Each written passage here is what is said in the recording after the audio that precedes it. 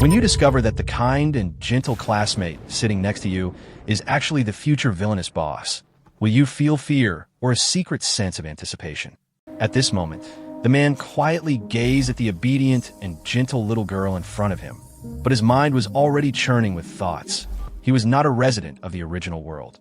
Due to an accident, Yigo was transported into a game world populated by countless races.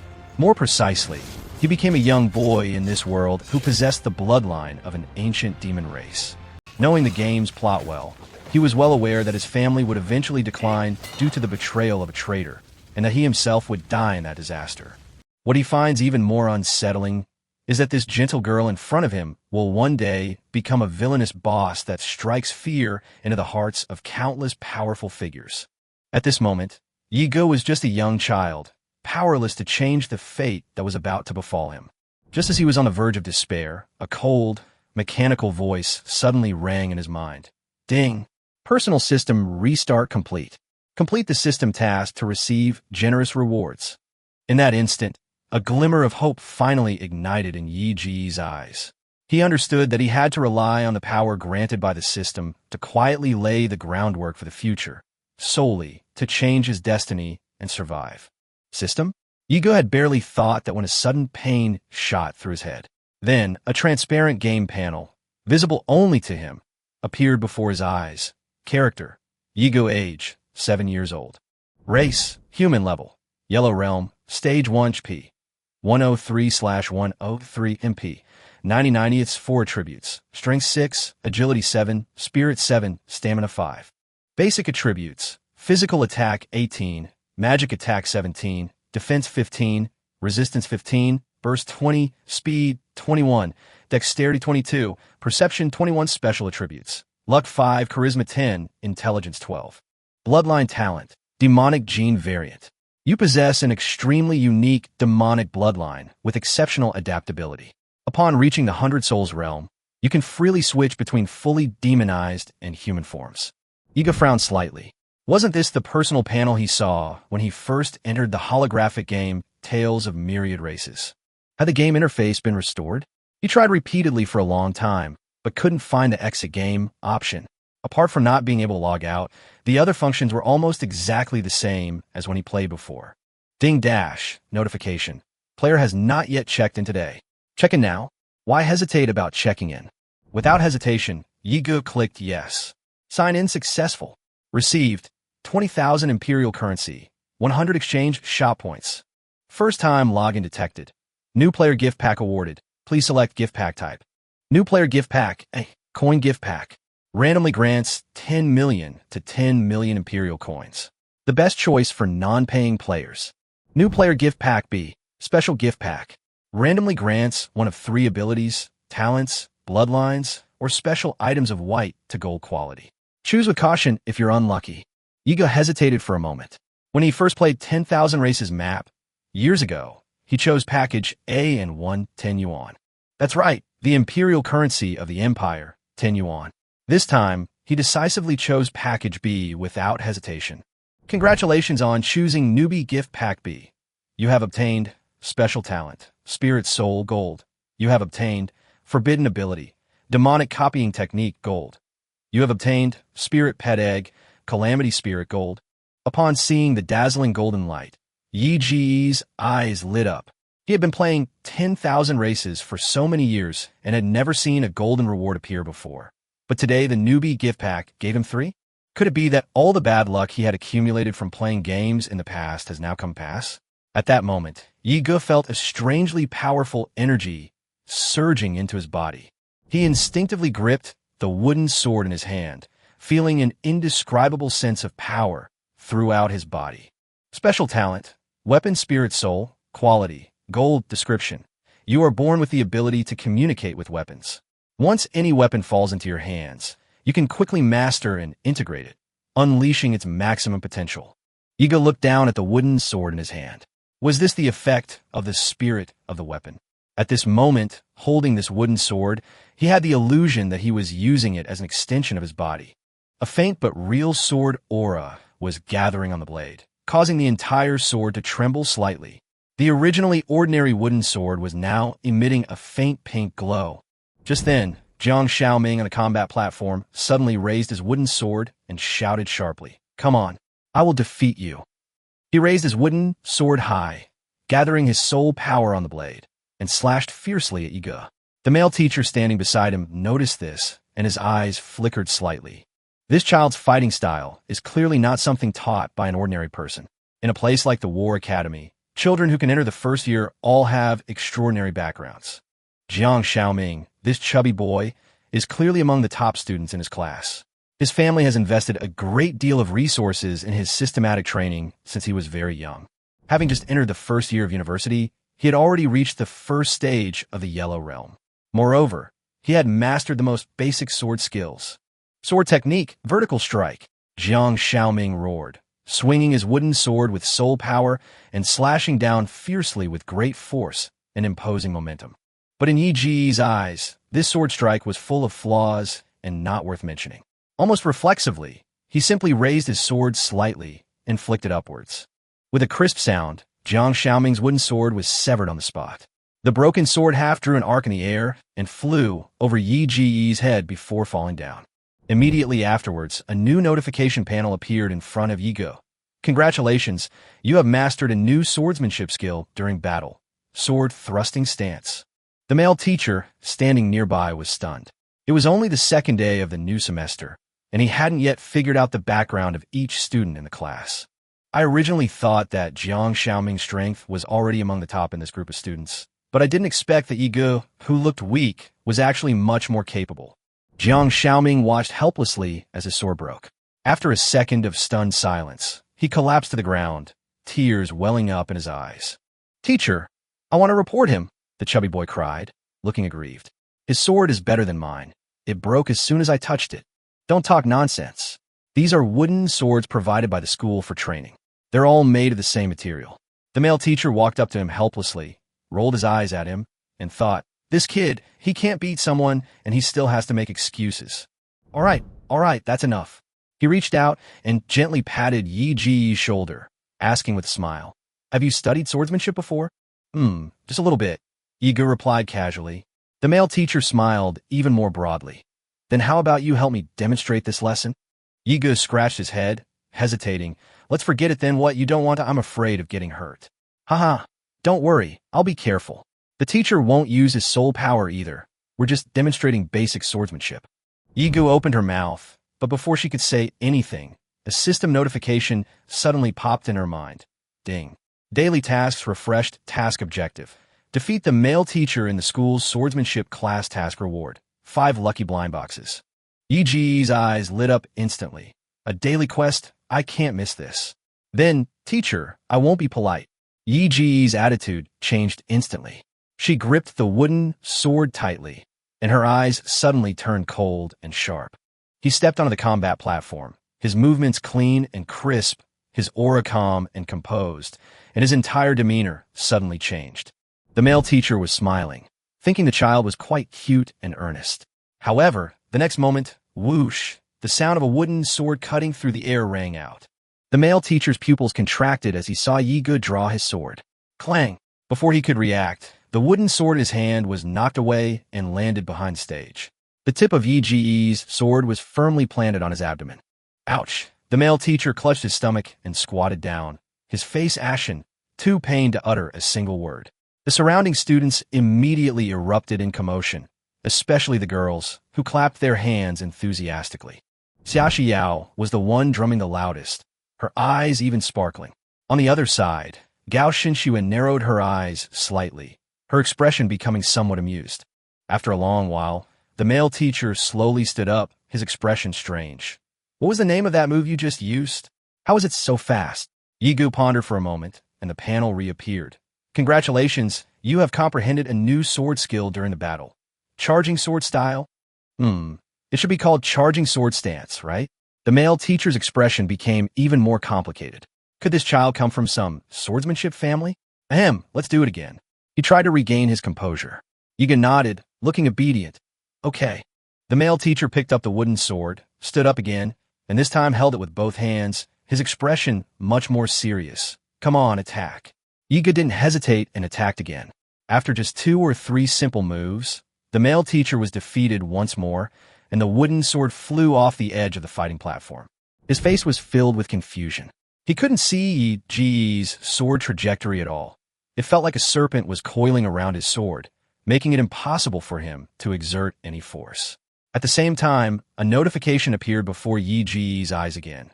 Congratulations, you have comprehended a new swordsmanship skill during the battle. Soft sword style. Looking at the student's innocent eyes, the male teacher felt his face burning. That doesn't count. Let's do it again. Yigis hit. Okay. It seems he can only go easy a little. This time I'll attack, you defend. The male teacher gritted his teeth. Okay.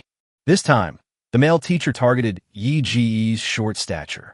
He was young, short, and had short arms, which made his defensive range very limited. Come. With a low shout, the male teacher swung his sword, his aura fierce. Yiga frowned slightly, feeling an intense pressure, and almost instinctively swung her sword back. Congratulations, you have comprehended a new swordsmanship skill during the battle. Breaking sword style. Crack. Bang. The male teacher's wooden sword broke in response, and he was knocked back several steps, falling to the ground with a thud. He stared blankly at the broken sword in his hand, his face full of doubt. Teacher, I'm sorry, are you all right? Yigo hurried over, reaching out apologetically to help him up. He had originally intended to ease up, but the male teacher's sword strike was too powerful, triggering the weapon spirit within him, making it impossible to stop. I'm fine, the male teacher said, rubbing his stomach and grinning. Just after class, during lunchtime, Yiga suddenly heard a familiar notification sound. Congratulations on completing your daily task. Received, Lucky Blind Box 5. These Lucky Blind Boxes are a common reward for completing daily tasks in the game. Although most of the time you get ordinary items of white or blue quality, in your current situation after transmigrating, getting any prizes at all is already pretty good. Without hesitation, Yiga chose to open all the blind boxes. You opened a Lucky Blind Box and received 10 basic health recovery potions, white. You open a Lucky Blind Box and received weapon, Bee Sting pistol, white. You open a Lucky Blind Box and received 30 white furnace charcoal. You open a Lucky Blind Box and received 10 blue beginner cultivation elixirs. Congratulations. You opened a Lucky Blind Box and received 10 pink learning power boosting elixirs. When Yigu saw the pink quality item appear, his eyes lit up. In the game Tales of Myriad Races, pink items are considered top tier, and all major factions would fight over them. Red items are mostly exclusive to advanced civilizations and are impossible to buy anywhere, while gold quality items are practically legendary treasures. And this is only the beginning. To have already gotten a pink item from 5 blind boxes, Nightsong feels incredibly lucky. As he was lost in thought, a gentle voice suddenly came to his ear. When did your swordsmanship become so good? He turned his head and saw Gao Shenshua sitting next to him, looking at him quietly with clear and peaceful eyes. Yiga paused for a moment, then casually replied, I learned it at home. Gao Shenshua tilted her head slightly, her tone calm. I don't remember your uncle arranging any sword lessons for you. Then I learned it from textbooks. I tried it out casually, and it felt pretty good. Of course, Yiga couldn't reveal his cheat ability, not even to the childhood sweetheart in front of him. The little girl didn't say much after hearing this, but just looked at him with a faint gaze, as if she was silently pondering something. Lunchtime is here, Gao Shinshua said, taking a small, exquisite pink insulated lunchbox from her desk drawer. It was clearly carefully prepared. She opened the lunchbox, and a warm, fragrant aroma of rice wafted out. Inside were 3 well-balanced dishes and rice, neatly and beautifully arranged on the plate. Then, she took out a small pink spoon from her bag, scooped up a spoonful of rice, and brought it directly to Yi Ji's mouth, whispering, Open your mouth. Yigu immediately collapsed. The little girl in front of him, who took such good care of him when he was little, is going to be a villainous boss that will strike fear into the hearts of all players on the server. But right now, she's feeding him like a gentle little wife. Left with no other choice, Yigu opened her mouth and let out an ah, obediently eating the rice ball. Gao Shinshue remained expressionless, but her movements were extremely natural, as if this behavior was already commonplace. After feeding her the rice, she picked up a bite of vegetables and handed it to her, appearing very patient, her movements smooth and gentle. Is this little girl taking care of my daily life really the behind-the-scenes boss of that cold-blooded tech conglomerate? Once, she was the nightmare of players throughout the gaming world, single-handedly keeping the main quest stuck for 3 months, with no one able to complete it. And now she's working as his maid? Yigo watched her skillful picking up food, his heart filled with mixed feelings. He felt this plot was too absurd. He slowly chewed the food Gao Xinxue had picked up for him, pondering his current situation. Although the game system panel has reappeared, he still hasn't found the exit game option. Is this some kind of anomaly in the virtual world? Or has he actually transmigrated into the game's real world? Yigu recalled the game's development settings. To protect players' health, Tales of Races strictly limited the pain threshold to 15. But the pain he experienced in the practical class this morning was clearly 100 real feedback. This doesn't seem like the kind of mistake a virtual game would allow. But if this were the real world, how did the system travel with him? The more Yiga thought about it, the stranger it seemed, and he couldn't make sense of it at all. As he was deep in thought, Gao Xinxue picked up another piece of meat, held it to his mouth, and said with her mouth slightly open, "Ah." Yiga could only let out another, "Ah," and silently eat the meat. Looking at the 7-year-old girl before him, who was surprisingly mature for her age, he suddenly recalled his memories of her. She was originally the daughter of the old steward of the Yi family.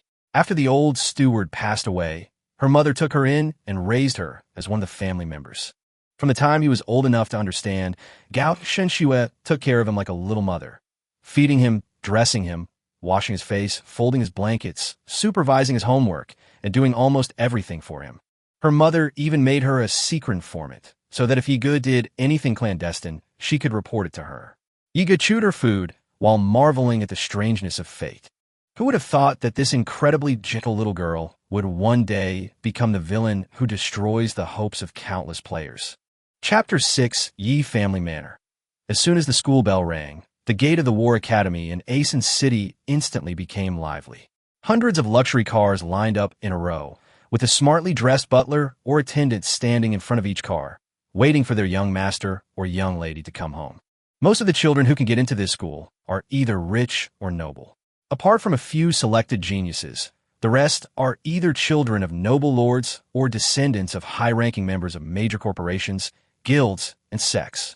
When Yigu and Gao Xinxue walked towards the same car, they immediately attracted the attention of others. Seeing this, Xia Xiao skipped over and asked them curiously if they lived together. Gao Xinxue nodded calmly, but before she could speak, Yigu quickly put his arm around her shoulder, forcing her to swallow back what she was about to say. She could only smile and explain that she had grown up in her family's home since she was a child. Faced with Xia Xiao's questioning, Yigu could only make up a story, saying that they were just playing house during the day and that Gao Xinxue hadn't come out of character yet. This explanation actually fooled her. The little girl happily waved goodbye and said she wanted to join their family group next time to be Yi's dad, so the family of 3 would be complete. After explaining all this, Yiga felt a headache coming on. In the car, he immediately took advantage of the fact that no one was around to give Gao Xinxue a good talking to, hoping that she would stop talking about that godmother in public. Gao Xinxue seemed completely unaware of the problem, simply saying, "But I am your godmother." These words nearly made Yigu spit out a mouthful of blood. Yigu hurriedly advised her, "You can't talk about things like this. If others find out, my classmates will laugh me to death." She even tried to persuade her with the reason, "You don't want me to be laughed at outside, do you?" Gao Xinxue nodded quietly, reluctantly accepting the confidentiality agreement. Yigu breathed a sigh of relief, but felt an even bigger headache coming on. This future big boss was way too difficult to manage as a child. The old butler in front of the car listened to the 2 children's conversation and couldn't help but smile. To him, it was just children's play, and quite heartwarming nonetheless. As the car entered the Yi family mansion, Yigu was once again stunned by its luxury. Even though he had seen it in a game in his previous life, the scale of this real-life estate still left him speechless. The magical fountain, the sculpture garden, the maids cleaning, the exotic villa complex, and the high-end magical vehicles parked at the entrance. Everything looked like it had been directly pulled from a game cinematic. But isn't this the game world itself? Then it's all right. The car came to a stop, and the maid opened the door. Yigu and Gao Xinxue got out. As soon as they arrived at the door, a beautiful and gentle young woman excitedly ran over and hugged Gao Xinxue with open arms. This person was none other than Yi Ji's mother, Zhou Yuqing. However, she completely ignored her own son, Yigu, and rushed over to kiss Gao Shenxue until his face was distorted.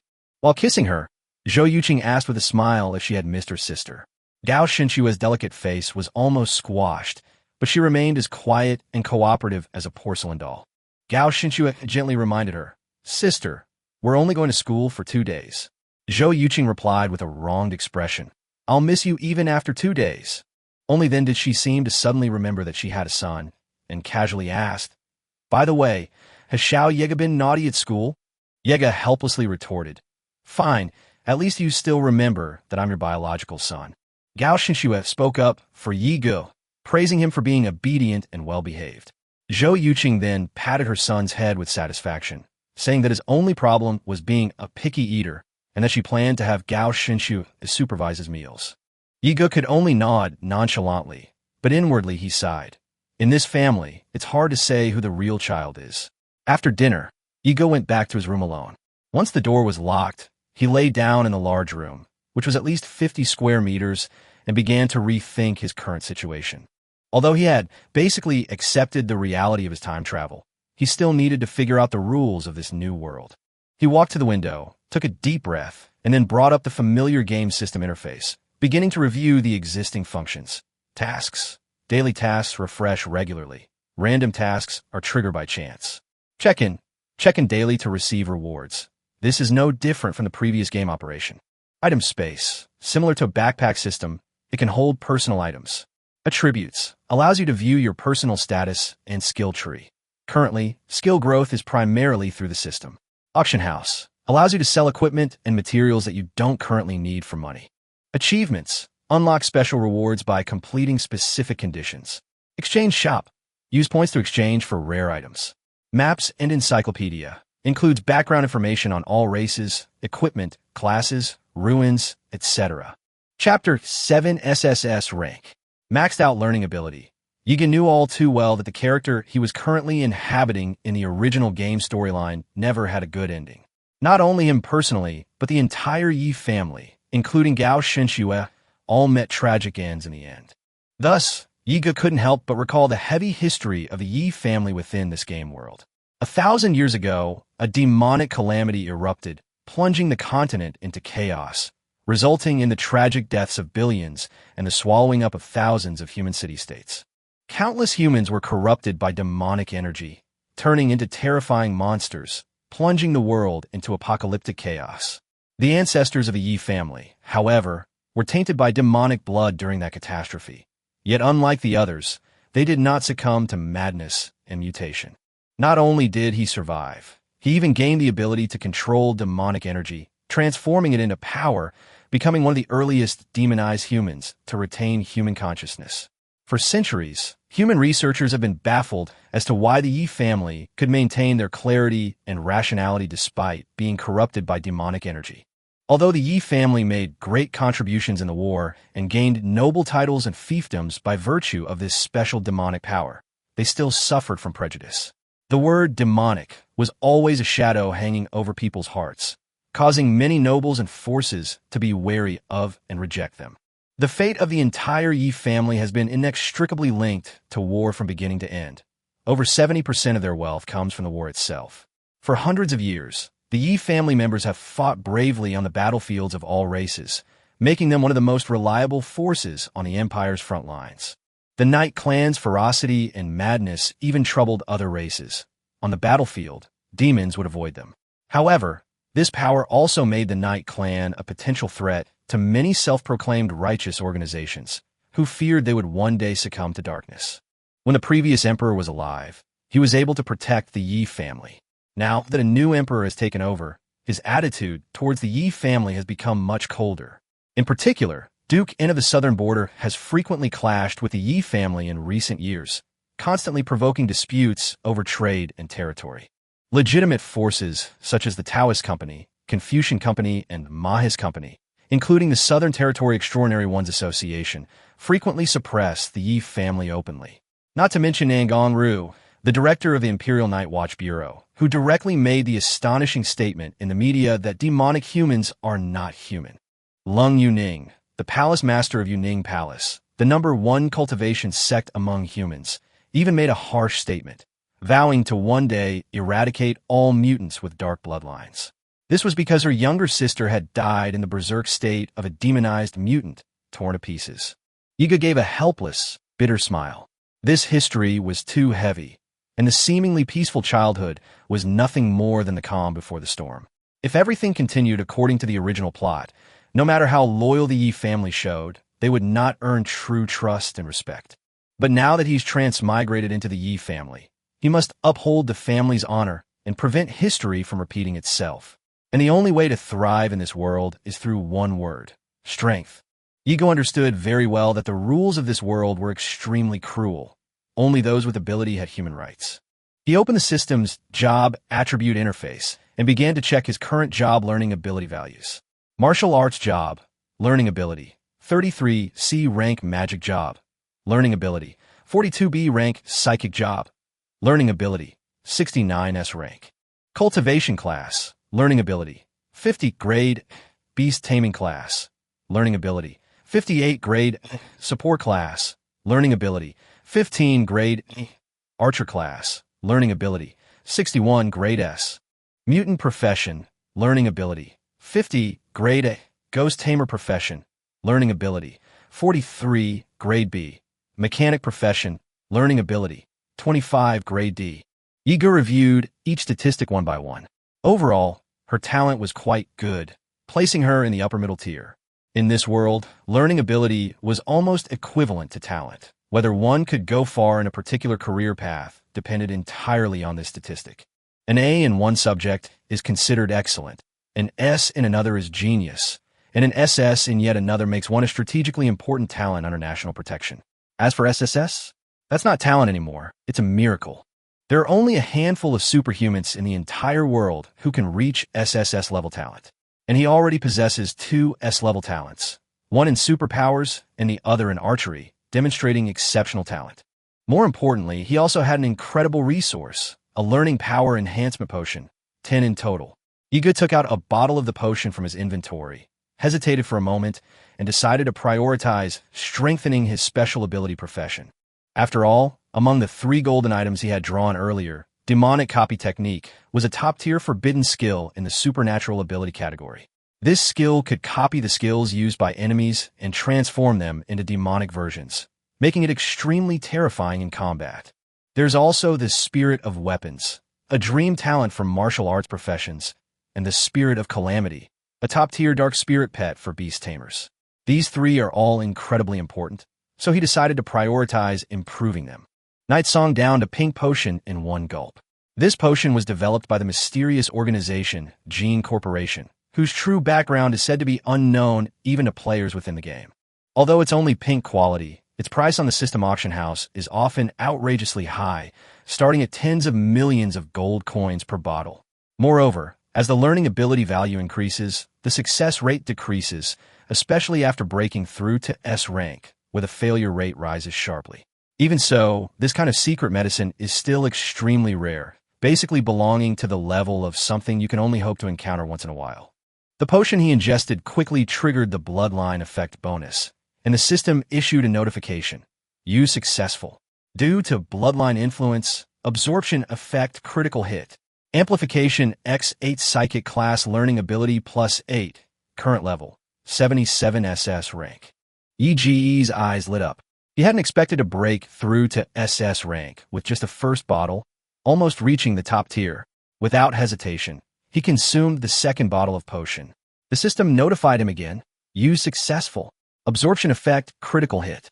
Amplification X6 psychic profession learning ability +6. Current level, 83 SSS rank. A hint of surprise flashed in Yige's eyes.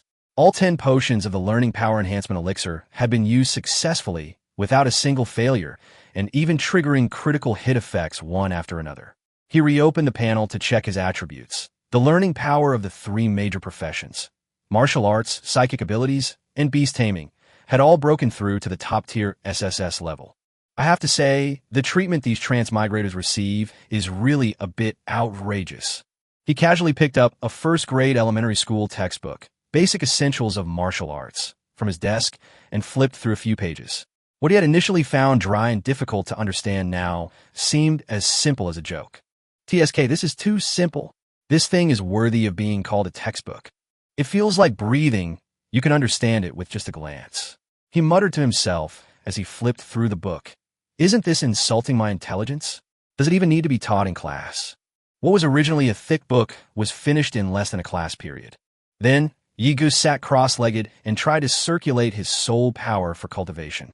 His soul energy began to slowly flow around him. In less than an hour, a sudden tremor ran through his body. Accompanied by a soft boom, he broke through from the first stage of the yellow realm to the second stage. Yigu opened his eyes, a slight smile playing on his lips, and exhaled a puff of white mist. Sure enough, after my talent improved, my cultivation speed has increased considerably. Coupled with the beginner cultivation elixir he'd drawn earlier that day, its effects were phenomenal for his current stage. At that moment, his gaze fell upon the deep black spirit pet, egg, lying quietly beside the bed. The next second, a tiny cracking sound rang out. Crack, crack, a fissure appeared in the eggshell, and a small creature slowly poked its head out. Night Song's gaze sharpened. A small, jet-black raven with blood-red eyes had slowly crawled out. Is this the legendary spirit of calamity? A slight thought crossed his mind. He knew it was time to perform the beast-taming contract ritual. Without hesitation, Yigu pricked his index finger, placing a drop of bright red blood on the little crow's forehead. The blood was quickly absorbed upon contact with the crow's feathers, leaving a faint mark on its head. A few seconds later, the mark vanished, and the contract was complete. The little crow opened its eyes, showing no sign of unfamiliarity. Instead, it gently flapped its wings and landed steadily on Yi Ji's shoulder amidst the swirling black mist. Yigu teased it with his fingertip, and the spirit of calamity lowered its head to lightly peck at his knuckles, the gesture even carrying a hint of affection. This was, after all, a terrifying spirit pet from the demon realm of hell, rumored to be extremely difficult to tame. Once, a beast tamer at the Heavenly Revelation realm attempted to forcibly subdue a calamity spirit, only to be turned into a mad monster by the backlash. But now, this little guy looks no different from an adorable creature.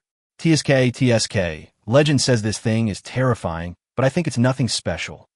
Night Song chuckled softly, then stroked the calamity spirit's smooth feathers, finding the creature rather endearing. At this point, he was a multi-talented, extraordinary individual possessing top-tier professional talents in martial arts, special abilities, and beast taming. Normally, most people can only choose one career path from childhood, and mastering even one is considered lucky. Only upon graduating from high school are students allowed to consider changing jobs or pursuing a second career. After all, human energy is limited. Managing two paths well is already difficult, and pursuing three is an almost impossible challenge. But Yigu is different. He is not only a transmigrator, but also a veteran player who grinded through Myriad Race's map in his previous life, possessing the cheat-like abilities of a daily check-in system and a quest system. He's only 7 years old now, a first grader at the War Academy's elementary school, and still in the 1.0 version of the game's timeline. If he continues to train at this pace, signing in for 10 years, idling for 10 years, and grinding for 10 years, wouldn't he be a god upon the server launch the day he comes of age? At that time, not only will the Night Clan's calamity be a thing of the past, but the entire Southern Territory might become his backyard. Thinking of this, Yiga couldn't help but smile, feeling cheerful. The little crow perched quietly on his shoulder, like a wisp of black smoke, appearing and disappearing with each breath. Yiga slowly closed his eyes, sat cross-legged in a posture as steady as an old monk, and began to calm his mind to cultivate again. Chapter 8. 3 years have passed. D-rank mission. 3 years have quietly passed, and the once naive child has grown into agile and composed young man. In a vibrant forest, 3 figures nimbly traverse the landscape. They're the team composed of Yi Ge, Gao Xinxue, and Xia Xiao. The 3 work in perfect harmony, their movements swift and agile, like cheetahs leaping from the jungle, their actions clean and decisive. Now 10 years old, they're no longer children in the ordinary sense. In this world brimming with spiritual energy and teeming with myriad races, 10 years old is considered adulthood, possessing the ability to fight independently and carry out missions. As students of the War Academy within the Empire's elite education system, They must participate in real combat missions from the moment they enroll, honing their character and abilities. Elementary school students usually undertake F-level or E-level missions, such as gathering medicinal herbs, catching thieves, or finding lost pets. Missions with low difficulty and manageable risks. Even if they occasionally encounter bandits, they're mostly ordinary people who haven't awakened supernatural powers. However, this mission, from the very beginning, exuded an unusual aura. As they approached their target, Xiaoxiao sensed something was wrong and whispered to Yigu, "This mission seems to be a bit beyond what's expected." She discovered that the number of targets far exceeded the 3 mentioned in the mission intelligence, and some of them were armed, creating a very tense atmosphere. Yigu, hiding in the treetops, observed the area ahead, her tone calm. "Stay close to me, don't fall behind." Gao Xinshu nodded in agreement and whispered her analysis. "The number of people, the equipment, and the defenses don't seem like the setup for an E-level mission. It's best to be cautious."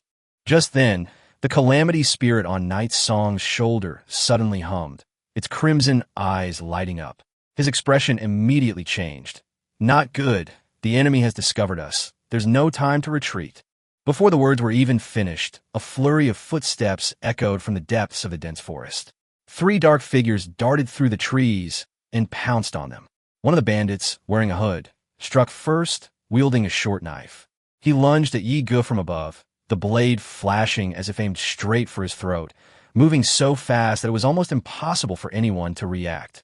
Yi Ge stood motionless, his eyes calm and unwavering, showing no sign of panic, as if he had already anticipated his opponent's attack.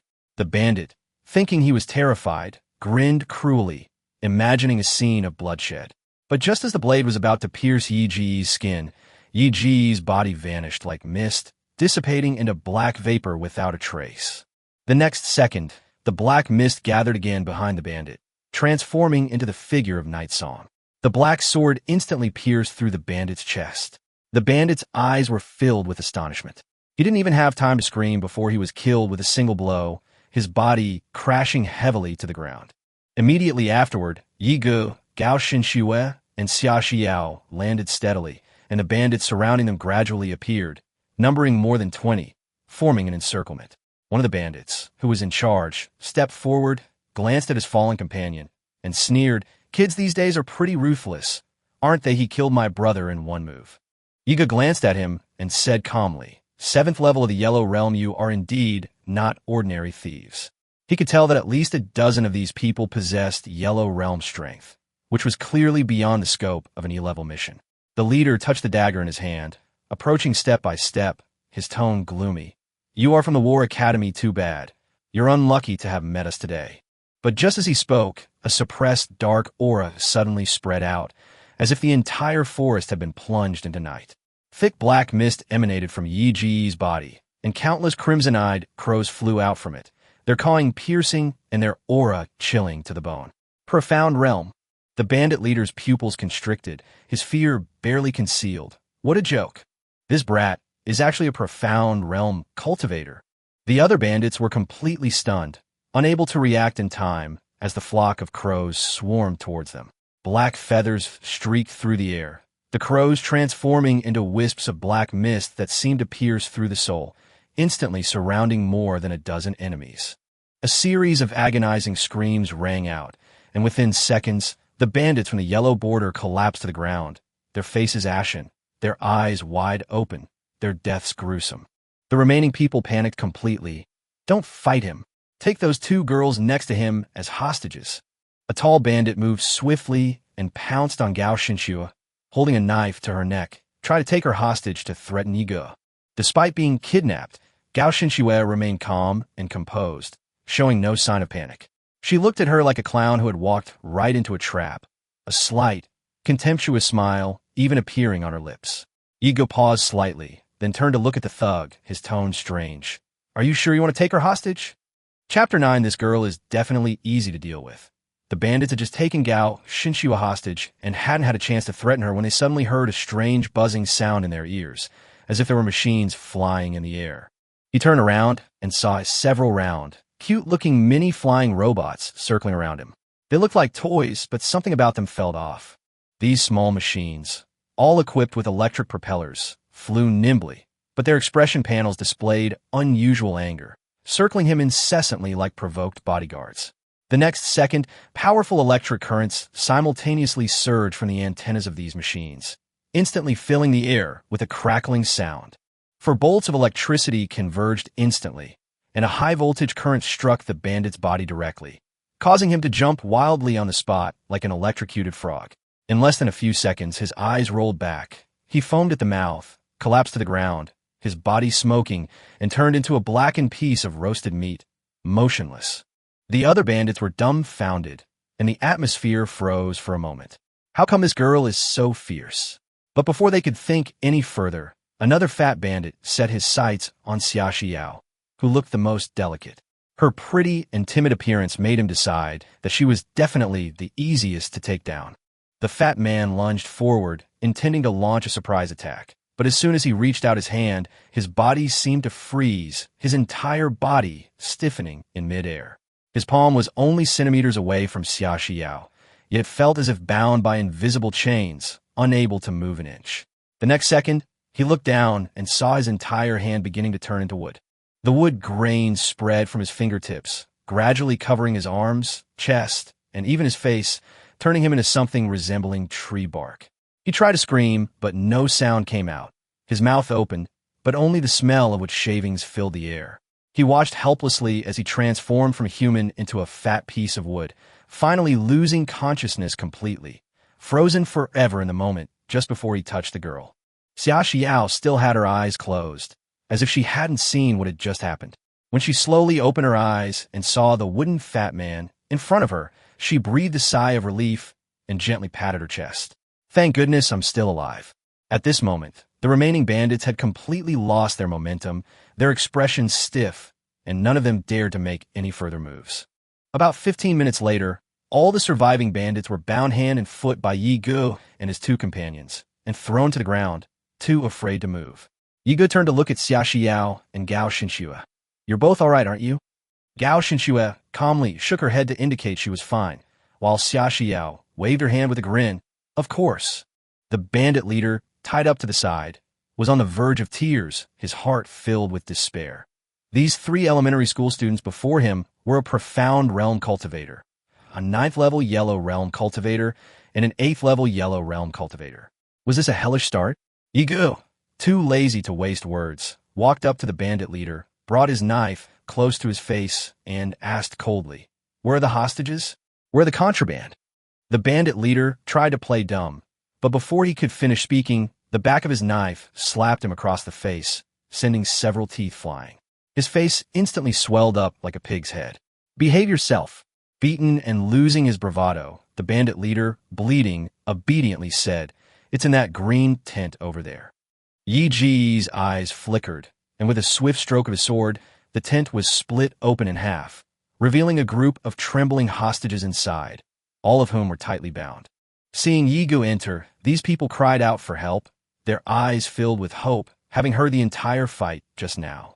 In the corner of the tent were several large bags of glittering soul crystals, pale pink in color, shimmering with light, clearly not ordinary materials.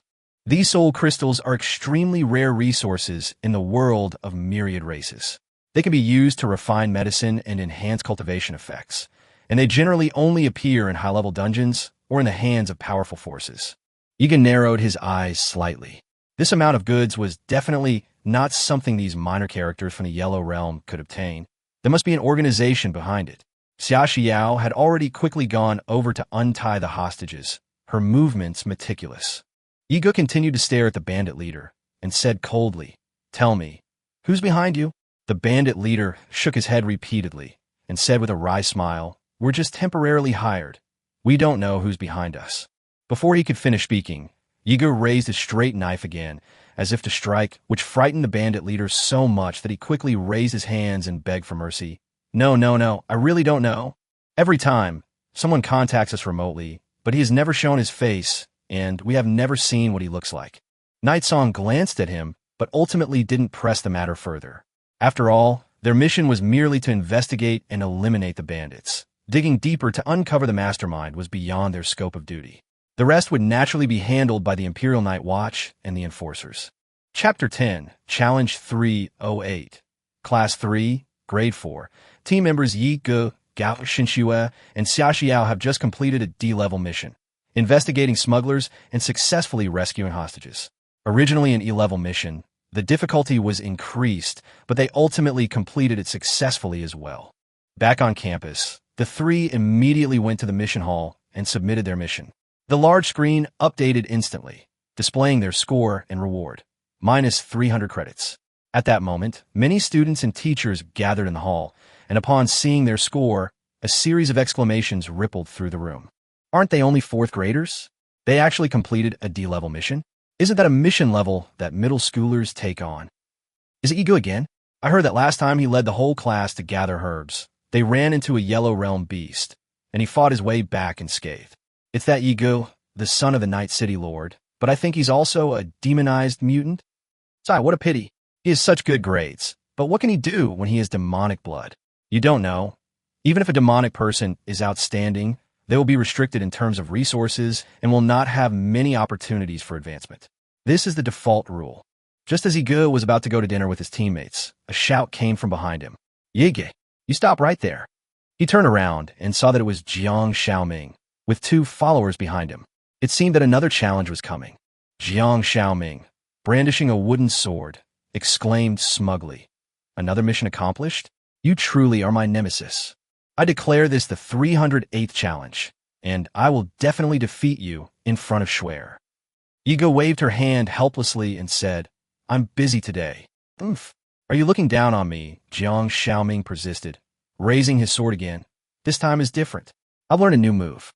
My tutor said it's specifically for dealing with you." As he spoke, he turned back to his two henchmen and asked, "Do you think I can win?" The chubby boy shook his head while eating potato chips. "No, you can't beat him." Jiang Xiaoming's face turned green. "Boosting someone else's morale while putting down your own big brother. Don't you have any brotherly loyalty? You're not my big brother. Then do you still want to eat fried chicken, fries, hamburgers, and chicken drumsticks?" "I want to." "Then what will you call me?" "Big brother." "Can I win?" "Yes." Yigo and his group were speechless, but Jiang Xiaoming became more and more courageous. "Did you hear that? They also think I can win." "Yigo, you're doomed to lose today." Yigo sighed. "All right, let's go. Where's your sword?" "No need. I could do it empty-handed." Jiang Xiaoming's eyes lit up, feeling that his chance had come. "Then I'll make my move. Phantom sword." He had only shouted half of it when Yigo gently raised his hand, pinched two fingers together, and a crow flew out with a whoosh, swooping down to Jiang Xiaoming's feet. The next second, Jiang Xiaoming missed a step and fell face first to the ground with a thud, landing in a perfect prostrate position. "You're so despicable." Yigo had already turned and left. Gao Xinxue remained silent, while Xia Xiao squatted down and stuck out her tongue. 308th failed challenge. Go back and try harder. At this moment, Jiang Xiaoming was lying on the ground, questioning his existence. The scene shifts to a platform high up on the school grounds. A middle-aged man stands there, his face serious. It is Principal Jiang. Beside him is a young male teacher. Has Yigo completed a D-level mission for the third time now? Principal Jiang asks, narrowing his eyes. The male teacher nodded. "That's right, Principal Jiang. With his abilities, he's more than qualified for the junior high school, and we could even consider letting him directly enter the elite intersect of the War Academy." Principal Jiang pondered for a moment, but he comes from a demonized family. The male teacher quickly defended himself. Yigo is a child who never causes trouble and is excellent in both character and academics. He has an extraordinary talent for languages and has never fallen out of the top of the cultivation rankings. Our empire is currently engaged in multiracial conflicts and urgently needs talents like him. Principal Jiang remained unmoved. You can know a person's face, but not their heart. Although he behaves well, don't forget he has a wicked heart. The male teacher was speechless, but he's still a child. He can't hide too much. "You're too naive," Principal Jiang sneered. "Children are the most cunning." The male teacher opened his mouth as if to say something, but couldn't utter a single word. Principal Jiang then said calmly, "You're his martial arts teacher. I remember when he was in first grade, he punched you away. That was my own fault. I told him to go all out. It had nothing to do with him." Principal Jiang paused for a moment, then suddenly changed the subject. "Never mind, I never intended to target him anyway." Upon hearing this, the male teacher finally breathed a sigh of relief. The principal had already made plans in mind. Although the Yi family was a demonized family, it had a strong foundation and remained standing despite being ostracized by many nobles and sects. He, as the principal of the primary school, was nothing special, but the retired Heavenly Enlightenment realm expert behind the Yi family, Yi Quan, was still alive. With such an old monster backing them up, no one in the Southern Territory dared to easily touch the Yi family. Chapter 11 signing in for 3 years, 5 super lucky blind boxes. In the Yi family mansion, the room is bright and quiet. Yi Ge was sitting cross-legged on the bed, eyes closed, focused on cultivation, surrounded by a faint demonic aura. On the bookshelf, a jet-black crow tilted its head, occasionally preening its feathers with its beak, its crimson eyes shining like blood-red agate. Suddenly, Yi Ge's aura began to swirl rapidly. A black vortex appeared out of thin air. The air vibrated, and demonic energy surged. Boom! With a muffled thud, black lights surged around him, and Yi Ge successfully broke through, advancing to the second stage of the profound realm. He was only 10 years old that year. The spirit of calamity, standing on the bookshelf, offered its congratulations in a low, deep voice, sounding like an old gentleman. Lord Knight's song, a child who has broken through to the second level of the profound realm at the age of 10, is the first I have ever seen in my life. Yi Ge opened her eyes, smiled, and asked in return, "You haven't seen many children in your life, have you?" The spirit of calamity coughed awkwardly. I have seen some in previous lives. The cultivation system in this world has 3 major stages, which are further subdivided into 11 realms. The first stage, Yellow Realm, Profound Realm, Earth Realm, Heaven Realm. The second stage, 100 Souls, 1,000 Spirits, Myriad Forms, Azura. The third stage, Apocalypse, Holy Descent, Soul Emperor. Currently, the storyline of Tales of All Races is still at version 1.15, and the entire human civilization has not yet entered a truly prosperous era. Yi Ge remembered clearly that in this version, the strongest human being was only one Saint Realm expert. In terms of overall race ranking, it ranks only 93rd among all races and has never even produced a Soul Emperor. The technology tree is just beginning. The fusion of magic and technology is still in the exploratory stage, and there's not even a trace of extraordinary technological weapons, such as magic cannons. According to the original storyline, it would be several decades before humanity would welcome its first Soul Emperor, Gao Shenxiue. It was her appearance that truly ushered in the era of the combination of psionic energy and technology. Although she later became the boss and destroyed half of humanity, it was also she who propelled humanity into a new era. Back to the present, Yi Ge summoned his system panel and completed his daily check-in. Check-in successful. Received 20,000 human coins, 100 mall points. Accounts have been logged in for a total of 1,095 days, achieving the accomplishment. Veteran player. Bonus rewards. 3 million human coins, 10,000 points, 100 soul crystals, 100 lucky blind boxes, 5 super lucky blind boxes. Yi Ge nodded. Over the past 3 years, by consistently signing in, along with daily tasks, hidden tasks, and AFK achievements, he had accumulated a considerable amount of resources. He opened his inventory and glanced at his balance. Human currency, 137 million. Mall points, 150,000. Lucky blind box, 100 boxes. Super lucky blind box, 5 pieces. 3 years of gaming experience have made Yi Ge fully understand the meaning of hardcore gamer. Every day is spent either doing tasks or leaving the game running in the background, online 24/7, even while sleeping. These blind boxes alone have helped him accumulate a warehouse full of materials and equipment, ranging from white and blue to purple and pink, and even occasionally red. The system space is almost bursting at the seams with all sorts of potions, materials, soul crystals, soul stones, dragon leaf grass, white equipment, blue equipment, and purple equipment. Yi Ge felt that he could practically open a shop selling materials for superhumans. Thinking of this, he glanced at the 100 lucky blind boxes that had just arrived in his account, rubbed his hands together, and started a round of luck tests. Blind box opening. 50 soul crystals, pink. Blind box unboxing. Apprentice magician staff, white. Blind box unboxing. 10 cultivation elixirs, blue. Blind box unboxing. Mini mighty pill 5, blue. Congratulations on obtaining Earthly Fiend Talisman 1, red. Congratulations on obtaining. Learning Power Boosting Elixir 5, pink. After opening 100 regular blind boxes, Yigo let out a soft sigh. Are there only red items? Gold? No sa those. Since he got 3 gold items from the newbie gift pack, he hasn't encountered any gold items again. For 3 whole years, he squatted in Africa.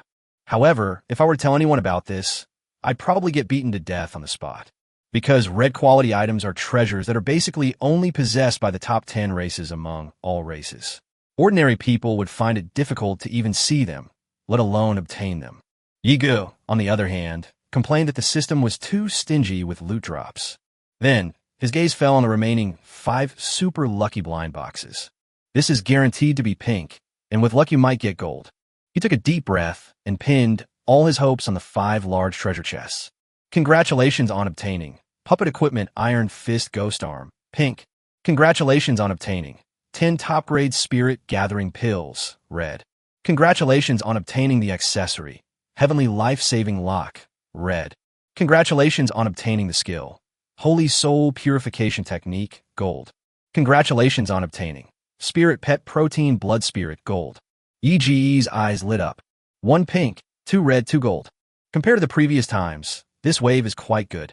The White Blood Spirit Pet Egg, in particular, immediately energized him. It's important to know that golden spirit pets are not only rare, but also have extremely strong attributes and growth potential far exceeding that of their kind. Then look at that golden cultivation technique, Sacred Soul Purification Technique, which is a top-tier cultivation technique for immortal cultivation professions. Cultivating it can not only condense the energy of holy spirits, but also strengthen soul power nodes, increase lifespan, and even expand the space for advancement. Without hesitation, Yigo opened his inventory and took out the 5 learning power enhancement pills. He plans to max out his aptitude for cultivating immortality first. Was a secret medicine used? Yes, successfully used. Chapter 12. Learning Power maxed out, 10 SSS level. 5 learning power enhancement potions, all effective, not a single one failed. At this point, Yi Ji's cultivation talent had reached SSS level. In fact, not only that, all of his professional talents have already broken through the same threshold. Yigo opened his attribute panel, and a row of neat SSS ratings stood out prominently. Martial Arts Profession Learning Ability 85 SSS. Magic Class Learning Ability 80 SSS. Supernatural Ability Learning Ability 83 SSS. Cultivation Profession Learning Ability 86 SSS. Beast Tamer Class Learning Ability 89 SSS. Support Job Learning Ability 80 SSS. Archer Class Learning Ability 82 SSS. Mutant Occupational Learning Ability 81 SSS. Ghost Tamer Job Learning Ability 81 SSS. Mechanics Professional Learning Ability 80 SSS. Yiga took a deep breath, feeling an indescribable sense of satisfaction. After 3 years of relentless grinding, checking in daily, completing tasks, and idling, I finally managed to raise the learning ability of all professions to over 80. He estimated that he was the only person in the entire world who possessed this SSS-level talent across all professions. He remembered that in his previous life, there was a whale in a game who spent hundreds of thousands of dollars to collect hundreds of secret potions. But after trying them hundreds of times, he failed almost every time. Finally, after much difficulty, he succeeded once, but only gained 1 point of learning ability. He was so angry that he ended up in the ICU, and it even became a trending topic. If he could quit the game now and list this fully talented account on an auction platform, he figured buying an apartment in a first-tier city wouldn't be a problem. However, he can neither return it nor sell it. After 3 years, he had long since accepted this reality and was content to live in this world. Then he opened his inventory. Looking at the warehouse overflowing with goods, he began to clean it up.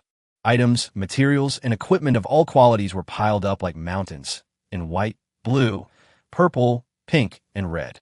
A casual glance reveals a variety of high-value resources, including over 1,000 red-quality soul crystals. Even a duke's mansion might not be able to provide so many resources, and he was able to accumulate this much wealth simply by signing in and completing tasks. There are too many top-grade cultivation elixirs and supreme-grade spirit-gathering pills. The key issue is that most of these things are not needed, they're not of a high enough level, and it would be a waste to consume them. The Yi family's current situation is not suitable for being divided up with others, not even the trustworthy Gao Xinxue and Xia Xiao. There are too many spies planted within the family, so any change in supplies will attract outside attention. Possessing a treasure is a crime. Keeping a low profile is the best approach. Looking at the warehouse, Yiga suddenly had an idea. In his previous life, he was not only a top-tier ordinary player in the game 10,000 Races map, but also the most well-known behind-the-scenes resource merchant in the entire game. By manipulating the market, he bought and sold stocks, hoarded resources, and used price-gouging tactics to amass wealth. To put it bluntly, he is the capitalist player who has been criticized by players. Unfortunately, he kept a low profile, and no one on the forum knew that Black Angel was the hardcore gamer. Now that these resources are just sitting there, why not go back to our old business? Without hesitation, Yigu immediately opened the system's auction house interface. They threw in a bunch of high-value items that they didn't need for the time being. The system will automatically resell these items to the Empire's top auction house. Once a transaction is completed, the gold coins will be automatically credited to your account. Yigu selected 10 top-grade, red-quality spirit-gathering pills, hesitated for a moment, and then placed 2 in the water to test the temperature. The selling price was set at an exorbitant 999 million. In reality, this price far exceeds its market value. The normal market price is only around 500 to 600 million per coin. But Yiga didn't care. He was betting that some big shots would impulsively make a purchase. Anyway, it's not a real-name consignment sale. The player ID displayed is Black Angel. The source of the items is hidden, the identity is kept secret, and the auction system will not reveal his background. After clicking Publish, he looked at his much cleaner inventory and nodded in satisfaction. Next, once he sells them, he can use the money to manipulate the prices of materials and equipment throughout the entire empire. He knew exactly which stocks were going up and which were going down. As the chosen one of the previous versions, he knows which resources will increase in price and which will decrease in price in the future. Buy everything that can make money, hoard it, and wait for it to double in value. A familiar smile appeared on Yi Ji's face. That was the satisfied smile of a capital player when they saw the stock hit its daily limit. After processing the items, he opened the exchange shop. Over the past 3 years, he has accumulated 150,000 mall points. But after seeing the online store page, he almost spat out his tea. Ho Yi's Bao. Quality, God level. Price, 500,000 points. Description. Legend has it that Ho Yi used it to shoot down 9 suns. The bowstring is slightly worn. Poseidon's trident. Quality, God level. Price, 500,000 points. Description. It can split mountains, but one of its prongs broke off a corner. Thor's hammer. Quality, God level. Price, 800,000 points. Description. Contains the power of lightning, rumored to be able to summon storms. 9-turn immortal pill. Quality, God level. Price, 1 million points. Description. An early, unsuccessful attempt by Laozi. The effect is passable. Contracted undead, ghost god Chiyu.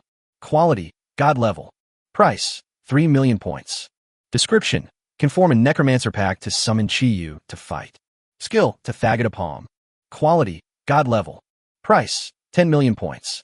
Description. Legend has it that the Monkey King was suppressed by its palm for 500 years. Yiga turned off the control panel, then felt a sudden toothache. 150,000 points seems like a lot, but it's not even enough to redeem the cheapest item.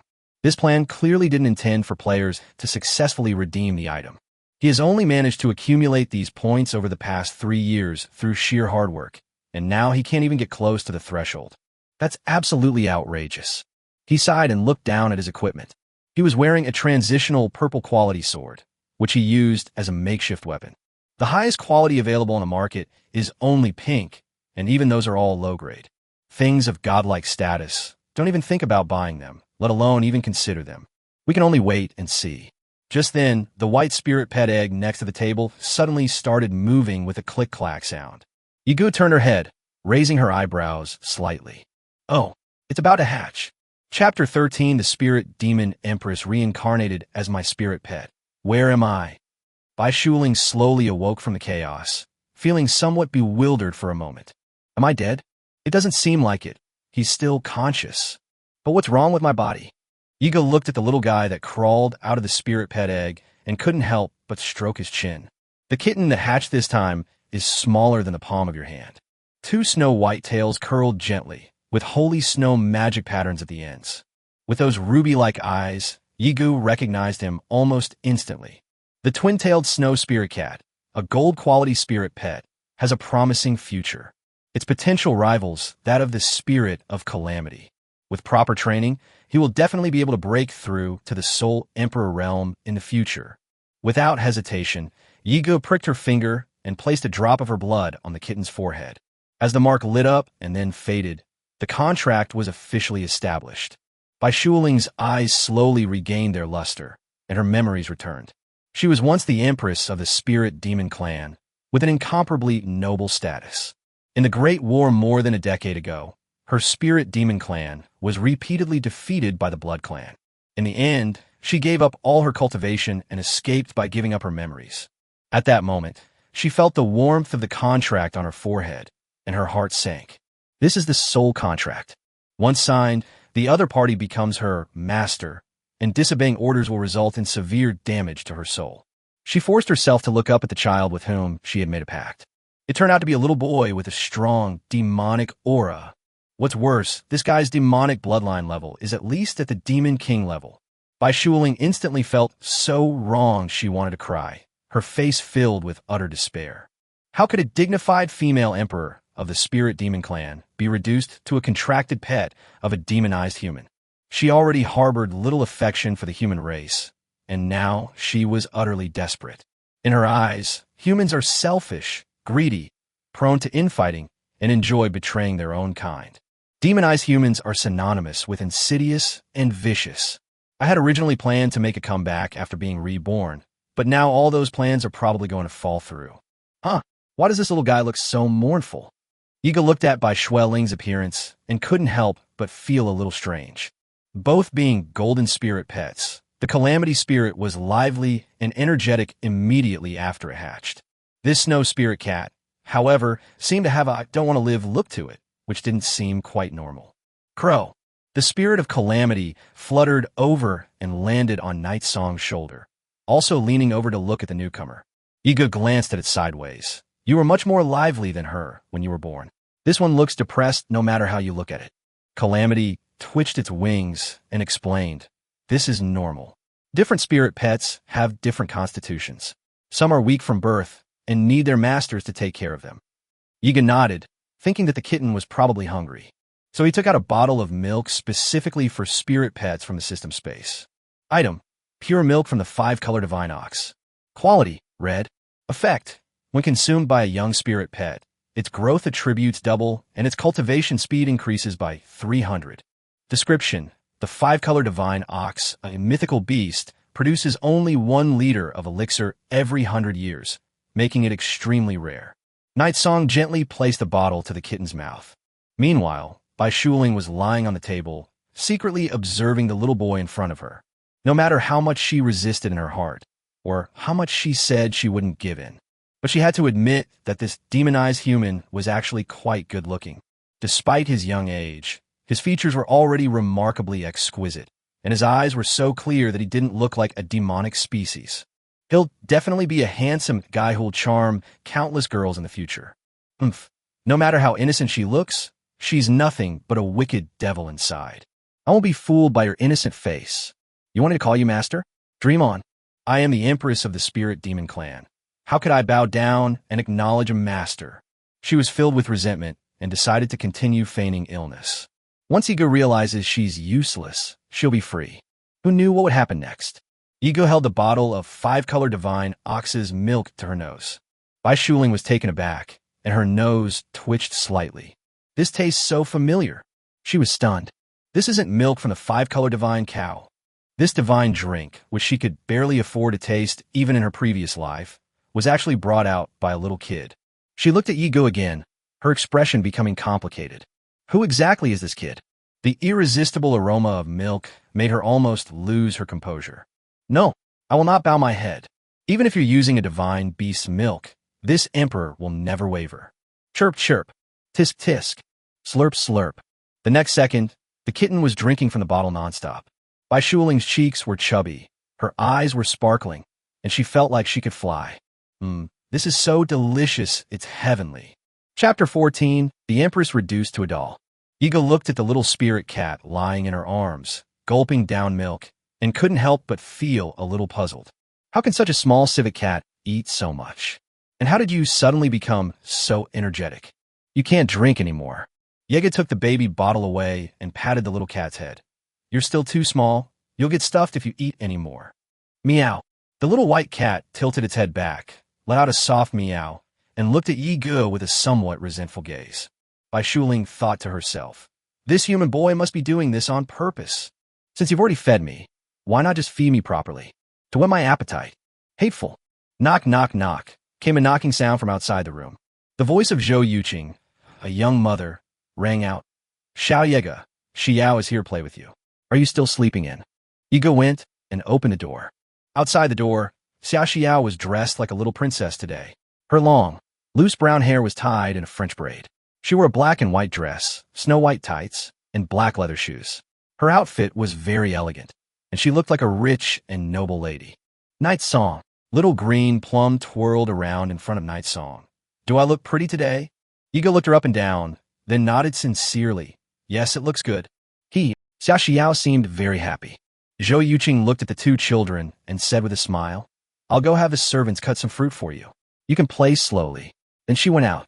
Yiga looked at Xiao Xiao and asked curiously, why are you here today? Xiao Xiao pouted. It's the weekend today. Can't I come and play with you and swear? It's possible.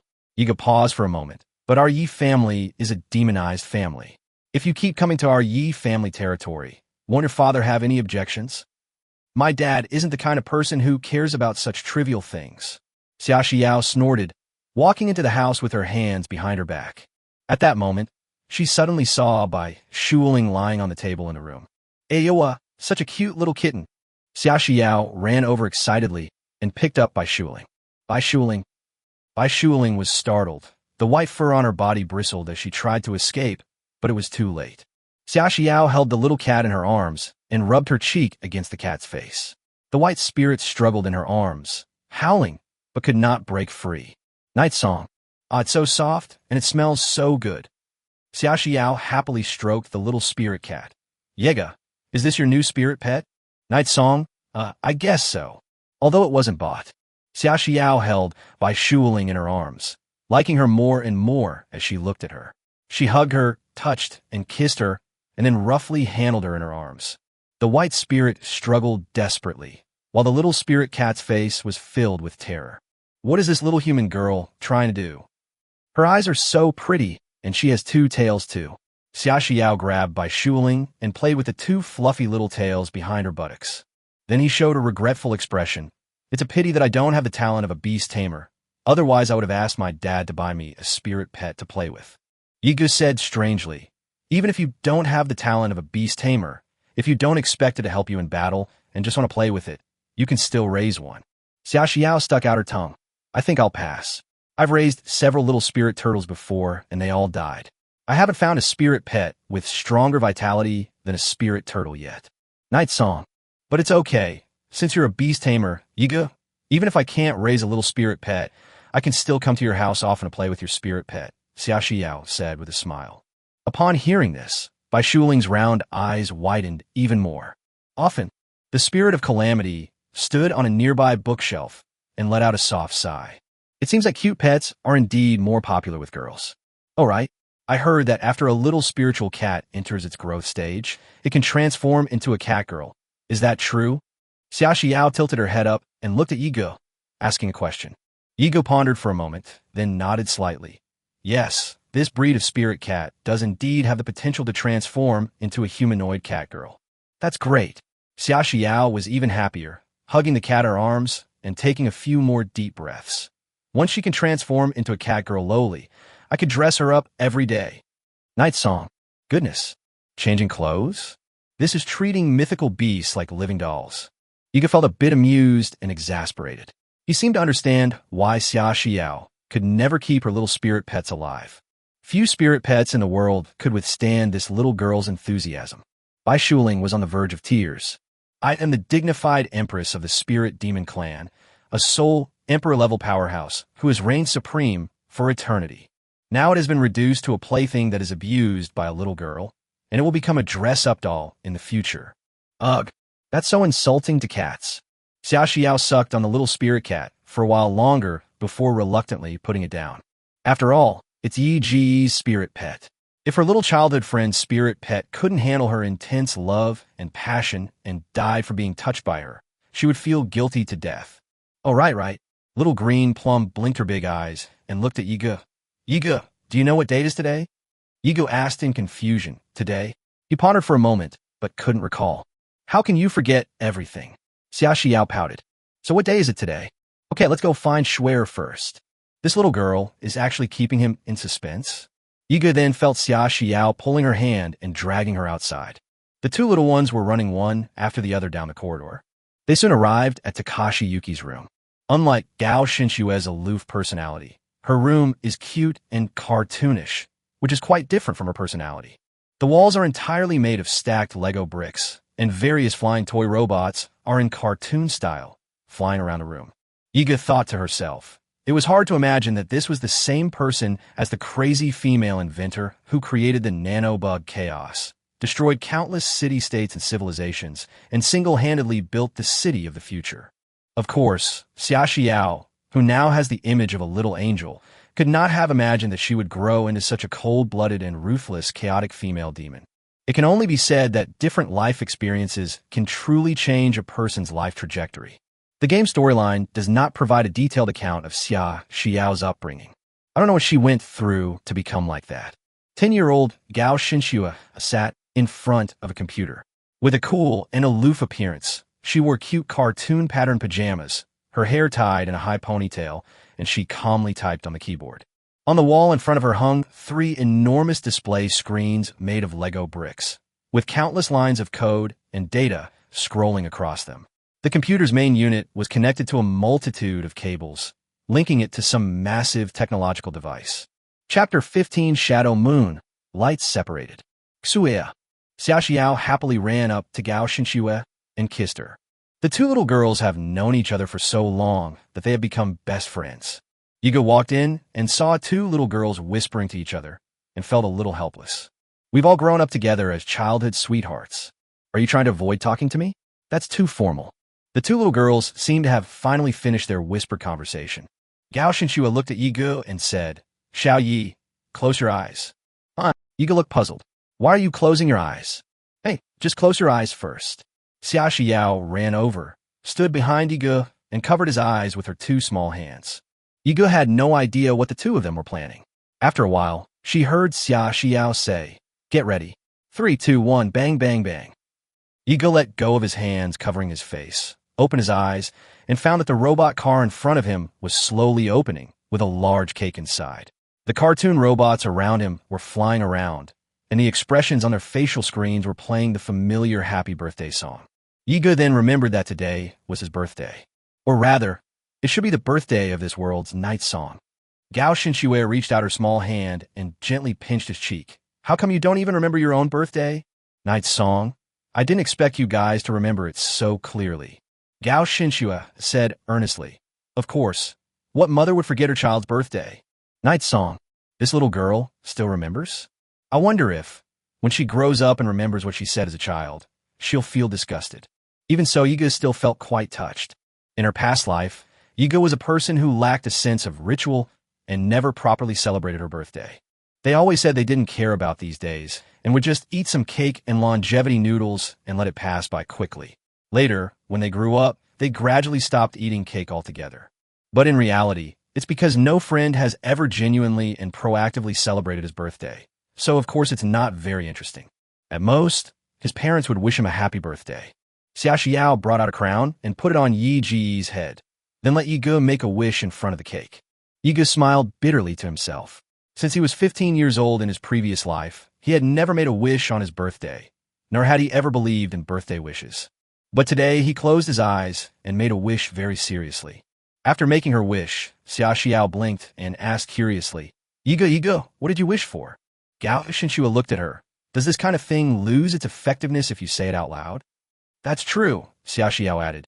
Oh, right, Schwer, and I prepared a gift for you. Oh, you didn't expect there to be a gift. Gao Xinxue picked up a remote control and pressed it gently. The huge technological device in the room slowly turned on. What caught my eye were two uniquely designed weapons. One is a black cyberpunk straight knife with a high-tech feel. One is a silver cyberpunk longsword with the same high-tech feel. Yiga was somewhat surprised. This is the gift you prepared for me? Yes. Xiaoxiao playfully stuck out her tongue. This was made by Schwer herself, but I provided the materials. I bought it with my allowance, saved up over a year. Shadow Steel. Nightsong sighed inwardly. Shadow Steel is a pink-quality, extraordinary material in the game, priced by the kilogram, with a price of at least 1 million per kilogram. The shadow steel needed to forge these two weapons would cost at least tens of millions, and possibly more. She's such a pampered rich girl from a noble family. Nightsong picked up the two straight knives and the longsword. The biggest advantage of this cyber weapon over ordinary weapons is that it can be charged and has its own elemental attack. It is also one of Takayuki's most representative inventions. The most common type of cybertech fixed blade on the market is retractable, making it easy to carry. It also comes with a built-in soul energy battery. By simply turning on the switch on the handle, you can enchant the blade with lightning attribute soul energy, making the weapon more offensive. Of course, there are also versions with fire, ice, and dark attributes.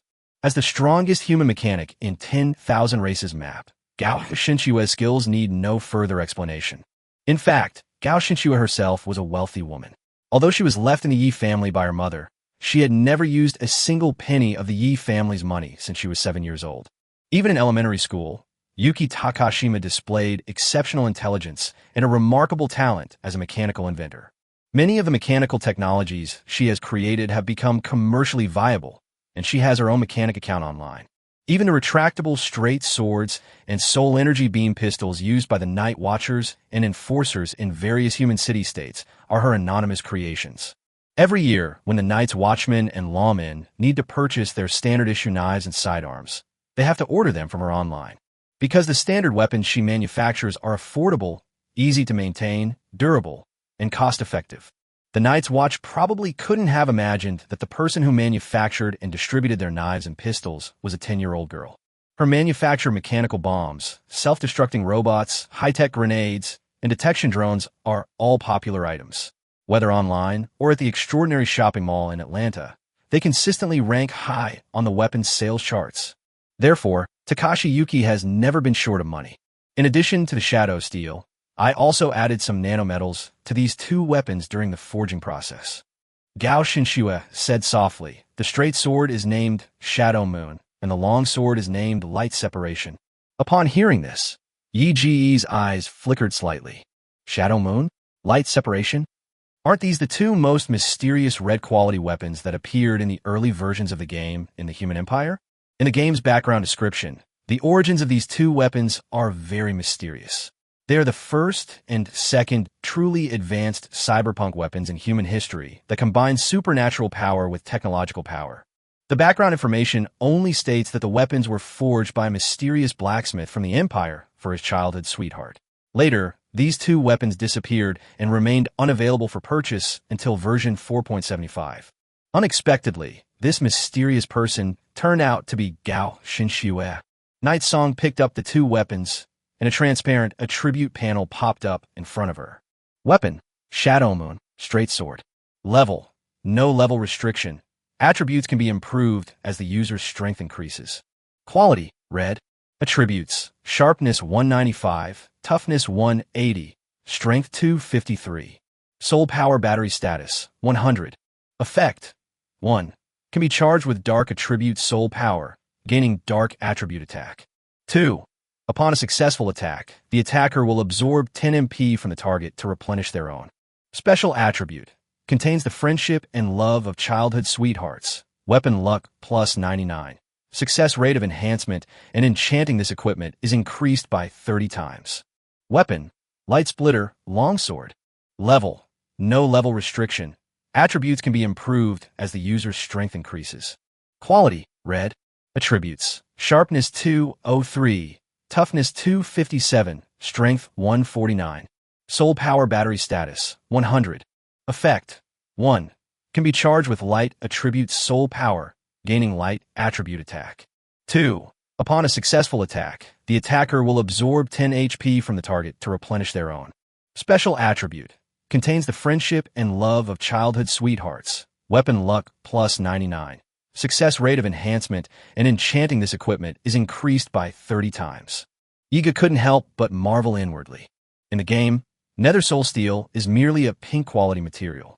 Gao Shinshue actually created a weapon of red quality using extraordinary pink quality materials. He really is a genius. Night Song possesses the talent of a spirit weapon. In other words, he can use these two red quality weapons as if they were gold quality weapons. What caught his attention even more was the special attribute of the last item. Chapter 16, The Shocked Auction House Manager. As a player of the game, Night Song knows very well what it means to increase the success rate of weapon enhancement and enchantment by 30 times. You should know that if you fail to upgrade a weapon to plus 10 stars or higher, the weapon will be destroyed, commonly known as the weapon exploded. Therefore, most people do not dare to upgrade their precious weapons to plus 11 stars or higher, because that would mean risking the destruction of a weapon worth tens or even hundreds of millions of dollars. After upgrading to plus 10 stars, the success rate of upgrading the weapon is only 15%. Each time you upgrade it to a higher level, the success rate of the next upgrade will decrease by 3. Keep reducing the success rate until it's down to a mere 1%. But now, Night Song has a 30x success rate in enhancing her abilities. In other words, before upgrading to plus 15 stars, the success rate of upgrading both weapons is over 100%. In Yi Ji's opinion, such attribute effects are, in some ways, even more powerful than some gold-quality weapons. Moreover, these are two weapons that can be upgraded as the user's strength increases. Yiga took a deep breath. He's currently lacking a good weapon. He never expected that his two childhood sweethearts would not only be a godsend, but also bring him such a pleasant surprise. Gao Shinshue said, "In fact, the handles of the two weapons can be connected together to form a long weapon that can be used in different combat situations."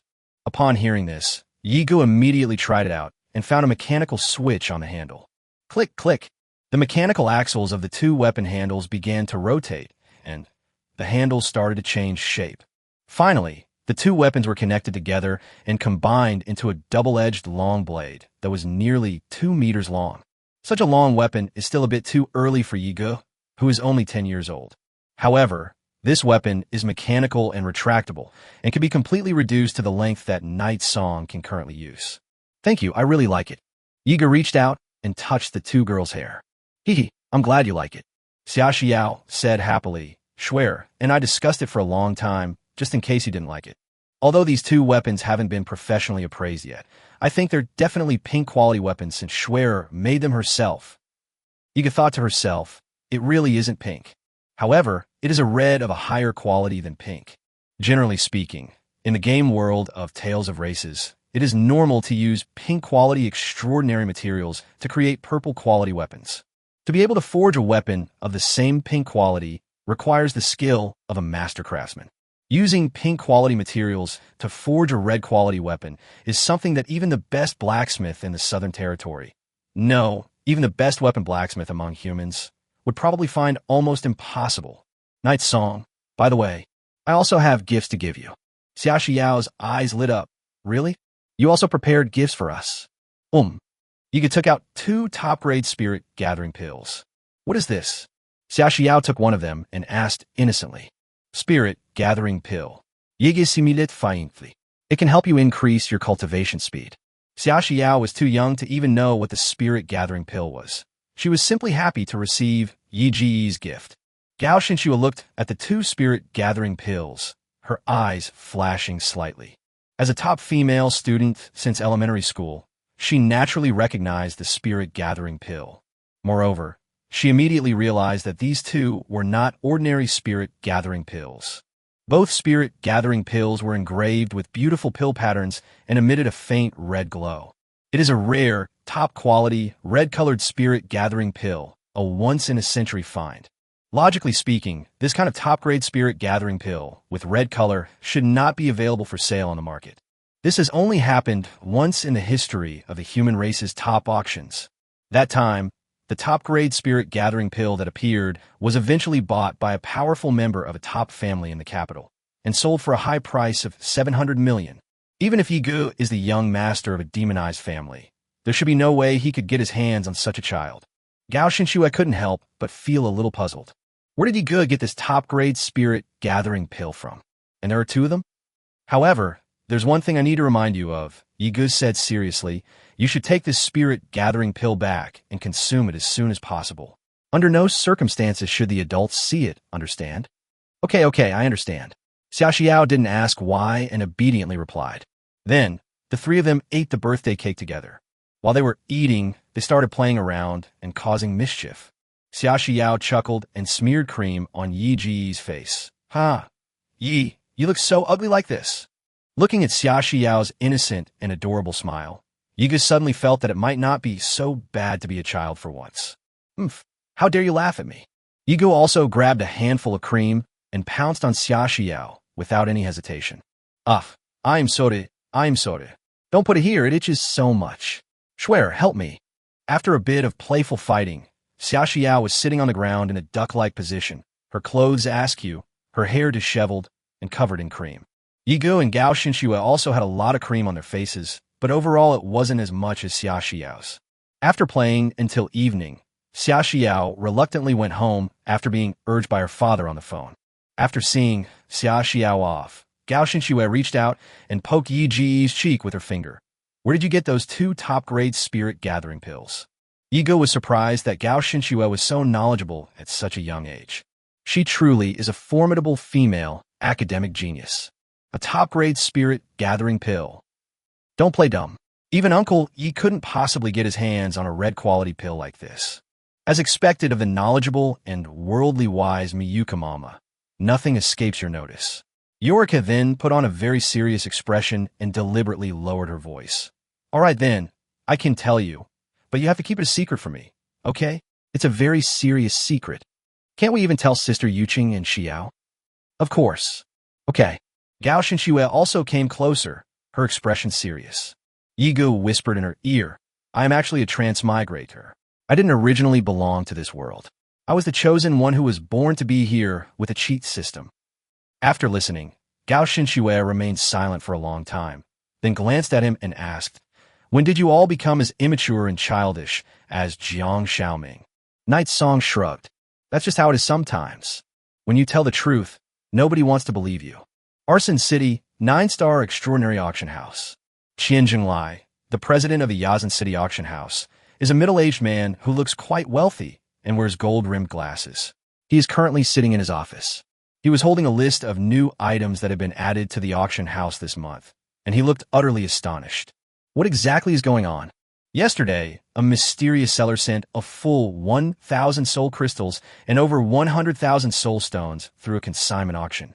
Even the city-state treasury of Asen probably doesn't have that many soul crystals. So when Qian Zhenglai saw the list of auction items and the quantity column, he thought he was seeing things. Are you sure you're not mistaken? Are all these soul crystals genuine? Has it been tested? In the past, some unscrupulous auctioneers would take ordinary crystals, process and polish them, paint them, inject a small amount of soul energy, and fake them to resemble soul crystals, then try to sell them at auction houses. Therefore, Qian Zhenglai now has to be careful about the risk of counterfeit goods. A young subordinate said earnestly, It's been tested. The energy purity of all the soul crystals meets the TCC value standard stipulated by the Imperial Federation's Superhuman Association. They are all genuine. Qian Zhenglai frowned. Who is this seller? Young subordinate. I don't know. The seller's information is anonymous. These auction items were consigned through a magic teleportation mirror. This mysterious seller only left a username nickname, which is Black Angel. Chapter 17. Red quality auction item shocks the entire internet. Black Angel. Qian Zhenglai pondered for a moment, then said, Let me see all the auction lists that this mysterious seller has consigned. Young subordinate. Yes. Soon. A young subordinate handed over a list. Qian Zhenglai took the list, glanced at it casually, and his pupils widened again. Top-grade cultivation elixir, pink quality, 30 bottles. Huanglingko, pink quality, 100 plants. Small spirit, gathering pills, purple quality, 1,000 pieces. Advanced life potion, purple quality, 300 bottles. Soul crystal, pink quality, 1,000 pieces. Soul stone, blue quality, 100,000 pieces. Qian Zhenglai was terrified. Turning the list further, I was even more shocked. Top grade spirit gathering pills, red quality, 2 pills. Red quality? Qian Zhenglai stopped breathing. He had been a businessman since he was 20 and had been the president of the Asin City Auction House for 15 years. This was the first time he had ever seen a red quality auction item on the list. Who exactly is this seller with the ID Black Angel? The next day, the auction list for this top-tier auction quickly attracted the attention of powerful figures, bigwigs, and nobles from all sides of Asin City as soon as it was released online. The presidents of various extraordinary guilds, the CEOs of major conglomerates, and the heads of various sects and families. Many deans of extraordinary universities, directors of Taoist and Confucian companies, directors of the Night Watch and Witchers, and other high society figures were all extremely surprised and shocked. This is the first time that a red quality item has appeared at the Asin City Auction House. And there were 2 at once. Even nobles from other city-states in the southern region were drawn to the auction in Asin. Meanwhile, it appears that some auction house employees secretly took photos of the auction list and posted them online. This immediately sparked a huge online discussion. Shocking. A rare red quality treasure has appeared at the 9 Stars Auction House in Atlanta. Online, this matter also topped the trending topics list on Weibo. It even surpassed the popularity of the challenge topic of Grandmaster Ma Tengxuan versus Grandmaster Wang Wanda. There's no way around it. Red quality rare treasures are extremely rare in the human world. While ordinary people at the bottom of society could never participate in such auctions by the elite, discussing the major events that happen in these powerful circles every day was a topic they were very keen to talk about during their leisure time. Wow, this is the first time in my life I've ever seen a red quality rare treasure. When is this auction? I want to go see it in person. Idiot, this is an online auction. Where is there a live event? Even if there were a live event, how could someone as insignificant as you get in? Who do you think this big shot who released this red quality product is? Without a second thought, it's either a high-ranking noble within the imperial court, or that mysterious gene company, or perhaps a super sect of some cultivation school. But the auction price is $999,999,999. That's $1 billion. This price is so insincere. It's not even a red quality equipment. It's just a red pill. $1 billion for a pill. Who would buy it? You know nothing. This is a top-grade spirit gathering pill. Taking just one will increase your cultivation efficiency tenfold for a year. More importantly, it will reshape the soul power nodes in your body, making your soul power even purer. Awesome, awesome. It's a pity that we insignificant people can only watch the spectacle of such a red quality treasure. Sigh. Arson, Lord's Mansion. A middle-aged man with an air of authority looked at the trending news on his phone with a cold gaze. The Duke, a man in black, approached his desk, bowing his head with utmost respect. Well, the dignified middle-aged man asked calmly, "Have you found out who sold those 2 top-grade spirit-gathering pills?" The man in black said no. The other party sent the goods to the auction house through a magic teleportation mirror. The source of the consignment cannot be traced at all. However, the teleportation distance of the magic teleportation mirror is very limited. It can be determined that the seller should be in the southern region and should be in the territory around Asin City. The dignified-looking middle-aged man narrowed his eyes and remained silent. It was precisely because it was in the southern territory that he found it strange. As the Duke of the Southern Territory, the Lord of Asin City, and the President of the Asin City branch of the Imperial Federation's Superhuman Association, Wang Un believed that the entire Southern Territory should be completely under his control. All the major families, guilds, companies, sects, groups, and forces are under the surveillance of the Federal Superhuman Association. He has a clear view of the development of each major force every year. Logically, nothing should have escaped his notice. But now, a mysterious seller of unknown origin has suddenly appeared. Besides the 2 top-grade red-quality spirit-gathering pills, there were also 1,000 soul crystals, 100,000 soul stones, and a large number of purple and pink-quality extraordinary materials and consumables. Even the most powerful nobles and marquises in the Southern Territory probably couldn't produce so many good things. This made Duke Wang very suspicious of the mysterious seller's background. Duke, the black-clad subordinate suggested, these two top-grade spirit-gathering pills are rare red-quality pills. Why don't we find Qian Zhenglai, the president of a 9-star auction house, and ask him? Duke Wang glared at his subordinate and said coldly, "Idiot! Don't even think about messing with the 9-star auction house. Don't think they're just a small auction house. Behind them is the Myriad Races Chamber of Commerce, a subsidiary of Gene Company. Qian Zhenglai is nothing more than a human representative that the 9-star auction house has put on the stage. The Gene Company's business influence spans across the entire realm of all races.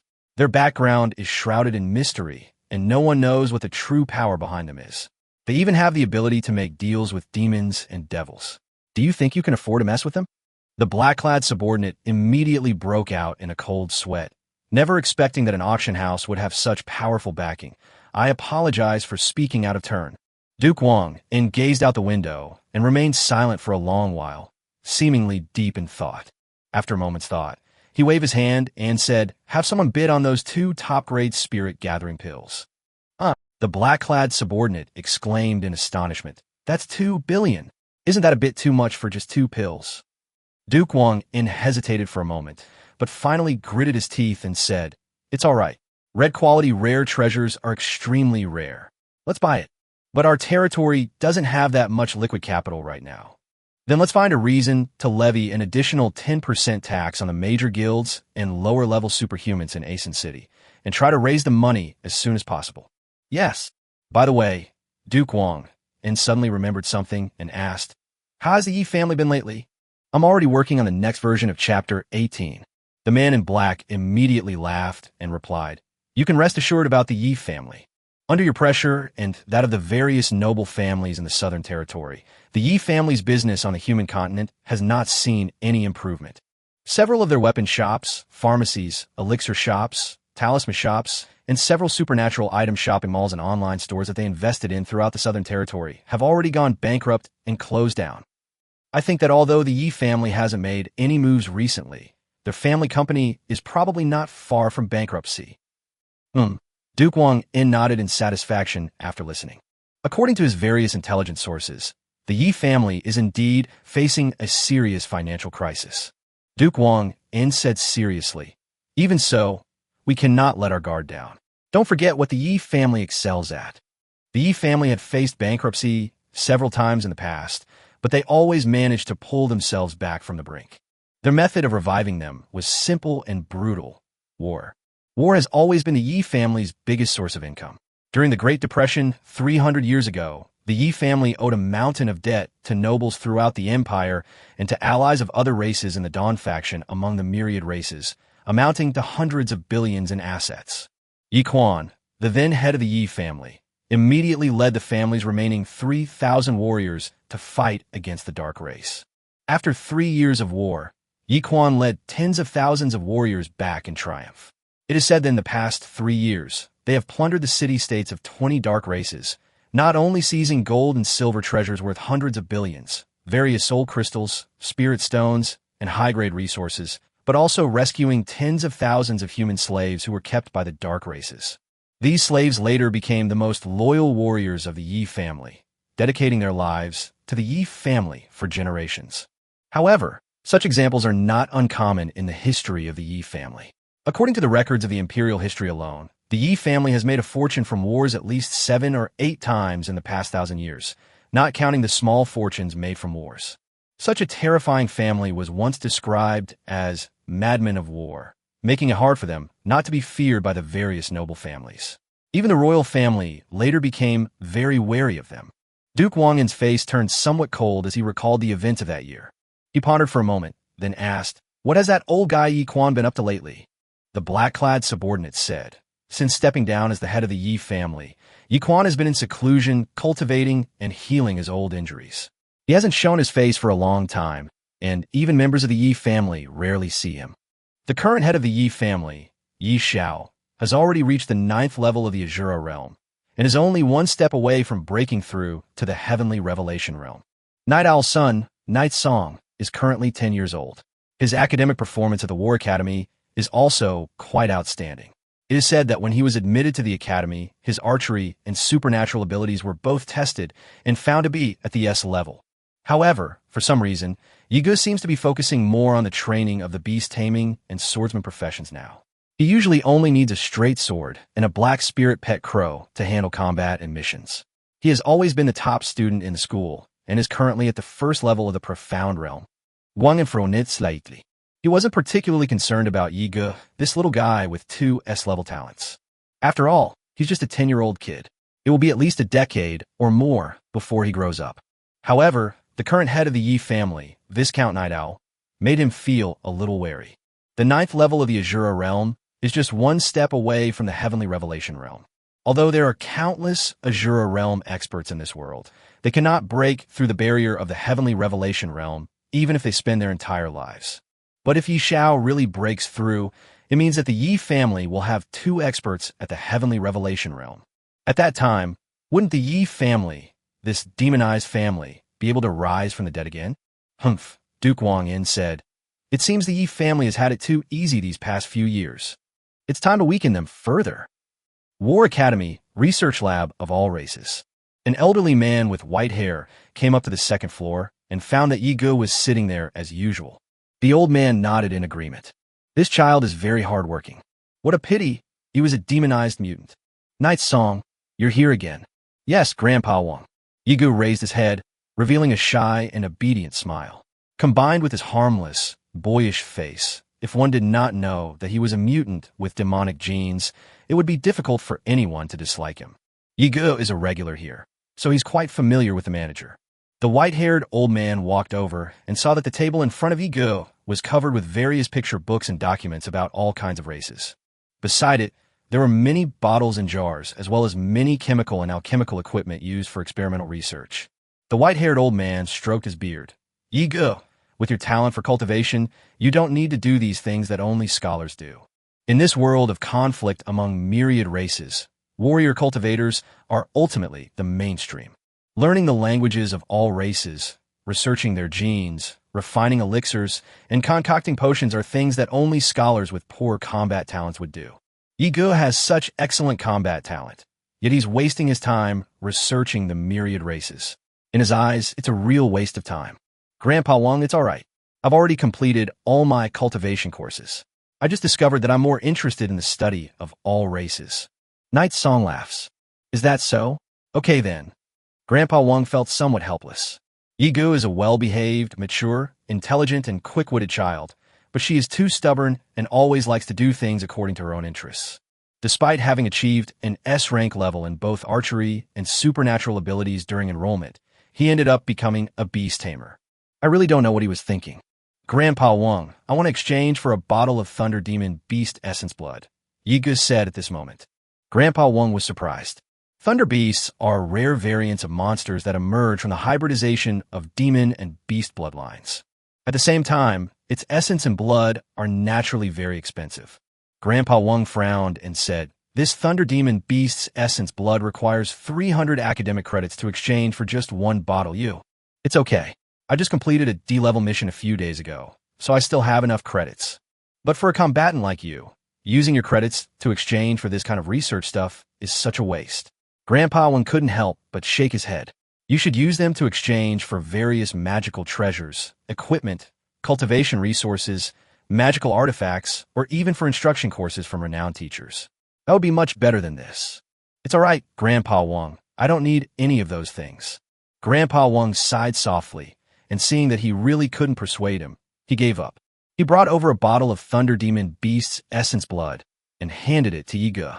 In his view, although Yigu usually studies very hard and does research here out of interest, for a student with S-level combat talent, wasting credits like this is almost a waste of time and energy.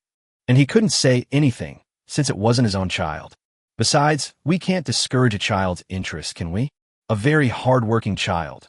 But unfortunately, he went in the wrong direction. Grandpa Wang shook his head inwardly. Yigu took the essence blood from Grandpa Wang's hand. Thank you, Grandpa Wang. Yigu certainly didn't do this research out of any interest. However, it's no wonder that Grandpa Wang thinks that way. Thunder Beast Essence blood is very rare and expensive. It is a pink quality extraordinary material. And while it's expensive, this thing is completely useless. The current version of the game storyline is version 1.15. In this version, humans haven't discovered the effects of the Thunder Demon Beast blood. Therefore, it's only used by researchers of various races and human genetic scientists in laboratories when studying the genes of demons and beastmen. However, due to the high cost of this research, it has been discontinued by the Academy for many years. In later game versions of the story, it was proven that the essence blood of the Thunder Beast could be used to make magical potions that could awaken superpowers. As a result, the price of the already rare and expensive Thunder Beast Essence blood increased several times over. Nightsong opened the game system panel that only he could see. The game strategy guide was opened on the main panel. Synthesis type: acquired supernatural ability potion. Item name: beginner lightning ability awakening potion. Awakening success rate 10. Awakening grade: white, gold. The higher the level, the lower the chance of awakening. Materials needed: 1 drop of Thunder Beast blood essence plus 50g thundergrass plus 500g dried fir powder plus 300g soulstone powder plus 100g silver plus 2 kilograms pure water. Refining method: heat pure water to 80 degrees Celsius. Add dried cedarwood powder. Stir thoroughly. Then bring the water to a full boil and add soulstone powder. Iga smiled slightly. The biggest difference between superpowered professions and magic professions is that superpowers are innate and unique, while magic is learned and all magic is universal. Magical abilities, such as magic missiles, fireballs, wind bullets, and rain arrows, are universal. Any mage who reaches the corresponding level can learn these skills. Those with special abilities possess a unique ability that belongs only to them, and they're usually awakened at birth. This special ability is unique. There will absolutely be no other person in the world with the same superpower as you. They may be similar, but they will never be the same. Other superhumans, even if they wanted to learn it, couldn't. Potions are substances that allow people who are born without the ability to awaken their special powers to regain that ability through medication.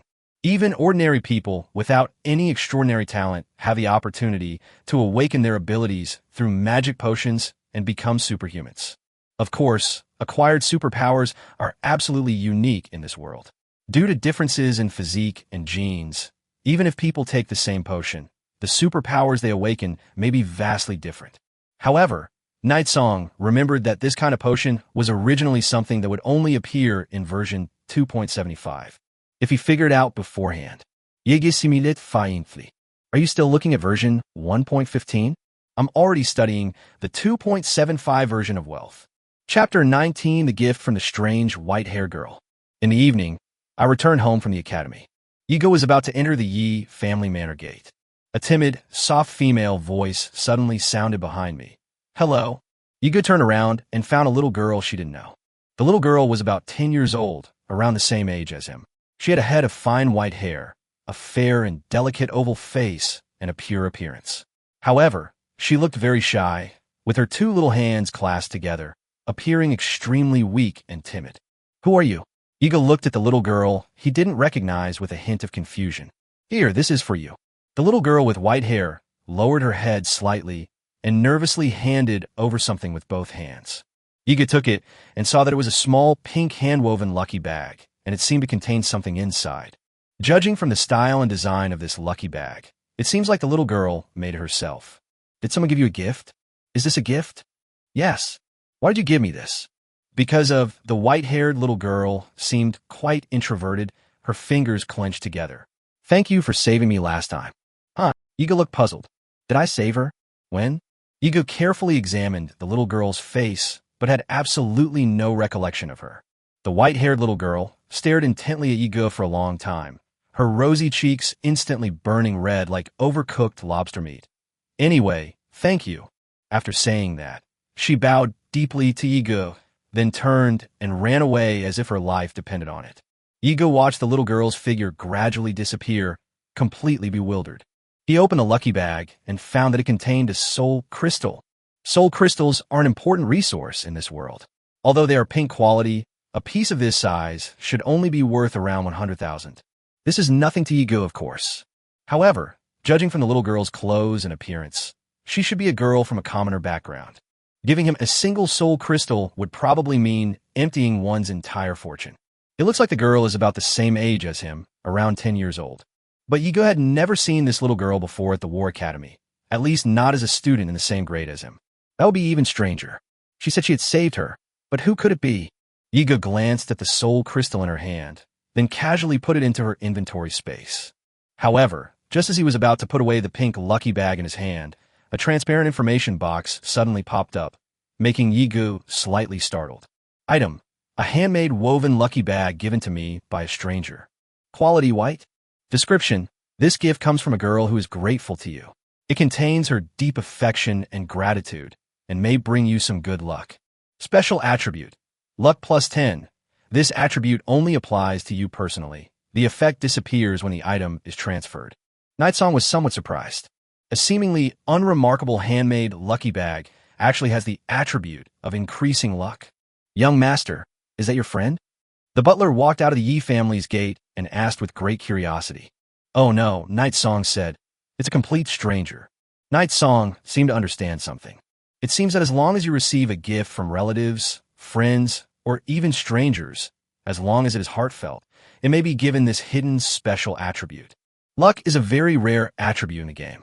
Even high-quality items and equipment have almost no effect on increasing a character's luck stat. The straight sword and long sword that Schwerer and Yao Yao gave him last time were examples of the weapon's inherent luck attribute enhancement. The success rate is only increased during enhancement and enchanting. It did not improve his personal fortune. I never expected a white-quality lucky bag to be so. Butler, young master, the master and madam are already waiting for you in the dining room. Let's go in quickly. Yiga snapped out of her daze. Okay, sure. As he walked through the Yi family garden, Yi Ji's crow suddenly flew back, landed on his shoulder, and whispered something to him. Yi Ji's eyes narrowed slightly. Young master, what's wrong? The butler turned around and looked at him strangely. Nothing. Yiga smiled and said, You go in first, I'll go and greet the new guests. Guests? The butler looked puzzled. A man in black moved swiftly, leaping and weaving between the large trees of the Yi family manor. Wow, this manor is huge. The man in black had been scouting for a long time, and the vast manor complex before him left him speechless with astonishment. The Yi family, this crazed and warlike demonized clan, has been suppressed for centuries by the combined forces of other noble families, sects, and guilds within the empire, yet it still possesses such a vast empire. If they were allowed to develop without any restrictions, wow, I don't even want to think about it. However, the men in black only dared to conduct reconnaissance activities on the outskirts. The head of the Yi family, Night Owl, is currently in that enormous luxury villa. That's a powerful expert at the Azura realm. Getting any closer would be suicide. Look at that magical musical fountain. Look at those majestic sculptures. Look at those servants dressed as maids. The man in black cursed himself. Those damn upper-class guys, they're living such a comfortable life. I wonder what the inside of the villa is like. Nightsong's voice suddenly rang out. Want to know? How about I take you inside for a bit? Oh, okay. The man in black was taken aback for a moment. Immediately, the hairs on my entire body stood on end. He turned around abruptly and saw the shy and handsome little boy of about 10 years old standing on one leg on a tree branch next to him, smiling at him. The man in black had seen Nightsong's photos. He recognized him at a glance as the young master of the Yi family, Yi Zhao's only son, Yi Ge. You. The man in black looked terrified and incredulous, as if he had seen a ghost. He is a specially trained reconnaissance superhuman. Although he only has the strength of the profound realm, his ability to hide, detect, and track is extremely good. Even experts in the 100 Souls realm may not be able to detect his presence within 10 meters. The young master of the Yi family in front of me is clearly just a superhuman who has just entered the second stage of the profound realm. How could anyone possibly find him? And when did he appear? I was completely unaware. If you don't say anything, I'll take that as a yes. The Yi family is known for its hospitality. Yigu smiled shyly as he slowly raised his hand, and the black raven perched on his finger flew away. In an instant, the pitch-black crow transformed into a strange, ethereal black mist. In the next instant, 10 more crows swooped out of the mist, their black feathers scattering as they pounced and attacked the man in black. Seeing this, the man in black suddenly flipped backward, his agility allowing him to dodge the crow's attack, and leaped to the top of another large tree. The man in black's eyes darkened. I never expected to be discovered today. Fortunately, this is still on the outskirts of the Yi family manor. All we need to do is escape from here before Night Song calls for help. And what about the Night Song before us? The man in black didn't take it to heart. Both are at the profound realm, so why would a 6th-stage profound realm transcendent being be afraid of a mere 2nd-stage profound realm brat? The man in black raised his right hand, making a magic gesture, and muttered some kind of incantation. 2nd tier, magic fireball. After chanting for a few seconds, a flash of orange light appeared in the black-clad man's hand, condensing into a magic fireball the size of a ball. As a scout, this is the only damaging skill he is proficient in and the only skill he knows. Scouts don't really need a lot of damaging abilities anyway. Boom! The man in black released the scorching fireball from his hand and sent it hurtling towards Yi Ge. The orange, blazing firelight was reflected in Yi Ji's eyes. He had been waiting for this for a long time. Demonique copine technique activated. Copy magic, dark fireball. With a flick of his wrist, without any chanting, a black, blazing fireball appeared in Yi Ji's hand. That eerie black fireball was even surrounded by a faint, strange black halo, with a dark red glow flickering within it. Man in black. What the hell is this? Are these kinds of magic spells taught in elementary school textbooks? And why don't you even need to chant or form hand seals to activate your skills? Moreover, the dark fireball that Night Song threw is several times larger than the fireball released by the man in black. It's almost the size of a truck tire. The man in black stared wide-eyed as the small fireball he had released was instantly engulfed by the massive black fireball, which then hurtled towards him. Boom! Most of the tree's canopy was instantly engulfed and burned by black flames. The man in black dodged again at the moment of the explosion and disappeared without a trace. 2nd tier martial skill, ghostly steps. Whoosh, whoosh, with a few leaps and a quick dodge, and then, taking advantage of the shockwave from the explosion, he was hundreds of meters away in the blink of an eye.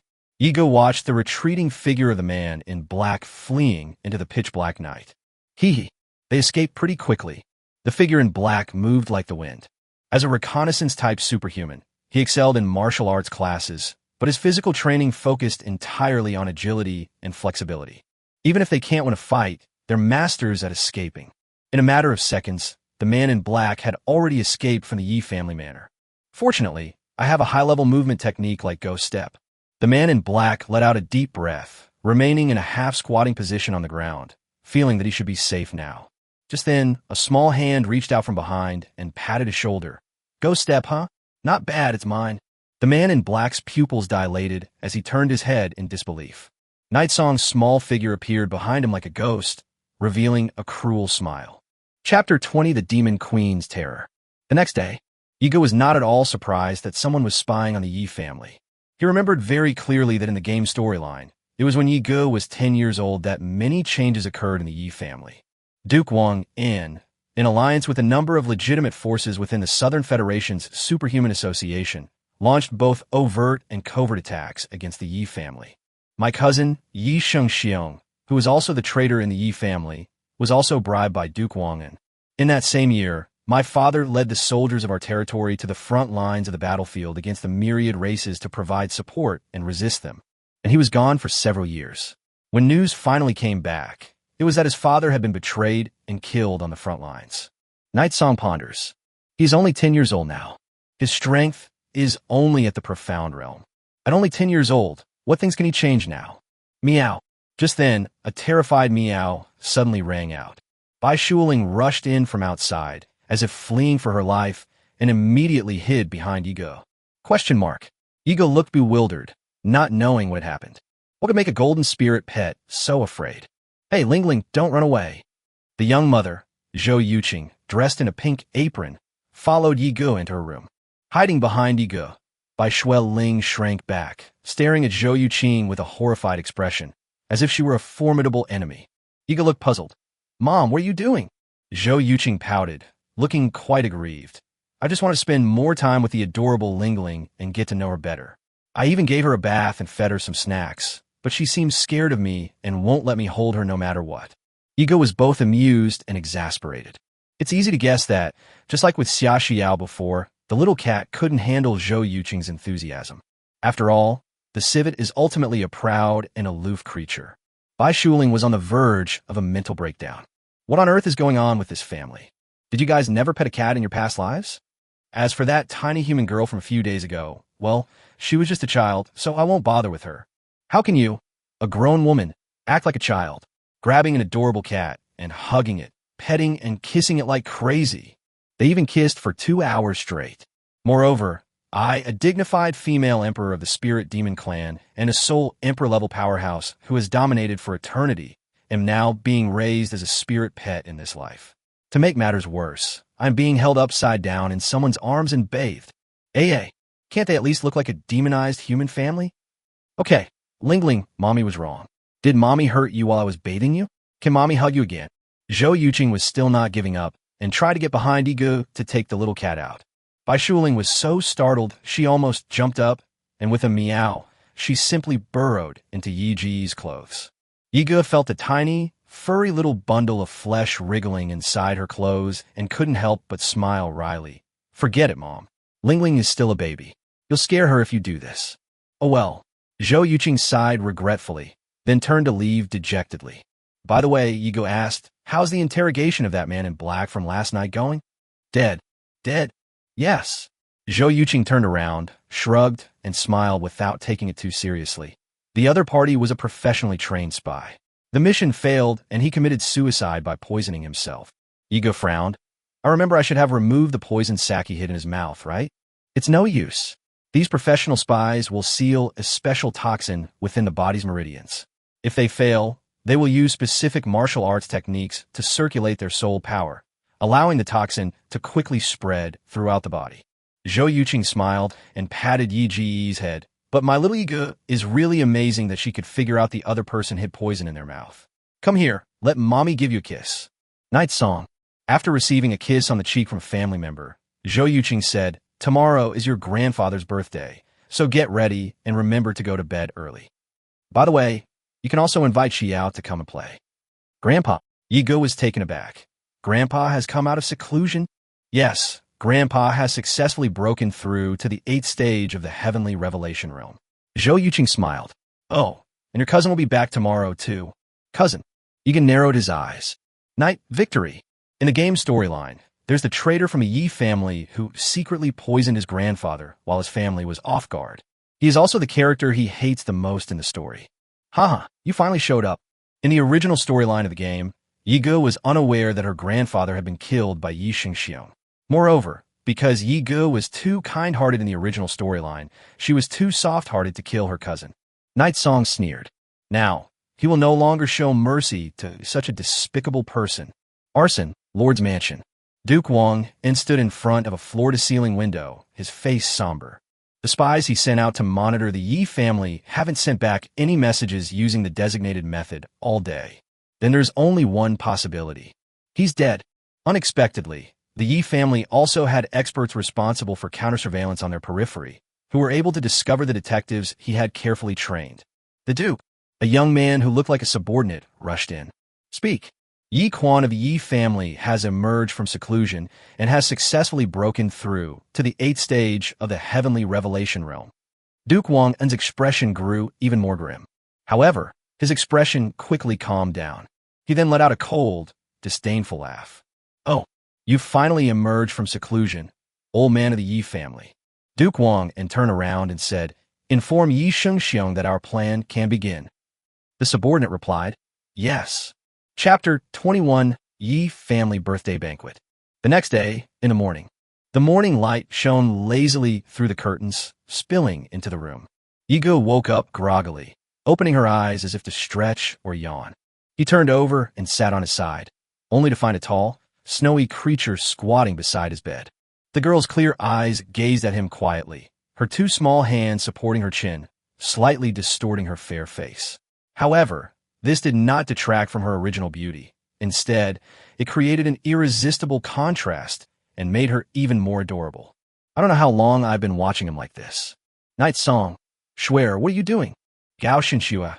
Today is Grandpa's birthday. I've come to wake you up.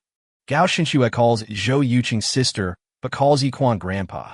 She doesn't know which generation this is from. She just calls him whatever comes to mind. I know. I was just about to get up.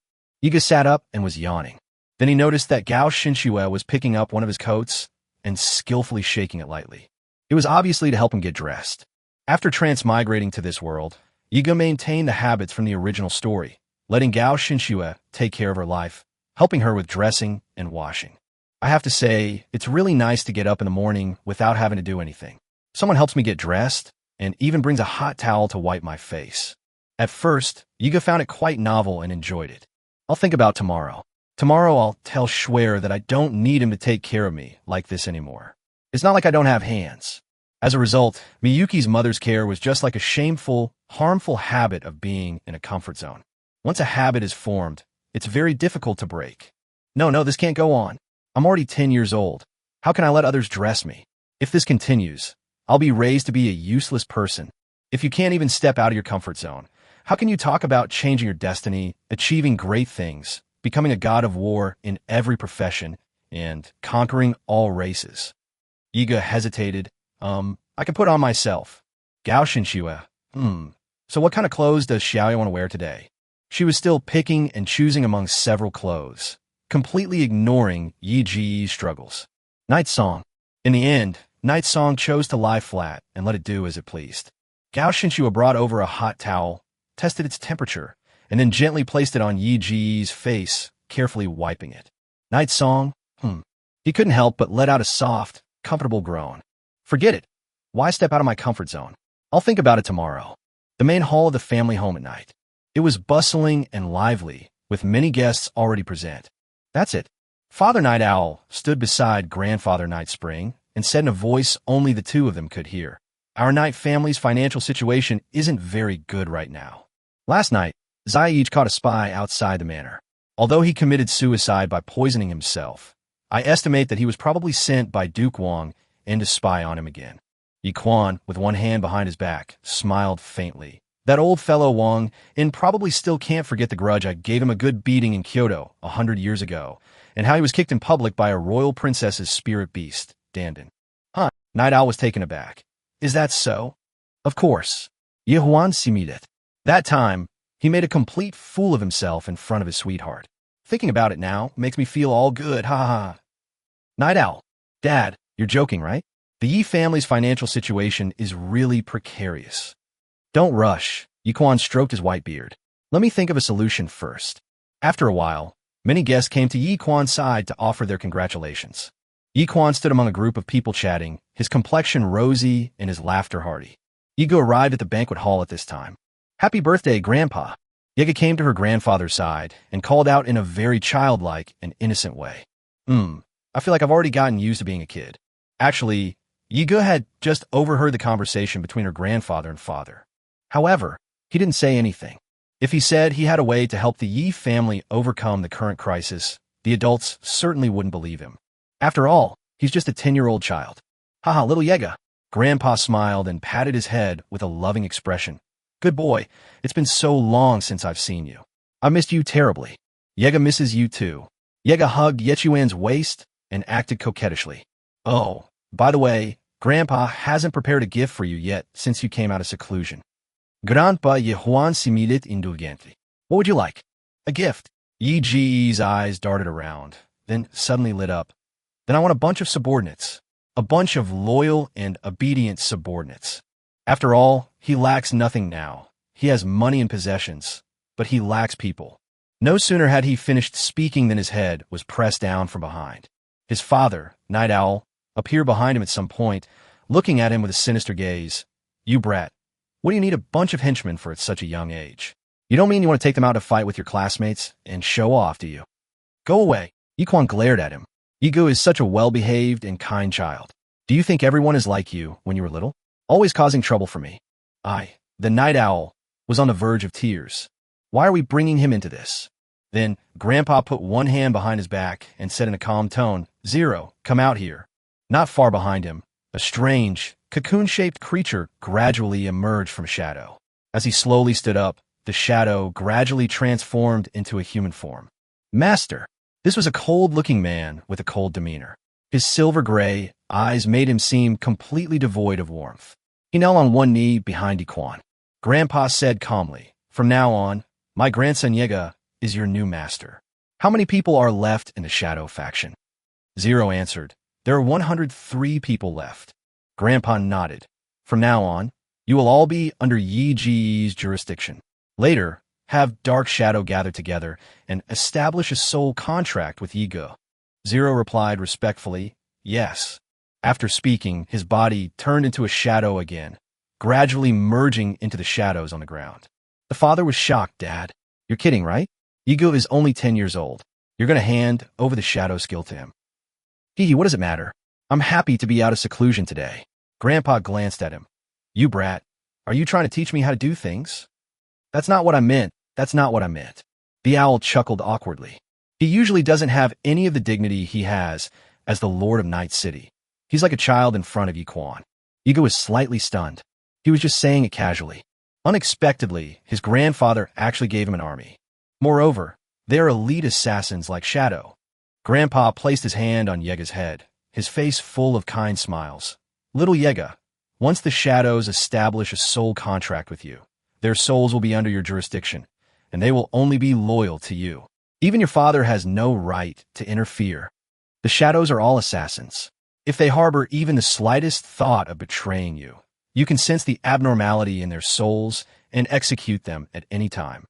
Therefore, they will be your most loyal subordinates in the future, and each of them has the strength of the myriad manifestations realm or above. I hope you can use this army to make our Yi family famous among humans. No, among all races." Yigu raised her head, a faint smile appearing on her slightly childish face. "Don't worry, Grandpa. I will definitely do it. This isn't a promise. It's a commitment." "Ha ha ha." Grandpa laughed happily. "This promise is the best birthday gift I could receive today." Night Owl glanced at Night Song and muttered under his breath, "When did this kid become so good with words?" Zhou Yuqing happened to walk over from the side and rolled her eyes at him. "Of course, do you think everyone is like you? Even a blockhead can talk better than you, humph." Night Owl, question mark. Chapter 22, The Scheming Little White Cat. The number of guests in the hall gradually increased. Grandpa also went with father and mother to greet the guests. A jet-black crow flew down and landed on Night Song's left shoulder. "Congratulations, my lord." The spirit of calamity shook its wings and congratulated. "It seems that occasionally acting childish has its advantages, doesn't it?" Yigu smiled faintly. "Looks like I'm having a lucky day." At that moment, Yigu suddenly saw a small, agile white figure dart under the table in the hall. There are also two fluffy, snow-white tails that wag back and forth in a flamboyant manner. "Meow." Bai Shuling lay sprawled under the table, looking utterly aggrieved. The little one seemed to have seen Night Song as well. She then gave him a resentful look. Yiga looked puzzled. "What is this little guy doing here?" "Lingling, come here." Yiga beckoned to her with her finger. The usually proud and aloof little white cat was surprisingly obedient this time. With a whoosh, it popped out from under the table and leaped onto Yiga. She leaned over his left shoulder. Bai Shuling was very depressed. She hasn't had any milk from the 5-color divine cow for 3 days. And that stinky human didn't even come to see her today. But she was too embarrassed to take the initiative to ask Yiga for it. Just as Bai Shuling was hesitating and struggling with her decision, she happened to see Yiga in the hall and suddenly had a plan. "I can pretend to be passing by chance and keep appearing in his field of vision. Then Yiga will definitely notice her and wave her over." Bai Shuling was smug, thinking herself really clever. Result: Bai Shuling repeatedly tried to make her presence known near Yiga, but he was so busy talking to others that he didn't notice her at all. Hateful. It's just a bottle of red-quality pet drink. It's not like I haven't drunk it in my previous life. Don't think that this will make me come crawling back to you for milk. 10 minutes later, Bai Shueling moved her body very honestly, slowly approaching Yiga, and came to the table next to Yiga. She made a fussing sound, meowing as if she had suffered a great injustice. That's how Yiga finally discovered her. Ugh. If the Spirit Clan elders under my command in my past life were to witness this scene, they would probably be so shocked that their jaws would drop. Yiga reached out a finger and gently hooked the chin of the little white cat on her shoulder. "What are you doing here? You're only a few days old, and you're already running around?" Bai Shuling became even angrier upon hearing this. "How dare you say that? I'm only a few days old, and you're already neglecting me? How can a master beast tamer be so irresponsible?" Bai Shuling meowed pitifully again and gently scratched Yi Ji's clothes on his shoulder with his paw.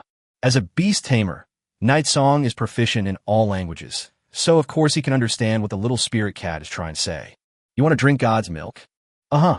Bai Shuling nodded immediately, her eyes full of anticipation. Yiga glanced around the hall. People were everywhere.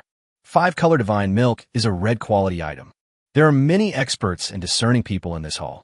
They might not recognize a legendary gold quality pet like the Calamity Spirit, nor a gold quality double-tailed snow spirit cat like the white blood spirit.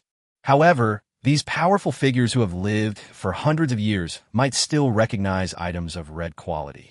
This won't do. Yiga shook his head. It's too conspicuous. Meow. Upon hearing this, Bai Shuling was immediately disappointed, lowered her head again, and let her soft ears droop down, looking completely listless and utterly dejected. Night Song, I just can't do anything with you. He had no choice but to walk to a corner and ask Gao Xinxue to keep watch. Then he took out the 5-color divine milk. Bai Shuling immediately perked up. The two kittens held the milk bottle in their paws and started drinking. Slurp, slurp, slurp. Woo, it's so delicious. Bai Shuling thought it tasted so good that she almost cried. Why didn't I have this feeling when I drank this stuff in my past life? It must be because her current body is still in its infancy, and her mindset and willpower are not strong enough. The hormones in her body have destined her to have the mind of a child. Yes, that must be it. Anyway, nobody knows she was the previous empress of the Spirit Demon clan. Yiga looked at Bai Shuling, who was leaning on his shoulder and drinking milk in large gulps, and was somewhat speechless. This little guy is so young, yet he's so cunning and calculating. He's got a whole repertoire of acting skills when it comes to getting attention, acting cute, being aggrieved, and putting on airs. He's just like he was when he was a child. Of course, Yiga hadn't missed the little guy's attempt to make his presence known. He just wanted to see what the little guy was up to. And now that I know, it's somewhat both funny and sad. All right, have you had your fill of drinking? Yiga pulled the milk bottle out of the kitten's mouth and patted her head with her finger. Next time you want it, just come and say so directly. Don't keep waving it around in front of me on purpose. Bai Shuling. He found out. Bai Shuling felt her body temperature rise instantly. Unfortunately, in kitten form, it doesn't exhibit the blushing or reddening behavior. After all, she hasn't transformed into a cat girl yet. Otherwise, her head would definitely be burning with shame. Hateful. They clearly noticed her long ago, yet they deliberately ignored her presence. Bai Shuling felt extremely embarrassed and let out an angry "Yawoo" to express her shame and dissatisfaction. Then, she nimbly burrowed into Yi Ji's clothes, as if everything would be fine as long as Yiga couldn't see her. Yiga thought to herself, what kind of operation is this? An ostrich burying its head? A kitten burrowing into a garment? After a while, Xia Xiao also arrived at the Yi family. Xia Xiao met with Yi Gu and Gao Xinxue, and then first went to greet Yi Ji's parents and grandfather. As the daughter of a wealthy family, Xia Xiao was naturally very well-mannered, obedient, lively, and polite. Both Yi Xiao and Zhou Yuqing were already very familiar with this childhood sweetheart who had grown up with her son. Zhou Yuqing even happily squatted down to hug Xia Xiao and affectionately touched the child. Oh, Grandpa Yiquan hadn't met Xia Xiao before. Stroking his pale beard, he asked curiously, so, is this our little Yi Ji's girlfriend? Xia Xiao nodded innocently, unaware of the meaning of the word. Yes. Night Song. Dad, Zhou Yuqing said quietly. Xiao and Yiga are still children. I'm not young anymore.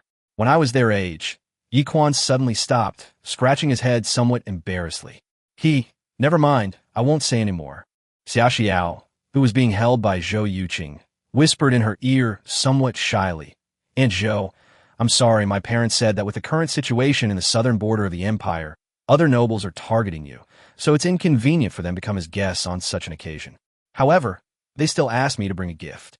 As she spoke, Xia Xiao handed over a beautiful little box. It's all right. Andy understands. Zhou Yuqing accepted the gift and said with a smile, please thank your parents for me. Chapter 23, Xia Xiao's Depression. Yiga noticed that her childhood sweetheart didn't seem to be in a good mood today. Xia Xiao seemed a bit depressed today. Even with Bai Shuling lying on top of Yiga, she didn't reach out to stroke him. Are you preoccupied today? Gao Shenxue also noticed Xia Xiao's unusual behavior. Xia Xiao twirled her fingers together, looking somewhat dejected, and said, I might be transferred to a different class and enter the inner sect of the academy soon. Mom said that the principal of the inner sect of the War Academy, the great Mage Lan Mi, who is at the Apocalypse realm, has confirmed that my talent is sufficient to meet the requirements for entering the inner sect, and she will transfer me to the inner sect of the academy next week. Yi Ji's eyes flickered, although he wasn't very surprised. The War Academy has always been divided into inner and outer sects. Most nobles attended outer academies and were ordinary students. Only a very small number of exceptionally talented students will be selected to enter the inner sect and become core students whom the Empire focuses on cultivating. They will receive one-on-one tutoring from numerous Azura Realm and Heavenly Revelation Realm professors. In the game storyline, those who graduate from the inner sect of the War Academy are either big bosses, mentors of various professions, NPCs, deans of various departments of the War Academy, or founders of various top forces. They are definitely among the most powerful super strong among humans. On the front lines of the battlefield of all races, almost all the Imperial commanders and generals who fought against the defenses of the Dark Races were once students of the inner sect of the War Academy. Gao Shenxue looked at Xia Xiao with gentle eyes and said softly, Isn't this a good thing? Xia Xiao pouted, But I don't want to transfer classes at all. After the class reshuffle, I'll be separated from you too. I heard the inner campus is quite far from the outer campus, and the inner campus has a heavy workload, so there's very little free time. That means I'll definitely have less time to play with you. Besides, we won't be able to do missions together anymore, and we won't be able to be together every day. We've been childhood sweethearts. How can we be separated? I told my mom I didn't want to go, and she scolded me for it.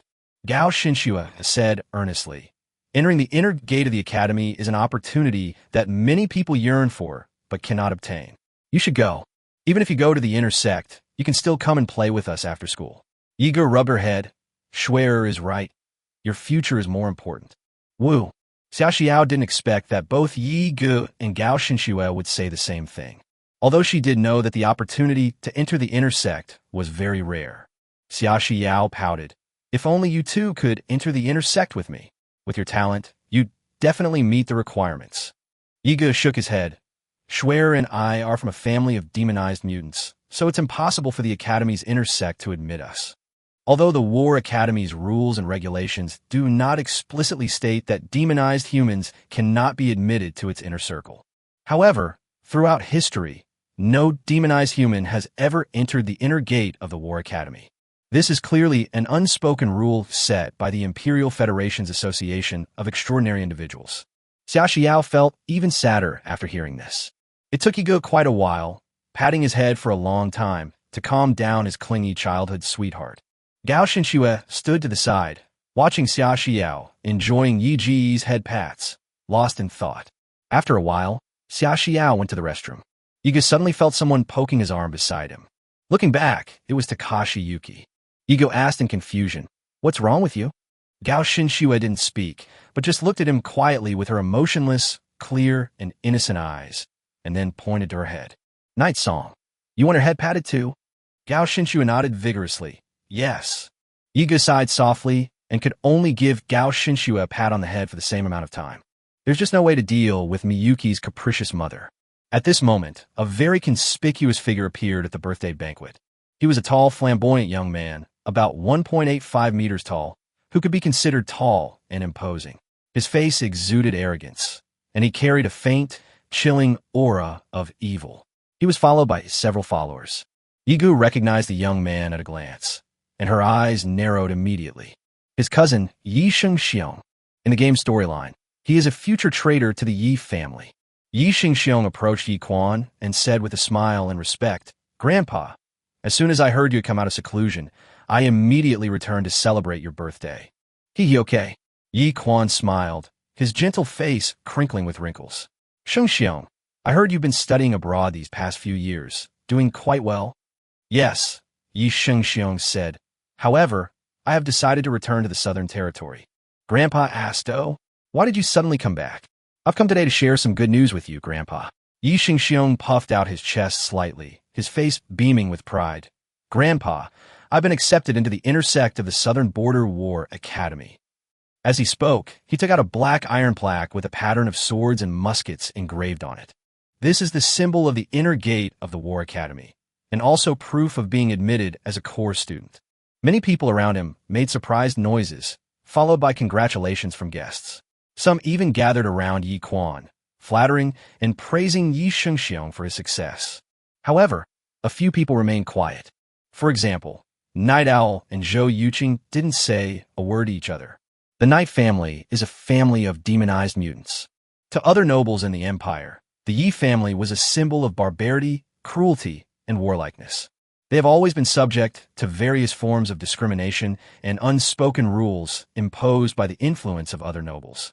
How could Yi Shengxiong, who possesses the bloodline of a demonized human, possibly be admitted to the inner sect of the War Academy? Unless he either sided with some powerful figure from the righteous path, or he sided with another noble in the empire. Grandpa Yechuan obviously couldn't possibly be unaware of this.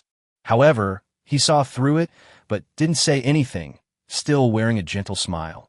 Is that so? Haha, not bad. Shengxiong, you're so successful now. Your father will be very proud. Yi Shengxiong responded with a smile. However, he was quite unhappy. He had witnessed everything his grandfather had done to give the Knight's Song Shadow Force. That little brat Yega only had to act cute, and Grandpa gave him the entire Shadow Force. As the first member of the Yi family to enter the inner core of the Imperial War Academy, his grandfather only said not bad. His favoritism is self-evident. Yi Shengxiong thought bitterly to himself. It seems that Grandpa still favors Uncle Yi Zhao's lineage after all. That's fine then.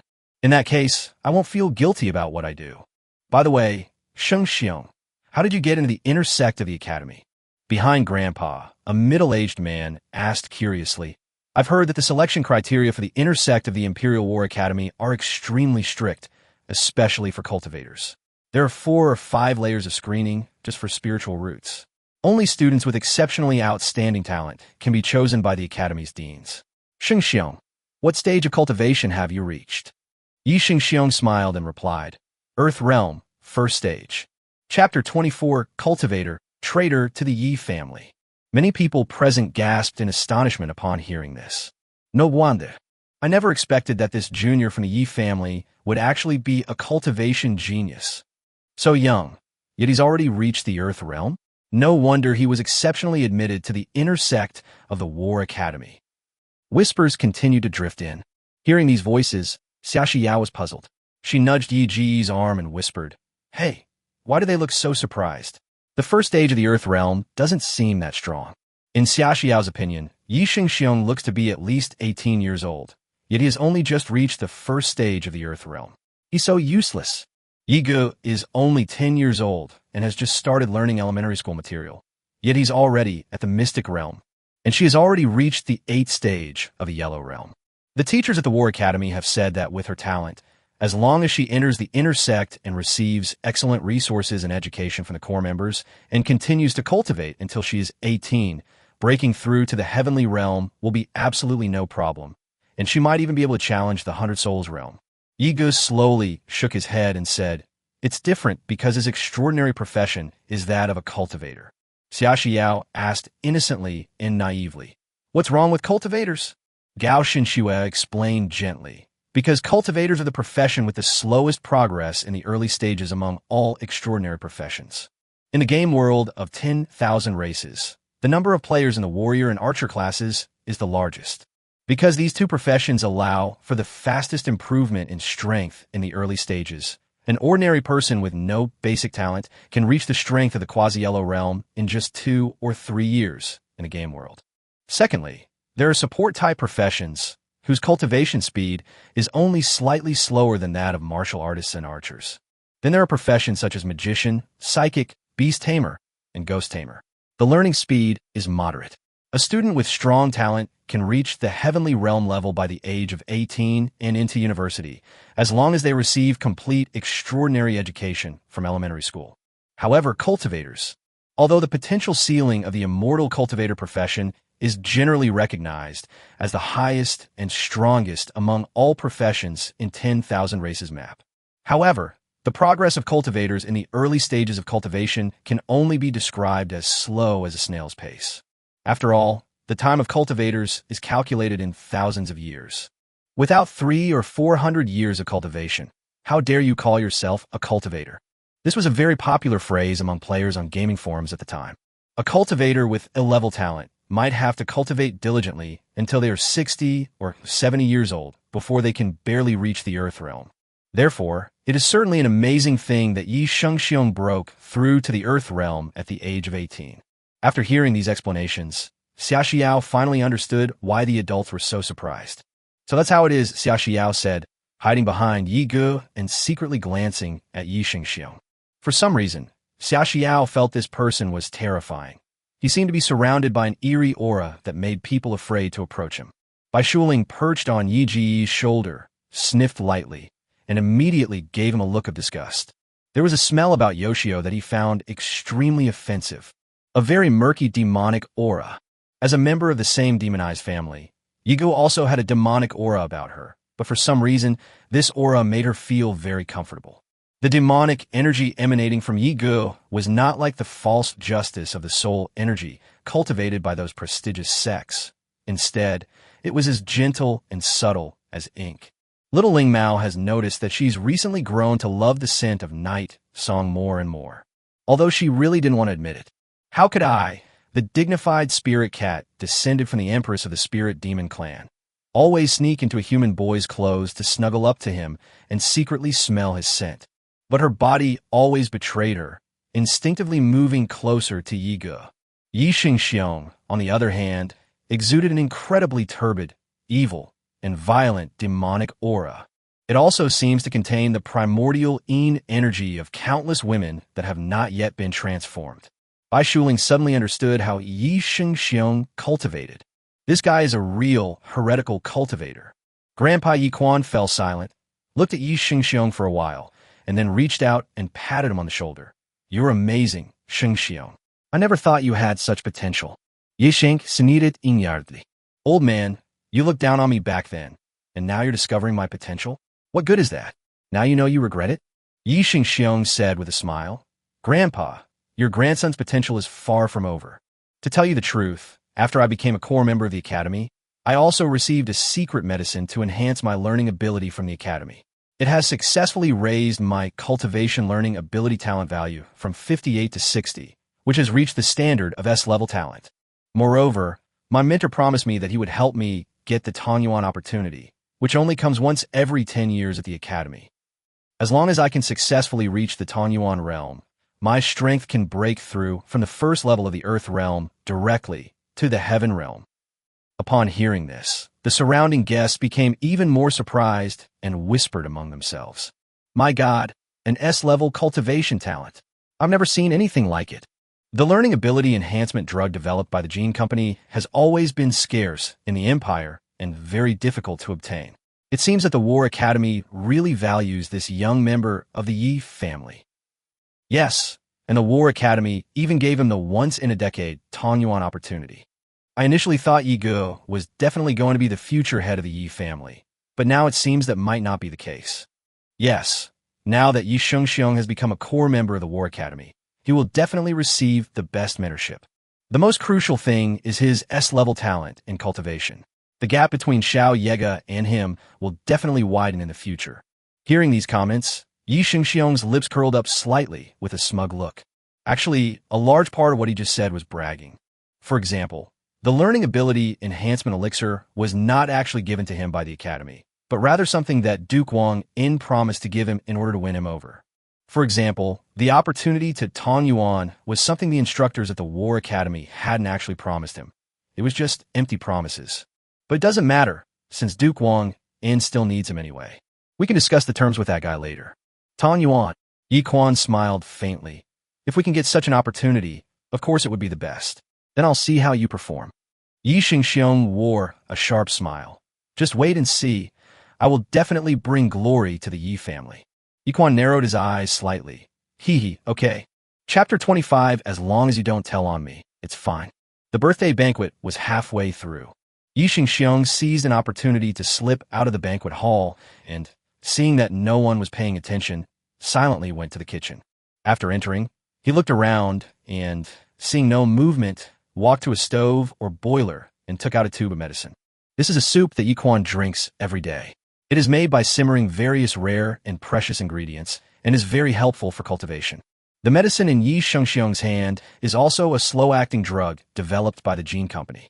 It is colorless, odorless, and undetectable, so even a Saint Realm expert cannot detect it. This medicine needs to be taken once a month, and it also needs to be used in conjunction with a special incantation. In the first few years, the user will not experience any symptoms. It is only after taking the product for 7 or 8 years that the soul power nodes and meridians in the body will fail and the user will die, and the cause will be completely unknown. The medicine is absolutely odorless. The only thing to be careful about is not getting caught when administering it. The curse seal requires being very close to the target and maintaining that position for a period of time to activate successfully. Therefore, only very close people can cast the curse seal safely and without arousing suspicion. That's why Yi Shengxiong was so eager to please and get close to Yi Quan just now, because he will have to maintain a close relationship with his grandfather for the next few years. Yi Shengxiong. When that old bastard Yi Quan dies, Night Owl was killed by Duke Wang Un's men. The position of head of the Yi family is definitely his. He is the only one who can inherit the title of Lord of Yi City and the title of Viscount. As for that little brat Yiga, Yi Shengxiong has never taken him seriously. He is now a cultivator with S-level talent. Night Song was no longer enough in his eyes. Without the protection of Night Owl and Night Spring, this little brat is nothing more than an ant that he can crush at will. Thinking this, Yi Shengxiong opened the bottle of medicine, preparing to pour the colorless liquid inside. "Cousin, what are you doing?" A childlike, innocent voice suddenly rang out. Yi Shengxiong shuddered, nearly dropping the potion in his hand in fright. Yiga had already stood at the kitchen doorway, without anyone noticing. It has a small body, a fair and pretty face, a tilted head, and a simple yet puzzled look in its eyes. A crow and a white cat are perched on its 2 shoulders. "No, nothing." Yi Shengxiong quickly hid the medicine in his sleeve, put it away, and turned around with a stiff smile. The head chef then came in from outside. He was stunned as soon as he entered the door. He hadn't expected that Yi Gu and Yi Shengxiong would both be in the kitchen. "Young Master Yega, young Master Shengxiong, what brings you both to the kitchen?" The head chef, a fat man, wiped the grease and sweat from his face and said with an awkward smile. He had absolutely no idea that Yoshio was suspicious. After all, Yi Shengxiong is Yi Quan's grandson. Who would have thought that someone would harm their own family? Yi Gu said in a very innocent voice, "My cousin wanted to play a game of catch the traitor with me. So he hid here, and I just happened to catch him." The head chef didn't think much of it. "Oh, I see." Yes. Yi Shengxiong had no choice but to go along with it. However, he quickly realized the problem with Yi Ji's words. The game of catching the mole. Is this kid hinting at something? Probably not. This guy is just a 10-year-old kid, after all. How could he have so many thoughts? It's probably just a coincidence. After the two left the kitchen, Yiga walked ahead and was about to return to the banquet hall when she suddenly turned around and asked, "Cousin, what was that thing you were holding just now? Were you trying to help Grandpa prepare his herbal medicine?" Ye Sheng's pupils suddenly contracted. Cold sweat instantly seeped out from my back. Yiga didn't wait for Yi Shengxiong's reply, but just smiled faintly at him before walking into the banquet hall. Only Yi Shengxiong remained standing there, his face grim and his fists clenched. Back to the banquet hall. Throughout the entire banquet, Yi Shengxiong remained absent-minded. Yi Shengxiong's mind kept replaying Yi Ji's words, although he didn't think a 10-year-old could be cunning. But if this kid goes and tells his grandpa something out of line, then he'll be in big trouble. Yi Shengxiong knew that he had to avoid this kind of trouble. We should at least scare the kid and tell him not to go around talking nonsense. He believed that a 10-year-old child should be easily frightened. After the birthday banquet, Yi Shengxiong found an opportunity to confront Yi Gu alone, cornering him in a room. "Cousin," Yi Gu asked, puzzled, "is there anything else?" Yi Shengxiong smiled and first launched an emotional attack. "Little Yi, how did your cousin treat you before?" Yi Gu thought for a moment, then shook her head and said, "It's not that great. When I was 3 years old, my cousin even took my toy from me. I remember it all. Yoru Katsuhiro. Since you know your cousin is fierce and has a bad temper, you should obediently do as your cousin says, understand?" Yi Shengxiong simply dropped the pretense and put on a fierce expression. "What did you just see?" It happened in the kitchen." "Oh, you mean you put medicine in Grandpa's soup?" Yi Shengxiong's eyes widened. "Who said I drugged you? Do you have any evidence?" You can't just say things without evidence, understand? Ego smiled slightly. Don't worry, cousin, I won't tell. You'd better not tell. Yi Xingxiong said darkly. Besides, you have no evidence, and Grandpa won't believe you. Also, if you dare to tell Grandpa about what happened between us today, don't blame me for being impolite as your older brother. As he spoke, he suddenly pressed down on Yi Ji's head. He pressed down hard, his 5 fingers digging deep into Yi Ji's slightly long hair, and then pulled hard on his hair. Yi Xingxiong glared at Yi Ge with fierce eyes, while exuding a terrifying and evil demonic aura. As a demonic cultivator in the Earth realm, his devouring demon art is extremely dark and evil. Under the influence of his demonic energy, ordinary Xian realm transcendents would directly enter a state of fear, and their legs would subconsciously go weak and tremble, making it impossible for them to stand up. He didn't seem to react much. Yi Xingxiong's large hand was pulling his hair forcefully, but his eyes didn't seem to change much. There was neither fear, nor cowardice, nor anger. His eyes were as clear as a still pond, as he quietly met Yi Xingxiong's gaze. Yi Ge smiled faintly. I won't tell on you as long as you don't. Yi Xingxiong was slightly taken aback, not understanding what he meant. Before he could react, Yi Ge had already kicked out with lightning speed.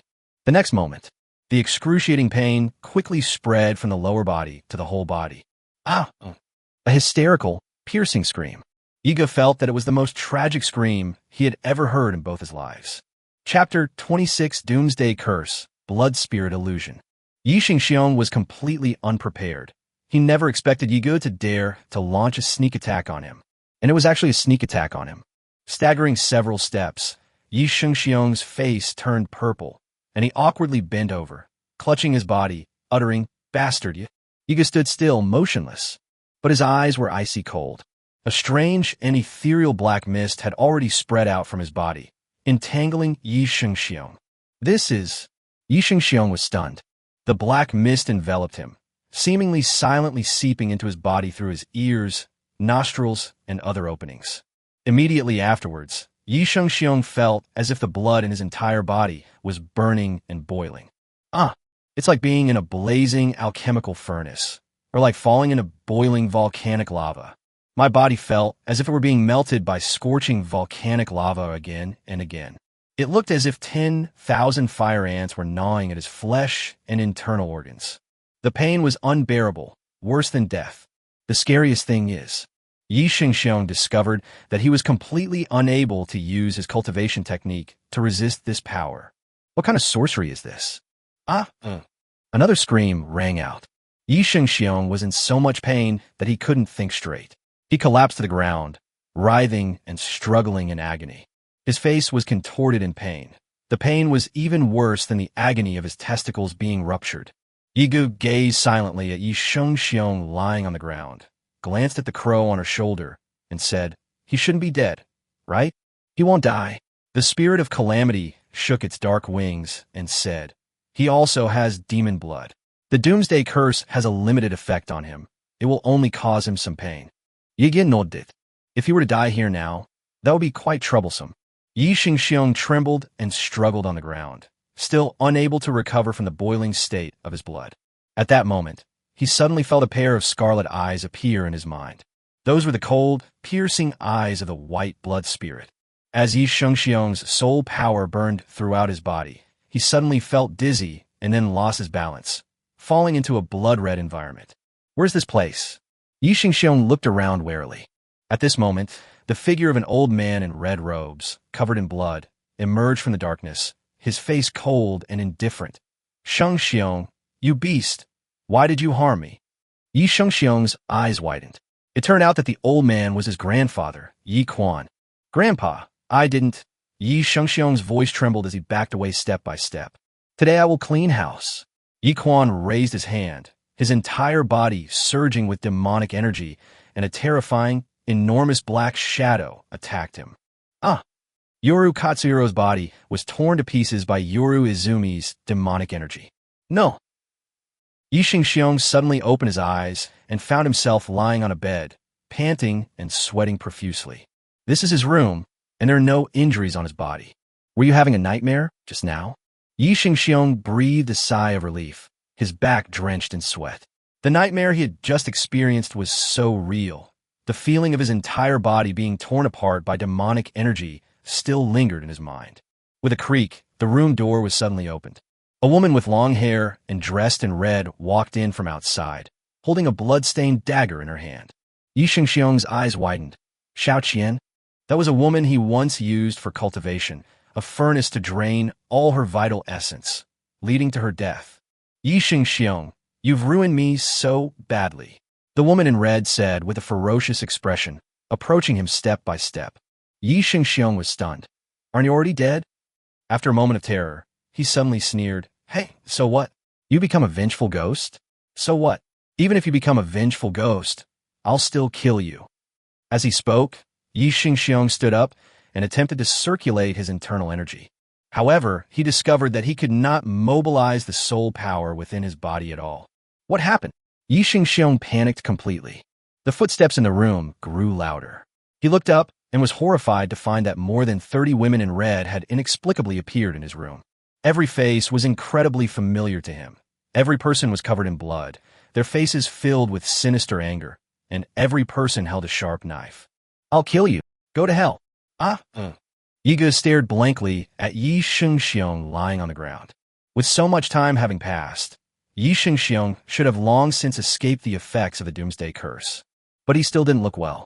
His eyes were wide open, his face was terrified, his skin was pale, and he was sweating profusely as if he were having a nightmare. His hands and feet kept twitching and convulsing, as if he was enduring unbearable torment. Is this blood-spirit illusion technique? Yiga looked at Bai Shueling, who was perched on his left shoulder. Did you do this? Blood-spirit illusion is the eye technique of a top-grade red-eyed, double-tailed snow spirit cat. It allows people in the illusion to experience all the things they fear most. This illusion is extremely cruel, directly attacking the target's brain and producing intense mental stimulation. If a way to break the illusion cannot be found in time, and one cannot escape from the illusion, the brain and mental strength will suffer irreversible and permanent damage. In severe cases, brain tissue can be completely destroyed, leading to mental illness, cerebral palsy, mental illness, Alzheimer's disease, or even brain death. Even if you don't become an idiot after coming out of the illusion, it will leave very serious after-effects on your brain. Not only will their mental strength be greatly weakened, but they may also develop mental illnesses such as intermittent mania. The little white cat responded lazily with a meow, then turned its head away haughtily. She wasn't trying to help Yiga. I just don't like Yi Shengxiong. Yiga thought to himself. He hadn't expected Bai Shueling's potential to be even greater than he had imagined. It was only a few days after it was born, yet it had already learned the forbidden illusion technique of the blood spirit illusion. The Doomsday Curse combined with the blood spirit illusion is a terrifying ability that is highly feared. It seems that although Yi Shengxiong won't die, he'll still be in for a lot of trouble. Yiga glanced at the time on her wristwatch. With Yi Shengxiong's powerful mental strength as a first-level Earth Realm cultivator, it should only be a matter of time before he escapes from the blood spirit illusion technique. That should be about right. Yi Shengxiong sat up abruptly from the ground, panting heavily, his face still showing signs of shock, his expensive clothes completely soaked. Yiga smiled and asked, Cousin, are you all right? Did you have a terrible nightmare?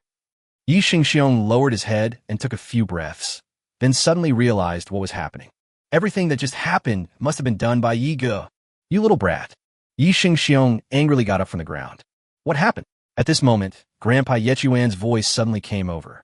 Yi Shengxiong was only halfway through his sentence when a sudden pang of guilt struck him, and he froze, unable to move. His screams were so loud that most of the manor must have heard them, and they must have alarmed many people. Grandpa Yi Quan, along with Father Yi Xiao, Zhou Yuqing, several housekeepers, Gao Xinxue, and Xia Xiao, walked over together. Yiga, so you're here. Xia Xiao immediately ran to Yi Ji's side and grabbed his arm. I thought you'd run off somewhere. Chapter 27 still has value. The butler asked curiously, Young Master Yiga, Young Master Shengxiong, what exactly happened here? Just now, we thought we heard an extremely shrill scream coming from this direction. Yiga looked puzzled. Screams? My cousin and I have been chatting here the whole time. We haven't heard any screams at all. The butler exclaimed in surprise. How could that be? Just now. Grandpa was silent for a moment. as if he knew something. He looked at Yi Shengxiong and asked, Shengxiong, did you hear anything just now? No. Yi Shengxiong's face twitched slightly, forcing a smile. Yigo and I didn't hear anything here. Despite saying that, his fists clenched slightly and his veins bulged. Yigo stood to the side with a calm expression, as if it really had nothing to do with him. He knew very well that Yi Shengxiong would say this not because he disdained a tattle, nor because he was afraid of him after being beaten up, nor because he felt guilty. Rather, it was because for Yi Shengxiong, a cultivator at the first level of the Earth realm, to suffer such a great loss at the hands of a 10-year-old child at the profound realm was simply too shameful to talk about. Once he says that, then his so-called 18-year-old genius Earth realm cultivator will become a joke. Is that so? Grandpa paused. It seems we must have misheard. Yisheng was so angry that he gritted his teeth. Not only did we fail to administer the drug today, but we also suffered such a huge loss in silence because of a 10-year-old kid. It made him incredibly frustrated.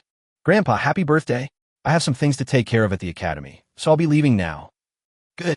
After speaking with a gloomy expression, Yi Shengxiong bowed and left. What's wrong with young Master Shengxiong? The butler asked, puzzled. He seems a bit strange. Grandpa didn't respond, but just gave Yigo a deep look. These two people have clearly had some kind of conflict.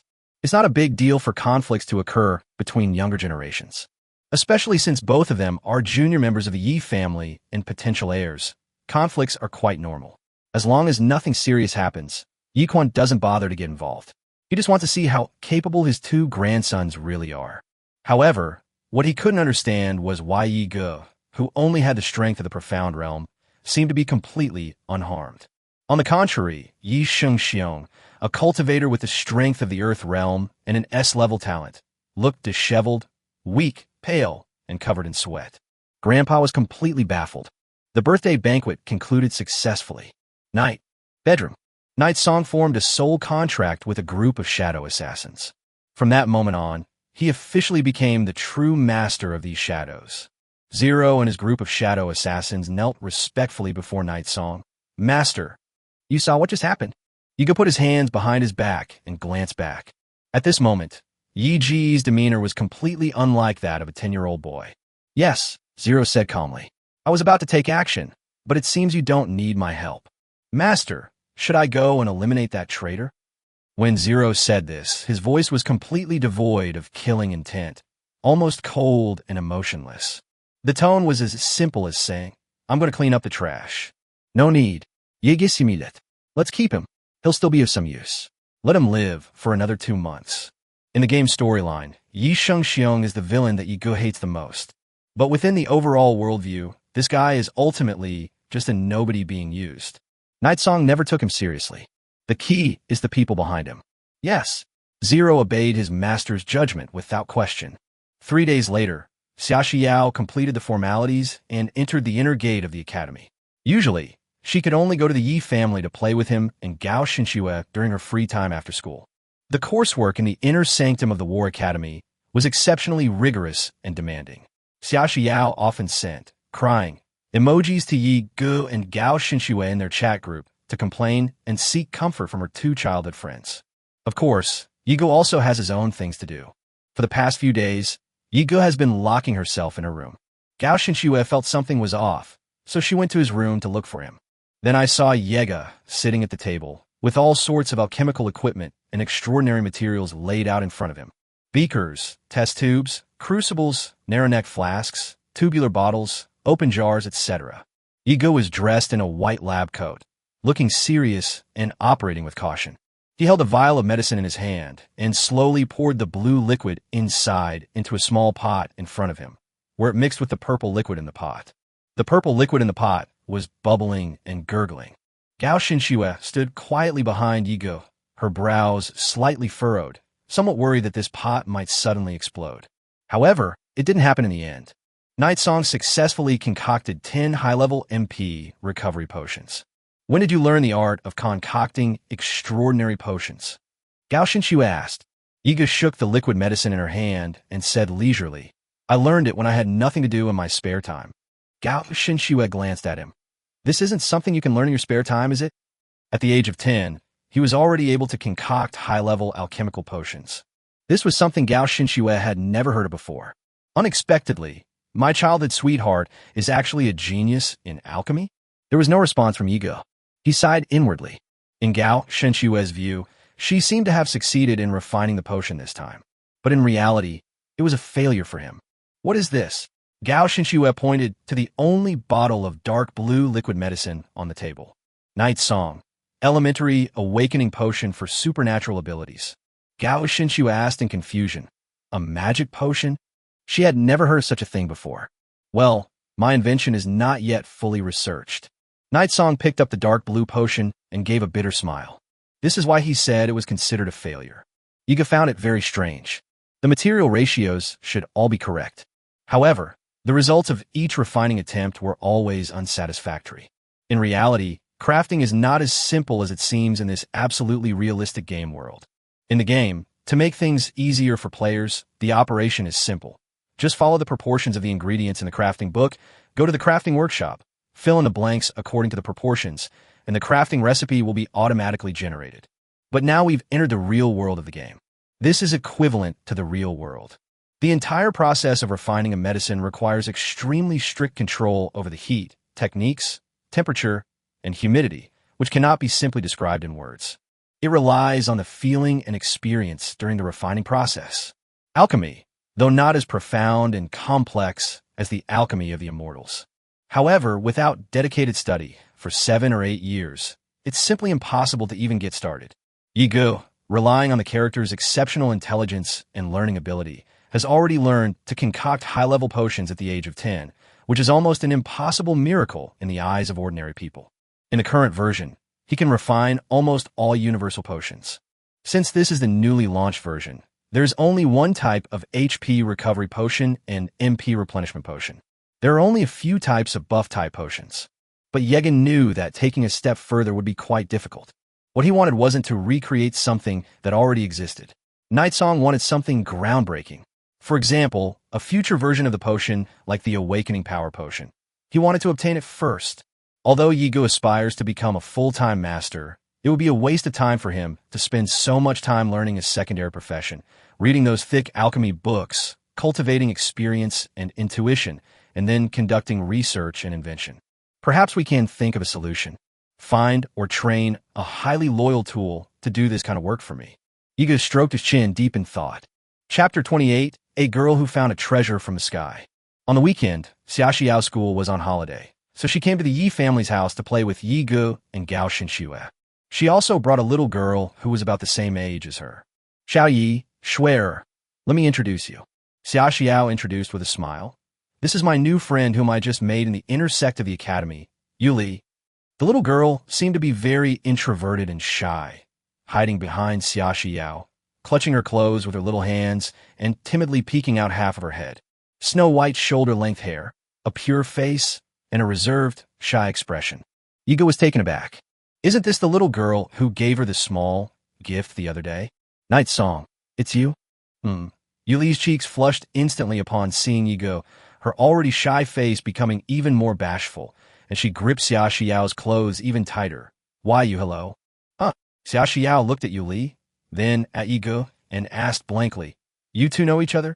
Gao Xinxue looked at Yuli's small face, as if recalling something, and slowly said, In a last mission to rescue hostages and deal with those bandits who smuggled soul crystals, she was one of the people we rescued. Xiaoxiao asked in surprise, Really? Then she turned to look at Yuli. Yuli shrank her neck and nodded gently. No wonder you bought me breakfast, right after we first met. Xiaoxiao said happily. But why didn't you tell me sooner? Yigu then understood. So that's how it is. This explains why Yuli thanked him for saving her that day.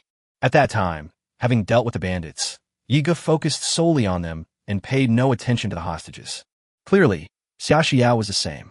Only Gao Xinxue, a girl with a sensitive mind, remembered it clearly. Unexpectedly, she was Xiaoxiao's classmate, a student at the War Academy, and even an inner disciple. In fact, Yiga soon realized that she had misunderstood. Yuli was not Xiaoxiao's classmate, but rather an assistant to the teacher of the inner classroom experimental class. Yuli did not possess any extraordinary talent. She was an ordinary person with neither the talent to learn magic nor the spiritual root to cultivate immortality. She was physically weak and could not follow the path of a martial artist. She was only chosen by the Academy's instructors to work as a junior assistant at the Academy because of her exceptional talent in her secondary profession. Exceptional talent in secondary professions. Yigu stroked his chin, a look of interest in his eyes. Inside the room, 4 children sat in a circle, playing Ludo and chatting. You have no idea how big and beautiful the inner gate of that academy is. Xia Xiao used both hands to vividly recount the interesting things that had happened to her in the inner sect of the academy these past few days to Yigu and Gao Xinxue. The headmistress is such a beauty, the most powerful archmage in the Southern Territory. I heard she's lived for over 300 years, yet she still looks like she's in her 20s or 30s. It's amazing, and she's so kind to me. She even praised my talent. As she spoke, Xia Xiao pouted again, looking somewhat dejected. It's such a pity. I wish you could have entered the inner sect of the academy with me, so we could have done missions together in the future. Yigu tapped her little head. All right, stop thinking about this. I've already said it's impossible. Xia Xiao hummed a few times, sounding aggrieved, but it was unclear what she was humming about. Yuli sat there quietly, still looking timid, and didn't say much. Clearly, she, like Gao Xinxue, is a rather quiet type. However, Xinxue Mama is purely a cold goddess. Except when she is dealing with Yega and Xia Xiao, she always shows a cold and indifferent attitude towards outsiders. Yuli, on the other hand, is a complete introvert with social anxiety. She gets nervous if she makes eye contact with Yigu for more than 3 seconds, and her face turns red and her head steams if it lasts more than 10 seconds. Yigu also obtained some information about Yuli from Xia Xiao. He came from a poor family, had no extraordinary talent, was introverted and shy, and had always been self-conscious since childhood. In this world, there's a natural gap between ordinary people and extraordinary individuals. Extraordinary individuals are inevitably high above others. All the noble families in the empire are extraordinary individuals, while ordinary people can only look up to them with humility. The gap is far greater than the racial discrimination on Earth in my previous life. If superhumans are the first class, then ordinary people can only be considered the third class at best. The second class consists of the spirit pets raised by superhumans. At this moment, Yiga noticed that Yuli's gaze was constantly glancing furtively at the alchemical tools and rune instruments in his room. The little girl seemed very interested in the experimental equipment. Are you interested in those things? Yigo asked proactively.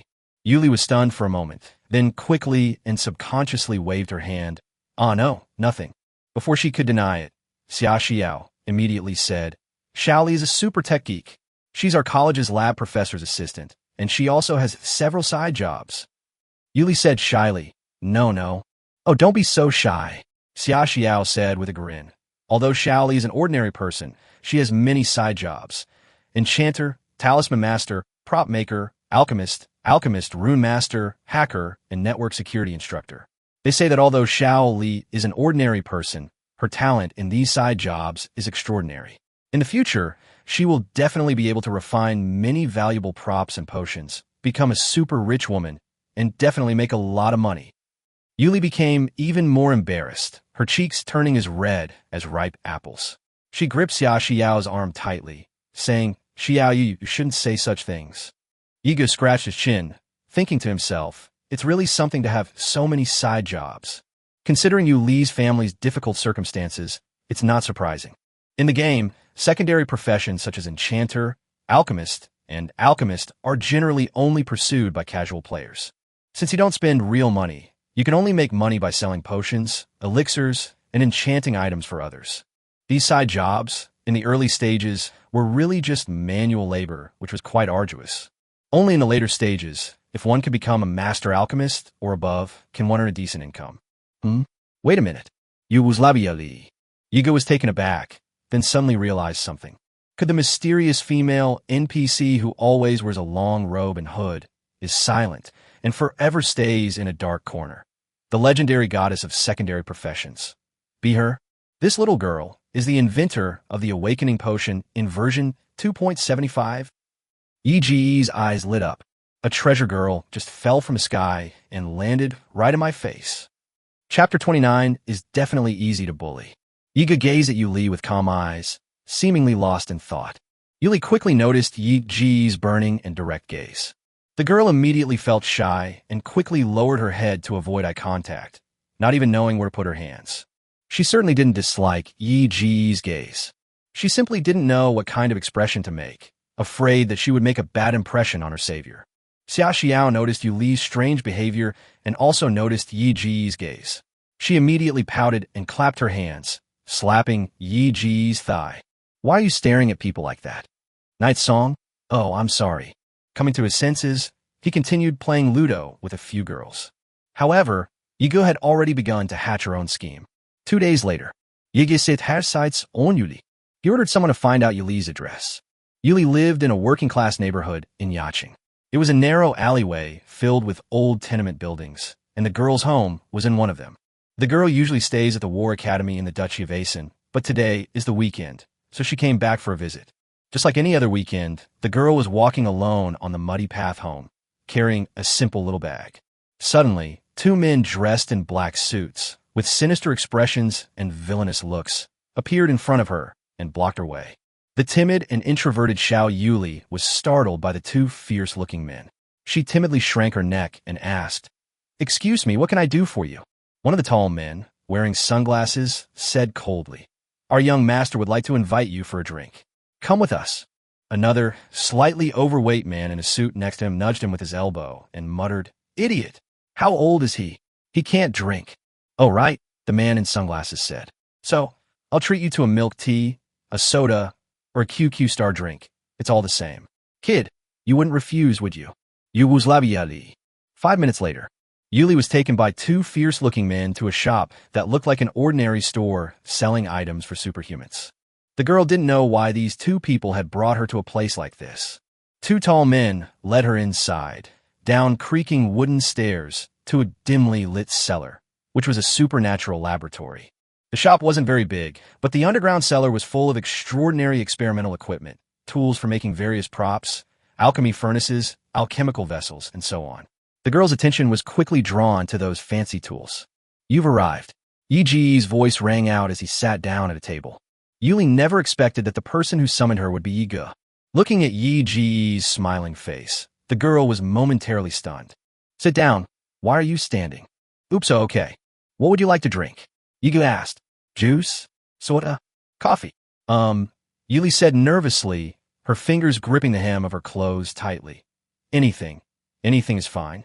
Night song. "Are you nervous when you see me?" No, Yuli said. "I thought they were bad people." Yiga narrowed his eyes slightly. "Actually, I'm also a bad person.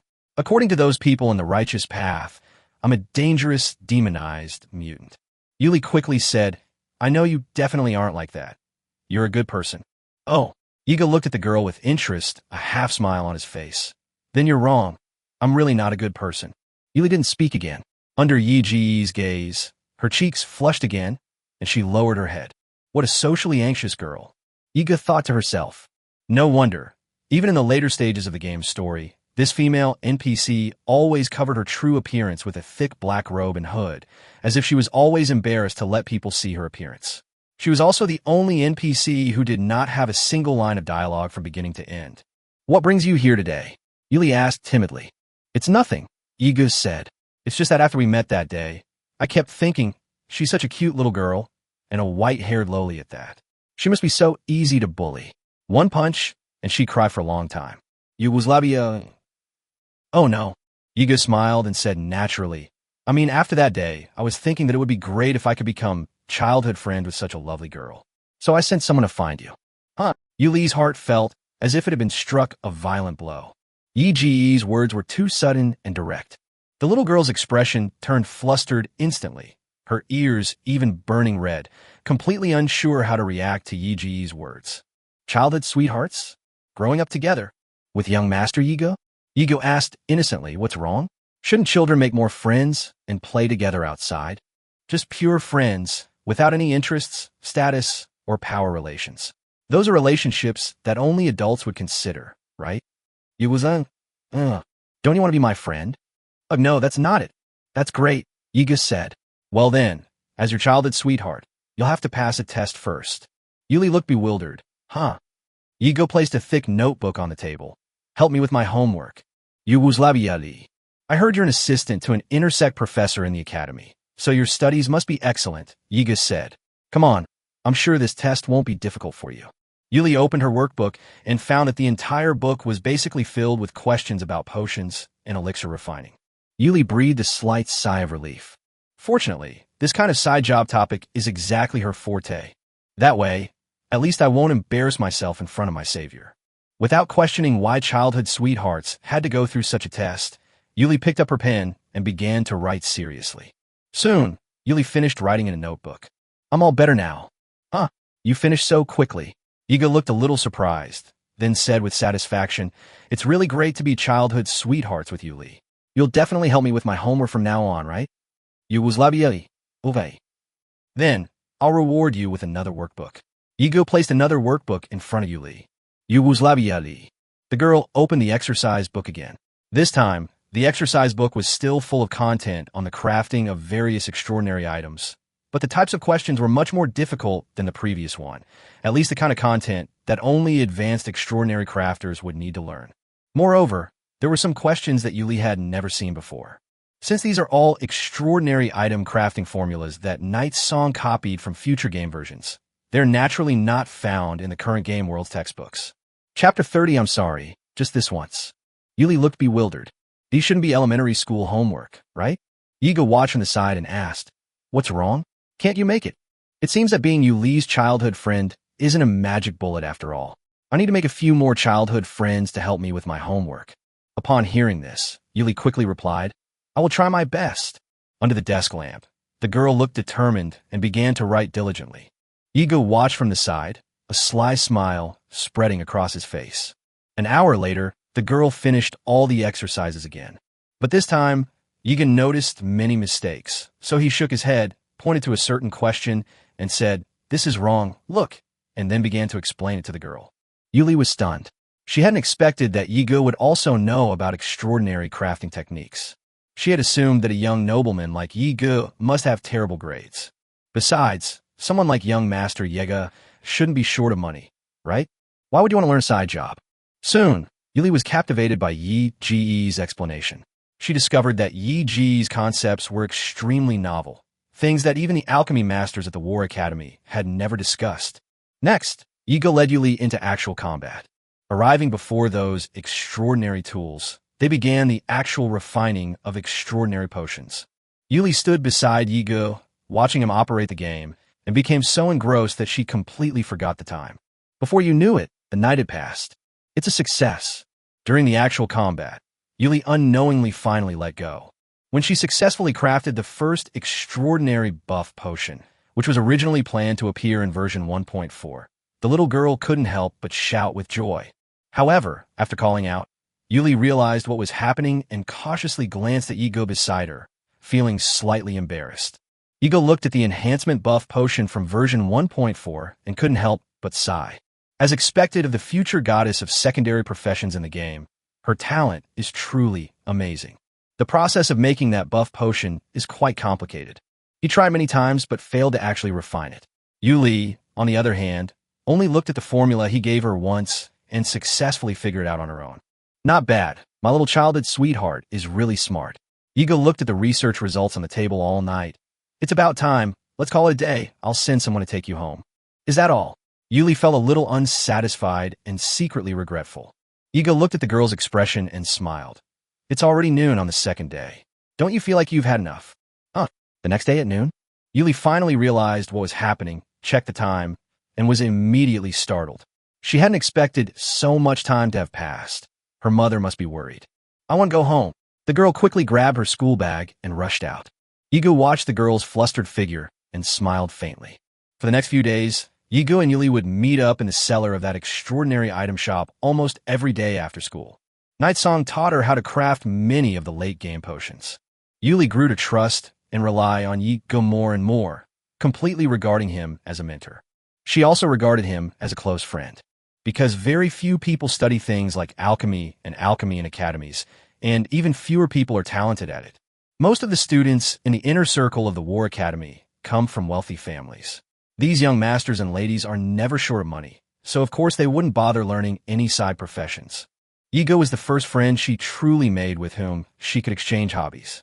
It includes not only alchemy and pill refining, but also talisman drawing, array drawing, puppet making, rune matrices, and enchanting. Yuli was pleasantly surprised to find that Yigo had a wide range of interests in the things she liked. Not only could he communicate with her, but he could also teach her a lot. She found Yigo truly amazing. He could teach her so much knowledge that she couldn't even learn from professors at the War Academy. Shall we go to the arcade together after school today? Xia Xiao, holding Yuli's arm, pouted and said, I don't know what Yigo has been busy with lately. Every time I go to find him, he's not there. Schwer is always busy with her inventions. I'm so bored. Yuli said, fidgeting with her fingers a little embarrassed. I might have something to do today, too. Xia Xiao asked in surprise. You have something to do again today? Yes, because I had made plans with my friend beforehand. I feel bad for Xiao. It's okay. I'm so happy you made a friend. Xia Xiao smiled brightly, like a little angel. Your friend must be a very cute girl, right? Can you introduce her to me sometime? Yuli lowered her head, unsure how to answer. Ring, ring, ring. Just then, the school bell rang, signaling the end of the school term. Yuli quickly stood up and said awkwardly, I have to go now. Okay, go ahead. See you later. See you later. Yuli grabbed her school bag and ran out quickly. Before the bell rang to signal the end of get out of class, her flowing white skirt had already disappeared at the school gate. I am sorry, Xiao. Just this once. 30 minutes later, Yuli and Yigo met again at their usual spot.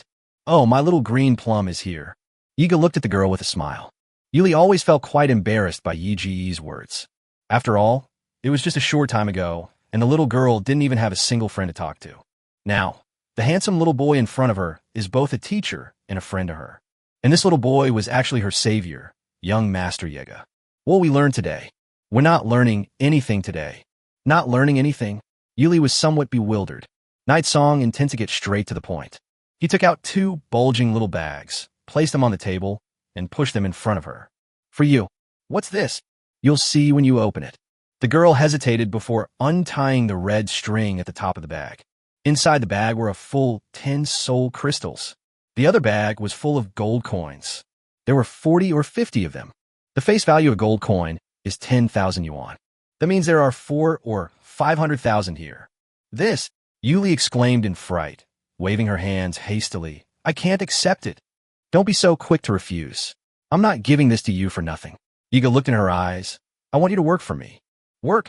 The girl's bewildered eyes revealed a blank expression. Yiga, I happen to need someone who is proficient in all kinds of side professions, and I think you are quite suitable. Yuli calmed down and seemed to gradually understand. Then you don't need so many soul crystals. Yuli said, I'm just a mid-level deputy, not really that valuable. Besides, you're Xiao's friend and my savior. If you need anything, I can help you for free. Your intermediate deputy title is from a long time ago. If you take the exam again now, you'll at least be a senior deputy. Yigo interrupted her, shook his head, and slowly said, Besides, I think you've got it wrong. I'm not saying I'm asking you to do something for me, nor am I simply asking you to take on a job. What I mean is, I want you to work for me permanently. Moreover, it's for me to work exclusively for life. Chapter 31 Yuli's Goal. Yuli was stunned. She slightly opened her cherry-like lips. He seemed quite surprised. I've already paid the money to the academy and bought you. Of course, I'm not saying that this small amount of money is a permanent buyout for you. This is just a deposit. Yiga smiled and pushed an agreement in front of Yuli. Yuli picked up the agreement and started reading it, looking confused. 1 million federal currency per month. 30 soul crystals. Yuli was very surprised, and her voice trembled. For an ordinary child from a poor family who grew up in a working-class neighborhood, 1 million is an astronomical sum. And for her family, even 1 soul crystal is something they would have to sell everything they own to afford, let alone 30 soul crystals. The soul crystal she gave to Yiga that day was the money she had saved up over several months while working at the academy as a professor's assistant. Yiga smiled slightly as he looked at Yuli's reaction. Let me tell you in advance, think carefully before you sign. This agreement comes with a soul contract, which means that if you violate the contents of the agreement, your soul will be punished. In other words, this thing is essentially no different from a contract of servitude. Of course, the same applies to Night Song as well. Once the agreement takes effect, Yuli will be considered Yi Ji's person, and Yiga will have to support her forever. Aye. Yuli held the agreement, feeling somewhat apprehensive. She pursed her lips and said, I don't think I deserve this much money. I'm just an ordinary person, a mid-level deputy. You'll definitely regret signing this. Yiga did it. Regret. For just 30 soul crystals a month, you can buy out a secondary profession god to work for you permanently. It's an absolute steal. Yiga rubbed his nose, considered for a moment, and reluctantly said, in that case, how about we change it to 20 soul crystals per month? There are still too many feelings. Then 10 yuan? Too many. Then 5 yuan it is. My driver charges more than that. 5 yuan. Yuli thought to herself that she was not worthy of 5 soul crystals a month. But if she could get that money and those resources, she could give her family a better life. All right, Yuli considered for a while, then 5 soul crystals a month. Deal. Yiga thought to herself, why does it feel like I'm deceiving a naive and innocent little girl? When others negotiate, they just drag things out and try to drive the price up. This girl is something else. She managed to negotiate the price down after all that fuss. The agreement has been signed. Yuli gratefully took the bag containing gold coins and soul crystals, clenched her little fists, and said with a determined look, thank you, young Master Yiga. I will definitely work hard for you. Night song. This silly girl, even if she gets scammed outside, she'll probably still end up helping the scammer count the money. Yiga shook his head. You don't need to call me young Master Yiga anymore. Just call me Xiao Yi, like Shi Yao and Shui Er do. Huh? Yuli imagined in her little mind the scene of her calling Yiga young Master Yi. Oh, how is that possible? That intimate way of addressing someone is too embarrassing. Besides, young Master Yiga is now her boss. That would be extremely impolite. English cheeks flustered. I can't bring myself to say it. Yiga shrugged. Then you can just call me Yiga. Yuli felt awkward. Calling a boss by his first name doesn't seem very polite, does it? The way you address me isn't important, Yiga said. I have work to give you right now.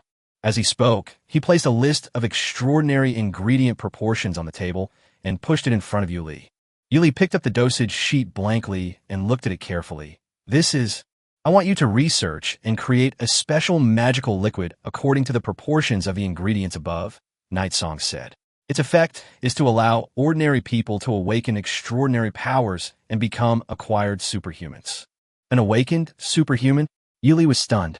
Yiga smiled slightly and said calmly, the reason why human superhumans can control supernatural powers, such as superpowers, magic, battle aura, and spiritual energy, is because superhumans have TD superhuman cells in their bodies that ordinary people do not have. The development and formation of these TD cells are guided by extraordinary genes. These cells help the human body form nodes of soul power within the meridians, allowing the human body to become a carrier of these supernatural energies. Humanity's first superhuman was also someone who gradually evolved from an ordinary person after the revival of spiritual energy. Theoretically speaking, if we can modify genes and cause the genes and cells in the body to evolve, then ordinary people should also have the opportunity to become extraordinary. If it were anyone else, hearing Yi Ji's idea, they might think he was crazy and that it was absolutely impossible. Extraordinary talent is determined by genes. It's something a person is born with. How could it possibly be awakened through drug use? However, in reality, this is something that Yuli has fantasized about countless times. From a young age, because she was an ordinary person, she lived and learned alchemy in a circle of extraordinary people and naturally suffered a lot of discrimination and belittlement. That's why she felt so inferior. Yuli was well aware that there was an insurmountable gap between ordinary people and extraordinary individuals.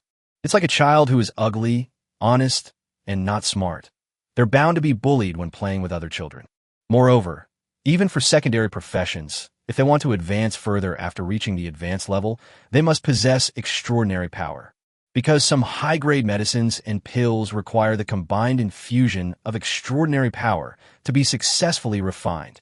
As an ordinary person and a side job worker, Yuli had fantasized more than once about whether she could invent a drug that could awaken extraordinary powers in people after they took it, turning ordinary people into extraordinary beings. Of course, such thoughts were just random daydreams that she only dared to entertain when she was alone in bed.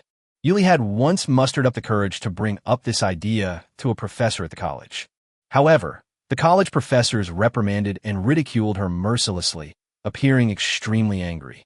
The reason is simple. Most extraordinary people believe that they are born special, noble, and superior to others. As a result, an ordinary person came to ask him if it was possible for an ordinary person to undergo genetic modification and awaken their consciousness through the power of science. If I succeed, wouldn't all ordinary people then have the same status as me? So what's so special about naturally gifted individuals? Although what Yuli said was just a very immature idea, the professor felt very uncomfortable just listening to it. So after that, Yuli never dared to mention it to anyone again, keeping it quietly in a corner of her heart. She never imagined that Yigu, as an extraordinary being and a young master of a noble family, would have the same whimsical ideas as her. So when Yigu handed her the list of materials, it immediately caught the girl's eye. Do you really think it's possible? Yuli's hand unconsciously tightened slightly on the list. Is it really possible for ordinary people to awaken into extraordinary beings later in life? Why not? Yigu gave a gentle smile. Nothing is absolutely impossible if you dare to dream about it. In fact, Yigu knew that besides magic potions, there were also some elixirs and sacred fruits in the later stages of the game. After consuming them, one could directly obtain the job change of a cultivator and gain several hundred or even 1,000 years of cultivation. However, the requirements for becoming an alchemist or a cultivator of immortal plants and fruits are much more difficult than those for becoming an alchemist. Alchemists of intermediate level or above must be cultivators themselves and be at least at the 100 souls realm. Since there are already few cultivators, Yigu is not considering such a thing for the time being. I understand. Yuli's initial shyness vanished, replaced by excitement. I'll think of a way. I'll definitely do it. Yigu simidet. This was the first time in all the days he had spent with Yuli that he had seen determination and confidence in the little girl's eyes. That was the look of approval after one had set their mind on their goal. Yuli usually appears timid, insecure, and lacking in self-confidence. Chapter 32 might be about making some new friends. It continued until evening. Yigu and Yuli came out of the Yi family's extraordinary items store together. Then I'll wait for your good news. Night song. If you need any materials or equipment, just come to me. Of course, you can also come to me if you need anything else. You was labiali. Okay, hi. Oh, by the way, Yigu said, I need you to keep this a secret. The girl was slightly taken aback. Huh. Whether it's the research on potions or the fact that I've bought you from the academy, it must be kept secret, Yigu said. This is the boss's requirement. We can't even tell Shi Yao. Is that all right? No problem, but... Yuli blinked, stretched out her small hand, and carefully pointed behind Yigu. Yigu turned her head away in confusion and suspicion. Behind a large tree by the roadside, a little girl with black hair and a ponytail was hiding and secretly observing them, with only her little head showing. It's Takashima Yuki. Night song. Gao Shinshue and Yigu stared at each other for 3 or 4 seconds before Gao Shinshue slowly said, Have I been discovered? Night song, what do you think? So Gao Shinshue stopped hiding and came to Yi Ji's side, poking Yi Ji's cheek with her index finger. You've been going out to play with other kids behind and Xiao's back? Night song, I didn't. Gao Shinshue added another finger, changing the gentle poking to a gentle pinch, but I've caught you. Despite saying that, Gao Shinshue's voice remained calm and composed, and her expression remained as elegant and dignified as a beautiful doll. Night song. Doesn't Mother Miyuki want me to make other friends outside? Not really. Gao Shinshue slowly lowered her hand, her gaze lingering on the thick research notebook that Yuli was holding to her chest. Have you been spending the last few days with this child? No wonder I kept noticing you disappearing. Night song. Yuli lowered her head deeply and shrank her neck. What little secrets do you two have? No, you won't tell me. No, really. But I've caught you. Ultimately, there was no other way. Yigu briefly explained the situation to Gao Shinshue. Developing magic potions? Gao Shinshue was silent for a while, then looked at Yigu with bright and calm black eyes. Why don't you come to me about scientific research? Why don't you go outside and find other kids? Night song. This is research in alchemy and chemistry, which is outside your area of expertise. Gao Shinshue, I want to join. Night song. Stop fooling around. Gao Shinshue, I want to join. Night song. Thus, the secret research that was originally conducted by Yigu and Yuli became a 3-person effort once again after Gao Shinshue joined in. It's the weekend, and after finishing her heavy homework, Xia Xiao finally had time to come to the Yi family's house. Finally, I can play with Xiaoye and Shuer. The training courses for core students at the War Academy are extremely demanding, with a mountain of assignments for theoretical classes, making the pressure at least 6 or 7 times greater than that of regular students. Xia Xiao felt that her Yao energy was almost completely depleted. I need to find her 2 childhood friends to recharge today. Aunt Yuqing. Xia Xiao called out sweetly and happily. Are Xiaoye and Shuer here? Xiaoye. Zhou Yuqing put her finger to her lips and thought for a moment. It seems Xiaoye went out very early this morning. Huh? Did they go out? Xia Xiao tilted her head. What about Shuer? Zhou Yuqing said. Shuer seems to have gone out too. They're not here. Xia Xiao tilted her head, looking very confused. Did Xiaoye say where he went? When will he be back? I don't know. Zhou Yuqing put a finger to her lips and thought for a moment. He seemed to say he was going on a date with someone today and wouldn't be back tonight. Shuer seems to be doing the same. They seem to be going out together a lot lately to meet up with someone. I think they probably made some new friends. Xia Xiao. 2 days later, Yi Gu sat cross-legged in his room, holding his breath and concentrating on his cultivation. Bite. Daily tasks have been refreshed. Task requirement. Smash the head of the white blood spirit for 30 seconds. Quest reward. Spirit breaking pill, pink 1. Night song. What kind of task is this?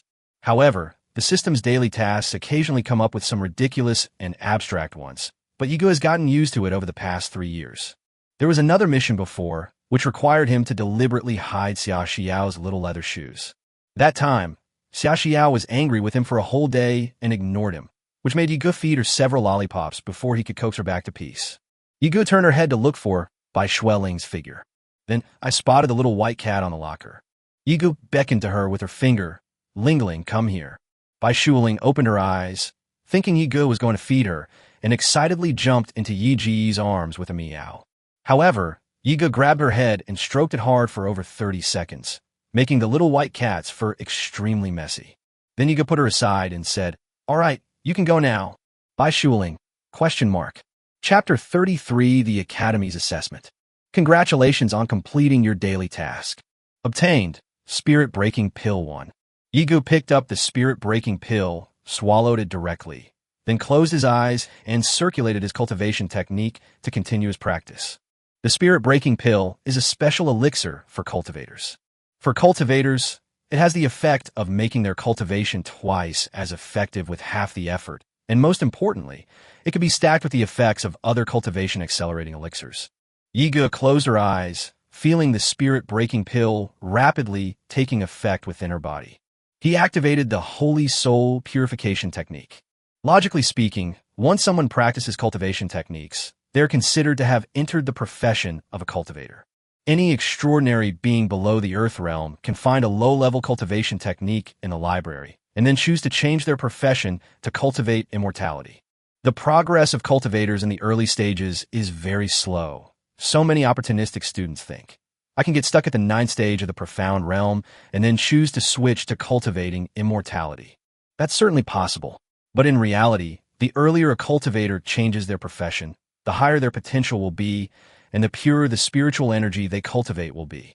Getting stuck at the late stage of the profound realm and changing jobs is no different from destroying your own potential, unless you're cultivating a golden quality technique like the Holy Soul Purification Technique. Most people who choose the cultivation profession are aiming for a high late-game potential. But if they choose to do that, what is the point of becoming cultivator? Yigo felt the Holy Soul Purification Technique rapidly circulating within her body. In an instant, I felt as if my whole body was bathed in holy light. My blood flowed smoothly, and the dark impurities in my body were quickly expelled and overflowed from the surface of my skin. A surge of energy was also continuously rising at the soul power nodes within his body. Boom! Call! Yigo opened her eyes. We made a breakthrough. The 3rd stage of the mystic realm. The calamity spirit standing on the clothes rack in a room was dumbfounded. You just broke through to the 2nd stage of the profound realm a few days ago, and you've already broken through again in just a few days. What kind of monstrous being is my master in this life? Strangeness. Nightsong's thoughts. Isn't it said that after practicing the cultivation techniques of immortal cultivators, the speed of cultivation will become extremely slow? Why did he not feel any obstruction or barrier during his cultivation? On the contrary, It seems that he is cultivating even faster than before. Young master. The old butler arrived at the room door and bowed slightly. We should go to school now. Today is an important day for the Academy's assessment, and you should not be late. Knight Song understood. The War Academy not only has assessments for its core inner members, but also for ordinary students every year. From the primary school to the university, each student will receive a corresponding score in the assessment. The score will determine your credits and your treatment during your subsequent study and cultivation career at the Academy. Whether a student receives attention from the Academy throughout the year, how much cultivation resources they receive, and how much private guidance they get from professors, scholars, and senior mentors will all be determined by their score in this assessment. If you perform well in the assessment, you may be selected to enter the inner sect. Of course, Yiga had absolutely no hope of entering the inner sect. Many forces in the Southern Territory will also be paying close attention to the Academy's assessment. Organizations like the Night Watch, Witchers, Confucian companies, Taoist companies, Maya's companies, as well as guilds of superhumans and guilds of magicians, would select children with high potential, extend olive branches to them, and sign contracts with them. After they graduate, they can directly enter these big companies to work where the benefits are quite good. Among the noble families, if a child achieves excellent results in such an assessment, he will inevitably be given more important positions within his family. Yega also has many potential competitors within the family. Although he is Night Owl's only son, and Night Owl is the current head and patriarch of the Night family, it doesn't mean that Night Song will necessarily inherit his father's noble title. He also has at least a dozen cousins. Yega's cousins have long since finished their studies and are now mostly on the front lines of war, fighting against the dark races. Some of the more outstanding ones have even conquered several dark race city-states and transformed them into their own territories. Competition within large families is fierce, as is the case with all the nobles of the empire. Arriving at the college, the school bell rang. A humanoid creature engulfed in crimson flames, carrying a stack of lesson plans, pushed open the door and entered the classroom. The War Academy also has teachers of other races, and the one on the podium is one of them. He is a member of the Flame Clan, and the flames that burn naturally all over his body are the mark of their race. However, the flames on their bodies do not actually have any temperature. In human perception, they are somewhat like cold fire. Only when they enter battle do the flames on their bodies truly generate high temperatures that can melt everything. The first round of assessments is about to begin. The Yin Clan member had no mouth. A buzzing sound emanated from his abdomen. Please take your seats, everyone. The formal meditation will begin in 1 minute. Those who can persist for 30 minutes will pass. Today's classroom is a little different from the classrooms we usually use. This is a room of nearly 200 square meters. Each student has a separate seat, which is far apart from the others. The seat they sit on is a blanket, and they need to sit cross-legged or with their knees bent. The classroom was completely silent, and every child looked tense. Especially for children from ordinary backgrounds, whose daily resources are far inferior to those of nobles, the Academy's assessment is their only chance to turn their lives around. Yiga, of course, looked completely relaxed. Gao Xinxue sat next to him, her expression equally calm and indifferent. The assessment consists of 3 rounds. The first round is meditation, which tests mental strength and willpower. Yiga looked up and saw a bright blue eyeball taking shape on a classroom ceiling. It is the Eye of Magic. It seems that somewhere in the Academy, a high-ranking mage is watching their class's assessment. A minute passed quickly. Start. The Yin Clan instructor pressed the time button on the podium. Yiga didn't pay much attention, closed her eyes, and naturally entered a meditative state. Inner gate of the War Academy. Principal's office. It's called an office, but the space here is ridiculously large. This is a huge 20 by 20 space with a dark overall tone. It is spacious, but not sparsely furnished. The black crystal chandelier overhead and the black stone tiles on the ground appear understated and simple, but anyone in the know can immediately tell that they are paved with the rarest and most expensive soul crystal, the condensed moon black crystal. To put it bluntly, the tiles alone could buy an army of 10,000. That huge keel desk is the most eye-catching thing in the office. A graceful figure dressed in a loose robe was sitting on the sofa behind the desk. The nameplate on the table in front of me reads, Lan Mi, the greatest principal in history. This was a woman with long, loose, gray-silver hair who looked to be in her 20s or 30s. Her eyes were languid, and she was beautiful, gentle, and mature with an air of nobility. She leaned against the side of her face with one hand, lounging lazily, and occasionally yawned. It's interesting that a primary school student from an ordinary class was able to discover my magic eye. Lami lazily opened her eyes a crack, twirling her hair with her fingers. 4th grade, class 1. What's this little guy's name? At the desk, an elderly man with a receding hairline chuckled and said, Principal Lon. His name is Yi Ge. He's the little devil of the Yi family, the one Duke Wang In specifically mentioned. Chapter 34, The Principal of the War Academy. Night Song. Lami tilted her head and thought for a moment. Oh, that's the young master of that demonized mutant family, right? Is he from the same family as the little guy Duke Wang In sent in a few days ago? Yes. The Mediterranean-looking old man paused, noticing that Lan Mi's eyes looked a little off, and quickly reminded her. Duke Wang In specifically said that this Yi family boy must not be allowed to enter the academy's inner sect. It would be best if he were in a regular class, and he shouldn't be given any preferential treatment. Lan Mi yawned again, casually saying, I didn't say I was interested in him. I just thought he was kind of interesting. The elderly man from the Mediterranean breathed a sigh of relief, chuckled a few more times, and said nothing more. Ping si pan lan. At this moment, a servant entered from outside, knelt down and announced, Yi Xingxiong requests an audience. Yi Xing? Lan Mi asked blankly, Who is Yi Xingxiong? Upon hearing this, the elderly man with the Mediterranean hair quickly reminded him from the side. It's the little fellow you just mentioned, the one that Duke Wang In stuffed into the inner gate of the academy a few days ago. Oh, it's that person with connections. Yes, a member of a demonized mutant family, actually personally placed in the academy by Duke Wang In. Lan Mi's eyes gleamed with amusement as she twirled her hair with her fingers.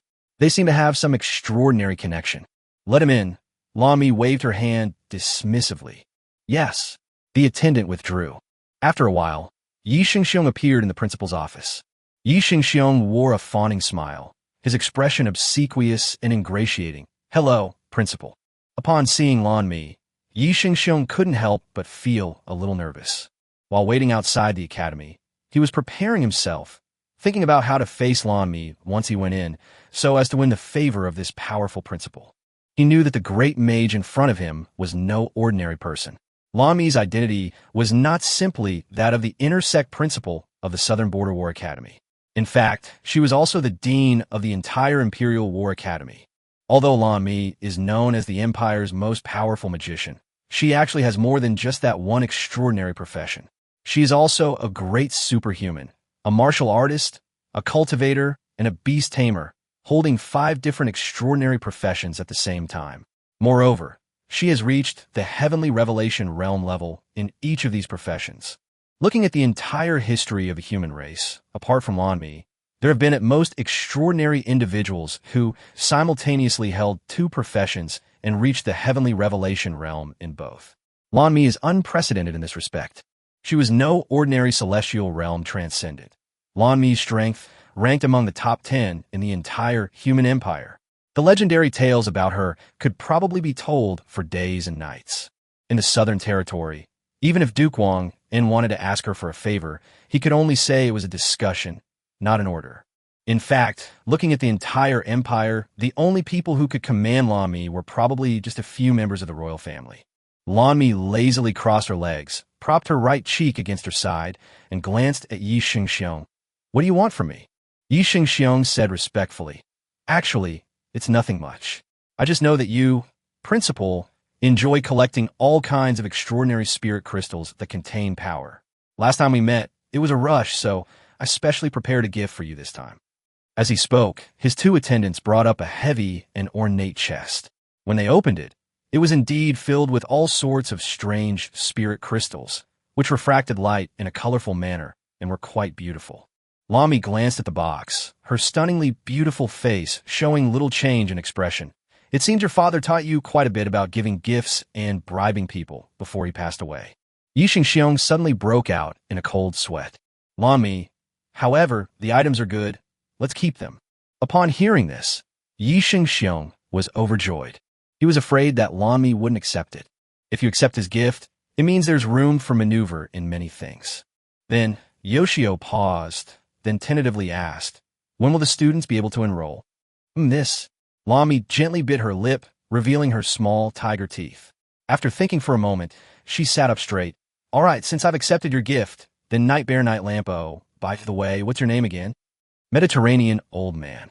Yi Xingxiong immediately replied, "My name is Yi Xingxiong." "Himeme, Yi Xing." Lanmi beckoned to the attendant beside her. "Bring me his entrance genetic medical examination report and extraordinary talent analysis report." "Yes." Soon, someone handed him a semi-transparent tablet computer. Lanmi picked up the tablet, her delicate, jade-carved fingers swiping lightly across the screen as her eyes quickly scanned the various data points on the report. Yi Xingxiong revealed a confident smile. He is quite confident in his talent and genes. As a family of demonized mutants, the Yi family has been born warriors for generations. Their genetic talent is unquestionable, and unlike other demonized mutant families, they have never had a case of someone suddenly going insane. Moreover, his current talent for cultivating immortality has already reached S level. Among the human race, those with the talent for cultivating immortality are already few, let alone S level talent, which is extremely rare. Sure enough, after glancing at it a few times, Lami nodded. "Your cultivation skill level is 60 points, which meets the standard for S level rating. And your demonic bloodline talent is to absorb women's essence as a way to quickly improve your strength and strengthen your demonic energy, right?" Yi Xingxiong's expression was somewhat awkward. After all, Lami is a woman, and it was quite embarrassing for this female principal to publicly point out his talent. Seeing Yi Xingxiong's expression, Lanmi narrowed her eyes and said slowly with a half-smile, "Don't be nervous. I've seen plenty of talents like this. I don't care how you achieved your current strength at the Earth Realm at 18, nor do I care whether the people you used as furnaces before were there willingly. Your character is your parents' and mentors' business. If you do something that harms the world in the future and are punished, that's the business of the Imperial Enforcers and the Night Watch. I'm just a headmaster. All I care about is a strong potential." Upon hearing this, Yi Xingxiong breathed a sigh of relief and smiled again. Haha, he knew it. Someone of Lan Mi's status and strength, a super strong person who has reached the heavenly enlightenment realm in all 5 professions, must be someone who has achieved success on the bones of countless others, someone who has stepped over the corpses of countless people. How could she possibly care about such trivial matters on the road to leveling up? If we only consider talent and potential and disregard character and deeds, then Yoshio has absolute confidence.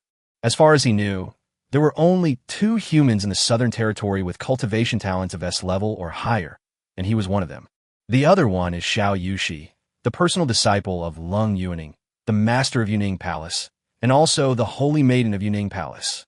She is currently in the prodigy class of the inner sect of the War Academy. The inner gate of the War Academy is not divided into elementary school, junior high school, and university like the outer gate is traditionally. Instead, classes are divided according to potential assessment and finally classified into 7 levels: passable, good, excellent, genius, outstanding, prodigy, and personally taught. Historically, Lanmi had 4 direct disciples, each of whom became a world-renowned super powerhouse in the Empire. These predecessors have now mostly left the human continent to seek new opportunities in the outside world. Currently, none of the students in the academy who have not yet graduated are Lan Mi's personal disciples. Yi Xingxiong thought to himself. In that case, his potential should be rated around monster, or, at the very least, outstanding. Maybe if I'm lucky, I can even stay by Principal Lan Mi's side. Chapter 35, Evaluation Results. Soon, Yi Xingxiong's evaluation results came out. Passed. Yi Xingxiong was dumbfounded, almost unable to believe his eyes. The last line of the paper report in my hand reads, "Potential Assessment, Pass." This line of text means that he can only enter the lowest ranking class in the inner gate of the academy. Yi Xingxiong remained silent for a long time, suppressing the burning passion within him, before raising his head and forcing a smile. "Principal Lan, isn't this a mistake?" Lami rested her right hand on her cheek, casually twirling a ballpoint pen between her fingers. Her beautiful, wave-like blue eyes glanced over. "You doubt my ability to calculate potential?" "Of course not. Any further questions?" "There is none left." "That's fine then. Let's go. Just come to the college to register on the date listed above." Yes. Yi Xingxiong walked out of the academy gate, his face so gloomy it looked like he wanted to devour someone. His entourage remained silent. None of them dared to speak. Walking to a secluded spot, Yi Xingxiong angrily crumpled the report in his hand into pieces and then stomped on it. How could there only be a passing grade?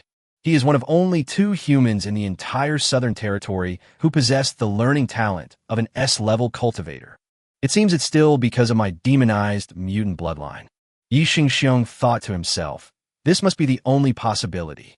Otherwise, with his S-level cultivation talent, he wouldn't have only received a passing rating. Duke Wang's promise was merely to allow him entry into the academy's inner gate, but he made no promise regarding which assessment he would receive or which class he would be placed in. Yi Xingxiong gritted his teeth, convinced that this must have been arranged by Duke Wang in. That despicable old fox. Principal, did Duke Wang, and specifically instruct that Yi Xingxiong not to be placed in a class that is too good? Inside the office, the elderly man with a receding hairline asked in confusion. Lan Mi's fair fingers were still twirling the ballpoint pen as she lazily said, "Of course not. His talent was only at the level of passing the inner sect." The old man with the Mediterranean features a surprised expression on his wrinkled face. Logically speaking, Yi Xingxiong's cultivation learning ability has reached 60 points, which is S-level and should be extremely rare. Although not as good as Xiao Yushi, the holy maiden of Yuning Palace, with her SS-level talent. But it shouldn't be this bad, right? You think that professional learning ability is everything? Lan Mi said lazily and boredly. His bloodline talent is really too ordinary. I have seen many cultivators who cultivate and level up by absorbing the energy of furnaces. The primordial yin energy in Yi Xingxiong's body is so turbid. Obviously, he has absorbed countless furnaces without knowing how many he has absorbed. As a result, he is still only at the first level of the earth realm with this kind of cultivation method. It can hardly be called fast. Moreover, I sense that his mental strength was also significantly damaged, which will have a great impact on his future cultivation. If his mental strength hadn't been damaged, he might have been rated as excellent, considering his demonized mutant bloodline. But now a passing grade is already quite good. The elderly man from the Mediterranean suddenly realized, so that's how it is. Has your mental strength been damaged? Lan Mi smiled and said, much of the neural tissue in his brain has suffered irreversible damage, which may affect not only his mental strength, but also his intelligence. Moreover, this must have happened recently, and we don't even know who did it. All right, stop with this nonsense. This principal needs to seriously check on my lovely students' assessments. Assessment room. Yiga closed his eyes, sat cross-legged, and meditated. Meditation is a fundamental skill for any extraordinary professional. At the same time, extraordinary professionals can also restore their MP through meditation. This first test, on the surface, only required them to meditate for 30 minutes to pass. But Yegan knew that the War Academy's assessment would definitely not be that simple. Buzz! A piercing sound suddenly rang in my ears. In the classroom, discomfort quickly appeared on the students' youthful faces, and Yigu also frowned slightly. This sound is clearly some kind of sound attribute spell, with an extremely strong influence, capable of disrupting the flow of soul power within a superhuman. Many students quickly gave up, covering their ears and letting out painful screams, ending their meditative state. So that's how it is. This round of assessment tests the trainees' mental fortitude. Yiga never actually thought he could pass the assessment and enter the core intersect of the War Academy. However, he also hopes to see how far he has come through the assessment. 30 minutes passed in the blink of an eye. In the entire class, only 5 students persevered to the end. Yigu and Gao Xinxue both passed the test with ease, and their condition remained unchanged until the very end, seemingly unaffected by the sonic spell. The remaining 3 students, though they passed, had pale and sweaty faces that showed how difficult it had been for them. However, to Yi Ji's surprise, one of the students was Jiang Xiaoming. Congratulations to the 5 of you for passing the first round of assessment. The Yin clan instructor's abdomen buzzed again as he recorded the results on his lesson plan with a pen.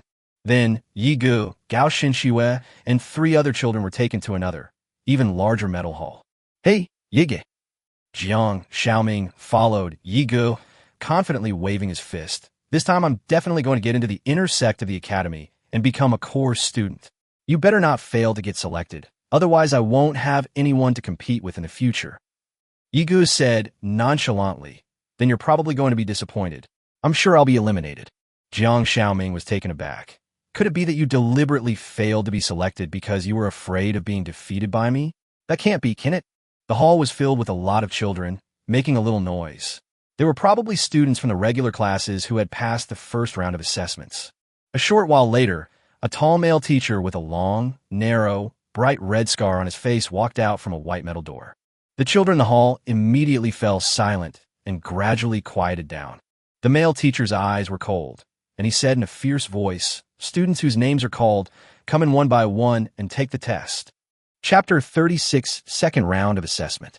Upon seeing the male teacher, many children showed expressions of fear. Jiang Xiaoming exclaimed in horror, "No way! The instructor for this round of assessments is actually Instructor Scarface Tiger." Scar Tiger is the instructor's nickname. No one knows his real name. The students in the academy are all afraid of him because he is very strict and cold-hearted.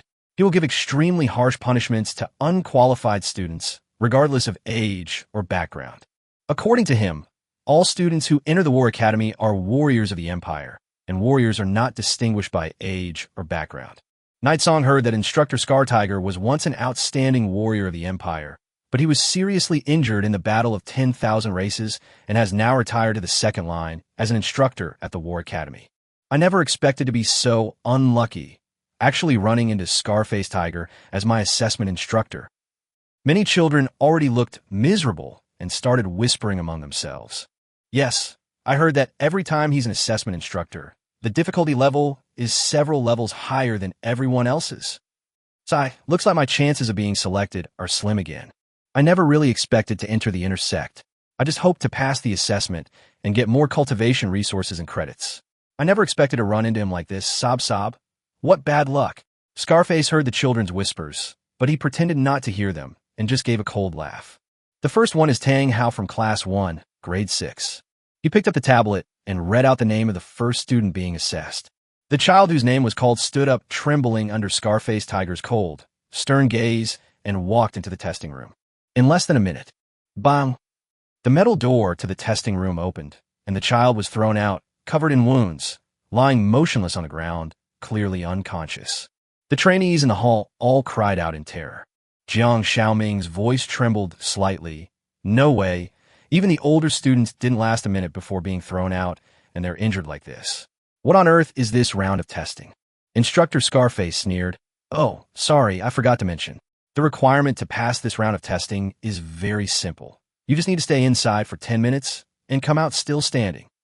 The sound of children whispering could be heard again. The rules and conditions do sound very simple. But the simpler the conditions are, the more difficult they are to achieve.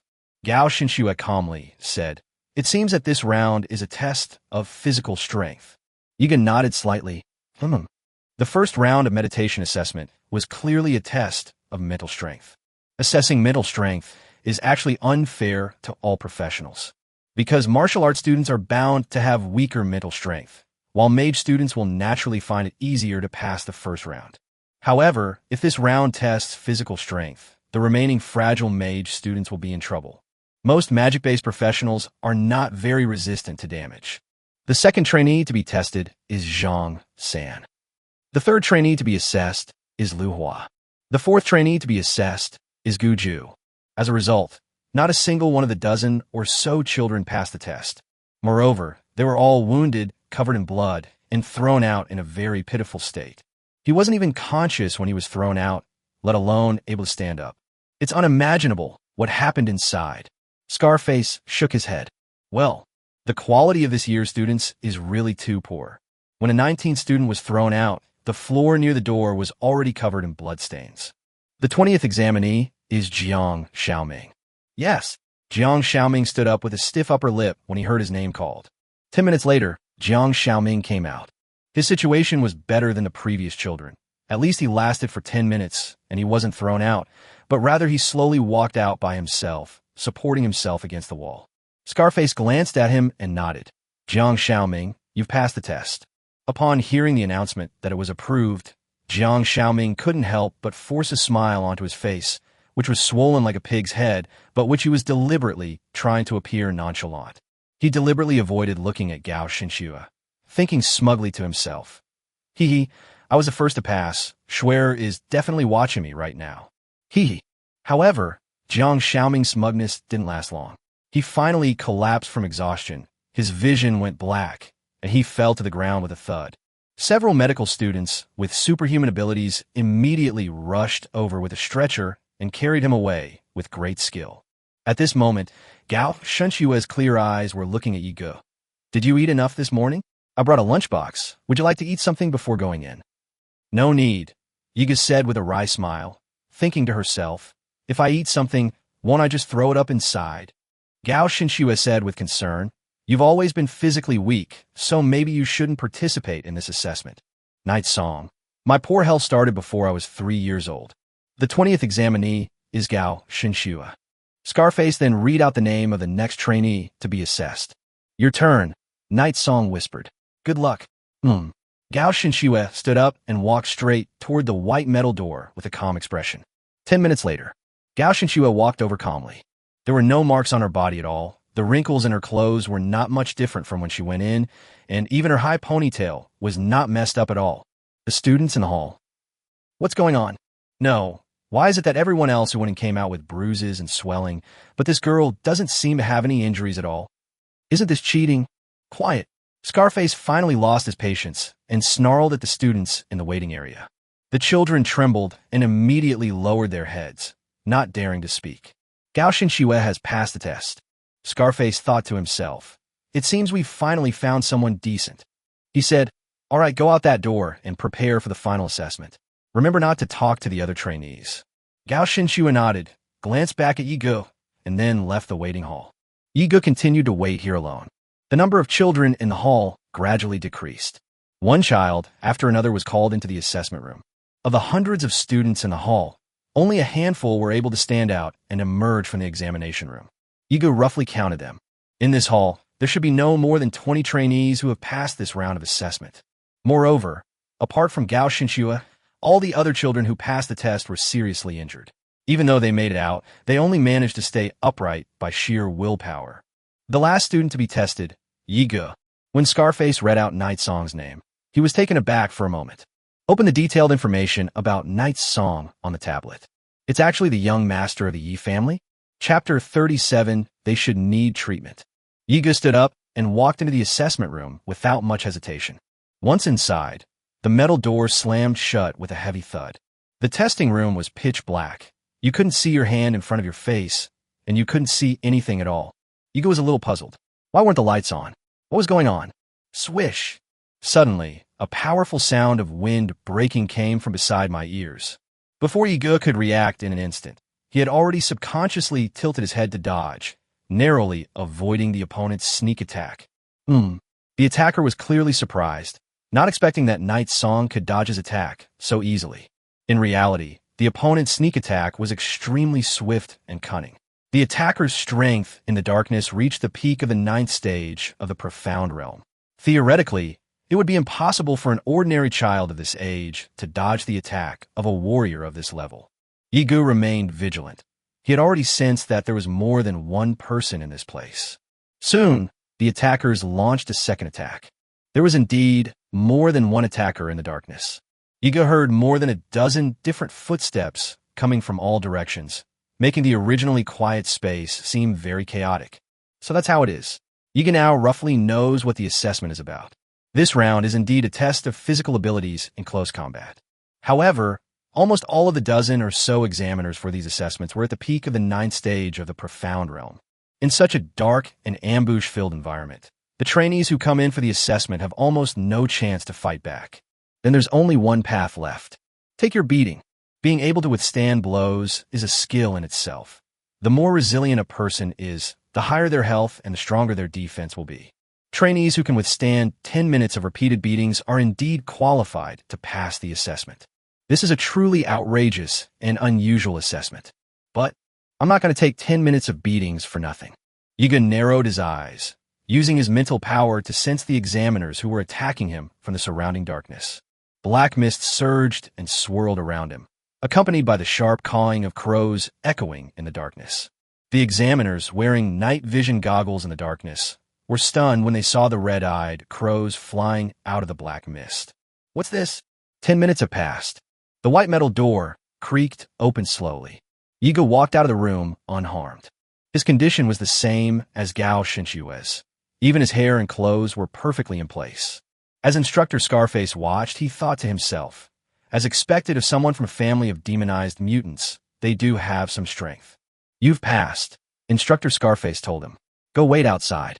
Yiga took a few steps outside, hesitated for a moment, and then asked, by the way, are there any medical-type superhumans? Yes. Scarface was taken aback, thinking to himself, so he really is injured after all. Go to the door, to the second room. If you're injured, you can go there for treatment first. Yiga said, oh, you misunderstood. You're not going to treat me. Scarface's half-broken eyebrow twitched slightly. Who else could be receiving treatment? I think the examiners inside probably need some treatment. A faint smile appeared on Yi Ji's shy and well-behaved face. Then he turned and left the hall. Scarface stood there frozen for a few seconds. He immediately realized what was happening and seemed to understand something, so he rushed into the metal room to check. As the metal door slowly opened, lights slanted into the dark examination room. There were more than a dozen examiners lying on the ground in different positions, completely motionless.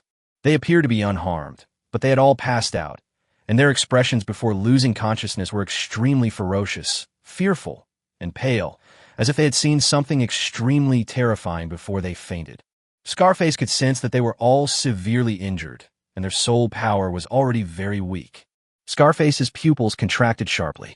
What exactly happened? Inside the principal's office, Lan Mi's eyes shone brightly. She had seen everything that had just happened in the assessment room through the magic mirror. Hey, Earthsea, the beautiful female principal couldn't help but slam her hand on the table, excitedly saying, did you see clearly just now? Did you see how the child behaved? Look closely now.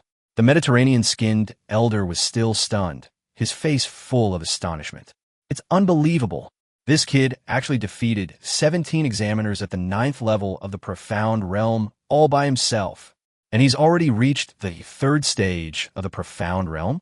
Didn't his file say he'd only just reached the 1st stage of the profound realm? That's fantastic. It's amazing. Lami exclaimed like a child seeing their favorite toy in a shopping mall, looking incredibly happy. This child's potential has clearly not been fully realized yet. Did you see his fight just now? He didn't even use his full power. I never expected there to be such a promising talent in the regular class. This is such a pleasant surprise. The elderly man with the receding hairline paused for a moment, then sensed that Principal Lan's tone had changed, and quickly said, Principal, you don't mean to want this child to enter the inner core, do you? Absolutely not. What about Duke Wang In and the Federal Extraordinary Ones Association? Lami glanced at him. Dihai, you seem to care a lot about Duke Wang In and the Federation's Superhuman Association. Could it be that you took money from them?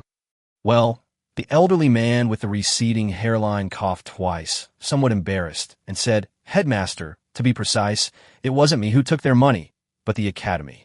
The Academy's income this season also includes 30 practical training rooms, 100 sets of extraordinary experimental equipment, 20 alchemy furnaces, and 500 training dolls donated by Duke Wang In and the Federal Extraordinary Person Association.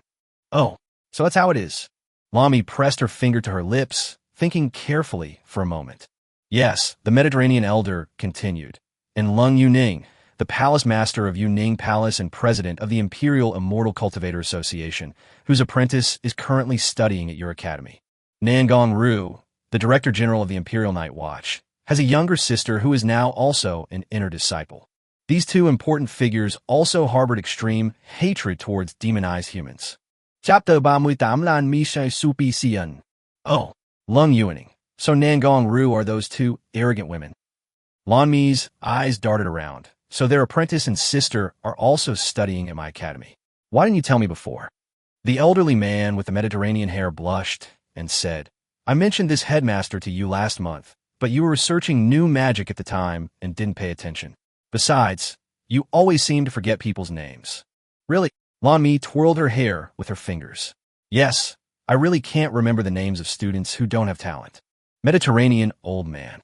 Lung Yuning's apprentice, Xiao Yushi, and Nangong Ru's younger sister, Nangong Xiuyue, are both top geniuses with SS-level learning abilities.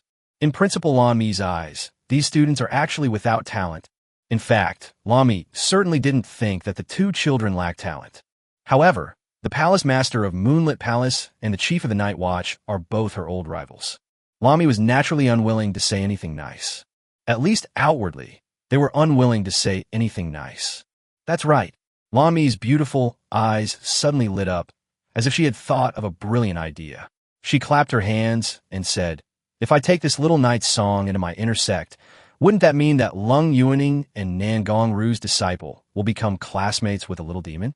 Those two arrogant women will definitely be furious, right?" Mediterranean old man. By the way, about the Earth Sea, Lami asked, "I remember that for the last assessment, the inner disciples and the regular classes were tested together, right?" Mediterranean skinned elder. Yes. The final assessment for the inner and outer sects was indeed conducted together. After passing the first 2 rounds of assessments, outer disciples will have the opportunity to take the final test, just like inner disciples. The difficulty of this round is, of course, based on the difficulty level of the core students of the Academy's inner sect. If a student can pass this round of exams, it means that the student is qualified to become an elite student of the Imperial War Academy. If an inner disciple fails the assessment, they will be demoted. Some will drop from the good class to the passing class, while those in the passing class will drop directly to the regular class. "Great, I have an idea," Lami said excitedly. "Hey, Di, go and put Yigu in the same group as Lung Yuning or Nangong Ru's apprentice for the 3rd round of assessment." If Lung Yuaning or Nangong Ru's disciple is defeated by this little demon, those 2 arrogant women will definitely be furious, right? Lami's lips curled into a slight smile, as if she had thought of something amusing, and she let out a smug laugh like a villain. "Then, I can finally give those 2 stupid and arrogant women a good mocking laugh, hee. Mediterranean old man. But the elderly man with the receding hairline wiped his sweat. This isn't the rule. Normally, those from the regular classes who advance to the 3rd round of assessments should be grouped with those from the inner sect's passing classes. Lami rolled her eyes at him. "You never believe me when I say you're stupid." With this Xiao Yega's abilities, if he were to take the exam with the passing class, he would definitely be number 1. But if he takes the exam with the elite class, not only will his opponents become stronger, but the difficulty of the questions will also increase dramatically. If he fails to complete it, wouldn't it be a logical way to eliminate him? The elderly man with the receding hairline paused for a moment, then muttered softly, "That's true, but if we do that, wouldn't we be giving him a free chance to enter the Black Abyss secret realm? This is an opportunity that's usually reserved for the elite and gifted classes." Lami smiled faintly. Entering the Black Abyss secret realm, although there's an opportunity to obtain many rare treasures, peerless techniques, and even ancient inheritances, risks and opportunities coexist. If someone with insufficient strength goes in, it would be good if they were to get lost in it forever. The worst outcome would be a near-death experience, with their soul being corroded to the bone. But judging from your attitude, are you really that confident that this child will pass the test in the Void Spirit realm? The elderly man with the Mediterranean hair scratched his head. That's not entirely true. The old man thought about it and realized that what the principal said made sense. Yega is merely a student whose learning abilities in both supernatural abilities and archery have reached the S level. With an S-level learning ability, one might already be considered a top genius, the center of attention, in an ordinary superhuman school. But at the Imperial War Academy, it was nothing special. There is no shortage of geniuses here, especially among the inner disciples. Students in the elite class and above all possess an SS-level learning talent. The principal's approach may be the best solution. This would give Yi Gu the opportunity to enter the core of the academy. If Yi Gu dies in the secret realm, Duke Wang In and the Federation's Superhuman Association would certainly be very satisfied. The elderly man from the Mediterranean nodded to himself. As expected of Principal Lan, he is indeed far-sighted. Lan Mi rested her elbow on the desk, 2 fingers pressed against her cheek, gazing thoughtfully at Yi Gu in the magic mirror. Based on this child's performance, his learning talent should definitely be more than S-level. Moreover, he had just used the abilities of the Beastmaster class. But why is his entrance medical examination report showing a Beastmaster professional learning ability talent value of only 58 A level? Lan Mi's beautiful eyes narrowed slightly. and her captivating face became intrigued once again. Yigu, Gao Xinxue, and Jiang Xiaoming arrived at another room in the academy. This room is very special. The floor in the middle is printed with strange patterns and runes, somewhat like some kind of ancient formation. The War Academy's regular classes have over 1,000 students, but only about 20 have passed the first 2 rounds of assessments, and they're all gathered in this room. A middle-aged teacher stepped forward and said in a low voice, "Congratulations on passing the first 2 rounds of testing. You will have the opportunity to undergo the assessment of the Secret Realm dungeon together with the core students of the Intersect. If you can clear the Secret Realm dungeon, you will have the opportunity to enter the Intersect. At the same time, the Secret Realms are also an opportunity that you must cherish. Each Secret Realm will only open once a year, and there are many rare and precious materials, top-grade spiritual treasures, and even ancient inheritances in the Secret Realms. As long as you obtain them through your own abilities, they will all belong to you, and the Academy will not ask you for them." All the children showed excited expressions, clenched their fists, and secretly cheered themselves on. Only Yigu and Gao Xinxue didn't react much. The dungeon assessment is now beginning. The middle-aged teacher said, "You will be randomly assigned to different Secret Realm instances. These instances will vary in difficulty and rewards. Which one you enter depends on your luck. Hee. Buzz." The array patterns on the floor of the room flashed with a dazzling white light. The white light gradually expanded within the room until it completely enveloped everyone. Chapter 39, Fairy Yushi. After an unknown amount of time, the white light gradually faded away. Yigu slowly opened her eyes. Before your eyes lies a strange forest that blots out the sky. The huge and thick spiritual trees are at least 100 meters tall, and 5 or 6 adults cannot encircle them. It is as if you have entered a forest of giant trees from the Carboniferous period. The plants in the forest are all strange and unusual, including man-eating flowers as big as bowls, vibrant purple lawns, and colorful magical fruits. Beside Yigu, there were 8 other students. As expected of the Black Abyss Secret Realm, the abundance of spiritual energy here is astonishing. See that magic pattern tree? I've only ever seen it at the Mages Guild. Our guild leader's desk is made of that wood, and it's incredibly expensive. I never expected there to be so many here. Just by picking some spiritual plants on the outskirts of this place, we should be able to make a fortune. Everyone, please be careful. The Black Abyss Secret Realm is fraught with danger. We're not here for a spring outing. That's right. Yigu glanced at the other trainees participating in this assessment. Apart from him, the other students were all significantly older than him, mostly teenagers around 15 or 16 years old, with some even being adults over 18 and the youngest being 13 or 14. He was the youngest of the 9 people. Yigu soon discovered that many of these people were characters from the game he recognized. The handsome and well-dressed young man was named Chu Ruohua. He was the son of the city lord of Wanjian City and a distant relative of the imperial family. In the game, he was an arrogant and wicked playboy NPC who often mocked passing players and adventurers. The girl in the red mage's robe is the daughter of the vice president of the Mage Guild in Arson City. She is highly talented, but also extremely materialistic. The tall, thin boy holding an old brown musket was the nephew of the demon hunter guild master of Arson City. His family often secretly traded magical beast bones behind the Empire's back. That chubby little boy with a lot of fat is the son of Marquis Gao Bo. He is a mechanic and is very wealthy, but his family is about to go bankrupt. Each student has a very strong background and impressive connections, as expected of the War Academy. At this moment, Yigu noticed a quiet, taciturn girl. The girl was around 15 years old, with a gentle and beautiful face, soft eyes, and skin as smooth as jade. Her long hair, as white as raven feathers, cascaded down to her waist. Her white dress accentuated her unique, refined, and graceful temperament, making her as beautiful and moving as a fairy descended from heaven. Xiao Yushi? Yige's eyes flickered. In the game storyline, the Holy Maiden of Moon Condensation Palace, the largest immortal cultivation sect in the human empire. The Moon Condensation Palace has always hated the demon race, and it also hates demonized humans. The palace master, Lung Yuning, has even declared that she will kill all the geniuses of the dark race. As a saintess, Xiao Yushi has been burdened with the mission of eliminating demons since childhood. The fairy Yushi in the game storyline is also an extremely popular character. Her pure and otherworldly appearance, her kind and gentle temperament, and her elegant and refined demeanor make her an undisputed white moonlight in the hearts of countless gamers. However, this beloved, kind, and pure-hearted saintess of the immortal sect did not have a happy ending in the game. Originally, Fairy Yushi had the opportunity to break through to the Saint Realm, but due to her childhood inner demons, she fell into confusion and eventually went astray during her cultivation. In the end, her pure heart was gradually controlled by her inner demons, and she developed a split personality. Often in the dead of night, a dark second personality emerges to wreak havoc on the world. He was eventually surrounded and killed by the combined forces of the Night's Watch.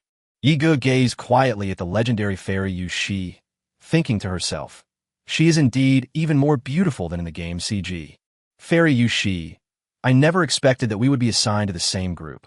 Churuohua walked up to Xiao Yushi, trying her best to show her most elegant and graceful side, and gave a gentlemanly smile. Xiao Yushi nodded gently in response. Of these students, only Churuohua had the courage to walk up to Xiao Yushi and greet her. The others didn't even have the courage to try to get close to her. The difference is too great in terms of status, identity, strength, and appearance. Who's this little brat? At this moment, one of the students finally noticed Yiga. Yiga was very conspicuous because he was the youngest and shortest among everyone. No one noticed him just now, simply because everyone was still observing their surroundings as they had just arrived at the secret realm. Churuohua looked at Yiga and asked in confusion, "How can there be such a young child?" "Yeah, and he shouldn't be in the gifted or outstanding class, right? I had never seen him before. Hey kid, who are you? Where are you from?"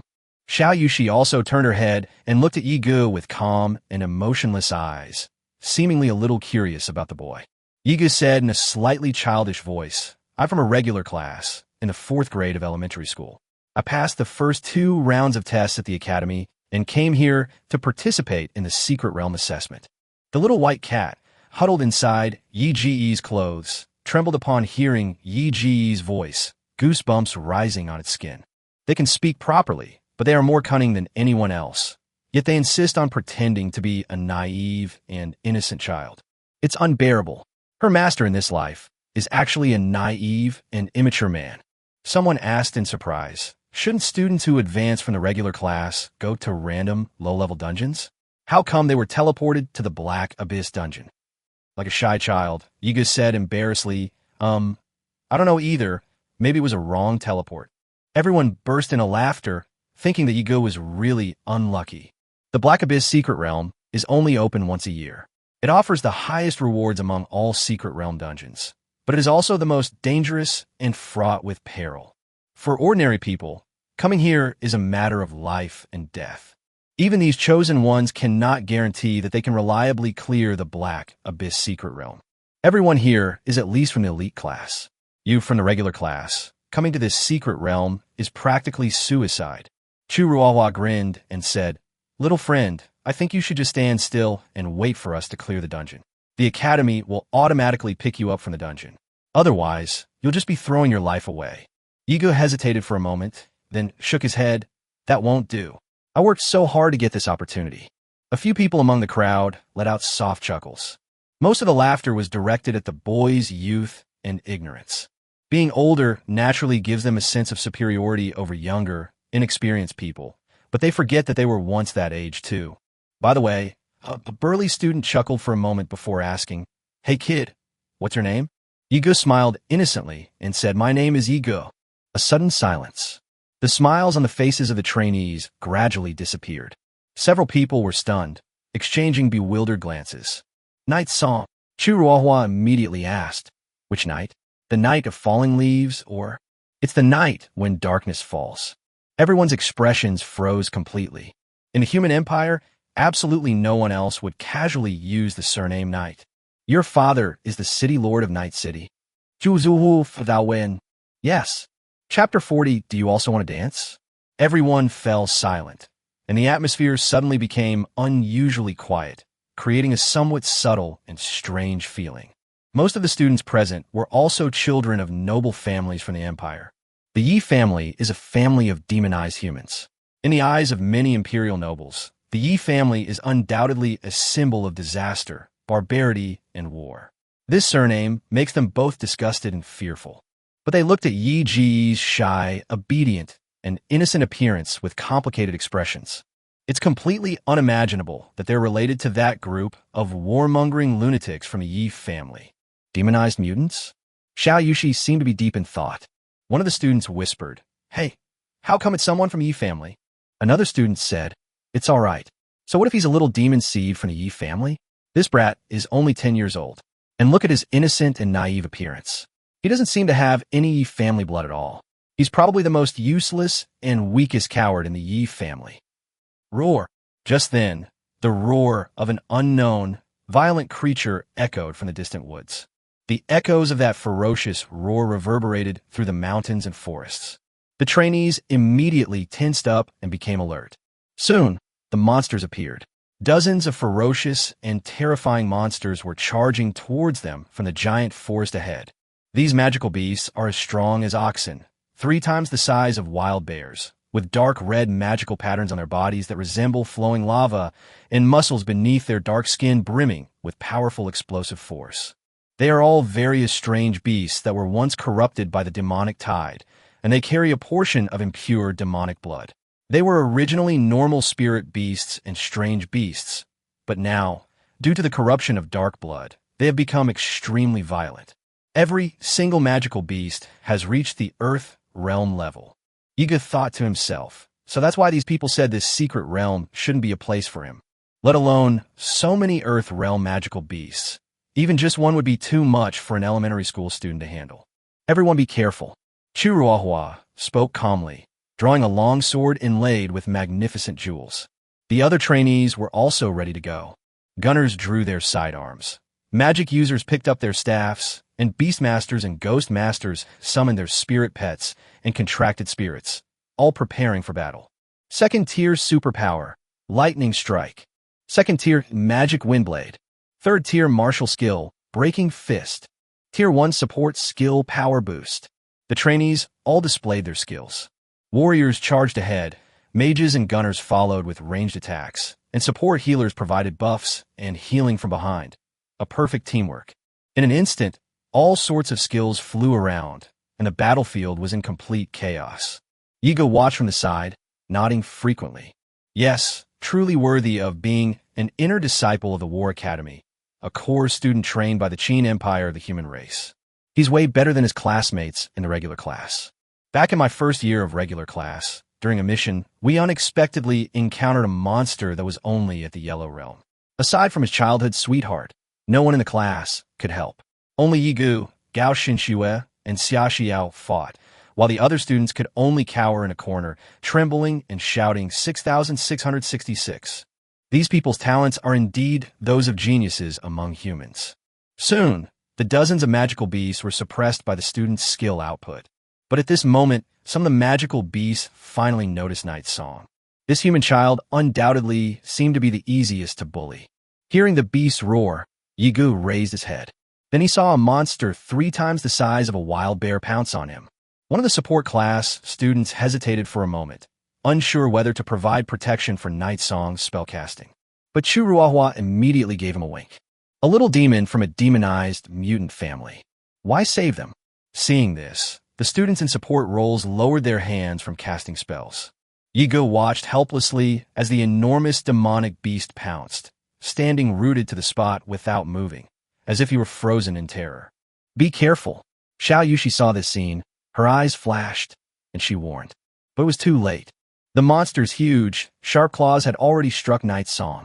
Upon seeing this, Chu Ruohua grinned. So the demonic seed of the Yi family isn't all that impressive after all? However, Chu Ruohua's smile vanished the next moment. He looked surprised. The moment the monster's massive claws slammed down, Night Song's body transformed into a wisp of black mist and vanished into nothingness.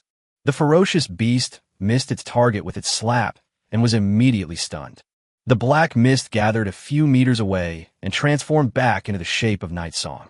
Yigu pointed one of his fingers upwards, and a strange, crackling black current condensed from it. Copying the superpower, Lightning Strike, Night Song raises his hand to cast a skill with almost no casting time. A bolt of black lightning flashed out and struck the monster's body. Roar!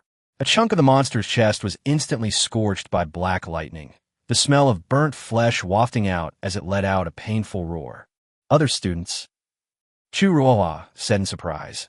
Lei Yu, this ego, his skills seem so similar to yours. Lei Yu, stunned, replied, I don't know either. Roar! The monster clutched the charred wound on its chest, and after a moment of agony, it revealed a ferocious face, baring its teeth and roaring at Yigo, clearly enraged. Oh, Yigo said leisurely when he saw that the magical beast had not been killed.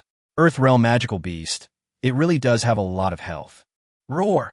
The monster charged at Night Song again. Seeing this, Yigo immediately raised his hand and pointed again, releasing another bolt of black lightning. This time, the black lightning struck the monster's leg. The monster stumbled forward and almost fell. Let's dance. Yigo narrowed his eyes, then cast the spell again, pointing his finger and releasing lightning. His 10 fingers emitted black lightning flashes in sequence. Night Song unleashed over a dozen bolts of demonic lightning in quick succession. The Earthrealm demonic beast really seemed to be dancing, constantly convulsing and swaying as it was struck by the black electric current. That's probably where breakdancing came from, right? To Churuahua and the others' astonishment, Yi Ji's actions showed no casting or chanting process whatsoever. What the heck? Does this person perform magic without chanting incantations or forming hand seals? And your skills don't have a cooldown? Do you have no limit on your mana? Finally, after being struck by black lightning more than a dozen times, the monster finally couldn't hold on any longer and collapsed heavily. Eyes roll back, body convulses, foams at the mouth. Xiao Yushi stared blankly at the fallen demonic beast. How did he manage to do that? Yigo looked at the fallen monster, then glanced at his own attribute panel. Soul Power, MP 1421 to 1500. It seems this move didn't consume much energy. With his current maximum soul power, he should be able to unleash black lightning of this energy about 300 times. Not bad, good skill, I'll steal it. The other monsters that had originally wanted to attack Night Song hesitated and lingered a short distance away, not daring to come over. Yigo, however, turned to look at them. What do you all want to dance to? Chapter 41, Final Hidden Reward. Final. More than 50 magical beasts were killed by the combined attack of the students of the War Academy. Apart from Yigu, Xiao Yushi, and Chu Ruohua, who remained calm and composed, the other students appeared to be somewhat out of breath. It seems that dealing with so many magical beasts at once is quite a burden for these students, consuming too much of their soul power. Chu Ruohua glanced at Yigo with a deep look in her eyes. I never expected this little demon to be so powerful at such a young age. The flesh and blood of the dead monsters gradually melted into a pool of black water, leaving only the fallen monster bones. The demonic bones transformed into orbs of light, which were absorbed into the space by the rings on the hands of the students who were killed. That spatial ring was invented by Professor Rhodes, a master of spatial abilities at the War Academy. Moreover, this kind of spatial ring is not for sale. It is a non-commercial item. Within the Academy, it is only awarded to a select group of elite students and is considered a form of honor. Each time you enter a dungeon, the ring will automatically record each student's kills and automatically pick up the loot dropped by the students after they are killed. Of those present, only Yigo was not an inner disciple. However, Yigo simply raised his hand and waved it. The demonic bones dropped by the monsters he killed all disappeared, obviously collected by him. The other students were somewhat surprised. Night Song actually has a spatial ring. How is that possible? In reality, Night Song simply put all those demon bones into his system inventory. Even the most basic spatial ring, which can only store items in 10 square meters, is only available to students who have entered the inner sect. Could Yi Ji's ring have been obtained by the Yi family through some illegal means? At this moment, four dazzling light curtains suddenly descended. Ripples spread through the air, and a few lines of text appeared before everyone's eyes. Congratulations on completing the first trial stage. The Black Abyss dungeon is divided into 4 areas. Players who have passed the trials should choose the area they wish to enter.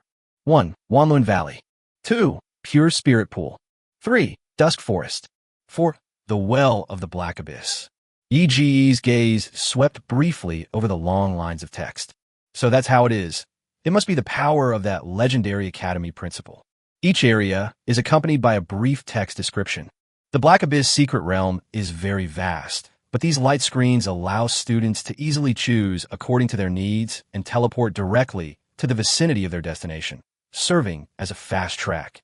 As Chiruohua looked at the lines of text, she thought that Wanluan Forest, Jingling Pool, and Amu Forest were all excellent places to visit. These places were rich in resources, had many rare and precious treasures, and even had the chance to find some ancient relics left behind by lost civilizations of various races. The Well of the Black Abyss is the one that must never be touched. In fact, legend has it that the Black Abyss secret realm itself is the territory of a Dark Lord, which is why there are so many monsters here that have been corrupted by the blood of darkness. The Empire's history books mention that the Black Abyss was once a kingdom's territory thousands of years ago. Later, the entire kingdom was swallowed by the Black Abyss well and buried deep underground. This is the origin of the name Black Abyss. Thus, the Black Abyss secret realm came under the rule of that demon lord. The entire territory was shrouded in demonic energy, isolated from the world, and even human superhumans found it difficult to enter despite the demonic energy. And that Dark Lord is said to live in the Well of the Black Abyss. The chubby boy turned to Chiruohua and asked, "Senior, which one are you planning to choose?" Chiruohua curled her lips. "Choose either one, just don't choose the Black Abyss well. Choosing there is suicide." Apart from Xiao Yushi, the other students nodded in agreement. Chiruohua took out a white scroll from her bosom. Although, if you encounter difficulties in the secret realm and want to give up, you can use this scroll to be summoned back to the academy by the headmaster. However, the scroll requires a startup time. It took a full 8 seconds to start. However, when most dangers strike, there is simply no 8 seconds to catch your breath. Moreover, standing still for 8 seconds in a dangerous situation is practically suicide. Ego looked at the 4 options and gently stroked his chin, pondering which area to explore. At this moment, the game system suddenly gave a prompt. "Fight! Hidden quest has been released. Mission requirements: clear the Black Abyss dungeon or survive for 3 hours. Task rewards: depends on the selected scenario. Please select 1. Wanluan Valley. Difficulty: C. Adventure mortality rate 30. 2. Cleansing Pool. Difficulty: B rank. Adventure mortality rate 41. 3. Dark Forest. Difficulty: C. Adventure death rate 27. 4. The Well of the Black Abyss. Difficulty: S rank. Adventure mortality rate 99.98%. Yegisimulit Fainfli. Adventurer mortality rate 99.98%. It seems that the human adventurers in this version don't know much about the Black Abyss. The Black Abyss Secret Realm Dungeon is the first low-level ancient dungeon in the game. The high level of the boss and the high difficulty are secondary. The key is to master the skills and methods. Apart from the Well of the Black Abyss, the other areas are not actually part of the Black Abyss Secret Realm. They're merely its outer perimeter. When the server first opened, almost every player, regardless of their level, had to die 7 or 8 times in this map before they could gradually figure out its patterns. For example, at what stage should one take an antidote to prevent poisoning? When should one be wary of being invaded by one's consciousness? Which monsters can be attacked? Which monsters will cause one to fall under illusion spells if attacked? Which monsters, if attacked, will cause one to be killed by one's own force rebounding? In short, it's quite complex. In the game, skilled players often die 7 or 8 times in a map, so a 99.98% death rate in reality is quite normal. Later, various strategy videos appeared online, and the death rate in this map gradually decreased. Once you master the techniques, the difficulty of this image will drop significantly. As someone who was once in the top 10 of the game's civilian combat power rankings, Yigo had almost farmed the Black Abyss Secret Realm dungeon to the point of being sick of it. He was extremely familiar with this map. Coming here felt like coming home. Without hesitation, Night Song chose the Well of the Dark Abyss. The task has been updated. Mission objective: clear the Black Abyss well or survive for 3 hours. Reward: 1. Killing a monster will reward you with 100 points in the system exchange shop. 2. Defeating a demon will reward you with 200 system points and give you a 10% chance to obtain a rare demon bone. 3. Killing a berserker will reward you with 1,000 system points. 4. If you successfully enter the Black Abyss well without dying, You will have a 20% chance of obtaining a pink quality treasure. 5. Successfully survive for 3 hours to receive 10,000 system points and a random ancient material. 6. Defeat the final boss, the Black Abyss Demon Lord, and you will be rewarded with 50,000 system points. You will also receive a random pink quality ancient item and have a 1% chance of obtaining a red quality ancient artifact. Final hidden reward. 1. Destroy the entire Black Abyss well, and you will devour the dark power of all the monsters in the entire Black Abyss secret realm, and randomly obtain a red quality ancient demonic inheritance, and gain a title that permanently increases the demon's hatred towards you by 99.99. In the future, all demonic units will prioritize attacking you. 2. By killing or subduing the escaped boss, the Black Abyss Demon Lord, you will gain control of the entire Black Abyss secret realm. Chapter 42, The Well of the Black Abyss. Even though Yiga is a veteran player of the game, he was still taken aback when he saw the hidden reward at the end. Control of the entire Black Abyss secret realm territory? Does that mean that if I complete it, this secret realm will belong to me? There's a hidden reward like this. He pondered deeply in the night. No, in the game Tales of Myriad Races, although there's indeed a mechanism to seize territory, the Black Abyss is a public dungeon. There are important game storylines in this dungeon. How could a public dungeon become a player's territory?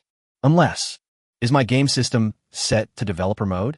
Yiga suddenly remembered a rumor from the game forums back then. Back then, the son of Tencent CEO was also playing this game. To curry favor with the boss's son, the person in charge behind Tales of Races secretly boosted his character's luck, increased equipment drop rates, and multiplied the probability of enhancement and amplification. They also unlocked hidden storylines and quests for him, and gave him a developer system, allowing him to freely establish territories in any public area of the game, command all NPCs, and freely modify all the rules of that place, giving him a creator-like gaming experience. Could my game system be this kind of system? Yiga thought about it carefully, then shook his head, feeling it was unlikely. This is just a rumor, after all. Moreover, he has been using the system for 3 years, and apart from getting 3 gold items from the first newbie gift pack, he has not felt that the drop rate has improved much. Fairy Yushi, which area do you plan to explore?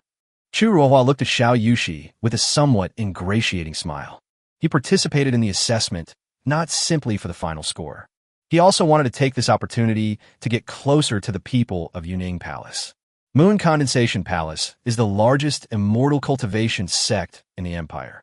If 10,000 Sword City wants to collect top-grade immortal materials for forging swords in Moon Condensation Forest, they must obtain approval from Moon Condensation Palace. Xiao Yushi is the holy maiden of Yuning Palace. If a marriage agreement could be made with her, the future development of Wanjian City would be self-evident, and he will surely gain his father's approval and be given important responsibilities because of this. Xiao Yushi nodded slightly, raising her gentle almond-shaped eyes. The girl possessed an ethereal, otherworldly aura beyond her years. Gazing at the 4 beams of light before her, she spoke softly without much hesitation. Well of the Black Abyss. The other trainees were stunned for a moment. Chu Ruohua was taken aback. Why is that? That place is a place where you're almost guaranteed to die. Xiao Yushi remained silent and did not reply. The chubby boy then whispered, Senior, I think we should go into the Dark Forest together. This place is dangerous everywhere, and it'll be safer if we all go together. Chu Ruohua gritted her teeth. He thought to himself that he and Xiao Yushi were both students in the elite class, and their strengths wouldn't be too different. Since Xiao Yushi dared to enter the Black Abyss well, it means she must have done some research beforehand and was confident that she could pass the level. So, I shouldn't be at too much risk following her, right? Chu Ruohua forced herself to say, All of you, come with me into the Black Abyss well. Huh? The other trainees were completely shocked. What do you mean, huh? If you want to offend me, go choose another area. Chu Ruohua didn't care about anything else. He decided to drag everyone down with him. Just as the chubby guy said, the Black Abyss is full of dangers, and even if you choose the easiest area, you can't guarantee safety. If everyone acts together, the chances of success are definitely greater. The group looked at each other, and one student muttered a few words, hesitant. The Black Abyss Secret Realm is an extremely difficult secret realm dungeon. Even for the other areas, they dare not say they can definitely clear them, let alone the Black Abyss well. Although none of them wanted to offend Chu Ruohua, What was the point of offending her if they were going to lose their lives? Please make your choice. The 4 light curtains in front of us are gradually disappearing. Without much hesitation, Xiao Yushi chose the light curtain of the black abyss well, closed her eyes, and was enveloped in a ball of white light. The other students also successively chose their respective teleportation locations. Chu Ruohua paused for a moment, then also chose to follow Xiao Yushi and chose the black abyss well. After a dazzling white light disappeared, Yigu, Xiao Yushi, Chu Ruohua, and the little fat boy appeared near the black abyss well at the same time. These guys actually dared to defy me. Chu Ruohua gritted her teeth and thought bitterly. Back when he was in the academy, these people basically obeyed his every command, because he was a student in the prodigy class, while the others were only in the excellent class. I never expected that these guys would dare to disobey him this time. Yiga glanced at Xiao Yushi, Chu Ruohua, and the chubby boy, somewhat surprised. Besides himself, he was surprised to find that 3 other people had entered the black abyss well with him. As expected of the elite students, are they all so fearless? Yiga looked at Xiao Yushi and suddenly remembered. In the original game storyline, Xiao Yushi apparently entered the black abyss well when she was 15 years old. It was that experience that caused her to be tormented by inner demons for the rest of her life. So, I'm now directly involved in the original game story missions? Yiga crossed her arms and glanced at Chu Ruohua and the chubby boy beside her. However, the plot has likely been slightly altered. In the original game storyline, Xiao Yushi entered the black abyss well alone. There were no 2 other people involved. So, it was his appearance that caused a butterfly effect, thus changing part of the plot and history. Senior, this place is so eerie. The only chubby boy who listened to Chu Ruohua timidly shrank his neck and looked around at his surroundings. Unlike the lush, verdant forest of spiritual energy we had just passed, this place was utterly desolate. The sky was gloomy and overcast, and the black earth looked as if it had been polluted by demonic energy, with no vegetation growing and no sign of life. Chapter 43, Fairy Sister. It's best not to move. Looking at the devastated and dark land before her, Chu Ruohua felt uneasy, but in front of Xiao Yushi, she could only put on a calm demeanor. What's so strange about it? We are students of the War Academy, extraordinary warriors of the human race. In the future, on the battlefield of all races, we will see all kinds of ugly, bizarre, and terrifying dark races. What is this little bit of weirdness? Are you going to cower behind your superior and tremble on the battlefield of all races? Let's see if your superior will blow your head off with a soul power gun. The chubby boy pursed his lips, unwilling to speak. Chu Ruohua said, "All right, we don't have much time left. Let's hurry up and move on." The 4 of them traveled together through the instance map. On the dark earth, a faint, blood-red fog permeated the air, making it seem as if some indescribable, eerie creature might emerge from it at any moment, so everyone proceeded with extreme caution. Chu Ruohua glanced at Yigu, surprised that this little brat would also choose the black abyss well. However, this is no longer important. This black abyss well is said to hold the ruins of an old civilized kingdom, but is also fraught with danger, being the territory of a certain demon lord. Chu Ruohua must be vigilant at all times. Strange, Chu Ruohua said. Where exactly is this black abyss well? Why haven't we found it after walking for so long? Clam. As soon as they finished speaking, one after another, demons emerged from the ground and staggered towards them, surrounding them. Chu Ruohua's heart tightened. She was initially quite nervous, but he soon discovered that only a dozen or so monsters had emerged from underground. Moreover, its level was even lower than the monsters we encountered on the outskirts of the secret realm, only at the profound realm level. Chu Ruohua breathed a sigh of relief and smiled. I didn't expect that the monsters in the Black Abyss well area would be of a lower level than the monsters in the outer area. I really thought this place was more dangerous. Fairy Yushi, you don't need to deal with this little monster. I'll take care of it. Chu Ruohua looked at the chubby boy. Give me a buff. The chubby student. Oh, okay. He clasped his hands together and cast a support skill. Tier 1 support skill.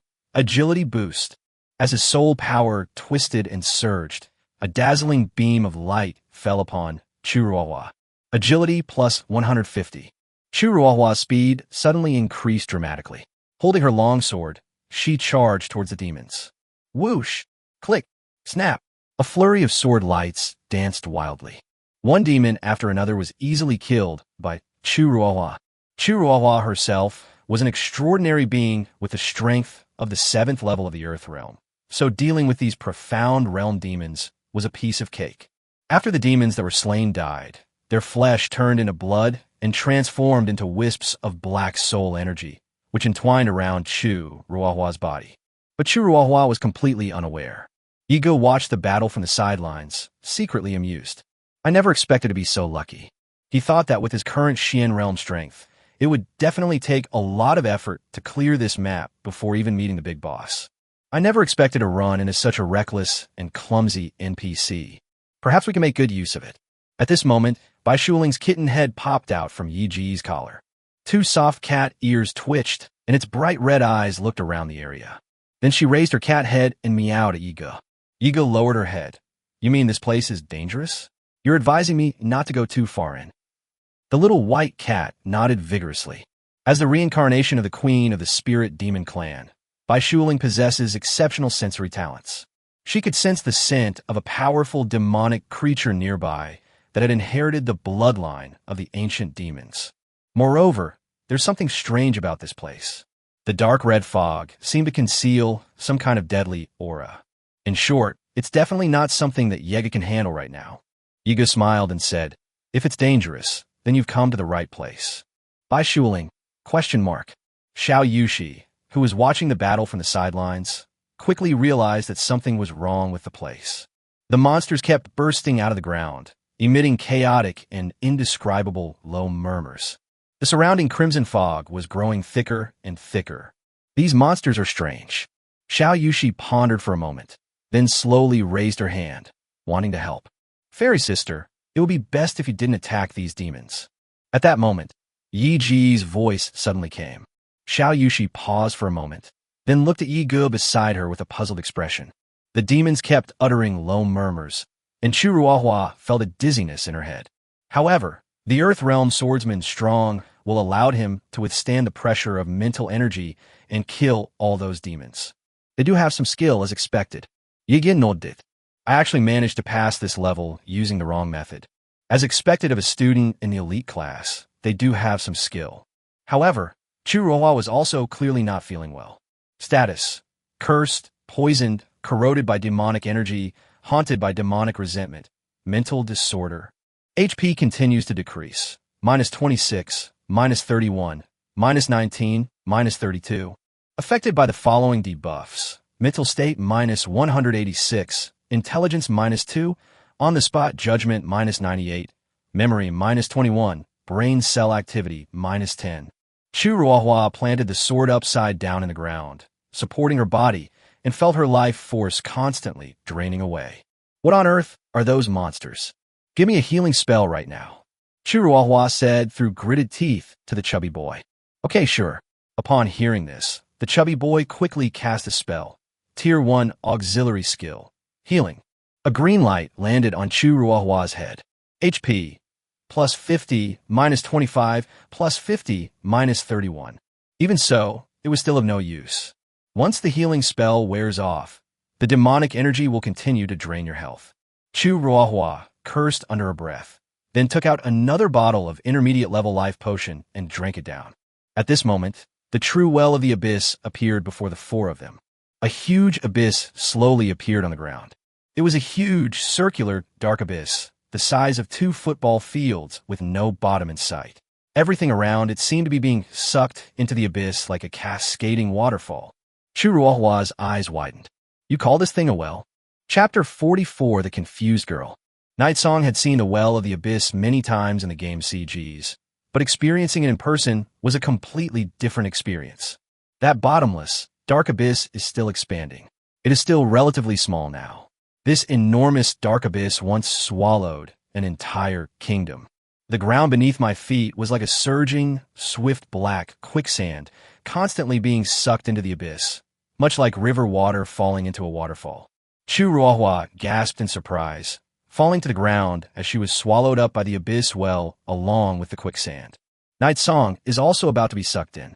He glanced at Chu Ruohua, raised his hand, and flicked out a talisman with 2 fingers, which was then swiftly affixed to Chu Ruohua's back. Meow! The little cat was so frightened that its fur stood on end, and it kept pawing at Yi Ji's chest. howling and barking at him.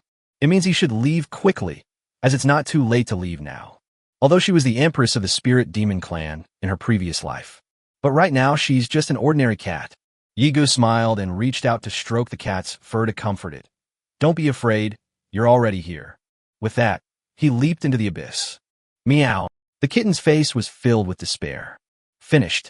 This pet owner must be crazy. I don't know how much time has passed. Xiao Yushi opened her eyes. Is this the underground world of the Black Abyss well? The girl's eyes held a hint of daze. The world in the abyss was not as chaotic and dark as she had imagined. She saw the ancient kingdoms and cities of the past, with their magnificent and towering walls, ancient fortresses, and sculptures of monsters. Above the dark red sky, black clouds formed a spiraling abyss vortex from which she had just fallen. Is this really underground? After taking a deep breath, Xiao Yushi stopped dwelling on the matter. The Myriad Races map is a world filled with all sorts of extraordinary powers. On this map, various civilizations and magical forces are pieced together, and nothing is impossible. Even the existence of otherworldly continents above the clouds in the sky is a very common occurrence. The girl came here today because she had important business to attend to, so she couldn't stay any longer. Oh, fairy sister, you landed with me. We're really destined to meet. A voice came from behind. Xiao Yushi was slightly taken aback, and when she turned her head, she saw Yigu. A white, two-tailed spirit cat perched on Night Song's left shoulder, while a black raven with red eyes stood on her right shoulder. The boy had a fresh and handsome face, a youthful, doll-like face, and a shy yet endearing smile, making it hard for anyone to have a bad impression of him. Looking at the boy's handsome smile, Xiao Yushi felt a sense of warmth and familiarity. It's really hard to be wary of a boy like that. But Master also said that any creature associated with demons, whether human or of any other race, is the darkest and most sinful being in the world and must be eradicated no matter what. Xiao Yushi was silent for a moment, then parted her lips slightly and asked, Are you the only one? Where are the others? Yigu shrugged. We just fell down. We were spinning around in the abyss vortex, and they probably all ended up somewhere else. Xiao Yushi paused again, then asked, Just now up there, why did you say that I shouldn't attack those demons? Those monsters are not actually physical entities, but rather undead. Undead. Even if we don't attack the undead, the well of the abyss will open. As long as we conceal our presence, the undead won't be able to detect us. If we absolutely must attack, we'll need to use some game items to deal with the undead, such as... Yigu paused at this point, realizing she had almost forgotten that Xiao Yushi wasn't a player, but a character in the game world, and that she probably wouldn't understand how to talk about items to her. However, once you attack, you'll be entangled by the dark aura of those demonic undead, infected with various negative buffs, and afflicted with demonic curses. Once afflicted, the hatred of all the demons in the entire Black Abyss well will be drawn to you. The more you kill, the more you get afflicted. The more afflicted, the more you attract, creating a vicious cycle. Xiao Yushi suddenly realized. I see. If it weren't for the boy's timely reminder, she would probably be in the same situation as Chu Ruohua now. Okay, I understand. Thank you for reminding me earlier. Xiao Yushi's eyes were filled with gratitude. It's all right, didn't Fairy Sister remind me just now? Yigu narrowed her eyes. But Fairy Sister should be from Moon Condensation Palace, right? Right. The Moon Palace should be hostile to all demonized people, right? Why did you remind me of that just now, Fairy Sister? Xiao Yushi did not answer. Yigu smiled faintly, and without waiting for Xiao Yushi's reply, said, This place is fraught with danger. Fairy Sister, please be careful. After saying that, he turned and left. As the girl watched Yi Ji's retreating figure, she suddenly remembered what had happened at the sect a few days ago. In front of all the disciples of Moon Condensation Palace, the eldest disciple swiftly slaughtered more than a dozen demonized humans. Hot blood splattered onto the pristine white floor of the hall, a blinding red. Those demonized humans possessed human reason and had never committed any evil deeds.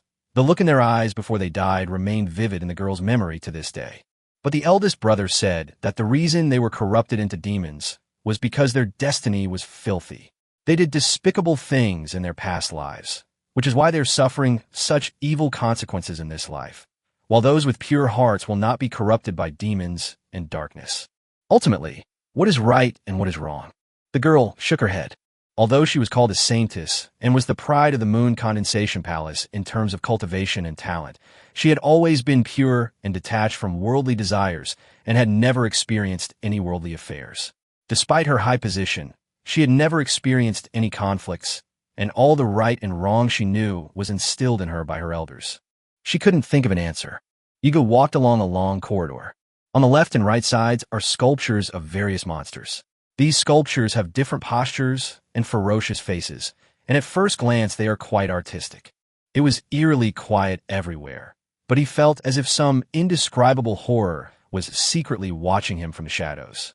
Yiga walked straight over, seemingly without any suspicion. One by one, the colossal monsters opened their eyes, watching Yiga walk by, their fangs slightly bared, revealing a ferocious sneer. Ha! Another human adventurer sent to his death. During these few days, every year, we always manage to have quite a few big meals. This kid looks very young. His flesh and blood must be very tender. That's right, hee hee hee hee. Brothers, I'll count to 3, 2, 1. Let's take him down together. Yiga didn't turn around, but a faint smile appeared on her lips. The monsters crouching on a row of sculptures were preparing to launch a sneak attack together. Unexpectedly, Yiga, who had reached the end of the main hall, suddenly turned around. 2 giant black fireballs, each the size of a truck tire, had somehow materialized in his hands, and he blasted them out. Chapter 45, Why Aren't They Attacking You? 2 rows of monster statues. 2 enormous black fireballs shot out from his hands, like rolling millstones, instantly destroying an entire row of monster sculptures. The screams of 2 rows of monsters rang out. The monsters that had not reverted to their physical forms while disguised as stone statues were extremely fragile, no different from ordinary stones. They never expected Night's Song to be so despicable.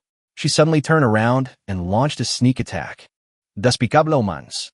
The 20-odd stone statues were arranged in a straight line and were completely crushed and melted into powder by the 2 rolling black fireballs. Note, successfully defeated Monster 26. Earning 2,600 points in the system exchange shop. Looking at the rubble scattered on the ground, Yiga couldn't help but chuckle. Who told you to like pretending to be stone statues? The raven on the shoulder asked suspiciously. Sir, how do you know that these stone statues are actually disguised monsters? Yiga thought to herself, of course. I don't know how many times I've cleared this map. I know where these monsters will spawn even with my eyes closed. These monsters can be wiped out in one hit while in their stone statue form, but it will take some effort to awaken them. I guess, Yiga said.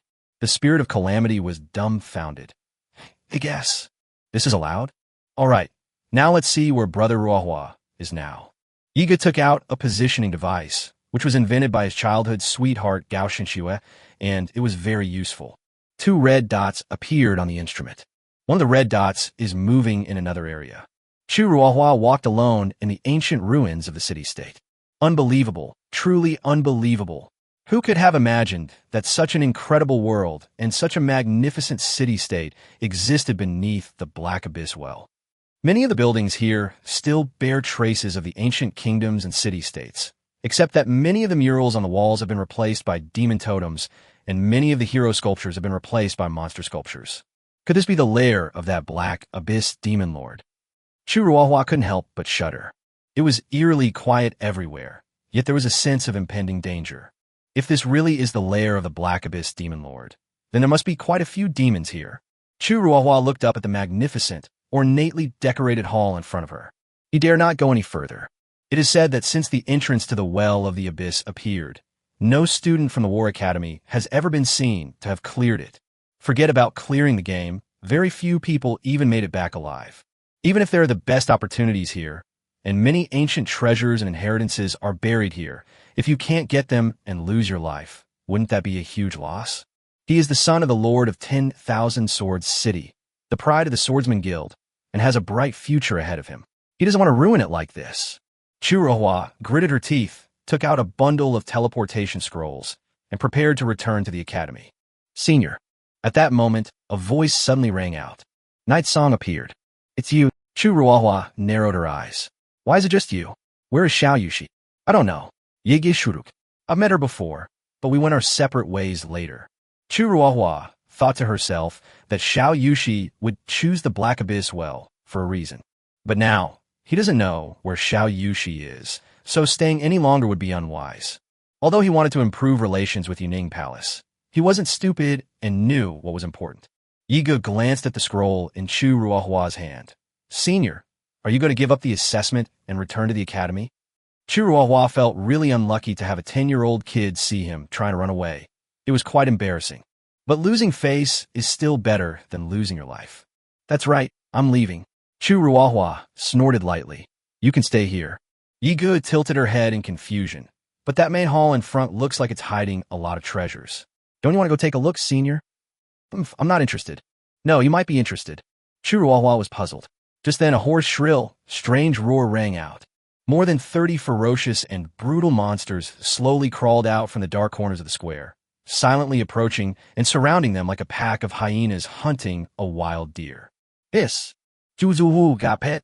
These magical beasts are all at least at the Earth Realm level. Unlike before in the Black Abyss Forest, when there were 9 people, now only he and Night Song remain.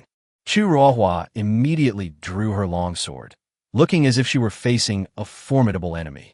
Yigo, however, seemed unmoved, as if she didn't care at all. Roar! After observing the surroundings for a while, the monsters finally pounced on them all. Second-tier sword skill, Gale Slash. Chu Ruohua held a long sword and wielded it with great skill, the sound of the blade cutting through the air constantly ringing out.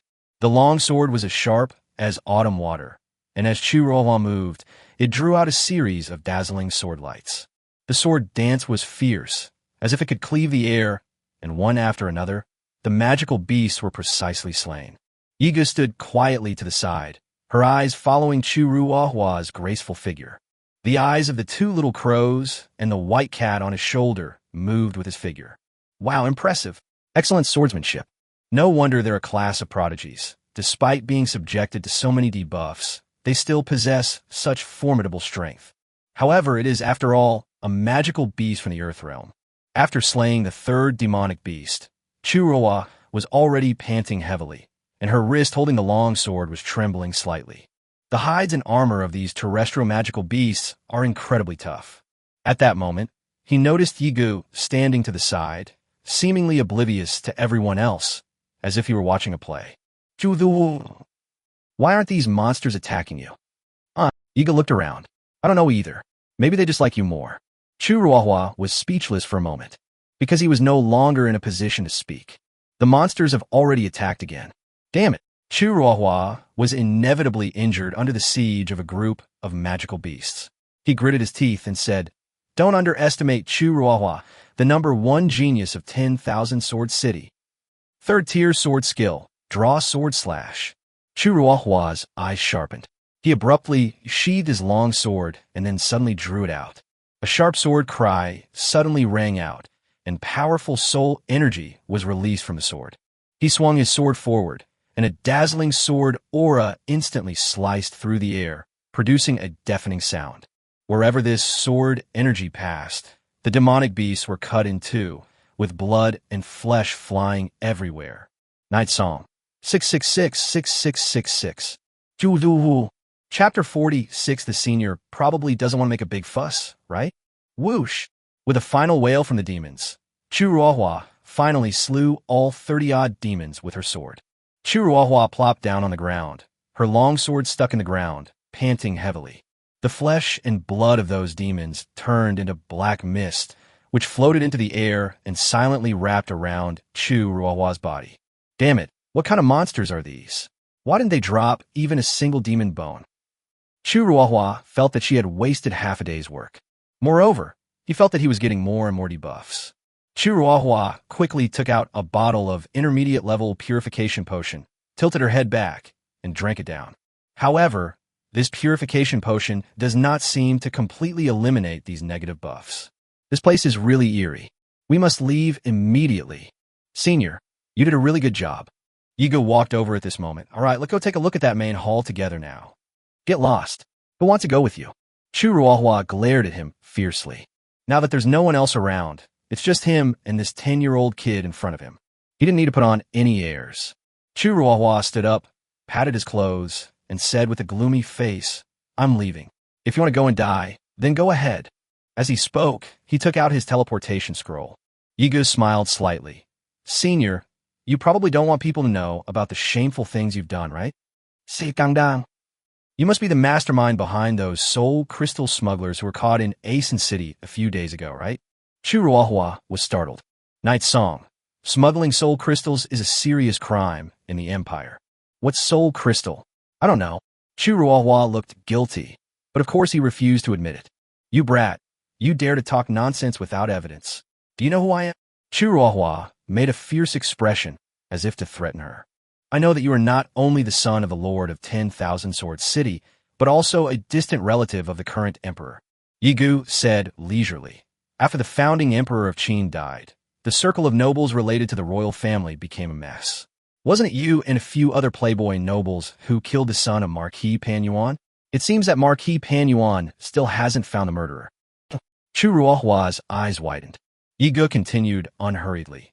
"The reason is that you and several other noble playboys were secretly playing fun games with the daughter-in-law of Marquis Pan Yuan, and you were accidentally discovered by Marquis Pan Yuan's son. Are you afraid things will escalate? So you're going to go all the way?" Chu Ruohua opened her mouth slightly, her throat dry and parched. How could you?" Yigu laughed and said, "The Yi family's intelligence system is quite powerful. Actually, it was purely because of his scandalous deeds, which were mentioned in later parts of the game storyline." Yigu took a step forward, her eyes calm, yet imposing as she stared into Chu Ruohua's eyes. "Senior, you don't want this to escalate, do you? If His Majesty the Emperor finds out, it could be very detrimental to your family, Senior. You probably wouldn't want to see your mother kneeling before the Emperor, weeping and pleading for your life, would you? So now you want to continue the adventure? Think about it." Chu Ruohua's expression immediately changed. Without hesitation, she pulled her long sword from the ground and said with a smirk, "Since we're already here, how can we not go all the way? You agree, right? Very good." Yigu nodded in satisfaction. "Then let's go. Please lead the way." On the other side, Xiao Yushi walked through the deserted city-state buildings and came to a palace with a rather exotic style. Distinguishing between solid monsters and undead monsters is indeed quite difficult. Fortunately, the boy reminded me. Xiao Yushi always felt that Yigu had a maturity beyond his years. In him, the girl saw many things that were different from the demons she had imagined. But now is not the time to think about that. As the girl stepped into the palace, she saw an enormous monster statue directly in front of the main hall, flanked by 2 rows of humanoid monster sculptures. They stand on 2 legs like humans, but have the heads of demons and hold long-handled, sharp weapons. Click, click. As the girl approached, the demons opened their eyes and gradually awoke. Yet another reckless human has come here to seek death. Wake up, guys. Time to eat. Xiao Yushi's eyes were clear and calm, and her slender fingers formed a hand seal, gathering spiritual power. The demons were stunned for a moment. They felt as if the spiritual energy in the surrounding air had suddenly come to life, its flow becoming incredibly fast, and it all converged towards the girl. Her pure white dress billowed in the air, and her long black hair flowed like silk. Immortal technique, white radiance. Buzz. In an instant, the girl's eyes flashed with white light, and her slender, jade-like fingers formed a magic seal. A beam of light rippled out from the girl's body. The world seemed to suddenly lose its color. Everything turned as gray as paper.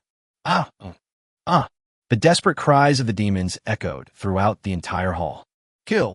Holding a long sword, Chu Ruohua rushed into another hall. All the monsters and demons were awakened by him and surrounded him. Puff! After a fierce and chaotic battle, Chu Ruohua killed all the demons and knelt on the ground, spitting out a mouthful of blood. One unlucky day. With a bitter expression, Chu Ruohua took out a bottle of life potion and a bottle of purification potion from her body and drank them down in one gulp. Purification potions are not cheap in this 1.15 version. One bottle costs 5 imperial gold coins. Because this version of the potion has very few types, only one type can bring about the purification effect, and the required materials are very expensive. In this version, ordinary players will have to be very careful with their purification potions if they want to clear the game. Chu Ruohua has already used more than a dozen bottles today. In other words, he spent at least 50 or 60 imperial gold coins. Roar! At that moment, several more roars of beasts rang out. Dozens more ferocious-looking, blood-red monsters slowly crawled out from the dark corners of all directions. There's more. Chiruawa gritted her teeth and had no choice but to draw her sword and stand up again. As the saying goes, if someone is carrying a heavy burden, it means that someone else is ensuring your peace and tranquility. The sounds of Chiruawa's frantic battle with the demons could be heard continuously from upstairs. Just from the roaring sounds, it seemed like Chiruawa was going berserk. Iga strolled leisurely around the palace's dungeon. I remember there should be a treasure chest in this room. Iga held a torch and shone it forward, revealing an ancient black treasure chest. Bang! With a single punch, Iga shattered the treasure chest and pulled out several items from inside. Black demon charcoal? This stuff is an excellent material for strengthening weapons. I'll steal it. The demon skull is a purple quality item. It's not very useful, but I'll just keep it since I don't have an inventory limit anyway. This is a human's white, chubby sea, huh? How come there are things like this? Demons collect these things. Night Song quickly ransacked the entire dungeon. Suddenly, Iga heard a sound deep inside the dungeon. Who's there? Iga looked into the dark shadows and asked coldly. No one responded, but something seemed to shrink back, like the sound of coarse cloth rubbing against the ground. Iga squinted, took 2 steps forward, and picked up the torch to shine it in the distance. Chapter 47, The Prisoners of the Dungeon. Iga picked up a torch and shone it into the distance. The orange glow of the flames dispelled the darkness, and the dim light illuminated the iron door of a dungeon. The iron gate was rusty and stained with dark red blood. Inside the cell were several dirty, thin figures. When they saw the light, they immediately shrank back, but behind them were the white, peeling walls. A pair of clear but timid eyes appeared, looking timidly at Iga. Humans. Iga raised an eyebrow slightly. No, it's not just humans. There are also demons, monsters, spirits, elves, and orcs. They all appear to be slaves captured by the demon race. It is not uncommon to see other races being enslaved in the territory of the demons. Many dark races with demon blood have the habit of keeping other races as slaves or even as food. Vampires, for example, love human blood the most, so they raise many humans like cattle and sheep, and when they need it, they can take it directly from the pen, pour it into a cup, and taste it like fine wine. Of course, some vampires still prefer the traditional way of sucking blood, by biting directly at the neck. What puzzled Iga was, in the original game storyline, he didn't remember that there were so many prisoners being held in this dungeon. Click! The mechanical sound of a revolver turning. Something cold pressed against the back of his head. Don't move. A boy's voice suddenly came from behind me, and his voice sounded a little immature. Iga abruptly stopped moving and glanced back out of the corner of her eye. A yellow-skinned boy stood behind him, looking to be about 10 years old, roughly the same age as him. He had defined features, short, choppy hair, and the kind of appearance that made him seem like a mischievous kid. He held a T-100 high-pressure soul energy revolver in his hand. The huge muzzle was almost big enough to fit a baby's fist. It was extremely powerful and could directly kill demons at the Xian realm level. It was a product that Gao Xinxue had just released when she started selling mechanics online. The boy grinned smugly. He got you, huh?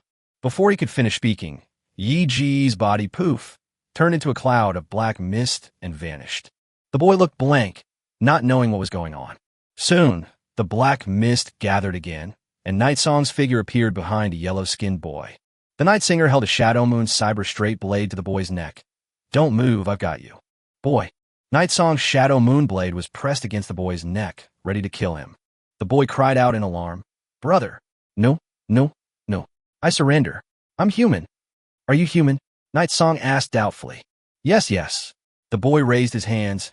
Absolutely human. 100% human genes, without any demonic blood. Then why did you ambush me? I thought you were a demon. I hate kids who don't tell the truth. With a flick of his blade, Iga sliced through the skin of his neck, and bright red blood flowed down. Oh no. To be honest, the boy said with a mournful face, I just wanted to be mischievous and scare you. I really didn't mean anything by it. Iga said expressionlessly. And then what? After intimidation, you're going to rob me, right? How is this possible? The boy, with an upright expression and righteous indignation, said, My dad said only bad kids rob people. I would never do anything like stealing or robbing. Splat! Shadow Moon's blade sliced through the bundle on the boy's shoulder. Various magic stones and spirit crystals suddenly poured out, scattering all over the ground with a whoosh. Boy, Night Song. No wonder he found that many of the treasure hunting locations were gone when he came down from upstairs. So that's where it all is. After a few seconds of silence, the boy chuckled dryly and said, "What I mean is at most I only steal from demons. I would never lay a hand on my fellow humans. At most I would only target mutated humans." Yigu, who was about to lower his straight sword, immediately raised it again after hearing the last sentence. He held it close to Yi Ji's neck, squinted, and said, "You really wanted to frame me, boy." A few minutes later, Night Song has basically figured it out. The boy's name was Song Jia. He wasn't a student at the War Academy, but a wandering adventurer. His extraordinary profession was Soul Gunner, a branch of archers. He used to be in the Demon Hunter Guild, but was later kicked out. Night Song asked curiously, "You're so young. How dare you come all the way to the Black Abyss well by yourself?" Song Jia retorted, "What do you mean I'm so young? You're talking like you're so old. I'm a student at the War Academy, so naturally I'm different." Haha, what's so great about the War Academy? My hometown is a desolate, dark place, surrounded by treacherous no-man's land. To the east, it's neighbors with ogres. To the south, it's across from the Rotten Clan. To the west, it's a forest of ferocious beasts. And to the north, it's a swamp of demonic energy. The difficulty of surviving there is far greater than the missions you noble children of the Empire take on at the War Academy. But you only have the strength of the 4th level of the Yellow Realm. Yet you dare to come to the Black Abyss well? Yigu is somewhat curious. In fact, Song Jia's level 4 Yellow Realm is not low at his age. Most of his classmates in the ordinary class of the War Academy are only at level 3 or 4 Yellow Realm, and Song Jia obviously does not have as many cultivation resources as they do. The problem is this is the well of the Black Abyss, where a large number of monsters are Earth-level demons, and the boss of the Secret Realm dungeon, the Black Abyss Demon Lord, is even a Heaven-level demon. Yigu originally thought that his Xianjing level was high enough to clear maps above his level, but he didn't expect this wandering adventurer to be even bolder than him. Whatever, I'm not here to kill monsters anyway. Song Jia patted his newly mended backpack and grinned, saying, "I'm just here to make a quick buck and leave. And I'm not bragging, but even if I can't boast much about other things, my skills in stealth, tracking, and escape are probably better than anyone else in the heavenly realm." Night songs are sung in silence. "Your name is Song Jia? Yigu Posit. Was the reason you were kicked out of the Demon Hunter Guild for harassing the guild leader's daughter?" Song Jia. "How did you know?" Yigu didn't speak, thinking to himself that he was indeed the information broker, treasure hunter, and Black Domain Gun King who appeared in the Black Domain in version 2.0. Chapter 48, Unbearable. "You said you were going to introduce me to a job?" Song Jia stroked his chin, looking at Yigu with suspicion, as if judging whether he was trustworthy. "Is it included with meals?" Night Song, of course. Song Jia's eyes darted around. "What are the job responsibilities? Let me make it clear beforehand. I'm not good at head-on fights. I prefer sneak attacks." "Just do what you do best," Night Song said. "Tracking, reconnaissance, intelligence gathering, and stealing." Song Jia was surprised. "How did you know I'm good at gathering intelligence? Has word already spread that I helped those young masters in Asen City gather information on the private lives of noble girls a few days ago?" Night Song, "Just tell me if you're going to do it or not." Song Jia's eyes darted around, and he immediately said, "Sure, of course I'll do it. Working for the young master of the Empire's largest demonized mutant family means I'll be considered half a member of high society, right? I can brag about it to the kids in town for a year when I get back. But to tell you the truth, I was actually bragging just now." Song Jia shrugged. "Actually, all I know is how to steal a little. The reason I was able to sneak in here without being discovered by those monsters isn't because I'm particularly skilled. It's just because I've lived in my hometown, the Black Wasteland town, for a long time, so I know the habits of those monsters very well. I just applied some demonic-smelling spices to my body." Yigu laughed. "You're quite honest, you little thief." Song Jia muttered under his breath. "It's not about being honest. Everyone knows the Yi family's reputation. What if I lied to you and you got angry and killed me? Killing him alone would be fine, since his life isn't worth many gold coins anyway. The Yi family has always been known as a group of war madmen. It is said that all the members of this demonized human family are capricious, dark, cold-blooded, ruthless, and violent. They're all monsters who love to eat people.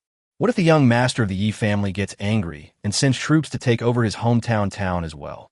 Don't worry, I certainly wouldn't be impressed with your current abilities, Yigu said calmly. But I will train you and turn you into the best intelligence hunter. Really? Song Jie asked doubtfully. As a child from a remote, desolate town, this was the first time someone from the city had thought he had potential. The reason he was kicked out so easily when he was in the Witcher Guild was because the adults in the guild thought he was mediocre and there was nothing to regret about kicking him out. This place has been almost completely looted. Let's go.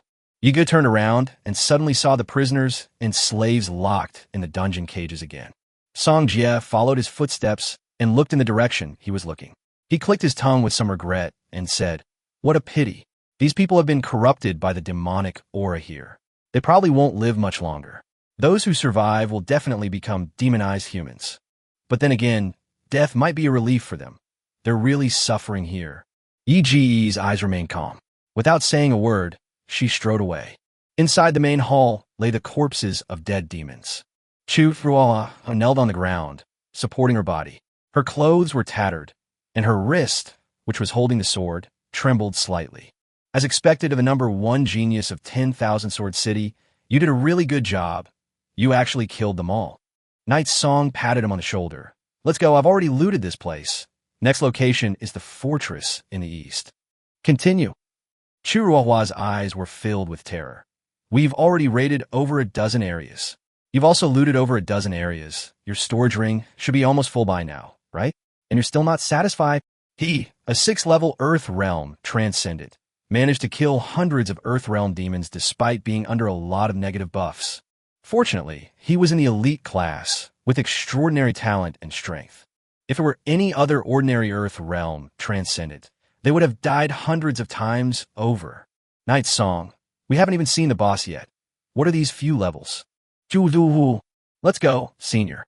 We should finish what we start, Yiga said, walking out with his hands behind his back. Song Jie glanced at Chu Ruohua furtively, feeling that the guy's eyes were a bit scary. He shuddered and quickly followed Yi's footsteps. Chu Ruohua's eyes gradually turned cold, as if she wanted to devour someone. He gripped his long sword and slowly stood up. Soul energy erupted, and sword intent was chilling. Boom! I've lived for over a decade, and this is the first time someone has dared to treat me like a tool. Chu Ruohua stared menacingly at Yi's retreating figure, gritting her teeth as she said, word by word, "You forced me to do this." Knight Song stopped. He had certainly sensed the powerful soul force and sword energy that Chu Ruohua unleashed in anger. Finally couldn't hold back anymore. Yiga turned around and smiled. Trying to kill me to silence me? You asked for it. To attack a classmate in a secret realm dungeon should be a major taboo in the academy, right?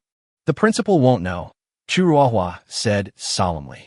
Even if she did, she wouldn't do anything to me for the sake of a student from a demonized family like you. Despite this, Chu Ruohua was still a little uneasy.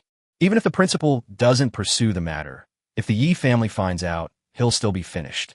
The terror of the Yi family is common knowledge. Other nobles, if they wish to openly wage war against someone within the empire, might have to consider face, reputation, odds of victory, economics, and all sorts of other miscellaneous issues. The reason why the Yi family was called a bunch of madmen by the nobles of the empire was because once they were angered, they would stop at nothing and not care about the consequences if they wanted to take revenge on someone. They would bite their opponent like a pack of rabid wolves, either killing them outright or being riddled with wounds themselves, never letting go. Even if we kill 1,000 enemies but lose 800 of our own, it is not worth our pity. Nobody wants to fight a madman. Moreover, to put it bluntly, although Night Owl is only a Viscount, if the Knight family were to truly deploy their elite troops in the entire empire, apart from the royal family and the 4 dukes, probably no one could rival them. But now is not the time to think about that. Chu Ruohua gritted her teeth, trying her best to force herself not to think about the consequences. All he wanted to do right now was kill this damn brat in front of him. Merry Christmas. Chapter 49, time to go fight the boss. Sensing the chilling killing intent emanating from Chu Ruohua, Song Jie had already slipped away to the side. Yi's face was calm.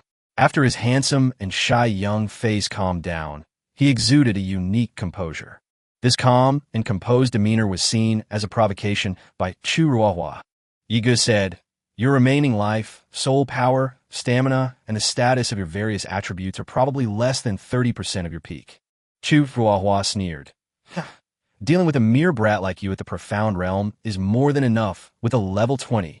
Today I'll show you just how terrifying the students in the War Academy's monstrous talent ranking really are.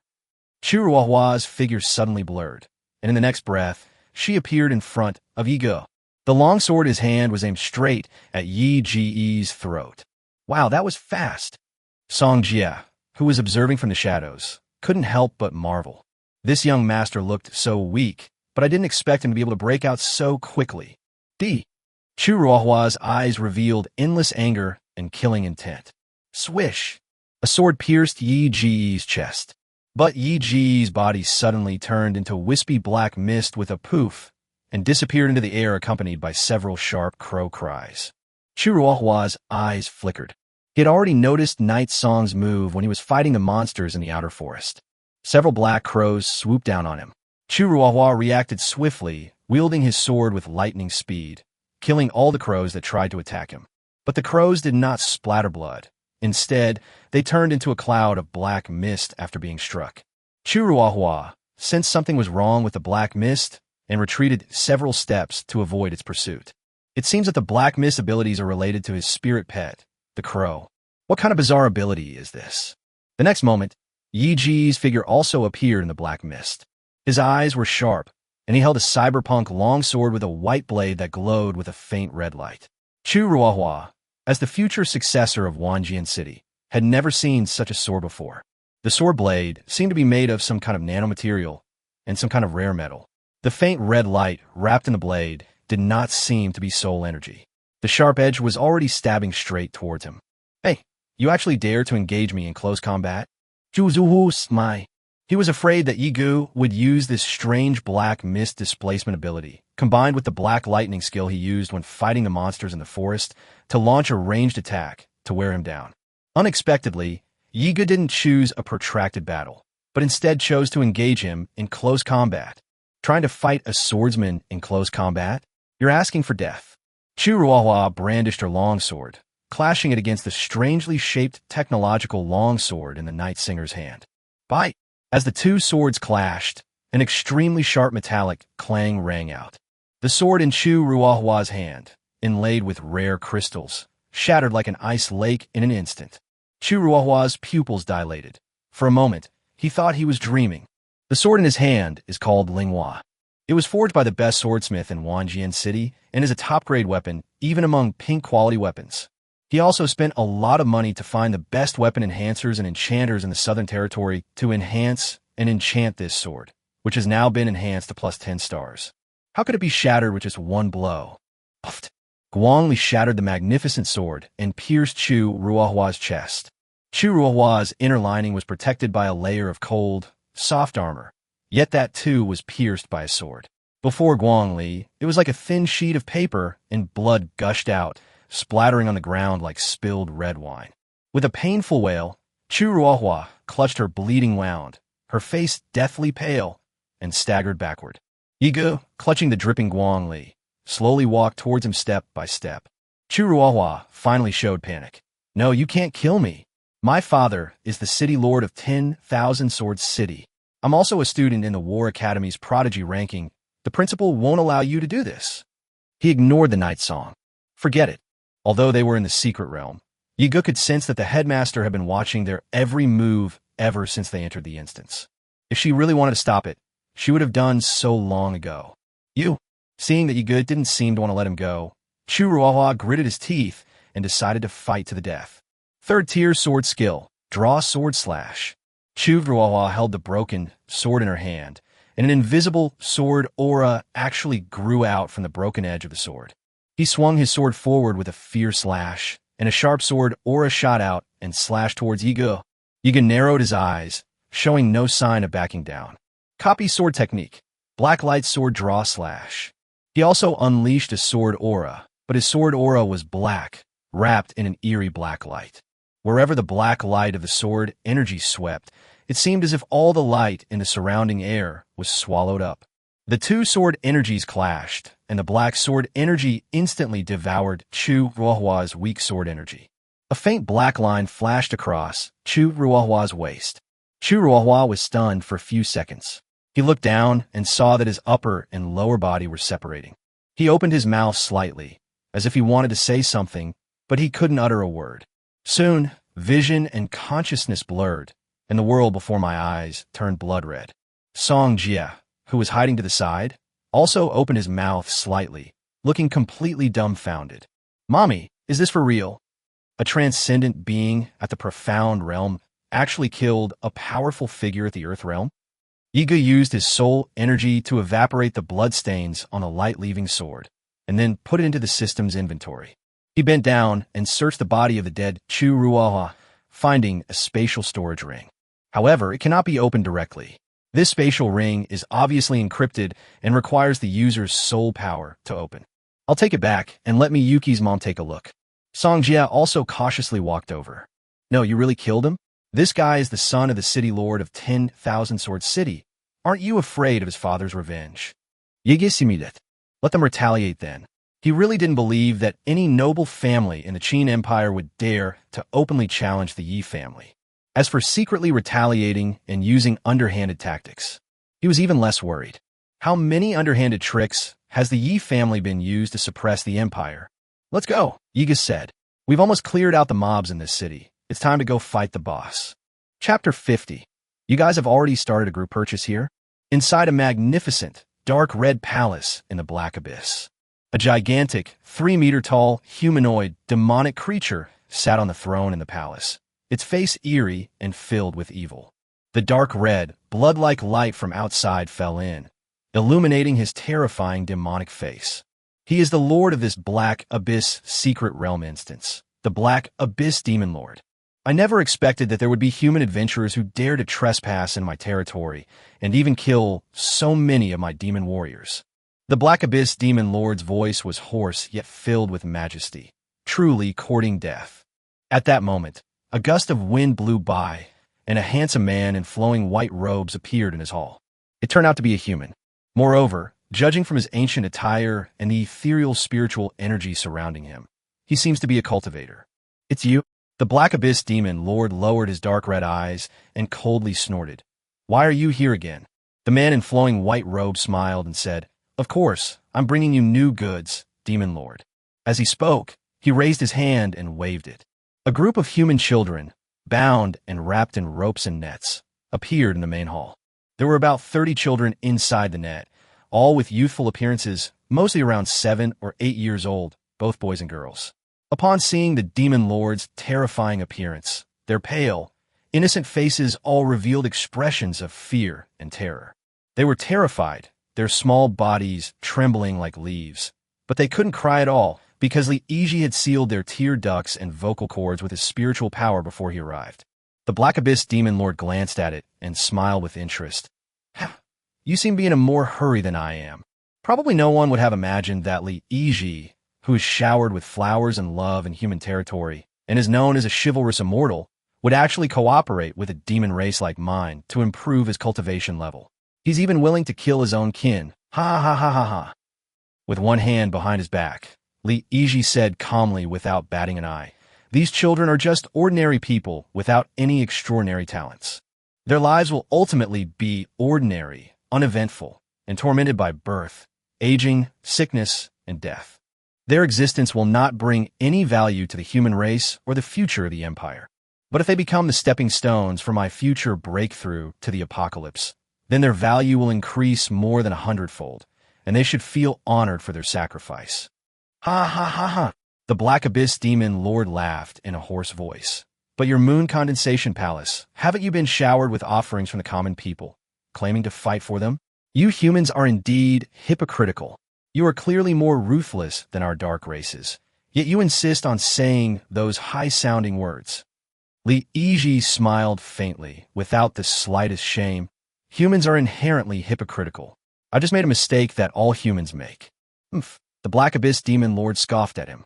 "The demon seed has not yet sprouted, and I have not yet found a way to make it sprout.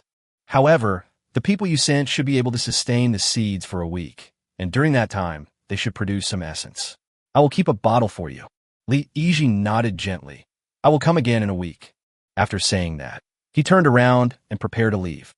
Senior brother, it really is you. A cold, clear voice then rang out. Li Yiji stopped and turned around to see a girl in a plain white dress, exuding an ethereal aura, walking out. Xiao Yushi appeared silently. The girl's face was expressionless, but she felt a lot of complicated emotions. A month ago, she noticed that her senior brother's behavior was abnormal and that he seemed to have a relationship with the demon race, but she had no evidence. Unexpectedly, her senior brother, who had always been upright, gentle, and handsome, and whom she had regarded as a role model since childhood, turned out to be such a despicable and shameless villain. Li Yiji frowned slightly. The Black Abyss Demon Lord's expression changed slightly, revealing an expression of watching a show, and he said with great interest, "Oh, it seems that your junior sister has discovered your actions." Li Yiji let out a heavy sigh and shook his head. "It seems I miscalculated. I wasn't careful enough before." The Demon Lord of the Abyss looked at him. "What do you plan to do now?" "Kill him. She can't die. Otherwise the sect will be in big trouble, and Master will investigate to the end." Li Yiji said coldly, a celestial sword slowly forming in his hand. "It's all right. You don't need to worry about it. Let me deal with her, and then I will erase her memory, so she won't ruin our plans." Xiao Yushi's heart sank. She never imagined that the senior brother she remembered would say such a thing. The person in front of me seemed to have become a complete stranger. Or perhaps she had never truly known her senior brother before. All right, then I'll just watch the show from the sidelines. The Black Abyss Demon Lord rested his chin on one hand and leaned his elbow on the armrest of his throne with a grin. Junior sister, Li Yiji, holding a celestial sword, slowly walked toward Xiao Yushi, his voice cold. "If you behave as obediently as before, nothing will happen." Xiao Yushi's cool eyes were as clear as lake water. Her facial expression remained unchanged, but the girl's heart was already torn apart. The girl thought of Igu, who had helped her earlier. She glanced again at the cold man in front of her, whose face was expressionless as he walked toward her. A boy with demon blood would take the initiative to help her. But the senior brother who watched her grow up, who was like a brother to her and who was always regarded as a righteous immortal, wanted to erase her memories. The concepts of good and evil became blurred in her mind once again. Boom! The girl erupted from the silence, her eyes bursting with dazzling white light, and a powerful spiritual energy swirled around her like a storm, causing her pure white dress to flutter wildly. 9th level of the Earth Realm. Liizi's Gaza Darkanat.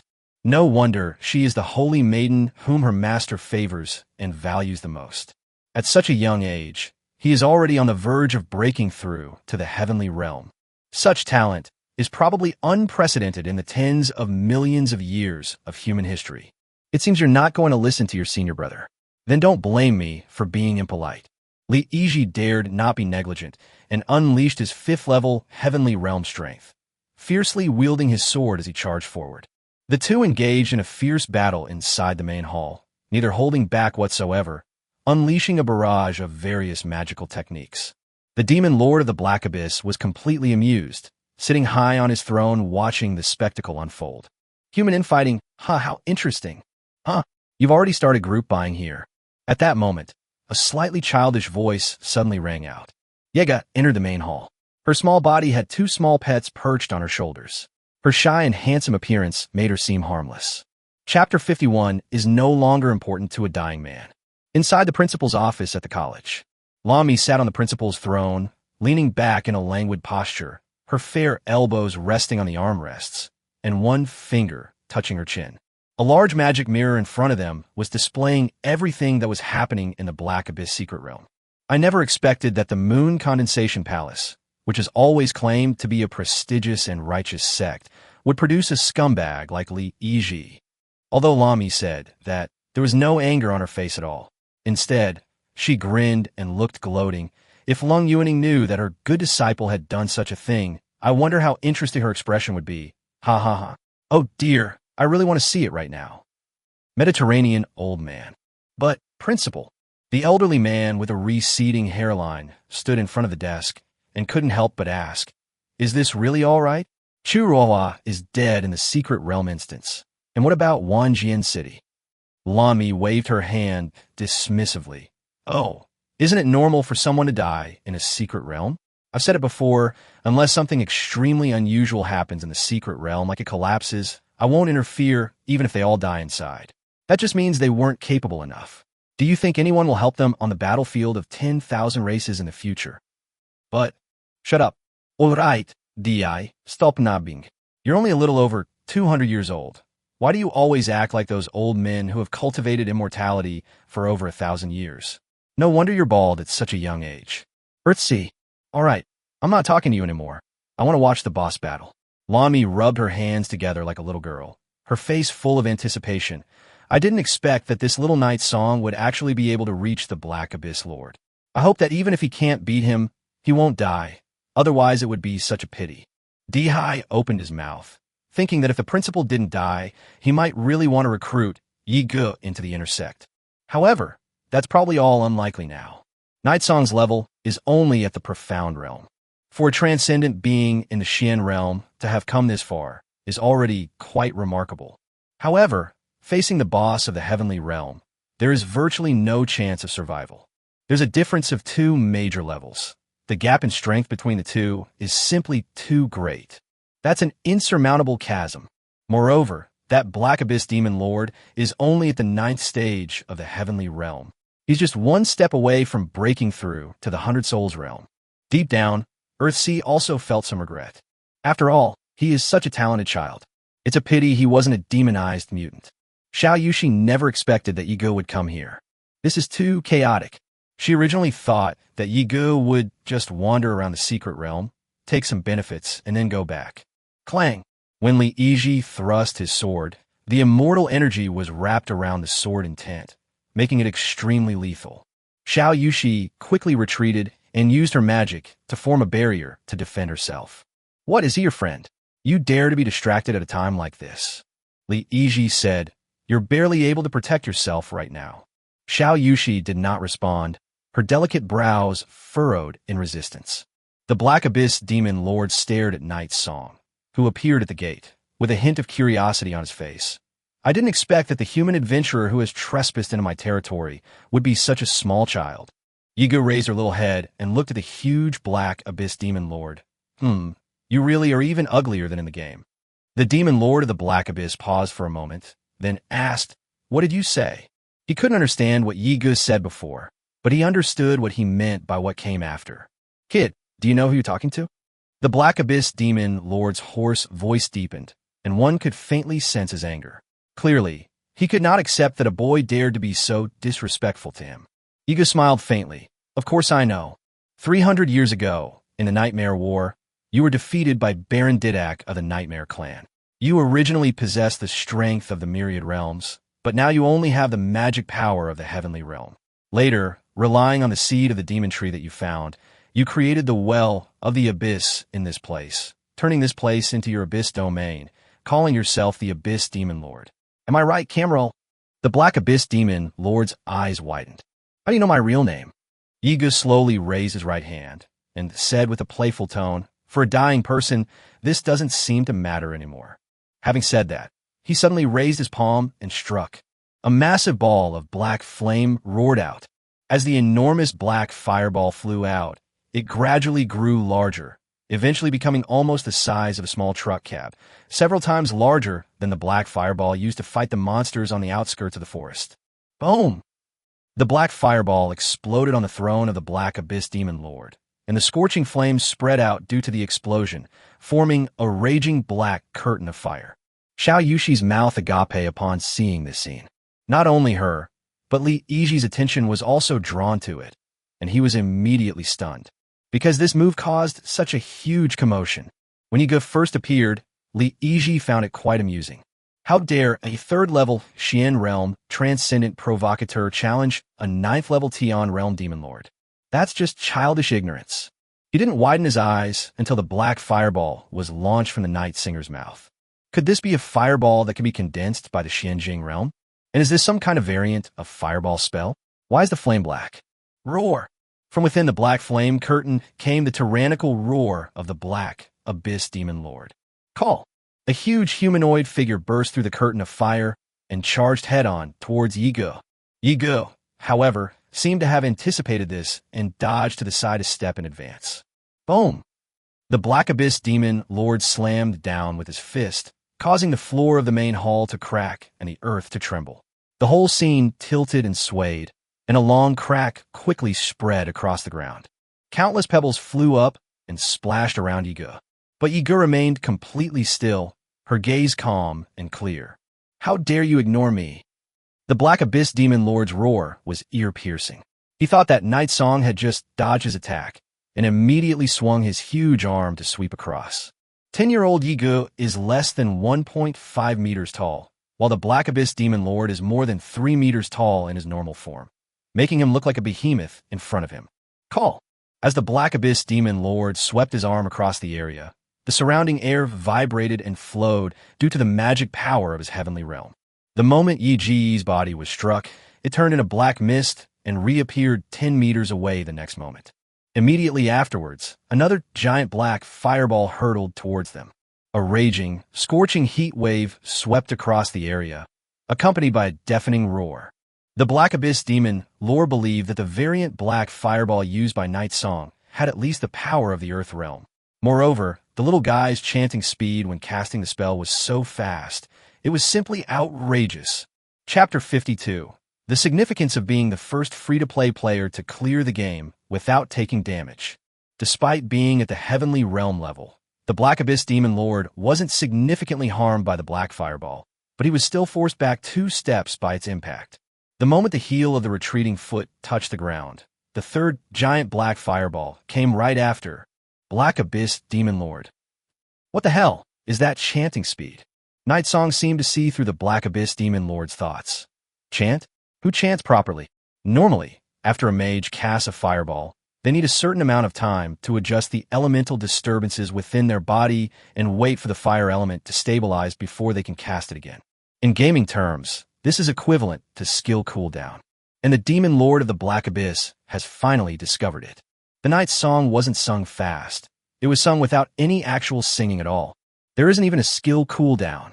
In just over 10 seconds, Yiga kept moving backward, skillfully dodging the Black Abyss Demon Lord's attacks, while continuously launching more than a dozen dark fireballs. He really treats fireballs like a basic attack. At the entrance of the boss hall, Song Jie secretly lay prone, peeking out to observe. The battle between the Black Abyss Demon Lord and Night Song was incredibly loud. It was even more exaggerated than the battle between Xiao Yushi and Li Yiji. The once majestic and magnificent hall was suddenly riddled with cracks. Several stone pillars collapsed one after another, and the shocking cracks in the ground quickly spread to Song Jie's feet. Song Jie was startled and quickly jumped aside to avoid falling into the crack in the ground. This is outrageous. Song Jie wondered, was his newly recognized sugar daddy really just a transcendent being at the profound realm? Between battles, Yiga glanced back at Song Jie, who was peeking through the gate, tapped her Bluetooth earpiece, and said, "What are you still watching? Have you forgotten what I told you?" Upon hearing this, Song Jie finally came to his senses. "Oh, don't worry, boss. I'll take care of it right away." After saying that, he turned around and slipped away. Thump! The Black Abyss Demon Lord clasped his hands together, raised them high above his head, and slammed them down heavily onto Yi Ji's petite body. But Yiga casually dodged to the side, easily avoiding his attack. The Demon Lord of the Black Abyss was almost driven mad. Almost there again. Why am I always so close?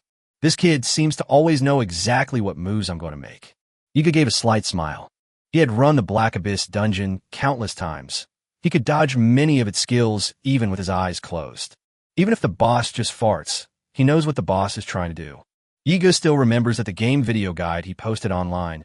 Ordinary player clears Black Abyss dungeon without taking damage using only Fireball. Receive a whopping 18 million views on X-Site. When that video came out, not only were players all over the internet stunned, but even the game's planners were dumbfounded. They originally launched this extremely difficult ancient dungeon to get more players to spend money on equipment and improve their combat power, so they could make a fortune. But the planners could never have imagined that someone could be so utterly depraved. Today I'll show you the true value of being the #1 player in the Chinese server of the game 10,000 Races map, who memorizes the map first. The first ordinary player in the world to clear the Black Abyss Well dungeon.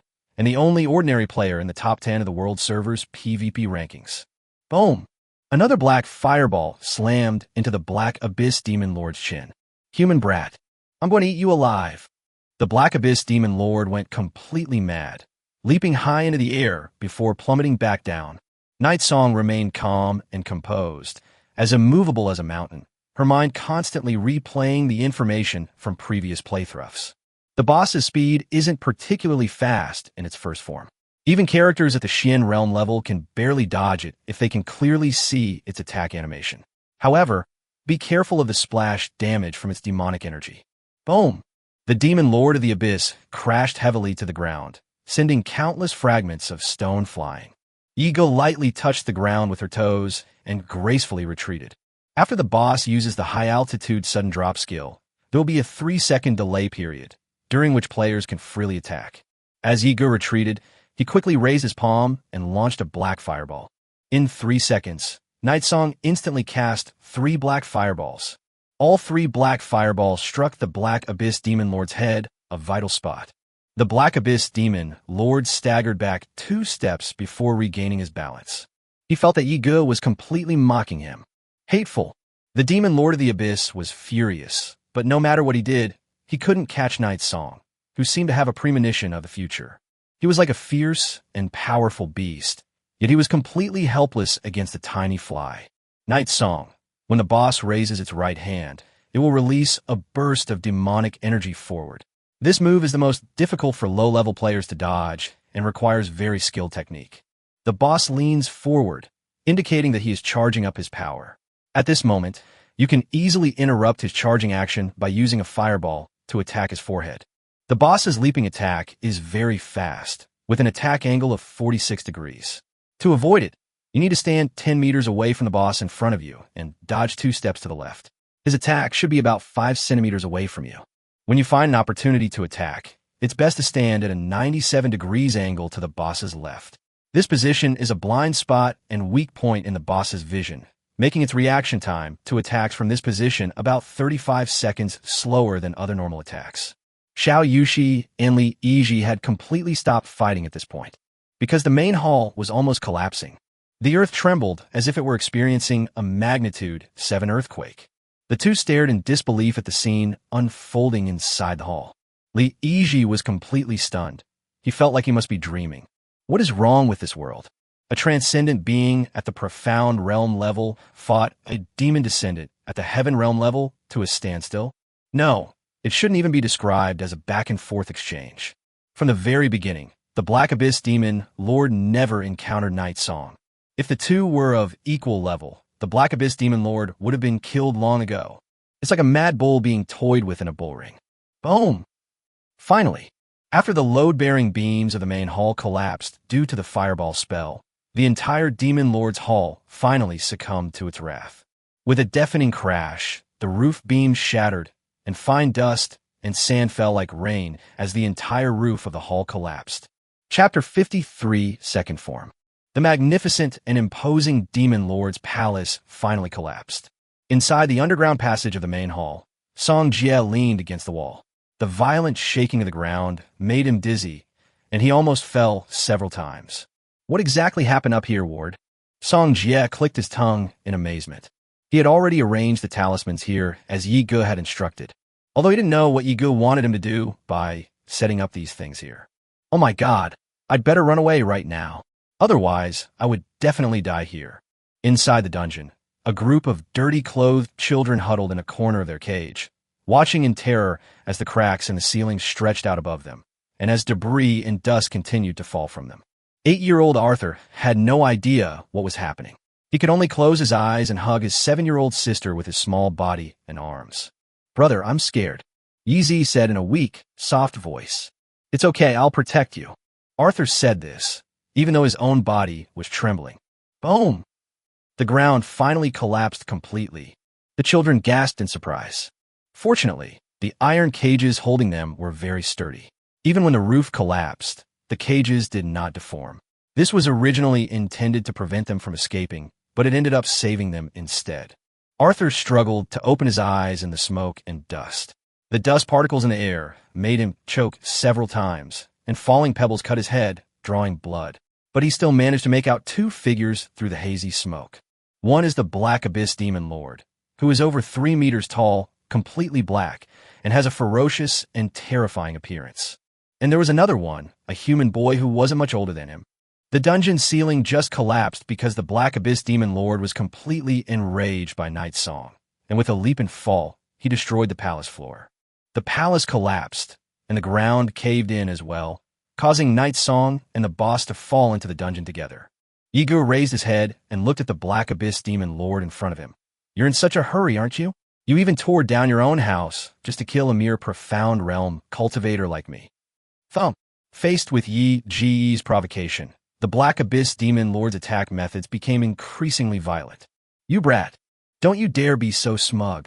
The deafening, demonic sound echoed through the space. His belly suddenly opened up, revealing a terrifyingly large mouth with gaping teeth. After a brief period of gathering and condensing magic there, a chaotic surge of magic rushed towards Night's Song. But Yigu had already anticipated the trajectory of the attack, while the giant chaos cannon was charging up and leaped up to dodge it. Boom! The magical shockwave swept across, landing squarely on the underground iron cell where the children were imprisoned. Arthur was startled and quickly hugged Yi and lay down. The upper part of the iron cage was destroyed in an instant by the sweeping magical impact, and the iron cage was dissolved by the magic in an instant, as fragile as paper. Yigu glanced at them out of the corner of his eye and saw the captured children in the dungeon. Unexpectedly, prisoners of various ethnicities were also imprisoned underground here. Just how many alien slaves has this guy captured? Boom! The giant mouth on the belly of the Black Abyss Demon Lord once again unleashed waves of demonic energy that swept across the area. But no matter how many times he unleashed his spells, Night's Song seemed to be able to easily and skillfully dodge and counter them each time. And at the right moment, he could always seize the gap in the boss's spell-casting animation to respond with black fireballs, constantly whittling him down.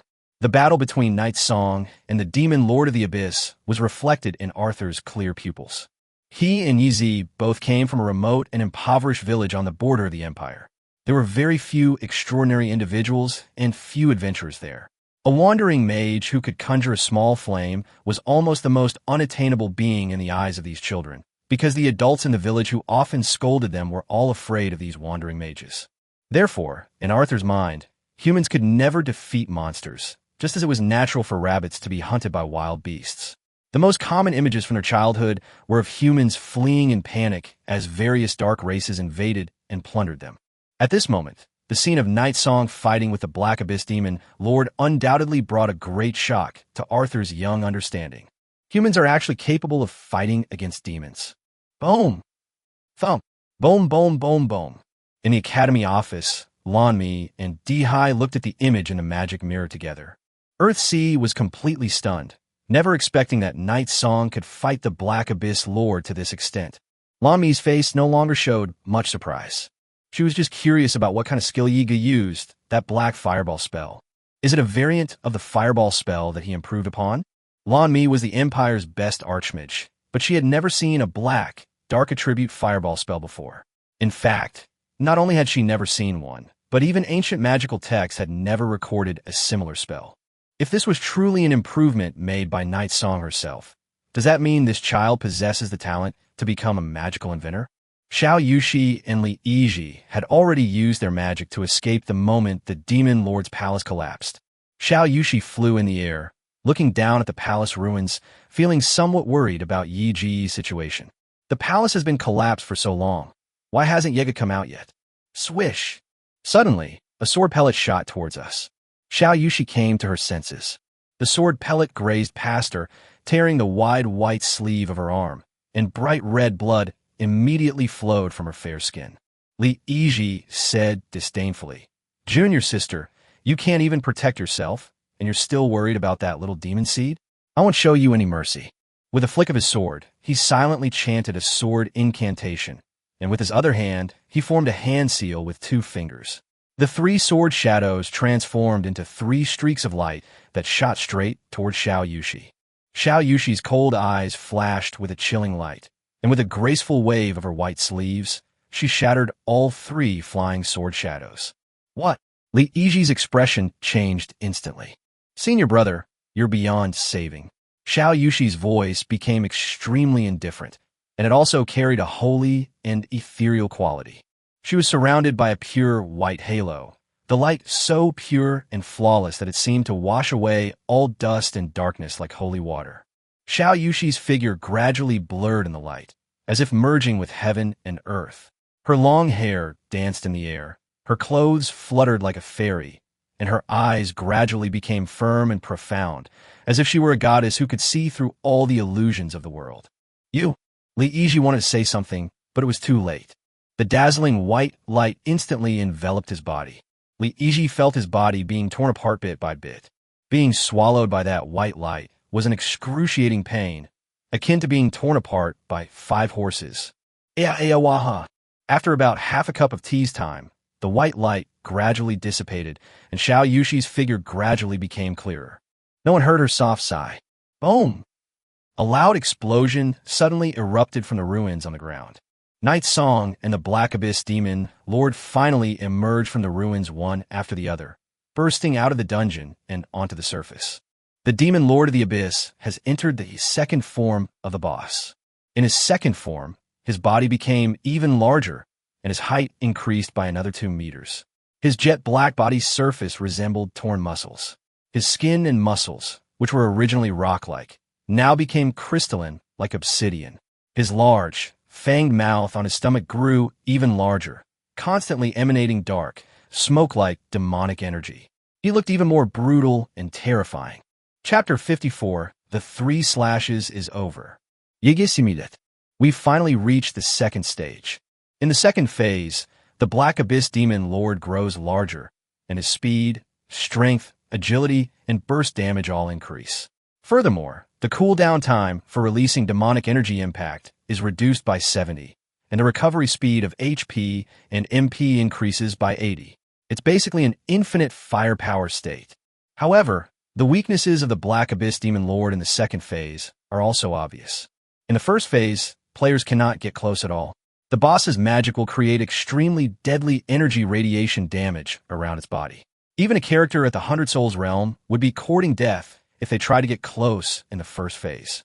In the second phase, the boss will channel all his magic power into attack, which means he will abandon defense. This is the moment Yi Ge has been waiting for. It's a pity that moving into the second phase ahead of schedule was the worst decision you ever made. Night Song said, because you didn't even have a chance to enter the third stage. Black Abyss Demon Lord. Let's see how long you can keep spouting nonsense. Boom! His ferocious maw on his stomach once again unleashed a surge of magical energy.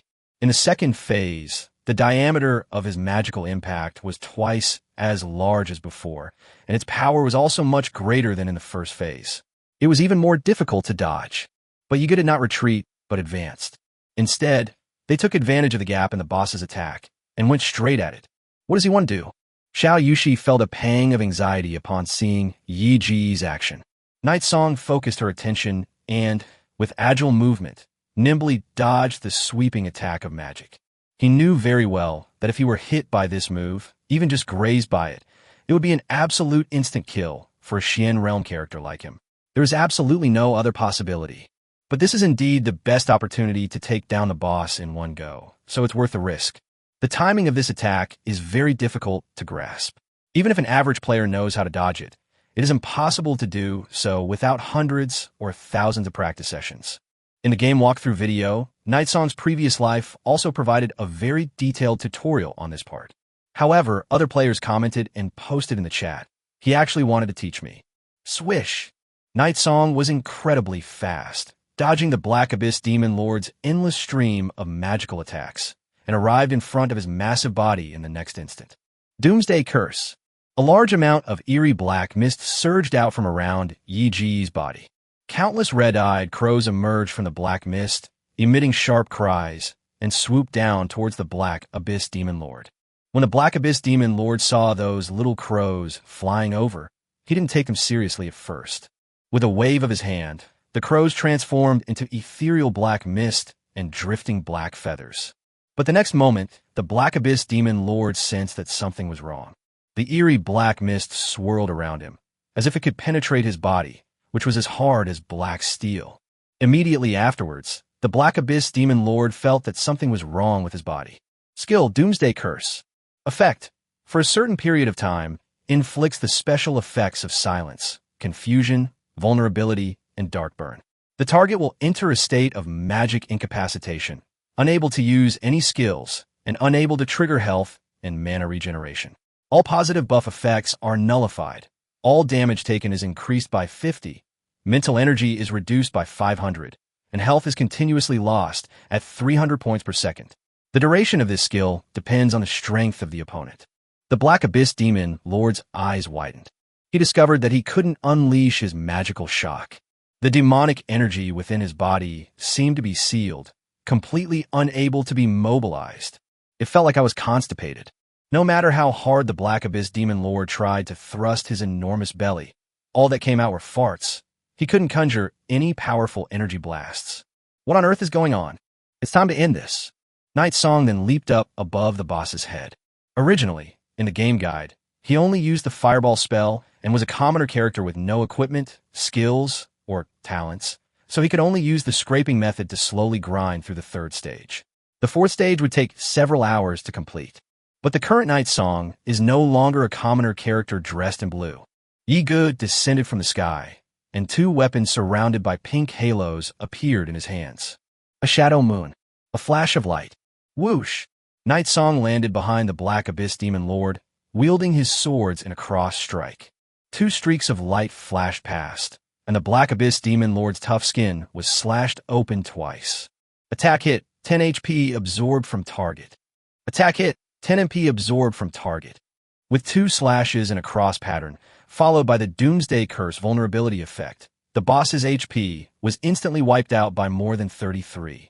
Roar! The Black Abyss Demon Lord let out a painful roar. He didn't understand why, despite being two extremely small wounds, his life force and magic power seemed to have been drained away in an instant. He stumbled forward a few times and then crashed to the ground. As Xiao Yushi flew in the sky, her usually calm and aloof almond-shaped eyes began to ripple with surprise. Every attack and every move Ye-Ge made looked incredibly dangerous. Xiao Yushi felt that even she probably wouldn't dare to use such a risky fighting style. It was like watching someone dance on a tightrope. Every time it felt like they were about to fall, but the final result was always just right. Night Song was like a mathematician. In his eyes, all of the boss's attacks were like regular mathematical formulas. Every attack seemed to be displayed with data, and the range of each attack was calculated by him with absolute precision. What Xiao Yushi couldn't understand even more was how he, as a transcendent being of the profound realm, managed to cut down a demon of the heavenly realm with a single strike. Does it hurt a lot? Ye-Ge spoke indifferently. But he didn't stop. The Black Abyss Demon Lord is, after all, a descendant of the heavenly realm demons, so the Doomsday Curse has very limited effect on him, and its duration is estimated to be no more than 5 seconds. But in reality, for him, who is the #1 ordinary player in the entire server, even 3 seconds of silence time is more than enough. Whoosh! Night Song made another lightning-fast dash, plunging 2 sharp blades into the boss's stomach. The gaping maw on the belly suddenly let out a painful scream. The final strike. Ye-Ge narrowed his eyes. He drew his 2 weapons, stepped over the Black Abyss Demon Lord's chest, and swiftly reached his throat in a few steps. Including the 2 previous attacks and the damage taken by the Dark Fireball spell in the first phase, a precise calculation shows that the boss still has 32.71 HP remaining. Buzz! With a swift clap of their hands, Guangli and Yingyue painted a vibrant crimson stain on the throat of the Black Abyss Demon Lord. The Black Abyss Demon Lord's pupils dilated instantly. This time he didn't scream, but his body froze completely in that instant. After making the cut, Ye-Ge flipped backward, landing gracefully on her feet. Yi-Ge's gaze was indifferent, and his voice was nonchalant. It's over. Chapter 55: The Well of the Black Abyss closes. Arthur struggled to climb out of the collapsed dungeon ruins. His dirty little hands were scraped raw by the gravel, but he still managed to crawl to the ground. Then he saw a scene that he would never forget for the rest of his life. The 5-meter-tall Black Abyss Demon Lord fell heavily to the ground under the double-bladed attack of the 10-year-old boy. Wow, amazing! Arthur exclaimed in astonishment. Yiga held Ingyu in his left hand and Guang Li in his right, standing before the already dead Black Abyss Demon Lord. The Black Abyss Demon Lord's boss design originally had 4 stages. In the second phase, when his health drops to 20, he will trigger the third phase, transforming into a stronger monster and instantly recovering to full health. But when Yiga had only 30% plus of his health remaining, he killed him in one move. He didn't give him a chance to transform at all, skipping the third and fourth stages. TSK, I'm so despicable. The Black Abyss Demon Lord lay motionless on the ground, his body gradually dissolving. Part of his dark flesh turned into ethereal black mist, while another part melted into black blood. Task Progress Update. Mission: defeat the final boss, the Black Abyss Demon Lord. Reward: 50,000 system points. You will receive a random pink quality ancient item and have a 1% chance of obtaining a red quality ancient legacy item. Task Progress completed. Received 50,000 system points. Randomly obtained ancient pink quality material Black Abyss Curse Bone. Yiga nodded in satisfaction. Although I didn't trigger the level 1 red quality reward, it's still pretty good. After all, there's only one chance. If he could win so easily, he would start to suspect that he has some kind of strange aura about him. Yiga put away the 2 weapons. At this moment, Xiao Yushi gracefully descended from the sky, her white robes fluttering, and came to his side.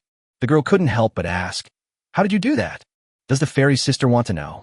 Yiga smiled faintly. "No, this is paid content. I can't just tell other people." Xiao Yushi was taken aback, a hint of confusion appearing in her clear, bright eyes. "Huh? Paid content?" Buzzing. At that moment, the earth suddenly began to tremble violently. Xiao Yushi initially thought it was an earthquake, but she quickly realized that it was not an ordinary earthquake. Even the air currents and the demonic energy within the secret realm began to become extremely chaotic, and the entire Black Abyss secret realm seemed to be trembling. Above the sky, the Black Abyss well, the entrance through which Yiga and Xiao Yushi entered this place, also showed signs of abnormality. The vortex of black mist and clouds underwent a strange transformation, seemingly shrinking as if it were about to close. Xiao Yushi's eyes flickered. "What's going on?" Night Song calmly said, "The Lord of the Black Abyss is dead, so the Black Abyss secret realm will also be closed. This is part of the story, so Yiga is naturally familiar with it." Upon hearing this, Xiao Yushi quickly said, "Then let's leave right away." "It's too late," Yiga said. "Those who didn't enter the Black Abyss well and went to other areas of the secret realm should still have a chance to return to the academy via teleportation scrolls. But we are inside the Black Abyss well. Once the passage to the Black Abyss well is closed, our connection with the outside world will be completely cut off." Xiao Yushi took out the scroll and tried it out. She found that, just as Yiga had said, the runes on the scroll flickered weakly twice and then dimmed, unable to light up again. "Then what should we do?" The girl pursed her lips. She didn't understand why Yiga could remain so calm at a time like this. Yiga said, "Don't worry, it's just that the regular passage is closed. There are other ways out." Xiao Yushi breathed a sigh of relief upon hearing this. For some reason, the girl felt that Yiga seemed to have been here before, as if he was very familiar with all the rules and even the boss's weaknesses. But he was only 10 years old, and he was just a student in a regular class. Could it be that he really came here before? Thump! At this moment, the Black Abyss Demon Lord, who was supposed to be dead, suddenly came back to life. Most of the Black Abyss Demon Lord's body had completely melted into black water, but the huge mouth on his belly suddenly shot up into the sky, curled up like a ball, and fled swiftly. Xiao Yushi turned around. "What's that?" Yiga turned his head and glanced at it, then said indifferently, "The true form of the Black Abyss Demon Lord is that thing from just now." "I didn't expect him to still be alive." Xiao Yushi paused, then looked at him and asked, "Shouldn't we go after him?" Yiga smiled. "Of course we should chase after them, but there's no need to rush." The Black Abyss Demon Lord curled up into a ball and rolled quickly into the half-collapsed dungeon, into a secret underground passage. "You wretched human brat. I will definitely come back for revenge." The Black Abyss Demon Lord continued to roll forward. Now he had no limbs, only a round ball of flesh resembling a head. However, this head had no eyes, nose, or other organs, only a large mouth full of fangs. Therefore, this is the only way he can move forward. Once I've swallowed the demon seed and regained my demonic body, I'll definitely come back. As the Black Abyss demon lord rolled forward, he uttered his desperate words of escape in a shrill voice. Suddenly, he felt as if he had tripped hard on something. The whole person, no, the whole ball of flesh, flew forward violently and crashed hard into the wall of the passageway ahead. Black Abyss's massive mouth slowly slid down the wall, causing him to groan in pain. Then he noticed that the stone walls around the passage seemed to be covered with something. A talisman gradually appeared on the wall, and the characters on it glowed with a faint blue light, seemingly containing some kind of extraordinary power. Black Abyss's big mouth paused for a moment. This passage was built by the foreign slaves he ordered to do, but he doesn't remember having this kind of talisman here. Black Abyss Big Mouth didn't know what the blue text on the wall meant, but he soon realized that this thing was definitely not a good thing for him. In a long, dark passage, more and more patterns of these blue talisman paper appeared on the walls. 10, 20, or even 100. Black Abyss's mouth gaped open, and the hairs on his body stood on end. Buzz. The hundreds of talisman papers flashed simultaneously with a hum. They emitted over 100 blue beams of light, which bound the Black Abyss's maw like ropes, making it completely immobile. Chapter 56, The Devil's Seed. An important world story choice. What the hell is this thing? The Black Abyss hissed sharply as it struggled desperately. But now he only has a mouth and a fleshy body left. How could he possibly break free from the restraints of these 100+ talismans? Night Song appeared in the passage, holding a torch, and walked slowly and unhurriedly. Oh, we caught him. Yiga held up his torch and shone it into the distance, where he saw the bound and locked Black Abyss maw. Song Jie followed behind him, and when he saw the captured Black Abyss maw, he was immediately surprised and his eyes widened. Wow, in this godforsaken place, you can actually catch a demon. Yiga walked closer and took a look, only to find that the black fleshy ball actually had hands and feet. However, it was somewhat disproportionate to his body size. His large mouth took up almost 70% of the entire fleshy mass, and the rest of the body was full of bloated, wrinkled flesh, making him look quite disgusting. Night Song, surprised? Unexpected. Ew.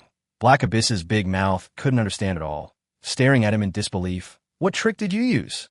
Oh, this is a trap talisman. Night Song took out a blue talisman and said casually, it's usually used by demon hunters to capture wild magical beasts. Of course I know this is a trap symbol. What Black Abyss Big Mouth didn't understand was, this is clearly his dungeon. How can anyone set up so many traps in a place like this? How did this guy know I would escape here? As the giant Black Abyss looked at the human boy before him, it suddenly felt as if he had fallen into an ice cellar. Could be this kid.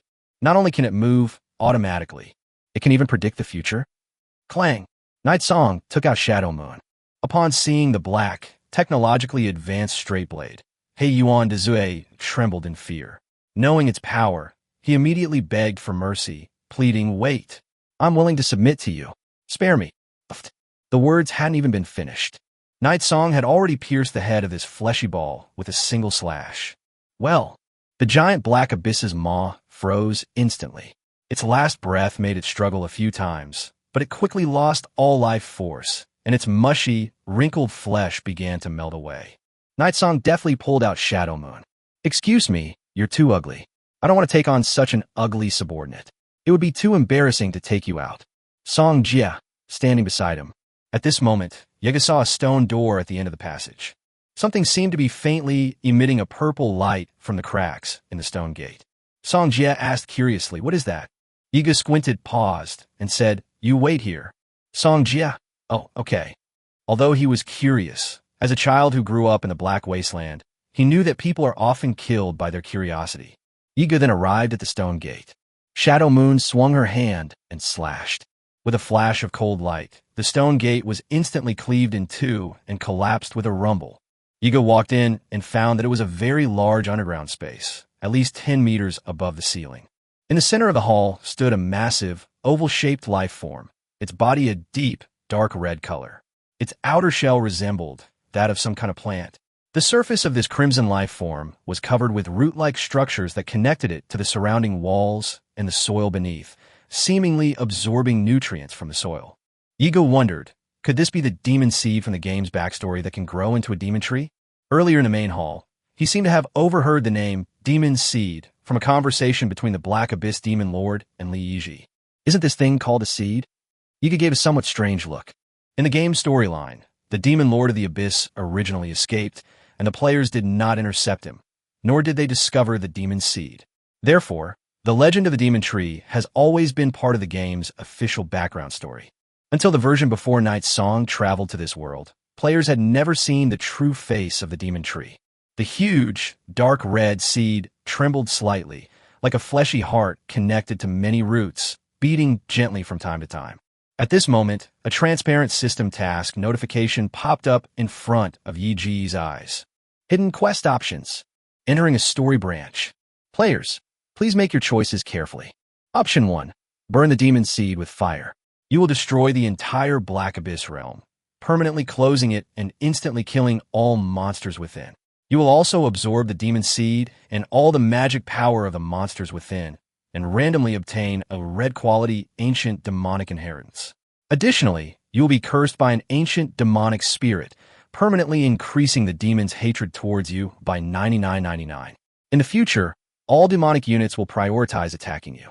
Option 2. By handing the demon seed over to the Imperial Federation's Superhuman Association, you will gain plus 500 favorability from righteous human superhumans, plus 1,000 favorability from the general public, and a good citizen banner. The righteous path's attitude towards the Yi family will also slightly change in the future. Option 3. Infuse your own life essence, and you will become the master of the demon seed and the new lord of the Black Abyss. Note, this choice is crucial and will affect the entire storyline of the Myriad Races world. Players must consider it carefully. Yiga was completely stunned. There are hidden storylines not present in the original game. Yiga gradually calmed down and carefully examined the options in front of her. The system prompted "choose carefully" twice, indicating that this option should indeed have a significant impact on the world's storyline. Whichever option he chooses, it could change the future storyline of the game and create a huge butterfly effect. Yiga pondered it. The second option is definitely not to be selected. There's no need to even consider it. Now it's about the first and third options. One is to destroy it, and the other is to become its master. How to choose? Yiga closed his eyes, pondered for a moment, and suddenly felt as if some life form within the seed was calling to him, seemingly able to establish some kind of spiritual connection with him. But could this also be the temptation of the devil? Yiga opened her bright eyes, a faint smile playing on her lips. Regardless of the circumstances, he had already made his choice. Yiga slowly walked forward and gently raised her hand. Chapter 57 Soul Connection Established. Night's Song reached out and gently stroked the surface of the seed, and the throbbing from the soul and spirit seemed to intensify. The white-blooded spirit on the right shoulder seemed to sense something terrifying. The kitten quietly shrank into the back of Yi Ji's clothes, only its head peeking out as it cautiously observed. Calamity, you were once a messenger of the demon realm. What do you know about this demonic seed? Yiga suddenly spoke up and asked. The red-eyed raven on the left shoulder said, Legend has it that it was the last seed left behind by the Tree of Life in the demon realm before it withered away during the ancient civilization. Its whereabouts have been unknown ever since, and many top experts of dark races have been searching for it. I never expected that it would be found on a mere heavenly realm demon descendant. It must have been picked up by chance through some opportunity. Yiga raised an eyebrow. Ancient demon realm civilization? Yes, that was over 1 billion years ago, said the spirit of calamity.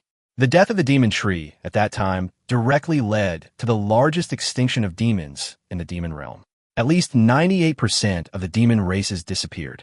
All the dark races you see now are actually descendants of the demon races that survived from that time. Why did the demon tree die back then? Of course it was done by the gods. They were the only beings in that era who could suppress the demons. The gods. Night's Song ponders. Above the map of all races are the gods. However, the game contains absolutely no description of the background information mentioned by the calamity. Perhaps the authorities simply haven't released this information? This demonic seed is still in the ungerminated stage, said the spirit of calamity. It seems that although the Black Abyss Demon Lord has obtained this seed, he does not know how to activate it. Night's Song asked, Then do you know? The spirit of calamity pondered for a moment, then said, It requires the purest essence of the ancient demon king's bloodline. However, this is impossible in this era. Billions of years have passed, and even if the surviving dark races still retain some bloodline genes from the ancient demon races, they are probably extremely weak. Before she could finish speaking, Yiga gently scratched her index finger with her fingernail, and bright red blood flowed out. Then he touched the surface of the seed with his index finger. Buzz! A sudden burst of black light filled the entire vast underground space. The spirit of calamity. The entire underground space was filled with a buzzing sound. Night Song's gaze was calm, and the burning flame of life was reflected in his clear pupils. In his soul consciousness, one could almost hear heavy yet vibrant heartbeats. Click! A small crack appeared on the hard outer shell of the seed. As time passed, the crack grew larger, and a tender red bud began to emerge from inside the seed. It was a newly sprouted embryo, struggling to break free of the seed's constraints and growing towards the surrounding walls and the ground. As the embryo grows, roots and stems begin to sprout. The roots penetrate deep into the soil, absorbing nutrients, while the stems and leaves extend upwards. It is incredibly robust. Even in its newly sprouted stage, its roots and stems are almost as thick as the roots of a mature banyan tree. Bai Shuling hid inside Yi Ji's clothes, while the kitten looked up at the scene with a horrified expression. Her intuition was indeed correct. Night Song indeed possesses the pure bloodline of an ancient demon king. You have made your destiny's choice. Soul connection established. You have become the master of the demon seed and the new lord of the Black Abyss. Quest reward. Random red quality ancient heritage chest. Unlock permissions. You can freely access all resources currently available within the Black Abyss secret realm. You didn't open the treasure chest for the time being. He first checked the condition of the seeds. Current stage of seed, germination. Lifespan, 10,000 to 10,000. Emerging stage, possesses a certain degree of self-defense capability within the Black Abyss territory. Energy required to advance to the next stage, 0 to 1,000. Introduction. The seed has developed self-awareness and can absorb nutrients from the surrounding soil to convert into energy needed for advancement. It can also devour anything in the world that possesses energy as food. Everything that possesses energy. Night Song murmured those words. After a moment's thought, he took out a blue-quality soul stone from his inventory. The seed's roots seemed to sense the energy response and slowly and proactively stretched out. However, it did not take the soul stone directly from the night singer, but stopped in front of the night singer, like a cat or dog waiting for its owner to feed it. She's quite smart. She knows not to accept things that aren't given to her. Yigu smiled and handed over the soul stone with his palm. The dark red roots slowly wrapped around the soul stone, and after being taken away, they slowly shrank back into the soil. Night Song glanced at the seed status again. Energy required to advance to the next stage, 1 to 1,000. I see. Yiga looked up at the seeds and smiled faintly. A young girl in a white fairy dress is standing around a group of dirty slave children, using her magic to heal the wounds of some of the injured children. Yizi tilted her little head back, gazing at the beautiful, flawless fairy-like woman before her. She thought she was truly gorgeous, otherworldly and untouched by worldly concerns. So much so that when Xiao Yushi reached out her hand, Yizi timidly shrank her neck, hesitant and unwilling to place her dirty hands on the fairy sister's fair and tender palms, which were free of any dirt. But Xiao Yushi smiled faintly, her beauty blooming like 100 flowers in an instant. She took the girl's dirty little hand in her own palm and used her spiritual power to heal her. How amazing! Is this the magic of the immortals that the adults were talking about? Yizi stared blankly at her arm, where the scars were rapidly disappearing. A snot bubble slowly emerged from the girl's nose, only to be quickly sucked back in by her. Arthur did not stay by Xiao Yushi's side. Although he was injured when the dungeon collapsed, he was now huddled alone in a corner of the ruins, his face full of fear, his body trembling and shaking strangely from time to time. He knew his illness had flared up again, but he was trying to suppress the palpitations within him. He knew that the fairy sister over there was a superhuman. Arthur knew very well that if the superhuman found out about his condition, he would be treated like a monster by the adults in the village, driven away, or even killed, just like before. Those extraordinary individuals hate monsters the most. Unfortunately, Arthur ultimately failed to control the monster within him. With a hysterical and terrifying scream, Xiao Yushi's attention was immediately drawn to it. Arthur was enveloped in a terrifying demonic aura. His right eye had turned completely black, with countless blood vessels spreading within it. These blood vessels gradually became clearer and denser, as if a dark place had been stained with blood ink. Chapter 58, Demon Eye Syndrome. Evil Eye Syndrome?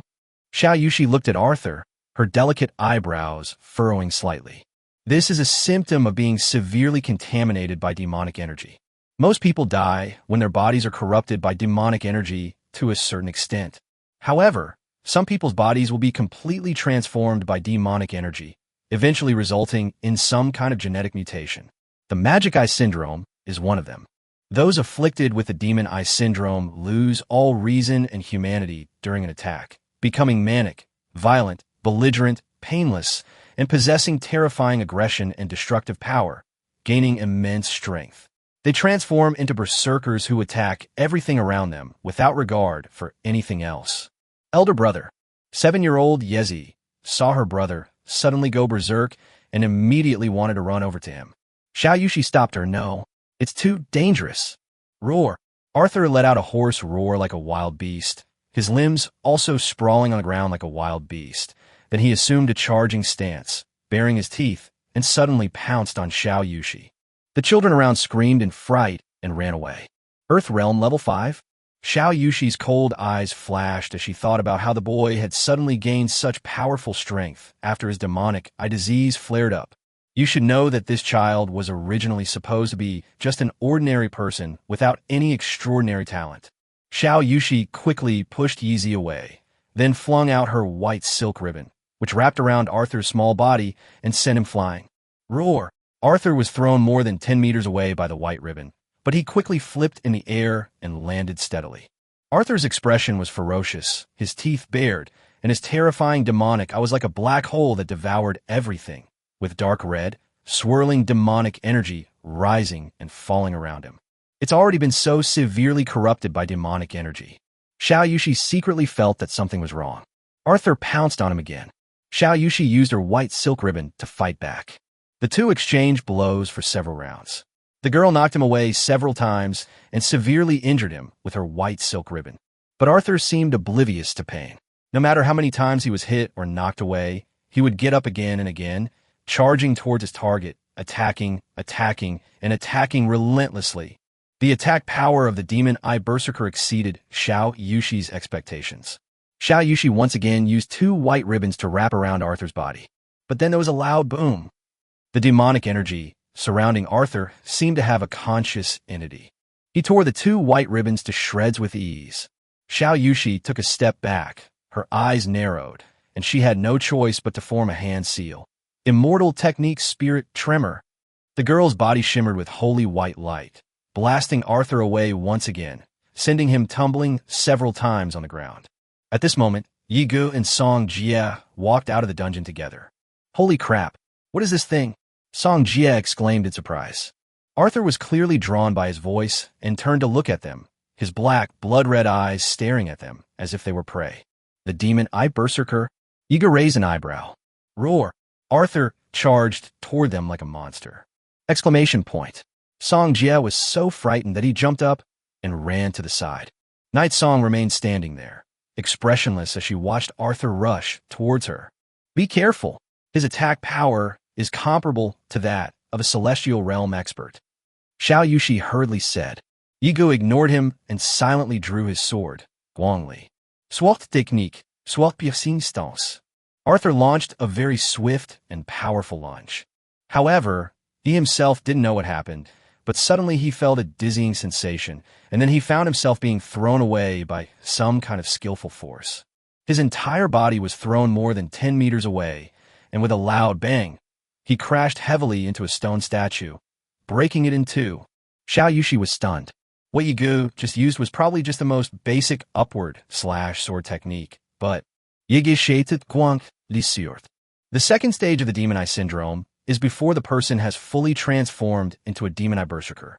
Attacking the Demon Eye's weak point, the right eye, with light attribute damage can temporarily restore it to a normal state. Fortunately, I still have the game guides from back then imprinted in my mind and haven't forgotten them. Arthur's small body fell to the ground. This time, unlike the previous times, he did not get up and continue attacking. Instead, he lay on the ground in pain, groaning. Elder brother. Leaf ran to Arthur's side. Has he regained consciousness? Xiao Yushi approached and asked hesitantly. You're awake for now, Yiga said. After all, it's only the second stage of the demonized syndrome, so it's still under control. You know a lot about the demonized syndrome? Xiao Yushi asked. The demonized syndrome is a disease caused by a mutation of the demonized gene. As a demonized human, I naturally know a little about it. Yiga similit innocently. Xiao Yushi, that's true. The two approached Arthur. Despite the pain in his body, Arthur slowly got up from the ground. He quickly spotted Xiao Yushi and Yiga approaching him, and immediately tensed up, his eyes filled with terror. Are you going to kill me? Xiao Yushi remained silent.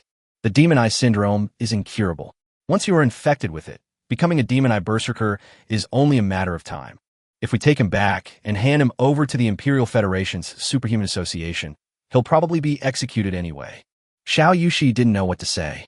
She felt it was cruel to say these things to such a young child who had just recovered from the demonic eye disease.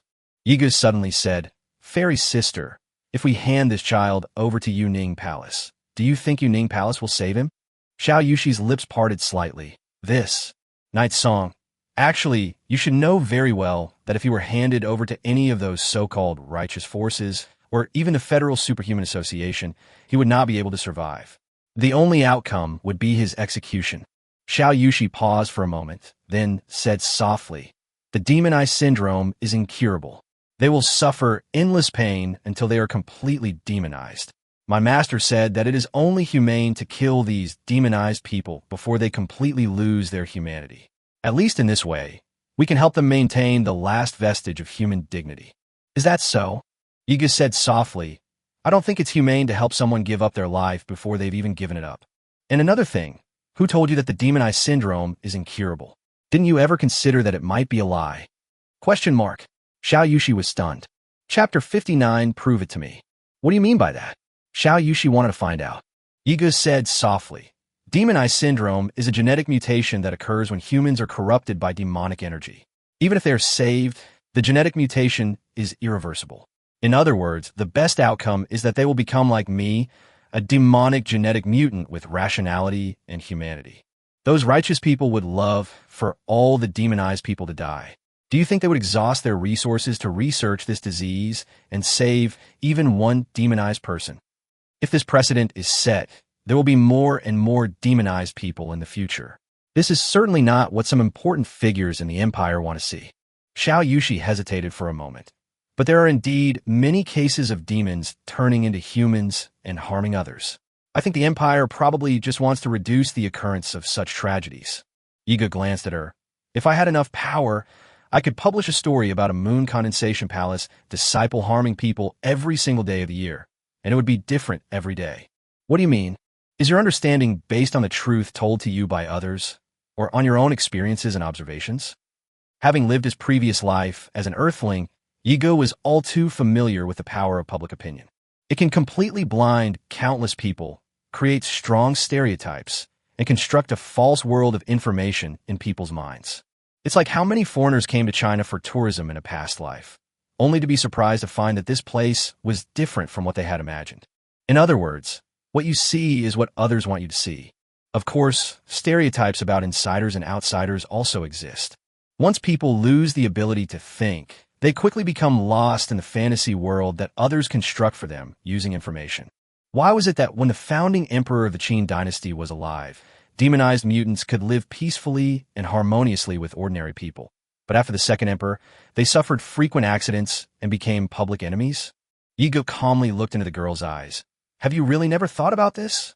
Xiao Yushi remained silent for a long time without responding, looking confused and puzzled. The girl's eyes were somewhat lost. No one had ever said such things to her before. She felt as if something deep inside her had been unlocked, but soon new doubts began to linger in her mind. Night Song squatted down in front of Arthur. Hey, what's your name? Arthur looked up timidly at Night Song. As an 8-year-old child, he couldn't understand a single word of what Yiga had just said. But he knew that Night Song was an extraordinary being. Moreover, he was an extraordinary individual who defeated the leaders of those demonic beings. Extraordinary people are always high and mighty. Back in the border villages, even if a teenager was an extraordinary child, the adults had to be obsequious and flattering to him. Arthur hesitated and did not answer. He was worried that he might say the wrong thing and offend the young master, who was an extraordinary being. But then, for some reason, the image of Yi Gu slaying the Black Abyss Demon Lord with 3 strikes suddenly flashed into his mind. If only I could be as powerful as this extraordinary young master. That way I'll have the power to protect my sister. Suddenly, Arthur mustered up some inexplicable courage. My name is Arthur. Night Song pondered. Arthur, realizing he didn't recall this name existing in the game's lore. This child is only at the 2nd stage of the Demon Eye Syndrome and has not yet officially become a berserker. Yet he already possesses strength above the Earth Realm, which is enough to show that his talent is quite outstanding. In the original timeline, he would likely have either become a berserker with a demonic eye and gone completely insane, died in the Black Abyss Demon Lord's dungeon, or been taken back by other human adventurers and executed by the Federation's Superhuman Association. Legendary figures who leave their mark on historical events are often fortunate. Those who were originally quite talented and brilliant, but died on the road to becoming legends due to various accidents, and were forever buried in the shifting sands of history, becoming an insignificant speck of dust in history, are the true reflection of the fate of most people in this era of war among all races. How long have you had symptoms of the Demon Eye Syndrome? Night Song asked. Arthur thought for a moment, then cautiously replied, 2 or 2 years ago. Song Jie said with a strange expression. Are you kidding me? I've never seen anyone who developed the Demon Eye Syndrome and didn't go completely insane within 3 months.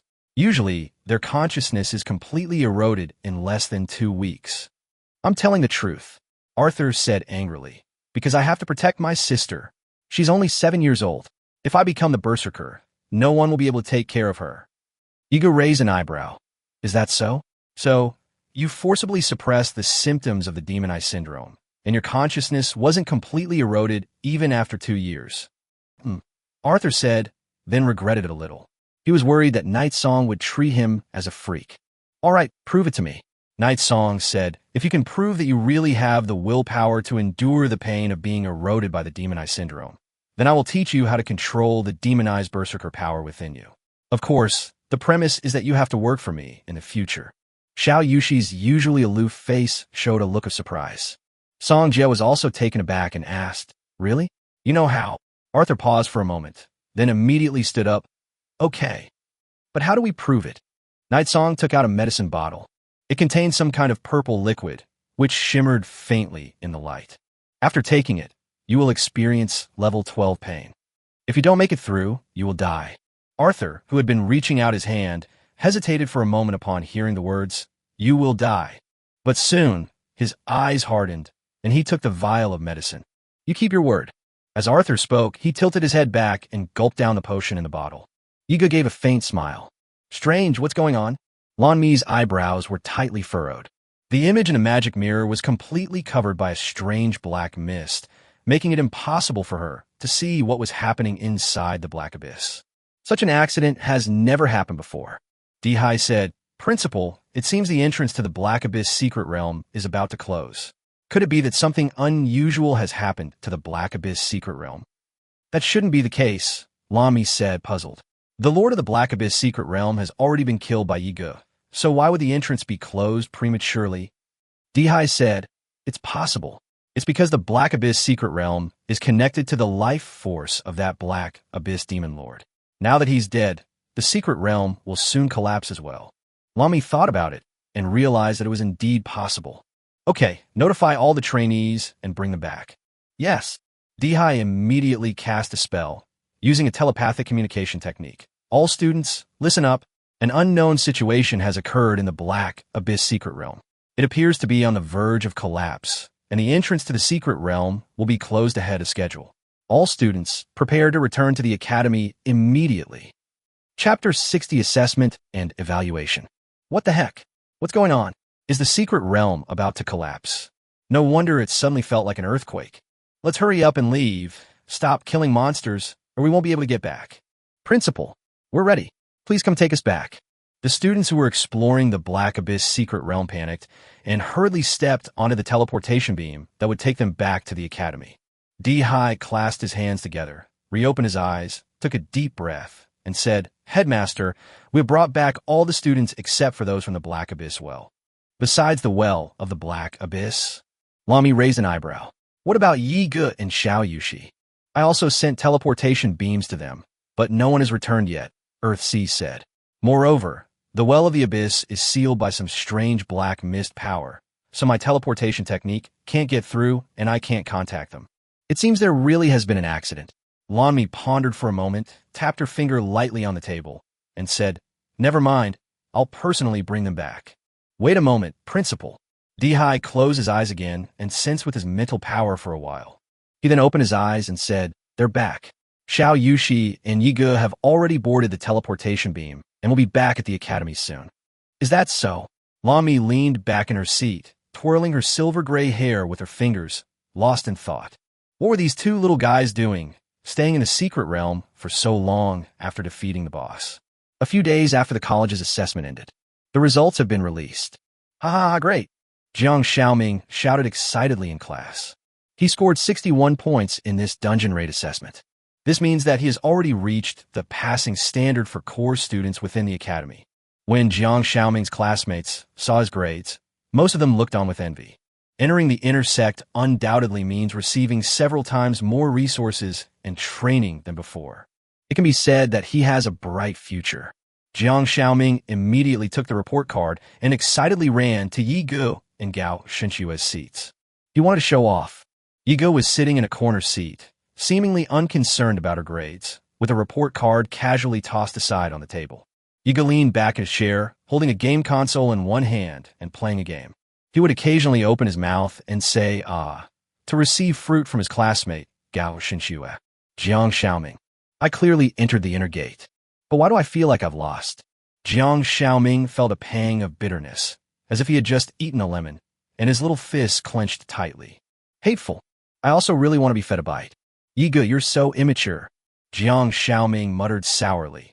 "You're already 10 years old and still need to be fed? You should know we're superhuman warriors from the War Academy." Crack! Yi Ge took a bite of the honeydew melon that Shenxue's mother had fed her, crunching and making muffled sounds. "What's wrong?" Night Song has now completely given up resisting. "I just can't refuse Miyuki's mom no matter what. I might as well just lie down." "Oh, how shameful."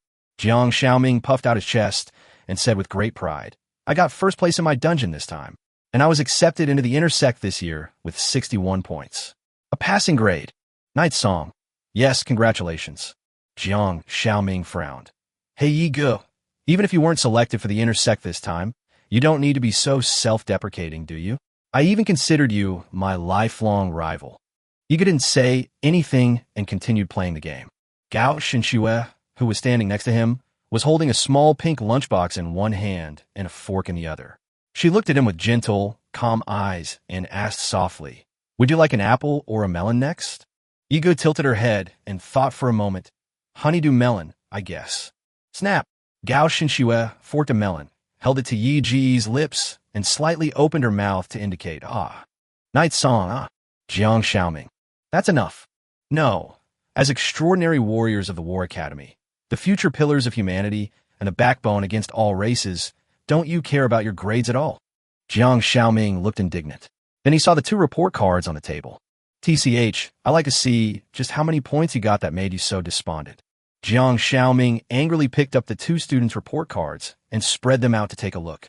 Then he froze instantly. He opened his mouth slightly, stunned for several seconds, then rubbed his eyes hard, thinking he had seen wrong. Gao Shenxue's transcript contained a lot of professional terminology in her evaluation and analysis, and the last line of the transcript indicated that the score for the copy assessment was 100. The assessment scores of the War College are quite rigorous. Generally speaking, getting 60 points is enough to meet the standard for passing the inner class. 70 points is good, 80 points is excellent, 90 points is genius, 95 points is outstanding, and 100 points is prodigy. In other words, Gao Shenxue also entered the inner sect and was rated as a prodigy-level core student by the Academy. It's important to understand that even at the Empire's War Academy, where talented individuals congregate, it's rare for a prodigy to emerge even once every few years. Jiang Xiaoming stared blankly for a few seconds, then stiffly looked at Yi Ji's report card next to him. Surprisingly, Yi Ji's report card contained absolutely no analysis or evaluation from the teacher, and the grade rating column did not show any specific score. However, the last line of his document contained two very simple large characters: personal instruction and a hastily written signature of the assessment. The greatest principle in history, Lan Mi, personal review. Chapter 61 Night, Katsuhiro's defenses are broken. Holy crap. Jiang Xiaoming screamed in horror in class. You guys were all accepted into the intersect too? And you even became the principal's personal disciple. As soon as he said that, all the students in the class turned their heads in a flash, and their eyes all focused on him. The children's exclamations and chatter continued to rise. Yigu sighed and said helplessly, "Why are you shouting so loudly? Why am I shouting so loudly? This is a personal instruction from the headmaster." Jiang Xiaoming gritted his teeth, his fists clenched tightly. "Damn it. I thought I'd finally beaten you once, but you still managed to overtake me. But I will absolutely not give up. One day, I will definitely beat you, no matter what. Hey, Yega, can't you hear me?" Yigu remained calm, showing neither much joy nor any sense of pride in the matter. The report card lay on the table in front of him, but to him it was just an ordinary piece of paper. He was well aware of his own talent. With SSS level learning ability in 10 professions, plus the ancient mutant bloodline of the Demon King level, in terms of talent, no one in the entire human empire could compare to him. But Yigu couldn't understand why the Academy's attitude had suddenly changed so drastically. For no apparent reason, he was taken to the intersect, and he was even the personal disciple of that legendary principal. As far as he knew, the legendary headmaster hadn't taken on any direct students for almost 100 years. Both he and Gao Xinxue came from demonized families. In particular, he was the son of the current head of the Yi family, and there was a very high probability that he would succeed Viscount Night Owl as the new lord of Night City. Despite these circumstances, the principal still chose him to be his personal disciple. Could there be some kind of conspiracy involved? Yigu stroked his chin, seemingly lost in thought. The news quickly spread throughout the southern region. After all, Lan Mi is one of the top 10 experts in the Empire and the strongest archmage among humans. Her sudden acceptance of a personal student is already a hot topic. However, this personally taught student is actually the young master of the Yi family, Yigu. This almost caused the topic to explode. What exactly does this blue exaggeration mean? Duke Wangen's face was as gloomy as a sky covered with dark clouds, devoid of any sunlight. Preventing the demonized mutant families from receiving too many resources and controlling their growth to prevent them from developing too smoothly has been an unwritten rule of the Empire for hundreds of years. No one took the initiative to break it. He even sent someone to remind Lan Mi about this matter. This woman is absolutely outrageous. Not only did they take a little demon seed into the inner circle of the War Academy, but they even made him their personal disciple. Behind him, a trusted subordinate respectfully asked, "Your Grace, should we report this matter to the Empire?" Wang Yin scoffed. Do you think the higher-ups wouldn't have heard about something this big?" The trusted subordinate said, "That's true." Wang Yin paused, then said expressionlessly, "But it's all right, we'll still report it as usual. And while we're at it, we'll also subtly inform the royal family about the seriousness of this matter." Wang Yin knew very well that although he was one of the 4 dukes, he had no say in the matter of Lan Mi, that rebellious woman. Let His Majesty the Emperor personally send someone to confront her and hold her accountable. "All right." Wang Yin pondered for a moment, then said, "I heard that after Xiao Yega participated in the assessment of the Secret Realm instance, the Black Abyss Secret Realm suddenly closed?" A trusted subordinate. "It seems so." Wang Yin thought to himself that although Lan Mi was always rebellious and unruly and loved to have fun, that woman was indeed very powerful and had high standards. She would never look at ordinary students. The fact that she accepted him as her personal disciple shows that Yigu truly possesses extraordinary abilities. But he had also seen Yi Ji's genetic talent report from his entrance physical examination for the War Academy. Based on the data, although he can indeed be described as exceptionally talented, in a place like the War Academy, where geniuses are not lacking, he should at most be rated as a genius or outstanding. With only 2 S-level learning abilities, the superpower profession and the archer profession, it's impossible for him to reach the level of being personally taught by Lan Mi. Could it be that something happened in the secret realm? Did that kid receive some kind of special ancient inheritance? After a long silence, Wang An said in a deep voice, "Send someone to find out exactly what happened inside the Black Abyss Secret Realm dungeon that day, and why Lanmi wanted to take him as her personal disciple." Yes, the trusted subordinate responded and was about to leave when he suddenly remembered something else. "By the way, Your Grace, there's one more thing. Your subordinates have already allocated 2 billion yuan. But those 2 top-grade spirit gathering pills have already been sold on the online auction house." "Oh." Wang An raised an eyebrow. "Who took the picture?" "I don't know," the trusted subordinate said. "It's an anonymous, mysterious buyer. Wang An banded deeply. At a price of 2 billion, there are quite a few people in the empire who can afford it. However, there are very few people who have so much liquid capital and are willing to spend 2 billion to buy 2 red pills. Who could it be? Asshole." Upon receiving the news, Yi Xingxiong was undoubtedly completely devastated. He smashed the mirror in front of him with a punch. The crisp, sharp sound of the glass shattering echoed as the expensive crystal mirror cracked like a spiderweb, dividing his face, which was twitching slightly with anger, into more than a dozen pieces. The shattered glass gleamed coldly on the floor, and his hand was cut, blood dripping onto the floor. He was unwilling to accept it. He is not convinced. In his eyes, Yi Gu is nothing more than a mere brat in the Xian realm. Although Yi Gu possesses 2 S-level professional learning talents, the upper limit of his superpowers and archery professions is nowhere near as high as the upper limit of his S-level immortal cultivation profession. Despite sharing the same bloodline of demonized genetic mutations, he was subjected to such differential treatment, which infuriated him greatly. Chapter 62 is outrageous. Why does everyone favor Yi Gu? It's one thing for my grandfather to favor him, but even the principal of the War Academy is so biased towards him, even though he's clearly a mediocre, good-for-nothing. Yi Xingxiong roared and cursed. "Young Master Xingxiong, please don't be in a hurry." An old servant stood beside him and said in a low voice, "I think there must be a lot of strange things going on in this matter. Logically speaking, the inner sect of the Academy should not accept demonized human students." But he not only entered the inner sect, but also became the principal's personal student. Yi Xingxiong clenched his fist, and the veins on his strong arms bulged clearly. He knew very well what kind of people Lan Mi's 4 former students were.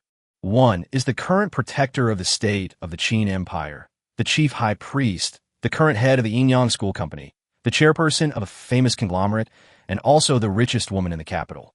One is a wandering swordsman known as the strongest warrior of the human race, called the strongest weapon master, skilled in using all melee weapons, and currently traveling all over the land of the myriad races. It is said that he has fought against several dark race lords of the Holy Realm and was not at a disadvantage. There is also one who is said to possess dragon blood, and is a princess of the dragon race. The friendly relationship between the human race and the dragon race for so many years has been maintained by the relationship between this princess and Lanmi. The last one is even more mysterious. Almost no one knows her background or whereabouts. Yi Xingxiong's face was gloomy. He had thought that after entering the inner sect, he would be firmly in the position of the head of the Yi family. "I never expected such an accident to happen. I really don't know what's wrong with that headmaster." Yi Xingxiong's expression was gloomy. Could it be that Yi Xiao secretly gave that headmaster some better and more precious gift? His father once told him that human relationships and the exchange of benefits are the most important things in the world. Within the circles of imperial nobility, there are few things that cannot be accomplished if one is adept at utilizing these 2 elements.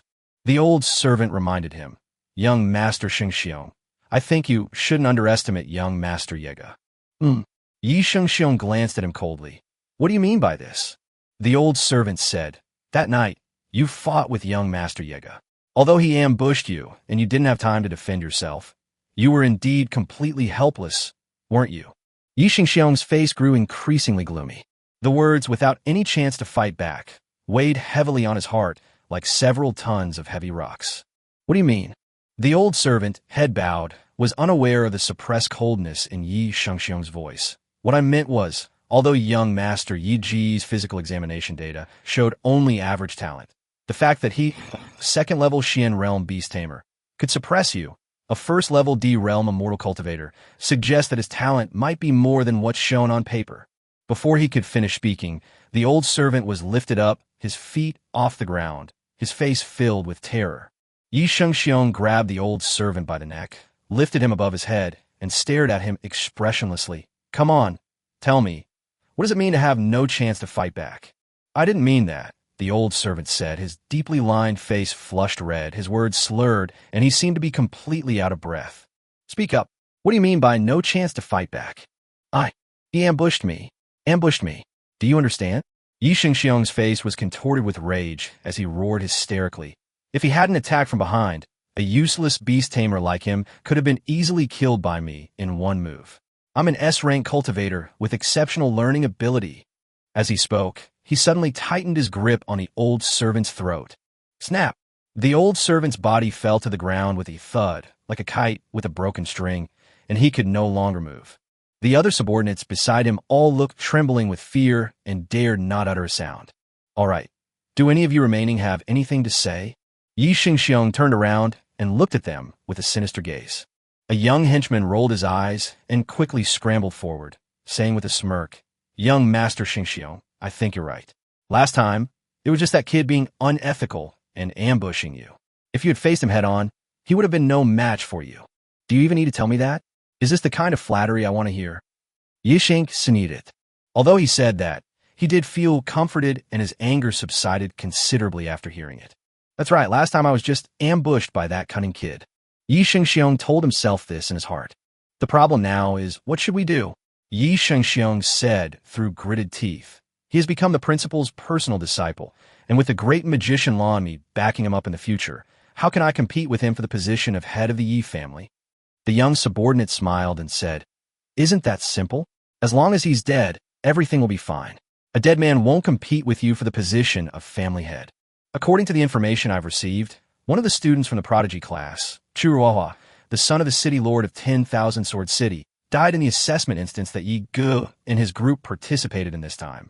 I think the Chu family must be in complete chaos now. Such a thing exists? Yuru Katsuhiro paused for a moment. But so what?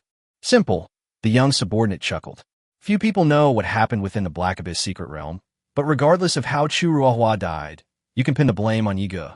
All it takes is a little provocation with the Chu family. Yi Shengxiong's eyes lit up immediately. Hey, you're so smart. Yi Shengxiong reached out and stroked his young subordinate's head, just like patting a dog's head. The young subordinate chuckled and lowered his head, making it easier for Yi Shengxiong to stroke him. Absolutely, absolutely. Yi Shengxiong grinned, sneering as he looked ahead. That's right, perhaps I can stand with the Chu family and deal with this brat. Not only can we eliminate a threat, but we might also gain a powerful future ally. Heh. Now, everyone who stands with the Chu family is doomed. Lami sat in her office, twirling a pen in her hand, and quickly compiled a list. This is a list of all soul crystal exports from Asen City over the past 2 years. You don't know until you check. When you do check, you find that the numbers for several items don't match up. The missing amount is at least several billion. Chu Ruohua was clearly not doing this alone. He didn't have that much ability just because he was a student in the War Academy's elite class. The real power behind him is the 10,000 Swords City. Give this list to the law enforcement officer of Asen City. Lami handed the list to Dihai. Dihai took the list. Okay. Oh, right, call my little night song over here. Lami pouted like a little girl and said with dissatisfaction, She's already become my personal student, and she hasn't come to visit me for so many days. That's really unacceptable. Happy New Year. Chapter 63 is definitely a misunderstanding. Inside a high-level training room at the academy, Yi Ge stood in the combat training room, a ball of blazing black fire slowly condensing in his palm. Boom! The 3 training dummy figures that rushed up were hit by the 3 consecutive black fireballs he threw. The 3 puppets exploded in a burst of black flames, instantly turning into a pile of parts scattered throughout the combat room. Yi Ge let out a soft breath. He opened his attribute panel. Character, Yi Ge. Age, 10 years old. Race, human. Level, Profound Realm, Stage 3. HP, 1400 to 1400. Soul Power, MP, 1405 to 1500. 4-dimensional attributes, Strength 85, Agility 91, Spirit 97, Stamina 95. Basic attributes, Physical Attack 253, Magic Attack 288, Defense 270, Resistance 285, Burst damage 300, speed 270, dexterity 265, perception 290. Special attributes: luck 5, charm 10, intelligence 12. Yiga thought to himself, one thunderbolt of magic would consume about 5 points of soul power, while one black fireball would consume 20 points. The skills he replicates using the demonic copying technique have no cooldown, and their power does not decrease even when used consecutively. However, if released continuously within a short period of time, 5 seconds, more soul power points will be consumed. The first time requires 20 points, the second time requires 30 points, and the fourth time requires 45 points. However, the power of the Dark Fireball was indeed considerable. The combat parameters of those 3 combat puppets were equivalent to those of 3 ordinary 3rd-level Xian Realm superhumans. In other words, he could basically kill a normal superhuman of the same level with just one black fireball. You go into a corner of the combat training room and clicked a few times on the touchscreen computer on the wall. Adjust the opponent's level. Earth Realm, Tier 3. This time, Yiga directly adjusted the intensity of the combat training puppet to be a whole level higher than his own. The floor of the combat training room opened, and a steel combat dummy was teleported up from underground. Copy magic, Dark Fireball. Yi Ji's eyes sharpened, and he instantly conjured a black fireball in his hand, slapping it towards the charging Earth Realm puppet. As expected, the Earth Realm battle puppet took a hit. The blazing black flames dissipated, and it merely took a step back before charging at Yigo again. Xia Xiao stood outside the glass enclosure of the combat training room with a curious expression. The little girl clung to the thick glass with both hands, her eyes following Yi Ji's movements in the room as he fought against a combat doll in the training room. Schwer, isn't this too dangerous for Xiaoya? Xia Xiao pursed her lips worriedly. He's only at the 3rd level of the Profound Realm, yet he chose a puppet from the Earth Realm as his training opponent. Won't he accidentally hurt himself? Gao Xinxue shook her head. No. Really? Xia Xiao looked for a while longer, then sat down next to Gao Xinxue, still occasionally turning her head to look at the situation inside the combat room with some unease. By the way, what are you doing? Xia Xiao blinked curiously as she looked at the table full of things shaped like pastries that Gao Xinxue had prepared. Are these edible? A little snack? Gao Xinxue said softly. I'm making Xiaoya's midnight snack tonight, using the rare and precious materials I collected in the assessment instance. Ah, it's so cute. Can you teach me how to make it? I want to try too. Sure. 2 little girls sat together, making small cakes. Suddenly remembering something, Xia Xiao tentatively asked in a slightly hesitant voice, Schwer, have you and Xiaoyi made any new friends lately? A new friend? Gao Xinxue tilted her head and thought for a moment. Yuli was introduced to them by Xia Xiao, so she shouldn't be considered a new friend. So he shook his head. No. Is that so? Why do you ask that? No. Xia Xiao stuck out her tongue playfully, feeling a sense of relief. She thought to herself that Schwer had never lied to her. If Schwer said no, then she definitely hadn't. It seems there was definitely a misunderstanding before. Boom! With a loud bang, a black fireball exploded. The Earth Realm combat puppet finally collapsed heavily, most of its parts destroyed, with some black flames still clinging to its body and burning. Yiga let out a deep breath. The final test results showed that it would take 5 dark fireballs to kill a 3rd-tier Earth Realm Transcendent. 5 black fireballs are enough to kill a superhuman who is a whole level higher than oneself. At first glance, it sounds pretty impressive. However, in actual combat, it is quite difficult to hit a 3rd-level Earth Realm Transcendent with a skill like Dark Fireball, which has a relatively slow firing rate. The opponent was a whole level higher and had a much higher agility attribute, so there was no chance of hitting 5 times. Humans aren't like battle dolls, blindly charging forward without thinking. The reason he was able to defeat Chu Ruohua so easily in the Secret Realm was because he was already quite exhausted and had been afflicted with a lot of debuffs. He was able to kill the Black Abyss Demon Lord purely because of his knowledge of the boss. He knew this boss too well, and he knew exactly what kind of nonsense he was going to unleash every time he raised his hand. If you really encounter a Celestial Realm Transcendent who is intelligent, skilled in tactics, and unable to predict the future, it certainly won't be that easy. Yiga has never been an arrogant person. He needs to appear calm and confident in front of enemies, but he must also always know his own worth. In her past life, Yiga had seen too many cases of gifted young people who, after achieving early success, fell into arrogance and eventually became just ordinary people. In this world of conflict among all races, even a moment of arrogance often means death. At this moment, Yiga suddenly sensed a certain tremor within her mental consciousness. It was as if something was calling to him from within his soul. Is it a devil's seed? After a moment of contemplation, Yigu opened the demon seeds panel. Current stage of seed, germination. Lifespan, 10,000 to 10,000. Energy required to advance to the next stage, 391-1000. The seed is absorbing nutrient from the surrounding soil and converting them into energy, plus 0.1, plus 0.2, plus 0.1, plus 0.2. Chapter 64 feels a bit frivolous, doesn't it? Night Song discovered that as the seed continuously absorbed energy and nutrients, some of it was actually transferred to him. I didn't expect this effect.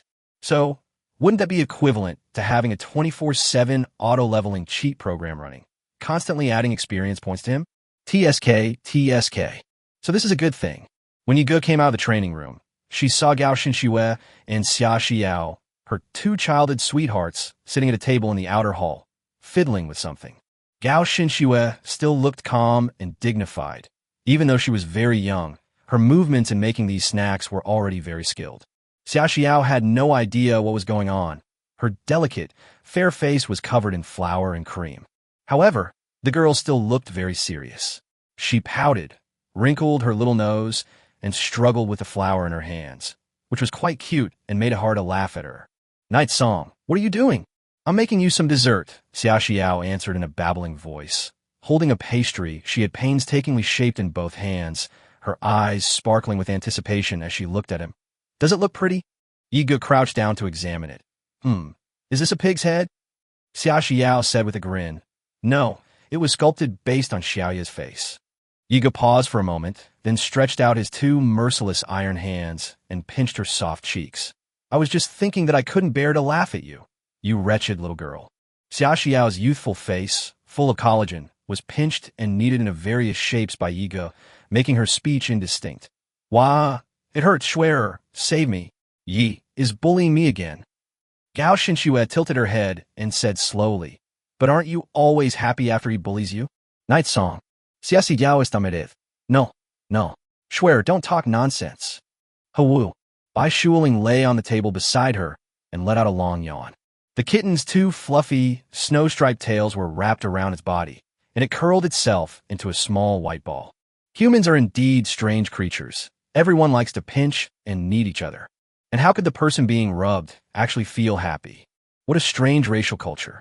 Didi. Yi Ji's watch suddenly rang, indicating that someone was calling. In this world, the level of technology is actually no less advanced than in the previous life, but few people use mobile phones. Most of the time, communication and internet access are done on a watch. Yigu released Xia Xiao's face and glanced at the caller ID on her watch. It was the college's academic affairs director calling. Beep. He pressed a touchscreen button on his watch, and the call was connected. A small holographic image of a human body appeared in front of him. Dihai's face appeared before Yega. He coughed twice and said, Yega, the headmaster wants you to go to her office. You called me. Yega thought about it and agreed. The principal has already accepted him as a personal student. Now, of course. New. Drop. Yega hung up the call and shrugged at Gao Xinxue and Xia Xiao. I have to go see the principal. Gao Xinxue.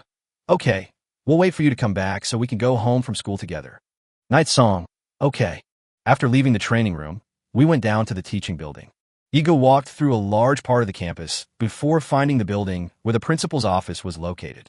The War Academy was already quite large, almost equivalent to a small city-state. The legendary principal lived in a very remote location, and very few students had the opportunity to see him in person. When Yiga arrived in front of the teaching building, she was almost stunned. Is this the teaching building? This is practically a castle, isn't it? There were several guards downstairs in the castle, but none of them stopped Yiga. They stood motionless like statues, clearly indicating that someone had given prior notice. A maid dressed as a maid came out and greeted him with a smile. Night Song was led to a large room. This room must be an office, and it's twice the size of his original classroom. A beautiful woman who looked to be in her 20s or 30s, with gray hair and blue eyes, sat behind the keel desk, swaying back and forth in a swivel chair. Lami was taking a nap in a chair when she heard someone knocking on the door and opened her eyes. Her blue eyes were half closed as she carefully examined Yigo. Yigo had long heard that the great magician Lanmi was a beautiful and elegant woman, but when he actually met her, the principal's beauty far exceeded his expectations. The servant bowed slightly and then withdrew, closing the door behind him. Only Yigo and Lanmi remained in the room. Lanmi maintained a smile throughout. Are you surprised that I would recruit you into the inner sect and take you as my personal disciple? Yes, Yigo replied honestly. Lanmi smiled and said, you are a member of a family of demonized mutants. Logically speaking, I shouldn't accept you as a student, but I believe your potential is enough for me to make an exception for you. Yigo was slightly surprised, not expecting that this beautiful principal would so frankly put such unspoken rules out in the open. I'm very curious. How did you do it? Lanmi narrowed her eyes. A transcendent being in the profound realm actually soloed a demonic boss in the heavenly realm. This is unprecedented in the entire history of the human race. Night song. Just lucky. Lanmi circled a lock of her hair with her finger. It seems you're still not willing to tell me the truth. Fine, I'll allow you to have a little bit of your own secrets. However, I've made such a big exception for you this time. So if you become successful in the future, you must never forget to repay your teacher. Night song. All right, come here. Lanmi beckoned to him, smiling as she looked at him. Don't be so reserved. Come here so your teacher can take a good look at your aptitude. Yigo hesitated for a moment, feeling that something was wrong, but in the end she walked to Lanmi's side. As soon as she reached the beautiful female principal, Lanmi immediately stretched out her two fair hands and pinched Yi Ji's cheeks from both sides, just like Yigo had just rubbed Xia Xiao, kneading his face as if kneading a glutinous rice ball.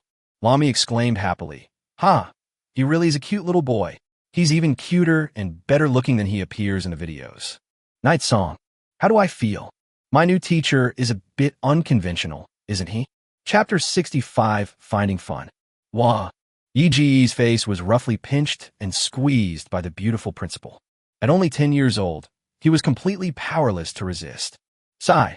Is this karma for bullying Xia Xiao? Indeed, karma is cyclical. Is the school principal ready? Night song whimpered and moaned. Lanmi reluctantly released Yi Ji's face, then pretended to pick up a pen and scribbled a few lines in the notebook on the table. Not bad. Extraordinary bone structure, exceptional talent, and remarkable potential. He's a good prospect. Yigo thought to herself. You were just rubbing my face and touching it all over, weren't you? Where can you see his extraordinary potential? Yigo glanced furtively at the notebook on Lanmi's desk, wanting to see what the principal had written down.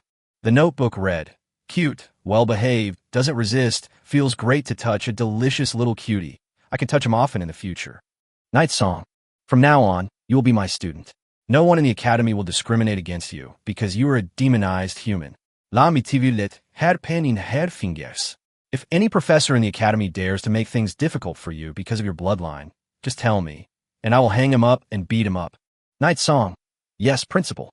Also, now that you're my personal student, don't call me principal anymore, Lanmi said with a smile. Call me teacher or sister. Night song. Okay. Very good. Lanmi gently put down her pen, her expression gradually becoming serious. She said solemnly, now, we need to do something very, very important. Upon hearing the words, very important, Yigo immediately became serious. What is it? Lanmi said with a serious expression. To have some fun. Yigo looked bewildered and asked, Moon Palace. Lung Yuning sat on the throne in the palace hall, her expression furious, her eyes almost spitting fire, and her body trembled slightly with anger, even beneath her wide purple fairy robe. The disciples standing in the main hall were arranged in several rows, none of them daring to utter sound. They were terrified of accidentally angering their dreadful master, whose temper was notoriously bad. Cheer, is what you said true? Lung Yuning's voice was icy. Did your senior brother really do such a beastly thing?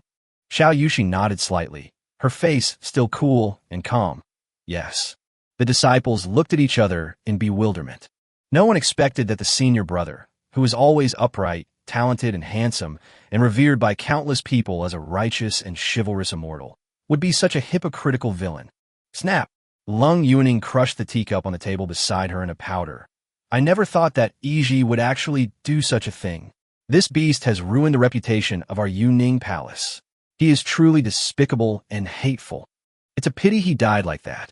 Otherwise, if he were still alive, I would have personally skinned him alive. Upon hearing this, all the disciples in the hall except Xiao Yushi shuddered. They were all aware of their beautiful master's methods. Although Yuning Palace is the #1 righteous immortal cultivation sect of the human race, Lung Yuning never shows mercy to disciples who violate the rules of the sect and is even more ruthless than many underworld figures. Well, if he's dead, he's dead. Lung Yuning sighed. It's all right, Shi'er, as long as you're all right. If Xiao Yushi's memories were truly erased by Li Yizhi, then her brain would definitely be damaged to some extent, and her future cultivation would also be affected. That despicable traitor Li Yizhi actually tried to harm Shi'er. Letting him die like this is too good for him. At this moment, a disciple came in from outside, holding a watch in his hand. Master, there is a video call for you. It is Principal Lan Mi of the Imperial War Academy calling. According to the rules of Yuning Palace, cultivators cultivate their character and temperament. All disciples cultivate on the immortal mountain year-round and are not allowed to engage in electronic entertainment in the secular world. They must also cut off the modern internet. Therefore, disciples of Yuning Palace are not allowed to carry communication watches on their bodies. Lang Juning Fawen, Lan Mi, is that woman? Why did she suddenly call me via holographic communication? She took the watch, hesitated for a moment, and then pressed the call button on it. A holographic projection immediately popped up. The screen showed a video recording, which also included the audio of Li Yizhi and the Black Abyss Demon Lord talking. It's you? What brings you here again? Of course, it's to deliver new goods to you, Demon Lord. You seem to be in a more anxious mood than I am. Probably no one would have imagined that Li Yizhi, who is showered with flowers and love in human territory and is known as a chivalrous immortal, would actually cooperate with a demon race like mine to improve his cultivation level. He's even willing to kill his own kin. Ha ha ha. These children are just ordinary people without any extraordinary talents. Their lives will ultimately be ordinary, uneventful, and tormented by birth, aging, sickness, and death. Their existence will not bring any value to the human race or the future of the Empire. But if they become the stepping stones for my future breakthrough to the apocalypse, then their value will increase more than 100-fold, and they should feel honored for their sacrifice. Xiao Yushi was slightly taken aback. She was certainly familiar with these conversations. It turned out to be the scene of Li Yizhi's conversation with the Black Abyss Demon Lord in the Demon Lord's palace within the Black Abyss Secret Realm. The disciples present were shocked. On the screen, Li Yizhi's ambitious yet wicked smile made all the disciples present feel very unfamiliar. Goodness. Some disciples who initially trusted their senior brother secretly wondered if there was some misunderstanding. But after seeing this video footage, they were completely speechless. Wow. People can be so different in public and in private. Lung Yuning was also trembling with anger. That traitor. They've completely disgraced the Moon Condensation Palace. Lan Mi. Lung Yuning said angrily, what exactly do you want to do by showing me this? Whoosh. Lan Mi's holographic image has finally appeared. She was sitting leisurely in a chair, the background of which was clearly her office. Oh dear, I didn't mean anything by it. It's just that your disciple had an accident during our student assessment dungeon. As the headmaster of the War Academy, I have to give you an explanation and let you know what happened. Lung Yuning retorted angrily. Are you trying to give me an explanation? I don't even want to expose you. You just want to see me make a fool of myself, don't you? Lan Mi was taken aback. Ha ha ha. No. Lol. Is it really that obvious? Ling Yue Ning. Chapter 66, The Childlike-Faced Master. Lan Mi grinned and said, oh, really, it's not a big deal. Even in a prestigious sect, it's normal for a few scumbags to occasionally appear. In my opinion, it's probably because your cultivation method is too rigid and repressive.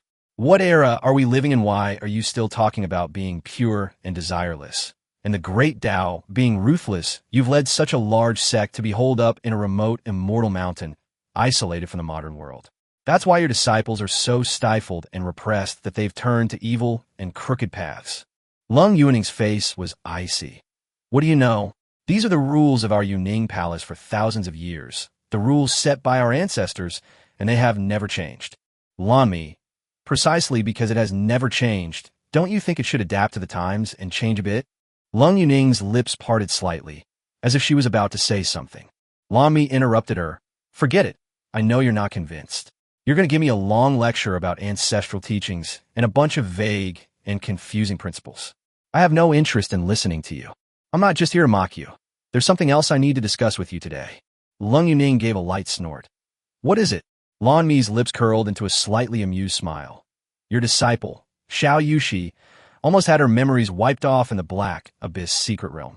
You should know very well what would have happened if Xiao Yushi had faced Li Yizhi and the Black Abyss demon lord alone in the dungeon. Lung Yuning frowned. What exactly are you trying to say? Lan Mi laughed and said, I mean, you should at least thank that kid from the Yi family, right? Lung Yuning's eyes widened. What did you say? Don't you think it shouldn't be like this? He himself is a challenger of the Black Abyss secret realm. He fought against the Black Abyss demon lord for his own benefit. Why should I thank him? Isn't that a bit of a blatant lie? Even a small act of kindness should be met with gratitude. As the saying goes, a drop of water in need is repaid with a spring of water. Besides, that person genuinely saved your disciple's life. Isn't your moon condensation palace a reputable and upright sect that values integrity, righteousness, and a sense of shame? You shouldn't be unaware of this principle, should you? Besides, you can ask your precious apprentice, Lan Mi said with a smile. Did she receive any other help from Xiao Yega while she was in the Black Abyss instance? Lung Yuning gently bit her lip and turned to look at Xiao Yushi. Sure. Is it true? He helped you. Xiao Yushi remained calm, nodded, and softly replied, Yes, he did indeed give me a lot of help. Otherwise, I might not have been able to even reach the Lord's palace of the Black Abyss Demon Lord. Ling Yue Ning, Lan Mi said with a smile. Hey, did you hear that? You don't believe what I say, but don't you believe what your precious apprentice says either? Ling Yue Ning, Lan Mi said, or do you want me to pull up the video of your disciple receiving help and show it to you as well? No need. Lung Yuning glared at her fiercely. Since what Shi said is true, and she really did receive help from that young master of the Yi family, I will naturally thank him another day and repay the favor. Oh dear, why bother waiting another day? As Lan Mi spoke, she turned the camera to Yi Ji's innocent and bewildered face. Come on, he's right here with me. You can thank him in person. Night song. Lung Yuning gritted her teeth. Lan Mi. Hey, Lan Mi said with a smile. What's wrong, Yuning? Why do you look so angry? You did this on purpose? Yeah. What? As a righteous and upright immortal sect, your moon condensation palace can't even say thank you. Little Yuning, you must understand that as your master, your every word and action represents your sect and will influence the future character of your disciples. You probably don't want a Yuning palace to be seen as a group of arrogant, rude, and ungrateful people in the future, do you? Or perhaps, enough. Lung Yuning took a deep breath and exhaled heavily. In any case, since Shi was saved by the young master of the Yi family, our Yuning palace owes him a favor. I am willing to thank him. Good. This is the demeanor a reputable sect should have. Lan Mi said, pointing Yiga directly at the screen. Come on, begin your performance. Yiga felt a bit dumbfounded. He now understood what Lan Mi meant by having fun. Then, Lung Yuning slowly walked in front of the camera. Yiga finally saw Lung Yuning in the picture. This is the legendary master of the Moon Condensation Palace, the #1 immortal cultivation sect of the human race.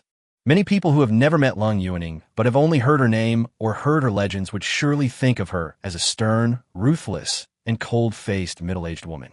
However, in reality, Lung Yuning looks only a teenager with a very youthful appearance and a baby face.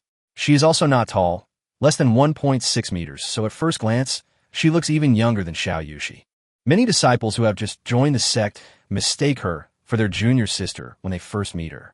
Only after enduring severe torture did they realize how terrifying their 1,000-year-old, youthful-looking master truly was. When Yiga saw that face, he thought to himself, good heavens, this character looks even younger and more childlike than the one in the game CG. Is this the legendary mature woman's voice and lowly face? Thank you. Lung Yuning stood in front of Yi Ji's holographic projection and thanked him through gritted teeth. You helped Shi once, so my Yuning palace owes you a favor. If your Yi family ever has any trouble in the future, my Yuning palace will definitely lend a helping hand. Lan Mi blinked and said, Little Ning Ning, the way you're gritting your teeth is so scary. Anyone who knows you would think you're thanking me, but anyone who doesn't would think you're going to eat my little Yega. Mind your own business. Lung Yuning glared at her angrily. I'm thanking Shiyer's benefactor. It has nothing to do with you, the principal. Okay, I won't say anything then. Don't be so angry. Lan Mi smiled and turned to look at Yi Go. So, Yi Go, do you accept her thanks? Night Song shrugged. I don't care. Chapter 67, why does this thing look so familiar? Doesn't matter. Inside the main hall of the Moon Condensation Palace, all the disciples and elders couldn't help but show expressions of astonishment upon hearing these words. To have the palace master of the Moon Condensation Palace, the #1 sect for cultivators, personally promise to owe someone a favor is an opportunity that many people would rather die for. This kid actually said he doesn't care? One of the female elders thought to herself, he really is just a 10-year-old child. When he grows up and thinks about this, he'll definitely regret what he said back then, right? Lung Yuning gave a soft snort. This little brat, at such a young age, has already learned to act cool. However, she certainly wouldn't stoop to the level of arguing with a 10-year-old child. Whether you care or not, I, Lung Yuning, will definitely repay the favors I owe. As Lung Yuning spoke, she glared at Lan Mi, who was smiling and watching the fun from behind Yi Go. Is this all right? Well, Lan Mi said, pressing her finger to her lips with a slightly reluctant expression. All right, since Xiao Yega herself doesn't care, then as her teacher, I naturally have nothing to say. Teacher, Lung Yuning looked at her and asked, so that rumor is true? You really took him as your personal student? Yes, is there something wrong with it? You should know that the current ruler of the human race, His Majesty the Emperor. Lung Yuning paused halfway through her sentence, looked at Yi Go beside Lan Mi, and then stopped herself from speaking. Never mind, you'd better take care of yourself. Okay, I'll hang up now, bye-bye, little Ning Ning. Lan Mi blew a kiss to Lung Yuning through the screen with a smile. Next time your Yuning Palace disciples do something embarrassing, I'll call you again to have some fun. Lung Yu glared angrily at him. Before she could actually get angry, Lan Mi had already hung up the holographic communication. That Lan Mi, Lung Yuning was so angry that she gritted her teeth, but had nowhere to vent her anger, which made her feel extremely frustrated. None of the disciples dared to utter a sound.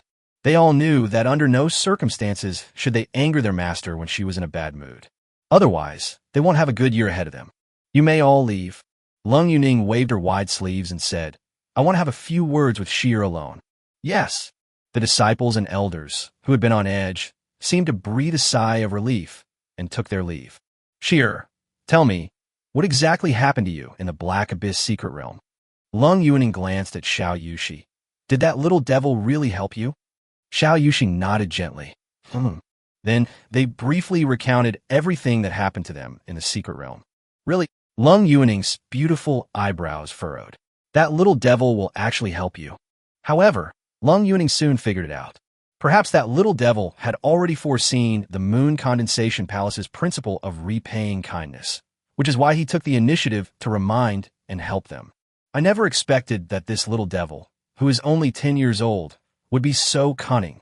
Lung Yuning let out a deep breath. Never mind, as long as Shier is all right. After all, she had no Daoist partner or children for over 1,000 years. She has always treated Xiao Yushi like her own daughter. By the way, Lung Yuning then asked, I heard that the Black Abyss Demon Lord has captured prisoners and slaves from various races and imprisoned them in the Black Abyss secret realm, including many children. Xiao Yushi nodded gently. Yes. Then, what happened to those captured slaves and children after the Black Abyss Demon Lord died? They were all taken back to the Yi family by Yi Gu through the teleportation array. Lung Yuning was shocked. Taken back to the Yi family? Xiao Yushi replied, yes. Lung Yuning frowned. Since they were rescued prisoners, why not hand them over to the Federal Superhuman Association? Why let that little devil take them away instead? Shier, do you know what will happen to these prisoners and children if they fall into the hands of the Yi family? Lung Yuning said with a serious expression. She knew all about the glorious deeds of the Yi family's ancestors. Yi Quan, the old demon of the Yi family, once rescued many prisoners when he led his troops to fight against the dark alien race. But they weren't doing this out of kindness. I've heard that all these prisoners have been trained and brainwashed by the Yi family, turning them into their assassins. They've been subjected to the most cruel and cold-blooded training, becoming the Yi family's killing machines. In that sense, what difference is there between them and falling into the hands of a dark race? Lung Yuaning believes that Yi Ge took in these children because he wanted to select those with hidden extraordinary talents, brainwash them from a young age, and train them to be loyal to the Yi family to the death. Those without talent will likely become servants, laborers, slaves, or even in the Yi family. These children are so young, yet they have to undergo such cruel and inhumane life or death training from such a young age. It's so pitiful. Master, what do you think will happen to these prisoners if they are all handed over to the Federal Superhuman Association? Xiao Yushi looked calmly into her master's eyes and asked earnestly. Lung Yuaning raised an eyebrow and said, "Of course, we will provide reasonable accommodations." Really? Xiao Yushi pursed her lips.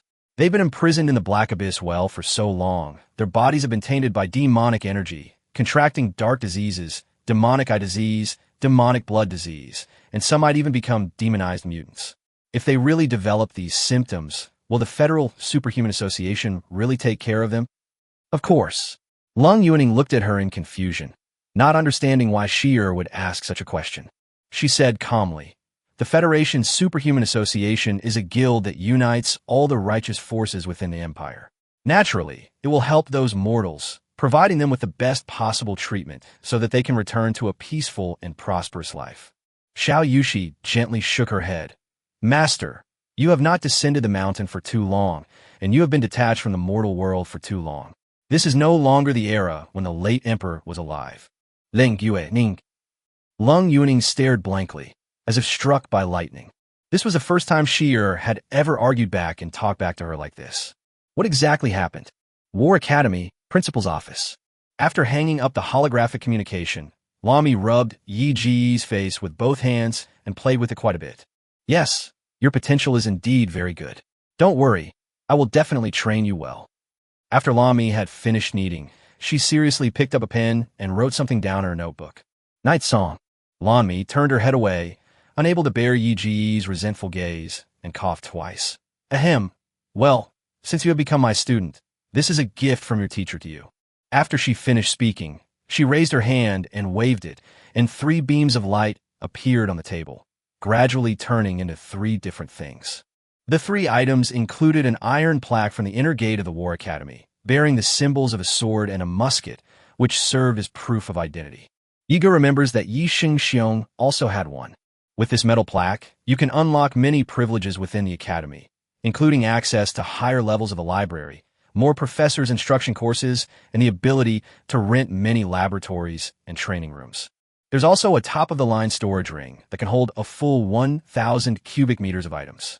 In the current version of the game, the storage ring is still an item unique to the War Academy.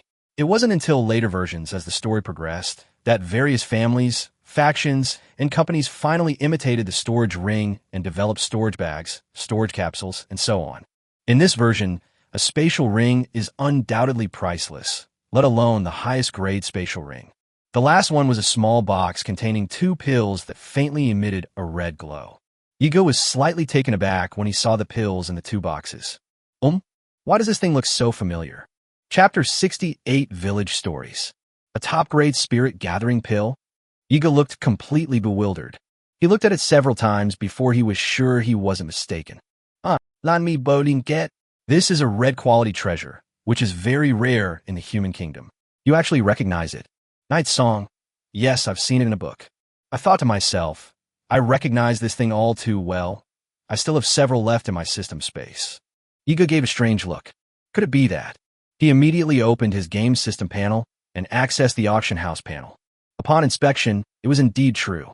A system notification message has been displayed. System message. The 2 top-grade spirit gathering pills you placed on the auction house have been sold. The proceeds have been added to your inventory. Night song. Goodness. Not bad. You've seen a lot and are very knowledgeable. You truly are worthy of being my student. Lami smiled and said, I bought these 2 pills from a mysterious seller at the auction house for 2 billion. Although there was a premium, these red-quality treasures are rare. See, isn't your teacher good to you? You must repay your teacher well when you grow up. Night song. Okay. Take one of these pills, and it will increase your cultivation speed tenfold for a whole year, Lami said with a smile. Remember not to waste them. Just take one, and save the rest for next year. Yi Ge paused for a moment, then raised her head and said, In that case, teacher, you can keep one for yourself. Oh, no need. Lan mi my. I also take some cultivation medicines that are specially made with rare and precious materials. They also have the effect of increasing cultivation speed, but they cannot be combined with this kind of pill. In addition, some of their effects conflict with each other. Taking them would be a waste. Yigo was silent for a while, then said, I'm just your student on my first day. Yes, that's true. Lami nodded, then spread her hands. But there's nothing I can do. I have this problem. I feel uncomfortable when I see good talents not being nurtured. Yigo smiled upon hearing this and said, Okay, I understand. He picked up the spatial ring, then waved his hand, storing all these items into his space. All right, you can go back now. I'll let you know when class starts next time. Until then, you better train hard and not slack off, or I'll punish you severely next time we meet. I'll tie you up and spank you. Lanmi said with a serious expression. Night song. I see. Yes, go ahead, my good boy. Goodbye, teacher. Yiga bowed slightly to Lanmi to express her gratitude, and then prepared to turn and leave. As he reached the door, Lanmi suddenly called out to him again, Hey, wait a minute. Yiga turned around, looking bewildered, and asked, Is there anything else, teacher? Lanmi rolled her eyes and said, Hey, I just gave you so many gifts and treated you so well. It's only fair that you come over and let the teacher touch you for a while, right? Night song. That evening, Yiga returned to the Yi family home with Gao Xinxue and Xia Xiao. Gao Xinxue turned to look at Yi Ji's face and suddenly asked, Xiao Yi, why is your face so red? Yiga touched his face, thinking to himself, how the hell am I supposed to answer such an awkward question? We can't exactly say that they were all molded into this state by the principal, can we? Nothing. Xiaoya, what did the principal say to you when you went to his office? Xia Xiao asked with the look of a curious child. Actually, they didn't say much. Yiga gave a wry smile. They just gave me some small gifts and told me to study hard and improve every day. Really? Xia Xiao didn't think too much about it and just clapped her hands happily. But you've entered the intersect too, so we'll have a chance to go to school and do missions together again. That's great. Yes, that's right. Back at the hotel, Yiga had dinner with Gao Xinxue and Xia Xiao. After dinner, Yiga looked up and asked the old butler, Butler, where are the two children I brought back? The old butler bowed slightly. Young master, they are at villa number 7. There are at least dozens of villas in the Yi family manor, and each villa has its own number. Night Song nodded. Take me to see them. Arthur has been very nervous ever since he arrived at the Yi family home. After all, he was a child from a small border village. From childhood to adulthood, he had experienced poverty the most and had never seen such a magnificent and beautiful manor. This is practically where a king lives. A beautiful, magical, musical fountain, majestic sculptures, and meticulously manicured gardens. Everything felt so unreal to Arthur. Arthur held his sister's hand tightly as a maid led him to a room. Although the place was large and beautiful, Arthur was still very uneasy. He had heard of demonized mutant families before from the stories told by the village elders. In the stories told by the village elders, it was a family composed of devils in human skin. They were the most terrifying beings among humans, vicious, ruthless, bloodthirsty, and insatiable. Those stories about demonized families were so powerful that they could even prevent children from crying in the village. But no matter what, Arthur was mentally prepared. He gritted his teeth, thinking that even if he was raised to be a killing machine, turned into a bloodthirsty madman who committed all sorts of evil deeds, it didn't matter, as long as he could protect his sister. Chapter 69 is not quite what I expected. The villa's maid first led Arthur and Leaf to a clean room. Give them a clean set of clothes, then point to 2 of the rooms and say with a smile, Hey, this room is yours from now on, and the other room is yours too. Get to know each other first. Arthur was slightly taken aback. This was somewhat different from what he had imagined. He originally envisioned a dark dungeon like the one in the Black Abyss secret realm, where he would lie on a large communal bed with a dozen or so slaves, as that kind of environment was more in line with their status as lower class. Every day, he had to fight with his fists for a better bed and the food his master would give him. He also had to rely on his strength, ruthlessness, and fearlessness to ensure that he wouldn't be bullied by the other slave children. This was something he had gotten used to after being captured and enslaved. The situation was similar back in the border village. In that no man's land, the Empire couldn't care less about it. So might makes right, and the village chief would only protect those who gave him gifts. Yeezy initially stood timidly behind her brother, but she was quickly drawn to the cleanliness of the room. The little girl stared blankly into the room, her mouth slightly open, and a large tuft of hair on her head twitched back and forth as she turned her head. "Excuse me, sir, I have a question." Arthur stopped the maids and asked nervously, "Do we really live in this place?" "My lord." The maids were slightly taken aback, then burst into laughter. Hearing their laughter made Arthur feel somewhat embarrassed, his cheeks burning, but he didn't know what they were laughing at. "We're not adults." The maid shrugged. "I'm just a servant here, and this is a normal room. We all live in places like this." Arthur stared in surprise. How is that possible? Servants can be dressed so well and live in such nice places? A maid blinked. This was originally a servant's residence. Everyone living in this villa is a servant of the Yi family. Arthur felt a little dazed for a moment. Servants? Living in such nice houses? Such good conditions? Is it possible that the Yi family really has too much money and nowhere to spend it? He remembered, when he was a child, he used to wander south with his parents to work for a powerful man who was a quasi-yellow realm transcendent. However, that powerful man wanted to squeeze every last drop of value out of them, and he wished he could turn them into human-shaped cattle that only needed to be fed grass to work. We're already being generous by feeding them. Why would we expect them to have clothes and shelter? The maids started chattering amongst themselves. What's this? Young Master Ye's place is much more beautiful. But in this world, only young Master Xiaoye deserves to live in such a nice place. Yeah. Young Master Yi is absolutely the cutest and gentlest boy in the world. I really want to hold him in my arms and cherish him. Sigh, if only I'd come to the Yi family a few years earlier, then I would have had the chance to bathe young Master Yi when he was little. Last month on my birthday, I even received a pat on the head from young Master Yi as a gift. Yeah, really? I'm going to ask for a reward next time it's my birthday. Arthur, how do I feel? This demonized family is a little different from what I imagined. After a while, the maids left, chatting and laughing, no longer paying attention to the two children. Arthur and Yi Zi remained standing blankly in the room, holding their clothes, neither daring to change nor to find a place to sit down. Yi Zi looked around. Her eyes lit up when she saw the clean, soft bed, and she immediately wanted to pounce on it. Arthur stopped her, saying, "Wait a minute." Yezi's Ahog, a single strand of hair sticking up, twitched as she turned around, asking in a puzzled, childlike voice, "What's wrong, brother?" "Let's wait a bit," Arthur said worriedly. "Don't touch those things yet. Maybe there's a mistake." What if, after he moves into the room, his dirty feet touch the clean floor inside, only to be told that this place doesn't belong to them at all? You trash tainted by the blood of darkness. Do you even deserve to live here?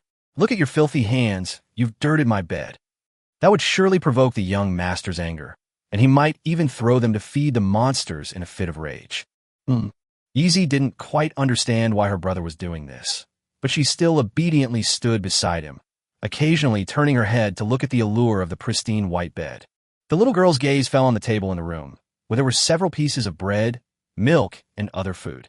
In the Black Abyss dungeon, even half a piece of moldy bread is something that can only be obtained by risking one's life to defeat several children who are several years older than them. Yezi really wanted to run over and stuff all those delicious-looking foods in her stomach, but she ultimately restrained herself. However, she couldn't stop drooling. The little girl stared blankly at the food, snot bubbles and drool occasionally popping out her nose and then being sucked back in. So the two little ones stood there dumbfounded in the room for several hours as punishment. A few hours later, Night Song arrived. He saw the two siblings standing at attention, one in front of the other, and looked completely bewildered. "What are you doing?" Arthur was taken aback. "Wee. Yigu raised an eyebrow. "I remember you came from a border village. Kids your age from that area shouldn't be so bad at not knowing how to bathe and change their own clothes, right? Or do you not know how to turn on the water heater?"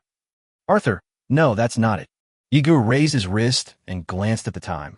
"I'm only giving you 10 minutes. Take a shower, change into clean clothes, eat a piece of bread on the table to fill your stomach, and then stand in front of me immediately. Otherwise, you can forget about being a soldier, and I'll arrange for you to unclog the sewers tonight." Exclamation point. Arthur jolted awake. Yes. Chapter 70 Seed Advancement. 10 minutes later, Arthur and Yi Zi stood neatly dressed in front of Yigo. The grime on my body has been mostly washed away, and I even smell a bit of shower gel. I look much more refreshed now. Yiga nodded. "Come with me." Arthur and Yi Zi quickly followed behind Yigo. Along the way, Many maids, servants, and butlers stopped and bowed to greet Yi Ge when they saw him. Greetings, young Master Yi. Young Master Yi has become even cuter. Young Master Yi, you promised to punish me personally when I accidentally went into the wrong restroom last time. So please don't forget. Night Song. Arthur followed behind, watching in a daze the whole way. So there are servants in this world who actively seek punishment? Night Song led them to a room. The room was very large, a huge combat training room, with many training data, recording instruments, and a lot of modern equipment. Night Song waved his hand, and two servants came over with several suction, cup-like stickers, which they stuck to Arthur's body. Arthur let them do as they pleased and didn't dare to move at all. Yi Ge looked at him. All right, now let your demonic eye syndrome flare up, and let me see how much control you can have now. Arthur said softly, the demon eye syndrome can flare up at any time, but it's not something I can control. Yi Ge said calmly, no, you should be able to control it now. Arthur, huh? Night Song. A person afflicted with the demon eye syndrome must personally experience pain of level 12 or higher in order to control the restless berserk power within their body. If you can endure it, you can control this power. And you have already passed that test, so you should now be able to freely control the onset of the demon eye syndrome. Arthur was somewhat stunned. Really? Yi Ge didn't say anything, but took out a remote control and pressed it with a beep. A combat doll was activated. The combat system locked onto Arthur, and its mechanical body slowly began to move, walking towards him. Prove it to me, Night Song said. Prove to me that you can not only control the onset of the demon eye syndrome, but also control your power after becoming a berserker. Only then can I use you with peace of mind and make you my warrior. At the same time, you must also learn to control this power in order to protect your sister. Good. Arthur gritted his teeth and walked towards the battle puppet without hesitation. His right eye gradually turned dark red, and countless blood vessels rapidly expanded, as if it were covered with a layer of blood ink. His entire face became contorted and ferocious. A surge of demonic energy emanated from his body, exuding a chilling aura. Roar! Arthur charged at the battle doll like a mad beast. An old butler walked up to Yi Ge and asked in a low voice, Young Master Yi Ge, do you really believe that people with the demon eye disease can control their own consciousness? Yi Ge smiled slightly. In this version of the game's storyline, the Berserker class is not yet available among the human race. All sufferers of the demon eye syndrome are presumed to be dead. They are also considered the source of calamity. They are insane, violent, and attack everything they see, tireless and painless. People avoid them at all costs and turn pale at the mere sight of them. This class wasn't truly discovered until version 3.25, when it was classified as a warrior class among the human mutant superhumans. It was also the most overpowered class in that version, without a doubt. This has directly led to the current game version being extremely unbalanced. In version 3.5, players on the forums had another saying, an army of only 500 demon eye berserkers can easily destroy a city-state guarded by tens of thousands of warriors. Of course, since the berserker with the demon eye is so overpowered, not all game characters can change jobs. The demon eye syndrome is a genetic mutation caused by being contaminated by dark energy, and the probability of obtaining this special mutation is no more than 1 in 10,000. Since version 3.25, all characters with the demon eye mutation talent have become extremely sought after in the game's character recruitment market. Even a completely untrained demon eye berserker has been sold for tens of millions of dollars by a large number of game studios. For ordinary players, even just wanting to play the berserker character is difficult. Assembling an army entirely composed of berserkers is practically impossible. But this version, Yi Ge thought to himself, it would be a miracle if anyone tried to take this version from me. To the people in this version, those afflicted with the magic eye are like plagues, and they'd avoid them like the plague. Soon, gasps of surprise rang out from the servants in the training room. Bang! Snap! Hooray! Yeah! Arthur was like a crazed beast. In just 2 minutes, he tore the combat dummy into a pile of scrap metal with his bare hands. The old butler was astonished. Such terrifying, destructive power. You should know that the battle puppet that Yi Ge just activated was at the 9th level of the Earth Realm.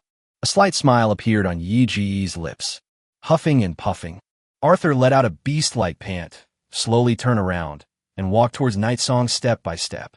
The old steward's heart tightened, and he quickly stepped in front of Yi Ge, saying, Young master, be careful. Yi Ge said calmly, Don't worry, it's nothing. The old butler was taken aback. Thump. Arthur knelt on one knee before Yiga. Young Master Yiga, I've finished. Yiga nodded in satisfaction. Very good. At this moment, a certain tremor and call suddenly came from Yi Ji's soul consciousness. Is it a devil's seed? Night Song opened the system panel and found that the demon seed had completed its nutrient absorption during the germination stage. Current stage of the demon tree, budding stage. Lifespan, 10,000 to 10,000. Energy required to advance to the next stage, 1,000 to 1,000. Status, upgradable. Demon seed. After advancing, I can undergo either gestation or evolution. Master, please come to my side to make your choice. Yiga thought to himself, it seems I need to make a trip to the Black Abyss secret realm. Butler, I'm leaving this to you. Yiga gestured with his chin towards Arthur. Give him a good training session. Don't hold back. This kid should be very resilient. Old butler, yes. Yiga returned to her room. Since becoming the master of the Black Abyss, he has possessed the ability to freely open the gates of the Black Abyss at any time and in any place. Night Song took out his Shadow Moon sword. His gaze calm, twirled the blade, and then suddenly slashed the air in a cross shape. Swish! Where the straight blade slashed, a black cross-shaped sword aura lingered in the air for a long time. Then, the black cross-shaped sword energy continued to expand into the surrounding space, even tearing open a black dimensional rift. It gradually transformed into a cross-shaped interdimensional gate. Chapter 71, The New Demon Realm. Yiga stepped through the interdimensional portal and arrived at the Black Abyss secret realm. Now, this place has undoubtedly become his exclusive domain. Through the demon realm tree, he could even sense all living beings within this realm. It was truly a magical feeling. Night Song arrived underground before the demon tree. To his astonishment, the demon seed that had just sprouted and was only in its budding stage had now grown to a height of over 20 meters, resembling a mature, towering ancient banyan tree.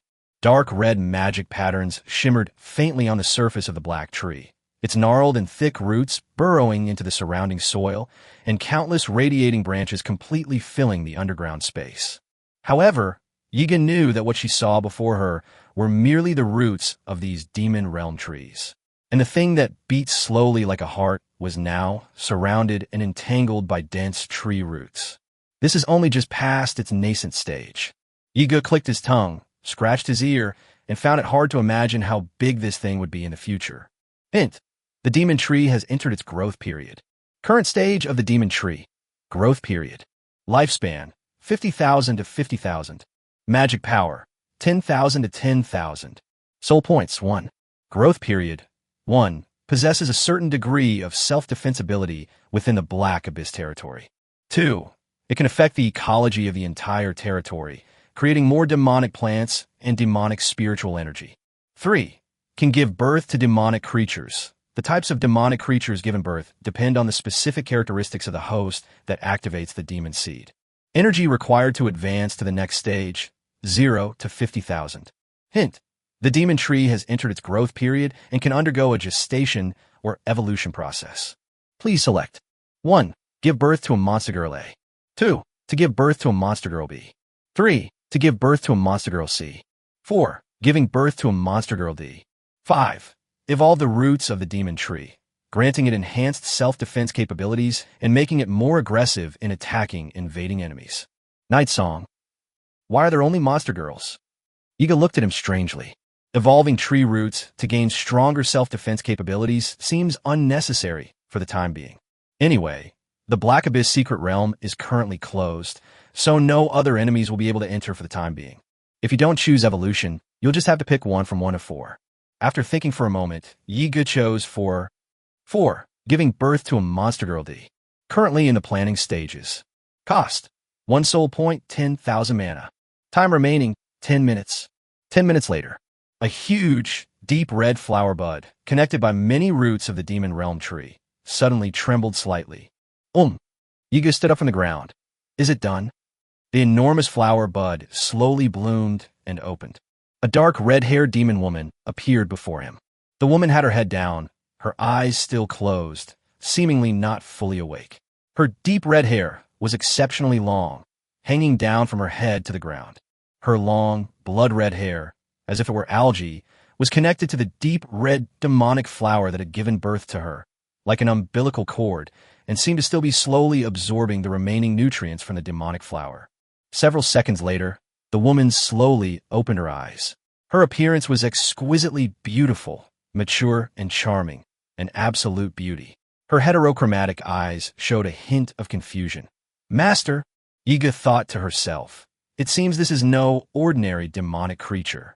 It can speak from birth, and it speaks human language. You speak human languages? Yiga stared at her and asked. The spirit of calamity and the spirit of white blood emerged. One emerged from the black mist and landed on his shoulder, while the other poked its cat head out from his collar, curiously observing the beautiful red-haired demon sister in front of him. The red-haired demon woman seemed not to be fully awake yet. As if in a dream, she spoke softly with her eyes half open, her voice broken and fragmented. I am a product of the fusion of the cells of the demon tree and my master. I will learn my master's language and basic cognition. Yiga stroked his chin. Then I'm yours, aren't I? By the way, what's your name? The red-haired demon woman paused, then slowly uttered 2 words. Honko, is it your name? Yes. Yiga pondered for a moment, then asked, Honko, what is your main ability? Honko answered slowly, I am a consciousness that split off from the demon tree. I can help you manage the entire demon realm, allowing the demon tree to mature and evolve more quickly, creating demon warriors for you. Furthermore, my combat power will increase as the demon tree grows. The demon realm? Yiga was taken aback. Honko said, yes, the ancient demon realm has been destroyed, but wherever the demon tree grows, a new demon realm will slowly form, gradually giving birth to new demonic life and forming a new demon civilization. She paused, her brows furrowing slightly as if she were enduring some kind of pain, then continued, Master, I've already transmitted to you the current sphere of influence that the entire demon realm can expand to. Yiga listened and opened his game system panel. Sure enough, the system sent a new notification. The map of all races has been updated. Open a map. A complete map of the entire Black Abyss secret realm appeared before him, including areas such as the Myriad Valleys, the Pure Spirit Pool, the Dark Twilight Forest, and the Outer Forests. Honko said softly, the demon tree will be the first to transform these areas, because these areas currently exist in the Black Abyss secret realm. It will take about 3 days for these places to be covered with demon plants, and then the power of the demon realm will continue to expand. Continue to expand? Yiga murmured again, then asked, how do we expand? By swallowing up the territories of other races on the map of all races. No, Honko replied. The demon realm is not in the same dimension as the myriad races continent of the earth realm. Rather, it is similar to the god realm, expanding its space in another dimension. However, once our power grows, you can also lead the demon race to invade the earth realm. Chapter 72, you must have misheard. I see. He pondered deeply in the night. So, from now on, the entire Black Abyss secret realm will become a true demon realm. According to the rankings in the game data, among the various races on the entire map of all races, the gods rank first and the demons rank second. The human race is ranked only 93rd. When the demon tree matures, it will give birth to a demon army with pure ancient bloodlines. Even if the Empire is determined to destroy the Yi family, what is there to fear? Moon Palace. The palace mistress's bedchamber. Lung Yuaning sat blankly on her bed in her palace. Sheer was a child she had watched grow up since she was little. She had always been obedient and well-behaved, and had always regarded her as the most trusted elder, never talking back to her. Although their relationship was that of master and apprentice, it was even stronger than that of mother and daughter. But why has Sheer become so rebellious after studying at the Southern War Academy for less than half a year? He even refuted her so bluntly. Could it be that Lanmi, that woman, said something bad about me to Sheer? Or instilled some strange ideas in her? Lung Yuaning grinned, revealing a small tiger tooth, and clenched her fist in annoyance. Wrong. Last week, before Sheer took the assessment, she had just returned to Yuning Palace. At that time, Sheer still seemed perfectly normal. It only became like this after the assessment. Lung Yuning narrowed her eyes slightly. In addition, Sheer's attitude suddenly changed so strangely, and she spoke up for the young master of the Yi family at every turn. Could it be that the Yi family brat has bewitched Sheer? That wretched brat from the Yi family. If I find out you've taught Shir any disreputable things, I'll never let you off easily. Lung Yuning picked up a pillow from the bed and placed it on her lap. She raised her two small, pink fists and, gritting her teeth, pounded the pillow repeatedly, as if venting her anger on it, like she was using a night song. Knock, knock, knock. Just then, there was a knock on the door. Palace Master, are you there? It was Elder Sun's voice. Lung Yuning immediately adjusted her posture and expression, smoothed her hair, and said calmly, Come in. Squeak. An elder woman walked in from outside. Palace Master, are you in a bad mood today? Elder Sun looked at Lung Yuning's cold and beautiful face with a puzzled expression. I think I heard you talking to someone outside just now. Ling Yue Ning. How could that be? I am the only one in this room. Who else could I be talking to? You must have misheard. Lung Yuning said in a serious tone. No buts, you misheard. Oh, yes. Elder Sun looked somewhat bewildered. Could it be that she misheard? Lung Yuning glanced at her. What is it? Speak. Upon hearing this, Elder Sun immediately said, It is like this. Do you remember that 2 years ago, I led some disciples from the sect to the border region of the Empire for training? We also eliminated many demons and rescued many civilians who were suffering from the demonic invasion. At that time, there was a demonic calamity there. Tens of thousands of demons destroyed all the villages in that area, and all the land had been contaminated by the poison of dark energy. Lung Yuning nodded. She knew about this too. But why is Elder Sun bringing this up now? Let me be frank, Elder Sun said. Back then, we found an amazing child there, a little girl who looked about 4 or 5 years old. She seemed to have a very special healing ability. She emanated a green holy light, and wherever she passed, all the rotten land that had been corroded by dark toxins was restored to its original state in that instant. Lung Yuning's eyes suddenly changed. You mean life-bathing spirit? That's a rare bloodline talent left over from ancient times. I can't believe it's still happening now. Yes, Elder Sun nodded. But that little girl doesn't seem to have truly awakened her bloodline yet, nor has she truly learned to use this talent. The effect of the life bath only lasted for a dozen seconds before it ended. However, it was in those few seconds that she saved her brother's life. Where is this little girl now? Lung Yuning asked immediately. I didn't have a chance to save her at the time, Elder Sun said with a hint of apology. I'm sorry, Palace Master. The sheer number of demonic hordes was simply too overwhelming. If I had chosen to take my disciples to save her, it might have meant sacrificing the lives of many other civilians. Besides, I couldn't be certain that the little girl's talent was the life-gathering spirit, so Lung Yuning immediately fell silent. Never mind. Your choice wasn't wrong. You don't need to apologize to me. Lung Yuning glanced at her. Then why are you telling me this now? That's how it is, Elder Sun said. After the demonic tide receded, I led people back to search, but the little girl was gone. I thought she had been eaten by those demons, so I didn't mention it to you again. But just a few days ago, when the Black Abyss Secret Realm opened, I happened to be exploring the area near the entrance of the Secret Realm when I suddenly sensed that trace of the spirit-bathing chi from back then. Lung Yuning frowned. Are you serious? You're not mistaken, are you? There's absolutely no mistake. I have a deep impression of what happened back then. After all, it was an ancient bloodline, and such a bloodline is extremely rare. The probability of duplicates is very low. Elder Sun nodded. I was just about to go in and take a look, but the entrance to the Black Abyss Secret Realm suddenly closed unexpectedly. Later I heard that Yi Gu, the young master of the Yi family, seemed to have rescued many prisoners and slaves imprisoned and enslaved by the demons in the Secret Realm. Among them were quite a few human children. I wondered if the child from back then was one of them. So, I went back to the border area from back then and found someone who survived the demonic tide and lived in the same village as that little girl.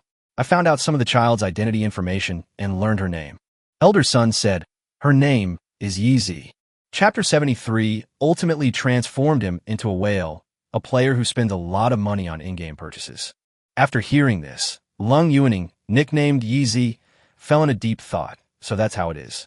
It's very likely that this child was taken back by the young master of the Yi family. Palace Master, this matter is of utmost importance. Elder Sun said solemnly, if that child really falls into the hands of the Yi family, I'm afraid things will turn out badly.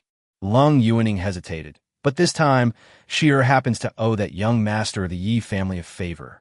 Elder Sun quickly said, human favors are a small matter. But if that child falls into the hands of the Yi family, he will inevitably suffer inhuman treatment and be trained to become a killing machine for the Yi family.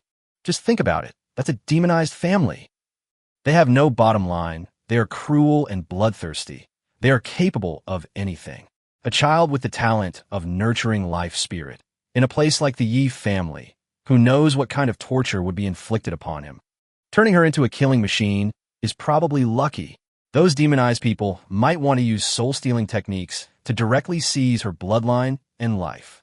Then they could dissect her body for research, and then, upon hearing this, Lung Yuaning trembled involuntarily, her mind instantly conjuring up a multitude of images. That's so cruel. Absolutely not. Lung Yuaning gripped the corner of the table slightly and said seriously, "Here's what we'll do. Take 100 spirit-gathering pills to the Yi family and say you're returning a favor to them. Then bring that child back. If they ask for anything else, agree to it." "Yes." Elder son immediately stood up, walked to the door, then suddenly remembered something.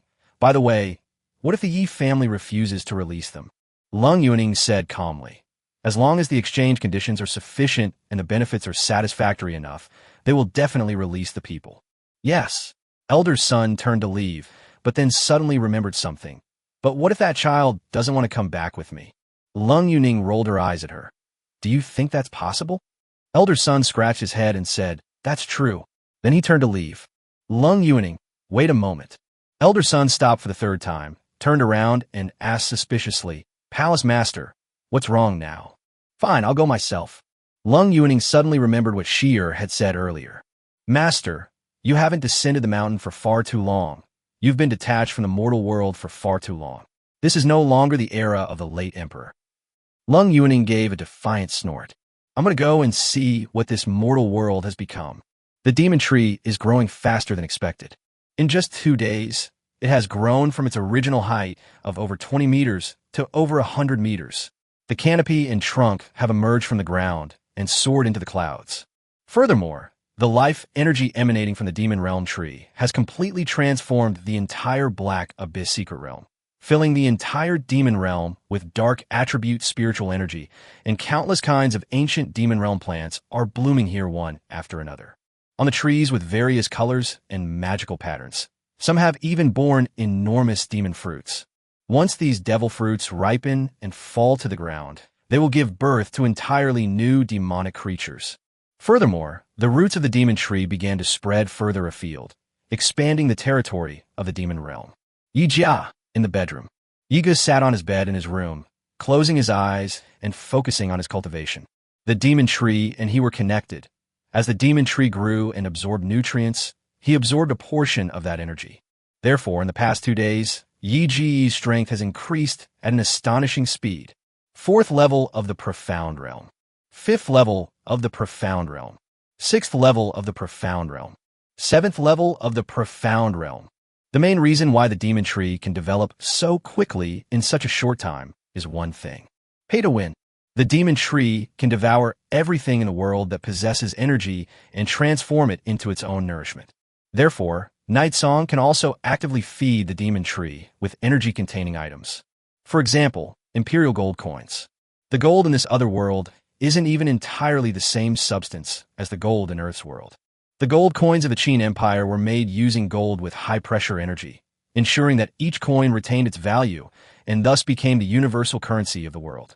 Even if you use Imperial gold coins to trade with other races, there will be absolutely no problem. It's somewhat similar to the concept in cultivation novels from my previous life, where spirit stones were always used as currency. Yiga had just received a large sum of money from his kind-hearted, beautiful teacher 2 days ago. He now has over 2 billion yuan in his hands, so it's safe to say that money is the last thing he lacks. In her previous life, Yiga never spent money in the game. Even though she made some money by reselling materials and equipment in the game through the game's commercial system and her decent business acumen, she sold them directly on online trading platforms and converted them into RMB. Therefore, she always wore ordinary clothes. In this life, he finally experienced the joy of spending money on in-game purchases. Call. Yiga opened her eyes and slowly exhaled a breath of stale air. After spending 200 million renminbi, I leveled up 4 levels in one go. After all, he is only at the profound realm now, and his level is still relatively low. In game terms, his experience bar is still relatively small, so it is relatively easy for him to level up by spending money. However, the rise these past 2 days feels a bit too rapid. The body's supercells haven't adapted yet. For soul power nodes within his body lit up at once, expanding too rapidly. Level 4 is an achievement that most people would normally take several years to attain. And he did it in just 2 days. Let's hold off for now. I'll spend the money in a couple of days. Well, Iga looked at his hands, his expression complicated. So this is what it feels like to become stronger without effort. I finally succumbed to depravity and became a shameless whale, a player who spent a lot of money on in-game purchases. In his previous life, he was the only ordinary player in the top 10 of the PvP rankings. He originally aspired to become the first ordinary player in history to reach the top without spending a single penny, relying solely on his skills. In the end, did he still end up looking like a whale, a player who spent a lot of money on in-game purchases? Could you teach me Chapter 74 as well? Iga left her room, her hands in her shirt pockets, and walked down the corridor of her large villa. A small figure caught his attention. Yeezy stood in the middle of the aisle, her innocent eyes revealing a hint of confusion, the big tuft of hair on her head swaying back and forth like a signpost. She stood at the door of a large study, staring blankly at everything inside, but didn't go in. Night Song had already arrived in front of her. Yeezy finally noticed Yiga and hurriedly turned around awkwardly, bowing to him. "Oh, young Master Yiga, hello." The little girl is 7 years old, but due to long-term malnutrition since childhood, she appears extremely thin and her physical development is not very good. She looks like she is only about 5 years old. Yiga looked at her and smiled faintly. "Why are you here all alone?" Yeezy tilted her head back and said, "Yeah, I was playing hide-and-seek with Sister Xiao and Sister Xinshui, but I got lost." Night Song. "Yes, I understand. The Yi family estate is indeed huge, about the size of an average university in my previous life. Not to mention Yi. Even he himself still hasn't been to several places on the family estate." Yiga turned to look at the study next door. "What have you been looking at for so long?" "It's nothing." Yeezy shook her head. "I've just never seen so many books before." "You're interested in books?" Yiga suddenly realized that in this world, ordinary people didn't have easy access to books. Although the Qin Empire had been established for over 1,000 years, much of its development was still incomplete due to external threats from various ethnic groups. Before his death, the founding emperor had unified the human race, standardized the written language, unified the currency, and built the Great Wall of 10,000 races. However, there were still many things he had not had time to do. This world's human kingdoms are characterized by extreme wealth disparity. The superhuman and the ordinary, the noble and the commoner, are divided into countless classes. Bustling steel jungles and slums piled high with garbage and waste may be separated by only a river. Cities with cutting-edge cyberpunk aesthetics and serfs dressed in simple clothes and speaking barely fluent Mandarin may coexist in this era. Often, if you're traveling between two cities, one day you might feel like you're living in a future world, and the next day, when you arrive in another city-state, it feels like you've stepped into an old century where civilization is extremely backward and people still believe in all sorts of superstitions. The sense of disconnect is extremely strong. Yiga paused, then looked at Yi and said, "Since you're interested, why don't you go in and take a look?" Yi clutched her clothes tightly with both hands. "My brother said that we are servants and cannot enter rooms without permission." Yiga smiled and said, "This study was originally used by servants. There are no important or forbidden books here. Come in." Yiga led Yi into the study. Yi looked at the place in surprise, and the ahog on her head shook even more frequently. In the middle of the study was a large table. Yiga placed a book in front of her, "But I imagine you don't know how to read very well either." Yi paused for a moment, then nodded vigorously, "Yes." Yiga sat down at the table. "Come sit here." Yi hesitated for a moment. She suddenly remembered that her brother had once said that servants were not allowed to sit with their masters, or they would be beheaded. But since the owner brought it up, it should be fine, right? Yi obediently sat down next to Yiga. Yiga brought her a pen, taught her how to hold it, and then, holding her little hand, wrote 2 words on the book. "Leaf. That's your name," Yiga said with a smile. "Oh." Yi's eyes gleamed with an indescribable brilliance. Then, Night Song formed a hand seal and silently chanted the incantation. First order magic, spirit reading. With his palm placed above the book, a magical white light descended and enveloped the calligraphy. "I've enchanted this book." Night Song handed the calligraphy copybook to Leaf. Use the brush to follow each stroke, and a magic on it will connect with your mind and consciousness, directly giving your brain the interpretation and pronunciation of these words. This is a shortcut for noble students in this other world to learn basic knowledge and common sense. Therefore, in this world, aristocratic students generally do not need to spend too much time learning basic knowledge, such as Chinese and mathematics, which can save a lot of study time. Starting from kindergarten, students will begin their introductory education in supernatural knowledge, learning the most basic incantations, mental techniques, hand seals, runes, and incantations for operating supernatural power. Yi-Zi's eyes lit up. Holding her book in both hands, she looked at the two characters Yi-Zi on it and showed a cute and happy expression. Then, once I can read, can I learn magic too? And can I help you, young master, just like my brother? Yi-Zi remembered that she and her parents had once worked at the home of a mage who was close to the Yellow Realm. The mage's home had many extraordinary books. Her father said that it was because the mage had read many of those books that he was able to use magic. That's why Yi-Zi is so interested in books. If she also knew those magical spells, she could protect the people around her. Of course, Yi-Zi, although he was not yet certain whether Yi-Zi had the talent to learn extraordinary powers. However, Yuli is already researching awakening potions. With her talent and ability, it shouldn't take long. Huh, what are you guys doing here? Xia Xiao and Gao Xinxue ran in from outside the study. I saw Yigu holding Yi-Zi's little hand, teaching her to write characters stroke by stroke. Gao Xinxue, supporting herself on her knees, squatted down in front of them with a curious expression, looking at the calligraphy copybook in front of them. Are you teaching her to write? Yeah, Yigi Shuruk. You guys are playing hide-and-seek with this girl, and she got lost. When I saw her, she was right here at the door. Xia Xiao looked at Yi Gu and Yi Zi's hands and gently pursed her lips. Hey Xiaoya, I also have a few drawing problems about superpower control that I can't solve at the academy. Could you teach me those too? Night Song. Question mark. Chapter 75. How to start. Swish. A purple beam of light descended from the sky above Night City. Lung Yuning, dressed in a light purple fairy dress, suddenly appeared on a high-rise building in Night City.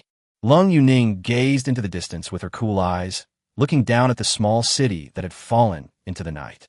Her purple fairy dress and her long, flowing black hair swayed in the wind, and her graceful figure looked like a fairy descending to earth in the night. A thin purple veil covered her stunningly beautiful face, concealing her features. The main reason is that she knows her appearance doesn't quite match her voice and identity. Despite being the headmaster of the Empire's largest cultivation sect, with an incredibly authoritative voice, she has an adorable, lowly-like doll face. Several people who had heard of her name before but were meeting her for the first time all showed great surprise upon seeing her, and then stared at her cute baby face. This made Lung Yuning feel very uncomfortable. Is this Night City? Night City is a city-state territory governed by the Night family, but Night Owl is ultimately only a viscount, and the city-state is not very large. But under the Yi family's rule, the city eventually became quite prosperous, bustling with traffic and crowds, especially with a dazzling array of nighttime snacks, and the city was filled with the lively atmosphere of everyday life.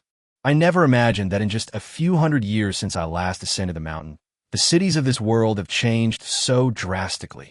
Lung Yuning seemed to be in another world, murmuring, "It's much cleaner than the old city before, and the architectural style has changed a lot. It's strange. The Night City in legend shouldn't be like this, right? Isn't it said that the people of Night City are living in dire straits under the tyrannical rule of the Night family? Wow, what does this smell? How can it be so fragrant? Forget it, we can't afford to delay things. Let's get to the Yi family as soon as possible. Call." In an instant, Lung Yuning transformed into a wisp of ethereal purple smoke. In the blink of an eye, Lung Yuning's figure suddenly appeared outside the gate of the Yi family manor. Standing on a leaf atop a tree by the roadside, she looked up and saw the magnificent Yi family manor under the night sky. Several guards from the Yi family stood near the gate, but none of them noticed her, a super strong expert at the peak of the heavenly revelation realm. Lung Yuning was preparing to gracefully descend from the tree. She had just lifted her white embroidered shoes onto the leaves when she suddenly hesitated. By the way, what should I say as my first greeting to the guards after I go down there? The cold moon hangs heavy with contemplation. Yes, I'm looking for your young master. Tell him to come out and see me. It's not right. After all, he helped Sheer this time, and Yuning Palace still owes him a favor. This seems too arrogant and rude. How about we just say, we're looking for old Master Yi Quan of the Yi family. But I'm not very familiar with Yi Quan. Lung Yuning suddenly realized that she had never taken the initiative to visit anyone. Usually, it was others who took the initiative to visit her. If there is anything that requires going down the mountain, it is always done by a disciple or elder from the palace. Since her birth in the Moon Condensation Palace, her master has taught her that the main focus of cultivation is self-cultivation, which requires severing worldly ties, cutting off the 7 emotions and 6 desires, and completely eliminating all worldly trifles that disturb her mind. Only by concentrating on cultivation can she achieve great things in the future.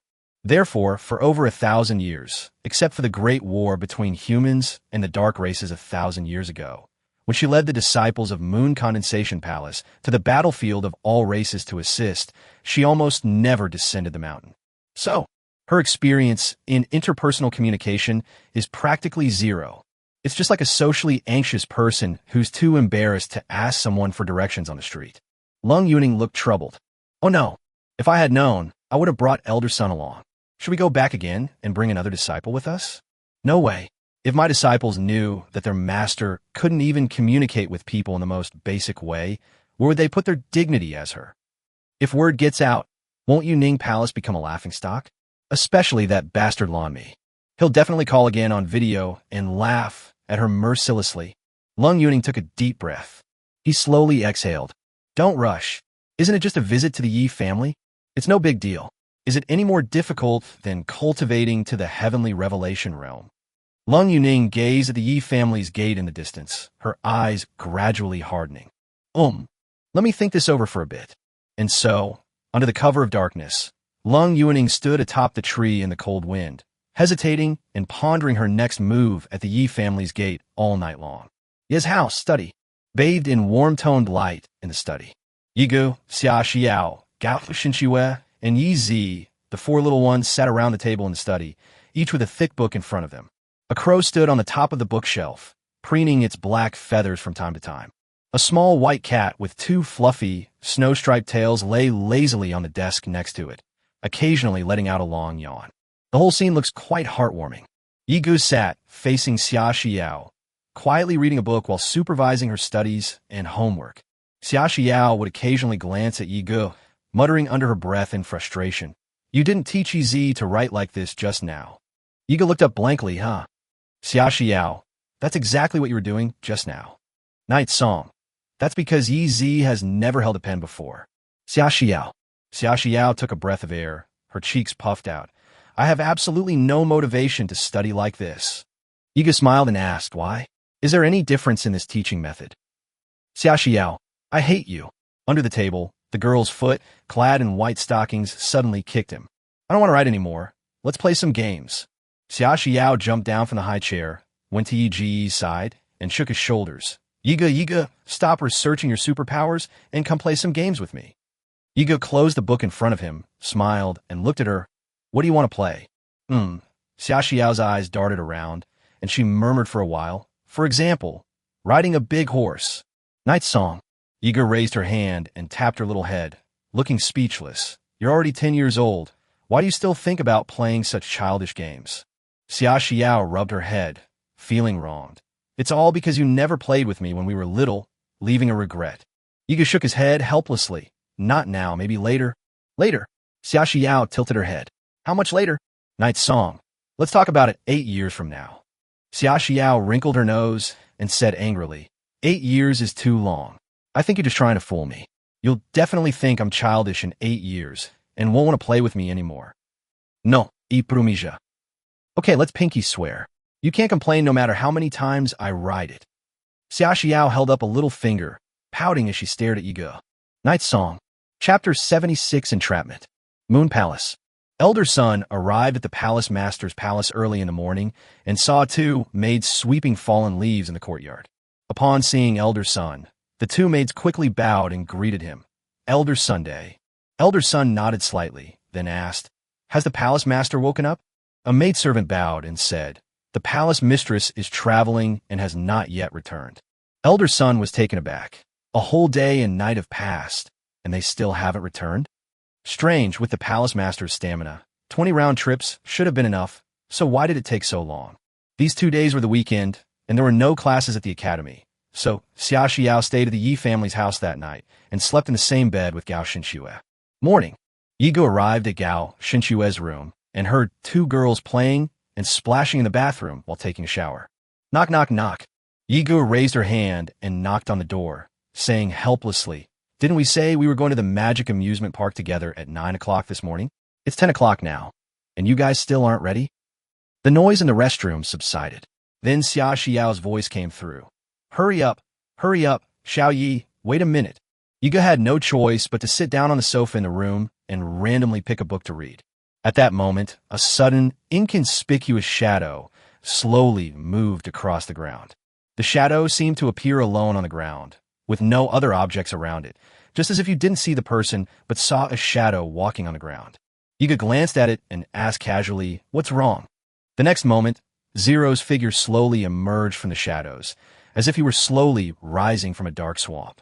"Master, several suspicious individuals have entered Night City's territory and are behaving strangely." Zero knelt on one knee and said in a low voice, "A suspicious person?" Yi Gu paused, then asked, "Have you confirmed their identity?" "They came from Wanjian City. I suspect they are from the Chu family." Zero's gaze was calm. "They entered the city in disguise and forged their identity ID, which is why I find them highly suspicious." 10,000 Swords City. Yi Gu understood immediately. Oh, as expected, what was bound to happen will happen. It seems the Chu family already knows that Chu Ruohua died at his hands. Do father and grandfather know about this? Yi Gu asked.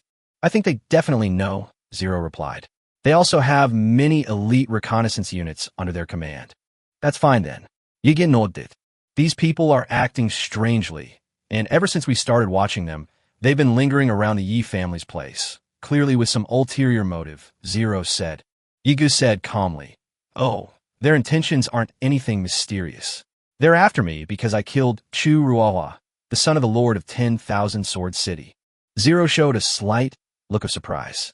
Then he asked, "In that case, should I bring them here to you?" Yi Gu waved her hand. "No need. Entering Night City isn't illegal. Night City has always been open to the public. Any human can enter. Although their falsification of identity IDs does violate the laws of the Empire.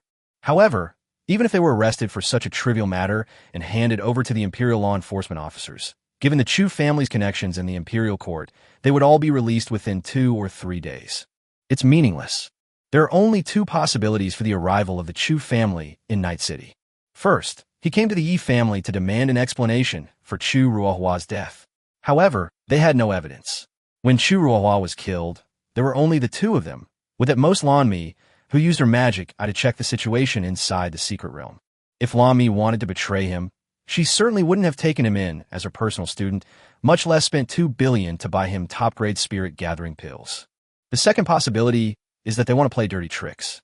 Yi Gu gave a cold laugh. Clearly, their goal was not the first one, because if that were the case, they wouldn't need to conceal their identities and sneak into Night City. Then it can only be the second one. Entering the Night City is not illegal. But if the other party dares to cause trouble on the Yi family's territory, then things will be different. We can set up a sting operation. Night Song smiled and glanced at Zero. If they dare to do anything, don't let them go back. Zero's eyes flashed. Yes, subordinate understands. After saying that, his figure disappeared into the shadows again. At this moment, Lung Yuning was still standing on a large tree outside the Yi family manor. As a peak heavenly revelation realm expert and one of the top 10 strongest in the empire, no one can see her unless she wants to. Squeak! The Yi family's large iron gate opened. Yi Gu, Gao Xinxue, and Xia Xiao sat in a black limousine as it slowly drove out. It's that young master of the Yi family. Lung Yuning murmured to herself. Finally, he's out. Since he took that child named Yizi away, I might as well just go up to him and talk to him directly. Well, how should I put it? If I'm too fierce, I, the dignified palace master of Yuning Palace, shouldn't be seen as a strange older sister who scares children, right? Swish, swish. At this moment, several dark figures followed Yi Gu and his car, flashing quickly through the bushes as they caught up. Lung Yuning glanced at the departing figures of those people. Strangeness. These people, like me, have been staking out the Yi family's door all night. They don't seem to be the guards hidden around by the Yi family to keep watch. Suddenly, the light bulb above Lung Yuning's head lit up, as if she had understood something. I understand. Hee, as expected, I knew it. In this world, there are indeed many people like me who, when they want to approach someone, don't know how to start the conversation. Lung Yuning nodded vigorously, convinced that she had discovered the truth. Chapter 77 Planning. In a pavilion in Wanjian City. Unlike Night City, 10,000 Sword City is a city-state with a distinctly ancient style. To be precise, this is a city-state with a rich Eastern cyberpunk aesthetic. The architecture here has a classical charm, but it is also filled with a sense of technological fantasy, with ancient Eastern architecture and postmodern neon lights intertwined perfectly. The city of 10,000 swords is famous for its swordsmen, who revere martial arts and prohibit magic and supernatural abilities. People here, whether noble or commoner, mostly carry a sword, and each person's sword represents their status. City Lord Chu Wanhe and Yi Xingxiong sat facing each other. I still can't figure out how Voa died at the hands of a mere brat who was only at the profound realm, Chu Wanhe said, his eyes dark and his hand holding the teacup bulging with veins, showing extreme impatience.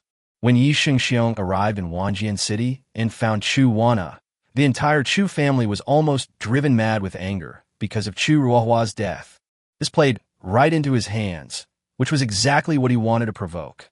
Chu Ruohua was the most talented prodigy in the Chu family in the past 100 years, yet he died so casually.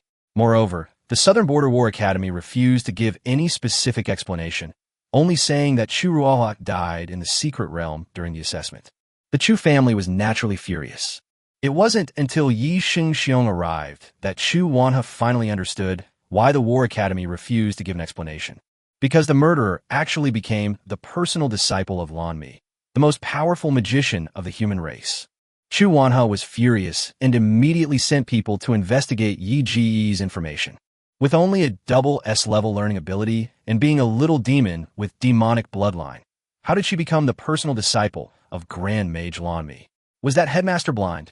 You should know that his son, Chu Ruohua, was originally the swordsman with the best chance of awakening as a soul swordsman in Wanjian City. He was his most promising successor. Although Wanjian City is famous for producing swordsmen, it has not produced a soul swordsman for over 100 years. He had poured too much effort and resources into Chu Ruohua. He gave him 4 or 5 doses of learning power enhancement pills, fed him no less than 20 spirit gathering pills, forged the best sword for him, and found the Empire's best equipment enhancer and enchanter to enchant and enhance his sword. He also sent him to the Southern Border War Academy, and with great difficulty, he became a core student of the War Academy and received the principal's monster rating. Who would have thought that he would be harmed at such a young age? Yi Xingxiong laughed and said, Lord Chu, don't worry. I believe the results will be available soon. After my cousin dies, I will be the best successor of the Yi family. When I become the head of the Yi family in the future, we can have more business cooperation. I'll give you 20% of the profits then. How about that? Oh, Chu Wanhe looked at Yi Xingxiong curiously. I remember that besides Yiga, you should have quite a few outstanding brothers and sisters, right? What makes you so confident that you can stand out? Yi Xingxiong laughed and said, After Yiga died, I became the only student from the Yi family to enter the inner sect of the Imperial War Academy. Moreover, Duke Wang In promised me that he would help me obtain the position of the Yi family's patriarch. Chu Wanhe raised an eyebrow, thinking to himself that he had gotten involved with Duke Wang In. No wonder he, as a demonized mutant, was able to become a core student of the War Academy. All right, if you can really become the master of the Yi family, then of course you can. After all, you helped me this time by providing me with a defense layout map of Yi City and a fake identity ID for Yi City. Chu Wanhe laughed, thinking to himself that he was giving up 20% of the profits, but he didn't know if this kid was naive or an idiot. Sigh, if only everyone else in your Yi family were as reasonable as you. Chu Wanhe said with a smile on his face. You see, we're not actually targeting you demonized people. Of course, we would gladly welcome and accept a demonized person like you who is reasonable, humble, and friendly. Yi Xingxiong also happily picked up his teacup, still delighted that he had made good relations with another powerful figure in the Empire. Indeed, only he could truly lead the Yi family to gain recognition from the other nobles of the Empire. Grandpa really didn't know what was good for him. That's why he handed the Yi family over to Uncle Night Owl, which led to the Yi family ending up in this awkward situation within the human empire. By the way, Chu Wanha asked him seriously, "Are you sure the defense layout blueprints of Night City that you gave me are correct?" "Of course," Yi Xingxiong said confidently. "That was given to me by my father. As long as I'm not discovered by the spies in Yi City, it will be a piece of cake for me to infiltrate Yi City and kill that useless Xianjing cultivator, Yi Ge." After all, among the assassins Chu Wan has sent this time were sword-wielding assassins at the Azura realm. Even Yi Shengxiong thought that sending a Shura realm assassin to kill Yi Ge, a mere Xian realm brat, was a waste of talent. That's good. Chu Wanha let out a breath. He had his reasons for sending an Azura realm assassin to kill a mere profound realm brat, because he absolutely cannot tolerate failure. The Azura realm assassins he sent this time were not only powerful, but more importantly, experienced. Not only is there experience in killing, but also in handling the aftermath after eliminating the target, ensuring that no trace or loose end is left behind.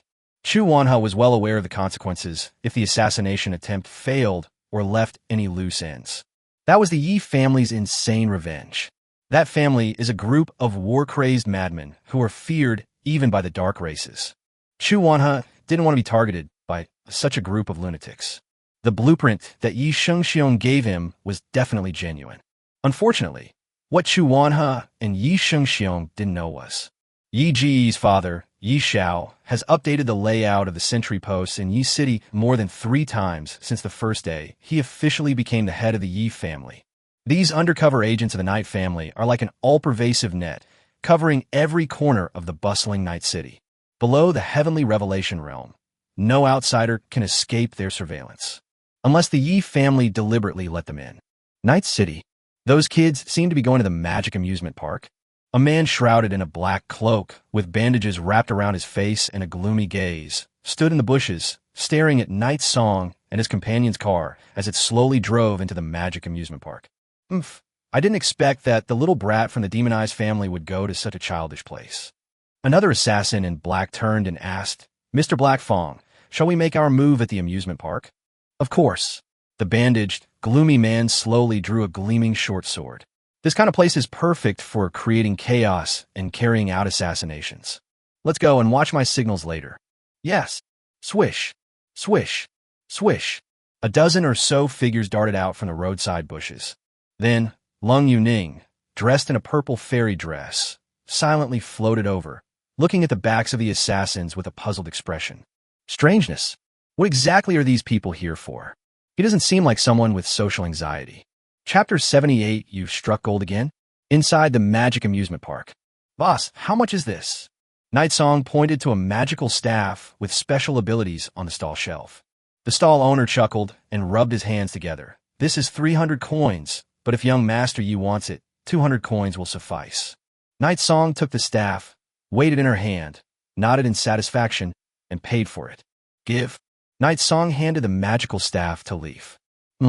Easy looked at the staff in her hand. Her ahog, cowlick, on her head twitched, and then she raised her head and said in a childish voice, "Young Master Yi Ge, I can't afford to pay. This is for you. A gift for me? But, of course it's not a free gift. Aren't you working for the Yi family now? Once you make money in the Yi family, you'll naturally have to pay me back." "Oh." Upon hearing this, Yeezy happily popped a snot bubble out of her nose. The girl touched the supernatural staff in her hand, which was taller than her, as if it were a precious treasure. Yiga looked at her calmly. "Last night, your sister Shan Shui taught you some basic knowledge about supernatural abilities, right?" Yeezy thought for a moment and said, "Yes, that's right. Night Song, give it a try and show me." "Yeezy, okay." Shao Ye, Xia Xiao, and Gao Xinxue walked over. The two girls were dressed like beautiful, wealthy sisters today, wearing the same white dresses, the same cat ear headbands, and the same stockings. Each of them was also holding 2 ice cream cones. They were sure to turn heads wherever they went. "Here." Xia Xiao handed an ice cream cone in her right hand to Yi Ge. "See how good I am to you? I didn't even forget yours." "Thank you." Yi Ge reached out her hand to take it. Xia Xiao immediately pulled the ice cream cone back. "You can just stretch out your neck." "Night Song? Question mark. Xia Xiao hummed and said, "I just want to try what it feels like to feed someone like Schwer." "Night Song." What kind of strange quirk is this now? Yigo was somewhat amused and exasperated, but she still licked the ice cream cone that Yigo handed her. Xiaoxiao reached out and stroked Yi Ji's hair with a satisfied look. Hee, baby is so good. Oh dear, I'm sorry. I was just joking. Gao Xinxue then noticed the supernatural staff in Yi Zi's hand and asked, Did you buy this for her? Yes, that's right. Yi Ge released Xia Xiao and responded. Isn't it a bit too early? Gao Xinxue wondered. I only taught her some basic spells about superpowers yesterday, and she hasn't even finished learning them yet. Yes. Xia Xiao nodded vigorously. It's a superpowered staff. Superpowers can't be learned without innate talent, right? You haven't even done a talent assessment for her yet. It's more practical to buy Yi Zi an ice cream cone. Yigo smiled faintly. No, not too early, and I think she definitely has talent. Yi Zi, try using this staff. Use what you learned yesterday to show your two older sisters. Oh, Yi Zi exclaimed, gripping her staff tightly with both hands. After a few seconds of silence, buzz! A green light emanated from the magic stone at the top of the staff. Gao Xinxue and Xia Xiao were both somewhat surprised. However, the holy green light quickly vanished. No matter how hard the leaves tried, they could not achieve it again. Yi Zi seemed a little anxious. She really wanted to prove her abilities to Yigo. Yigo placed a hand on her shoulder. That's enough. You haven't finished learning the basics of controlling your powers yet, but this is sufficient. She actually does have supernatural abilities? Gao Xinxue looked at Yigo. You figured it out a long time ago? Yes. Yigisimidit. When he fell into the dungeon while fighting the boss in the Black Abyss well, he sensed a fleeting glimpse of wood attribute energy. Moreover, unlike Xia Xiao's mutated water and wood elemental abilities, Yi Zi's abilities are purely wood attribute. Based on Yi Ji's understanding of the game 10,000 Races map, he believes that Yi Zi's talent is very likely the legendary golden quality superpower talent, Life Spirit, that inherits the bloodline of the sacred forest beast. And now his deduction has been confirmed. So, Xia Xiao looked at Yigo in surprise. You've struck gold again? Night song. Hiya. Lung Yuaning also entered the magic amusement park. What is this place for? Why are there so many children? Lung Yuning walked among the crowd and saw the children holding various beautifully decorated ice cream cones, lollipops, and candied hawthorns. Are those things food? When I was a child, I don't think I ever saw anything like that. It looks delicious. What will it taste like? Lung Yuning stared at those things, examining them intently for a long while. Smack! Lung Yuning gritted her teeth and tapped her forehead. Seriously, what am I thinking? I am the dignified palace master of Moon Condensation Palace, the leader of the strongest cultivation sect in the empire. How could I possibly eat a child's toy? Business comes first. Lung Yuning walked a little further. Soon, Yigo, Gao Xinxue, and Xia Xiao appeared. There was also another little girl with a noticeable ahogue, cowlick, next to them.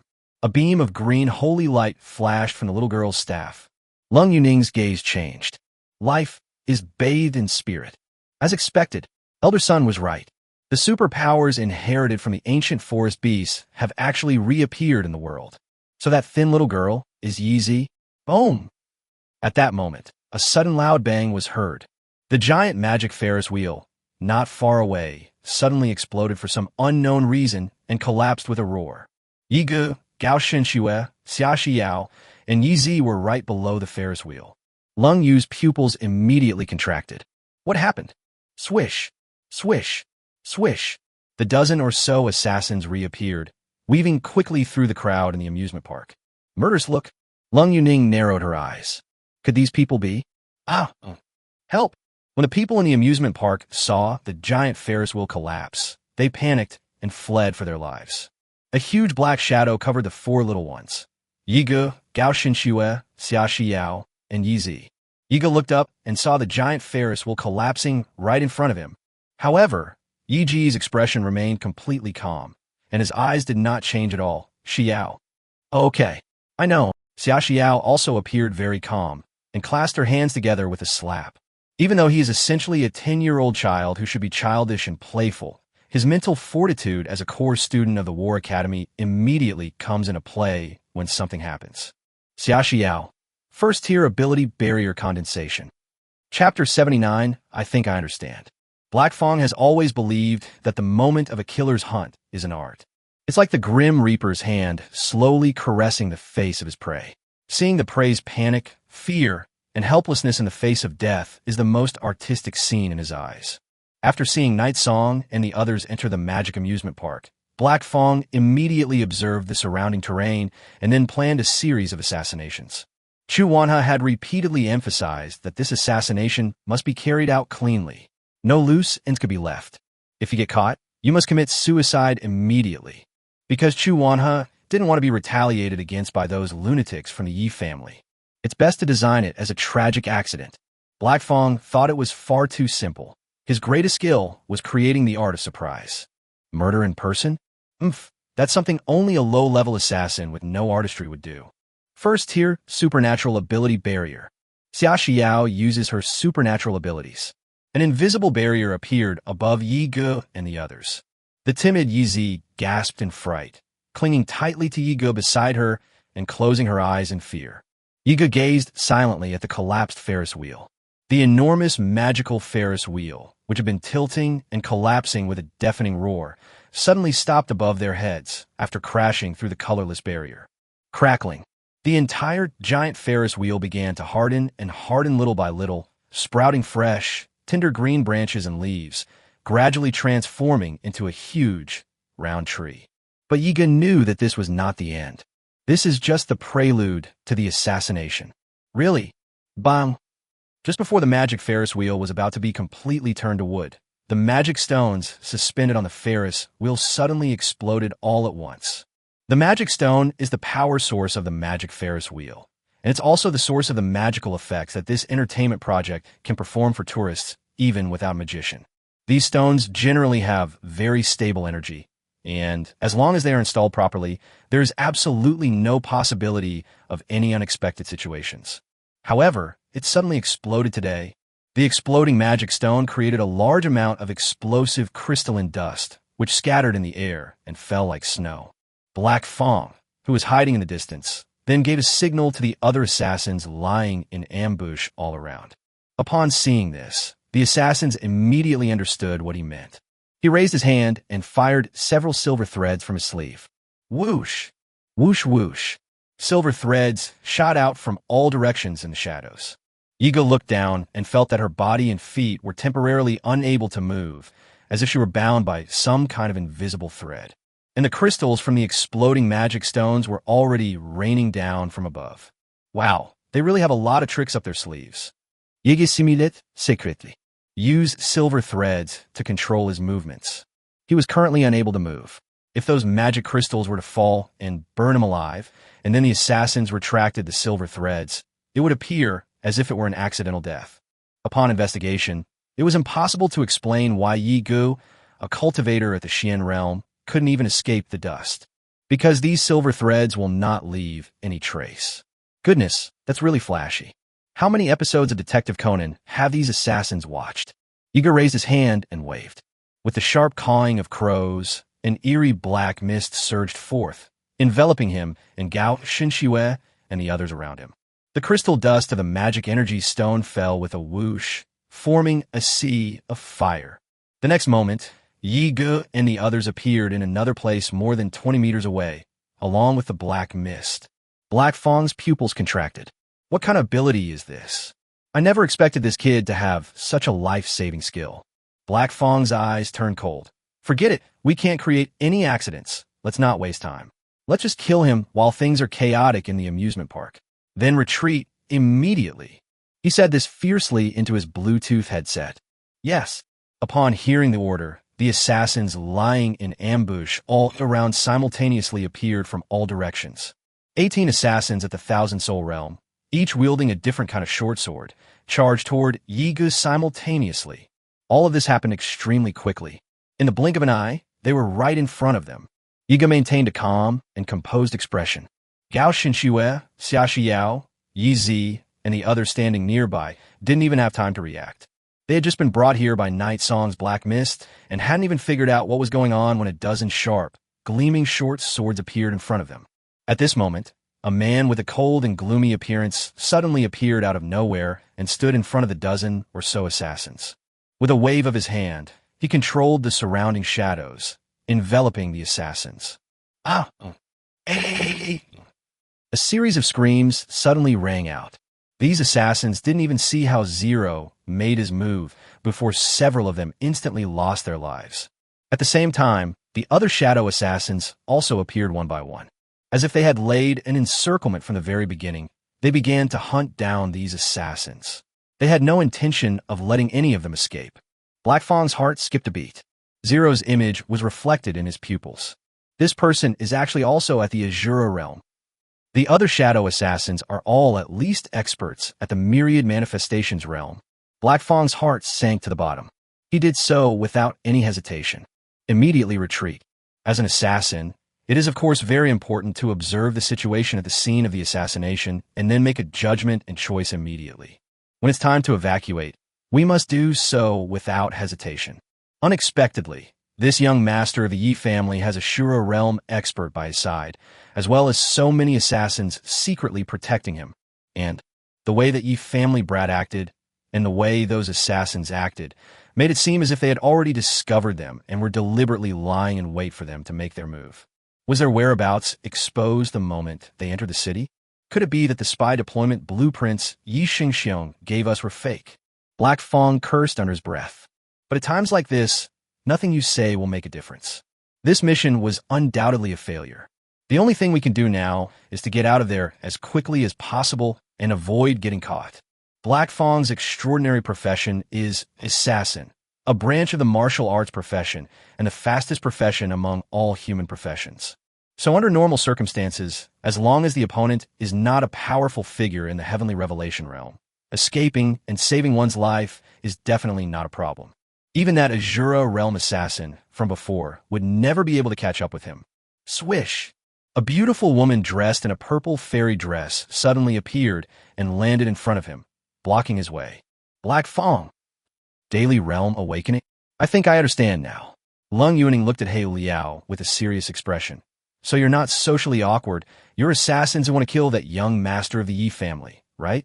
Aye. The Black Fong's mouth trembled slightly. The terrifying aura and oppressive force of the heavenly revelation realm expert directly suppressed him, rendering him unable to move and causing him to break out in a cold sweat. That's wonderful. I was just wondering how to repay Sheeter's favor. Lung Yuning spoke calmly, raised her hand, and gently struck the Black Fong with a palm strike from a distance. Puff! Black Fong spat out a mouthful of blood mist and was sent flying backward. Chapter 80, I think I know you. Black Fong's entire body flew out and crashed heavily to the ground. Wow!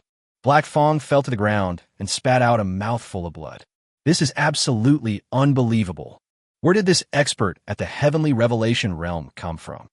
Lung Yuning floated down from the height and walked up to him expressionlessly. Who sent you to kill him?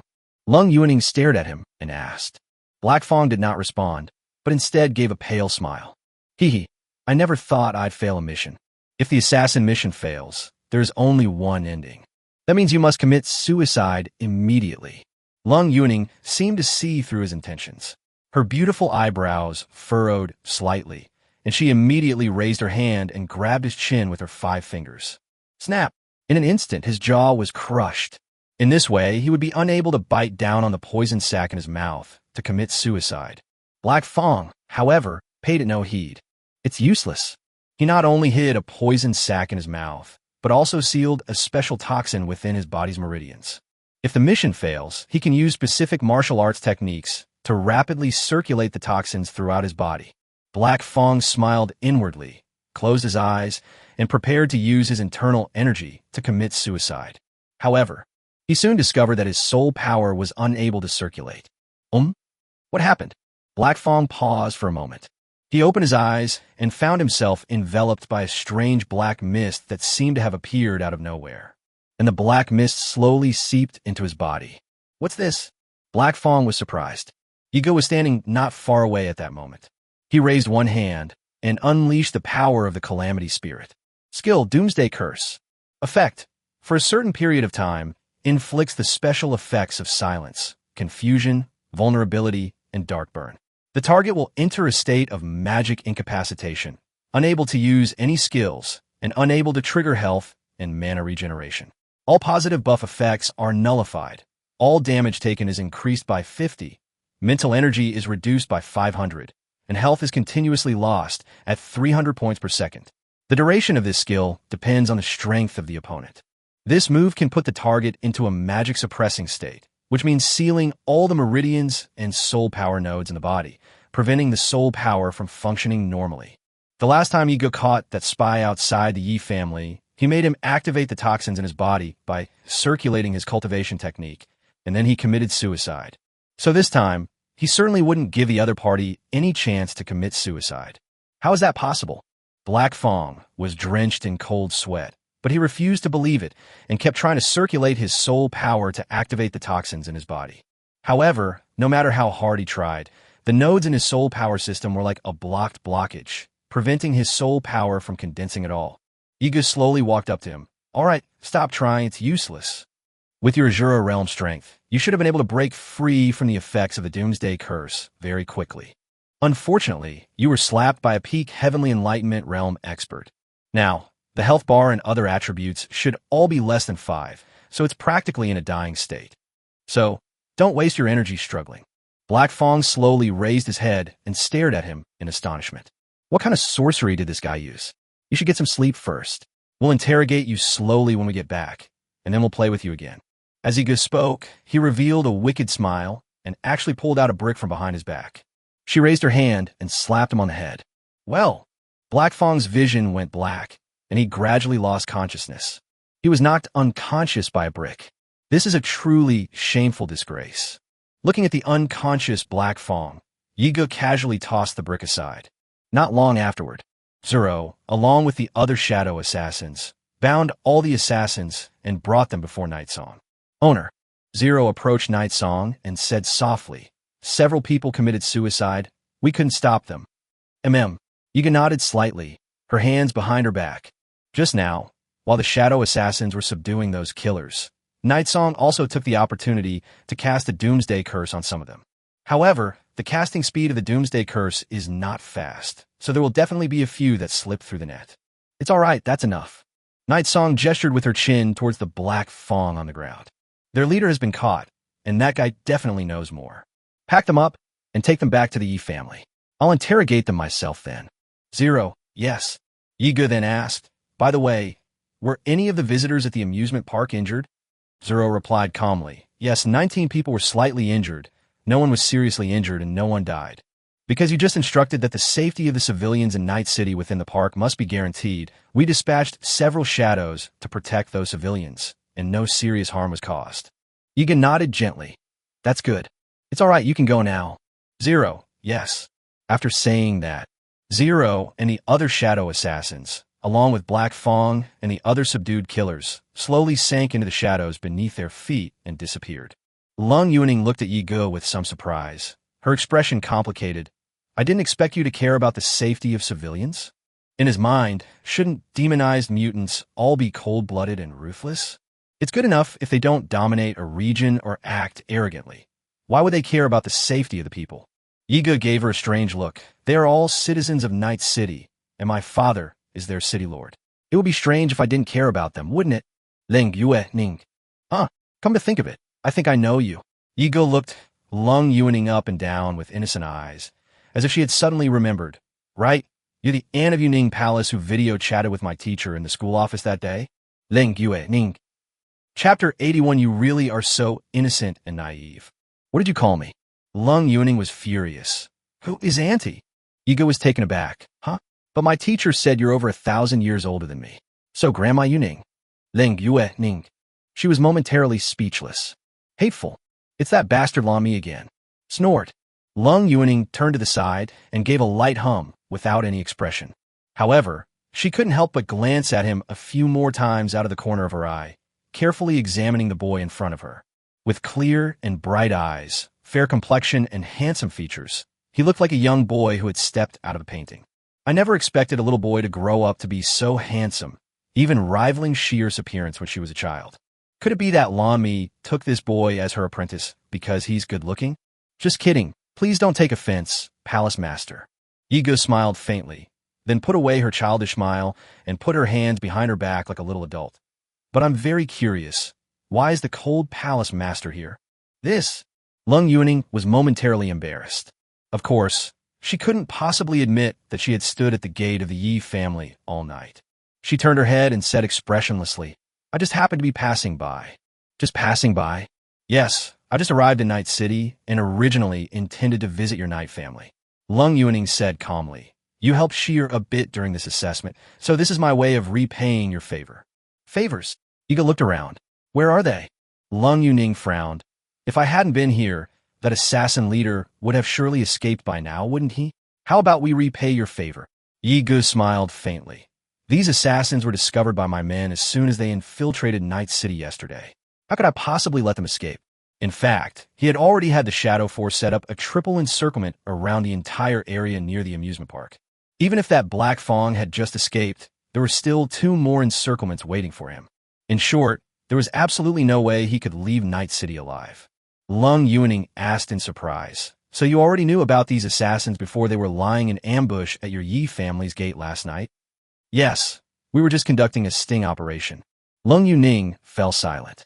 Unexpectedly, this little devil from the Yi family, at such a young age, already possesses such cunning. "However, Palace Master Lung, didn't you say you just arrived in Night City and happened to be passing through?" Yiga looked at her suspiciously. "Then how did you know that these assassins have been staking out my door all night?" Lung Yuning's expression froze for a moment. "Ah, this?" Looking at Lung Yuning's expression, Yiga suddenly remembered the personality of this 1,000-year-old hermit in the cultivation world in the game's storyline, and said with amusement, "Could it be that Palace Master Lung also arrived last night like them? But because she forgot to bring her attendants, she is too socially awkward to communicate with people and has been too embarrassed to ring the doorbell?" Her ears instantly burned bright red, and the temperature of her cheeks rose abruptly. How is that possible? Lung Yuning deliberately feigned disdain, hastily concealing her true feelings. "I am the Palace Master of Yuning Palace, the largest cultivation sect of the human race. A peak heavenly enlightenment realm expert. How could I possibly be like the shy woman you describe? Someone who has never seen a stranger before?" "Night Song, that's true. But surely the Cold Palace Master's personal visit to my Night City today wasn't just for this matter?" Lung Yuning opened her mouth, about to say something. Just then, Gao Xinxue and Xia Xiao arrived together with Yi Zi. "Xiaoye." Xia Xiao ran over and, seeing Lung Yuning, asked in confusion, "Huh? Who is this pretty lady?" Lung Yuning saw Yi Zi standing behind Gao Xinxue, looking dazed and confused. Her beautiful eyes suddenly flashed. "Is this little girl Yi Zi?" "Yes, that's right," Yigu said calmly. "She's a prisoner I rescued from the Black Abyss secret realm who was captured by the demons. Just like the information you received, Palace Master Lung, she possesses the special abilities and bloodline of an ancient forest sacred beast, Mu Ling." Lung Yuning. "I didn't expect it to really be from ancient times, huh?" She suddenly sensed something was wrong and looked at Yigu in astonishment. "How did you know I was doing this for?" "She hasn't said anything yet." Yiga laughed and said, "Although you didn't say it, all your thoughts are written on your face." Upon seeing Yi Zi, Lung Yuning immediately recognized her name, indicating that she had conducted an investigation. The only reason she would investigate a girl captured by demons is because of her ancient supernatural bloodline. It's not hard to guess at all. To be honest, your mind is really hard to read. Yiga smiled and said, "Although you are the master of a palace, you are even more innocent and naive than I imagined." "Innocent and naive?" Lung Yuning clenched her small fists. Was this little devil praising me or mocking me? Lung Yuning looked at Yi Ji's handsome face with a smile on it. This child looks shy and well-behaved, but there's definitely a little devil living inside. Humph, no wonder she's Lan Mi's student. Even her personality is just as awful. Since you've already figured out why I'm here, I won't beat around the bush. Lung Yuning said expressionlessly, "Name your terms." "Condition." "Of course it's that child." "Oh, you mean you want me to raise the price like buy a product, and then buy this child?" "Don't talk nonsense. What I mean is..." Lung Yuning frowned. She originally wanted to say that she wanted to save the child and free her from the clutches of the Yi family. But halfway through her speech, she suddenly felt she couldn't continue. Before coming here, this was not the Night City she had imagined. Night City, as a border city-state ruled by demons, should have been gloomy and dark in her previous imagination. For example, the sky was completely shrouded in a thick darkness, with the sun never visible all day. The city-state was surrounded by a bottomless moat, its waters as black as ink, occasionally bubbling with red foam. Countless pale skeletons floated on the surface. The people living here suffered endless fear and despair, forced to sacrifice everything for the Night Clan under the dark rule of the demonized humans. But now that I'm here, I feel that this place isn't as bad as the rumors say. And the little girl named Yezi didn't seem so miserable. She even changed into a clean new outfit, carried many toys, and was taken by Night Song and the others to the magic park to play. How could she look like she'd been bullied? Lung Yuning frowned. What exactly is going on? Chapter 82, An Ominous Premonition. Actually, there are no conditions required to take people away from me. Yiga shrugged. As long as EZ wants to go with you, I don't care. Really? Lung Yuning's eyes lit up. Night Song. Yes, of course. I never deliberately keep or remove people who want to leave me. Upon hearing this, Lung Yuning immediately came to Yizi's side. She bent down slightly, half squatting, and revealed a kind smile. Little friend, how about coming with me? I'll guide you in your cultivation, so you could become an immortal like me. Huh?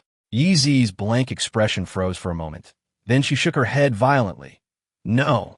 Lung Yuning paused for a moment. Why? Yizi circled around Gao Xinxue and ran up behind Yigu, grabbing his clothes and only showing half her head.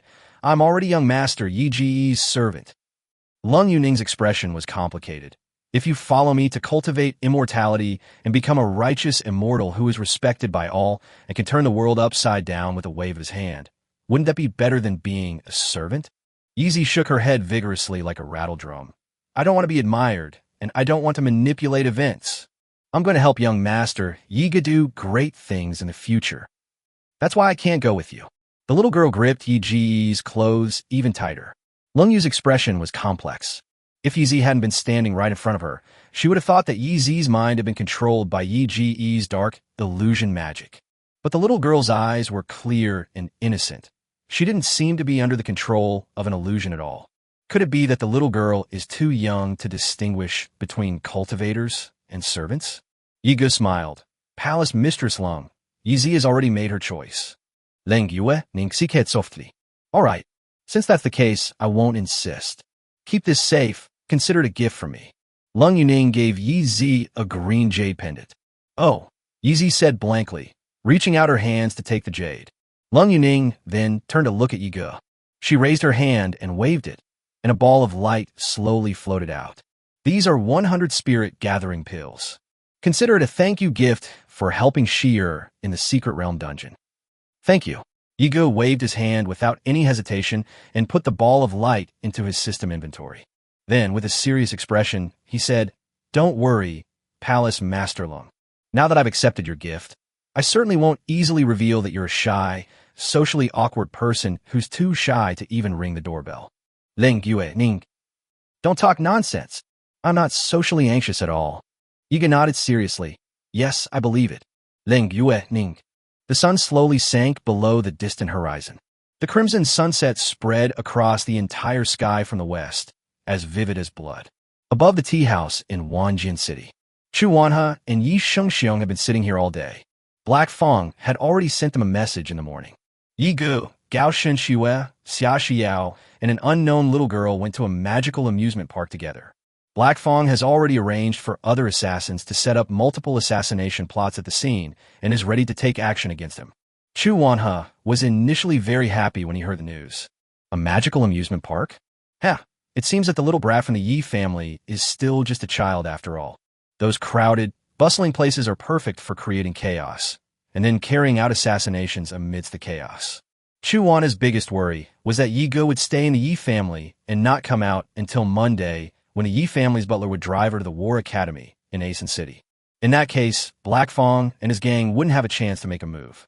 The War Academy is Lan Mi's territory, so there's absolutely no chance for her to make a move.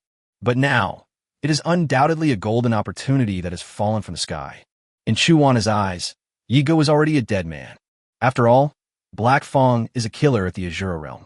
In such a chaotic scene, killing a minor demon in the Xian realm would be something that could be done with a single thought. However, after Black Fong sent back this message in the morning, the entire assassin squad completely lost contact.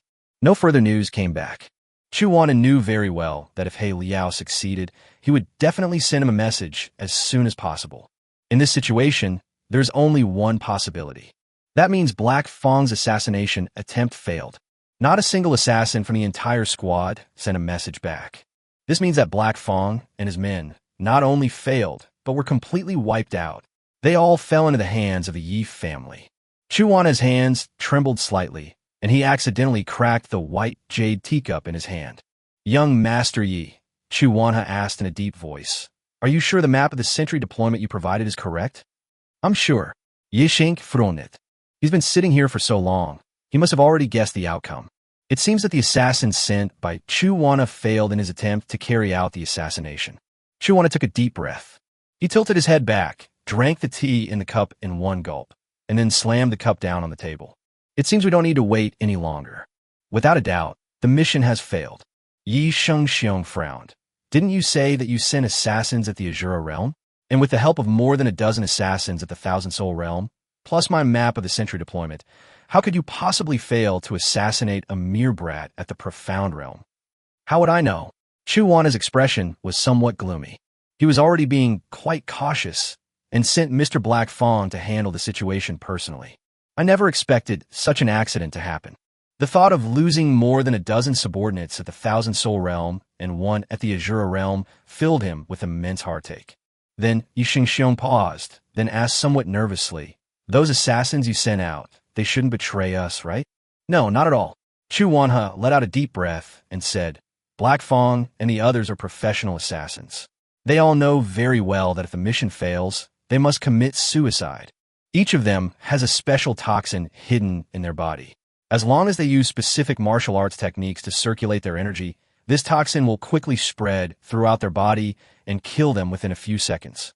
Upon hearing this, Yi Shengxiong breathed a sigh of relief. "Really?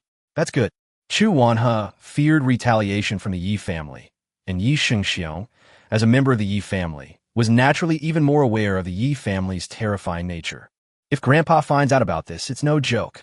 Chu Wanha remained silent, a vague unease settling in his heart. That's true. Black Fang and his gang will definitely commit suicide after their defeat. But why did he always have a sense of foreboding? Chapter 83, Do What Needs to Be Done. The Night Family Dungeon. It was dark and damp, with the torches on the walls flickering with a dim green light. Night Song's figure emerged from the darkness at the end of the dungeon passage. He was accompanied by a tall jailer. "Young master, it's right here." The jailer opened a cell door. The cell was dark and smelled of decay. A dozen or so black iron chains on the wall tightly bound a man, who was none other than Black Fang. Black Fang had regained consciousness, and his face was marked with several brand marks. As soon as he woke up, he tried to circulate his soul power again, hoping to activate the toxins in his body. But it still failed. Every time he tried to circulate his soul power, the mark on his face would burn like fire, causing his soul unbearable pain. Night Song said, "Don't waste your energy. Do you know why we don't use lights here, but instead use these green torches? Because these ghostly flames, along with the prisoner's mark on your face, will together generate a force that suppresses the condensation of human soul power. Even someone at the Azura level is no different from an ordinary person once they're locked up here." Black Fang's mouth moved, his voice dry and hoarse. "I won't say a single word." "Oh, a tough guy, huh? You've got the professional skills of an assassin." Night Song stepped forward. "It's all right. I wasn't planning on asking you anything. I'll just talk to your head directly." As she spoke, Yiga reached out and grabbed Black Fang's face. "Lingling, I'm leaving you here. I'll treat you to something delicious when we get back." Yiga rubbed her cheek against the kitten on her shoulder. Bai Shuling, who was perched on his shoulder, rolled her eyes. "TCH, you only think of me at times like this." Although, Bai Shuling finally pursed her lips, obediently listened, and fixed her scarlet eyes on He Liao's eyes, using her pupil technique. Blood Spirit Illusion Technique. Under the effect of the Blood Spirit Illusion, Black Fang's pupils suddenly became unfocused. Less than 3 minutes later, tears kept streaming from her eyes. His facial expression became increasingly hysterical. He kept groaning in pain, as if he had experienced some kind of unbearable agony. 15 minutes later, in his delirious ramblings, Black Fang confessed everything. "Really? Chu Wanha and Yi Shengxiong are hooking up." Yiga wasn't particularly surprised by the result, so she didn't react much. After Black Fong broke free from the blood spirit illusion, he had already fainted again. Yigu turned to the jailer and asked, "Did you record it all?" "Yes, it was recorded," the jailer said. After watching the interrogation video, Yi Quan remained silent for a long time. Night Owl and Zhou Yuqing exchanged a glance, but neither of them spoke. I never expected that Sheng Xiong would still do such a stupid thing in the end. Yi Quan sighed, a hint of sadness showing in her light gray eyes. He is, after all, his grandson. To say that I felt absolutely nothing would be a lie. Yi Quan, with his hands behind his back, looked at Yi Gu. "You discovered his betrayal at the birthday banquet. Why didn't you report it?" Yi Gu said calmly, "My cousin is actually a very cautious person. The moment I caught him drugging the drug, he used his soul power to vaporize the drug in his hand into nothingness, so I have no evidence. Even if you believe me, your uncle is still your son, and your cousin is your grandson. If I speak recklessly without evidence, it will only make things difficult for you. Actually, I had the opportunity to get rid of him right after the birthday banquet ended. But if I kill him without any evidence, it will surely provoke the anger of my uncle's lineage. My father's other brothers and sisters will also use this as an excuse to impeach him for his position as head of the family. Yes, the Yi family is not actually united. As a family of demonized humans, the genes of fighting, bravery, and never giving up are etched in their blood. Grandfather Yi Quan has more than a dozen descendants, and every demonized person with the surname Yi is fiercely competitive, whether dealing with outsiders or their own kind. Furthermore, the Yi family doesn't place much emphasis on the distinction between direct and collateral lines. As long as you possess Yi family blood and are strong enough and capable enough, you are qualified to compete for the position of clan leader. This makes the competition for the clan leader position even more intense. Back then, Night Owl was able to stand out from more than a dozen direct and collateral descendants of the Night family and become the final patriarch. Naturally, he also fought his way out of a path full of intrigue, bloodshed, and bones. Although the Yi family, a family of demonized humans, has always been called a group of war madmen by outsiders, in reality, if any member of the Yi family truly only had killing without thinking, such a person would probably have been eliminated within the family and would never be seen by outsiders. Yi Quan looked at Yi Gu, nodded with satisfaction, and showed a kind smile. "It's rare that you have so many thoughts, but you could have talked to Grandpa in private. Do you think Grandpa wouldn't believe you?" I know Grandpa loves me the most." Yi Gu smiled, innocently like a child. "But I don't think it's necessary, because I believe that after the commotion my cousin and I made that night, you must have noticed something. At least one of the chefs saw it, right? You would definitely have investigated. After you finish your investigation, you will definitely have a better understanding of the situation. Even though you still don't have any evidence, having a clear understanding is enough for you."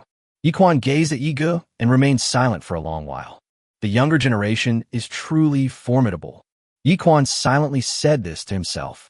Then he turned around, slowly walked to the window, put his hands behind his back, and gazed at the moonlight in the distance.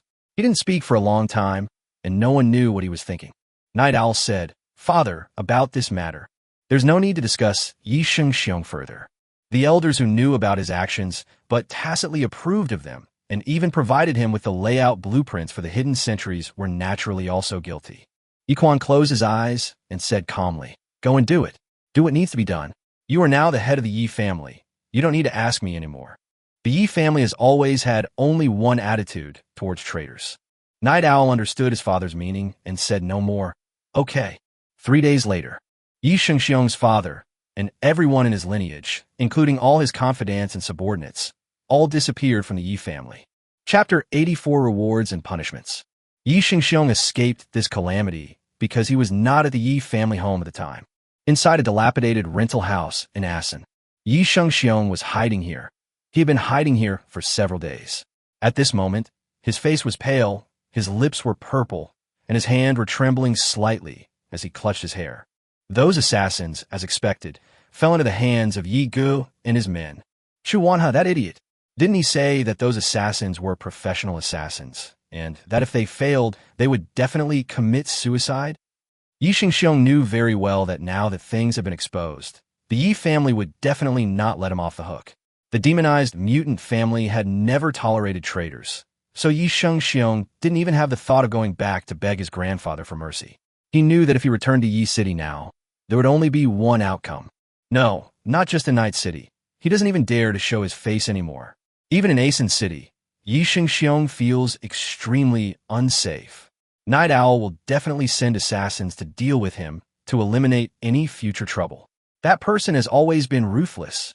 These past few nights, every time darkness fell, Yi Shengxiong would tremble, constantly feeling as if he were living in danger, as if some indescribable thing was coldly watching him from the darkness outside his window. Yi Shengxiong dared not go to the War Academy anymore. Principal Lan Mi certainly wouldn't protect a student like him who only received a passing grade. He now only dared to hide in this rented room, and he didn't dare use the money in his personal account, because he knew that once he did, the Yi family wouldn't know his whereabouts. Even this dilapidated rented room was something he stole after killing a civilian couple. After several days of darkness, Yi Shengxiong barely ate anything because he couldn't eat at all. His unshaven beard made him look rather unkempt, a far cry from his former dashing and noble appearance. He was constantly sweating profusely, and he often experienced hallucinations, making him feel like he was on the verge of a mental breakdown. Damn it! When did my mental strength become so weak? Yi Shengxiong rubbed his head vigorously. He bit his lip until blood oozed out, forcing himself to calm down. Yi Shengxiong knew very well that if he continued to stay here, death would be the only path awaiting him. We have to come up with a solution. Should they seek refuge with Duke Wang in? No, that's obviously impossible. He's no longer of any use to us. That old fox Wang would never take him in. He'd be lucky if he didn't kill him. Should they seek refuge with the Chu family? I'm afraid Chu Wana himself is terrified right now. After much deliberation, Yi Shengxiong concluded that leaving the Qin state was the only option. If they could leave the human empire with so many nations of various races and escape to a neutral alien territory, there might still be a glimmer of hope. And before leaving, Yi Shengxiong's eyes flashed with a hint of ruthlessness. You must kill Yigo. Yigo has been cultivating in the academy under the personal guidance of Principal Lan Mi for the past few days. After receiving several days of training from the principal, Yigo realized that although this beautiful female principal seemed like a fun-loving person on the surface and always had a smiling expression, her training courses for her personally taught students were truly devilish. The number of courses and the intensity of training for Yigo are almost 20 times higher than before. Yes, you read that right, 20 times. Lan Mi added almost every subject related to superhuman professions to his study schedule. Martial arts, archery, mechanical, magic, superpowers, cultivation, beast taming, support, mutation, and ghost control. It covers them all. From basic theoretical knowledge to the practical application of energies such as soul power, spiritual power, magical power, and battle aura. Yigo had no idea how his teacher could be so sure that he could learn so much. However, rigorous training also brings benefits. In just a few days, Yigo broke through again. His level has been raised from the 7th level of the Profound Realm to the 8th level of the Profound Realm. In such a short time, you have already jumped several levels. Lan Mi gently patted Yi Ji's cheek with her fingertips. Little Yigo, it seems you have many secrets that your teachers don't know. Night Song.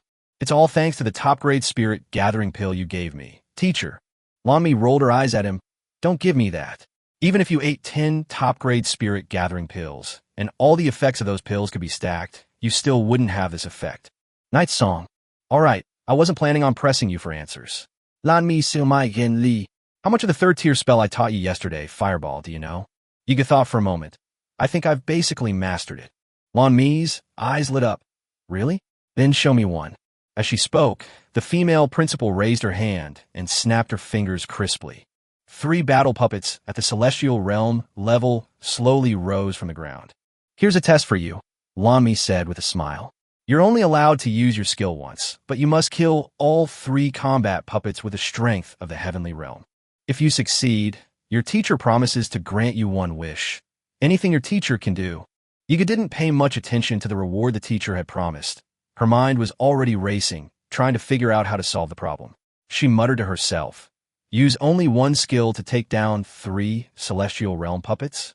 The first thought that one should think of taking down 3 celestial realm puppets with a single skill is to have these puppets stand in the same small area and use the explosive spread of the Fireball spell to kill them. Fireball is a 3rd-tier magic skill, an advanced version of Fireball. Normally, only mages of the Earth realm can learn and cast this skill. Yigu is currently at the 8th level of the profound realm, and forcibly using the flame burst technique is considered a cross-level technique. Using skills beyond one's level is not uncommon in the world of geniuses. In fact, many geniuses in the academy can do it, and it can almost be said to be a standard feature of genius. Among the core inner disciples of the Imperial War Academy, anyone who cannot use skills across ranks would feel ashamed. However, the problem is that using skills beyond one's level comes at a price. Firstly, the power will definitely be reduced, and the MP consumption will also be huge. Considering these 2 points, using skills across ranks is somewhat counterproductive. Therefore, even if many geniuses have the ability, they generally won't choose to do so in battle. It has few practical attributes, but its most prominent attribute is for bragging. When Night Song uses a skill across ranks, the power of Fireball should theoretically be reduced. But now he also has to face this seemingly impossible test. Not only must he use skills across levels, but he must also kill 3 Heavenly Realm puppets in an instant, even if he is 2 levels higher.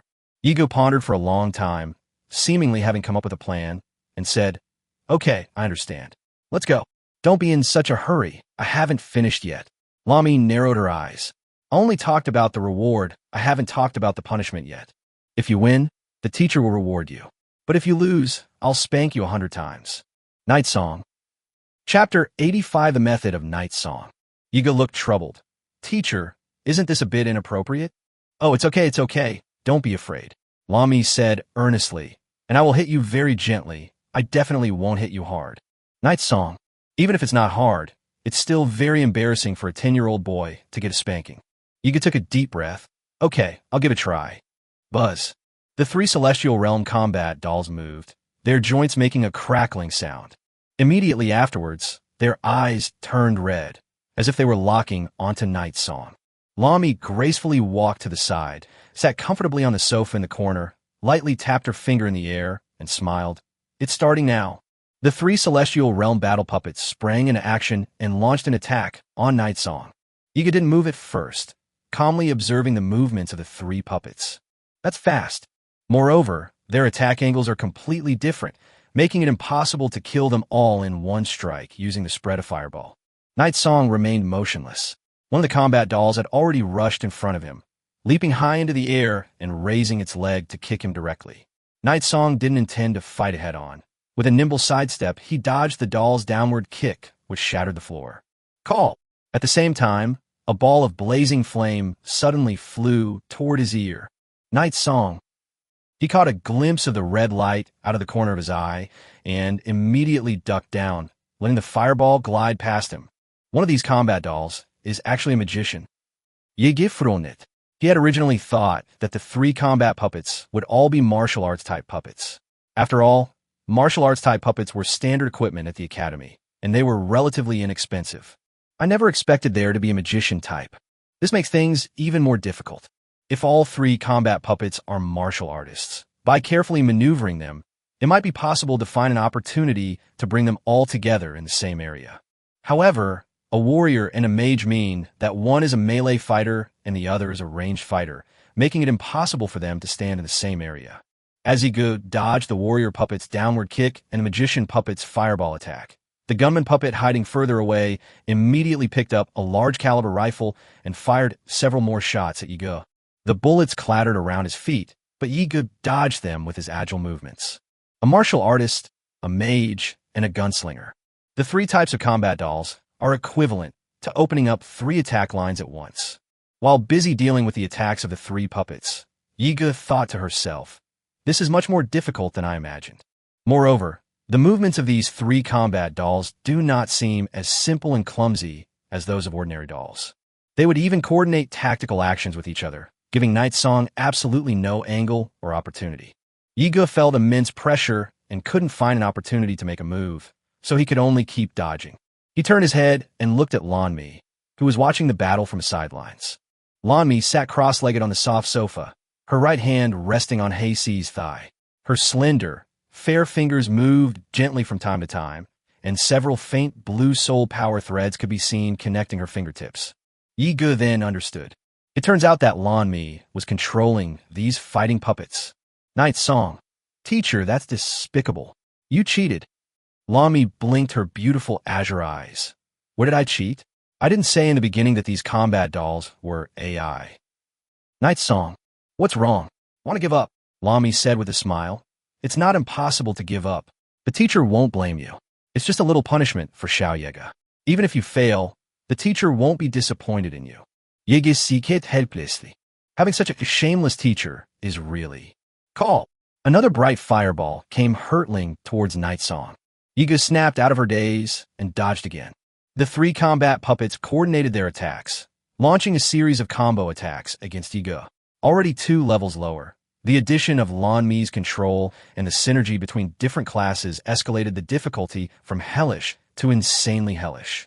Even if there were no restrictions at all, let alone limiting the use of only one skill, Night Song probably wouldn't have an absolute certainty of winning against these puppets. It's already quite an achievement that they've managed to hold out for so long without being defeated under the fierce onslaught of these 3 fighting puppets. Lan Mi rested her chin on her hand, watching the battle unfold in the training ground. Not bad. They lasted longer than I expected. I originally thought that with Zaid's abilities, she could only last for about a minute. I didn't expect him to be able to hold out for so long. This kid really manages to surprise me a lot. Clang, clang, clang. Another series of bullets struck around Yigo, scattering sparks. While moving around, Yigo quickly observed the positions and casting speed of the 3 combat puppets. Although the puppets were controlled by the teacher, their skill casting speed was no different from that of ordinary Heavenly Realm combat puppets. After the mage casts a fireball, it takes about 5 seconds before he can cast the next spell. The rifle in the gunman's hand appeared to be an M79, the standard issue for Imperial Enforcers, with a 20-round magazine and a fixed reload speed of 3.5 seconds. Because it was a puppet, the reload speed was almost always the same. If you're looking for a gap in the time frame, it's probably only a fleeting moment. It seems this is the only way. Night Song stared at the attack gap where the magician puppet and the gunman puppet were reloading and their skills were on cooldown. Suddenly, he leaped up and quickly circled around to the back of the gunman puppet.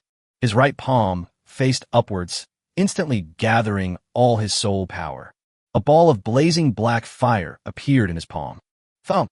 Night Song raised his hand and released a black fireball, which struck the gunman puppet in the back.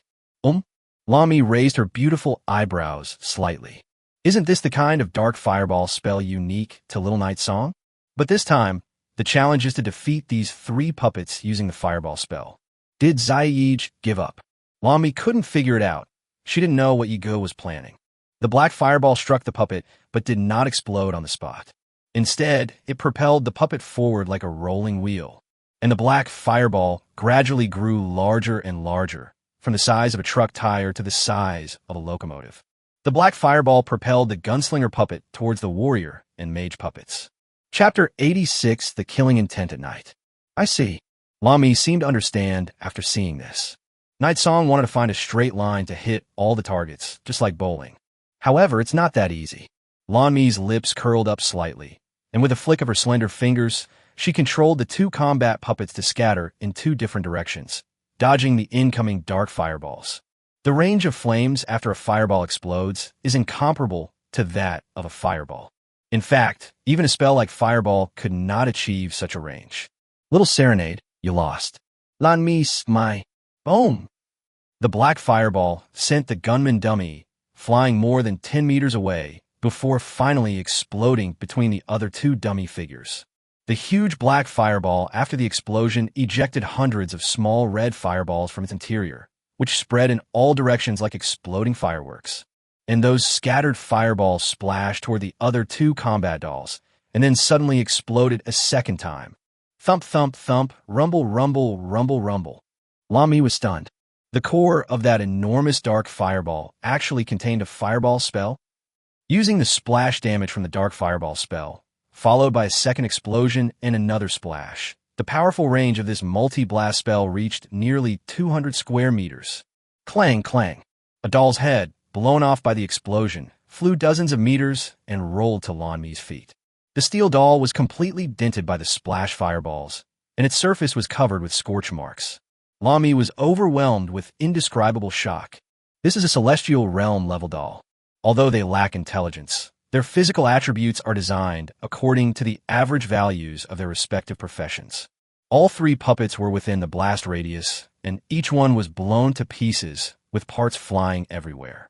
The best-preserved martial artist doll, because of its high defensive capabilities, only had its surface intact. At least its limbs and head were still intact. Only its chest was blasted into a mess. With a little repair, it should still be usable. Seeing that his plan had succeeded, Yigu breathed a sigh of relief and said with a smile, "Teacher, I guess I've succeeded in my challenge now." Lami gave Yigu a deep look. Given the vast area affected by the explosion, its power was even sufficient to kill a transcendent being at the heavenly realm level. Incredible. Did you create this move yourself? Lami asked, looking at him. Yigu thought for a moment and said, "Yes, that's right. Because if we only use fireball, we can't find an angle to attack, so we wanted to try this on the spot." Temporary? Lami fell silent, thinking to herself that this little guy really did have the talent to invent magical skills. The question is, how does he manage to stabilize 2 different types of energy, dark fireball and regular fireball, into one skill? Even Lan Mi couldn't understand this. If an ordinary mage tried to do this, the fireball would probably just explode in their palm while they were rubbing it together, right? It's important to understand that innovative magic also carries risks, much like conducting chemical alchemy experiments, let alone fusing 2 different elements. Even fusing 2 of the same element can present immeasurable risks, and you might end up hurting yourself. This little guy is really brave, daring to make such an attempt on the spot. "You've finished." Lami smiled gently. "However, you cheated too. My original test only allowed you to use fireball, but what you did was clearly not a simple fireball, so..." She deliberately drew out the word, then said with a wicked grin, "I've decided. I'm going to give you both punishment and reward at the same time." Night Song. Night Song didn't leave the War Academy until evening. Sigh. He's over 300 years old, a top-tier expert at the Heavenly Revelation realm, yet he's still trying to cheat on his own student. Yigu muttered resentfully.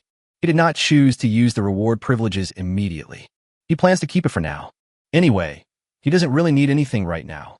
In the future, when he has something he really needs to ask his teacher for help, he can think about asking the teacher for a reward. The tranquil moonlight draped the city-state's architecture in a hazy, silvery veil. Yigu walked alone on a dark path at night. He didn't plan to go back to the Yi family tonight. Instead, he intended to go to the prop shop where he had previously met with Yuli in secret. Yuli had just called him to say that she had made new progress in her potion research and wanted him to come and see, so Yigu hadn't asked the old butler to pick him up. The path was quiet at night, with the occasional bark of a dog and the occasional cooing of an owl from the trees along the roadside. Night Song would occasionally stop and pause, smiling and gazing at the owl in the tree for a while. Stray cats and dogs on the roadside would occasionally approach Yigu, look at him, and gently rub against his shoes and pants. As a beast tamer, Yigu has a high animal affinity attribute, so the influence of Yegu's charm attribute on these animals will be increased 3-fold. The little white cat on his shoulder scratched at Yi Ji's clothes with its paws in a fit of pique, as if urging him to leave quickly. Yigu paused for a moment. Not long after, for some unknown reason, a dark and terrifying aura suddenly approached from the dark alley in the distance, forming a distinct and intense killing intent. This murderous intent even scared away the owls in the treetops and the stray cats and dogs nearby, while the birds in the bushes flapped their wings and flew into the air, chirping. Yigu also sensed that murderous intent. He turned his head, his eyes calmly gazing at the dark alley.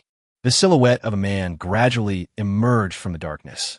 Yi Shengxiong's eyes were as dark as an abyss in the dead of night, flashing with a sharp, cold light. His facial muscles were twisted, as if every vein was filled with hatred and malice, and he made no attempt to hide his demonic aura, like a vicious wolf wanting revenge, staring intently at Yigu. Chapter 87 Blood Sacrifice. Yigu showed no surprise at all when she saw Yi Shengxiong. It's not surprising that someone who's at their wit's end would do anything. Yi Shengxiong looked much older than before, with even a few strands of gray hair visible at his hairline. Compared to his previous evil look, his eyes now held a more ferocious and insane quality. Third level of the Earth Realm. Yigu could clearly sense that Yi Shengxiong's demonic energy level had increased significantly, rising from Earth Realm Level 1 to Earth Realm Level 3. It seems you used the blood sacrifice technique. Yigu similet faintly. Blood sacrifice is a method to gain a breakthrough and upgrade opportunity by burning one's own lifespan. Many powerful individuals in this world resort to burning blood and sacrificing their souls as a desperate gamble when they encounter a bottleneck in their cultivation. The lifespan of extraordinary individuals is generally longer than that of ordinary people. The lifespan of cultivators is even longer. After breaking through the 100-soul realm, the aging rate of extraordinary individuals becomes very slow. Furthermore, as their level increases, they gain more and more lifespan. Therefore, there are many people who remain young even at several hundred years old. However, for most people, it becomes extremely difficult to level up after breaking through the 100 souls realm. At this point, the only way to continue advancing on the path of the extraordinary is to use blood sacrifice. Yi Shengxiong is still so young, yet he used the blood sacrifice soul at the earth realm. There is no doubt that he has gone all in. Yi Shengxiong glared fiercely at Yi Ge, and evil black energy surged from his body. Yi Ge, today is your death day. You were able to ambush me last time, but this time you're dead. He suddenly pushed off with his feet and charged towards him like a maddened beast. Raising his palm into a claw, the demonic energy condensed into an even larger ghostly claw, exuding a menacing aura. Copy martial skill, shadow step. Yi Ge activated her movement technique, appearing completely still, yet her body seemed to shift suddenly, easily dodging his attack and instantly appearing behind Yi Shengxiong. Where is he? Yi Shengxiong was stunned for a moment. Yi Ge reached out and patted him on the shoulder from behind. Yi Shengxiong's heart skipped a beat, and he suddenly turned his head. However, as soon as he turned his head, he was greeted with a loud slap. Smack! Yi Shengxiong was thrown into the air and crashed into a telephone pole on the side of the road. Yi Ge looked around at the quiet environment. So he's really the only one lying in ambush here? There were no warnings from the shadows, so it seems there are indeed no other threats. Has this guy not suffered enough from the Doomsday Curse and Blood Spirit Illusion last time? He only leveled up twice and dares to come here alone to die? Impossible. Yi Shengxiong got up from the ground and stared at Yi Ge in shock. Weren't you only at the 2nd level of the Profound Realm before? How could you have reached the 8th level of the Profound Realm so quickly? Night Song, guess. Yi Shengxiong's face twitched slightly, but he still refused to believe it and jumped up from the ground again. Yi Ge remained indifferent, without moving a muscle, only raising a finger to point. Copying the superpower, Lightning Strike. A bolt of black lightning shot out from his fingertips and struck Yi Shengxiong's thigh. Yi Shengxiong cried out in pain and fell to his knees. If you had X-ray vision, you could see that his kneecaps were completely shattered. Yi Ge didn't stop, releasing several more bolts of black lightning that completely shattered several joints in Yi Shengxiong's body. He was now completely unable to move and could only lie on the ground, groaning and moaning in frustration. His cries of pain filled the entire alley. Yi Shengxiong couldn't understand how the difference in strength could be so great. Even though Yi Ge had broken through to the 8th level of the Profound Realm, he was still a cultivator at the 3rd level of the Earth Realm. He originally thought that in a one-on-one situation, his strength would definitely be overwhelming, and the only thing he needed to worry about was the shadow army that his grandfather had given him. But the outcome was indeed a crushing defeat, yet the characters were reversed. Yi Shengxiong could clearly sense that Yi Ge was completely toying with him, and hadn't even used his true strength yet. Yi Ge looked at his fingers. The projectile speed of the Thunderclap skill is indeed very fast, almost 30 times that of Fireball, but it seems to be a bit weak in power and lacks penetration. However, if this move could be combined with a slower Dark Fireball spell, it might be possible to create a decent powerful attack. Actually, if you hadn't suddenly shown up and come looking for death, you might have lived a few more months. Yi Ge said softly, because I didn't really take you seriously, I didn't actually start sending assassins to find you at all. Yi Shengxiong's cheeks twitched slightly, and regret immediately appeared in his eyes. Of course, it was too late to regret it now. Yi Ge turned away, no longer looking at him. Zero. From the shadows by the roadside, Zero, dressed in black, slowly appeared and knelt on the ground. Master, you handle the cleanup. Yes. Zero, gripping a black blade, walked slowly toward Yoru Katsuhiro with an expressionless face. Yi Shengxiong's eyes widened in horror. His primal instinct for survival drove him to struggle to his feet, but all 4 of his limbs were broken, and his body could only writhe on the ground like a maggot. Zero walked to his side and, without hesitation, plunged his knife in. Yi Ge had already gone far away, and behind him came Yi Shengxiong's tragic screams. Chu Wana hadn't had a good night's sleep for several days. For the past few days, he has been experiencing anxiety, tension, and insomnia. As the city lord of Wanjian City, he was naturally well informed, and the news of the complete annihilation of Yi Shengxiong's lineage had already reached him. Although the news has spread, the specific reasons why Yi Shengxiong's lineage was wiped out are still unclear. If other nobles were completely unaware of the situation, they would certainly be very puzzled as to what exactly happened within the Yi family. But Chu Wana had a vague answer in his heart, an answer that made him very uneasy. The Yi family had discovered Yi Shengxiong's betrayal, and the reason for discovering his betrayal was most likely the assassins he had sent out. Chu Wana knew very well that if that were the case, then the Yi family would undoubtedly know that he had sent those assassins. But how could that be? Even if Black Fong and his gang fail, they should definitely commit suicide immediately. If the information didn't come from Black Rio and his group, then how was Yoru Katsuhiro's betrayal discovered? Chu Wanha could only console himself in his heart. Perhaps Yoruchi accidentally revealed his betrayal in another way, and it may have nothing to do with Kurohiro and the others.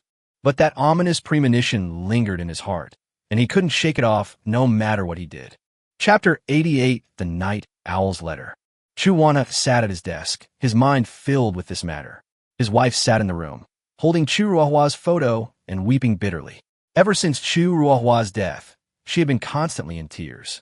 How much longer are you going to wait? When are you finally going to kill that bastard who killed our son? His wife, filled with grief and indignation, accused him. Ever since the failed assassination attempt, you haven't made any other moves. Do you even have any intention of avenging our son? Chu Wanha was upset, but he tried to suppress his emotions and said, "It's not a good time right now. After the failed assassination attempt last time, Night Owl will definitely be on guard, and Night City will definitely increase its defenses. If we make a move now, it would be bad if they could find something to use against us." "Then let's make our move in Arson City," his wife said through gritted teeth. "He doesn't always stay in Night City. Doesn't that little demon usually attend the War Academy in Arson City?" Chu Wanha immediately rejected the idea. No, he is a personal student of Lan Mi, the principal of the Imperial War Academy. We have even less chance of succeeding near the War Academy, and we might even offend this former top 10 human.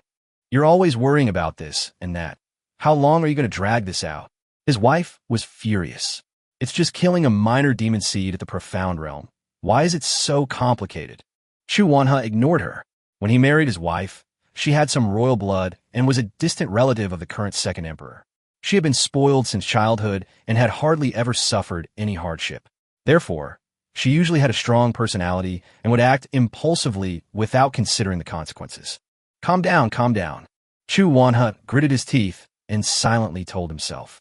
Back when he was 16, he went to the battlefield of 10,000 races and survived so many invincible alien enemies. Over the years, what storms haven't I weathered? Moreover, the truth of the matter is still unclear, and perhaps it's not as bad as it seems. City Lord. Just then, one of his men rushed in from outside. Chu Wanha, what happened? Subordinate. News is coming that Mr. Black Fong and the others don't seem to be dead. Chu Wanha's pupils shrank. What? Where did you get this information from? The subordinate replied. People from Night City witnessed the Night family publicly executing several assassins who attempted to kill Yiga today. After some investigation, we confirmed that these assassins were Mr. Black Fong and his group. Chu Wanha's face turned deathly pale, as if he had aged 10 years in an instant. Understand, you may leave. Chu Wanha waved his hand. His subordinates silently withdrew. This is the subordinate you spent so many years training. His wife sneered contemptuously. Didn't you keep bragging to me about how everything was foolproof? This is the result you've given me. Chu Wanha was in a state of agitation and did not respond at all. In fact, he didn't hear what his wife was saying at all. Mr. Black Fong and his gang were really captured alive. They really didn't die. At a time like this, saying something like, "Maybe it's not so bad," would be nothing but self-deception. Chu Wanha is now 100% certain that He Liao and his gang have confessed something, and Yi Shengxiong was definitely implicated by them. Since Yi Shengxiong has confessed, then his wife didn't see Chu Wanha's trembling hands on his lap and continued to say tirelessly, "Forget it.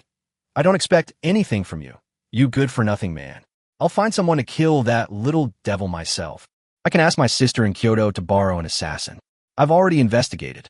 Ego, after becoming Lan Mi's personal student, has been living at the War Academy for the past few days, only returning to Night City on weekends with the butler, who comes to pick him up. I'll have someone take action on his way back to Night City. This time, we'll definitely take care of this kid. Hey, did you hear me? Give me the information you found out about that little demon and the old butler who picks him up and drops him off every day, and smack! Suddenly, a heavy, loud slap landed. Chu Wanha slapped his wife across the face in a fit of rage. You brainless, idiotic woman. When will you ever stop? If you want to die, don't drag me down with you. You have no idea how serious this is. Have you ever been a city lord? Have you ever fought a war? How many schemes and plots between the imperial nobles and superhumans have you experienced? You've never even been a minor leader. You have no experience, background, ability, knowledge, or achievements whatsoever. All you do is point fingers at me with your meager understanding and delusions. Do you really think that the current state of 10,000 Sword City is all you're doing? Have you been reading too many wish fulfillment novels online and think your brain is enough? You have no idea what this world is really like. If I had listened to your advice, 10,000 Sword City would have been swallowed up by other nobles long ago. I put up with you for a long time, you brainless idiot. His wife, stunned, covered her swollen cheek and stared at him in disbelief. You dare to hit me? Throughout their many years of marriage, she had always been the dominant one, and her husband had always been accommodating to her in daily life. She never imagined that Chu Wanha would dare to treat her so violently. Clang! Chu Wanha drew his sword, his face contorted with an unprecedented ferocity. Fight? I dare to kill. You believe me? His wife trembled and went limp, looking at Chu Wanha with some timidity. She could sense that Chu Wanha was acting strangely today, and that he might actually do something impulsive. His wife's voice weakened. What's wrong? What happened? Why? City Lord. Just then, another subordinate rushed in from outside. There's a letter for you. It was sent by Viscount Night Owl. Chu Wanha's body visibly trembled. Give it to me. Yes. Go down. Chu Wanha nervously picked up the letter. The letter was sealed with a drop of black and red wax and stamped with the emblem of a half-demon, the Night family, the largest family of demonized mutants in the Empire. Chu Wanha paused, gritted his teeth, and braced himself to open the envelope. Chapter 89, A Desperate Situation. Chu Wanha was well aware that with today's advanced methods of communication, even nobles generally wouldn't use such special stationery for matters of great importance, unless it was something extremely serious. Chu Wanha seemed to have anticipated something, but he still braced himself, opened the envelope, and took out the letter. After just one glance, Chu Wanha's face turned completely pale. He swayed slightly and sat down in the chair behind him, the letter in his hand fluttering to the ground. His wife couldn't help but ask, What's wrong with you? Chu Wanha's lips moved slightly. See for yourself. The wife picked up the letter from the ground. The letter contained only a single, very simple line of text. Do you want a price or war? The signature is Night Owl. The wife asked, What does this mean? What do you mean? Is that even a question? Chu Wanha looked as if he had aged 10 years. Night Owl already knows that we sent assassins to kill his son. This means he's asking us whether we're willing to pay the price or go to war with the Night family. The wife frowned. Do they really have such audacity to openly declare war on us? Chu Wanha said, There's one set of laws between nobles and commoners, and another set of laws between nobles. According to the imperial law, they have conclusive evidence, and we will bear all the consequences. Afterwards, they will not bear any responsibility. Then the wife hesitated for a moment and said, Then let's fight them. You're an earl. Surely you can't beat a viscount. Fight! Chu Wanha was already drenched in cold sweat. Even if we fight the demonized family, no matter the cost or our strength, we won't last 3 days. The wife looked on in astonishment. How is this possible? Chu Wanha ignored his wife. His body trembled slightly. He looked at his hands, his mind racing with thoughts of what to do next. Cost or war? The owl didn't completely rule things out, meaning there was still room for reconciliation. The question is, what price would he have to pay to satisfy the Yi family? Pay money? Issue a public apology? Ceding territory? Giving up business? Giving up family resource points? Night Owl didn't clearly state what price he wanted. In fact, it's possible that no matter how sincere he was, the Night clan would still be dissatisfied. In other words, after making painful sacrifices and paying a heavy price, he might still end up with war. This is highly likely a conspiracy by the Knight family. They want to weaken his strength without losing a single soldier, severely damaging him.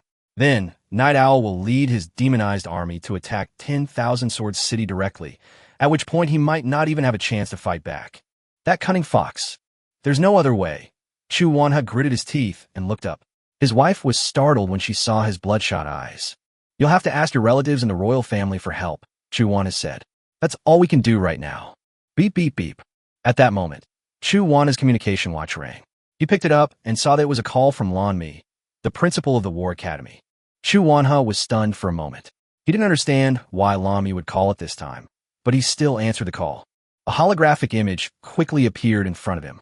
Lan Mi appeared to be sitting in her principal's office, one leg crossed in black stockings, leaning comfortably in her office chair, and said with a smile, Lord Chu, it seems I can't find you. Principal Lan, is there anything I can help you with? Chu Wanha was still quite respectful towards this top 10 powerhouse of the human empire, even though he was now the teacher of that little demon seed. Ye go. Oh, it's nothing, Lan Mi said, popping a small snack in her mouth. I just heard that Lord Chu's business has been booming lately. Chu Wanha was stunned for a moment. Business? He didn't react for a moment. I recently investigated all the soul crystal export lists of Asen City in recent years. Lan Mi munched on potato chips, saying, Guess what I found? I discovered that some of the numbers, numbering in the billions, don't match up. Chu Wanha's pupils contracted sharply. Even if he were slow on the uptake, he should understand what Lan Mi meant by this. He hurriedly said in a panic, Principal Lan, this. Oh, it's nothing, I just came to say hello. Lan Mi waved her hand. I've already submitted these lists to the royal family and the imperial law enforcement officers. Chu Wan. Lan Mi. Okay, that's all for now, bye-bye. The video call was disconnected. A long silence fell over the room. Chu Wanha was momentarily stunned. He stared blankly ahead, feeling almost completely drained. When he was planning the assassination, he had considered the consequences of failure, but he thought the chances of failure were extremely low, so he didn't care much about the consequences. But now, it seems that what happened with a 1 in a billion chance has actually happened. Chu Wanha was gripped by deep fear. He had fought alongside the Yi family on the battlefield of 10,000 races, so he knew how terrifying the Yi family's demonized humans were on the battlefield. And without a doubt, even asking the royal family for help was now unlikely. What do we do now? His wife was also a little flustered. The only person she could rely on was his sister in the royal family. But now it was clear that his sister could no longer protect them. They couldn't afford to be accused of smuggling soul crystals. There's no other way. Chu Wanha suddenly stood up and said in a deep voice, I'll go to Duke Wang's place right now. This is the magic potion you concocted? The night singer held a medicine bottle in his hand, examining it carefully. The oval-shaped medicine bottle contained a dark purple liquid that shimmered faintly under the light. Yes, yes. Yuli's beautiful eyes showed a hint of trepidation. She lowered her head slightly, letting her silver-white hair cover her unsure eyes, and her two fair hands nervously gripped her dress. This potion is the result of her research over the past week. Although the previous experiments on mice had been successful, and she had followed the recipe exactly as Night Song had given her, it meant that there should be no problem with this potion. But when she handed her creation to her benefactor, teacher, and childhood friend for inspection, Yuli couldn't help but feel a little nervous. She worried that her results would not meet EGE's expectations. Night Song, have you done the experiment? Yuli, yes, we've done it.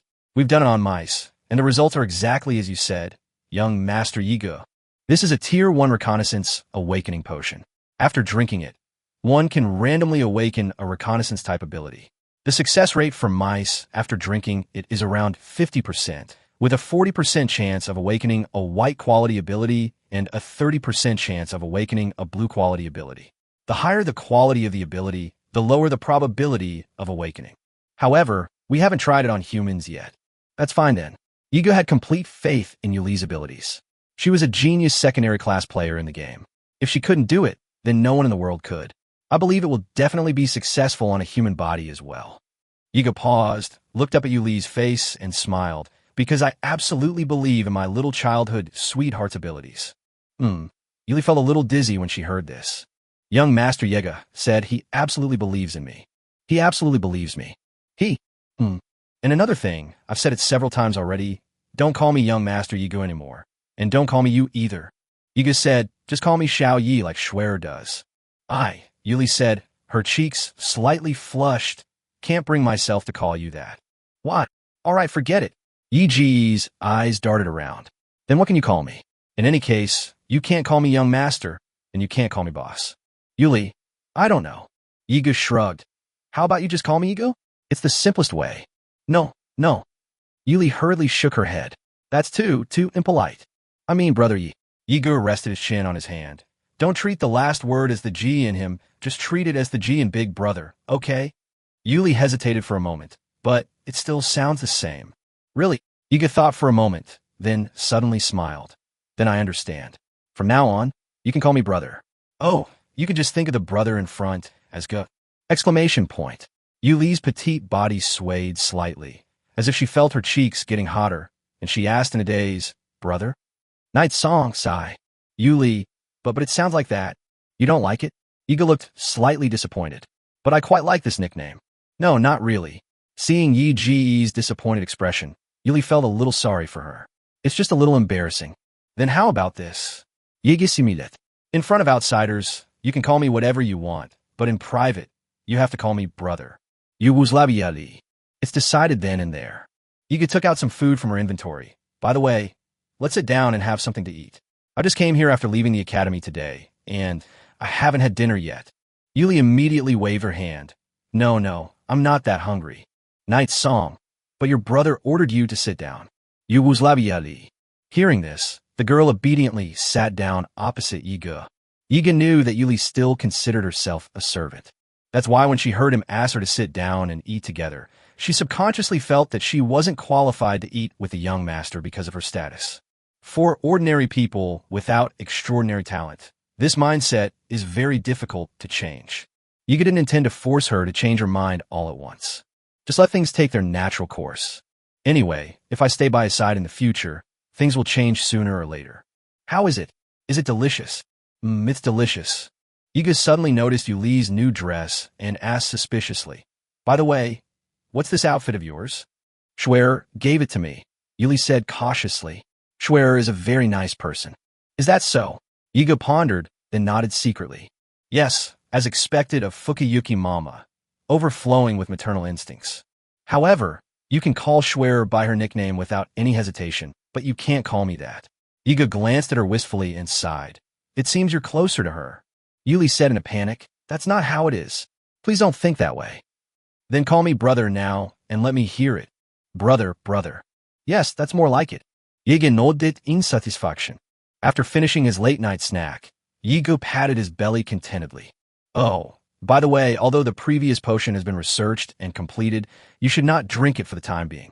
Although that potion can help you awaken from an ordinary person into a superhuman, most people can only possess one type of superhuman ability in their lifetime. Once you use it, there's no going back. Night Song looked at her seriously. It's not too late to drink it after we make a potion that's more suitable for you. As for that reconnaissance potion, he did have a suitable candidate in mind. Okay. Yuli was naturally willing to listen to Yi Gu unconditionally. Of course, she wanted to become a superhuman. Her dream used to be to develop a magical potion that would allow ordinary people to defy fate and awaken into extraordinary beings. But now, she wants to become a superhuman so that she can have more power to help young Master Yiga. Yuli then showed a somewhat regretful expression. However, it might take a very long time to develop a completely different type of higher-level potion. Scientific research has always been time-consuming. The scientists who initially developed the magic engine spent nearly half a century before finally creating a prototype. If it weren't for the production list that Yiga gave her, even if she had had this idea a long time ago, it would have taken her a very long time to come. Oh, I don't think so. Yiga placed a brand new set of drawings in front of Yuli. Here. Yuli stared blankly at the blueprints. This is the second-tier power awakening potion, Night Song said. This is the recipe list, and the detailed refining process is also written on it. Yuli looked shocked. Chapter 91 Trump Card. Yuli stared blankly at the blueprints in front of her, her little head filled with big question marks. She had just finished refining the first-tier potion yesterday. Even just experimenting with the proportions and key points of the refining process took her almost a week. As soon as she finished refining the potion, Night Song immediately produced the second stage of the potion recipe. Isn't this a bit too fast? What's wrong? Yiga asked. Is there a problem with this ratio chart? No, no. Yuli shook her head. You said last time that the potion recipe result was something you just figured out not long ago. But this time, yes. Night Song nodded. This new potion recipe is something I just figured out these past few days. Yuli looked surprised. What's wrong? Yiga feigned ignorance. Shouldn't this kind of thing be like a fabricated essay assigned by a language arts teacher, something you can just write a bunch of on the spot? Yugoslavia. The Duke's mansion. Duke Wang certainly knew why Chu Wanha had come today. The Duke's mansion was well informed. He had heard about everything. Now you've really put yourself in the spotlight. Duke Wang shook his head. He originally thought that only spoiled brats like Yi Shengxiong would do such a stupid thing, but he didn't expect Chu Wanha to be so reckless as well. Chu Wanha's face turned pale. Duke, save me. I'm sorry, I can't help you. Duke Wang stood up, put one hand behind his back, and walked to the window, looking at the dazzling night outside. However, I can help you buy some time with the capital and the law enforcement officers, so that they will not pursue your case of smuggling soul crystals for the time being. Chu Wanha's eyes lit up slightly upon hearing this, as if he had touched a ray of dawn, but they quickly dimmed again. But even so, let me tell you, His Majesty the Second Emperor has long wanted to eliminate the Yi family, but he hasn't had the opportunity. Duke Wang looked at him and said calmly, Actually, I knew you would come, so I contacted His Majesty and discussed your matter. If you can use this opportunity to eliminate the Yi family, this scourge of the empire, perhaps His Majesty will be lenient towards your past actions. Eliminate the Yi family. Chu Wanha gritted his teeth, thinking to himself, how easy is this? Before he arrived, he had already calculated the combat strength of the two sides. Even if Yi Quan, the patriarch of the Yi family, doesn't take action, their Wanjian city's chances of winning won't exceed 10%. The Second Emperor's decision to have him do this was likely merely a way to use 10,000 Sword City to test the strength of the Yi family. Chu Wan has said, I hope the Duke can lend me some extraordinary warriors. Borrow. Duke Wang glanced at him disdainfully. Can you even return it? Chu Wanha was speechless for a moment. What you should be doing right now is figuring out how to defeat the Yi family. Duke Wang said indifferently, his face expressionless. I understand. Chu Wanha gave a wry smile. Without a doubt, he has no way out. However, it's at least better than before, when he had to face pressure from both the Yi family and the law enforcement officers. But now, at least he has secured chance. Chu Wanha walked out of the Duke's mansion, took a deep breath, and his expression gradually darkened, as if he had made up his mind. We have no choice but to use the last trump card that our father left to Wanjian City. When Yega returned to the Demon Realm, it was almost completely different. The Demon Realm is now more than 3 times larger than the original Black Abyss Secret Realm. Everywhere you look, you can see colorful, strangely shaped Demon Realm plants covered with demonic patterns. The entire forest is predominantly black and purple, while in the distance, the Demon Realm trees soar into the clouds, estimated to be 1,000 meters tall. They rise right into the black cloud vortex of the Black Abyss well in the clouds, as if connecting the upper and lower levels of the Black Abyss Secret Realm to the Black Abyss well. Ego was secretly alarmed. Each time he returned to the Demon Realm, the growth rate of the Demon Realm tree always surprised him. At this moment, several ghost-like creatures suddenly emerged from the black forest and slowly approached Night Song. Ego immediately became alert, his brows furrowing. Those ghosts looked like women in human form, but their bodies were incomplete. Their lower bodies floated in the air like spirits, and one could vaguely sense that they possessed some demonic energy. However, the female ghosts seemed to have no hostility at all. Instead, they lined up and bowed slightly to Night Song, showing great respect before orderly moving to the side as if they were going to do some work. While Yigo was still puzzled, Honko appeared. Master, you're back. Honko's appearance remained as mature and beautiful as ever. Her fiery red hair, as red as seaweed, reached her waist, and a long black and red dress accentuated her charm. Unlike last time, she had now fully absorbed the nutrients and could walk on the ground like a human, relying on her pair of fair, jade-like legs. Yiga nodded slightly in acknowledgement, then looked at the female ghosts. Who are those? A demon spirit is one of the lowest-ranking demonic beings created by the demon tree. Honko said with a smile. After the demon tree is resurrected, The souls of demonic beings that once died and were wandering the world will be attracted back and then conceived anew by the demon tree to become new demonic life. According to your understanding, you can think of it as reincarnation. Yiga raised an eyebrow. I see. That sounds quite interesting. Those demonic spirits don't have much combat ability. They're all nurtured by these demonic flowers. Honko reached out and gently stroked a huge flower with strange colors and an appearance that resembled a man-eating flower by the roadside. Their main job is to collect various spiritual resources within the demon realm and then transport them to the demon realm tree. This suddenly reminded Yiga of some real-time strategy games he played when he was a child. The main castle creates farmers who can cut down trees and then create various barracks. Soldiers then go out to conquer and collect various resources. It should mean something similar, right? Speaking of which, there's something I've always wanted to ask. Night Song looked around. The territories of the demon races I've seen before are basically decaying wastelands, accompanied by severe demonic energy pollution. Places polluted by demonic energy are practically lifeless. No other life can survive except for demons. But here, why do I feel nothing? Honko smiled faintly. The seed was activated by your blood, and of course it inherited your will. Similarly, things that appear dark may contain completely different substances, and darkness is not necessarily destined to bring pollution and harm. Chapter 92, Demon Tooth Beast. Yiga nodded in agreement. So, approximately how long does it take to conceive a demon warrior? It will be soon. Honko closed her heterochromatic eyes, sensed for a moment, and then said, Master, please follow me. Yiga followed Honko to another forest. A tall, red-patterned tree stood before them. This giant tree was naturally born from the demon realm tree. In just a few days, it had grown to over 50 meters tall, with large black fruits hanging on its branches like faintly beating hearts. After a while, a black fruit fell from the tree and landed on the ground. The nut shell shattered on the ground, and the life inside wriggled and slowly crawled out from the pulp. Its fur was as dark as black smoke, and it was about the size of an adult medium-sized dog, like a young monster. Honko said, This is a first-tier demon tooth beast. It hasn't grown up yet. It will probably take about a day for it to grow from its juvenile stage to its mature stage. Yiga looked at the small, demon-toothed beast.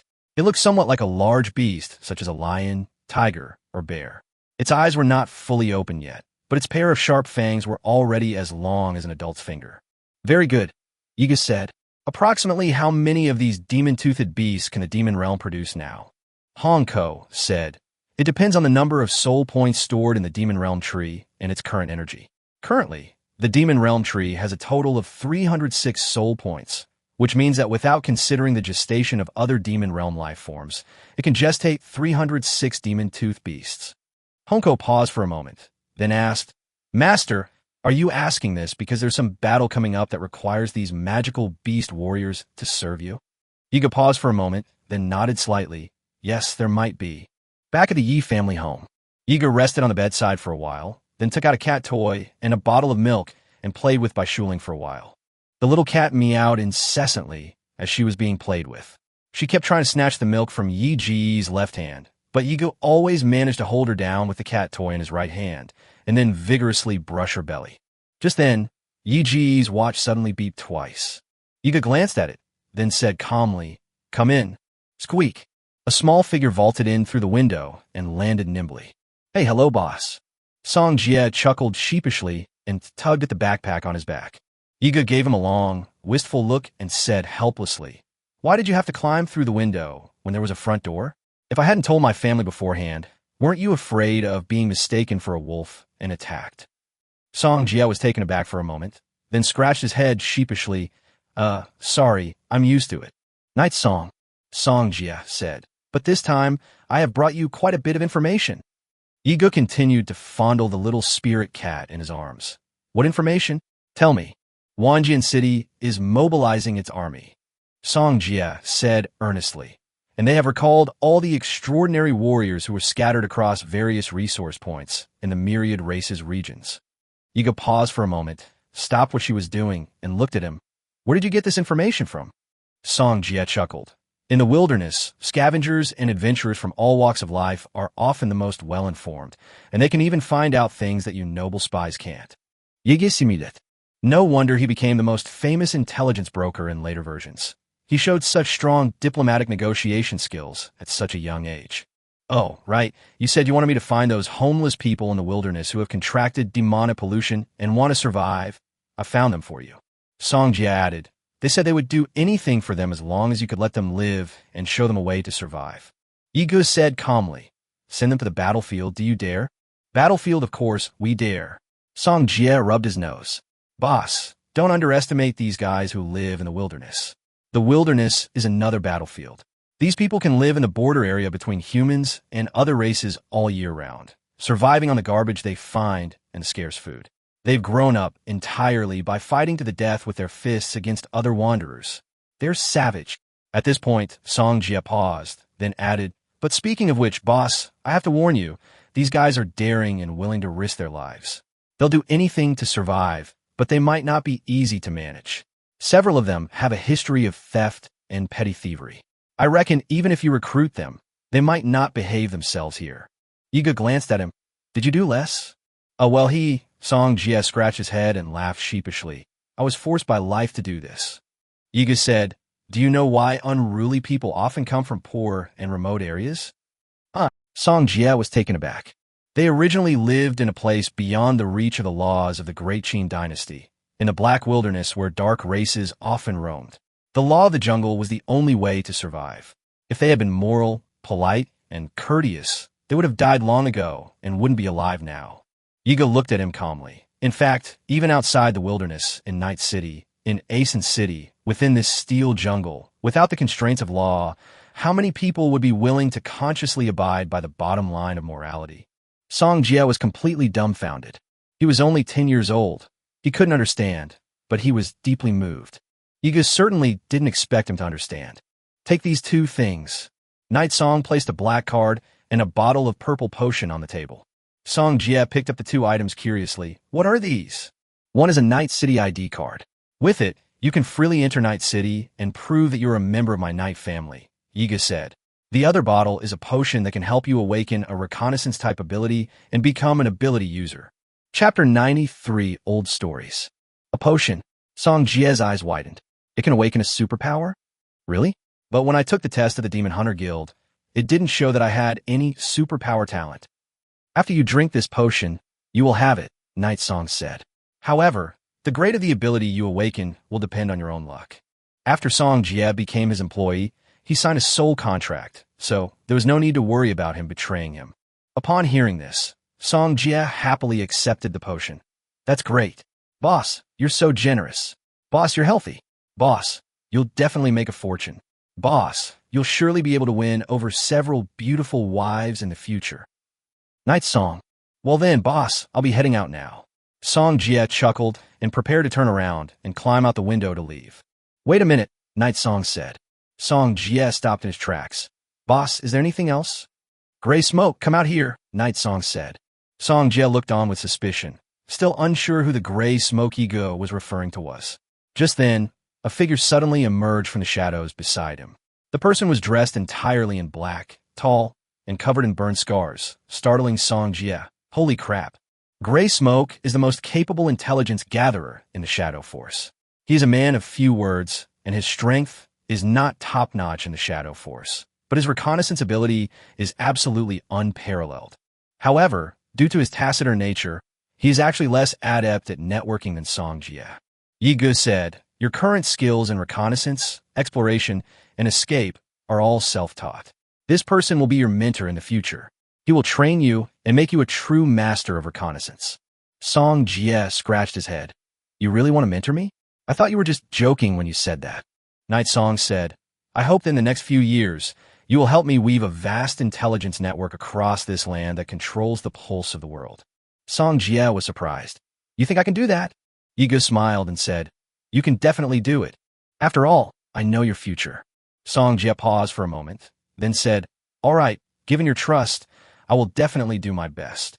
Gray Smoke, Yiga said, since we have this opportunity, you should take Song Jia with you to investigate the 10,000 Sword City, find out their specific situation and what trump cards they have. Gray Smoke respectfully replied, yes, master. Gray Smoke and Song Jia left. Bai Shuling lay prone on the cabinet, secretly watching Yiga. She felt that she understood Yiga less and less these days. This little demon seemed to possess a unique quality that none of the humans she had ever seen in her previous life, when she was the empress of the spirit demon clan, possessed. What makes it special? Bai Shuling herself couldn't explain it. Just then, Yiga turned around and looked up at her. Upon seeing this, Bai Shuling immediately turned her head away, pretending to be asleep with her eyes closed. Just kidding. How could I let this human know that I've been secretly watching him all along? Yiga stretched out her hand to her. Lingling, come here. Meow.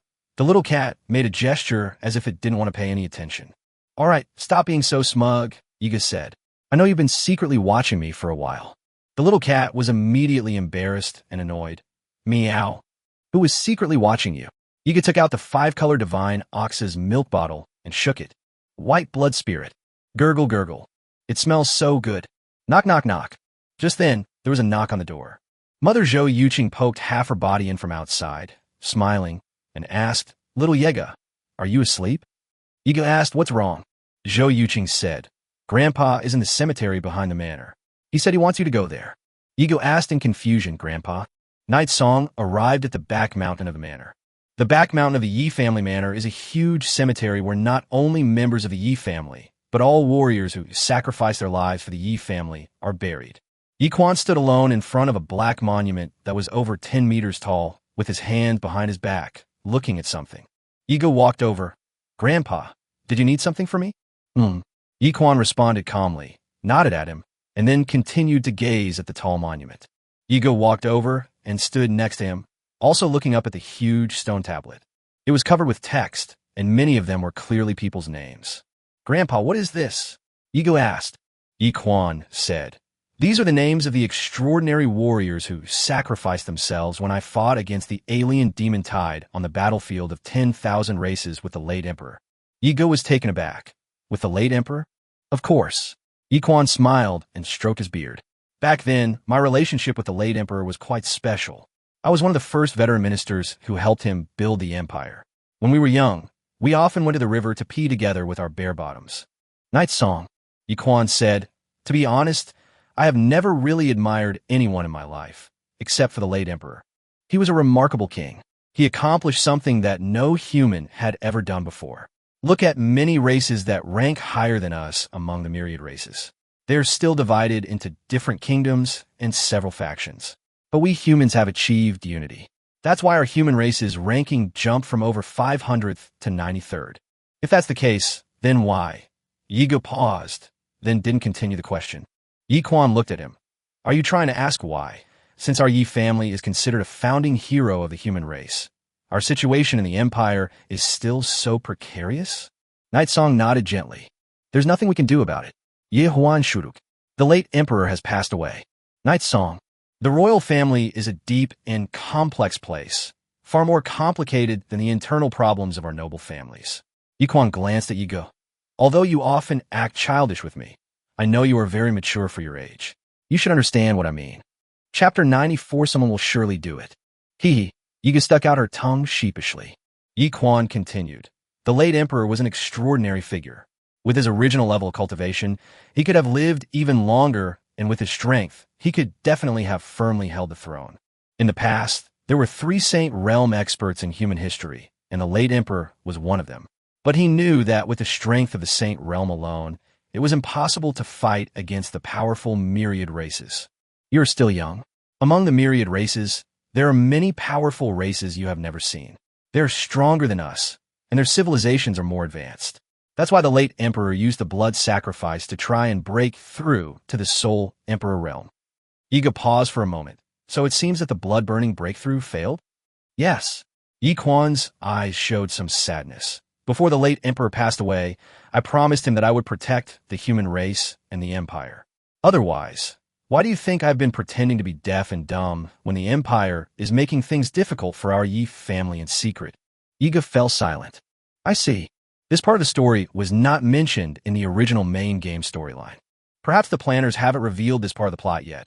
Or perhaps it's because Yi Gu traveled through time, so the heavenly Tao automatically supplemented the worldview?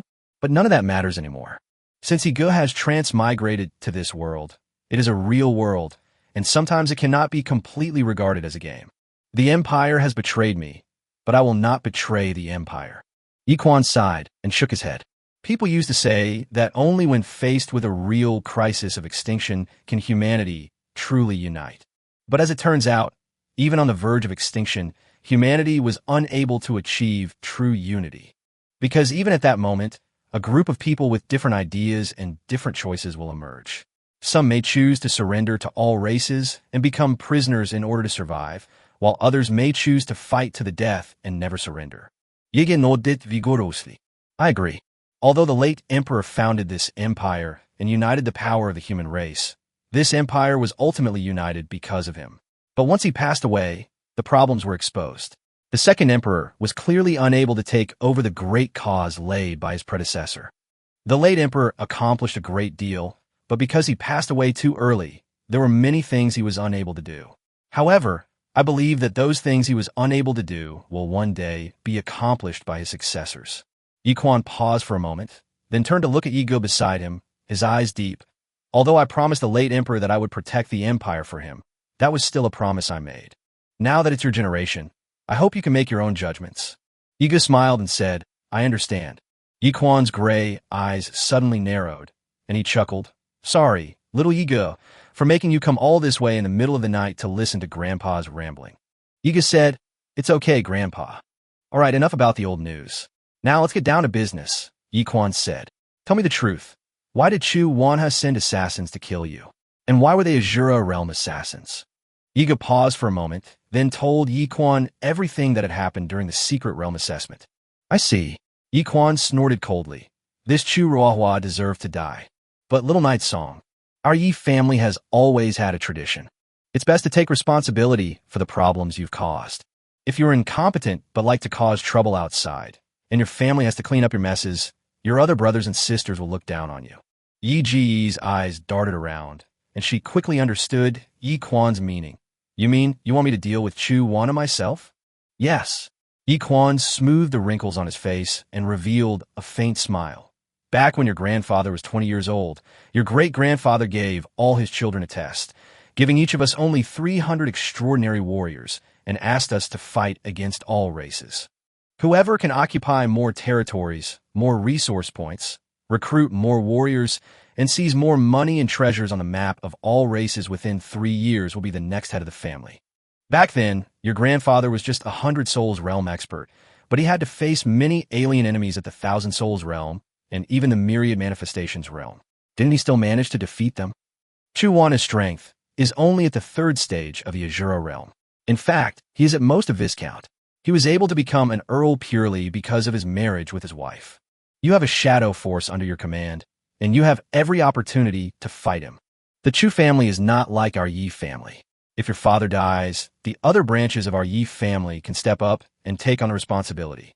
But if Wanjian City loses Chu Wanha, it will truly be like a tree falling and monkeys scattering. After listening, Yigo smiled and said, I understand, Grandpa. Don't worry, I won't give my other brothers and sisters the chance to look down on me.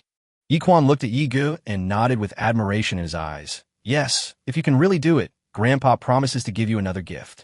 Then Grandpa, you can prepare a gift. After Yigo left, the owl emerged from the shadows. Dad, isn't this test a bit too difficult for Yigo? Yi Xiao said helplessly. After all, the opponent is a Shura realm expert, and he also has several thousand extraordinary warriors under his command. And what you're talking about, the tradition of cleaning up one's own messes, I've never heard of that before. Nonsense. Yiquan glared at him and smacked his head. How could I possibly put my grandson in danger? Night Owl, the tradition you mentioned? Yiquan said calmly. Of course it's to motivate him. I certainly don't expect Xiao Yigu, a warrior at the Profound Realm, to really command more than 100 shadows to defeat Chu Wanha. How could that be possible? Chu Wanha is a seasoned old fox who has been through many battles. He's not a real good-for-nothing. But as long as Yigu dares to do it and dares to face it himself, he is already ahead of the other direct and collateral branches of the Yi family. Given his current level and age, losing to Chu Wanha isn't shameful. But if he could really take a bite out of Chu Wanha, that would be truly impressive. When he becomes the head of the family, who will dare to gossip? After hearing this, Night Owl burst into laughter. So that's what you were thinking. Yi Quan kicked his butt. Stop grinning at me. Starting tomorrow, you must send someone to secretly protect Zaij. If anything happens to my grandson, I'll spank you until your bottom is raw. Night Owl. Chapter 95 Demon Sword, Dark Soul Dragon. Yiga returned to her bedroom. Zero slowly emerged from the shadows.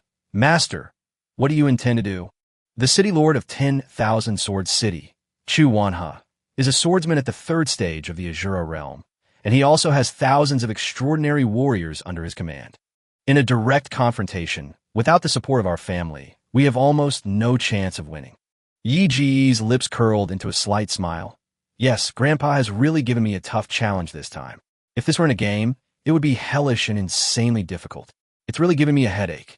Zero did not understand what Night Song was saying, although Yigu said it was a very troublesome matter.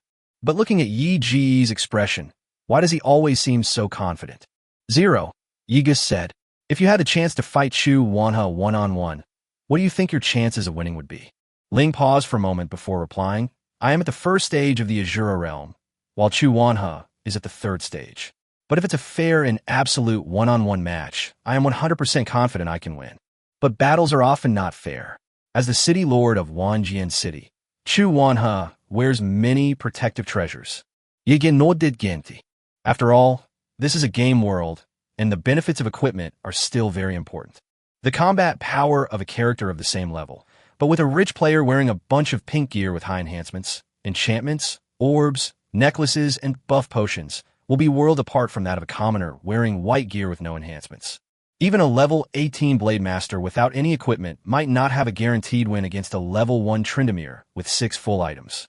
In PvE, you can rely on memorizing map elements to fight enemies of higher levels without taking damage. In PvP, it's extremely difficult to defeat a whale, a player who spent a lot of money, purely through skill.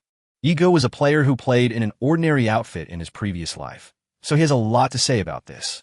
Back in the day, as the 10th ranked player in the world server, he fought against the number 1 ranked player in the world server in the PvP arena. With a set of blue equipment and a wooden stick, he managed to hold the opponent down and unleash more than 300 combos in the air, rendering the opponent unable to move for a full 3 minutes, but he still couldn't take away even a tenth of his health. As soon as the opponent landed, a powerful ground-based shockwave crippled him. This is why in this world, ordinary people and extraordinary individuals are 2 different classes, and extraordinary individuals and nobles are 2 different classes. However, it is precisely because of this characteristic that the level suppression in this game world is not as terrifying as the level suppression in some novel worlds. Especially among humans, where most only have pink quality equipment, a red quality treasure can directly turn the tide of battle. So let's not rush things. Let's figure out what tricks this guy has up his sleeve first. Night Song's Shadow Force consists of 103 people, almost all of whom are elite-level extraordinary warriors. Apart from Zero, who is at the Azura realm, the other shadows are all at least Myria Manifestations realm experts. However, there's another Azura realm expert on Night Singer who could be mobilized, although it's a one-time use item. Yiga took out the Iron Fist Ghost Arm Combat Doll from the Lucky Blind box he had previously opened. By the way, Zero, have you ever heard of Sun Tzu? Zero looked puzzled. Grandson? Yiga smiled and said, back in the past, in a certain magical dimension, everyone used to fight openly and fairly. But later, because of the appearance of grandson, everyone was turned into a cunning old man who doesn't care about martial ethics.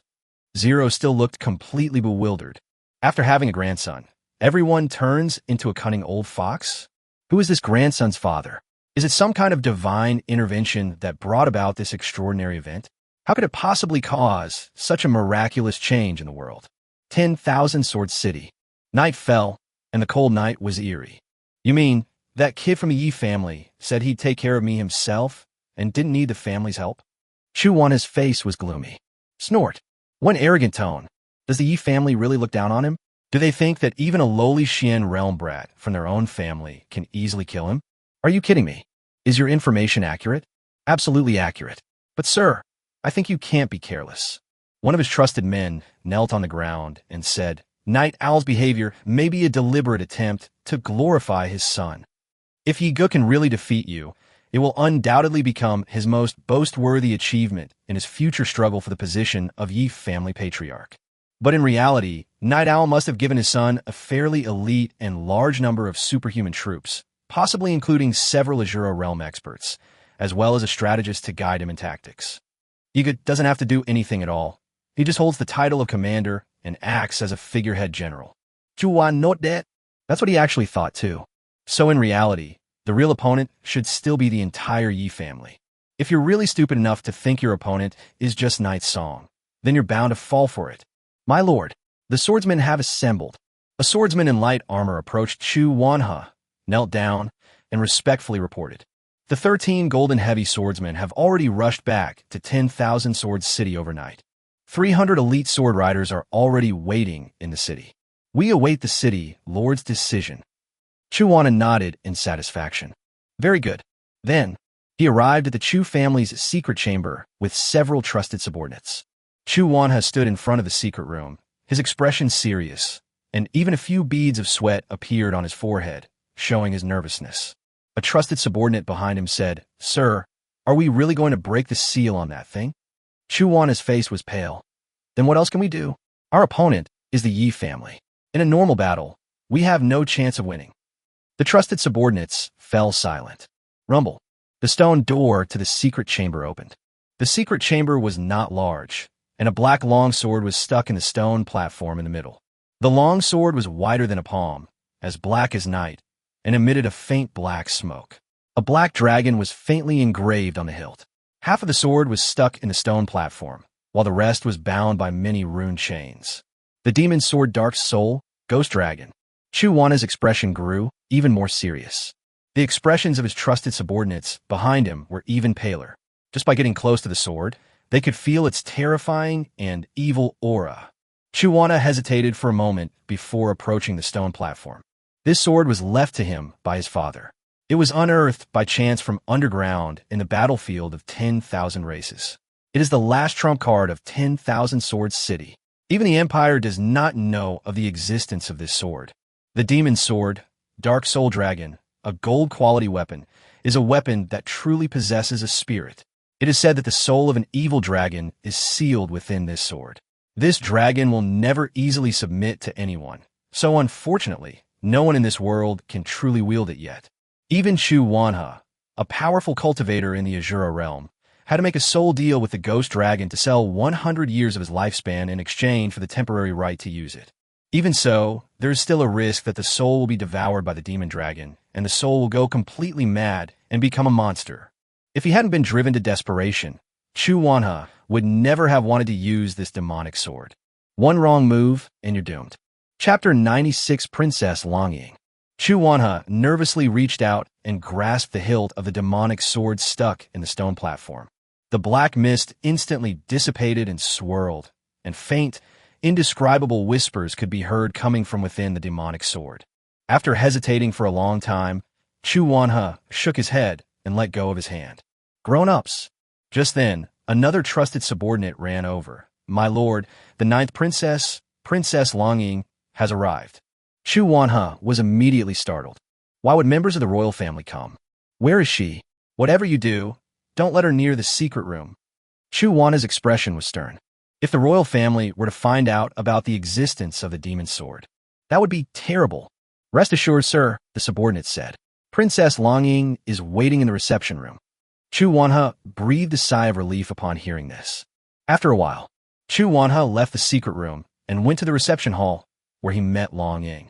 The 9th princess, Long Ying, was a girl of only 12 years old. She was already very beautiful, with a delicate nose, pure eyes, and a graceful and elegant demeanor. Rumor has it that this princess possesses extraordinary talent and is the most beloved daughter of the second emperor. She was already at the heavenly realm level at the age of 12, and her mental age was quite mature. She even participated in the battlefield of 10,000 races and once had the amazing feat of capturing 100-soul realm demon from 100 paces away with a single move. Chu Wanha approached the princess with an awkward smile. Your Highness Long Ying, I didn't expect you to come to Wanjian City in person. May I ask what brings you here? Long Ying sat on a chair, her pink lips slightly parted as she gently blew on a bowl of tea. She wore a large black dragon-patterned trench coat that covered her petite and delicate figure. Her soft face was like the most expensive and beautiful jade in the world, and her clear eyes held a calmness and gentleness that did not belong to her age. Two tall imperial guards stood beside her. Without a doubt, they're all top-tier experts. It's nothing. The noble young woman's voice was as gentle and melodious as a wind chime. It's just that Father Emperor wanted me to come and see if Lord Chu is ready to go to war with the Yi family. This Chu Wana hesitated for a moment. Of course it's done. It seems the royal family really wants to use his conflict with the Yi family to test the Yi family's true strength. The second emperor seems to really care about the Yi family's existence. The Yi family has been involved with the dark races for the past few years. My father said that they often have illicit dealings with the dark races in private, but the empire has never been able to find any substantial evidence against them. Long Ying said, Father said that if you can eliminate the Yi family this time, he will be lenient with you for smuggling soul crystals. The empire will also not interfere in the war between your two families. I hope you can do your best. Chu Wan has said, this old minister understands. Long Ying said, by the way, I heard that Yi Ge, the young master of the Yi family, said that he would personally resolve your issues with him and wouldn't rely on his family to help. Yes, this old minister has also heard the news. Chu Wanha curled his lips. However, this old minister believes that this is just a trick by the Yi family to gild that young master. Longing nodded slightly. Perhaps so.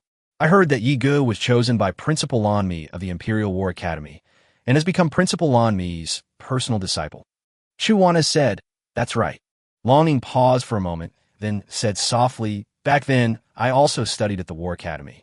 Unfortunately, before leaving, I only received the monster rating and failed to become a personal student of that legendary principal. Chu Wanha chuckled and flattered. Your Highness Long Ying, you are a noble princess. If Principal Lan Mi were to accept you as a student, she would definitely feel a lot of pressure and wouldn't be able to teach you too strictly. Otherwise, with your talent, how could you not become her personal student? Long Ying did not speak, but she knew that wasn't the reason. She had read many legendary stories about that principal when she was a child, so she once admired Lan Mi, this legendary top human powerhouse, very much in her heart. She chose to enter the War Academy because she wanted the opportunity to learn under this legendary powerhouse. Not being able to become Lan Mi's personal student has always been a regret in her heart. I originally thought that the principal didn't want to accept any more students, which is why he didn't choose to take her in. However, she later heard the news that Yega had become a direct student. Long Ying was eager to know what was so special about Yi Ge that made him chosen by the principal. A few days later, Chu Wanha believed that since the Yi family had already announced their intention to attack Wanjian City, they would definitely launch a fierce attack with lightning speed. So for the past few days, Chu Wanha has been staying in Wanjian City, not going out, not doing family business, and constantly on edge, keeping his superhuman warriors on standby at all times, ready to face this family war. But several days passed without any movement from the Yi family. There was absolutely no indication that they intended to attack. This day, Yi Ge, as usual, came to the War Academy to study. Today is a public lecture given by the principal. Although it is an open class, only students among the inner disciples who possess one of the four ratings, genius, outstanding, prodigy, or direct disciple, are allowed to attend. In the War Academy, students who receive a genius rating have one opportunity a year to attend the principal's open class. Students with an excellent rating have one opportunity every 6 months, and students with a prodigy rating have one opportunity a month. Needless to say, Yi Ge, Yi Ji's personal student, received private lessons in the principal's bedroom every day. Xia Xiao was the happiest person in today's class, because she can once again attend classes in the same classroom as her childhood sweetheart. Yi Ge sat in the front row of the large classroom, with Xia Xiao on her left and Gao Xinxiu on her right. As students in the elite class, they were originally only allowed to sit in the second row, but because of Yi Ge, they had the principal's special permission, which made many other noble students look at them with jealousy and envy. Chapter 97 is completely incomprehensible. The open class has not yet officially started. Principal Lan Mi had not yet arrived at the classroom, so the large classroom was a bit noisy. Yi Ge sat quietly in the first row, holding a pen in her hand, writing down some kind of superpower casting formula in her notebook. Xia Xiao sat next to him, resting her chin on her hands and looking at it for a while, but she found that she couldn't understand it at all. The girl looked somewhat confused. She was very curious about what exactly was in Yi Ji's notebook. Those strings of complex characters formed one formula after another that she had never seen before. This appears to be a special formula that combines two different skill elements to create a new skill. Xia Xiao discovered that she recognized every single character written in Yi Ji's notebook. All of them were characters taught at the War Academy, even by students in regular classes. However, with so many random characters combined together, it looked like an enigma. Even though we're both students at the War Academy, why does everything Yi Ge writes always seem so difficult to understand? It's like she's studying in a completely different world. Longing also came to the War Academy today. Under the protection of two Imperial guards in black, she arrived at the principal's large classroom for his open class. "You two wait outside," Longing said calmly. "I don't want to cause too much of a commotion." "Yes." The two guards silently stepped back. Longing entered the large classroom through the back door. Longing was once a student at the War Academy. According to the Academy's regulations, returning students also have the right to attend open classes, and prodigy students retain their monthly attendance privileges. Of course, if someone misses in class, it will be considered a forfeit and won't be held up. She did not appear with her true appearance. She had disguised herself using a disguise technique, so no one recognized her. Otherwise, as the 9th princess of the Qin Empire, her arrival would inevitably cause a great commotion. This is not what she wanted. Longing stood at the last row of the large classroom, her pure eyes scanning the entire room. Soon I saw Yi Ge sitting in the first row. Is it Yi Ge? She's not even as good looking as the girl next to him. So why are there two other girls there? Aren't the seats in the first row reserved for the principal's personal disciples? Longing pondered for a moment, but didn't think too much about it, and calmly sat down in the last row. She was the only student in this row, and most people cherished the opportunity of the open class, so of course they were all scrambling to squeeze to the front. However, she came here today to see what was so special about this demonized young master of the Yi family that made the legendary principal make an exception and admit him into the inner sect. Xia Xiao watched Yi Ge write for a while, but found it really boring. The girl leaned over the table, pouting as she looked at Yi Ji's profile. They'd finally gotten a chance to sit together in class, but her academically gifted childhood friend was only focused on writing. He completely ignored her. He wouldn't even let her slack off. However, Xia Xiao didn't want to directly disturb Yi Ge, so she had no choice but to keep changing her posture, as if she had ADHD. Sometimes she would accidentally touch Yi Ji's thigh with her thigh, and sometimes she would accidentally touch Yi Ji's arm with her elbow, trying every possible way to attract her childhood sweetheart's attention. Finally, Yi Ji's hand holding the pen accidentally touched Xia Xiao's little nose. Yi Ge was stunned for a moment, then turned his head and saw that Xia Xiao was lying on her side with her head tilted to the side next to his hand, her beautiful eyes blinking as she looked at him.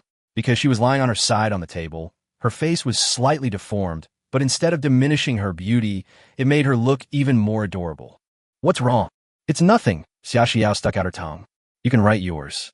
I'm just going to lie down for a bit and admire my childhood sweetheart's godlike good looks." Yi Ge continued writing with his head down, but Xia Xiao kept staring straight at him, which made him feel strange. He couldn't help but glance at her from time to time. Gao Xinxue leaned closer, looking at the contents of Yi Ge's notebook. "Are you researching a new supernatural ability?" "Yes." Night Singer's pen twirled between his fingers.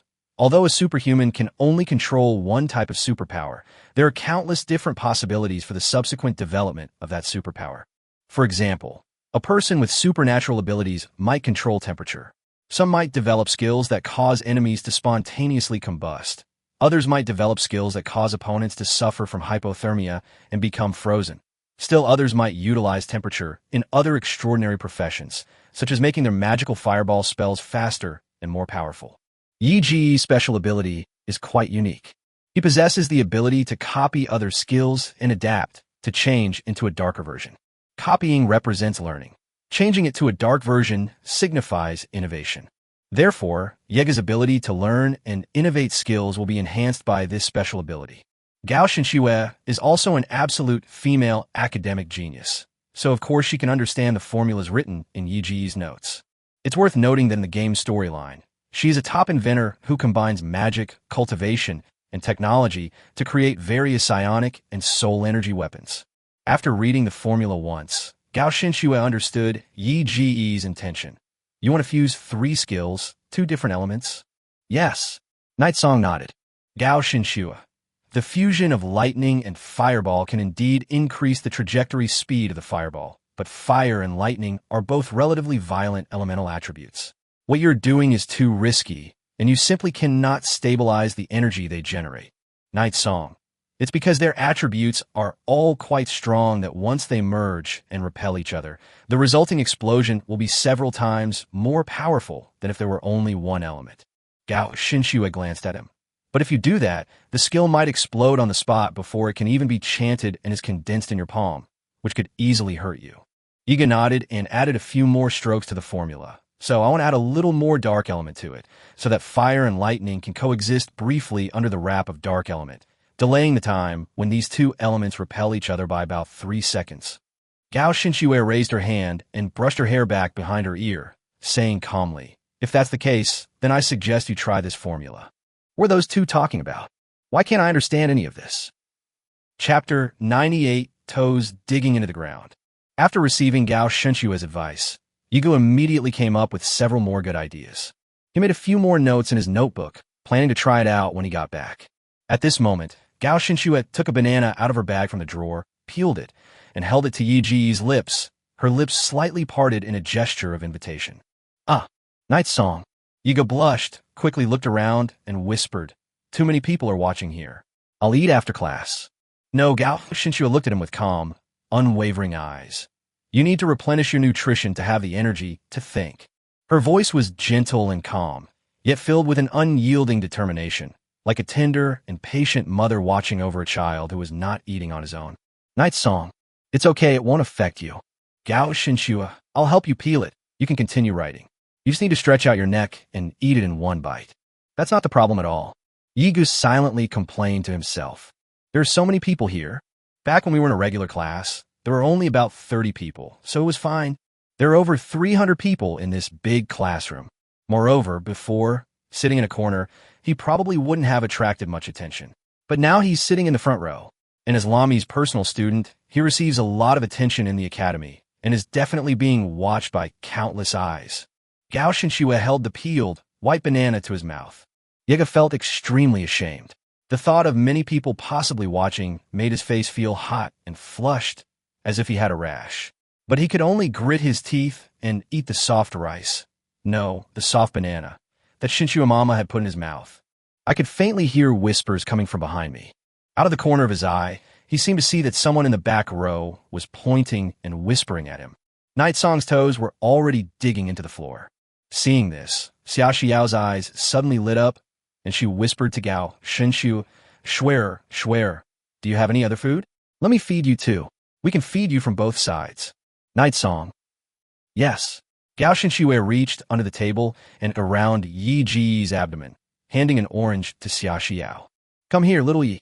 Xia Xiao smiled and brought a peeled orange slice to Yi Ji's lips. "Open your mouth, ah." Yigu sighed helplessly. "Stop messing around." Upon hearing this, Xia Xiao's expression immediately turned sad. Her cute little face fell, and she mumbled, "Fine, you only eat what Schwer feeds you and not what I feed you. I understand, it's okay, I get it. Even childhood sweethearts have their differences. You don't need to comfort me, really. I'm fine on my own. I'll just go back and cry in bed. Anyway, I'm very strong." Night Song. After a series of attacks, Yigu immediately admitted defeat. Yigu braced herself again, opened her mouth, and ate the orange segment between Xia Xiao's fair fingers. The murmurs behind me seemed to grow louder. Yigu lowered her head, her toes having already dug a 3-bedroom, 1-living-room shape into the ground. At this moment, Gao Shinshue peeled a new banana and took it from the right. Ah! Xia Xiao was not to be outdone. With her slender fingers, she peeled off another orange segment and offered it to the left side of Yi Ji's mouth. "Ah! Night Song. That's enough, you two." Long Ying sat in the last row with her arms crossed, quietly observing Yi Ji's every move. She watched Yi Gu, Gao Shinshue, and Xia Xiao's actions and felt somewhat bewildered. What are they doing? At this moment, the legendary principal, Lan Mi, finally strode in from outside, wearing high heels. All the students in the large classroom fell silent, looking at this legendary figure of the empire with utmost respect. Yiga breathed a sigh of relief. If Lan Mi hadn't come soon, he probably would have scratched the floor to shreds. Lan Mi stood on the podium, her languid yet charming light blue eyes sweeping across the entire classroom. Lami quickly spotted Long Ying sitting in the last row. In the eyes of a heavenly enlightenment realm expert, her disguise was of course insignificant. Although Lami saw through it, she didn't say anything. She just smiled faintly and then started the class. It seems that there are more geniuses and prodigies among the students this year than in previous years. Lami smiled and said, "I hope you won't disappoint me too much." With a flick of her slender fingers, a piece of chalk flew into the air and quickly wrote the 4 characters, War of 10,000 Races, on the blackboard. The war among all races began tens of millions of years ago. After each era ends, many old civilizations and races disappear, and many new civilizations and races emerge. As students of the War Academy, I believe that all of you are familiar with these 4 words, perhaps even too familiar with them. As students of the War Academy, you've probably heard these words countless times since you were little. You are the future hope of humanity. The battlefields of the superhumans will be dominated by you. You will represent humanity and conquer all races. But I don't think you little guys really understand war. Lami narrowed her eyes, looking at everyone. War is complex. It's not like a children's fight, where you can start and end on a whim. War involves not only paper strength, but also strategy, costs, morale, intelligence, money, and grief. Millions of years of wars between various races have essentially divided the major races on the map of the myriad races into 2 camps. One is the light faction, led by the gods and represented by humans, spirits, demons, saints, beastmen, elves, sea creatures, fire creatures, rock creatures, dragons, and so on. One is the dark faction, led by the demon race and represented by vampires, nightmares, ghouls, werewolves, fallen angels, and so on, which are known as the dark races. At the same time, there are also many neutral races, such as the Zerg and the Giants. The 2 factions have been fighting for more than 10,000 years. Of course, there are often conflicts and wars between the same faction, but whenever there is a large-scale battle, the 2 factions will still stand together. Chapter 99, Crushing the Weak and Insubordination. Humans are a very young race. To date, they have only existed on the map of all races for 300,000 years, and their civilization system has only existed for less than 10,000 years. Among all races, there are countless races with higher civilization systems. Almost all of the top 10 races have civilization histories spanning hundreds of millions of years. These advanced civilizations possess powerful supernatural weapons and bioarmor, have survived numerous wars and cataclysmic events, and possess supercells that have evolved over hundreds of millions of years. Compared to them, humanity is like an insignificant speck of dust in history. The oldest races are naturally the gods and demons, who are said to have existed since the beginning of the world's chaos. However, after the gods severely damaged the demon race in ancient times, they rarely appeared on the map of all races and spent most of their time in the realm of gods. Even so, the gods still have the power to command all races. When the gods wish to issue a divine decree, they will instruct their most loyal servants, the demi-humans, who will then instruct the other races of the light faction. The dark races are the demonic races that, to this day, still refuse to obey the commands of the gods. In war, all levels, weapons, equipment, mounts, and war beasts are just your paper strength. Lami said on the podium, but no matter how strong your strength is on paper, it is ultimately your brain that is using it. Therefore, strategy will be an uncertain factor in war. In the history of the war of all races, there have been many battles in which the weak defeated the strong. In the War of the Sky, the feathered race, which had only a million-year history, defeated the angel civilization, which had a history of hundreds of millions of years and possessed various advanced weapons and divine technological armor. This was the result of the arrogance of the angel queen.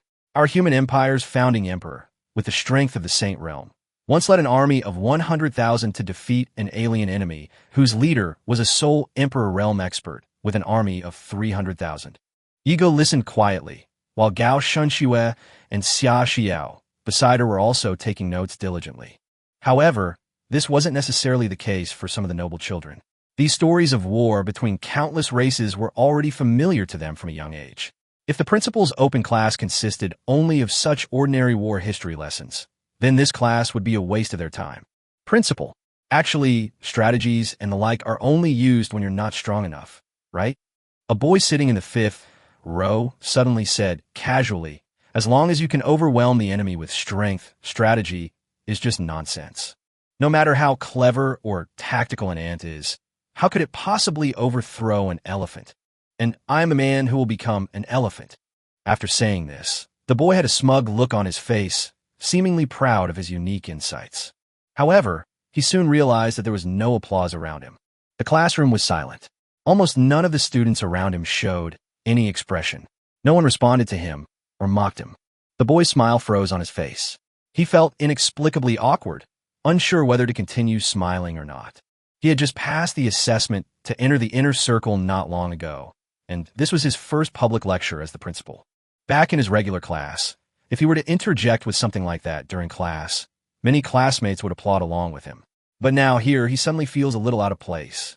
The boy shrank his neck, unsure of what he had said wrong. Long Ying stood in the last row with her arms crossed, giving the boy a faint glance. The boy was in the fifth row, which means his talent was at least rated as excellent. This phenomenon might not be surprising in a regular class. After all, those in regular classes are still just ordinary people in the eyes of these top geniuses. But I never expected that there would be people who would say such things in such an elite public class. Lami looked at the boy, a slight smile playing on her lips, and said, actually, you're right. No matter how powerful an ant is, it's impossible for it to overthrow an elephant. But this is on the premise that you are born in an invincible state. But obviously you are not, because you are human, and among all races, we humans rank 93rd. It's a pity that no one is born with the ability to look down on all living beings. Some people may envy the gods, but you probably don't know that the gods and demons were once weak. They were also life forms nurtured by the universe, evolving from the weakest creatures. They were just the ones who fought their way out from tens of thousands of races in the ancient civilization war billions of years ago. And that's how they became the gods they are today. Lami looked at the boy with a half-smile. And you, your so-called elephant is not afraid of ants, are actually just enjoying the legacy left by your predecessors. They gave you extraordinary talent and superior genes. Your parents gave you a good family background, leaving you money, status, power, and treasures. From a young age, they fed you all sorts of random upgrade elixirs. So many cheat codes and advantages have given you the ability to crush the weak. I just want to know, aside from the cheat codes others gave you, what have you done that others couldn't do? The boy didn't say anything, looking embarrassed. Long Ying, who was sitting in the last row, looked enlightened after hearing these words. He truly deserves to be called a legendary top-tier superhuman in the Empire. As a member of the royal family, Long Ying was deeply moved after hearing these words. As the 9th princess, she was one of the most talented members of the royal family. But talent can only be used as a weapon, and ultimately, it is people who wield the weapon. In royalty, talent is indeed important. But if one does not have a mind that matches one's talent, the result will be misfortune will surely follow if one's virtue does not match one's position. In the fiercely competitive royal family, if a prince possesses talents that others envy but lacks the corresponding intelligence, he will die a more miserable death than an ordinary person. There are only 3 possible outcomes for you: death, being controlled by your soul, and becoming a puppet, or having your talent stolen. Long Ying had seen countless geniuses who had all died during their growth and development. These nobles, born with a silver spoon in their mouths, each believed themselves to be the protagonist of the world, expecting the entire world to revolve around them and make way for them, just like in a wish fulfillment novel. Unfortunately, reality will give them a harsh blow. Lami smiled knowingly. So, as I said at the beginning, I don't think you little guys really understand war. You noble children have been studying the wars of all races since you entered the War Academy at a young age. Using the magic of rapid memorization, you can recite what each race went through in its rise to power.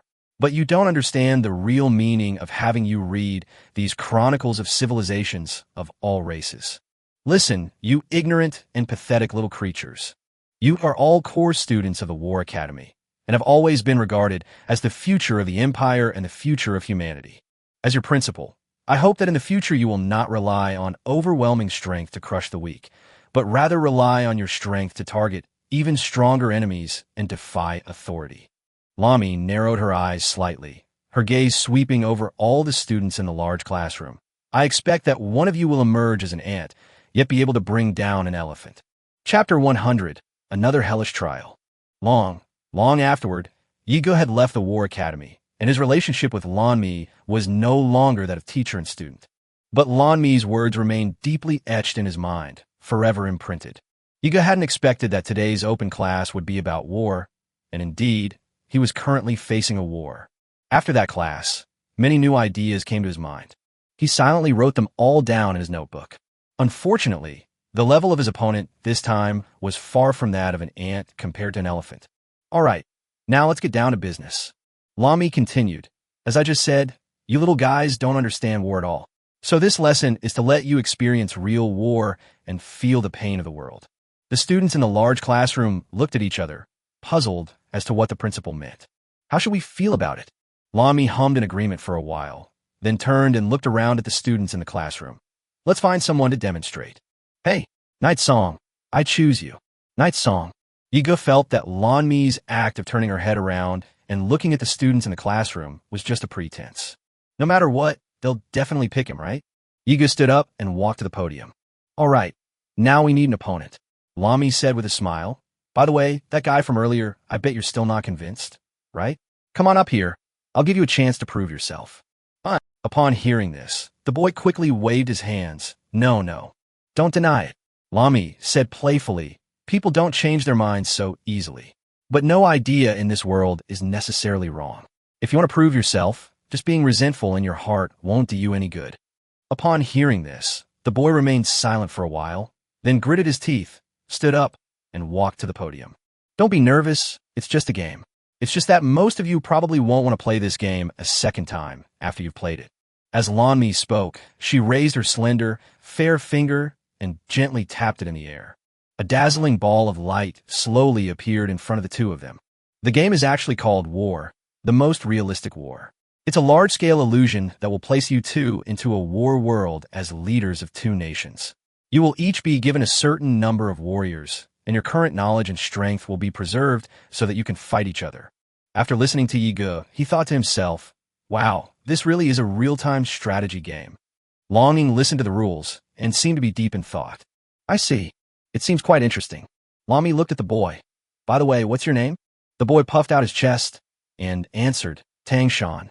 My strength is at the 7th level of the Earth realm. Lan Mi nodded. Yi Ji's strength is at the 8th stage of the Profound realm. On paper, you are slightly stronger than him. However, to make the comparison of your strength more like that of ants and elephants, I will give you 500,000 extraordinary warriors and 30 million ordinary people. As for Night Song, at the start I will only give him 3 extraordinary warriors and 50 ordinary people. Night Song? Tang Shan froze for a moment, thinking he had misheard. Huh? Everyone in the large classroom was shocked to hear this, including Xia Xiao, Gao Xinxue, and Long Ying in the last row. Yi Ji's lips twitched slightly. Goodness. Last time, he was able to kill 3 heavenly realm puppets in one move while being at the Profound realm. This is another one of those things. Each time is more hellish than the last. His teacher really went to great lengths to make things difficult for him. You two have no time limit in the illusion. It doesn't matter if it's 10, 20, 100, or 1,000 years. 1 year in the illusion is only equal to 1 minute in reality. Lan Mi added, by the way, after entering the virtual illusion world, although you will retain your existing knowledge and strength, you will lose your memories of this world. In other words, you will be completely immersed in the characters in this game.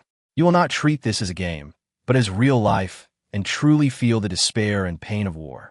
Tang Shan gritted his teeth. Okay, I understand. Tang Shan understood that the fact that the principal would give him such a big advantage meant that the principal really looked down on him. After all, he is an extraordinary individual with SS level learning abilities in both ghost control and magic. How can I be looked down upon like this? Lan Mi could easily see through Tang Shan's intentions. She smiled and said, if you win, the Academy will give you 10 more spirit gathering pills as a reward next month. Tang Shan's eyes lit up. Really? But if you lose with such a big advantage at the start, Lan Mi said slowly, it means you are still far from being an inner disciple. You will be expelled from the inner disciple class and sent back to the regular class. Tang Shan's heart skipped a beat when she heard the words, rush back to the regular class. He was cultivated by his family at great cost, and his family went to great lengths to send him to the inner sect of the War Academy. He couldn't even imagine the consequences of being expelled from the inner sect. But with such a huge gap, how could he possibly lose? Tang Shan reassured himself, and then said, "Okay." Lami nodded. "In that case, all of you come to this white ball of light. Reach out and touch the ball of light, and you will enter the world of illusion." Yigo and Tang Shan walked up to the blinding white light. Lami gently placed her hand on Yi Ji's shoulder and whispered to him through telepathy, "After returning to reality, you can inherit all the memories you gained in the illusion.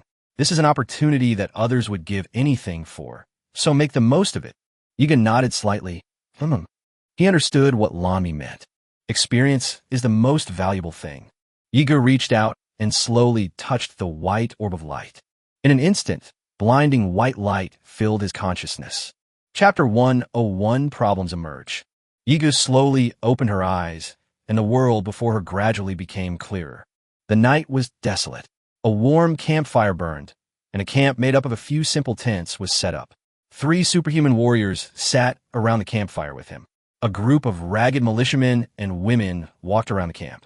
However, everyone looked listless, and their faces were full of numbness and exhaustion. Nightsong quickly pieced together her memories. He was a prince of a fallen empire. His parents were killed, the palace was invaded, and his country was destroyed. But before the enemy stormed the palace, a group of loyal subordinates risked their lives to cover his escape with a small number of servants. Yiga carefully recalled the world's worldview. An extraordinary world with various professions. Martial artists, mages, superhumans, archers, mechanics, beast tamers, and wait, why does this feel so much like a massively multiplayer online game I played in my past life? "Your Highness, I'm afraid we still have to continue our journey," an elderly soldier with white hair said worriedly. "You are the only bloodline of the royal family, and Tang Shan will never let you go. They will definitely eliminate you completely." "Yes, I know," Yiga replied, still lost in thought. "Your Highness, we're almost out of food," another younger soldier whispered. "If this continues, all the servants will run away." This world is not like a gamified real-time strategy game, but a completely realistic one. Therefore, there is no loyalty without a reason. Whether they're soldiers, slaves, or maids, they all have their own emotions, personalities, and thoughts. Once their masters can no longer even provide them with food, they will secretly leave to find their own way out. "It's okay, I'll figure something out." Yigu pondered for a moment, and soon immersed herself in her role in this life.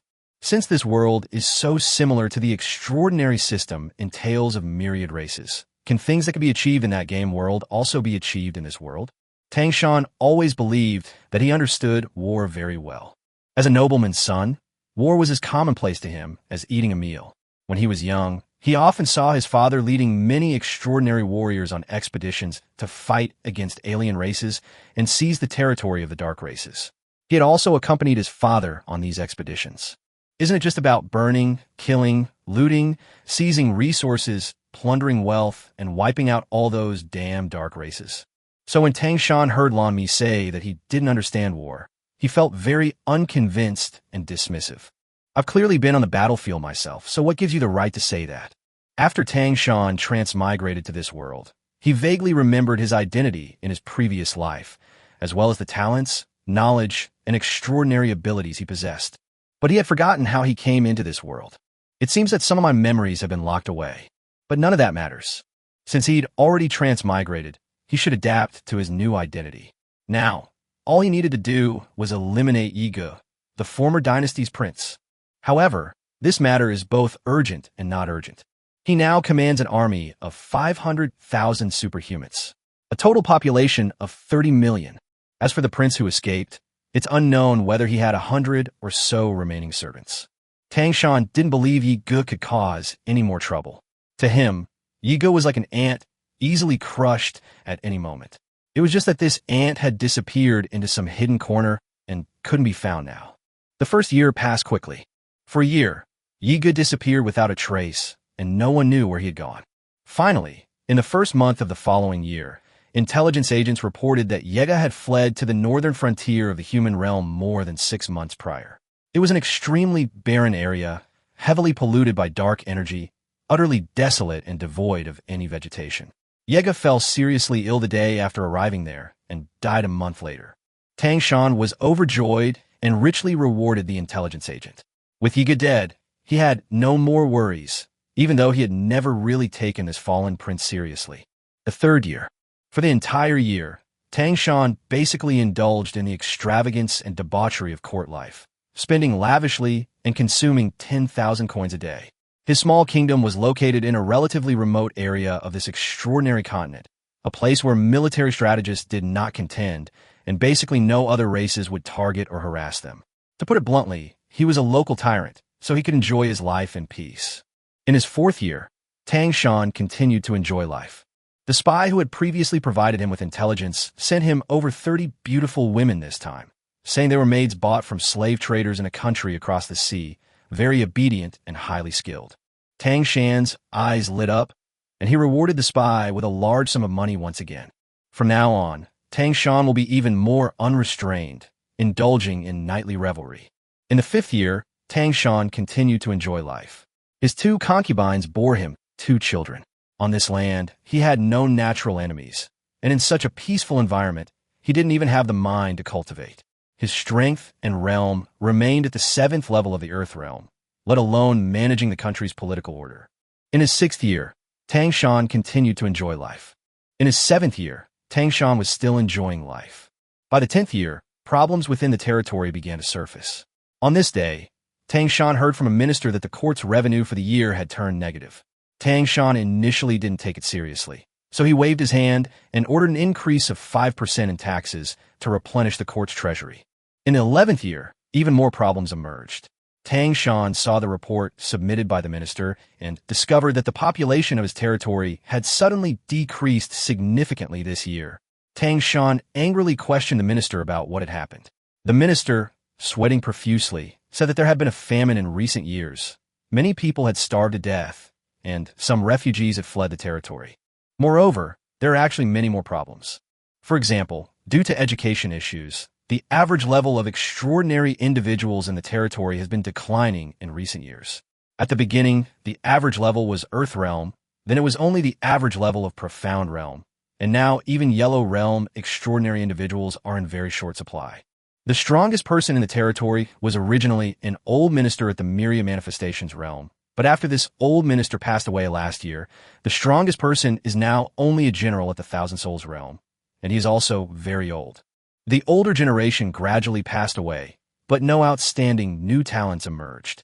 Meanwhile, many mining merchants in the territory went bankrupt one after another, leading to the unemployment of countless mining slaves. Upon hearing this, Tang Shan looked astonished.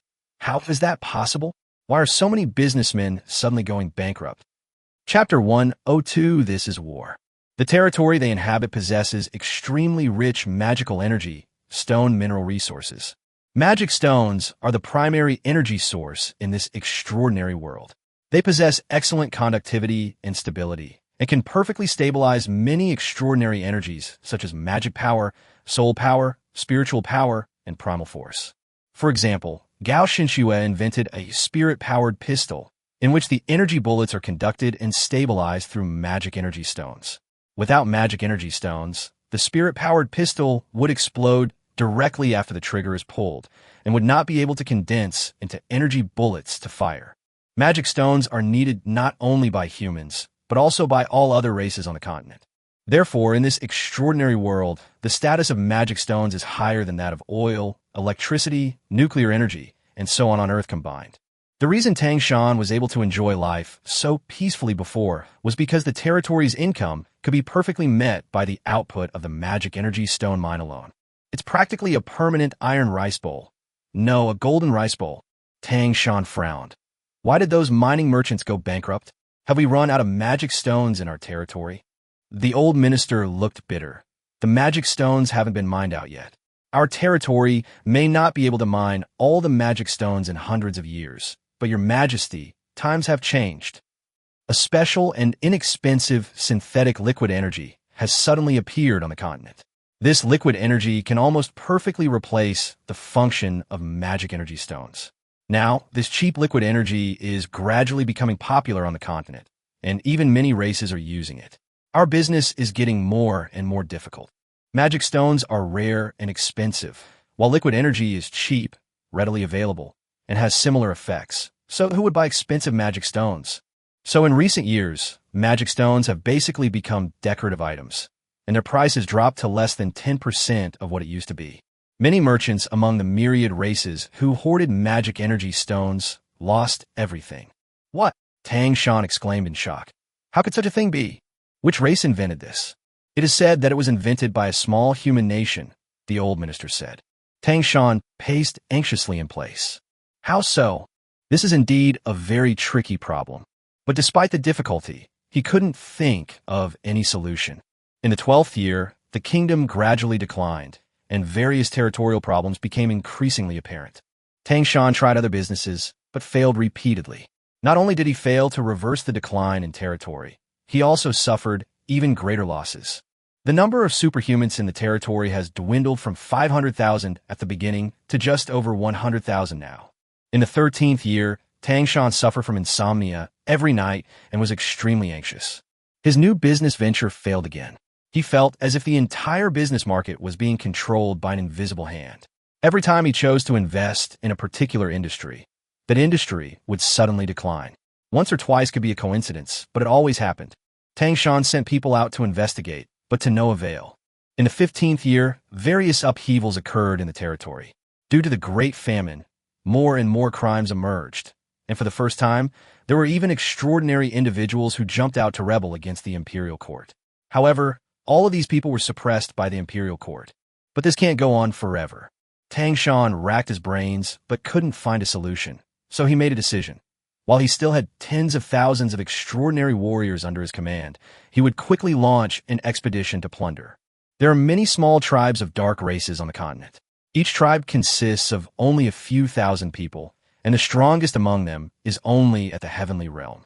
With the current strength of his territory, dealing with these small tribes is more than enough. By plundering these small tribes, Tang Shan's territory experienced a temporary recovery.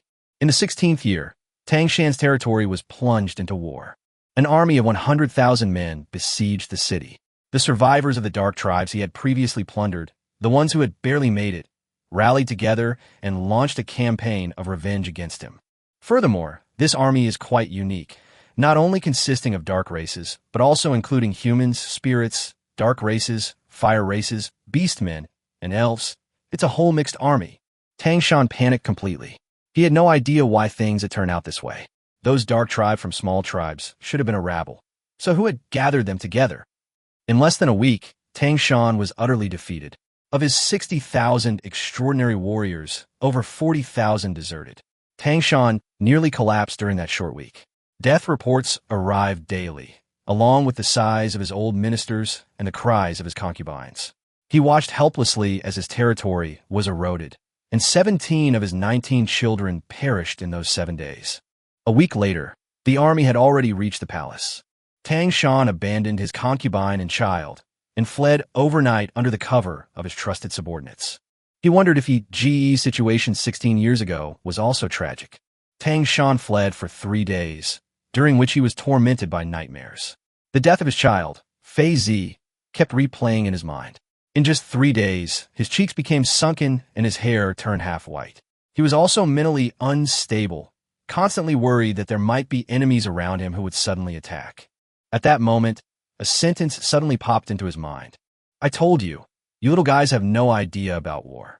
Tang Shan's face was pale, and his body trembled violently. He couldn't remember who had said those words, but he seemed to finally understand their true meaning. This is war.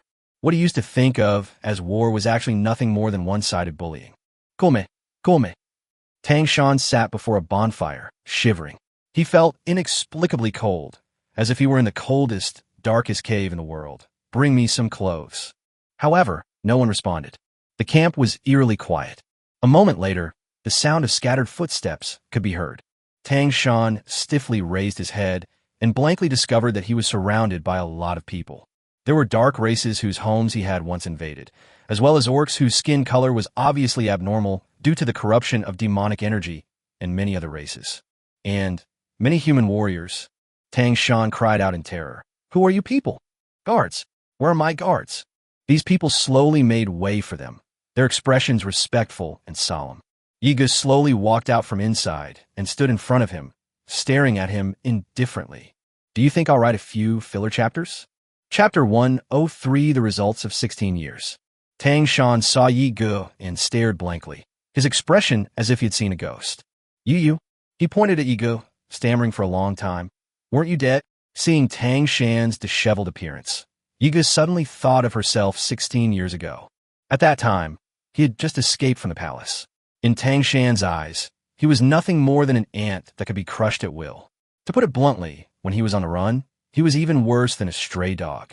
He suffered all kinds of hardships on his way north. But now, their positions have undoubtedly been completely reversed. Tang Shan is now an ant, while Yi Ge has grown into a terrifying behemoth.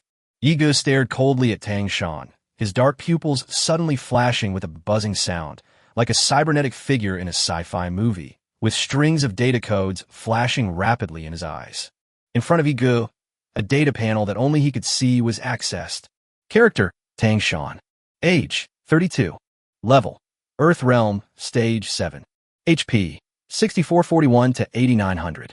Soul Power, MP, 4268 to 6000. Four-dimensional attributes, Strength 470, Agility 410, Spirit 400, Stamina 455. Basic attributes, Physical Attack 1444, Magic Attack 1200, Defense 1308, Resistance 1312, Burst Damage 1350, Speed 1240, Dexterity 1210, Perception 1010. Special attributes, Intelligence 5, Charisma 4, Luck 6. In this time travel journey, Yi Ge doesn't have any cheat codes. 16 years ago, when Yi Ge first transmigrated, he thought he would be like those characters in the wish fulfillment novels from his previous life on Earth, arriving with an incredibly powerful system that would carry him through life, allowing him to defy fate and achieve extraordinary success. In the end, he got absolutely nothing. He had to rely on his own efforts for everything. Yi Ge thought he was the most tragic transmigrator ever. He started with his country destroyed and his family ruined, faced a hellish escape, and the enemy who killed his parents was as powerful as an insurmountable mountain. As expected, everything written in novels is a lie. But no matter how much he complains, he can't change the fact that he doesn't have a system or cheats. So, Yi Ge did something quite outrageous. He created a system for himself. Yi Ge possesses SSS level mechanic talent. In this life, although he did not have Gao Shenshue's help, through his own extraordinary talent and 16 years of unremitting efforts, Yi Ge developed the first-generation 1.0 version of the personal system, the multifunctional cyber technology eye. These eyes were the first bionic prosthetic he had installed on himself, and the system's panel was designed based on the game panel of Tales of Races that he played on Earth in his previous life. It has the most basic functions. 1. Read the data panel. Whether it is your own attributes, the enemy's attributes, or the attributes of items, you can use CyberEye to analyze and read them. 2. It has a storage space function, although the storage space is limited to 100 cubic meters. Further research and improvement are needed in this area. 3. Thermal scanning. 4. Multifunctional AI intelligence. It also includes all the functions of a smartphone and a computer. Everything that a phone and a computer can do, such as making calls, browsing the internet, playing games, searching for information, recording videos, taking photos, accessing maps, and coding, can be done through the personal system panel. Meanwhile, for the past 16 years, Yi Ge has also been diligently studying alchemy. After 16 years of hard work, he can now develop magic potions on his own, even without Yu Li's help, and they are third-tier magic potions. Many of his subordinates had drunk magic potions and awakened from ordinary people into powerful superhumans. So Night Song's army of superhumans was never enough. As long as there are enough raw materials, Night Song could even turn all of his people into superhumans. Night Song also developed a synthetic liquid energy source that could perfectly replace magic energy stones. This invention made him incredibly wealthy overnight, giving him economic power that rivaled that of a nation. This kind of thing was originally supposed to appear in version 4.0 of the game 10,000 Races map, but he developed it ahead of schedule. These are the results of Night Song's efforts over the past 16 years. Yi Ge looked at the attribute panel that had been read out in front of him, a look of confusion on his face. Good heavens, this Tang Shan, 16 years have passed, and he's still only at the 7th stage of the Earth Realm? Although he had been keeping track of Tang Shan's intelligence for the past few years and knew that he had been neglecting his cultivation and state affairs, he never expected that he could actually be so negligent. Tang Shan shrank back in terror, leaning against a rock, and cried out in a panic, "Guards! Where are my guards? Quickly, seize these people!" A soldier beside Yi Ge sneered, "Guard? You're still dreaming, aren't you?" Tang Shan looked terrified. At that moment, he suddenly realized that Yi Ge was surrounded by quite a few people he knew. Several of them were once loyal soldiers to him, but now they had betrayed him and stood by Yi Ge's side. An information broker who had previously sent him women was also standing next to Yi Ge, looking at Tang Shan with a sly smile. "It's you." Tang Shan's eyes widened. "Of course it's me." The information broker lit a cigarette, took a deep drag, exhaled a cloud of smoke, and squinted at him. "Who else did you think it was?" Tang Shan seemed to suddenly understand something at this moment. He turned to look at Yi Ge. "So, this person is you." "That's right," Yi Ge said calmly. "I was the one who told you I was dead, so you would completely lower your guard against me. Those women who flattered you, fell in love at first sight, and became completely dependent on you were also sent to you by me to make you neglect state affairs. The 2 large sums of money you gave it became my startup capital. Your attempt to start other businesses over the years that have failed are also due to my interference. I control the market specifically targeting you. And as early as 2 years ago, 4 of the 18 ministers around you were already my people, and..." Tang Shan's face was ashen, his eyes wide like a bull's. In his eyes, Yi Ge was nothing short of a devil. He simply couldn't imagine how Yi Ge, who had fled the palace like a stray dog with only 50-odd men left, could have developed into what he was today. "You think the war started a week ago?" Yi Ge said calmly. "You're wrong. In fact, the war started 16 years ago, but you just didn't know it." Tang Shan's face was pale. All right, it's time to end this." Night Song said, "To be honest, an opponent like you doesn't even inspire me to kill you with my own hands." After saying that, he turned around, waved his hand, and walked away without even looking back. A burly warrior with a butcher-like face stepped forward, carrying a huge, heavy, broad-bladed battle axe, and approached Tang Shan. Tang Shan cried out in terror, "No, no!" Puffed. Blood stained the snow red, like a glass of crimson wine spilled on the ground. The mournful cries echoed through the woods, and countless crows cackled as they flew into the sky. Chapter 104 Dragons Tassel Challenge. Yi Ge and Tang Shan simultaneously returned to reality from the illusion, back to the large classroom at the War Academy, and opened their eyes again. Tang Shan screamed in terror, as if waking from a nightmare. His clothes were soaked with sweat, and his legs were trembling. Then he saw Yi Ge in front of him, and his legs went weak, causing him to collapse to the ground as if he were seeing his nightmare. Yi Ge remained silent and did not speak. He quickly absorbed all the memories of his 16 years of life within the illusion. It was clearly an illusion, but it felt just like something I had actually experienced. One amazing experience. Although he only inherited memories, the experiences, feelings, knowledge, and insights he gained over those 16 years were undoubtedly extremely valuable. Lami is right. Such an opportunity is something that countless people would give anything for. All the students in the large classroom stared at them in astonishment. Although Yi Ge and Tang Shan experienced 16 years within the illusion, for them, only 16 minutes had passed. What exactly happened? It seems the outcome is already quite clear. Lami glanced at the clock in the large classroom, a half-smile on her face. Only 16 minutes have passed, which is 16 years. I didn't expect it to be faster than I imagined. In the face of absolute strength, any trick is no match for it. But now it seems that in the face of absolute arrogance, no matter how vast and magnificent the foundation left by our predecessors is, it will sooner or later be destroyed by the hands of the conceited. A murmur of discussion arose in the large classroom, a mixture of surprise, astonishment, and doubt. Long Ying, sitting in the last row of the classroom, remained with her arms crossed, her delicate eyebrows slightly furrowed. Did Night Song really win? How did he manage to overcome such a huge gap in strength? The students in the large classroom were still whispering and discussing, seemingly all wondering what had happened to Yi Ge and the others during the illusion. Yi Ge won? Yay! Xia Xiao patted her chest happily and breathed a sigh of relief. I was so scared. The principal gave us such a big disadvantage. I thought Yi Ge was going to lose for sure, right, Schwer? Gao Shinshu gently shook her head. No, I never thought Xiaoya would lose. Xia Yao exclaimed in surprise. Really? Why? I was just thinking about how to comfort him when we get back. Gao Xinxue said calmly, because he is Xiaoya. Tang Shan remained seated on the ground, his face ashen. He had by now fully absorbed the memories he had within the illusion, and he couldn't believe he had actually lost, and lost so decisively. The blow of defeat is one thing, but the consequences are far more serious. He will be expelled from the Academy's inner circle, which means he will be unable to face his family, and may even be abandoned by them altogether. Lami looked at Tang Shan, who was sitting on the ground looking lost and dejected, shook her head gently, and then waved her hand.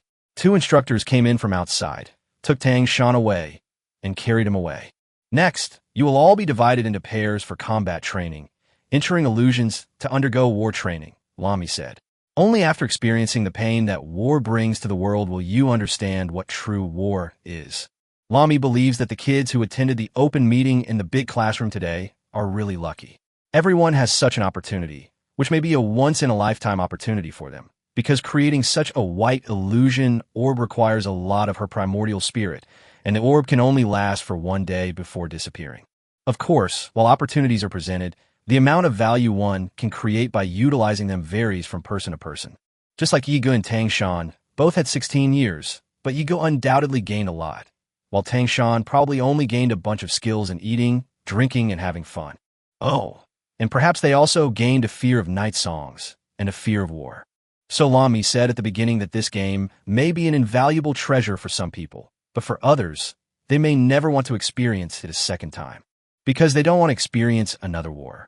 Xia Xiao, Gao Xinxue, and the other students in the large classroom all stood up, lined up in front of the podium, and prepared to engage in a match battle. Lami turned to look at Yiga beside her, her beautiful face beaming as she asked, "So, Yiga, do you want to play again?" Yiga paused for a moment. "Is that okay? Didn't you say a student can only do it once?" "It's okay. That was just a demonstration." Lami whispered in his ear, "Just think of it as extra tutoring from your teacher." Night song. One by one, the students touched the white orb of light, closed their eyes, and entered the world of illusion. When it was Long Ying's turn, she thought for a moment and suddenly asked, "Teacher, can you arrange for me to fight Yiga?" "Oh." Lami's eyes lit up with interest. Then she turned to Yiga. "Little Yiga, someone specifically called you out. How about it? Are you in?" Yiga looked at Long Ying, but because Long Ying was in disguise, Yiga didn't recognize her. She just felt that this person had never appeared in the large classroom before. Could they be graduates returning to attend classes? Yiga shrugged. "I don't really care." Lami laughed. "All right, in that case, you can touch the ball of light with your hands." Yigu, a young master with a demonized genetic mutation, battles Long Ying, the most talented princess of the empire. Hee, this competition might be quite interesting. Long Ying gave Yigu a deep look, then stretched out her fair hand and gently placed it on the ball of light before closing her eyes. Night Song also reached out her hand. A burst of white light enveloped the two of them. Chapter 105, A Heavy Blow. In the evening, after school, Yigu, Gao Xinxue, and Xia Xiao sat in the extended black sedan that was taking them home. Yigu was quietly reading a book, while Xia Xiao, sitting opposite him, was excitedly discussing with Gao Xinxue what had happened in the simulated war. It's just like a child who's still excited after playing a game and is eager to share with their friends what gaming achievements they've made that day. Both girls achieved final victory within the illusion, having actually only been in the illusion for 2 years before defeating their enemies. The principal's illusion magic is really interesting. Xia Xiao sat on the sofa in the car seat, her 2 small feet in black leather shoes gently kicking and swaying. It felt like playing a large-scale holographic reality game. So amazing. I wonder when I can play it again. Gao Xinxue said, "This kind of illusion technique would probably consume a lot of one's primordial spirit to cast even once. Even the principal probably can't use it often." "Yes, that's a pity." Xia Xiao nodded, then looked at Yi Gu sitting opposite her. "Xiao Yi, I heard you were challenged in class just now. Was it your opponent who chose you?" Night Song, "Yes." Xia Xiao blinked. "So what was the final result? Did you win?" Yi Gu yawned lazily. "Of course we won." Long Ying left the academy and, escorted by 2 guards, got into a luxury car. The elderly man sitting in the passenger seat glanced at the rearview mirror and noticed that Long Ying seemed a little off. He asked, "Your Highness, what's wrong?" Did something unpleasant happen to you when you returned to school? Long Ying did not respond. She lowered her head slightly, staring blankly at her thighs, as if she had not heard the old man's voice at all. She lost, and it was a crushing defeat. In the illusionary world, with both armies roughly equal in strength, population, and economy, she was defeated in less than 3 months. As the most talented princess in the empire, Long Ying is a renowned genius in the royal family, known as the most powerful brain in the imperial family. She has always been highly valued by her father, the emperor. Her combat intelligence is arguably the highest in the royal family. In training sessions, when Long Ying sparred with her older siblings, even if her extraordinary level was lower than theirs, she could analyze and devise a perfect tactic based on their different extraordinary abilities to achieve victory. From a young age, all the extraordinary teachers in the royal family praised her talent and intellect, and Long Ying was very proud to believe that these teachers did not praise her because of her status as a princess. For Long Ying, there have only been 2 major setbacks in her life so far. One time, he was not chosen by Lan Mi to become her personal student. And then there was this failure. Long Ying kept reviewing the course of the war in her mind. What did she go wrong? This question doesn't seem to require asking oneself, because she lost everywhere. As the lord of a city, extraordinary level and personal combat power are only one aspect. The qualities of a commander, money, strategy, mentality, as well as the ability to control the hearts of subordinates and the psychology of the enemy, were also crucial. In this war, she was almost completely defeated. The key point is that, even though she knew she had failed in all these aspects, she still didn't know how she had lost. Your Highness? Your Highness. The old man was a little worried, so he tried calling out a few more times. Long Ying finally came to her senses. Huh? The old man asked worriedly, what's wrong? Are you feeling unwell? I'm feeling. Long Ying shook her head. Let's drive. The car started moving slowly. After a while, she suddenly said softly, Uncle Li. The old man turned around in confusion. What's wrong, Your Highness? Long Ying's eyes darkened, as if she had made a decision. I want to go back to the War Academy and start my studies again. A few days later, in the past few days, Chu Wanha had been sending people to keep an eye on Yi Ji's whereabouts. They found that Yi Ge was still the same as usual, studying at the War Academy every day with a very regular schedule. He went back and forth between the academy and the family, and there was no sign of any change. The Yi family made no move whatsoever, neither sending troops to attack their Wanjian city nor dispatching assassins to kill him, leaving Chu Wanha completely baffled. Not only was Chu Wanha baffled, but even Yi Xiao and Yi Quan were completely confused. Night Owl recently sent his family's experts to protect Night Song's safety, but they found that Night Song was not making any moves and no one knew what he wanted to do. Is Xiaoya on holiday today? He shouldn't be at the academy today. Night Owl asked his subordinates who had been sent out. A subordinate knelt before him and said, Yes, we have been protecting the young master. He did not go to the academy today. Night Owl nodded, thinking that Night Song was, after all, Lan Mi's personal student, and it was normal that she had been busy studying at the academy and had not yet taken any action. Night Owl, where did he go today? The subordinate hesitated for a moment before saying, Young master spent the whole day with Miss Ya and Miss Shinshua, shopping, eating snacks, buying clothes, and watching movies. Night Owl, understood, you may leave now. Continue to protect them secretly. Subordinate, yes. Night Owl covered his face with one hand and said helplessly, Didn't this kid say he'd handle it himself? What the hell is he doing? Zhou Yuqing rolled her eyes at him. What's your rush? Don't you trust your son? The next day, Yi Gu, Yu Li, and Gao Xinxue conduct experiments and research on magic potions in the underground laboratory of the Yi family's prop shop. These are the recipe and key points for making third-tier potions. Yi Gu placed a notebook in front of Yu Li. Then he placed a potion in front of Yu Li, and here is a sample. Yu Li looked at the notebook and samples in surprise. You've already refined the third-tier potion? Yes. But didn't you say last time that you had just created a second-tier one? Yes. Yi Gu said, I'm not lying to you. I just refined this a few days ago. You was labiali. I'm so sorry, young master. I'm so useless. Yu Li looked sad and ashamed and bowed deeply to Yi Gu. You have already refined a third-tier magic potion, while I have only refined half of a second-tier magic potion. I'm truly sorry that I have not met your expectations. Yi Gu scratched his nose. Hearing this, he felt quite embarrassed.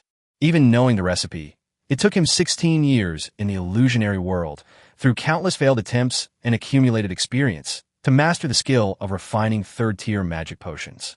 Yuli, on the other hand, only spent a little over a week refining the second-tier magic potion to level 50. This talent is many times greater than his. Chapter 106. Can you indulge me a little? Okay, you don't need to blame yourself. You've done a great job. Iga reached out and ruffled her hair. All right, besides this potion, there's something else. Night Song gave her the material proportions for the liquid energy. What is this? Yuli asked curiously. A synthetic liquid energy source that can replace the effects of magic stones, Night Song said. I need you to help me mass produce it. Huh? Yuli was stunned, thinking she had misheard.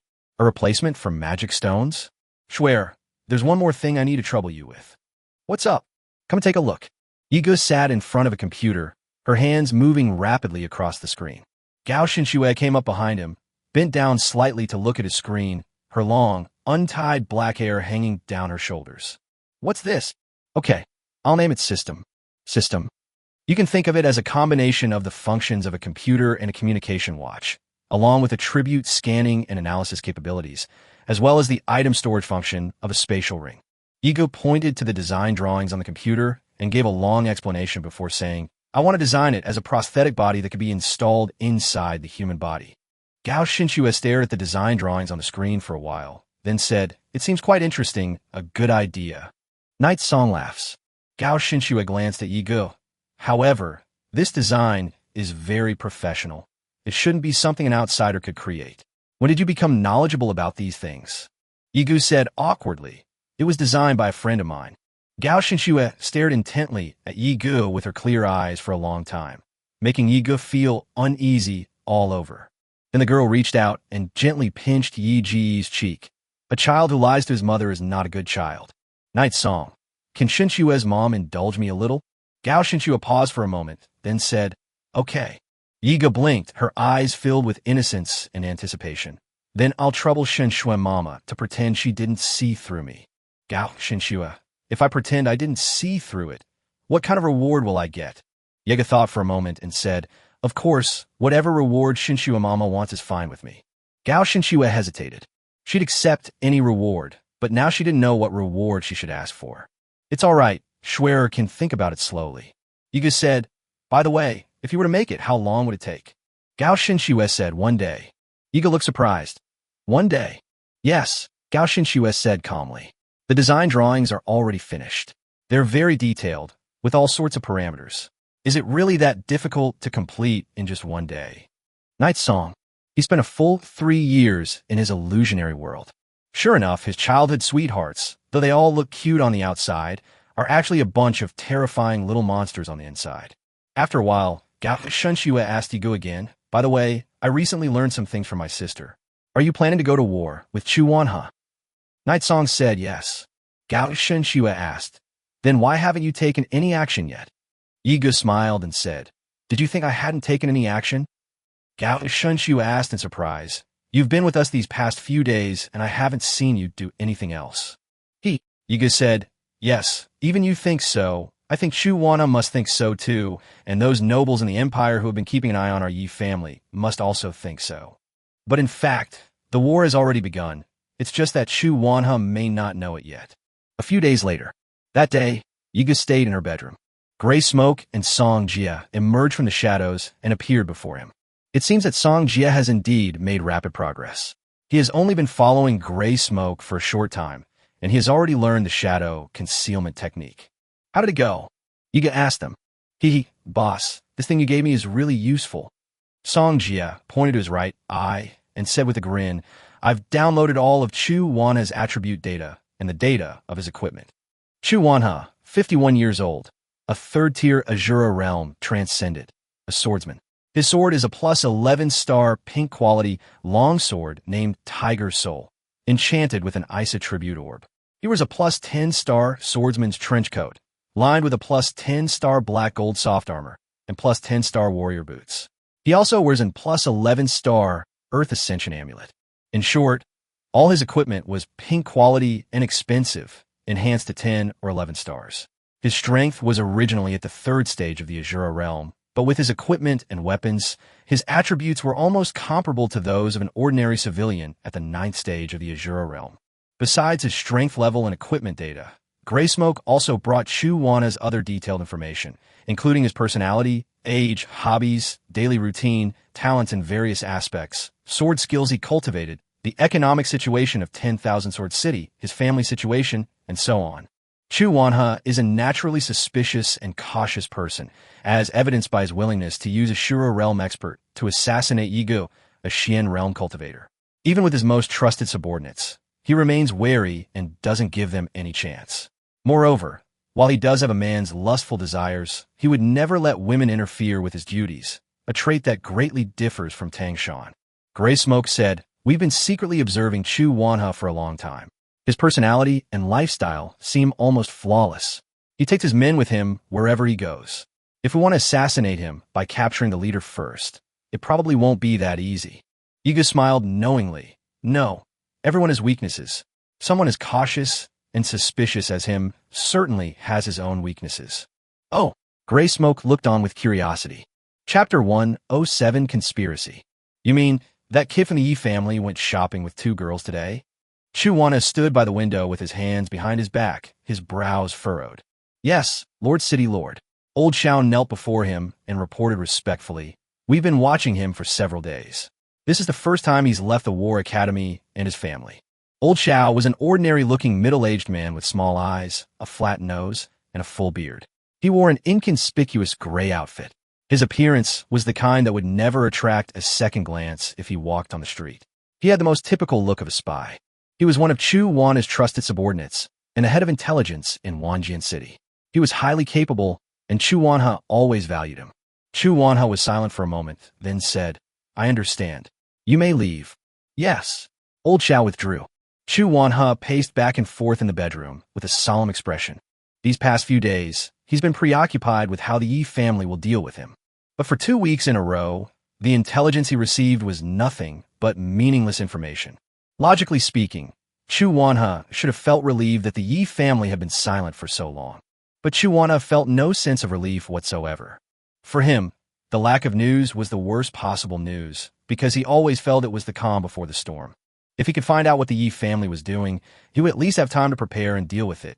But now he has nothing, which makes him feel very panicked. Watching Chu Wanha pacing back and forth in a room, his wife couldn't help but say, "I think you're too nervous. Maybe the Yi family was just bluffing you last time. They don't actually have the guts to fight us. Besides, the Yi family only sent a little brat this time. I don't think he knows anything." "What do you know?" Chu Wanha glared at her. Even if Yigu doesn't know anything, the Yi family definitely can't remain silent. You have no idea how terrifying these demonized mutants are. The Yi family has never been one to just make empty threats. Since they've already sent out that letter, it means they're definitely going to bring war. And the current apparent calm is just the Yi family trying to make us lower our guard. The wife didn't say anything more. She felt that her husband was almost driven mad by the Yi family. There aren't that many conspiracies. You're overthinking it. At this moment, a young subordinate suddenly ran in from outside and whispered to Chu Wanha, "Lord, may I speak with you privately?" Chu Wanha recognized the young man. He was an informant under Lao Shao, named Zhong. He had been with Lao Shao for about 5 or 6 years and was quite skilled in investigation, infiltration, and intelligence gathering. Lao Shao had always groomed him as his successor. Chu Wanha nodded and then led him to another empty room. "What is it? Speak." Zhong lowered his voice and said, "Old Shao betrayed you." These first words caused Chu Wanha's expression to change drastically. "What did you say?" He stared at the young man with a dark look in his eyes. "Do you know what you're saying?" Zhong lowered his head and said, "Lord of the city, I know that old Shao is my master, so I dare not speak recklessly. But after thinking it over, I still feel that I should tell you about this. Old Shao has been bribed by the Yi family. Not only that, I have definite intelligence that the Yi family has planted more than 1 spies in our Wanjian city." Zhuwan Thao Wen. He was somewhat incredulous and unwilling to believe it. Old Shao had been his subordinate for over a decade, always displaying unwavering loyalty, and was one of his most trusted confidants. Moreover, Lao Shao was his most important intelligence agent, and if he betrayed him, it would be a fatal loss for him. Zhong continued, "City Lord, I can stand by what I said. Old Xiao did indeed receive a large sum of money from the Yi family. Otherwise, why do you think you've been unable to find out what the Yi family has been up to lately? Chu Wanha's eyebrows twitched slightly. That makes some sense. Since the Yi family had already declared war on Wanjian City, it was impossible for them to remain inactive for so long. He did indeed feel that something was very wrong. Moreover, he dare not gamble. If Lao Xiao really is a traitor, the consequences would be unimaginable. The next day, Chu Wanha found an excuse to send Lao Xiao away, and then sent people to search Lao Xiao's house. The search revealed 3 large boxes filled with 15,000 imperial gold coins under Old Zhao's bed. 1 imperial gold coin is equivalent to 10,000 coins, which means a total of 150 million yuan. Old Zhao's salary could never possibly accumulate that many imperial gold coins.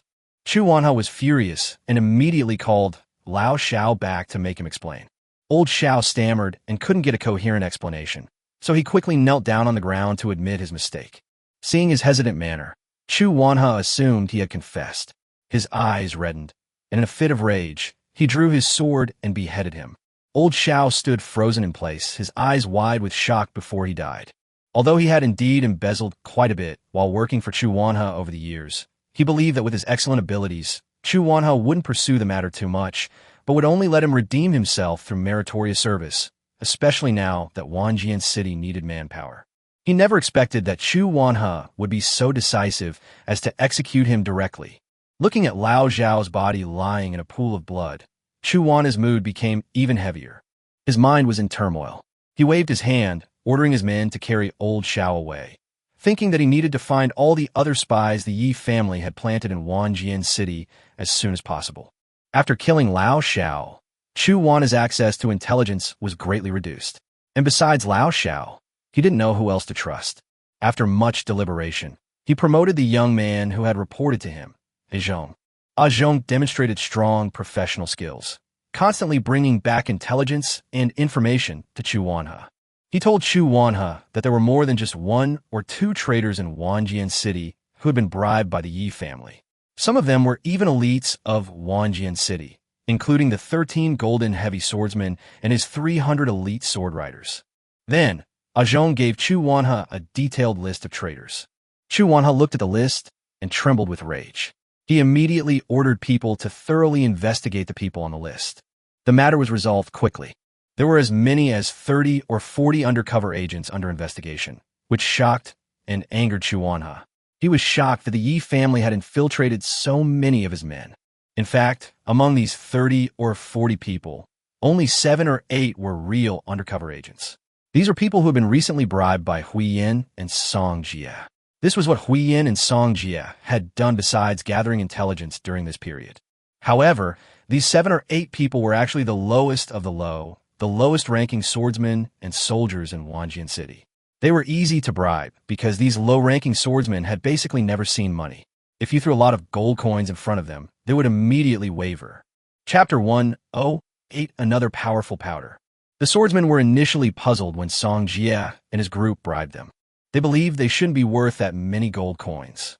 After all, they were just the lowest-ranking extraordinary warriors in Wanjian City. They had no access to important secrets. Their levels were only Yellow Realm and Profound Realm, and they didn't have much combat power. Even if the Yi family bribed them, it wouldn't have much impact on the war.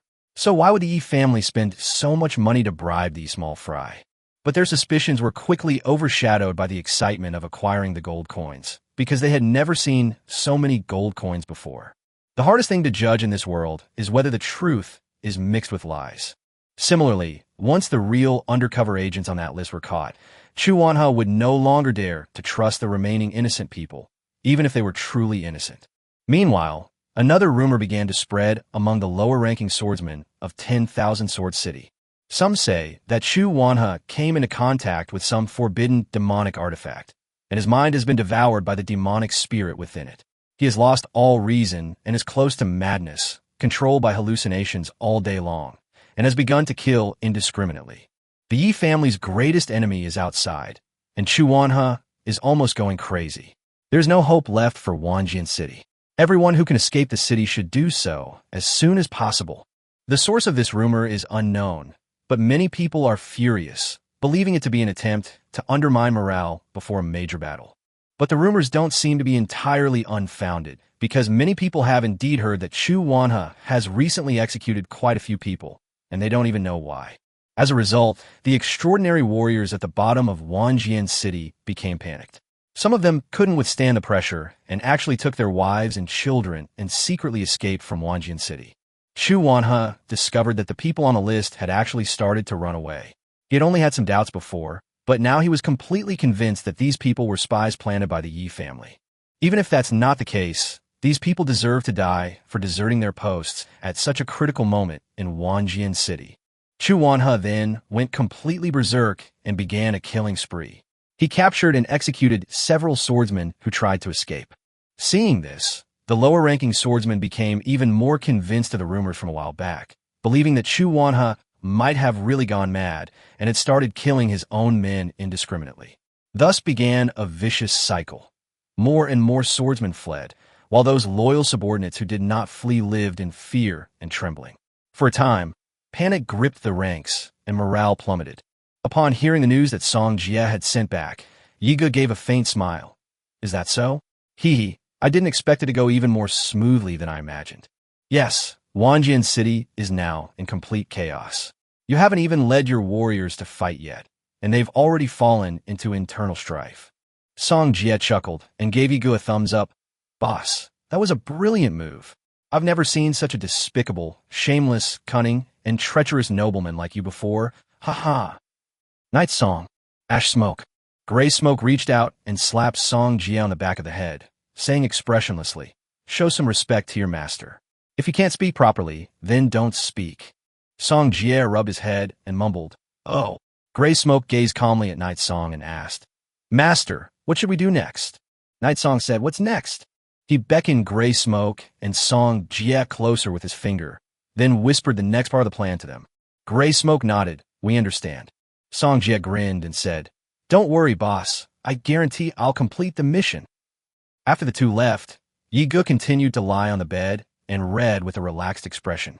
Gao Shinshue came over with a plate of cut fruit, took off her slippers, and sat down beside him in a duck-like position. She gently fed him fruit with a toothpick while saying softly, so you haven't done anything all this time because you're planning to play mind games with Chu Wanhe? Yes, Yiga chewed on the fruit. People like him who are naturally suspicious are most likely to complicate simple things. This is both his strength and his weakness. But there's one thing I don't understand. Gao Shinshue looked at him calmly. What if Lao Shao had explained things to Chu Wanhe after he was caught? Yiga shook his head. If it were you, and you had done a lot of bad things behind your boss's back, and then one day your boss suddenly found out and caught you, but you weren't sure which thing your boss had found out about, would you choose to confess everything?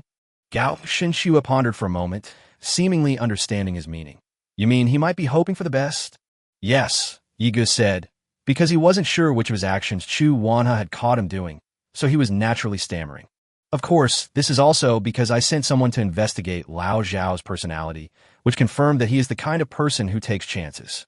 This kind of psychological warfare is essentially a process of understanding and manipulating the enemy's psychology. Gao Shinshue nodded thoughtfully. She was already quite precocious, not to mention that she had experienced 2 years of simulated war in the illusion, so she was no longer a little girl who knew nothing. So what's next? Gao Shinshue asked. When do you plan to make your move? Don't rush. Yiga narrowed his eyes. Chu Wanhe is definitely in a state of chaos now, but not chaotic enough. We need to give him a strong dose of medicine. Over the past 2 days, Chu Wanhe has finally calmed down. He gradually noticed that the atmosphere in the city had been somewhat off lately, and it seemed that some invisible force was pulling the strings behind the scenes. By the time he realized what had happened, he had already killed several of his trusted subordinates. Chu Wanhe tried to calm himself down. After carefully reviewing the situation, he suddenly felt that there were many strange things about these recent events. He wanted to call Ah Zhong over and get to the bottom of things. But at this moment, Ah Zhong took the initiative to contact him first. Chu Wanhe opened the private messages on his communication watch. It was a message from Ah Zhong, asking him to go to his wife's room now. Chu Wanhe frowned, then immediately went to the lady's room. He heard some strange noises outside the room. Chu Wanhe's heart skipped a beat, and he pushed the door open abruptly. The scene before him became the last straw that broke his spirit. Chu Wanhe's eyes instantly turned red. Bastard! Chapter 109, The Last Straw. Chu Wanha stood at the door and saw his wife and one of his trusted men lying naked on the bed. Ah! His wife saw Chu Wanha and immediately exclaimed in surprise. "You bastard!" Chu Wanha roared in fury, his anger completely consuming his reason. He drew his sword and shouted, "I'll kill you!" He strode into the room. But his trusted subordinate reacted quickly, immediately rolling off the bed and throwing a small black ball to Chu Wanha's feet. With a loud bang, the room filled with smoke. After the smoke cleared, the subordinate and his wife had both disappeared. Chu Wanha stood there, panting heavily, hacking at everything in the room with his sword like a madman, venting his pent-up rage. At that moment, he suddenly noticed a letter on the table. The letter was stamped with a black and red demon seal, which was the Yi family crest.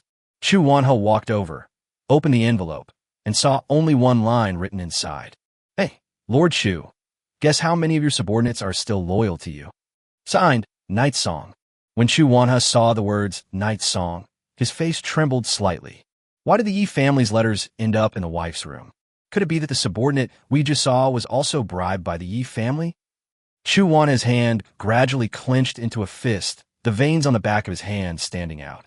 The letter in his hand was instantly vaporized into ashes by the soul power he unleashed. His subordinates and his wife escaped and met Yigu in a tea house in a small town outside Wanjian City. Oh my god, that scared me to death. My goodness, the aura of a Shura realm expert is truly terrifying. Boss, you have no idea. When he unleashed his power, I couldn't even move. I almost thought I was going to die there. The woman pounded her chest frantically. Yigu sat calmly in her seat, sipping her tea, and glanced at him. With Huiyin leading the way, what's there to be afraid of? All right, hurry up and take off your disguise. Hee. Actually, this outfit is quite fun. The woman grinned and clasped her hands together. Transformation spell released. With a poof, he transformed back into Song Jie's appearance. The man beside him also turned back into gray smoke. Zero stood behind Yigu, bowed slightly, and said respectfully, "Master, Chu Wanha should be completely out of control now. Is it time to attack?" That's about it. Yigu said calmly, "Go ahead, it's about time to wrap things up. The three shadows should be able to easily take down Chu Wanha now. But just to be on the safe side, you should take 20 men with you." "Yes," Zero said, and his body slowly sank into the shadows. Chu Wanha returned to the secret room. This time, he came alone because he no longer knew who he could trust. The stone gate slowly opened, and Chu Wanha saw once again the demonic sword stuck in the ceiling stone, the Dark Soul Ghost Dragon. However, unlike last time, when Chu Wanha saw this sword last time, his expression was filled with hesitation, apprehension, inner conflict, fear, and tension. But this time, as Chu Wanha gazed at the demonic sword, the dark and cold-blooded look in his eyes gradually intensified. The demonic sword seemed to sense Chu Wanha's hatred and anger. Its black blade emitted eerie black energy, and indescribable murmurs filled the room, as if it were actively communicating with and guiding Chu Wanha. The runes arranged on the ceiling stone flickered slightly, emitting a faint green glow. Many characters and symbols also lit up on the iron chains binding the demonic sword, which are the sealing formation suppressing the demonic spirit within the sword. Ha ha ha ha, you're desperate, aren't you? I never thought I'd end up like this. I have only one condition. I want to kill that brat from the Yi family. I want to slaughter the Yi family. You better keep your word. With red eyes, Chu Wanha approached the demon's sword, talking to himself. He reached out his right hand, grabbed the hilt of the demon's sword, and pulled it out without hesitation. Crackling, crackling. The demon's sword is drawn. The runes on the ceiling stone instantly dimmed. The dragon patterns on the demonic sword glowed with a dark red light, and black energy surged out, all of it entering Chu Wanha's body. In an instant, a terrifying dragon roar resounded across the sky above 10,000 Swords City. The people in the city were all startled. The sky was covered by dark clouds, but no one knew what had happened. Chu Wanha, holding the demonic sword, stepped out of the secret chamber. Just then, his wife returned from outside and saw Chu Wanha's gloomy face and cold eyes. The wife's body trembled involuntarily. She didn't know why, but she felt that Chu Wanha in front of her seemed a little different from usual. His eyes seemed to carry an unprecedented cold-bloodedness and violence, and that terrifying and eerie aura made people shudder. "What's wrong with you?" the wife asked timidly. He knew that Chu Wanha had been pushed too far by the Yi family these past few days. Had he lost his mind? Puffed. The wife stood frozen in place. She looked down and saw the black sword piercing her abdomen. You. Chu Wanha didn't give his wife a chance to explain it all. After the demonic sword pierced through his wife's body, black energy escaped and quickly devoured her flesh. Within seconds, her blood and flesh were completely absorbed by the black energy, leaving not even a trace. Yigo waited patiently in the tea house. Wanjian City was already vulnerable and would be taken down sooner or later, so he was not in a hurry at all. Even if Shadow failed in his assassination attempt, he still has 2 trump cards to play. A red quality Iron Fist Ghost Arm Battle Doll, and a red quality Earthly Fiend Talisman. He had originally planned to let the demon beasts from the demon realm come out and have some fun, but now it seems that they are not needed at all. 2 hours passed quickly. Yigo waited for a long time in the tea house, when suddenly he felt something was wrong. This seems to be taking a little too long. Logically speaking, given Chu Wanha's current mentally unstable state, 20 shadows should be able to take him down in less than 3 minutes. At that moment, Zero and gray smoke returned from outside. Why did it take so long? Yigo asked. Master, something's not right. What's wrong? Zero leaned down and whispered something in Night Song's ear. After listening, Yiga narrowed his eyes slightly, then slowly stood up. Chapter 1:10 The Demon Sword Possesses Him. Yigo, Song Jia, Ling, Huiyin, and others arrived at Wanjian City together. The situation before him was truly unexpected. Wanjian City is a relatively retro city-state with an architectural style that has a distinct oriental charm. However, the entire city is now deserted. The city gates are wide open, and there is not a single person on the roads inside. Not even a single bird can be seen. The entire city was deathly silent, empty, so quiet that you could clearly hear every whistle of the wind. It was eerily quiet. Song Jia was completely bewildered. What's going on? Why is there no one here? Did we come to the wrong place? Yiga frowned slightly. Zero said from his side, we just turned the whole city upside down, but we didn't see a single person. It's as if everyone in the city suddenly vanished. Song Jia exclaimed in surprise. How is this possible? My master and I were just doing role-playing in the city at noon, and everything was normal here at that time. Yiga didn't speak. He calmly observed his surroundings and gently sniffed the air. He smelled a strong, lingering demonic aura in the air. Could it be that some other demon race beat them to it, stormed into 10,000 Sword City, and slaughtered the entire city-state? But even if the city had been ravaged by demons, there wasn't a trace of blood left here. Yiga walked around the streets and found them to be very messy. There were all sorts of vendor stalls on the roadside that hadn't been packed up yet. She could even imagine that there must have been people selling things here not long ago, and there were many passers-by coming and going, but now everyone was gone. Yiga picked up a broken wooden plaque from the ground. The cut was still fresh and very neat, with a faint trace of demonic energy remaining on it, as if it had been cut by some kind of sword carrying demonic energy. Meow, by Shuling, perched on his left shoulder, seemed to sense an eerie aura as well. She scratched Yi Ji's shoulder with her cat paw, as if trying to warn her about something. The calamity spirit on his right shoulder also gently fluttered its black wings, warning, My lord, I sense a dangerous aura. You'd better be careful. The night song is silent. Everyone be careful. Yiga put down the wooden sign and said in a deep voice, It seems that some kind of powerful, evil monster exists in this city. A demon. Song Jia shuddered and said weakly, Boss, don't scare me. Soon, Yiga sensed a powerful, demonic aura rapidly approaching. As a demonized mutant, he is extremely sensitive to demonic energy. They're here. Yi Ji's gaze sharpened as he stared towards the southwest. Bang! A humanoid creature, shrouded in black mist, suddenly crashed through an entire building and appeared before everyone. A powerful black wind swept in. Everyone was taken aback. Yiga stared calmly at the humanoid monster. Her slightly long hair was ruffled by the black wind whipped up by the monster, and her clothes fluttered in the strong wind. Zero immediately shouted in a deep voice, Protect Master! More than 100 shadowy figures immediately dispersed and formed a battle formation. 20 of them stood in front of Night Song, each brandishing their weapons and warily watching the terrifying monster. Roar! The humanoid creature was enveloped in black, demonic energy, with strange dark red characters and demonic patterns faintly appearing on its body. Its muscles and bones exhibited a mutated shape typical of a demonized creature. With a roar, a terrifying aura swept towards Yi Gu and the others like a black whirlwind.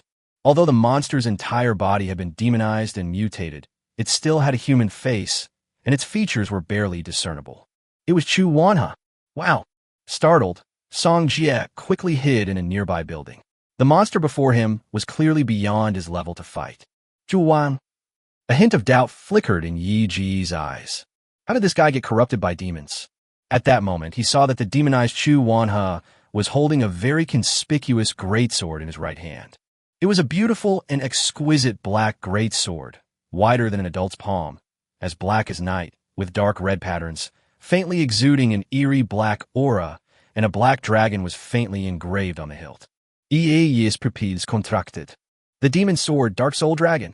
Isn't this the ancient demonic sword from the game Tales of Races? The one that supposedly destroyed several ancient civilizations during the ancient era?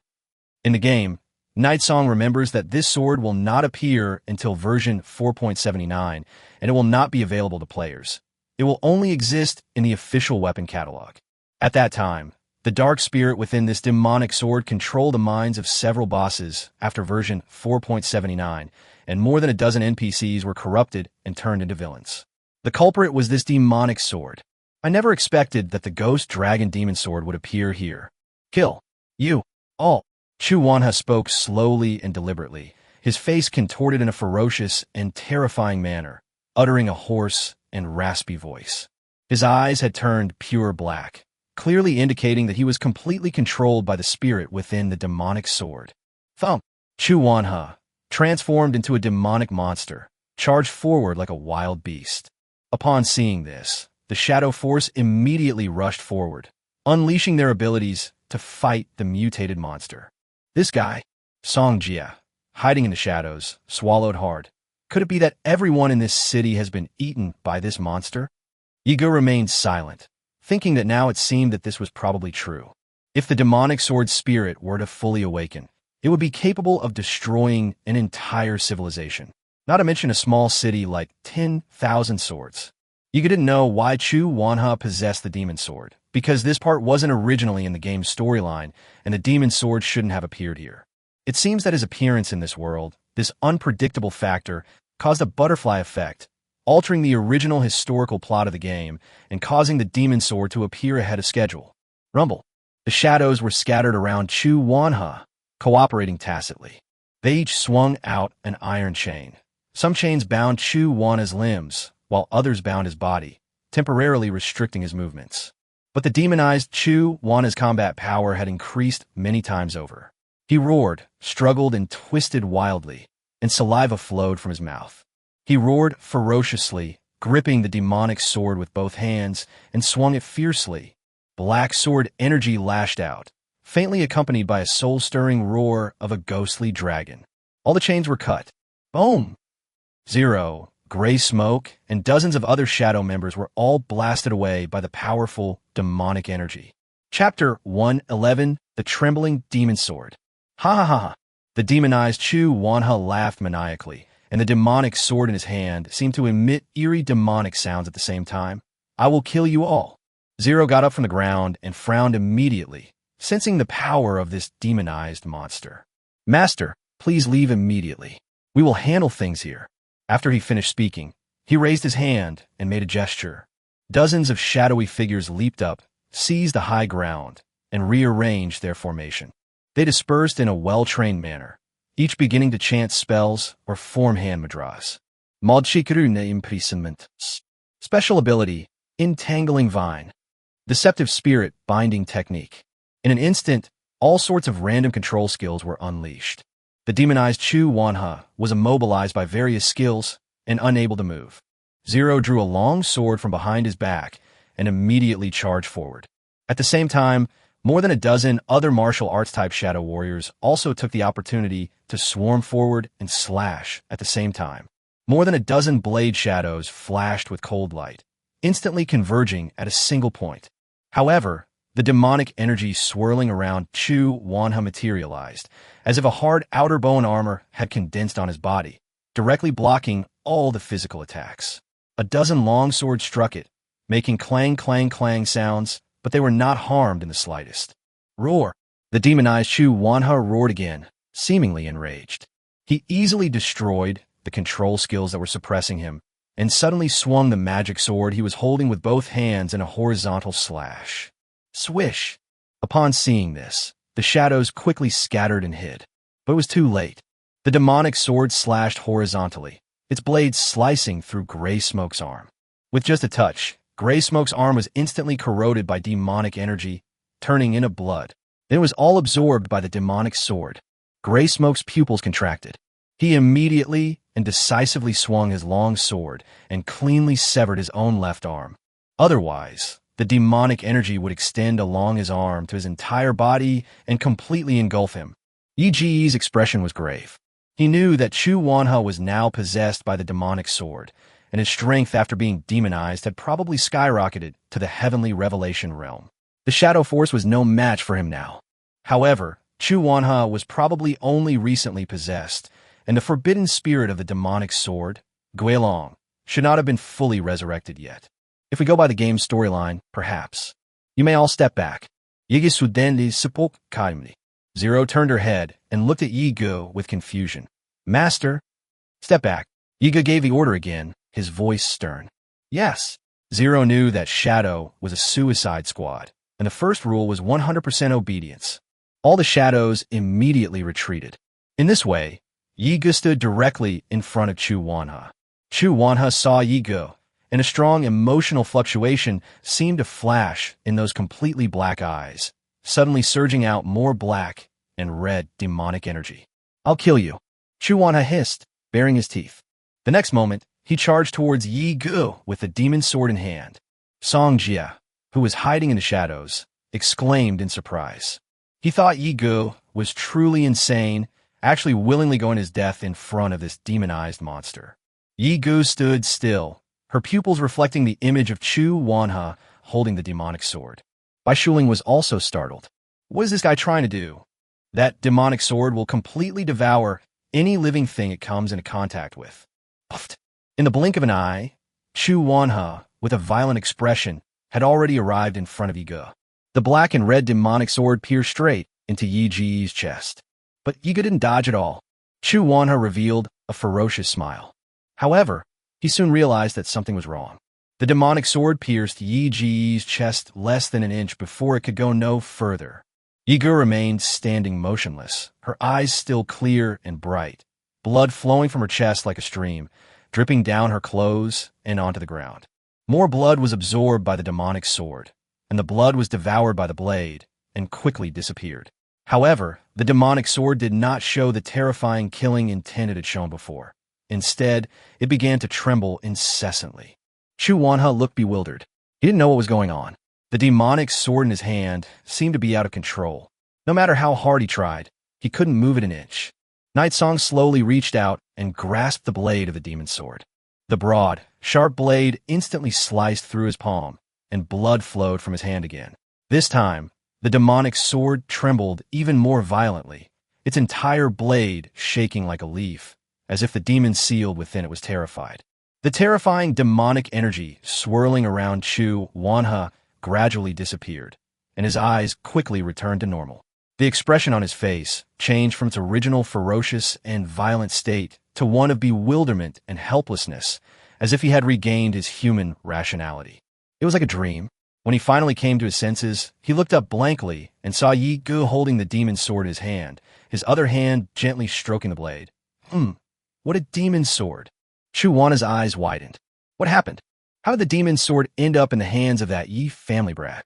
Not only Chu Wanha, but everyone present, including Ling, Huiyin, Song Jia, other shadow members, and even the two little spirit pets on Yi Ji's shoulder, all showed expressions of shock and surprise. The shock level of the calamity spirit was relatively mild. He was stunned for only a few seconds, and then he immediately thought of how Yega had used his own blood to activate the seed of the demon tree in the Black Abyss well. In other words, Yega's bloodline contains the bloodline of a demon king from an extremely ancient era. The demon sealed within the demon sword is likely an ancient demonic dragon from the same era. All demonic beings of that time had signed a soul contract with the ancient demon lord, much like the contract of a human assassin, a contract that can never be betrayed.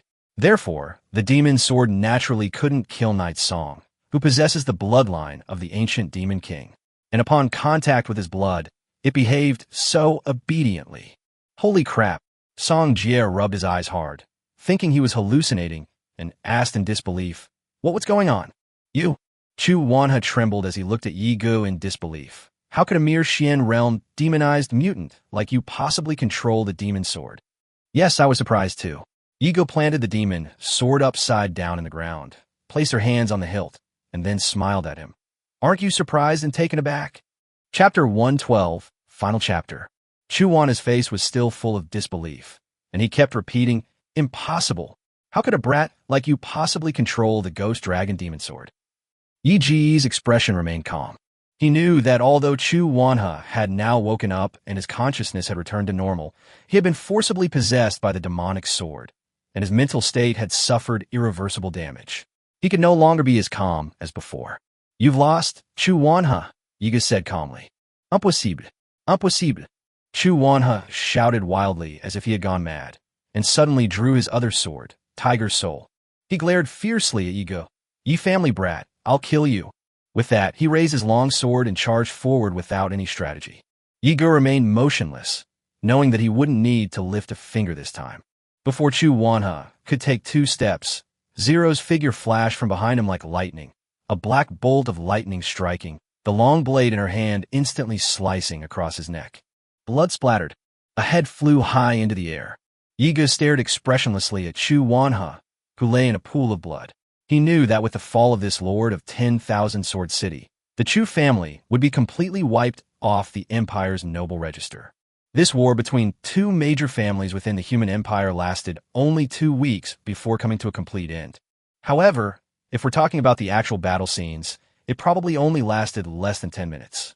Bai Shuling rested on Yi Ji's shoulder, gazing at her master in this life with a complex expression. As Yega's spirit pet, she witnessed the entire war from beginning to end. At first, Bai Shuling thought Yi Gu was incredibly naive to actually agree to let her deal with Chu Wanha. That's a human count, a powerful Azura realm expert, and the city lord of 10,000 Sword City with power, influence, wealth, and connections. You're just a Xian realm cultivator. How dare you try to fight them? However now, facing a powerful Azura realm expert, a family with an army of thousands of extraordinary warriors, and possessing only a little over 100 warriors of their own, actually won this family war entirely through trickery and conspiracy, without losing a single soldier. Even though she had lived for tens of thousands of years as the empress of the spirit demon clan in her previous life, and experienced countless battles between various races, she had never seen such a unique war. "Gray Smoke, how are you?" Night Song turned to look at Gray Smoke, who had just lost an arm. Gray Smoke lowered his head slightly and said respectfully, "Master, I'm fine. It's just an arm. It's nothing to a death squad. For assassins, they no longer care about life and death, so why would they care about an arm?" Ego asked, "But you were just injured by the demonic sword, so your body shouldn't have been contaminated by demonic energy, right? If one is contaminated by demonic energy, one is very likely to develop a demonic disease like Demon Eye Syndrome, just like Arthur." Gray Smoke replied, "I sever my arm in time, so it wasn't contaminated by demonic energy." Yiga nodded in relief. "That's good. One arm is nothing. I'll have someone install a prosthetic arm for you when we get back. I guarantee it will be even better than your original arm." A hint of emotion flashed in Huiyan's eyes. "Thank you, master." "Hee, boss, you're really something." A whole battle ended, and not a single one of our men was killed, Song Jie said with a chuckle. Then he looked around and asked, "But what do we do next?" Yigu said, "According to the laws among the imperial nobles, the Chu family was the one who plotted first, so we will not bear any responsibility if we eliminate the Chu family and conquer Wanjian City. After we win the war, we can take away all the treasures and supplies in the city at will, and we can also take away prisoners, but we cannot occupy the city-state of Wanjian City. The Yi family currently only holds the title of Viscount, and therefore can only possess a territory of the size corresponding to that of a Viscount. Otherwise, the title would be meaningless. As for Wanjian City, the imperial family will naturally arrange for other nobles to take over. Upon hearing that we can take away all the treasures in the city at will, Song Jie's eyes lit up. Then can we start moving things now?" Yiga nodded, then waved his hand and said, "Let's move. Take as much as you can. Half of the treasures you take should be handed over, and the other half is yours." Song Jia laughed heartily. "Then I won't be polite." When it comes to moving things, he seems more excited than anything else. It's clearly an occupational hazard acting up again. The shadows dispersed and searched the city for valuable treasures. Night Song then gave the demon tooth beast a signal in his mind, and then opened the gate to the demon realm, releasing more than 300 demon tooth beasts to participate in the work of moving the treasure. Now, Yega can not only perceive the state of the demon realm tree through her consciousness, but also communicate directly with Honko and other creatures in the demon realm through her consciousness.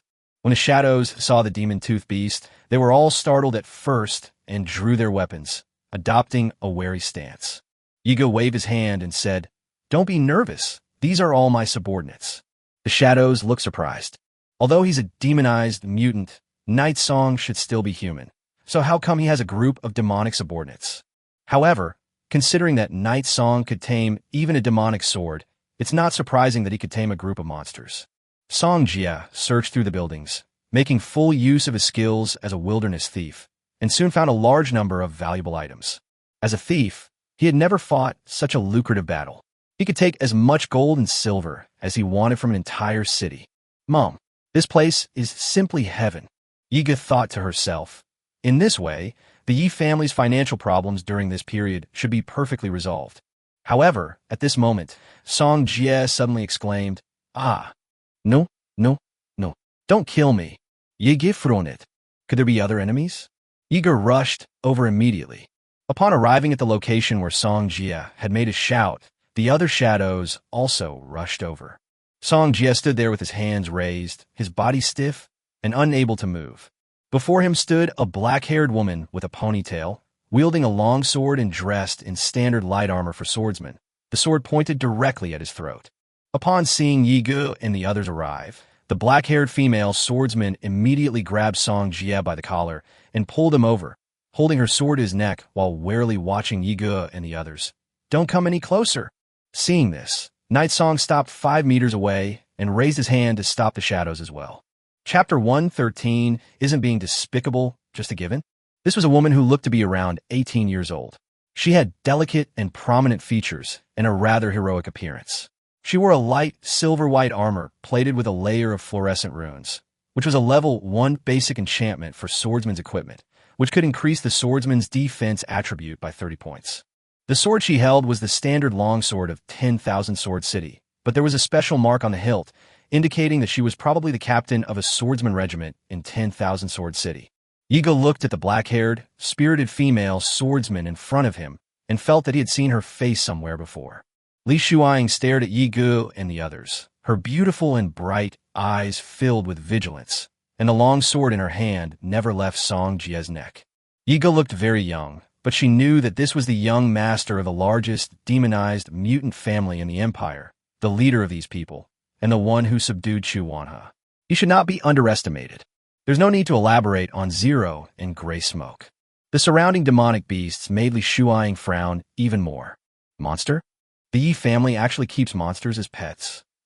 The demon tooth beasts have evolved to maturity and are twice as strong as ordinary wild bears. Their muscles are like dried lava, and a pair of long and sharp fangs are bared out. They stare at Li Shuang as if they were staring at prey, and let out a beast-like growl from their throats. They look extremely ferocious. "None of you come any closer," Li Shuang said sternly. "Otherwise, I will kill this person."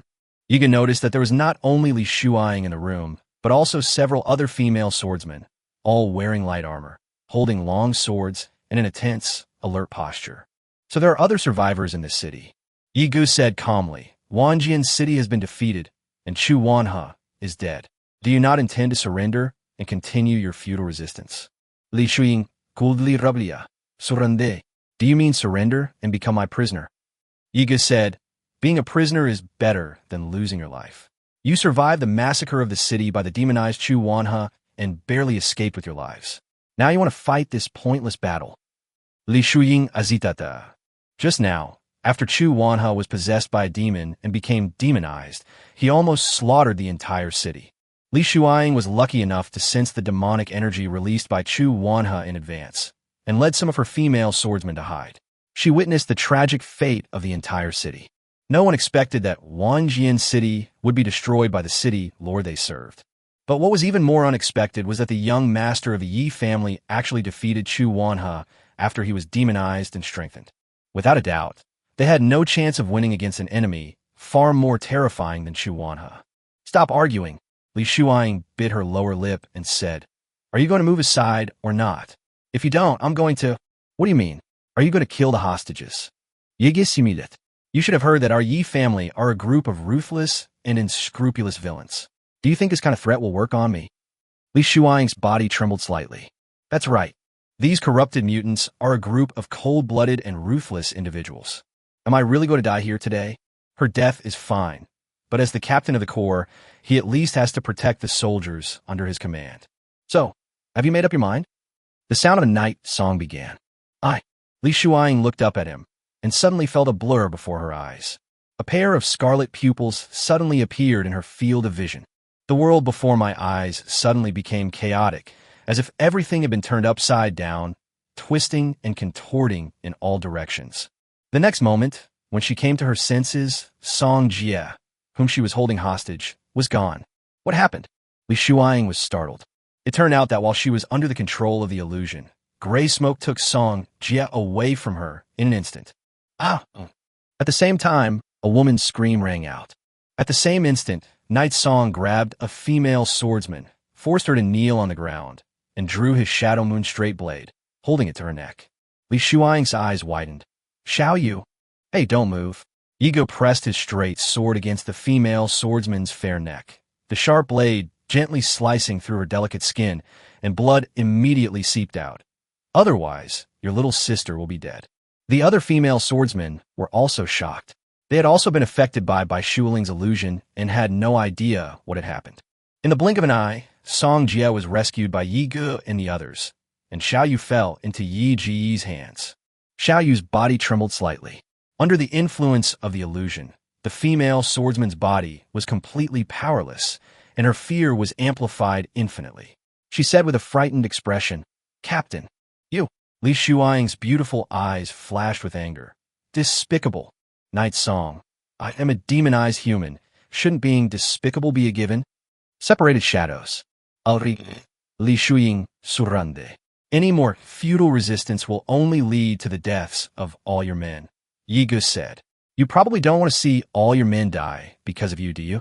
Li Shuang's delicate eyebrows furrowed slightly. "How do you know my name?" Yigisimidit. The human boss in the future version of the game, the future Valkyrie of the southern border, the first female swordsman of the human race to become a soul swordsman, is one of the NPCs who will be corrupted and controlled by the demon sword, Dark Soul Ghost Dragon, and become a boss in the future. "How could I not know?" Yiga said, "Since we're going to attack Wanjian City, I will naturally investigate the information of the main generals under Chu Wanhe in Wanjian City. You are the captain of the Wanjian City Female Sword Soldiers Corps. I know your name is not strange." Li Shuang thought about it and realized that it seemed to make sense. "All right, enough talk." Yigu pressed the straight sword in his hand down even harder. "I'll give you 3 seconds to think it over. If you don't put down your weapon and surrender, she's dead. 3, 2, wait a moment." Li Shuang let out a deep breath, as if she had made a decision. She threw the long sword in her hand to the ground and bit her lip. "I surrender, but you're not allowed to hurt anyone else." Yiga nodded in satisfaction. "That's more like it." Chapter 114 Reactions from Various Parties. Yi Family. Master. One of his men approached Night Owl, knelt down, and reported, "Our young master led the Shadow Force to attack 10,000 Sword City around noon." Night Owl's expression brightened. "Oh, this kid has waited so long. Has he finally decided to make a move? Could it be that he has seized some kind of opportunity?" Night Owl pondered for a moment, then ordered, "All right, take some men and protect him secretly. The success or failure of this battle is not important.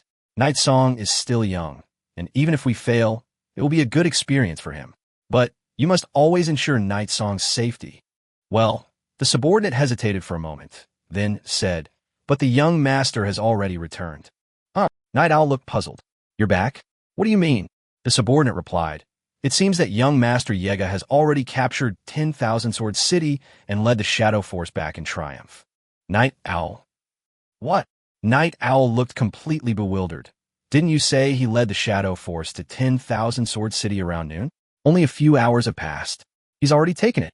Yes. The subordinate scratched his head. I don't know exactly what happened, but Wanjian's city has indeed fallen. Chu Wanha has been killed, and young Master Yega brought back more than 100 boxes of treasure and supplies, as well as more than 300 female swordsman prisoners. Night Owl was even more astonished. What? Chu Wanha is dead. What exactly is going on? Ha ha! Upon hearing this news, Yiquan burst into laughter, stroking his white beard with a benevolent expression. As expected of my grandson, I knew I hadn't misjudged him. Ha ha! Chu Wanha was, after all, an Earl of the Empire, and news of his death quickly spread throughout the noble circles of the entire Southern Territory. Furthermore, Chu Wanha, as a powerful expert in the Azura realm, was considered one of the top combatants in the human empire, yet he was defeated by a young master from the Yi family whose cultivation level was not even at the profound realm. This made the news even more sensational and unbelievable. Earthsea was also stunned when it heard the news. He initially thought the information was wrong, because the news sounded incredibly absurd and fantastical. Yigu, a transcendent being from the Xian realm, actually led a mysterious force of only 100 or so men to defeat Chu Wanha, who commanded a legion of thousands of sword soldiers. Even science fiction wouldn't dare write something like this. However, Earthsea had people confirm this repeatedly, and even consulted several different intelligence personnel within the Academy, before finally confirming that the news was absolutely true. 10,000 Swords City has been destroyed. The entire city-state is now a ghost town, devoid of any human inhabitants. Furthermore, Night Song's forces have looted everything of value within the city. Dihai rushed to the principal's office, found Lanmi, and reported the matter to her. Your news is too slow. I already knew. Lanmi was busy behind her desk, her head down, and glanced at him nonchalantly. What's with all the fuss? But principal, don't you think this is too shocking? Dihai said blankly. Even now, he still thinks he's dreaming. Lanmi raised her fair hand, let out a long yawn, and lazily pouted, saying, What's so strange about that? Yiga is my personally taught student. Is it really necessary to be so surprised by his achievements? Are you questioning my judgment or my teaching ability? Earthsea, your subordinate dares not. That's why I always say you old men have no taste, you only like outdated things. Your taste needs to improve. Lanmi pushed up her thin-rimmed glasses with her slender fingers and said casually, Go on, I'm busy. Seeing Lanmi busily writing some document, which appeared to bear the royal seal, Dihai couldn't help but ask, What are you doing?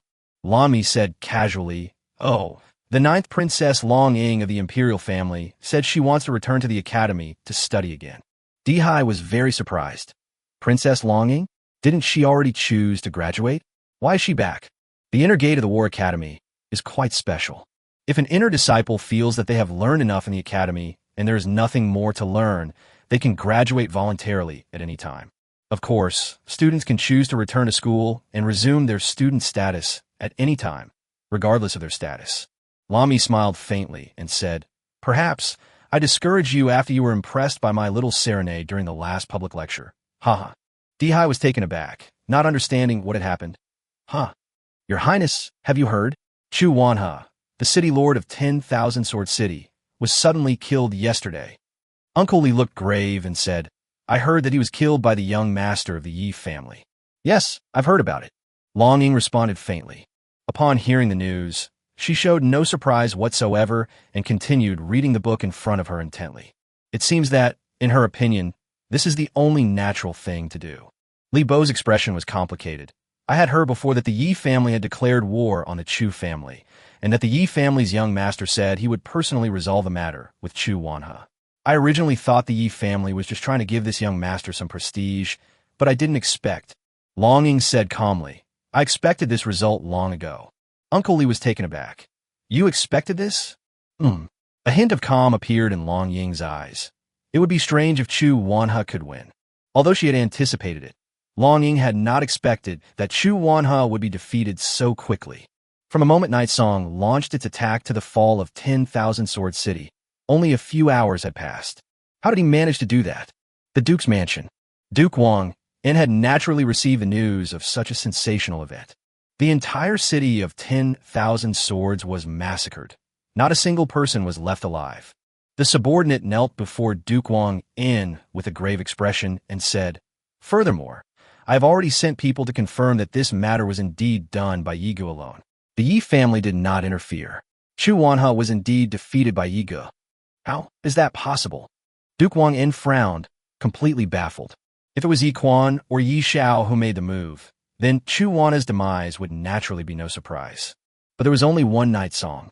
Could it be that Night Owl used some means to secretly help Yi Ge, evading outside eyes, in order to enhance Yi Ji's prestige and ensure his stable position as the next head of the Yi family? Duke Wang In pondered for a long time but received no answer. But his eyes gradually darkened. No matter what, we absolutely cannot let the Yi family continue to develop so smoothly. Someone, prepare the car. Duke Wang In said expressionlessly, "I need to go to the capital. Chapter 115 Priest Yilian." The capital city, the imperial palace. A man dressed in a black robe with dragon patterns sat on the throne in the main hall, his deep black eyes exuding an imposing aura. He is none other than Long Hai, the second emperor who rules the human empire on the current map of all races. Duke Wang In stood in the main hall, bowing slightly, his hands clasped together and raised slightly, as if he were speaking. "That's how it is," Duke Wang In said. After listening in silence, Long Hai's eyes flashed with icy coldness. "I didn't expect that Chu Wanhe would be so useless. He was defeated by his son without even Yi Xiao having to lift a finger. What a disgrace." Duke Wang In said, "Old Master Yi Quan of the Yi family has already broken through to the 8th stage of the Heavenly Revelation Realm, and there are also rumors that Yi Xiao may also break through to the Heavenly Revelation Realm at any time. Now, the Yi family has produced a prodigy, Yi Ge, whose talent has even caught the eye of Principal Lan Mi, making him her personal student. If we continue to let this demonized family of Yi develop like this, I'm afraid it will ultimately be more of a disaster than a blessing for the empire." Long Hai stroked his chin thoughtfully. "I remember, hasn't Lan Mi taken on any personal students for a very, very long time?" "Yes," Duke Wang In said. "Lan Mi generally does not accept personal students, but in the past, all the students who were chosen by Lan Mi have become the top super strong people in the human race, without exception." Long Hai sneered. "This Lan Mi, she clearly knows the Empire's attitude towards the Yi family, yet she still makes an exception to allow this little devil of the Yi family to enter the inner sect of the War Academy, and even takes him as her personal disciple. What exactly is her intention? Could it be that she's been bribed by the Yi family?" Duke Wang In pondered for a moment and said, "I don't think so. Lan Mi's personality is just like that. She's naturally eccentric and unpredictable. No one can truly see through her, and she doesn't listen to anyone. But since Yi Ge was chosen by Lan Mi, through an exception, it means he does have extraordinary talent that no one knows about. And this family war between the Yi family and the Chu family has precisely demonstrated his extraordinary abilities. As far as I know, Yi Ge didn't even lose a single soldier to take down Wanjian City, without firing a single shot." Upon hearing this, Long Hai's eyes narrowed slightly. "How exactly did he do that?" Duke Wang In replied, "I do not know either. This war started too suddenly and ended too quickly, so I did not even have time to find out the news. And everyone in Wanjian City is dead. No one knows what happened in the city at that time. According to my intelligence, Ye Ge has been silent for 2 whole weeks, and there had been no movement at all. But just yesterday, he suddenly led his troops to attack Wanjian City. The entire battle lasted less than an hour, even including the time Yi Ge spent looting and transporting valuables and resources within the city. The time he spent traveling back and forth between the Yi families and Chu families' territories was even longer than the duration of the battle." Long Hai gently stroked the dragon head on the armrest of his seat, lost in thought. Such a thing actually happened. It is indeed somewhat unbelievable. Chu Wanhe was, after all, a swordsman at the 3rd stage of the Azura realm, and he had thousands of extraordinary warriors under his command. Even against a family of demonized mutants who are most skilled in warfare, they shouldn't have been defeated so quickly, especially since Night Owl didn't even personally intervene. "Your Majesty, I know what happened." At that moment, a woman suddenly stood up. This was a beautiful woman shrouded in black veil, with an exquisite face that could be described as breathtakingly beautiful and capable of captivating a nation. Jillian, the only priestess of the Qin Empire. Oh, Priestess Jillian, you know about this? Longhai looked on with curiosity. Jillian said softly, since the day the Yi family declared war on the Chu family, I've been closely monitoring the situation of these two families and have sent out spies to observe their every move. Actually, I think Duke Wang In just made a mistake. The Yi family's attack did not start suddenly, but began 2 weeks ago. Duke Wang In gave her a puzzled look. Longhai looked calmly at Jillian and asked, "What makes you say that?" Jillian took out a bundle of scrolls. "These are the intelligence I have collected over this period of time. There are all kinds of events, big and small, that have happened in Wanjian City in the past 2 weeks. Your Majesty can take a look." Upon hearing this, Longhai raised his hand and grabbed at the air with his 5 fingers, and a bundle of scrolls flew into his hand. Longhai opened the scroll and carefully read its contents. His expression quickly became serious. Undercover agents, betrayal, public opinion, deserters. Longhai paused, deep in thought. Could it be? That's right. Jillian's eyes were clear and bright, like a mirror, as if she could see the essence of everything in the world. So many coincidences have come together, and they have occurred at such a critical juncture. I don't think these are all coincidences. Longhai narrowed his eyes. You mean all of these things were done by the Yi family? To be precise, it's not the Yi family, Jillian said seriously, but Yiga. Yi family. Yiga sat on the bed in the bedroom, gently closed her eyes, crossed her short legs, and focused on her cultivation. In his consciousness, he could clearly sense that the demon tree was rapidly absorbing nutrients. Having plundered so many precious resources from Wanjian City, Yiga had the demon tooth beast carry all the energy-rich natural treasures back to the demon realm and feed them all to the demon realm tree. The demon tree's evolution points increased rapidly, and Night Song also broke through and skipped a level again. He broke through to the Earth realm in an instant and directly advanced to the 3rd stage. TSK. Having an auxiliary experience pool to feed experience is so great, leveling up is incredibly easy. During this period, Yiga covered a distance that would normally take several years to complete. Normally, because he is still very young, the soul power nodes in his body should not have been fully developed. Therefore, human leveling up is usually slow in childhood, and it is very difficult to break through during this period. By the age of 15 or 16, the soul power nodes and meridians within a person's body are basically fully developed. The period from 15 to 50 years old is the peak period for the speed of leveling up. The lifespan of extraordinary beings is very long. Some people are over 100 years old and are still around the 1,000-soul realm. They have basically lost their upper limit and can no longer advance in this lifetime. But Night Song completely ignored this barrier. If people knew that he had only broken through a few days ago and had already leveled up again, they would probably think he was some kind of monster. Chapter 116, Overlord Contract. Inside the Yi family dungeon, Li Shuaying and hundreds of female swordsmen under her command are imprisoned here. Captain, how exactly will that young master of the Yi family deal with us?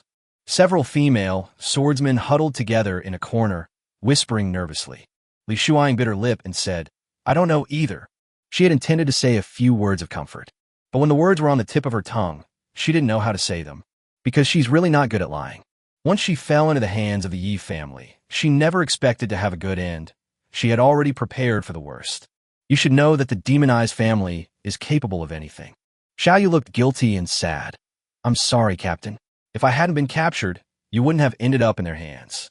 With your abilities, you definitely could have escaped on your own." Li Shuaying shook her head.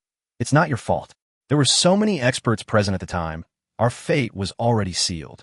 "You mean that adorable young master of the Yi family isn't planning to kill us all and feed us to the monsters?" Another female swordsman huddled in a corner, trembling and hugging her knees. "I'm still young. I've never even been in a relationship yet. You've been dragged to a place like this by that young master, and you're still saying he's cute?" "Yeah, he is indeed very cute." "Wow, me too. I've never been in a relationship either. I've never even held a boy's hand. I've never experienced a kiss. I don't want to be fed to monsters. Wah. I think being killed and fed to demonic beasts is actually a good outcome. I've heard that the Yi family cultivates some kind of terrifying demonic art, using young women as cultivation vessels. Please don't say such scary things. You're making me so afraid." "Exactly. It would be one thing if that cute young master used her as a furnace, But what if she were? I once watched an anime where the captured female warriors were. Shut up. Don't say another word.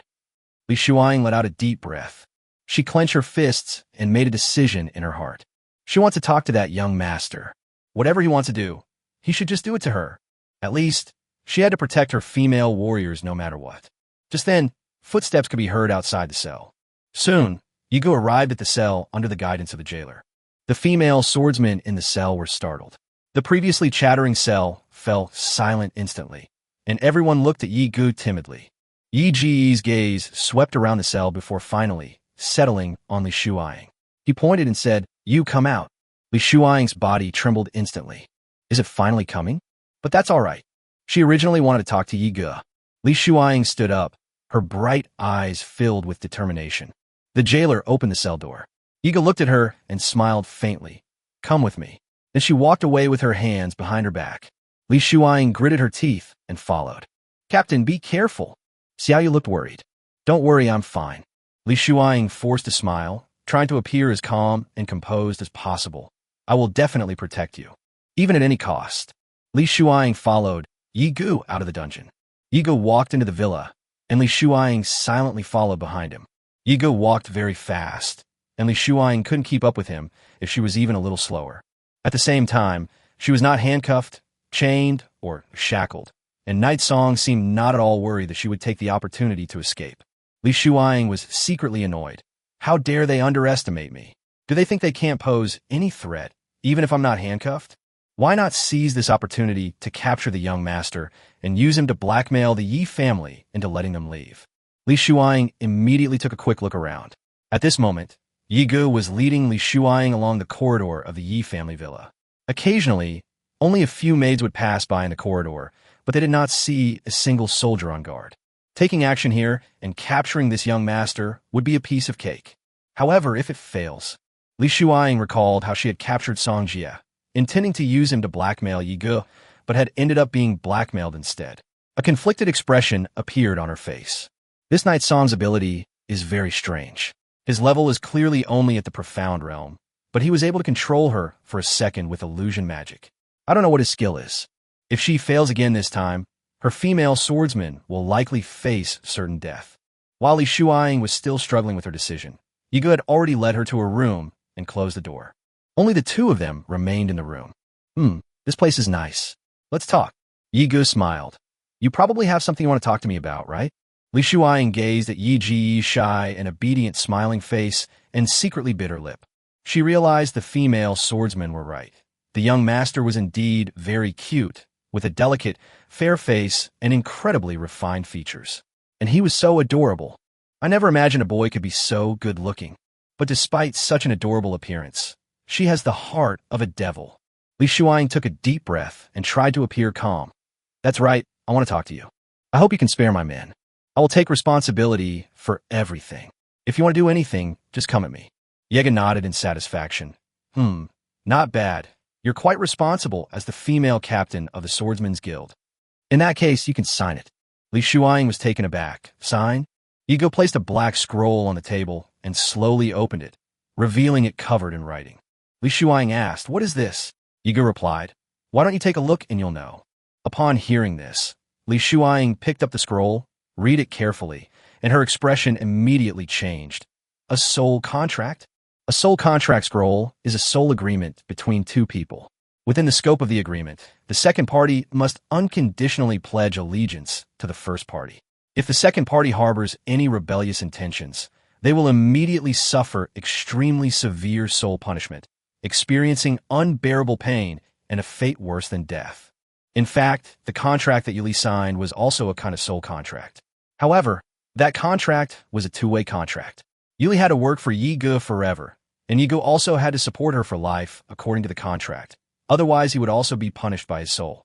However, Li Shuang's contract was completely one-sided, with all the terms requiring Li Shuang's consent, while Yi Gu did not have to pay any price. Yes, it's a pure example of an unfair contract. Chapter 117, What Did I Think Would Happen? Li Shuang stared at the black soul contract scroll in her hand and remained silent for a long time. If she signs, there's no doubt that she'll have to obey Yi Ji's orders for the rest of her life, doing whatever he tells her to do and letting him control her. Moreover, there is absolutely no room for maneuver. Yi Ge waited patiently by the side, giving Li Shuang ample time to consider. Well, have you made up your mind? Li Shuang looked at him.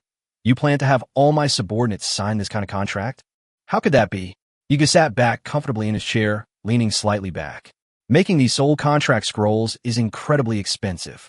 It requires paper made from sacred wood that can connect with the power of the gods, then a rune master of level 9 or higher to inscribe the runes, and then various rituals to be performed. The success rate is only 20%. So even the Duke's mansion in the Empire doesn't have many of these scrolls. I'm not that wealthy. I just need to sign a contract with you. I can see that your female swordsman subordinates are very loyal to you. Controlling you is the same as controlling them. Li Shuang bit her lip in anger. But she had to admit that Yi Ji's judgment was accurate. As a commander of the female swordsmen of Wanjian City, she knew her subordinates very well. Although they were all women, and they would feel depressed and afraid about things like dying before even having a boyfriend, they would never do anything to betray her. Okay, I'll sign. Li Shuang stared at Yi Ge and said seriously, but you have to promise me that after I submit to you, you're not allowed to touch them. If you want to do anything, just come at me. In short, no matter what, you're not allowed to bully my subordinates. As a prisoner, do you think you have the right to negotiate? Yi Ge found it very amusing. If you don't sign, their fate might be even worse. Li Shuang's beautiful eyes widened in shock. However, although you have no right to make demands, I will still grant your request and won't make things difficult for them. Yi Ge decided to stop teasing her and smiled. Remember to repay me in the future. Li Shuang snorted. You'd better keep your word. Although she knew in her heart that even if Yi Ge changed his mind, there was nothing she could do. Li Shuang picked up the pen on the table, hesitated for a moment, and finally put the pen down and signed her name on the contract scroll. Yi Ge picked up the scroll, looked at it, and put it away with great satisfaction. Very good. Now that we have established a relationship, you should be aware of your future responsibilities, right? Commander Shuang, whether your subordinates receive good or bad treatment from me in the future will depend entirely on your performance. Do you understand what I mean? Yi Ge deliberately looked at her with a mischievous grin. Li Shuang trembled slightly, a chill spreading from her heart to her entire body. But she quickly suppressed her fear and regained her composure. I am their corps commander. I cannot be afraid. I must protect them. Li Shuang nodded slightly, expressionless. I understand. I am prepared. I will obey all your orders, Lord Yega. Yi Ge smiled and said, then come with me. He then stood up, pushed open the door, and walked out of the room. Li Shuang silently followed behind Yi Ge, her mind racing, imagining all the possible scenarios that might unfold next. Because her subordinates had shared some short anime with her, and the plots of those anime included scenarios that might lead to similar events, she now has her mind filled with these imagined scenes. Ugh, hi, why did I have to watch those things? Yi Ge left the villa with Li Shuang. Li Shuang felt a little strange. Huh? Shouldn't we go to that bedroom? Could it be that he wants to be outside? Li Shuang looked terrified. Yi Ge had no idea what Li Shuang behind her was imagining. He led Li Shuang through the winding streets of the Yi family manor, eventually arriving at a large arena, which was actually a training ground for the Yi family soldiers. About 300 or 400 people dressed in Night House warrior uniforms were training here, clumsily swinging their blunt swords. Most of them were young men, but there were also very young boys, including Arthur, whose face was covered in sweat. Some of these people were prisoners rescued from the Black Abyss last time, while others were scavengers that Song Jie had found in the wilderness before the siege. They all basically share a common characteristic. They carry some demonic energy pollution on them, and wherever they go, they're discriminated against and driven away. Li Shuang was stunned. From now on, you will be in charge of training them, Yi Ge said. As the leader of the female swordsmen of 10,000 Sword City, you should have a lot of experience in training soldiers, right? These people are in your hands. Li Shuang was stunned. That's it. Did Yi Ge bring her here just for this? Yi Ge tilted her head. Otherwise, what did Commander Shuang think was going to happen? Li Shuang blushed slightly and stammered without saying a word. Let me tell you in advance. These people have not received any training before, and most of them come from the wilderness. They used to do things like theft, robbery, and murder.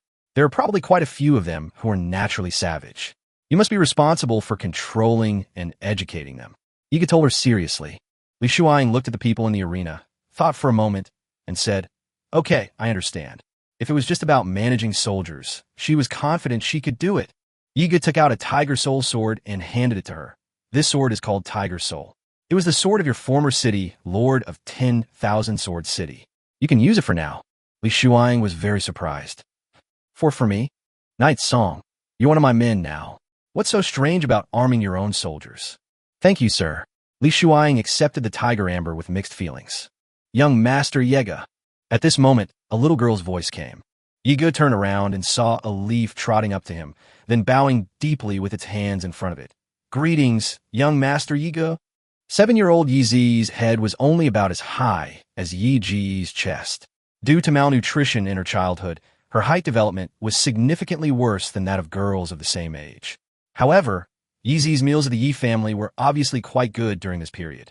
The paleness of malnutrition on her face gradually disappeared, and she looked very energetic. Yiga smiled when he saw the little girl and gently patted her head. What are you doing here? He looked up again and saw that Xia Xiao and Gao Xinxue were also slowly walking over. It seemed that the two of them had accompanied Yi Zi here. Yes, Sister Xiao and Sister Xinxue brought me here. I came to watch my brother practice. Yezi raised her head, looking at him with expectant eyes, and asked in a childish voice, Young Master Yega, when can I practice with my brother and the others? Yezi is already quite grown up, and I can learn to fight too. I also want to become young Master Yega's warrior and help him in the future. Chapter 118 Envoy from the Capital. Yiga gently told her, your domain isn't here. In the future, you will become a very powerful superhuman, not a warrior. So now you need to study the knowledge of controlling superpowers that your sister Xiao taught you, understand? Yizi blinked innocently, clearly too young to fully distinguish between different supernatural professions. Can people with superpowers also help young Master Yiga? Of course, Yiga said. I will need your help a lot in the future. Okay, Yi Zi will definitely cultivate her superpowers diligently, so that she can help young Master Yiga conquer the world in the future. Yi Zi said earnestly. Yiga was both amused and exasperated. Li Shuang stood to the side, watching Yiga gently stroking the little girl's head, slightly surprised. Judging from the little girl's clothes, she should just be a servant of the Yi family. Who would have thought that this demonized young master would have such a gentle side? Xia Xiao and Gao Xinxue also came over at this time.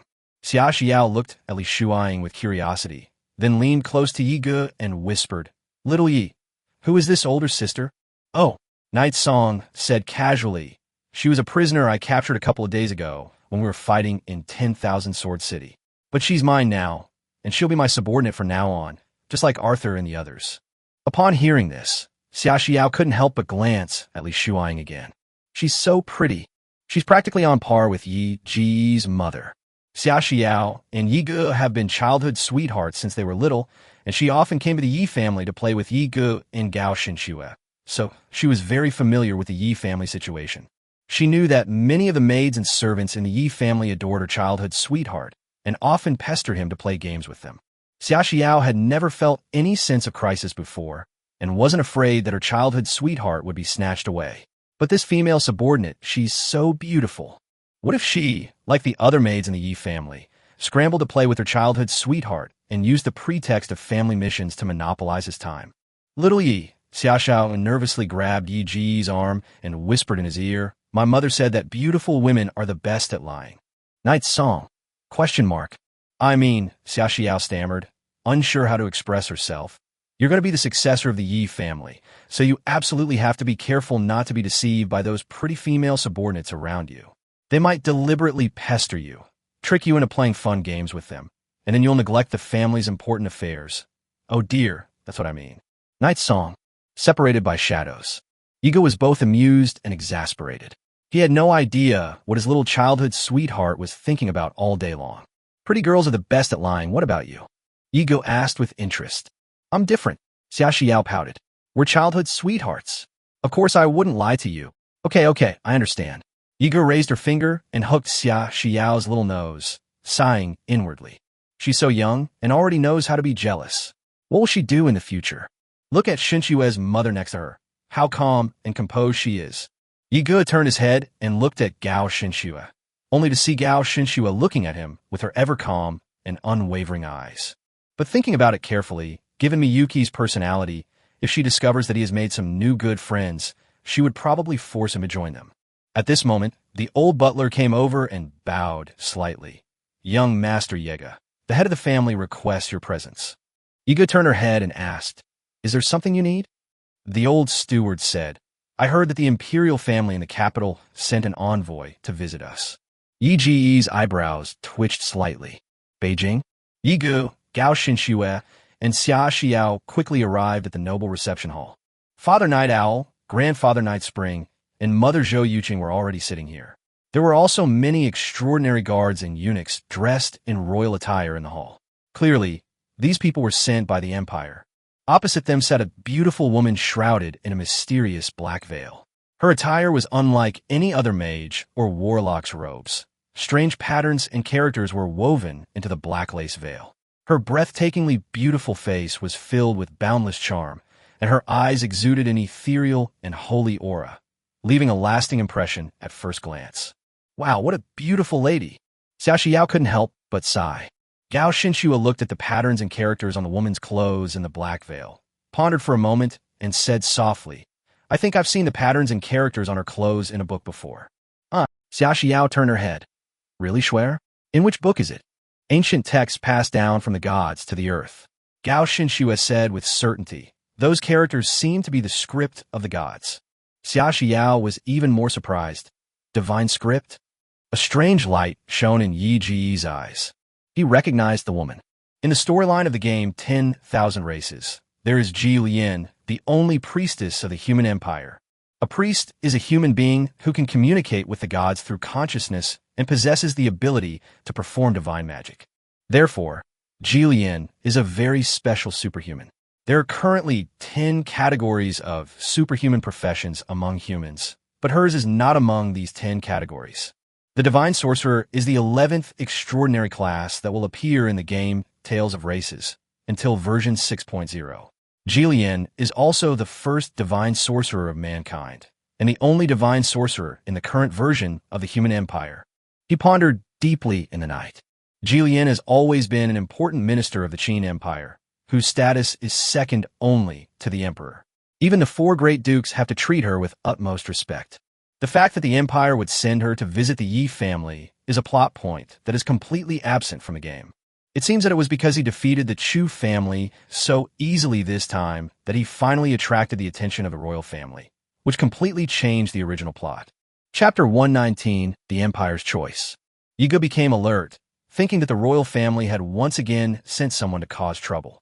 However, he soon discovered that this was not the case, at least not on the surface. Father Night Owl was having a casual conversation with the legendary priestess, and it seemed to be going quite well. At least both of them had the smiles common among nobles, and there was no tense atmosphere between them. Upon seeing Yi Gu appear, Ji Lian turned her head and looked over, her beautiful and deep eyes as starry as the night sky, carefully examining Yi Gu. "Is this your son, Yi Gu?" "Yes," the owl replied. Ji Lian nodded slightly.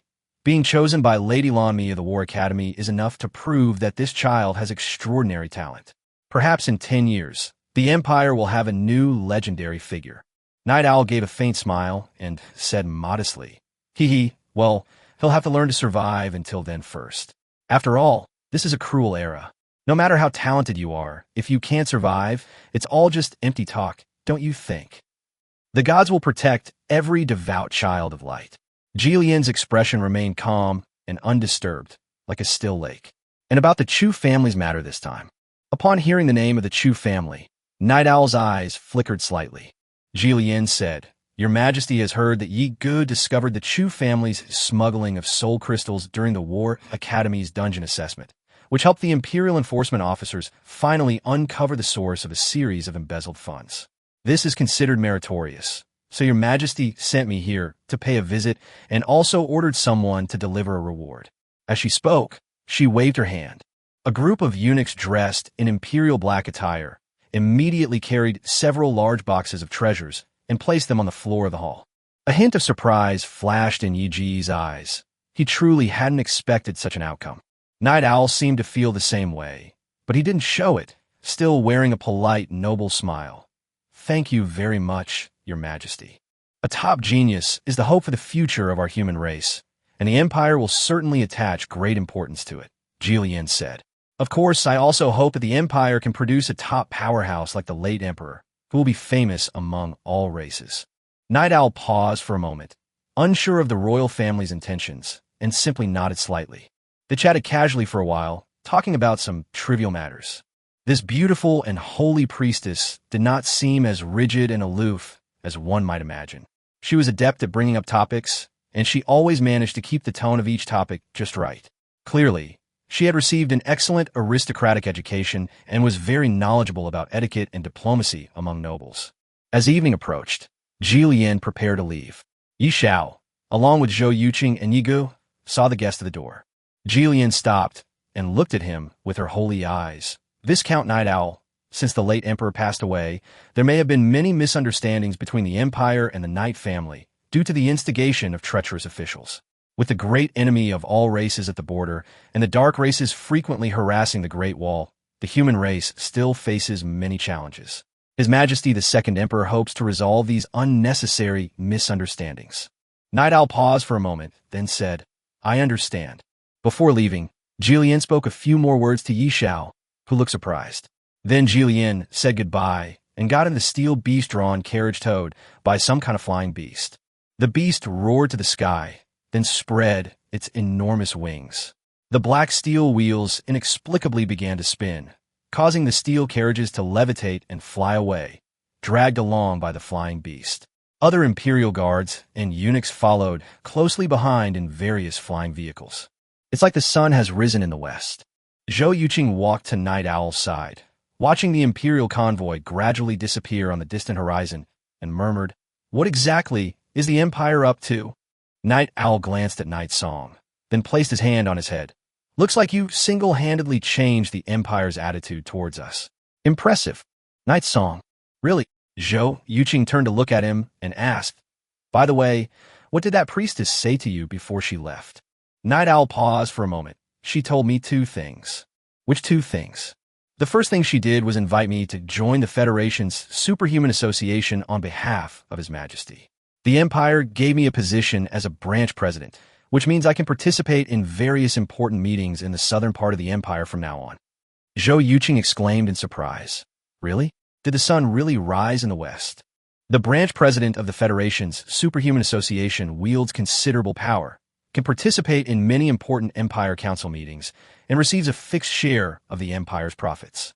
Yiga never expected that he would change so much of the original storyline of the game this time. Even a fool could see that the Empire was trying to appease and win over the Yi family, which is why they pulled this stunt. Frankly speaking, after hundreds of years, this reassurance is indeed a bit late. It's like when you've been with your girlfriend for a long time and you're on the verge of breaking up. The once gentle and loyal woman has turned dark and brooding, telling you that she'll torture you after the breakup. And then, finally, she realizes she needs to come and coax you. However, the offer made this time was somewhat sincere. Of course, this was only a superficial show of sincerity. No one knew what the Second Emperor was really thinking. Night Owl pondered for a long time without reaching a conclusion, then looked at Night Spring and asked, Dad, what do you think about this? Yi Quan yawned. The power struggles and manipulations among nobles are so old-fashioned that I'm tired of it all. Now that you're the head of the family, you can handle it yourself. With that, he turned and left with his hands behind his back. Night Owl looked helpless. Zhou Yuqing then pulled him aside and asked, And the second thing? The second thing. Night Owl paused halfway through his sentence, then turned to look at Night Song with a look of great interest. Night Song? Question mark. On a flying beast-shaped vehicle that flies through the air. Jillian sat in the beast-drawn carriage, meditating peacefully. Suddenly, she slowly opened her eyes, and the scene from the palace before her appeared in her mind. You mean you suggest appeasing the Yi family instead of continuing to target them? Long Hai sat on the magnificent throne in the palace, his majestic eyes gazing down at Jillian. Jillian bowed slightly and said softly, Yes, this is my suggestion. Although the Yi family doesn't have many soldiers, they have a considerable number of elite troops and generals. Their number of extraordinary warriors is small but highly skilled, and their combat strength is almost comparable to that of the Four Dukes. If Your Majesty insists on continuing to eliminate the Yi family, it will inevitably cost the empire a great deal of resources and wealth. However, the Knight family's strength can also help the empire establish a long-term foothold among all races. You should be well aware of the immense potential of the demonized mutant warriors. They are beings that even the dark races fear. Perhaps Your Majesty could change your thinking slightly and adopt a strategy of appeasement instead of eliminating them. Chapter 120 The Man Ordained by Heaven. Long Hai revealed a contemptuous look and snorted coldly. When I first ascended the throne, the Yi family's reputation was already so great that it threatened my authority. Some even said that if the Yi family could succeed the late emperor, they could do even better than me. Over the years, I have finally managed to weaken the Yi family's power and ruin their reputation. Now I have to appease them. Wouldn't all my efforts over the years have been wasted? Jilian said, "You are the only bloodline left by the late emperor. There is no doubt about that. No matter how great the Yi family's achievements are, they cannot threaten your position. Moreover, if the Yi family can truly be used entirely by the empire, it will definitely be more beneficial than harmful to the Great Qin. If the Great Qin can expand its territory to include all races, then those little rumors will not be a big deal." Long Hai asked seriously, "What if they rebel? I have suppressed them for hundreds of years. Won't they hold a grudge? Moreover, as far as I know, the current head of the Yi family, Yi Xiao, is a very ambitious person. Old Master Yi Quan of the Yi family is absolutely loyal to the late emperor. As long as Yi Quan lives, the Yi family will not rebel," Jilian said softly. Moreover, Yi Quan recently broke through to the 8th stage of the heavenly revelation realm, which has extended his lifespan once again. Long Hai fell silent, his fingers tapping lightly on the gilded dragon head armrest, as if he were seriously considering something. Jilian added, "If Your Majesty is still not at ease, there is another way." Long Hai immediately asked, "What method?" Jilian said, "The young master of the Yi family, Yi Ge, must have extraordinary potential and talent to be chosen by Lady Lanmi of the War Academy. The battle between the Yi family and the Chu family also showed that his potential is even higher than expected, and his age is just about the same as that of Princess Long Yang." Long Hai raised an eyebrow and immediately understood Jilian's meaning. "You mean a marriage alliance? To make them the chosen ones?" Jilian calmly replied, "That's right." Long Hai pondered for a long time, then suddenly burst into laughter. "That's right, it's indeed a good idea. Let Long Ing go undercover to that little demon of the Yi family, so that the Yi family will completely lower their guard against me. After I've used the Yi family as a sharp sword and let them conquer all races and expand the territory for the empire, I'll wait for the right time to completely eliminate them." "Ha ha ha ha, it's indeed a good plan." Jilian's lips moved slightly, as if she wanted to say something, but the words caught in his throat. She believed that using this marriage to completely reconcile the empire with the Yi family might be a better option, because she saw some vague images about the future of humanity through the heavenly stone, which was left on Earth by the civilization of the gods. She saw two visions of the future, two completely different, even opposite visions, and only one of them would happen in the near future. Which scene will occur depends entirely on Long Hai's decision this time. Jilian knew very well that Long Hai's decision this time would set the gears of the empire's fate in two completely different directions. However, Jilian could not directly remind Long Hai, because that would be revealing a heavenly secret. Once she spoke of it, it would disrupt the order of the power of fate, and she would inevitably be punished by the gods. "What?" Long Hai stared at Jilian. "Priest Jilian, do you have any objections to this?" Jilian bowed slightly. "I have no objection. Your Majesty can proceed according to your own judgment." After hearing what her father said, Yiga looked at him strangely, her face full of confusion. "A marriage alliance? Gao Xinxue, Xia Xiao." Night Owl sat with his legs crossed, his hands supporting his face, and said leisurely, "Yes, that's what Priestess Jilian just told me. I heard that Princess Longying is also a rare genius girl in the royal family. She is the most promising, the most talented, the smartest, and the most intelligent among the princesses of the empire. She is already a transcendent being in the heavenly realm at a young age, and has even been on the battlefield of 10,000 races. She was also rated as a prodigy in the inner sect of the War Academy."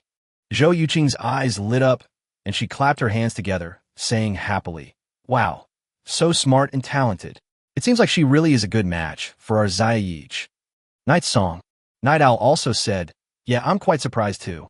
Princess Longying should have been the second emperor's most favored daughter, and she's always been highly regarded by outsiders. I never expected the empire to choose her for a marriage alliance with Ziyech. Then he shrugged. It seems that no matter what His Majesty the Second Emperor really thinks, his sincerity on the surface is indeed top-notch. Zhou Yuqing looked at Yi Ge with a smile. Little Yi Ge, what's your opinion? We're about to have a chosen one. Aren't you excited? Yi Ge raised a finger and scratched her nose. Well, I do.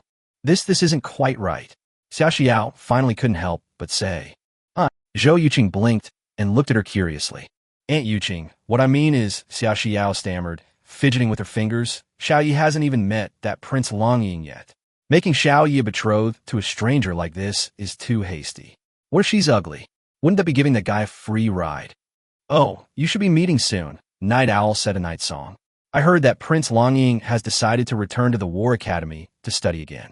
You two might be classmates then, and you might even have the chance to go on missions together. Xia Xiao was so aggrieved that she almost cried.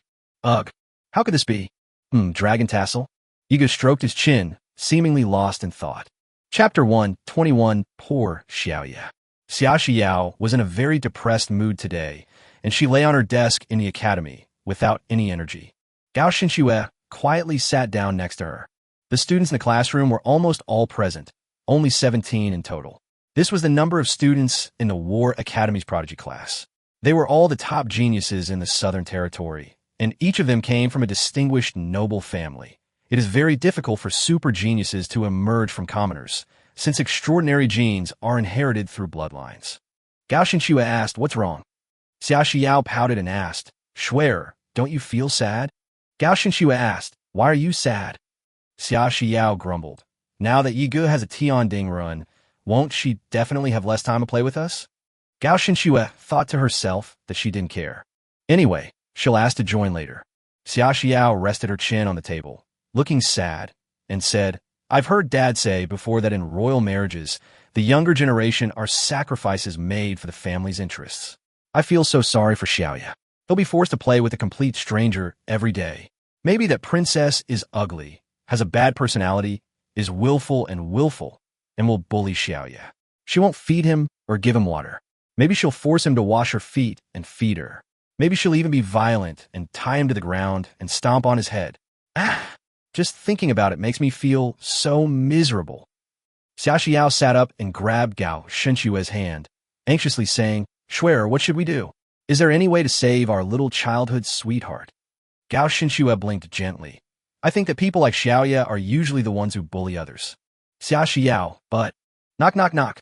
An elderly scholar in a gray-white robe slammed his teaching board on the podium, his face stern, and said in a cold voice, Xia Xiao, repeat what I just said. What is the significance of building the Great Wall for the human race? Xia Xiao jumped, standing up in a panic. This. Gao Xinxue whispered from the side. Page 64, lines 3 to 16 of the book. Upon hearing this, Xia Xiao quickly picked up her book. Yes, the Great Wall, stretching for millions of miles, is an important defensive line for our human race against all kinds of enemies. It is the crystallization of our human civilization's wisdom.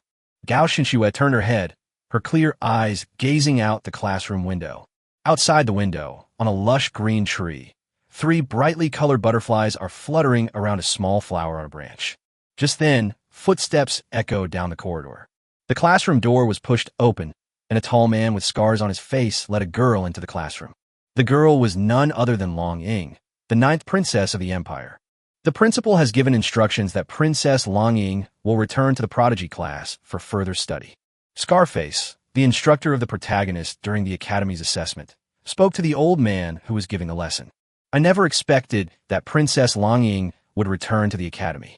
Haha, welcome, welcome. The old man's smile brought his wrinkles together. The students in the class were already whispering amongst themselves. Longying stood on the stage and bowed slightly to the students politely, her expression calm and composed. I am Longying. Xia Xiao was surprised. She had just been discussing Prince Longying with Shuer when he actually appeared in front of them and became their classmate. And this dragon tassel is actually so beautiful. This 9th princess was clearly not only beautiful, but more importantly, she possessed an elegant and noble temperament. Her beautiful eyes revealed a composure and calmness beyond her years, and every gesture she made was full of royal grace, as if she had stepped out of an ancient painting. Xia Xiao felt deeply hurt from their very first meeting. After she sat down in a daze, Gao Xinxue calmly asked her from the side, "Now you should be relieved, right? At least you shouldn't be ugly." Xia Xiao. Being pretty doesn't necessarily mean she has a good personality. Xia Xiao stammered again. Long Ying's gaze quickly swept across the entire classroom. Night Song is not here. He was the principal's personal student. Aside from public lectures, he probably received private tutoring from the principal. Long Ying thought to herself. The principal's bedroom. Lan Mi's bedroom is no less luxurious than the palace of the Empress of the Empire. This was my first time here before Night Song. The dormitory walls are covered with thick magic stones as wall tiles. It is said that this room was designed and built by the Empire's best mechanics. These magic stones on the walls are connected to the most advanced magical technology device of the human race, which converts and transmits spiritual energy into the room 24 hours a day, just like the heating system on Earth in my previous life. Therefore, the concentration of spiritual energy in this bedroom is almost 3 to 4 times that of the outside world. Sitting here to cultivate for a day is also almost 3 to 4 times more efficient than outside. Yigu sat quietly cross-legged on the dragon skin rug on the ground, cultivating.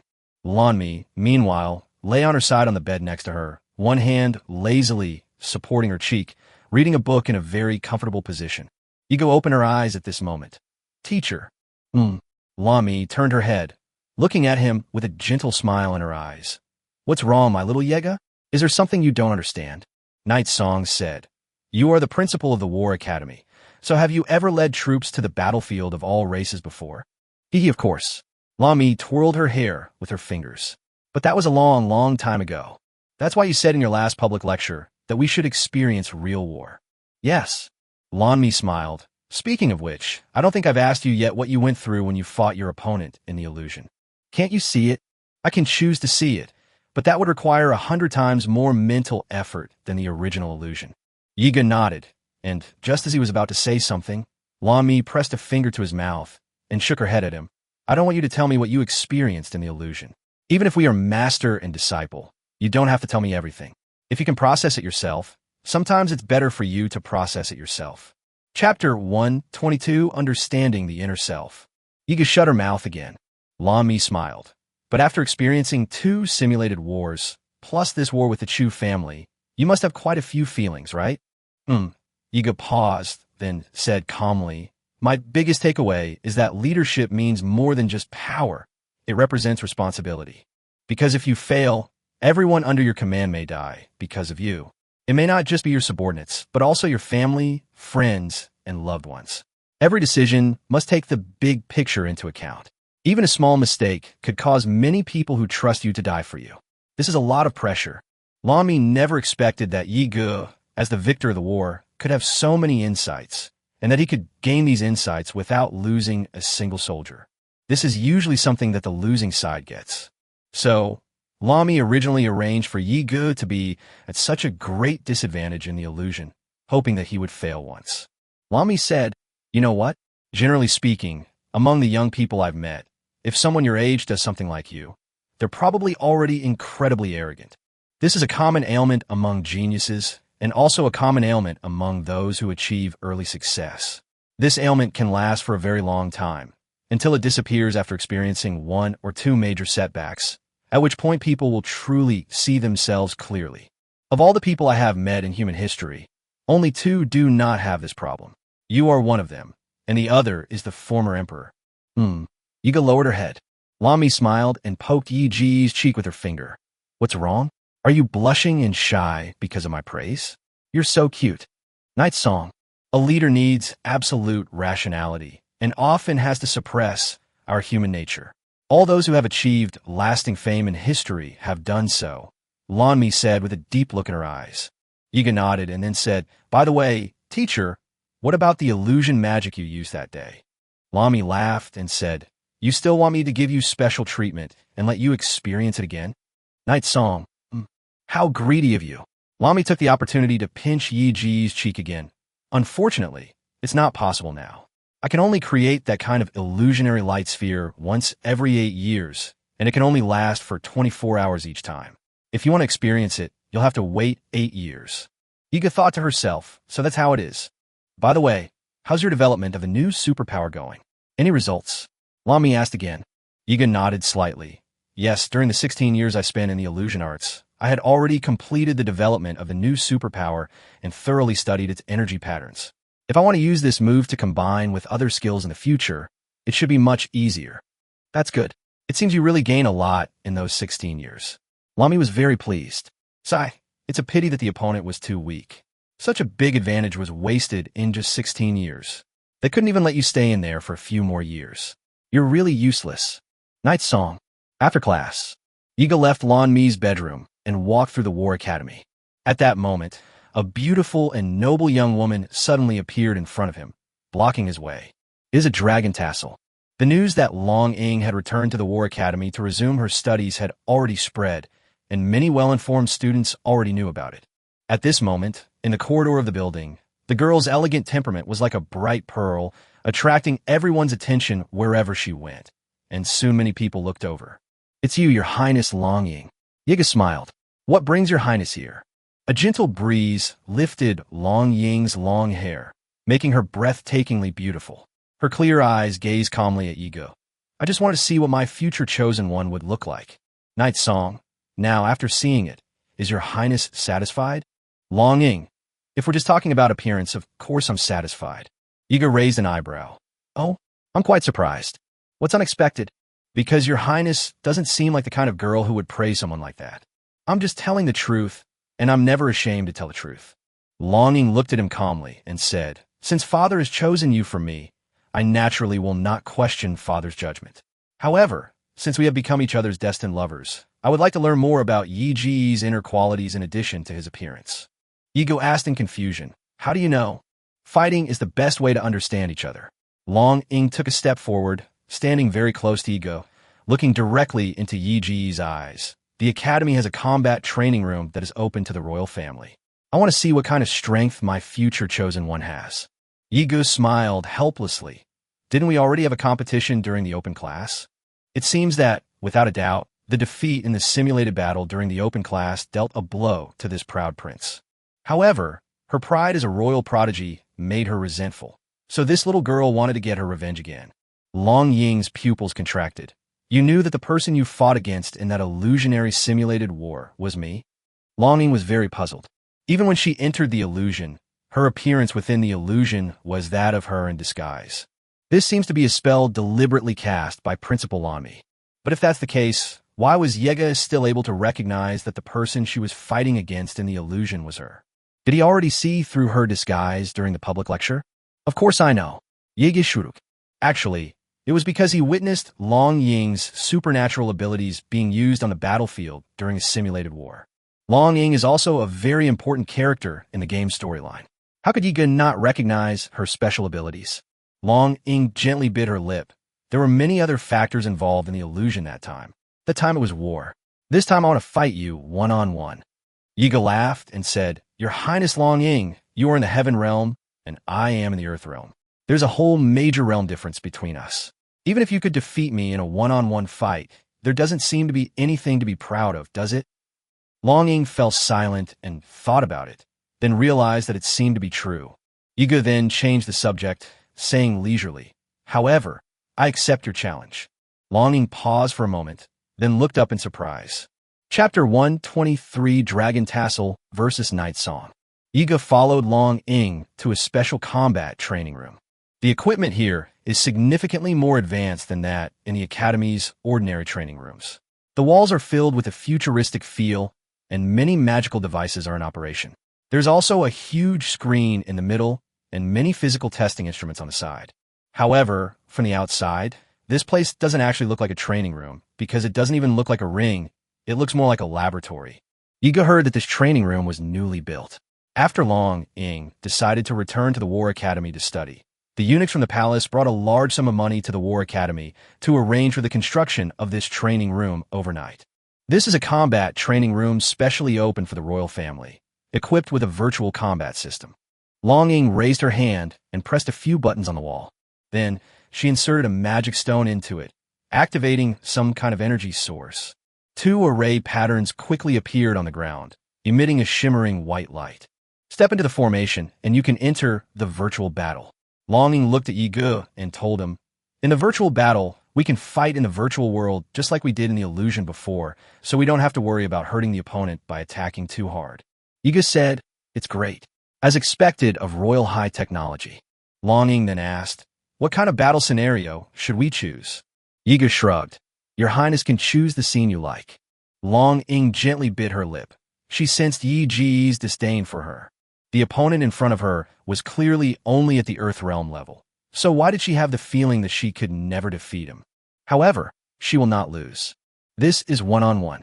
Furthermore, Longing has always been very confident in her strength. From a young age, she possessed the ability to fight opponents far stronger than herself. Even those at the 100-soul realm were a match for her. Longing typed a few keys on the keyboard and then pressed OK. Buzz. A beam of light shone from the array beneath Yi Ji's feet, enveloping him within it. A few seconds later, the white light dissipated. The scene before me became clear again. When Yeager regained consciousness, he found himself in a lush, ancient forest. The night was pitch black, the moonlight was bright, and fireflies danced in the woods, providing a faint light. It's quite amazing. Yi Ge looked down at her body. Everything about him is the same as his own attributes. However, unlike Lanmi's illusion, the flow of time here is the same as in reality. Roar! At that moment, a deafening dragon's roar suddenly resounded in the once desolate forest. Yi Ge narrowed his eyes and immediately became alert, scanning the dark woods around him. The dragon's roar rang out once more.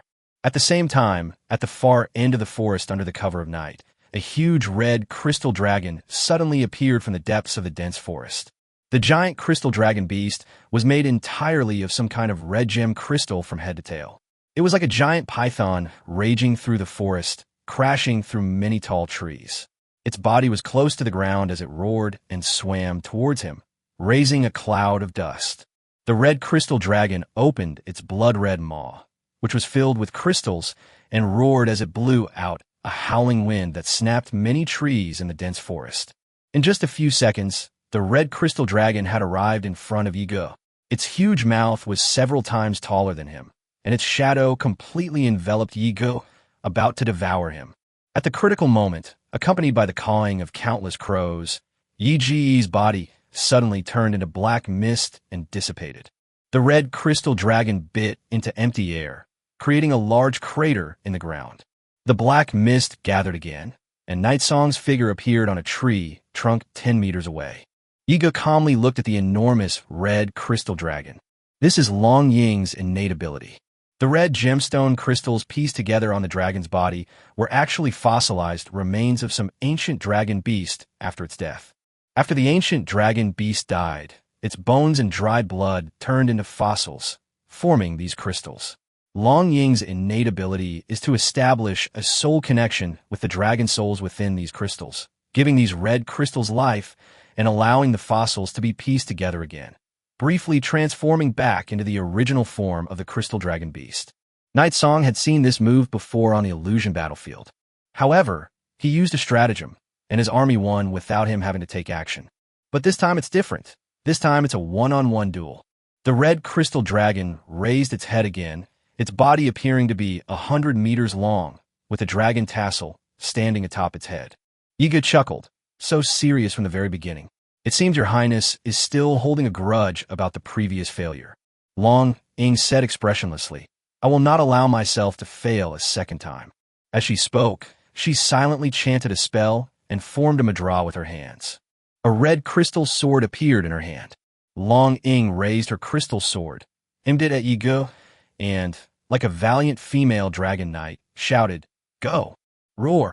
The red crystal dragon let out another roar and charged straight at Yi Ge. Night Song narrowed his eyes and immediately drew his two weapons, Shadow Moon and Light Departure, into his hands. He leaped up and dodged the crystal dragon's attack. He used a dark version of the Netherworld Swift Step, leaping onto the dragon's back at incredible speed. He arrived in front of Longing and simultaneously slashed at her with a sword and a saber in each hand. Clang! The two extraordinary weapons collided with her crystal sword, producing a unique and crisp sound. The stone crystal sword in Long Ying's hand was not actually sharp, but its hardness was unparalleled. Yi Ge stood on the dragon's head, wielding twin blades, and engaged in close combat with Long Ying. Yi Ge, who possesses the spirit of a weapon and has mastered hundreds of sword techniques, is still superior in close combat. She quickly found an opportunity and used her left hand, Guang Li, to skillfully deflect the stone crystal sword from her hand. The right hand, Shadow Moon, transformed into a cold ray of light, slashing straight towards her neck. Long Ying's expression changed, but she remained calm and composed. Her small cherry lips quickly chanted an incantation, and a red crystal shield condensed rapidly in her left hand. With a ding, it once again blocked the attack of Yi Ge Yu's straight sword. Roar! At the same time, the crystal dragon's roar rang out again. The roar was quite peculiar. It was not only deafening, but also seemed to be mixed with the sound of some kind of crystal colliding and rubbing, giving one a splitting headache. Night Song grimaced as Crystal Dragon flung him off its back. The moment Long Ying saw Yi Ge being thrown away, she clasped her hands together and unleashed a skill. Tier 3 Ability Water Condensation Crystal. The red crystal dragon spewed out a jet of water that looked like a high-pressure water gun. Night Song was unable to make any significant dodge movements as she fell through the air and was hit in the leg by the water gun. But the water jets sprayed by the crystal dragon were clearly not ordinary liquids. The liquid hit Yega's leg and immediately began to rapidly condense into crystals, and it spread rapidly throughout his body. Chapter 124 Ultimate Move. Yi Ge's gaze changed. He quickly swung Shadow Moon, shattering the crystals that had formed on his leg with a single strike. A sound like shattering glass rang out. Then, he flipped in the air and landed lightly on the leaves of a large tree branch in the forest. Wow, that's impressive. Yi Ge thought to himself, I didn't expect Long Ying to be so difficult to deal with even when she was a child. Long Ying's special ability is a type of skill that his dark copy technique cannot replicate. Among the extraordinary professions of humankind, there are some whose skills are impossible for Night Song to replicate. For example, there are mechanics because they fight using the technological mechs they create themselves, and all their skills originate from these mechs. Then there are beast tamers, whose skills cannot be copied unless they also possess the same spirit beast. And then there are gunners, whose skills are delivered through their own firearms. Different firearms will produce completely different effects when using the same skill. If a gunner's skill is too powerful and a firearm cannot handle it, the gun itself will explode. Long Ying's special ability is of the same nature. All of her abilities depend on that red crystal dragon. If Night Song wants to replicate it, he would need to possess a crystal dragon like that as well. But it's clear he couldn't possibly find so many crystal dragon fossils to piece together such a dragon. Long Ying was somewhat surprised to see that Yi Ge had actually dodged his attack. I didn't expect you to react so quickly, Long Ying said calmly, clasping her hands together again to gather her soul power. But I want to see how many you can dodge. Third tier, Supernatural Water Crystal. The red crystal dragon beast spat out several jets of liquid water again. Yi Ge relied on his agility to leap and dodge through the forest. The water jets struck the large trees in the forest, turning each tree into red crystals. While dodging, Night Song looked for an opportunity to jump onto the dragon's back and attack. This time, however, Long Ying was smarter. The red crystal dragon raised its body high, increasing the distance between itself and the ground, making it difficult for Night Song to jump onto the dragon's head and attack Dragon Tassel directly. Night Song also tried several times to slash at the body of the red crystal dragon. However, the red crystal dragon's body was incredibly hard, and even though Shadow Moon and Light Departure both had enhanced sharpness by 13, their attacks had absolutely no effect on it. Yi Ge thought to himself, this red crystal dragon's body is formed from the fossils of an ancient dragon beast, so it probably won't be so easy to destroy. At least, someone not at the Earth Realm level could break through his defenses. Therefore, the only option is to try to attack the Dragon Tassel, standing on the crystal head. In the game's storyline, Long Ying will also be a major boss-level character in the future. Like Gao Xinxue and Xia Xiao, in the original game storyline, she underwent a drastic personality change due to certain events, eventually turning into a villain and becoming the boss. He even personally killed her father, whom she later hated. In her previous life, Yigo had also cleared the game without taking any damage, even after becoming the boss, Long Ying. But this little girl is still a child. Relying on the future as a backdrop to attack the present is definitely not feasible. It seems the only option is to try that new trick. Night Song secretly pondered. So are you giving up? Long Ying looked at Yigo, who had given up attacking, and asked. Yigo chuckled. Hee, you better make sure you stand firm on that dragon head. After saying that, he put away Shadow Moon and Light Departure. Yigo raised her right palm upwards, while her left hand grasped her right wrist. He slowly chanted the incantation. A huge black fireball appeared in his palm. The black fireball gradually grew larger and larger, starting as the size of a ball, then becoming the size of a tire, and finally almost the size of a truck cab. Furthermore, the outer ring of the black fireball seemed to be faintly enveloped by a circle of black lightning, emitting a sharp crackling sound. What is that? Long Ying frowned slightly, feeling quite puzzled. Did they actually combine the three elements of darkness, fire, and lightning into one? Long Ying had never seen such a skill before, which meant there was only one possibility, that this move was created by Yigo himself. Thunder and fire are both elements with extremely high energy.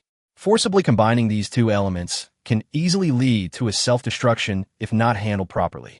This Night Song guy is really bold. However, Long Ying also understood that if this move could really be unleashed, its destructive power would be absolutely terrifying. We can't let him succeed. Long Ying quickly formed hand seals, and a misty pink soul power gathered and swirled around her. 4th tier, supernatural ability, Celestial Crystal Tide. The red crystal dragon beneath her tilted its head back, as if taking a deep breath. The next moment, the red crystal dragon roared and spewed out a huge gust of wind. Boom! Like a storm at sea, the Tianjing tide swept across the entire forest. Even Night Song, which was gathering energy on the ground, was covered by the giant tidal wave stirred up by the gale. You're not going to dodge? Long Ying said coldly. You're too arrogant. But thinking about it carefully, perhaps it's not that Yigo doesn't try to hide, but rather that he simply has nowhere to hide. This move is a wide area attack. Don't underestimate Night Song, just because she's only at the Earth Realm. Even with the speed of a 100 Souls Realm expert, it's not certain that one could dodge such a large attack range in such a short time and distance without being caught off guard. Roar! A vast forest directly in front of the red crystal dragon was completely covered by the massive waves it spewed out, which quickly condensed into crystals with a crackling sound. In the blink of an eye, all the trees in the forest before me have turned into red tree crystal sculptures, reflecting a dazzling, gem-like brilliance under the moonlight, just like a large work of art. As night fell, the dragon's roar ceased, and the night forest returned to its original silence. Long Ying breathed softly. That 4th tier superpower she just used was her ultimate move. Using such a wide-range attack naturally consumed a large amount of her soul power. Fortunately, we won.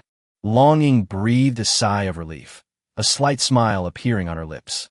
However, her faint smile quickly froze on her face. Bang! It sounded like a large piece of glass shattering. Suddenly, Yigo burst forth from the crystalline ocean like a cannonball shooting straight into the sky, holding a huge black fireball imbued with the power of lightning in his right hand. 3rd tier superpower, Black Lightning Flame Burst Technique. Chapter 125, A Delicate Balance. Long Ying looked surprised, her pupils reflecting Yi Ji's image. Night Song threw the huge black fireball in his hand. The black fireball flew at an extremely high speed, leaving a trail of black electric arcs at its tail, just like dragging a long tail. Long Ying had never seen a fireball spell fly so fast. Fireball, although a 2nd tier spell, can be almost as powerful as a 3rd or even 4th tier spell once it hits its target. At the same time, it doesn't consume much mana, so it's usually a mage's main offensive skill on the battlefield. Even mid to high-level mages most frequently use fireball on the battlefield. However, this move also has a very obvious drawback. Its slow flight speed makes it unsuitable for one-on-one combat, as it cannot provide fire coverage unless all of the opponent's evasive angles are blocked. Otherwise, the hit rate is abysmal. But the black fireball released by Night Song was more than 10 times faster than a normal fireball spell. Could it be that the lightning element increased the speed of the black fireball? No. You must get out of the way. As the black fireball rapidly approached, Long Ying leaped away to dodge. The black fireball flew over and grazed past her ear, just inches away. The raging flames even burned off a few strands of her flying hair. Luckily, Long Ying was drenched in cold sweat. That black fireball seemed to be much more powerful than a regular fireball. She couldn't guarantee what would happen if she got hit. Long Ying thought she had dodged the fireball attack and breathed a sigh of relief. However, at that moment, the black fireball suddenly exploded about 10 meters behind her. Boom! The huge black fireball after the explosion was like a firework exploding, releasing terrifying black lightning from its interior and simultaneously scattering hundreds of small lightning fire projectiles. The black lightning emitted a sound like the chirping of thousands of birds the moment it exploded, forming a terrifying black vortex with an extremely strong attraction. It sucked everything within a 50-meter radius of the blast into it. And those scattered lightning and fire bombs, after splashing out, suddenly exploded a second time. Long Ying was stunned and had no time to react before her body was violently pulled towards the lightning vortex at the center of the explosion. It turns out that the primary function of the lightning element in that fireball wasn't acceleration. Instead, it's about gathering monsters. Ah! Long Ying cried out in agony as her body was mercilessly sucked into the thunderstorm vortex and then engulfed by the flames of the secondary explosion of the thunder firebomb. His body was instantly torn to shreds. Boom, boom, boom, boom, boom, boom, boom, boom. The simulation battle has ended. The two beams of light slowly disappeared. Yi Ge and Long Ying returned to the combat training room. "Did you have a good fight now, Your Highness?" Yi Ge asked. Long Ying stood there stunned for a long while. What happened at the last minute was just too fast. I never expected it to end like this. She didn't even have time to react before she was swallowed up by the thunderous vortex created by the explosion of the black fireball. Long Ying looked at Yi Ge with mixed feelings. Was that last move magic or supernatural power? Yi Ge thought for a moment and said, "To be honest, I'm not really sure either. Anyway, it's not important. I just came up with it randomly." "Did you really invent that skill yourself?" Long Ying's expression was complicated. She had been wondering if it was a unique spell taught to her by Principal Lanmi. Night Song? Yes. Dragon Tassel? How did you do that? That black fireball just now actually contained a lightning spell and a fireball spell. How did you manage to stabilize these two volatile elements? Aren't you afraid of overloading your energy? Yi Ge looked bewildered. Isn't this a simple matter? Just do this and that, then mix the three elements of darkness, fire, and lightning together, and you're done, right? Dragon Tassel. Been taught a lesson. Long Ying bowed slightly, bending down towards Yi Ge. "Thank you for accompanying me in the combat training today, Yi Ge." Yi Ge raised an eyebrow, thinking to herself that she hadn't expected the royal princess to be so polite when she was young, unlike other royal princesses who were so spoiled and willful. "But next time, I will definitely not be defeated by you so easily," Long Ying said with a serious expression. Night Song. Is it going to be a next time? Yi Ge sighed. You probably have some masochistic tendencies. Long Ying, ? With the change in the royal family's attitude towards the Yi family status in the empire rose rapidly during this period. Night Owl became one of the branch presidents of the Southern Federation's Superhuman Association, gaining real power as a border lord and beginning to manage the border wall and border import and export trade. As a result, the family gained a lot of business, and large sums of gold coins were pocketed by the Yi family. The news and rumors that frequently smeared the Yi family and the demonized people gradually decreased. Occasionally, positive news emerges that clarify the truth about demonized mutants, telling the public that demonized people aren't actually that dangerous. Many nobles in the empire were unaware of what had happened to cause the royal family's attitude towards the Yi family to make a complete 180-degree turn. However, these seasoned nobles certainly wouldn't pry into the details. Soon after, the various noble families who had never associated with the Yi family before began to take the initiative to reach out to the Yi family and send envoys to establish relations with them. This is the nature of living beings. When you are isolated by most people, no one will want to approach you, for fear of being implicated by you. When you're doing well, people will naturally be willing to take the initiative to talk to you and be your friend, hoping to share in your success. Of course, this is actually a cliché, and more often than not, people who use this phrase to mock human nature are doing the same thing themselves. It seems that the royal family and the Yi family have truly reconciled overnight, returning to the way they were 1,000 years ago. At least that's how it appears on the surface. Do you think the Yi family doesn't know what the Empire is thinking? Of course not. Do you think the Empire doesn't know what the Yi family is thinking? Of course not. Both the royal family and the Yi family knew that a broken mirror could not be mended. Once broken, it was broken. Even if it were glued back together, there would still be cracks.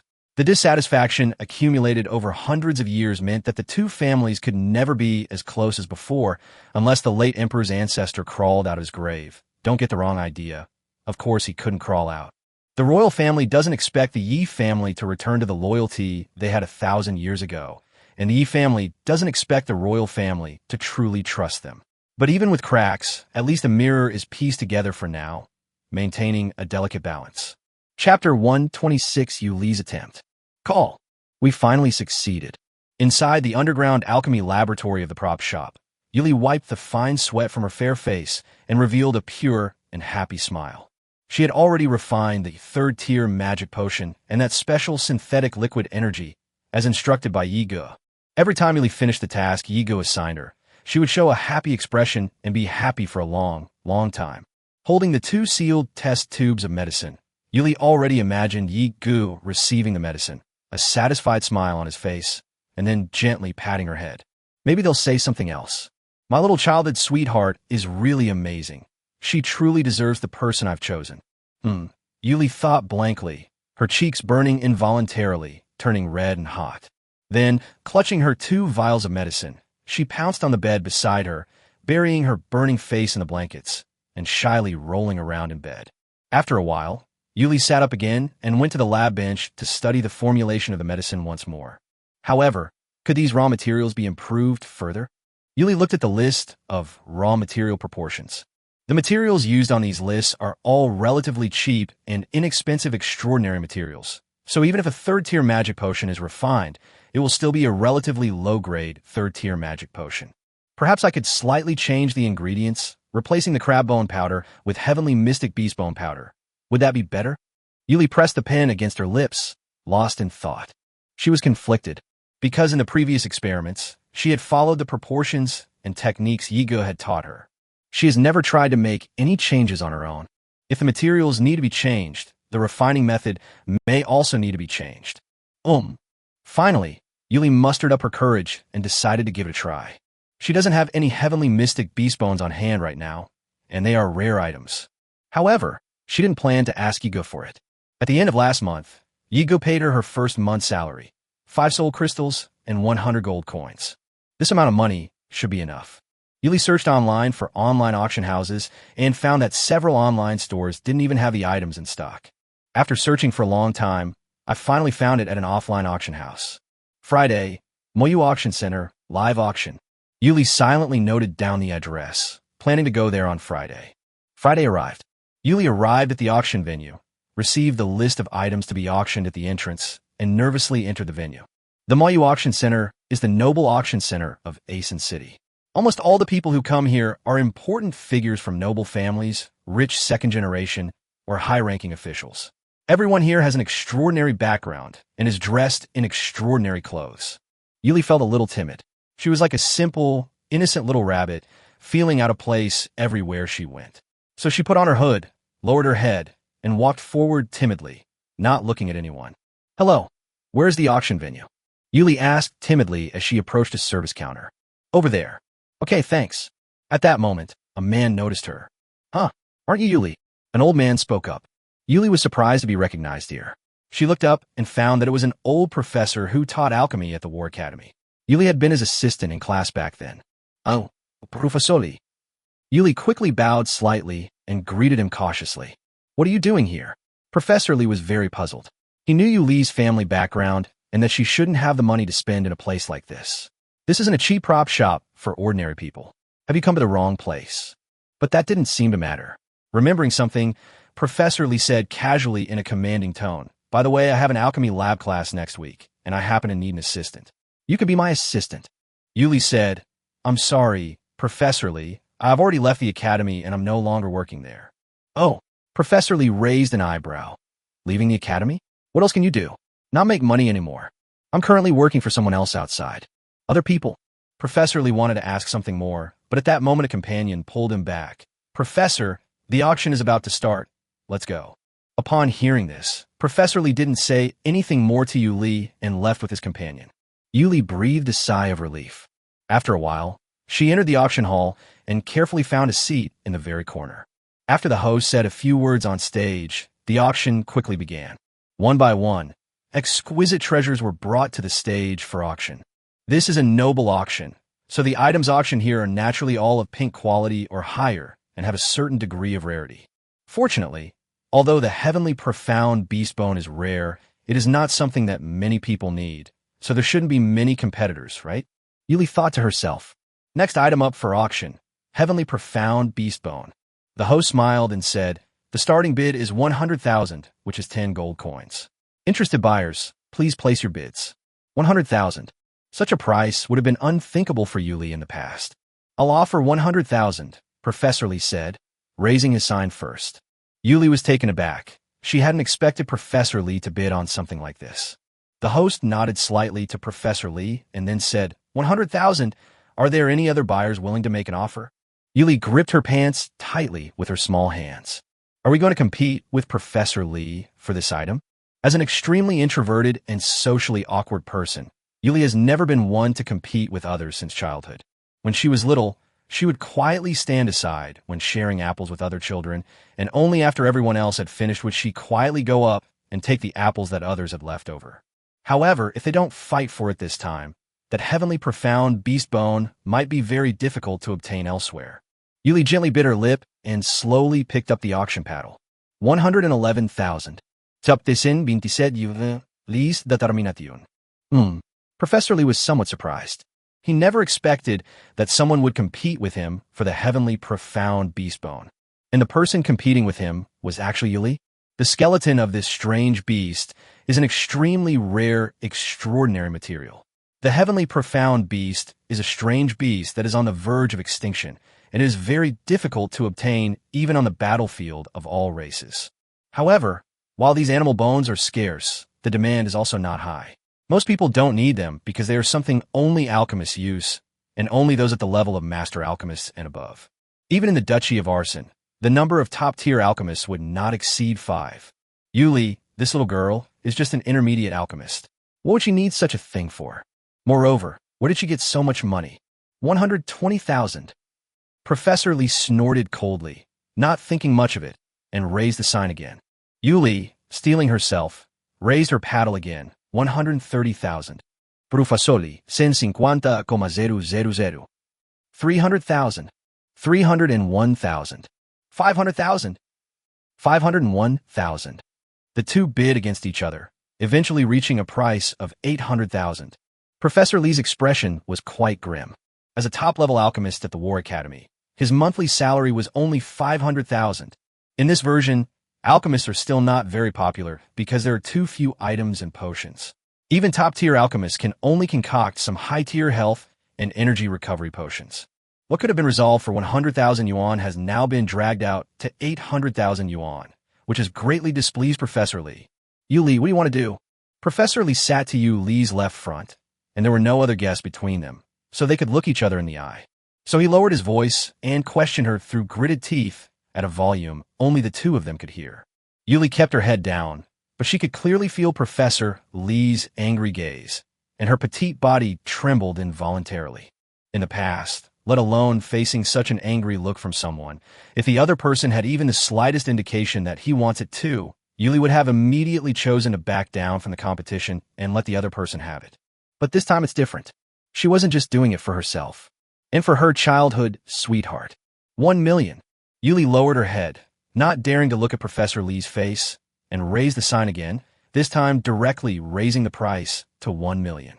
She wanted to end it all quickly. The atmosphere was a terrible torment for her. Professor Lee's face was ashen. He only has a maximum of 850,000 yuan on hand. In other words, he failed in the auction. He couldn't understand it at all. Wasn't this girl from the slums? She wasn't even a superhuman, just a mid-level alchemist. How could she possibly have so much money? 1 million.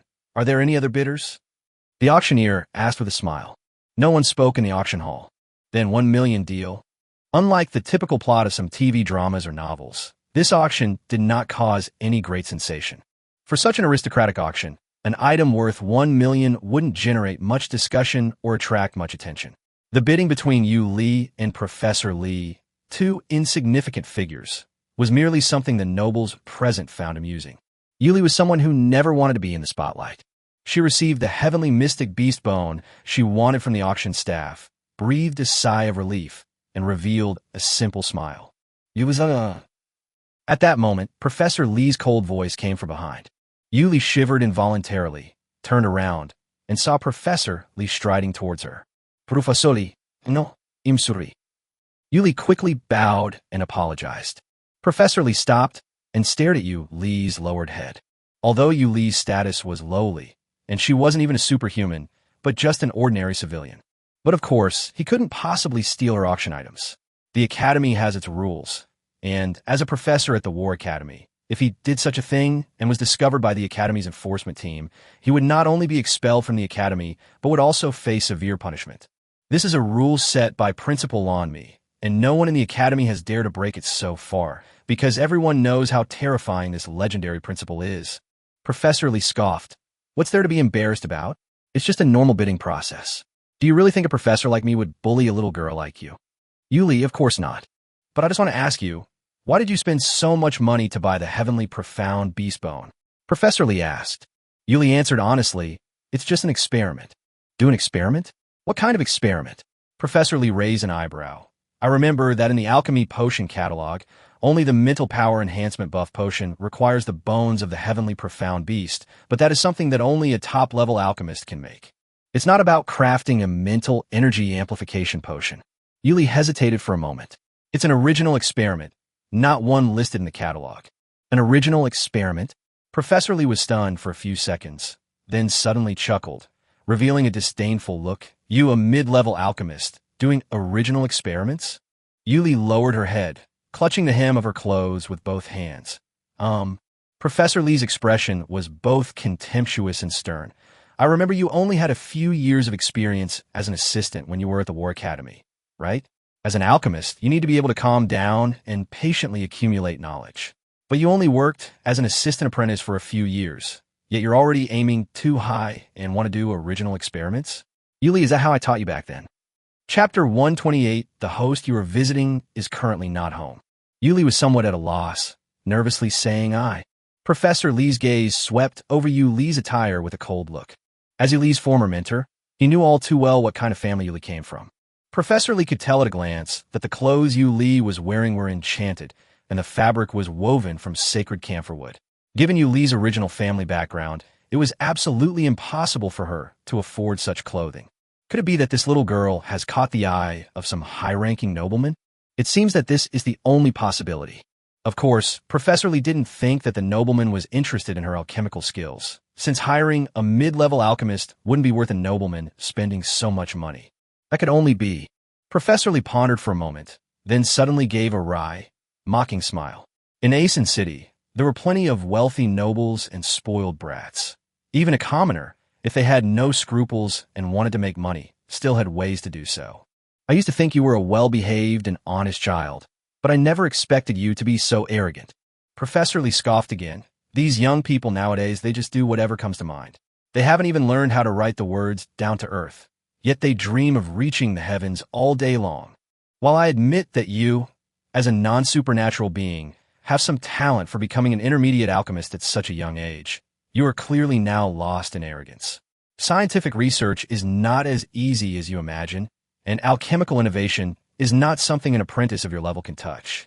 If even someone of your level could create alchemical potions, it would be an insult to alchemists.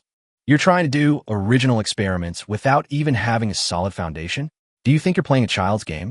If customers knew that the buff potions and energy potions they bought were created by a mid-level alchemist, what would they think? Would they still buy them? It's no wonder that Professor Li was so dismissive of what Yu Li wanted to do. Even as a top-tier alchemist, he has never created a single original alchemical potion to date. All the potions he concocted in his life were made according to the contents of the alchemy potion catalog left by his predecessors, following the detailed proportions and methods step by step. Professor Li had previously attempted many original experiments, but without exception, they all failed. He had once dreamed of creating original works. If one can create a best-selling potion and obtain the Empire's research patent, not only will he earn a large sum of gold coins, but his fame and status will also rise sharply, and it is even possible that he will be ennobled as a minor nobleman. But after actually putting it into practice, you realize how difficult it is to conduct original experiments. Professor Lee spent a great deal of money on original experimental research in the first half of his life, but the final result was one heavy blow after another. In Professor Lee's view, creating an original alchemical work is something only a saint-level alchemist can do. That's why he felt so disdainful when he heard that Yu Li, a mid-level alchemist, wanted to conduct original experiments. It's like graduating from elementary school and telling others that you want to become the richest person in the country. Yu Li didn't utter a word. She lowered her head, feeling tears welling up in her eyes, but she twisted her fingers tightly around her clothes, trying her best to hold back the tears. I think you shouldn't waste your money. Professor Lee said coldly, here's what we'll do. 800,000 yuan for you to sell me that heavenly profound beast bone. Anyway, if you take it back for research, you're just wasting resources. No, Yu Li's voice suddenly rang out.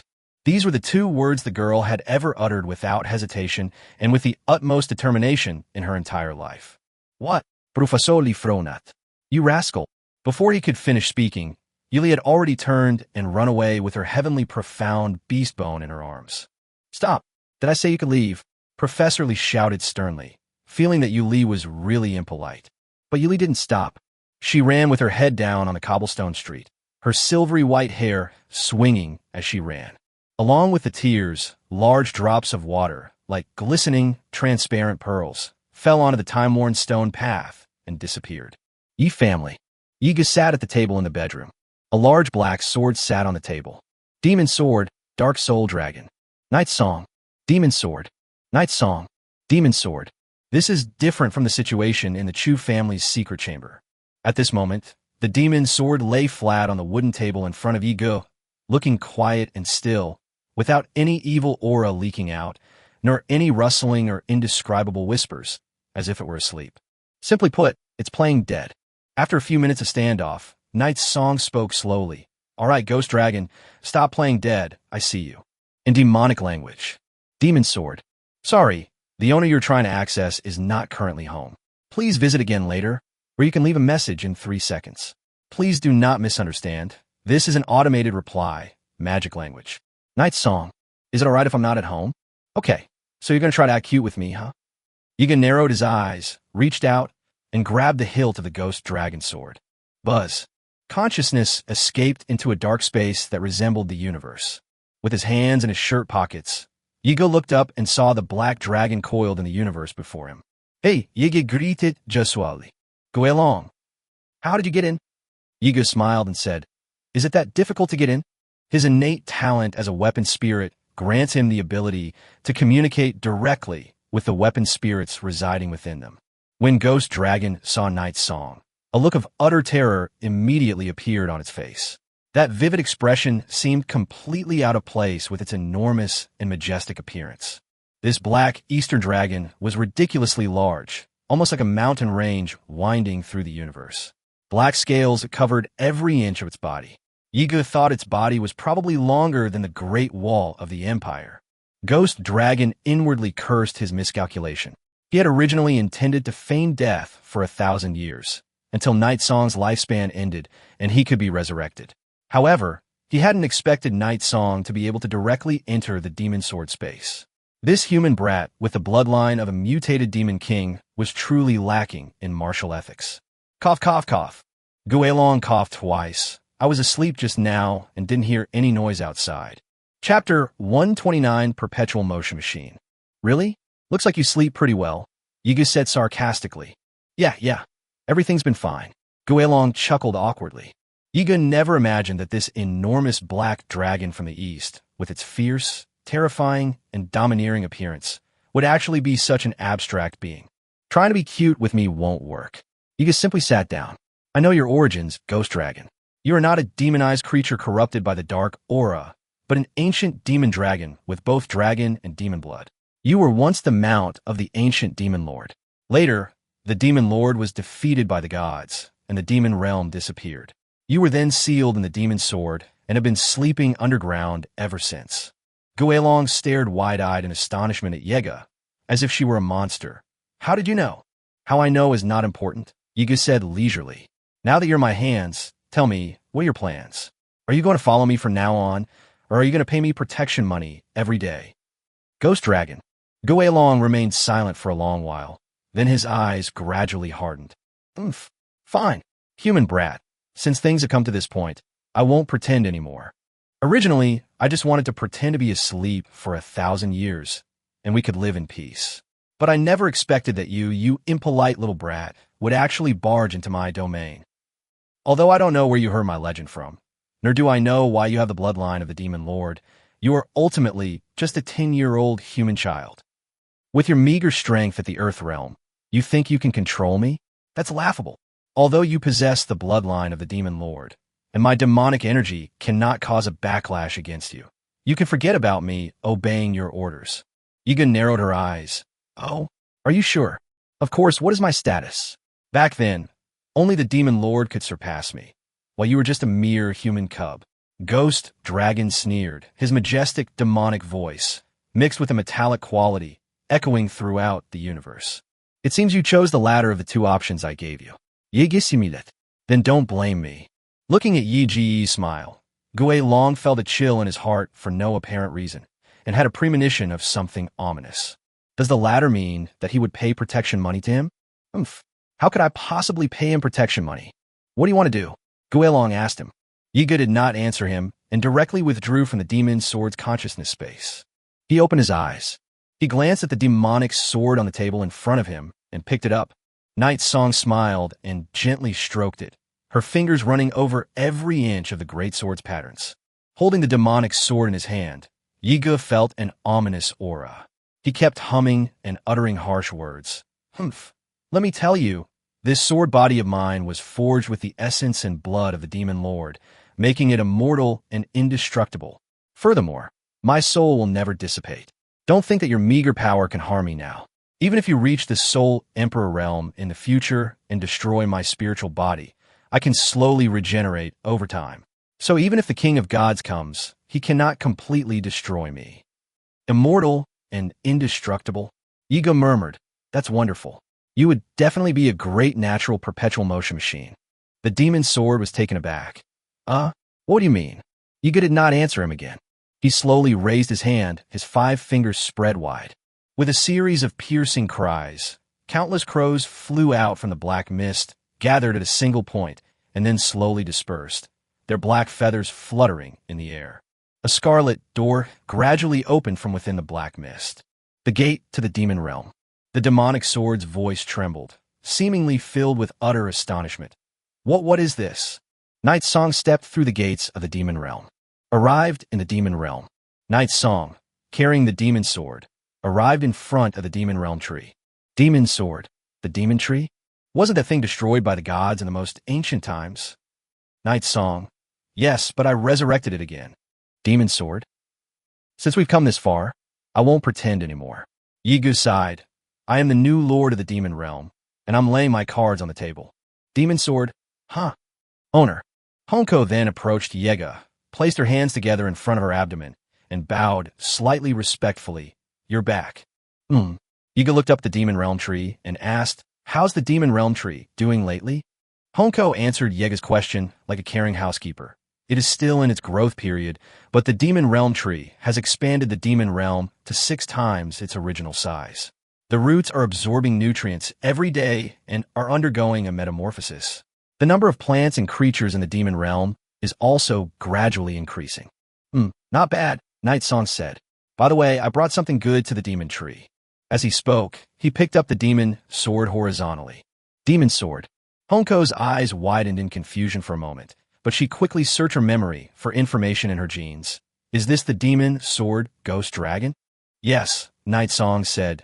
The demon tree needs energy, and this thing happens to have a continuous source of life force and soul power. Demon sword? Honko pondered silently for a moment, then said, indeed, the immortal soul of the ghost dragon might really be able to serve as a good perpetual motion generator. It's not a possibility, it's inevitable. Yi Gu smiled, walked to the heart of the demon realm tree, and planted the demon sword into a rock. The demon tree and Night Song were consciously connected, so it immediately sensed Night Song's intentions. Soon, numerous root tendrils emerged from the ground, slowly wrapping around the demon sword's blade and hilt. The demonic sword sensed the roots coiling around its body and cried out in alarm. "Don't come any closer. What do you want to do?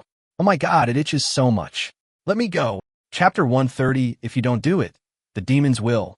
However, no matter how much the demonic sword trembled or buzzed, the roots quickly wrapped around him and bound him tightly, then began to drain his energy.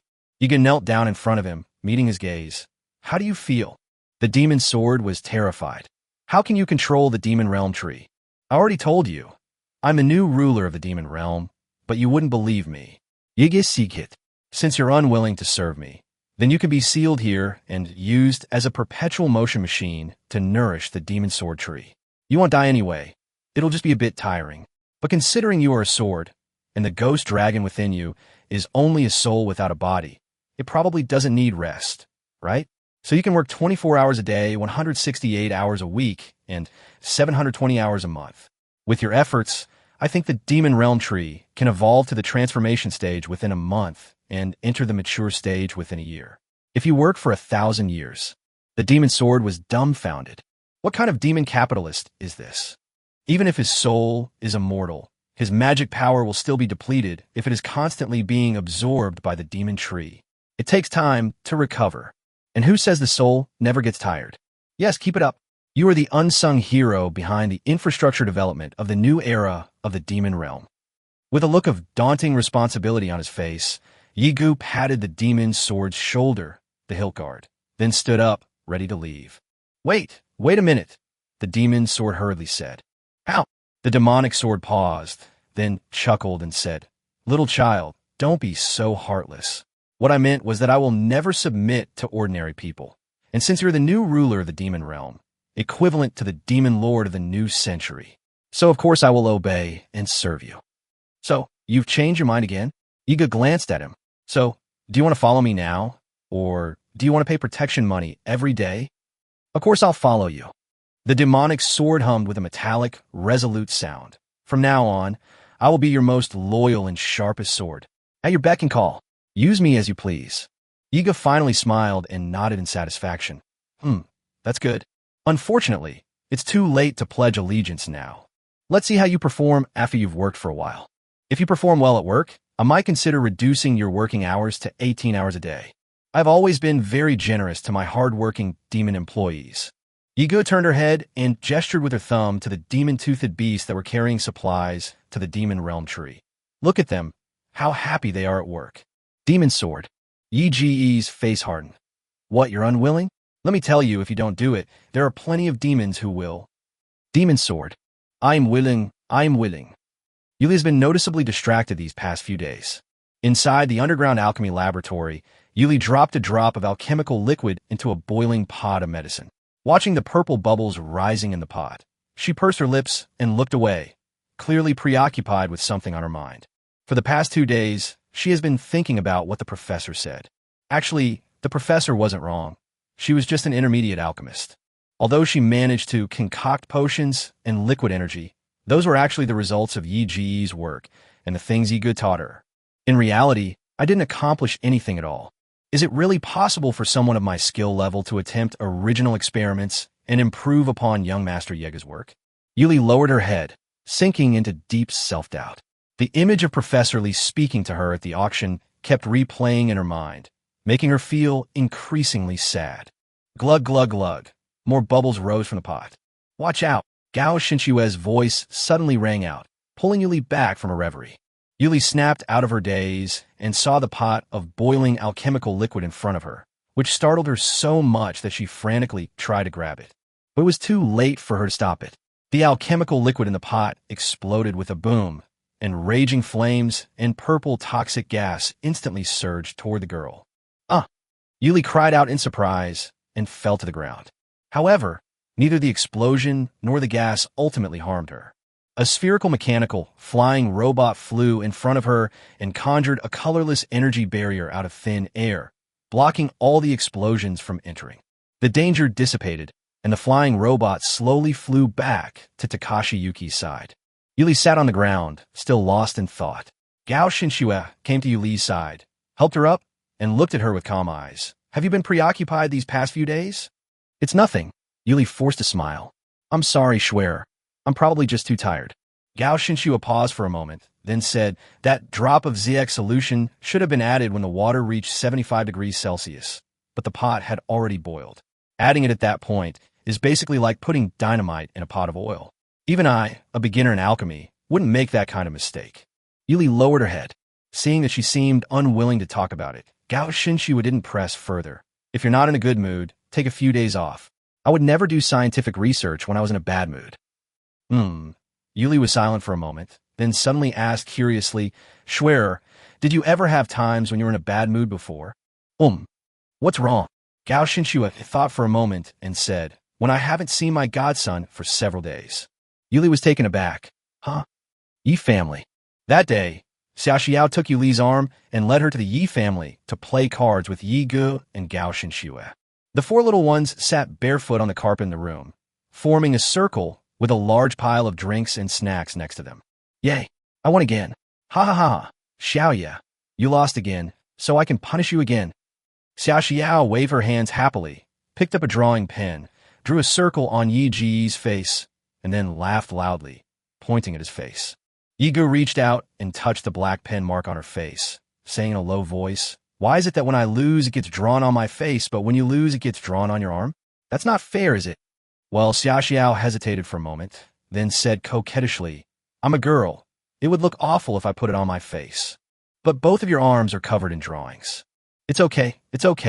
I'll have you draw it somewhere else later. Anyway, I don't want to draw my face. The room was filled with a cheerful atmosphere.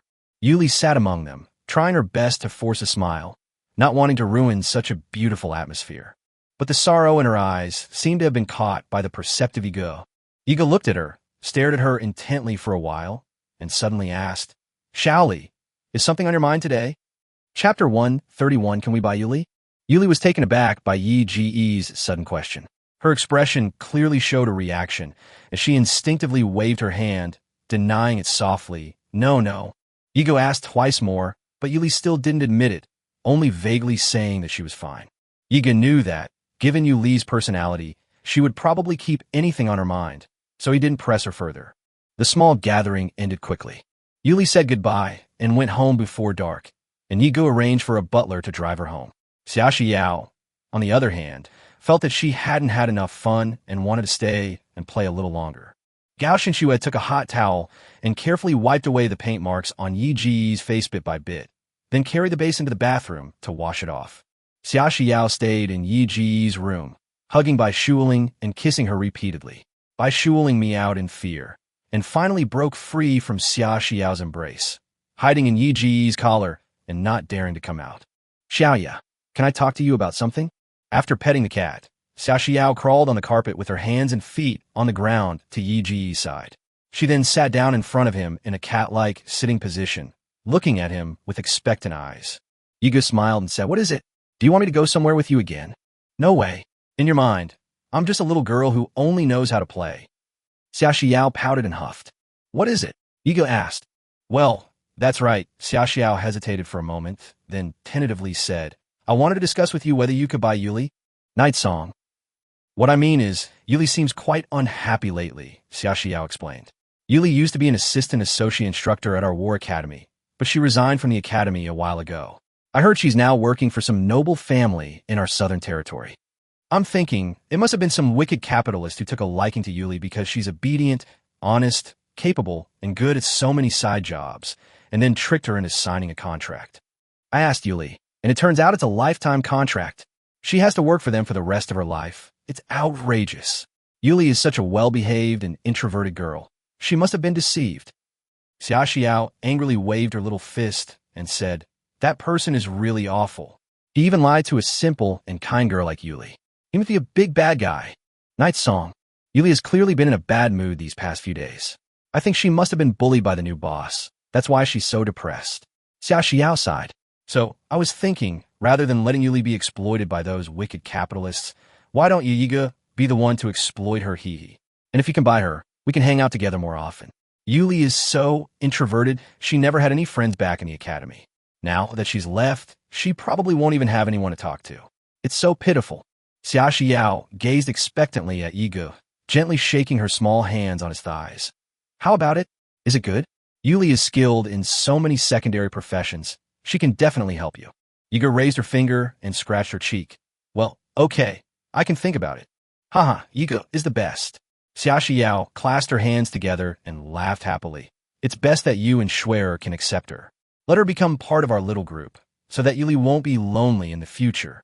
Yiga thought to herself that she had not only accepted it long ago, but also. However, Yiga really didn't expect Xia Xiao to make such a request. She's such a kind little angel. Sigh, thinking about myself, I actually deceived such a little angel, secretly acquainted with another childhood sweetheart, and kept it a secret from her all along. I feel so ashamed. Okay, I'll try to lie less next time. Yiga thought to herself and nodded in agreement. Night. It was already late, but Yuli didn't go home today. Instead, she returned alone to the Yi family's prop shop and hid in the dimly lit underground alchemy laboratory, repeatedly conducting experiments and research. Yuli had long been accustomed to living a life of conducting experiments alone in her own secret corner. It was the same when she was at the War Academy.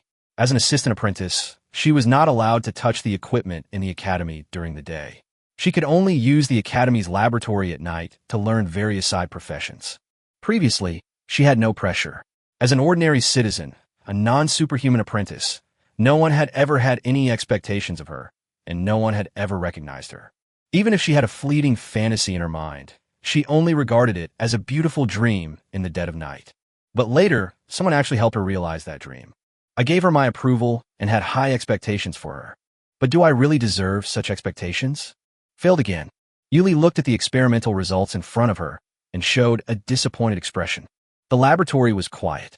The girl stood silently in front of the lab bench for several minutes, then quietly began to pour out the discarded alchemical solutions one by one and cleaned up the used conical flasks, crucibles, and weighing bottles. There aren't many of the heavenly profound beast bones left from the last auction. Yuli has failed for the third time tonight. So, it seems I can't create original potions on my own.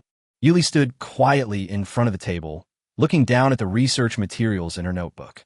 This is a summary of her 3 failures. The girl had many questions in her mind, but now she had no one to ask. She couldn't consult the academy's alchemy instructors, since she was no longer at the academy. She didn't dare to ask Yiga. Yuli had not told Yiga beforehand about conducting original experiments to refine magic potions. She wondered if Yiga, like Professor Li, would think she was overestimating herself. Yuli recalled Professor Li's indifference, criticism, and sarcasm at that time. She was very nervous and afraid that such criticism might also come from Yi Ji's mouth. Squeak! At that moment, the wooden door to the alchemy laboratory was suddenly pushed open. Yuli looked surprised. She hadn't expected anyone to come at this hour. Yiga slowly walked down the steps, his signature smile on his face. It's so late. Why aren't you home? You're still studying hard here. My little childhood sweetheart is really diligent. Yuli blushed slightly. Young Master Yiga, what brings you here? You got the address wrong, haven't you? Yiga laughed. Have you forgotten what to call me when we're alone? Yuli's cheeks burned even hotter. She lowered her head and whispered in a barely audible voice, Brother, brother. Chapter 132, I want to meet your expectations. That's more like it. Yiga came to her side with satisfaction and patted her head. Then he looked at the notebook in front of her and the mess of experiments all over the table. What kind of experiment did you do? It looks like it failed. Yuli twisted her fingers together. Me. Schwerer said you seemed distracted while doing experiments lately. Yiga picked up a test tube and casually fiddled with it in her hand. Tell me the truth, what's going on? Yuli hesitated for a long time, stammering. Yiga looked at her calmly, waiting for her to tell the truth. Yuli couldn't stand Yi Ji's gaze. In the end, she told Yiga everything completely. After speaking, Yuli lowered her head deeply, covering her eyes with her white bangs, not daring to look at Yi Ji's expression. Young Master Yiga must be very disappointed in me, right? How will he criticize me? You actually dared to try and tamper with my potion recipe? How naive of you. Yuli, you don't think you're so great just because you've concocted a few potions, do you? You were just following the techniques and recipes I taught you step by step. Or perhaps they won't mock, but will instead use an even angrier tone. You actually want to tamper with my potion recipe. So you mean you think my brewing recipe and method aren't perfect? Don't you even know your own limitations? What you're doing is an insult to me. Ugh, it's over. Yuli closed her eyes tightly, trembling. So that's how it is. After a moment of silence, Yi Ji's calm and even voice slowly came over. I thought it was something serious. Yuli opened her eyes in surprise and slowly raised her head. Young Master Yega, are you not going to criticize me? Why are you looking at me like that? Yiga asked, puzzled.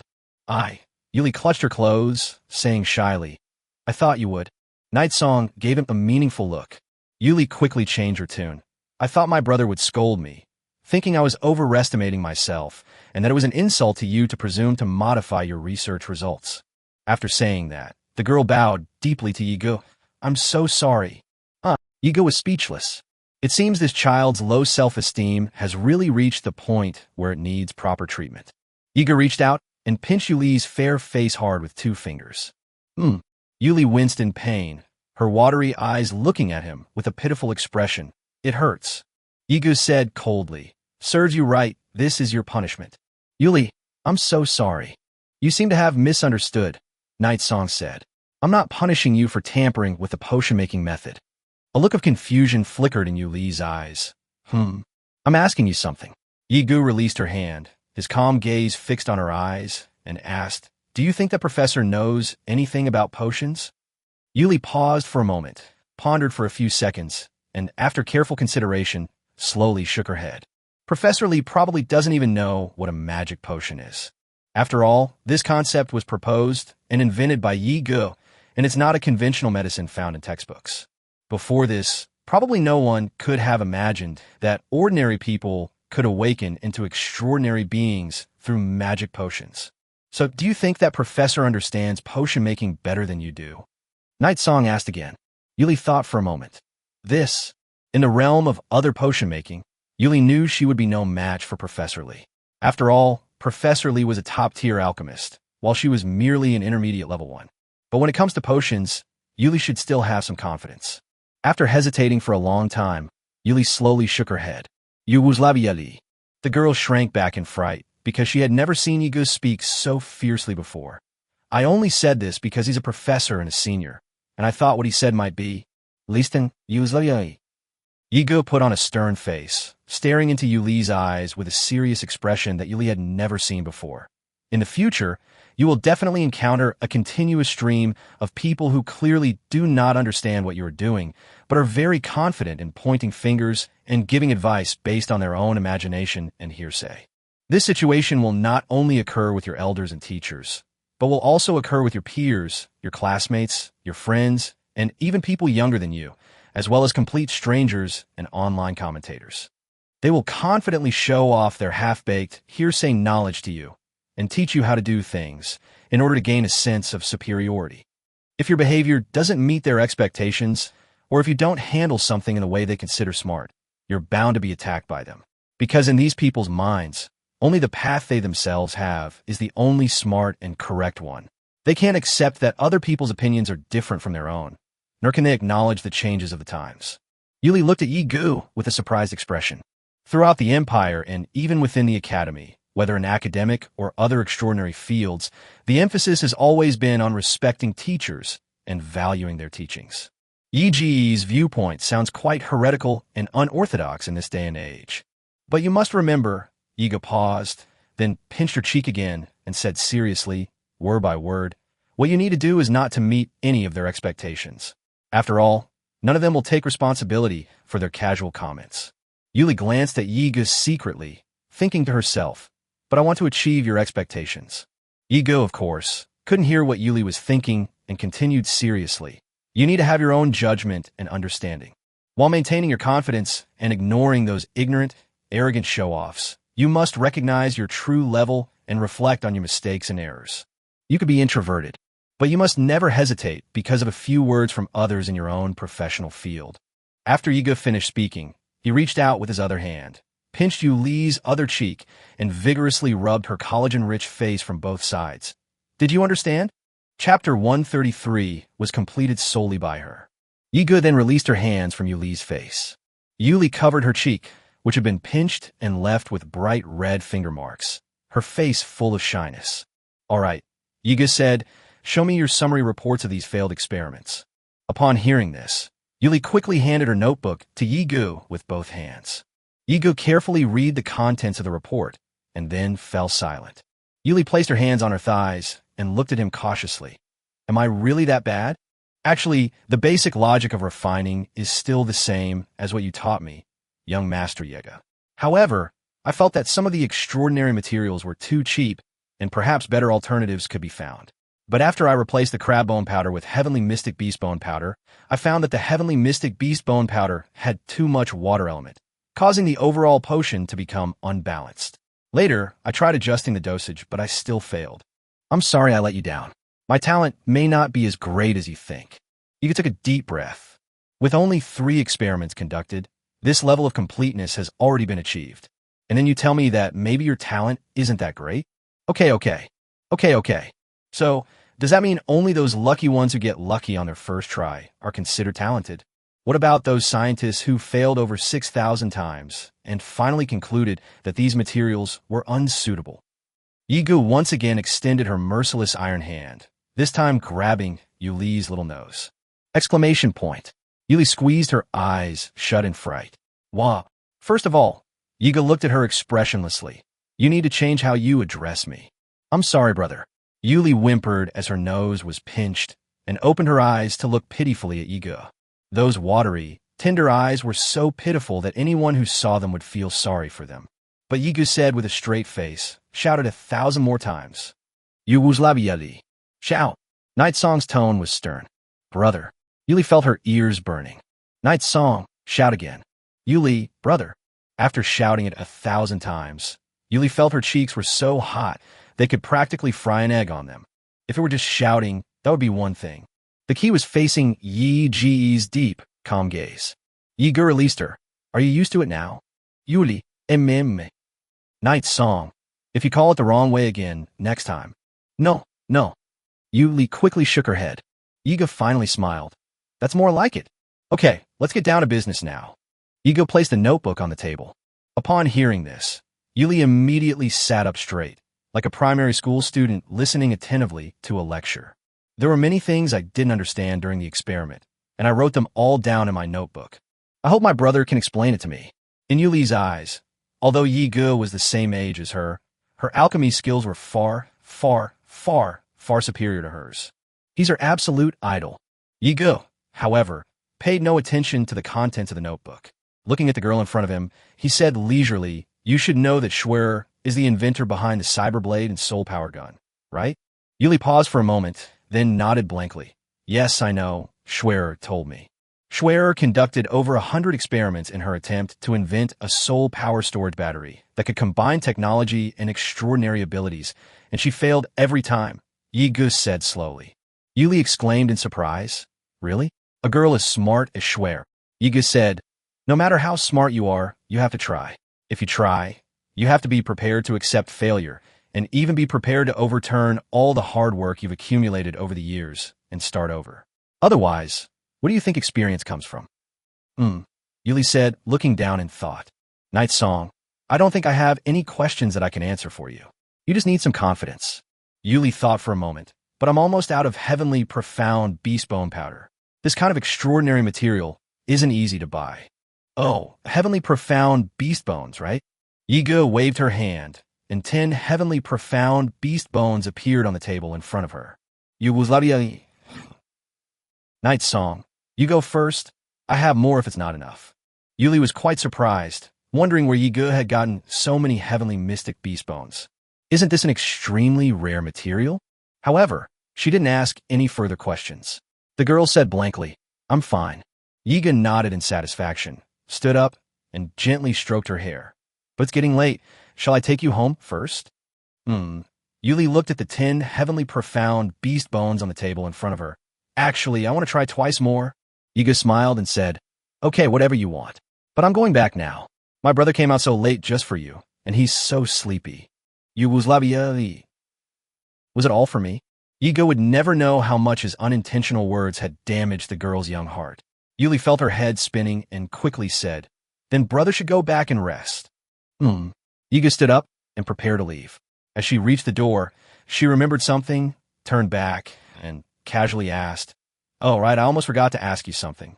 Who is that professor?" Yuli was still in a daze. "It's Professor Li Bing, the college's associate professor." "Oh, I see," Yiga said casually. "Professor Li, right?" He. Yiga is a vengeful person, but in reality, Yiga won't do anything directly to Professor Li. For a scholar like Professor Li, the heaviest blow was not a physical one, but when he one day realizes how foolish he was to have said those words. And when you realize how ridiculous the things you've always been proud of actually are, that's when the real slap in the face will happen.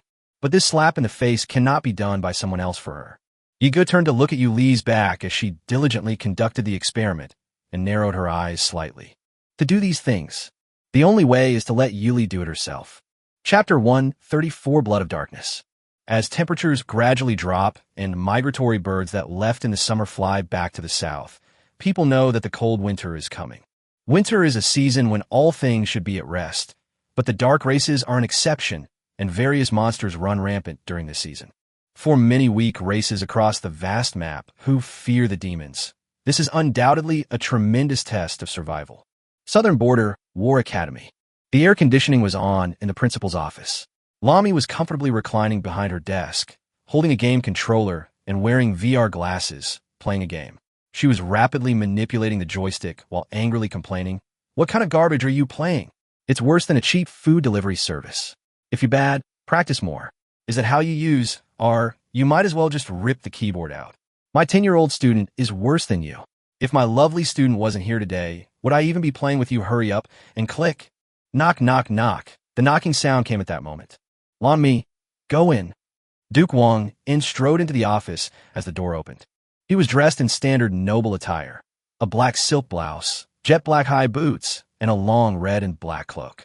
He wore a beautiful brooch made of soul crystal, and his face, marked by the vicissitudes of time, maintained the same serious expression of a great leader.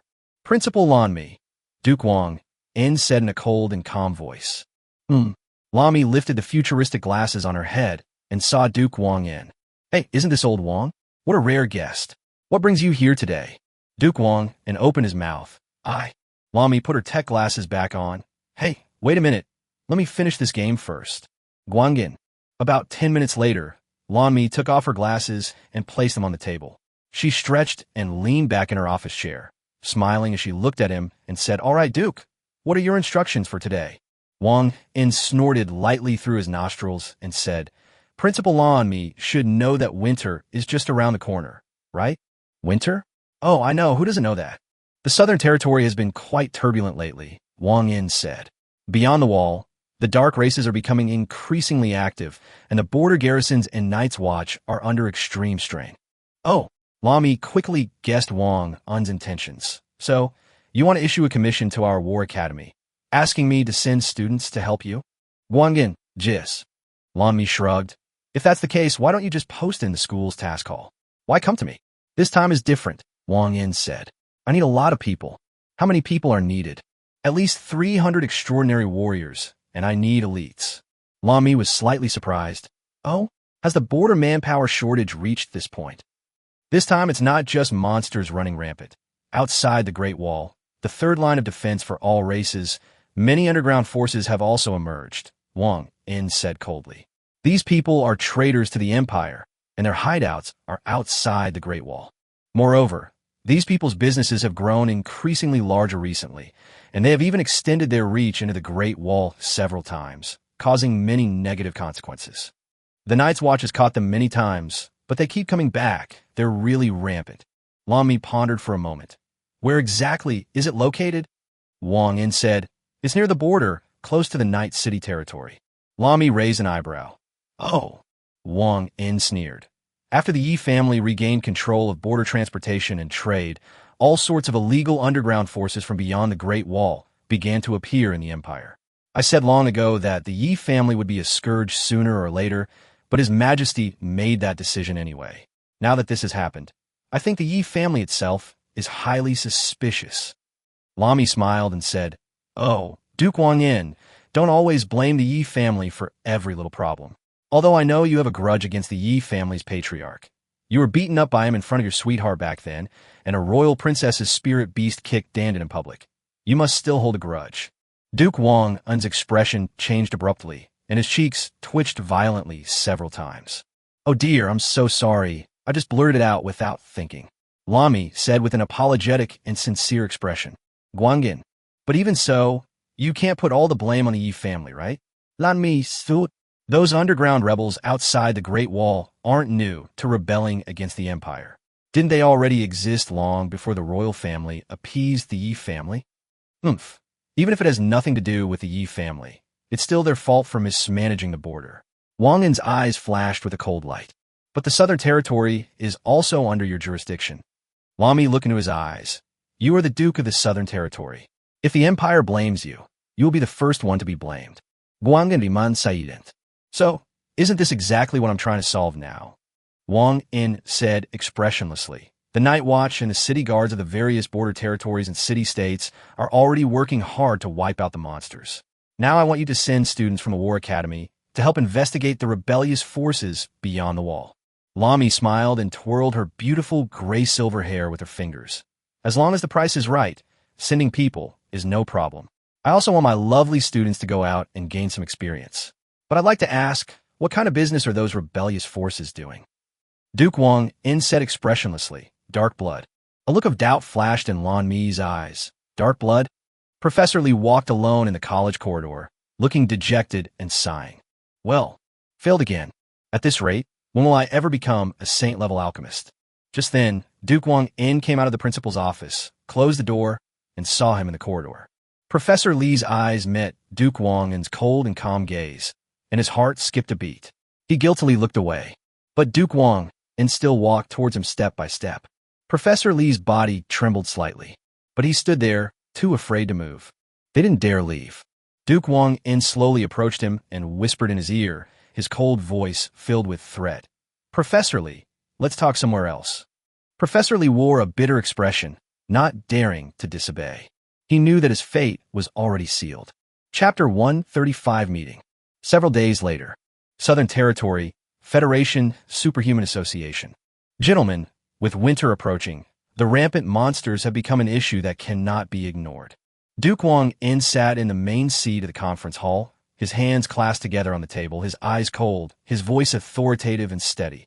At the same time, according to my intelligence, recently many underground rebel forces have actually sold dark blood within the Great Wall, resulting in a large number of black blood-infected people appearing in major city-states in the border area. This is simply an absurd thing. The Empire has given a death order. We must resolve this issue as soon as possible. This is a magnificent domed conference hall with murals on the walls. The long table in the center of the hall is more than 10 meters long and can accommodate 30 or 40 people. Those who can sit here to hold meetings are all very famous figures in the Southern Territory. They are either the heads of top families, the presidents of guilds for superhumans or guilds for magicians, the leaders of schools such as Confucianism, Taoism, Moism, and Yin-Yang School, or the chiefs of Witchers and Night Watchers. Each of them is an extremely powerful figure. Night Owl sat at one of the seats at the long table and said slowly, In the past few days, we have arrested at least a dozen wandering traffickers who sell dark blood, and more than 200 users of dark blood. But these traffickers are all individual operators, and most of them are wanderers from the wilderness outside the Great Wall. They know nothing at all. Chief of the Night Watch, Nangong Ru, crossed her arms and glanced at him with her indifferent yet beautiful eyes. She said expressionlessly, It's not enough to just catch these vendors. We also need to find the source. The white-haired elder of the Mage Guild stroked his beard. Now that winter is approaching, the climate is becoming more severe. Monsters are rampant outside the third line of defense, which is also the season with the most severe demonic pollution. Our extraordinary warriors face numerous dangers if they want to operate outside the Great Wall, let alone conduct overseas investigations. The guild leader of the Mechanics Guild chimed in. Yes, I'm afraid it will be very difficult. The leader of the legalist sect said, Moreover, those underground rebel forces have always been very cautious in their actions. How can it be so easy to find the source?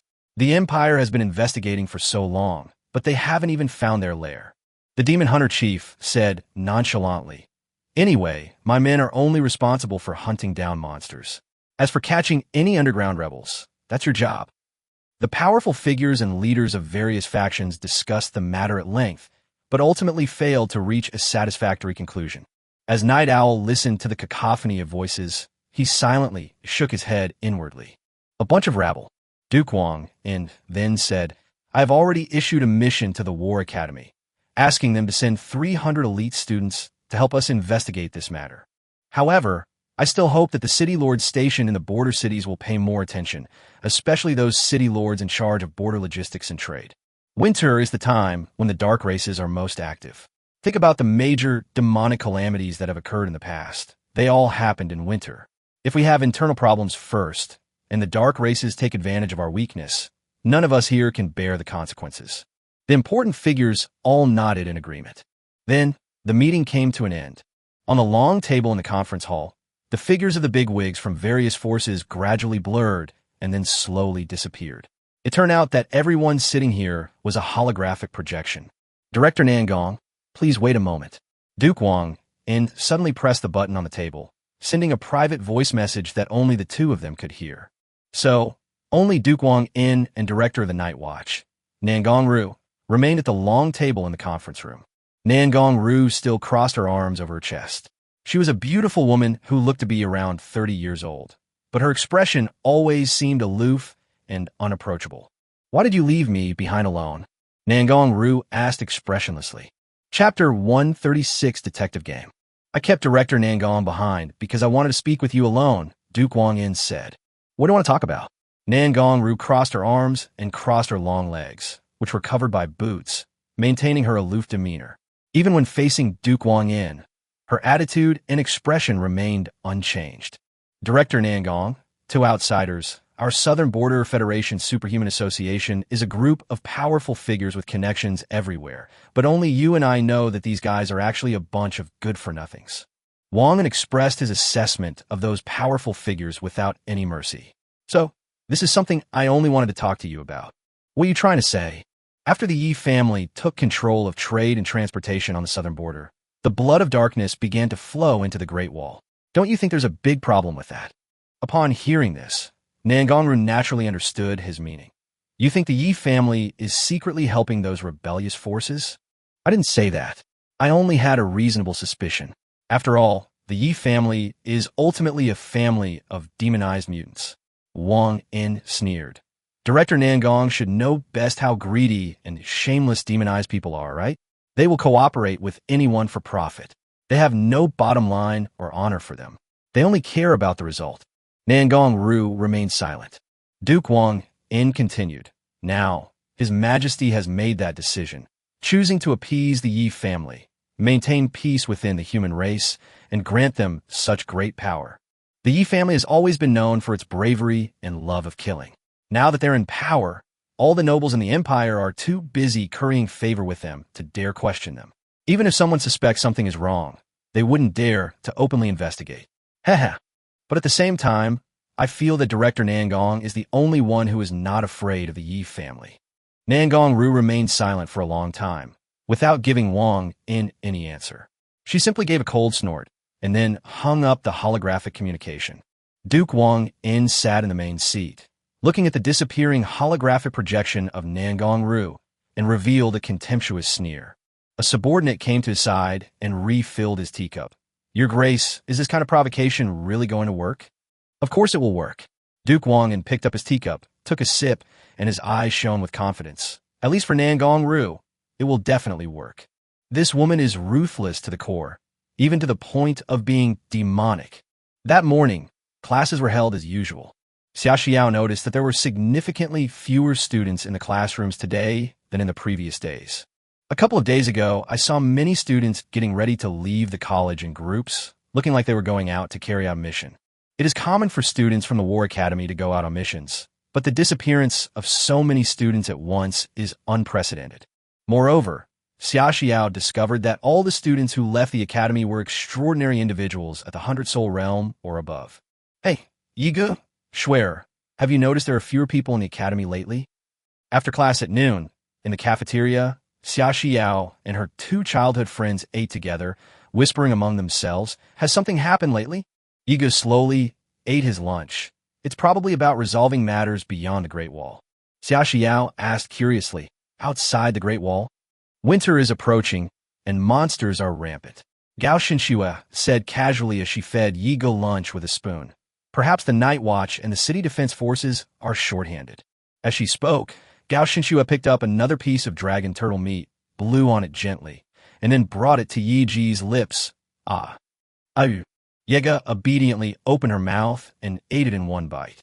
Although it was in the academy's cafeteria, with countless eyes from teachers, students, and cafeteria ladies glancing their way from time to time, Yi Ge, under the daily pressure from Shen Shue's mother, had gradually let go of her shame and abandoned all sense of decency. Sigh, I'm really getting more and more decadent, Yi Ge thought to herself, criticizing herself harshly. But I heard from my dad that it seems to be because many underground rebels have appeared outside the Great Wall. Xia Xiao lowered her voice. It seems they're selling a terrible, illegal drug. What's it called? Xia Xiao scratched her head vigorously, suddenly unable to remember her name. Dark blood, Night Song said calmly. All right, it's dark blood. My dad said that stuff is the Empire's #1 contraband. Just carrying a small bottle will get you beheaded, and if you sell it, you'll be publicly tried and executed. Xia Xiao looked at Yi Ge and asked curiously, but what exactly is this dark blood? Why would anyone buy poison? Night Song shook his head. That's not poison, but a special blood synthesizing agent. This agent looks like blood, but it's actually synthesized from the blood of dark races. After use, it can grant a person near-demonic power for a short time, but it's extremely addictive. These people will occasionally experience severe side effects and mania, easily becoming uncontrollably aggressive, biting, and spreading plagues. Those bitten and infected will also become addicted to the dark blood, creating a vicious cycle. The blood of darkness also exists in the game storyline, so Night Song is naturally very familiar with it. Yi Ge thought to herself that the current timeline was around version 1.16, and the appearance of the Dark Blood storyline seemed to have been slightly earlier than expected. Xia Xiao exclaimed in surprise. Why would anyone buy and use something so terrifying? Night Song shook his head. The area outside the Great Wall, the third line of defense, is extremely dangerous.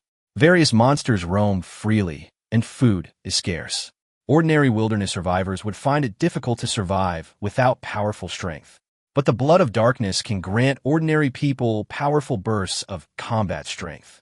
For a weakling surviving in the wilderness, let alone encountering monsters, even other scavengers and hunters pose just as much danger as facing monsters. In such a harsh environment, people are competitors to each other. Even scavenging in ruins, the weak can only pick up the leftovers and eat the scraps left behind, and may even have to compete with vultures and hyenas for carrion. Then why doesn't the Empire bring all these refugees inside the Great Wall? Xia Xiao couldn't help but ask. How do we take on billions of wanderers in the wilderness? Yi Ge shook his head. So many, Xia Xiao exclaimed in surprise. Yes. So that's how it is, Xia Xiao said suddenly. How pitiful. At this moment, not far from the dining table where Yi Ge, Xia Xiao, and Gao Xinxue were eating in a corner of the restaurant. A little girl with brown hair and brown eyes, wearing a bun, secretly hid in a corner of the cafeteria, only peeking out from behind the table, while the rest of her body was completely hidden behind the table, secretly observing the situation at Yi Ji's table. Is that guy really Yi Ge? Is he the young master of that family of mutants with demonic genes? The little girl with brown hair and a bun looked at Yuro, who was being fed by Takayuki in the distance with her mouth wide open, and immediately pursed her lips slightly. Isn't this guy a demonized mutant? How come he's already 10 years old, just like me, yet he still needs to be fed? He's so shameless. I stopped accepting food from my older sister when I was 5 years old. Are all corrupted mutants like this? Nangang Chiwa leaned against the table leg, picked up her notebook, and placed it on her lap. Like a spy, she furtively peeked at the notebook while quickly jotting something down. Then she picked up several more photos and compared them with Yi Ge and the others. Yes, it must be Night Song. The girl next to him, with black hair and a high ponytail, who was feeding him, was named Gao Xinxue. She was a student in the elite class of the War Academy, and her extraordinary profession was mechanic. The girl with light brown hair and pink eyes is named Xia Xiao. She is the daughter of Earl Xia and is a Waterwood-type ability user. Are these two people also his accomplices? Nangang Chiwa thought to herself. I heard that this Yi Ge defeated Chu Wanhe, the city lord of Wanjian City, who was an earl, without relying on the power of his family. This shows that although this little guy looks cute, he is definitely not as innocent as he seems. Yes, he must be just like me, a very capable and extraordinary 10-year-old elementary school student. Since that's the case, we can't look at him with the same eyes as an ordinary elementary school student. Perhaps he was also involved in the dark blood incident involving the Yi family. As long as I investigate secretly and find evidence that this guy is related to the dark blood, let's see if my sister will dare to underestimate me because of my young age again. When that time comes, my sister will definitely come to me and ask me to join the Night's Watch. Nangong Qiuyue's little head was already filled with fantasies, and she started giggling foolishly. The cafeteria cleaning lady passing by cast a suspicious glance at her, wondering what was wrong with the child. After a while, Nangong Qiuyue came to her senses, wiped the drool that had dripped down her face, turned her head and looked at the seats where Yi Ge and the others had originally sat, and then she was immediately shocked. It's gone? Where did those 3 people go? Nangong Qiuyue quickly jumped up from the ground, looking left and right in the cafeteria for Yi Ge and the other 2. But I can't find it no matter what I do. Did they just finish eating and then leave? This won't do. My covert investigation has only just begun. Nangong Qiuyue quickly picked up her notebook and hurriedly ran out of the cafeteria. After searching the campus for a long time, they finally found Yi Ge, Gao Xinxue, and Xia Xiao. Found it. Nangong Qiuyue was overjoyed and immediately followed after him with swift movements. Strangeness. I clearly saw them come here just now. How did it disappear again so suddenly? Nangong Qiuyue entered a garden, twisting her head, which was tied in a bun, and looked around, searching everywhere. At that moment, a figure silently approached from behind her. Are you playing a detective game? The sound of a night song drifted gently up behind her. Nangong Qiuyue didn't react immediately, still focused on her investigation, and impatiently replied, It's not a game. I'm seriously investigating a case. I'm conducting a covert investigation. Case handling? Investigation? Yi Ge looked puzzled. The next moment, Nangong Qiuyue finally reacted, turned her head and saw Yi Ge, and then almost jumped up with a wow. Chapter 137, The Simpleton. Yi Ge looked at the little girl in front of her with suspicion. The girl looked to be about his age, probably only 10 years old. She had brown hair and brown eyes. Her hair was tied in a neat bun, and she was wearing a black tactical jacket and black military boots. She also had leg straps on her thighs for carrying a dagger, and she was dressed like a female agent. So who exactly are you? Yi Ge asked. Why have you been following us? Nangong Qiuyue's guilty eyes darted around. I was just passing by. Who was with you? Yi Ge raised an eyebrow. But I think I just heard you say something about handling cases or investigations. Nangong Qiuyue stammered. That Ken, you must have misheard. Hateful. I never expected that the investigation would be discovered so soon after it had just begun. He died before achieving his goal.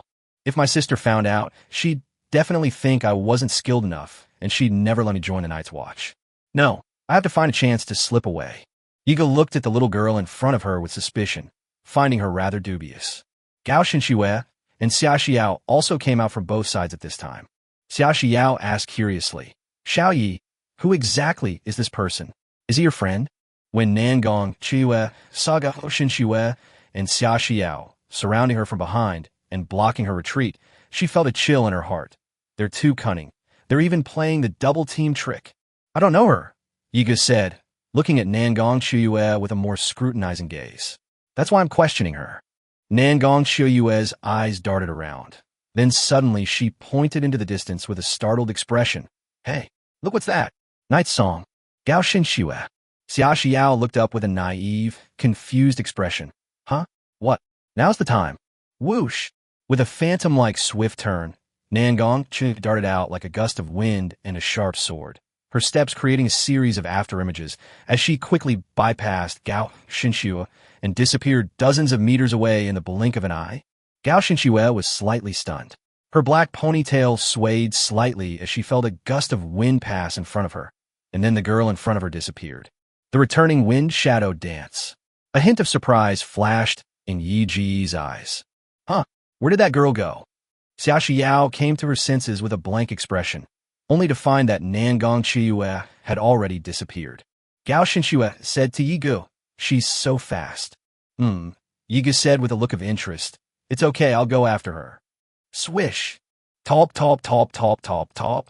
Nangong Shiyue's black military boots stepped on the academy buildings, her arms outstretched behind her like a bird, and she leaped between the buildings and trees in quick succession, finally landing on the top of a magic tower. Call. Luckily, we managed to escape. Nangong Shiyue patted her chest and breathed a sigh of relief. I didn't expect Yiga to be so vigilant. It seems we'll have to be more careful next time we conduct a surveillance operation. Do you want next time? Yi Ji's voice rang out behind her again.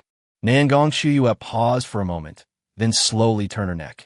Then she saw Yi Ji's face right in front of her. Oh my god, it's a ghost! Nangong Shiyue jumped back a large step as if she had seen a ghost, staring at Yi Ge with a terrified expression. How did you catch up with me? Of course I just followed in your footsteps and ran here. Yi Ge found it somewhat amusing. Nangong Shiyue opened her already large and bright brown eyes wide once more. You can keep up with me? Is it hard to keep up with you? Yi Ge thought to herself. Why does this little girl seem so naive? Nangong Shiyue stared at Yi Ge in silence for a long while, then slowly pursed her thin lips, a hint of defiance in her eyes. I don't believe it. As she spoke, the girl moved again. Martial arts, returning wind and shadow dance steps. Yi Ge narrowed his eyes.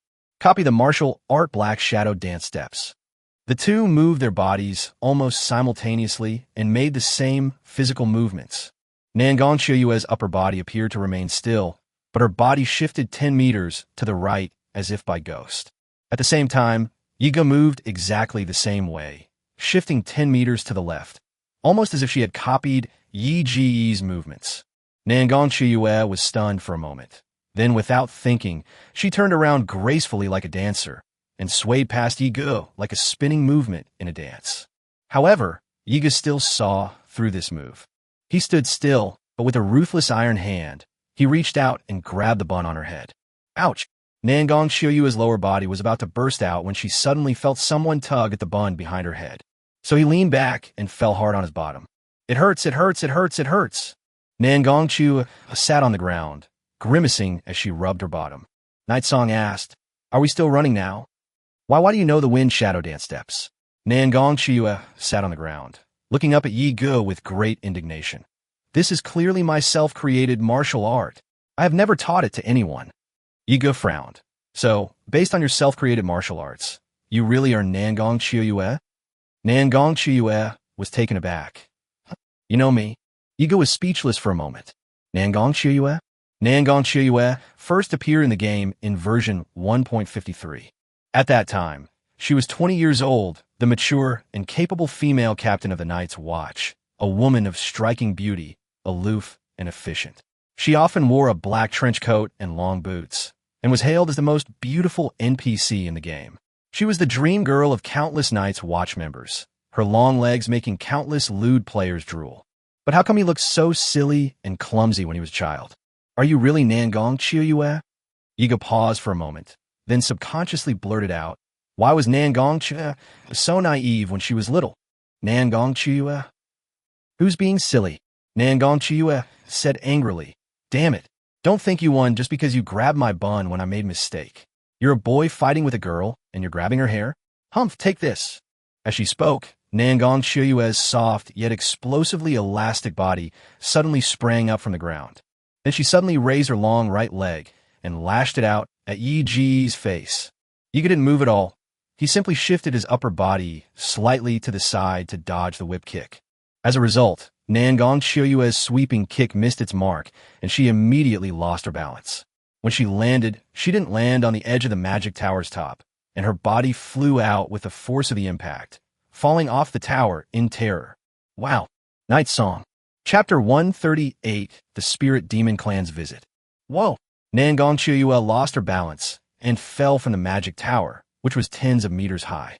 As they gradually approached the ground, the girl felt the cold wind whistling into her ears, her long hair tangled and scattered, her 3,000 strands dancing wildly in the wind, like a fledgling eagle with broken wings, falling helplessly downwards, which frightened her so much that she instinctively closed her eyes.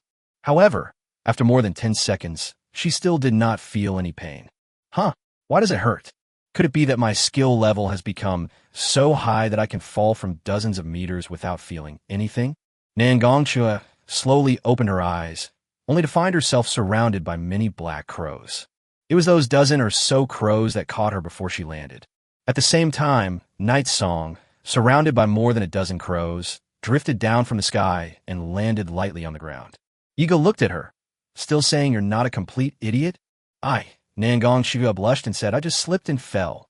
The dozen or so crows that had grabbed her suddenly vanished into a misty black fog, and Nangong Shua instantly lost her balance, falling face first to the ground with a thud. Night Song. "So, you believe that the matter of the dark blood is related to my Yi family, and that's why you've been tracking and investigating me?" Yi Ge crossed his arms and stared at Nangong Shua with a scrutinizing gaze. "You want to find evidence of my crimes and then gain merit to join the Night Watch?" Nangong Shua lowered her head, looking guilty, and tapped her 2 index fingers together from time to time. "Yes, but it's just a suspicion." Xia Xiao stood to the side, indignantly saying, "That's too much. How can you frame someone without any evidence? Xiao Yi is so innocent, kind, gentle, and adorable. Why do you people always target him?" "Gentle and kind? Innocent and cute."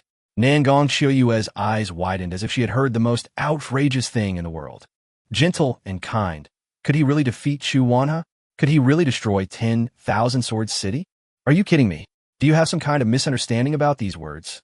Nangong Xiuyue pointed at Yi Ge and said angrily, "What gentle and kind? He just fought with me and even pulled my bun. He doesn't know how to be gentle with women at all." Gao Shinxue said calmly, "If Xiao hadn't been gentle, you would be lying in the medical room right now, having your bones set by a medical superhuman after falling from the top of the magic tower." Nangong Xiuyue was speechless for a moment. She glanced at Yi Ge and muttered softly, "I admit I owe him one, but it was because he deliberately teased me. Otherwise, I wouldn't have slipped." Xia Xiao put her hands on her hips. "I don't believe it. Xiao Yi isn't that cunning. He would never tease any girl other than me." Night Song. Nangong Xiuyue looked puzzled, not understanding why this could be compared. "Why do you look so proud when you talk about being teased by him? Do you really enjoy being teased by him?" Xia Xiao was immediately embarrassed. "That's not what I meant." At this moment, a strange and melodious tune suddenly came from afar. The timbre of the tune was very special, with a strong foreign flavor, or rather, the instrument was not a timbre that could be played by human instruments.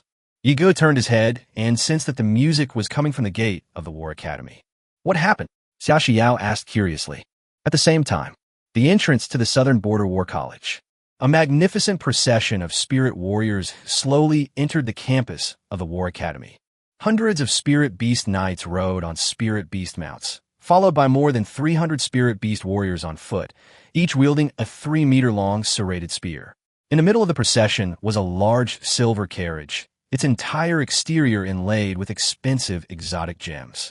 Undoubtedly, the person sitting inside the carriage must be their leader or some important figure among the spirit beasts. Many students in the college had already been drawn out to watch the excitement, and there was a constant murmur of whispers and pointing among the crowd. However, the students were still very polite and made way for the long procession of the foreign tribes. Clearly, this is an army of the Spirit Demon Clan. Among all races, those of the Light faction should theoretically be allies. Of course, this is just in theory. In reality, even people of the same race are not necessarily harmonious internally, let alone form an alliance. For example, the elf race split into various subraces, such as the Frostmoon Elves, Silver Elves, Forest Elves, Blood Elves, and Night Elves. Generally speaking, the races of the Light faction will only reluctantly unite and form a united front when they need to fight against the Dark races together, or when they receive divine commands from the gods. Otherwise, everyone would generally go their own way and not interact with each other. Even within the Light faction, some races would frequently wage war against each other. Of course, the situation was the same for the Dark races, even more outrageous than for the Light races. The 2 Dark races fought countless battles to the death over territory. However, the fact that any race that can freely enter the Empire's territory as winter approaches indicates that they're truly good friends with the human race. Yi Ge, Gao Shenxue, Xia Xiao, and Nangong Qiyu squeezed through the crowd to the front, watching the long line of spirit demons slowly enter the campus. "What race's army is this?" Xia Xiao asked, blinking her eyes. "It's the Spirit Demon Clan," Gao Shinxue said. "The human race and the Spirit Demon Clan established a cooperative relationship 200 years ago and have maintained a good friendship ever since. It is said that the reason for maintaining the friendship is that Principal Lan Mi once saved the life of a spirit demon clan general on the battlefield of all races. Yi Ji's calm gaze swept over the long line of the spirit demon clan army. Come to think of it, Ling Ling belonged to the same race as them, but the little spirit cat wasn't with him today. In the morning, Bai Shuling said she wasn't feeling well, so she stayed home and slept. But why would the spirit demon clan's army suddenly appear on human territory? Nan Gongxue murmured softly. It doesn't seem like something good has happened. Chapter 139, All-Staff Mission. The ranks of the spirit demon warriors finally stopped in front of the principal's residence. The carriage, pulled by two tall, spirit beast warhorses, slowly came to a stop. Two members of the spirit demon clan, a man and a woman, alighted from the carriage. Both wore red and yellow feathered cloaks adorned with some kind of exotic totem.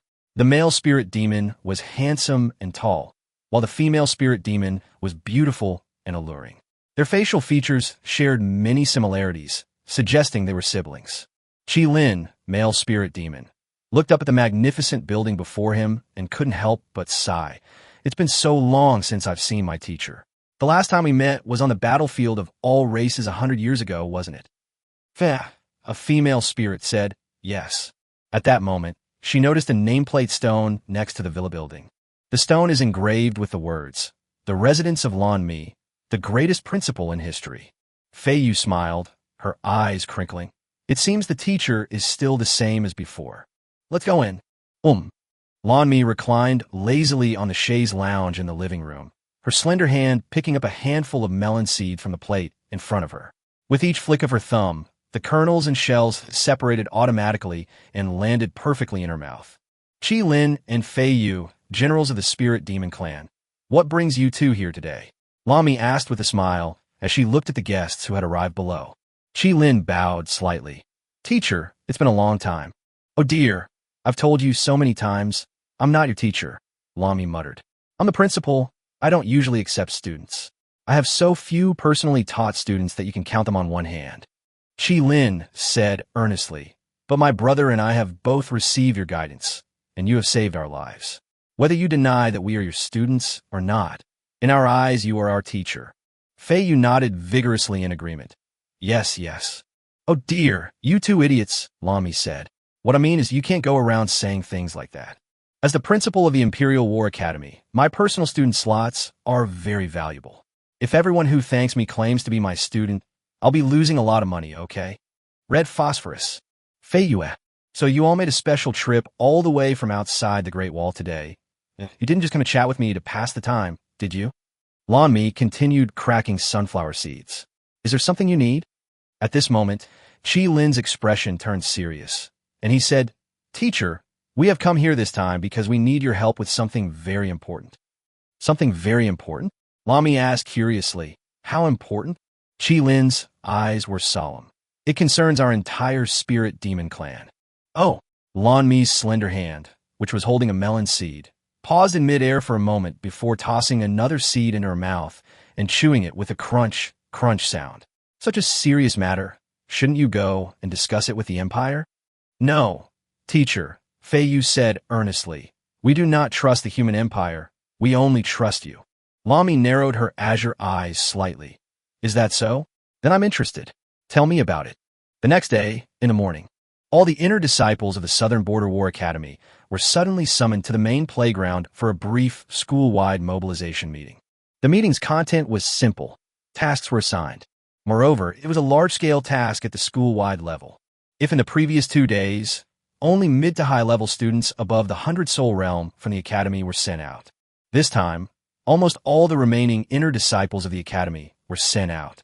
Dihai stood on the platform, microphone in hand, and announced loudly, This mission is very special because your mission location is outside the Great Wall. The students on the playground looked surprised upon hearing this. Normally, students below the 100 Souls realm wouldn't be assigned to missions outside the Great Wall. Yigo remained silent, lost in thought. It seems that with winter approaching, not only are the Night's Watch and the city's defense forces shorthanded, but even the War Institute is facing such a severe manpower shortage. Even students below the Heavenly Realm were sent out on missions outside the Great Wall. The students on the playground began to whisper among themselves. The students on the playground nowadays are basically all novices below the heavenly realm. Those who can enter the War Academy and even the intersect are undoubtedly geniuses in the outside world. But most of these geniuses have never left the territory of the Empire. For these still inexperienced students, the world beyond the Great Wall was something they had only seen in textbooks and online resources. They had heard that it was fraught with danger, especially now that it was the season when monsters were rampant. You don't need to worry too much, Dehai said slowly from the platform. Don't worry, your mission level won't be too difficult. It's just a regular C-rank mission. Naturally, we won't assign you any overly important missions. Moreover, although it's a C-rank mission, as long as you complete it, you can get the equivalent of B-rank mission credits and rewards. Such a good thing is rare. Upon hearing this, the students' mood improved slightly, and many of them began to get excited. You can complete a C-level task, but receive a B-level reward. Is there really such a good thing? Dehai continued. Next, you'll be divided into teams of 5, and the school will assign a teacher or instructor to each team. Your mission is simple: to escort a batch of supplies. You need to go to the second line of defense, the Great Wall, collect the supplies, and then escort them through the 100 Souls Forest to the Spirit Demon Empire, our neighbor. Then your mission will be complete. After speaking, Dehai announced the end of the meeting and told the students to go to the school's mission hall to meet their teammates, their supervising teachers, and to check the detailed mission information. After the group disbanded, Nightsong's cyber watch beeped twice. He picked it up and saw that it was a text message from the War Academy. It read, "Nightsong student, you have received mission number 0226. Please go to the school's mission hall and team up with a student with the same mission number. You will have 1 day to get to know each other and discuss tactics. The mission will begin tomorrow morning." Yiga remained silent for a while, wondering if such an urgent and hurried mission was really just an ordinary C-level mission. He didn't see his teacher, Lanmi, all day today. Could it be related to that group of spirit demons this morning? At this moment, Xia Xiao and Gao Xinxue both gathered around Yigo. Xia Xiao stood behind Yigo on tiptoe, trying hard to see the mission number on Yi Ji's list. She asked nervously and expectantly, "Xiao Yi, what's your mission number?" "Oh." Yiga showed her the watch screen, 0226. Upon seeing this, Xia Xiao cheered with delight. "Haha, that's great. We're together." Chapter 142 Teammates. "Me too, it's 0226. Gao Xinxue also showed the number on her watch. "Ah, that's great." Xia Xiao clapped her hands together, looking very happy. "Now we could do missions together again. We really are childhood sweethearts. It's fate." Yiga smiled secretly, thinking how could it be such a coincidence. The teacher probably knew that the three of them got along well, so he specially gave them extra help and put them in a group, right? The three little ones arrived at the mission hall together. Today, the Academy's mission hall was probably the most crowded and bustling it had ever been since they enrolled. After all the students from the intersect were mobilized. Yigu, Gao Xinxue, and Xia Xiao quickly found a room with an electronic code that read 0226. This was their team's private pre-battle discussion room. There was no one in the private room at the moment. Obviously, the remaining 2 teammates and the teacher in charge had not yet arrived. The private room contained only a long table, a few chairs, a mural, and a decorative vase, just the typical furnishings of conference room. The 3 little ones found seats and sat down. This time, the teams are 5 people per group, right? Xia Xiao asked expectantly, resting her chin on her hands. "I wonder what our other 2 teammates will be like." Yigu said, "If the Academy wanted every team to be of equal strength, they would probably assign us 2 teammates from the passing class." After all, Yigu was a direct disciple, while Gao Xinxue and Xia Xiao were both from the elite class. The number of students in the elite class is already small. If 2 more students with an excellent rating or above are assigned to their team, the strength will be too unbalanced compared to the other teams. Xia Xiao tilted her head and thought for a moment. Does that mean we'll be matched with that childish guy, Jiang Xiaoming? Actually, it's not that absolute, Gao Xinxue said. Although we are in the elite class, that only represents our talent. Xiao and I are only at the profound realm, and Xiao Yi is only at the earth realm. There are still many students at the heaven realm who have stayed at the school. If we consider the overall strength, the 3 of us are not actually considered top tier. Yiga nodded. Schwenner's words make sense. Gao Xinxue looked at Yigu and suddenly remembered something. We're about to go on a mission, so we need to eat something nutritious to replenish our energy. As she spoke, the girl pulled out a lunchbox from somewhere. I have some prepared lunchboxes in my spatial ring. Night song. Isn't it unnecessary? Besides, we're leaving tomorrow morning, right? Gao Shinchue's eyes were sincere, making it impossible to refuse. But discussing mission tactics also requires physical strength. Night song. Squeak. After a while, the door to the private room was opened again. Nangong Chuyue looked at the number 0226 on the private room door as she pushed it open and entered. As soon as she entered, she saw Yigu obediently accepting Gao Shinchue's feeding with her mouth open. It's you. It's you. Nangong Chuyue and Xia Xiao spoke almost in unison. Yigu chewed on the soft rice that Shun Shue's mother fed him, then turned to look at Nangong Chuyue. What a coincidence. Could this also be part of the teacher's arrangement? Nangong Chuyue's lips twitched slightly, and she immediately felt a little embarrassed. After all, she had just been caught following someone during the day. It's you again? You're not here to stalk Xiaoya again, are you? Xia Xiao blinked her innocent eyes and said, Your stalking skills are so bad. If you want to gather information, you should be eavesdropping outside the private room, right? This space is so small, you've exposed yourself to us as soon as you come in. Of course I know that. I'm not that stupid. Nangong Chuyue said angrily, feeling as if her intelligence had been insulted. I'm here to find my teammates. My mission number is 0226. Xia Xiao was stunned for a moment, then confirmed the number on her watch. It's actually real. What a coincidence. Nangong Chuyue also sat down, waiting with Yigu and the others for the last teammate and their teacher. Gao Shinchue continued to feed Yigu with great care. Meanwhile, Xia Xiao, the social terrorist, took the initiative to chat with Nangong Chuyue. Hey, let me tell you, when we're on a mission together tomorrow, you're not allowed to bully Yigu. I know that you righteous people are very prejudiced against Yi Ji's demonized identity. If I find out that you're bullying him, I absolutely won't allow it. I bullied him. Nangong Chuyue glanced at Yigu with a wronged expression. Just how innocent and harmless do you think this guy is? This guy is clearly a big bad guy. Nangong Chuyue still remembers the feeling of Yigu grabbing her bun and making her sit on the ground with a thud. At that time, she clearly saw Yigu secretly giving a sly and wicked smile. It's made both of her buttocks ache slightly now. So, what exactly is your relationship? Nangong Chuyue lowered her voice and glanced at Yigu and Gao Shinchue.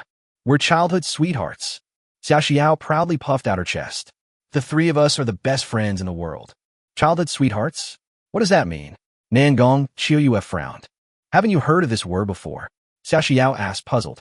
Nangong Chuyue pondered. I've never heard of that.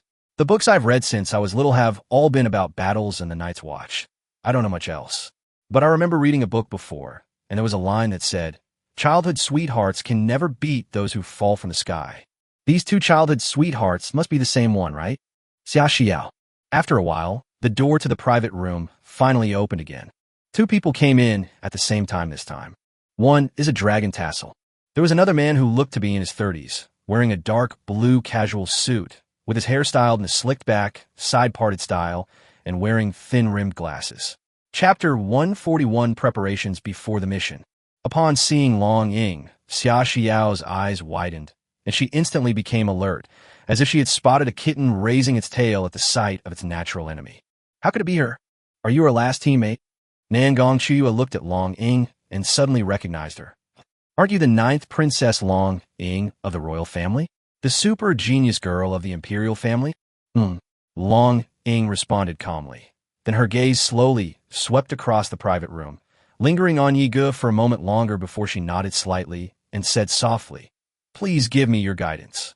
Yigu never expected that her last teammate would be Long Ying. Is it really that much of a coincidence? Or was this something the teacher arranged on purpose? Nangong Chuyue's older sister is Nangong Ru, the director of the Night Watch. That woman has always been very unfriendly towards mutants with demonic genes. As the 9th princess of the imperial family, Long Ying was also his chosen one. Suddenly, Yigu thought of Lan Mi's amusing personality and realized that deliberately pairing the childhood sweetheart and the unexpected arrival together was more likely a deliberate arrangement. Oh, everyone's here. The man in his 30s, wearing a suit and with slick back hair, had a black leather bag tucked under his arm. His overall appearance didn't resemble a teacher or drill instructor. He looked more like a corporate slave. He then placed the black bag on the table. Very good. They all have a good sense of time. No wonder they're all students with a prodigy rating or higher. Let me introduce myself. My name is Tsong Feng, and I am your team leader for this mission. You can call me Brother Feng or Teacher Tsong Feng, but I don't recommend calling me Teacher Tsong. Xia Xiao sat in her seat, tilting her head up like a curious child with a slightly puzzled look in her eyes, and asked why. There's no reason. Tsong Feng raised his middle finger, pushed up his reflective thin-rimmed glasses, and said, since everyone is here, let's not waste any more time. After all, we only have one day to prepare, and we have to set off tomorrow morning. Now I will explain the precautions and key points of this mission to you as quickly as possible. Apart from Prince Longying, the rest of you are all rookies on your first mission outside the Great Wall, so you'd better listen carefully. Listening to even one more word might save your lives. Upon hearing this, everyone immediately sat up straight. This mission is to transport and protect supplies, Tsong Feng said calmly. The world outside the Great Wall is completely different from the world inside the Great Wall. The reason you have been able to grow up safely is because of the protection of the Great Wall, which keeps you from the flames of war of the myriad races and prevents any dangerous creatures of the myriad races from rushing into the Great Wall. Even if there are any, they're just low-level creatures that the Night Watch deliberately let in so that you newbies can practice on them. So after we leave the Great Wall tomorrow, I hope you will follow my instructions and not act on your own. As he spoke, Tsong Feng pressed his cyber watch, projecting a holographic map in front of everyone. This is our operational plan for tomorrow. We will cross the entire 100 Souls forest.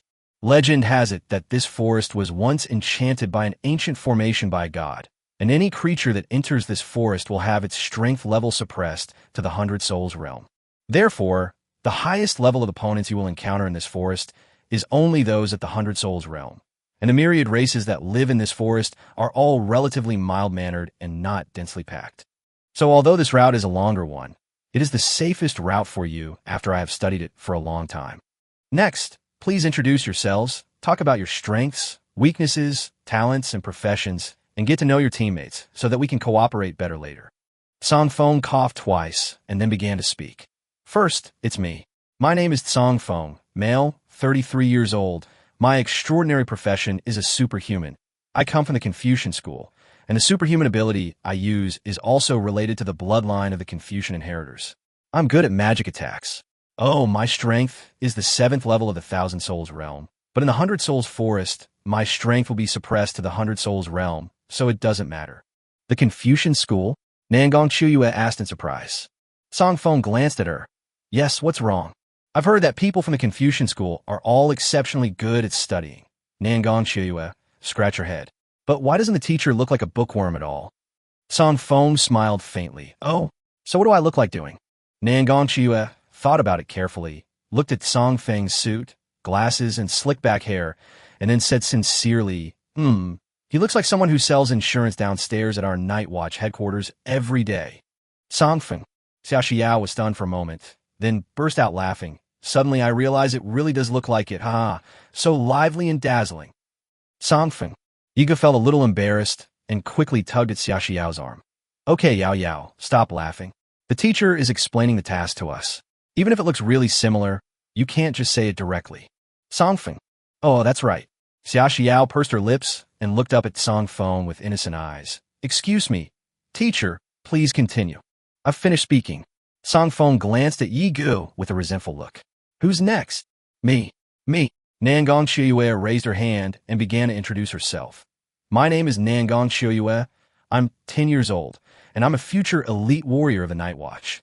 My strength is at the 1st level of the Profound Realm, and my extraordinary profession is martial artist.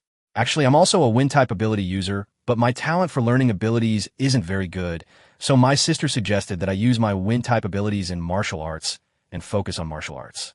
My strengths are that I'm very fast and good at close combat.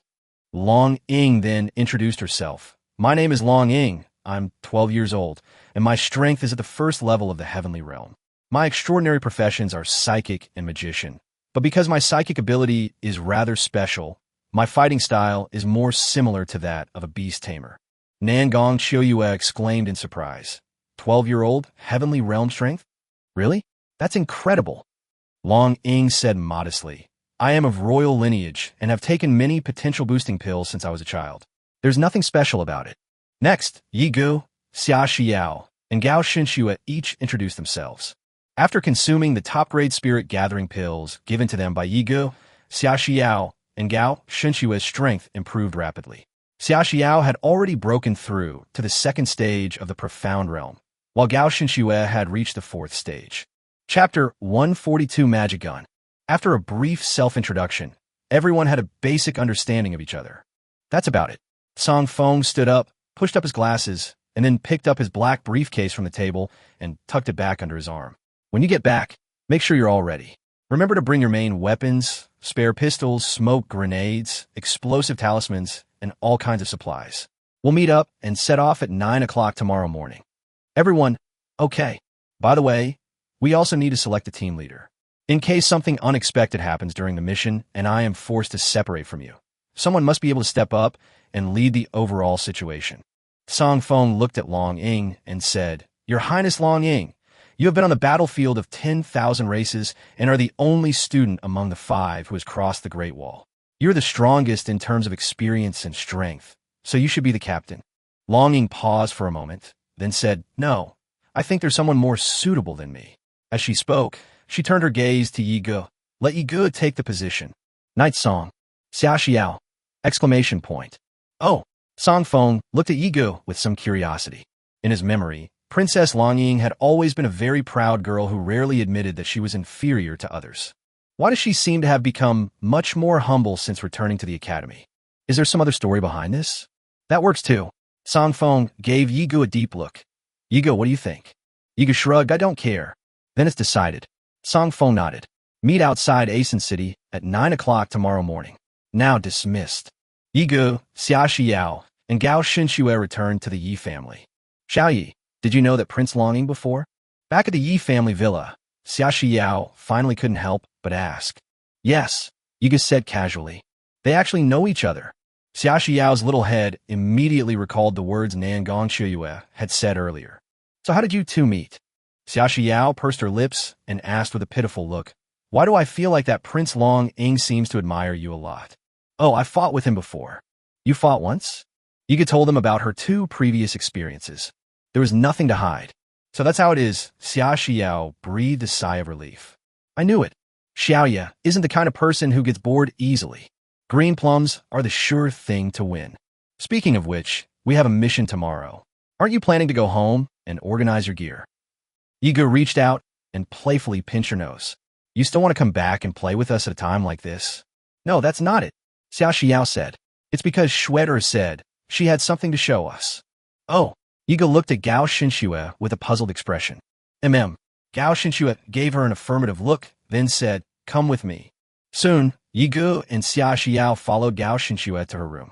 When Yi Gu and Xia Xiao arrived at her room, they discovered that Yuli was also there, busy with something at Gao Xinxue's usual workbench for conducting scientific experiments. Xiaoli. Oh, you're here too.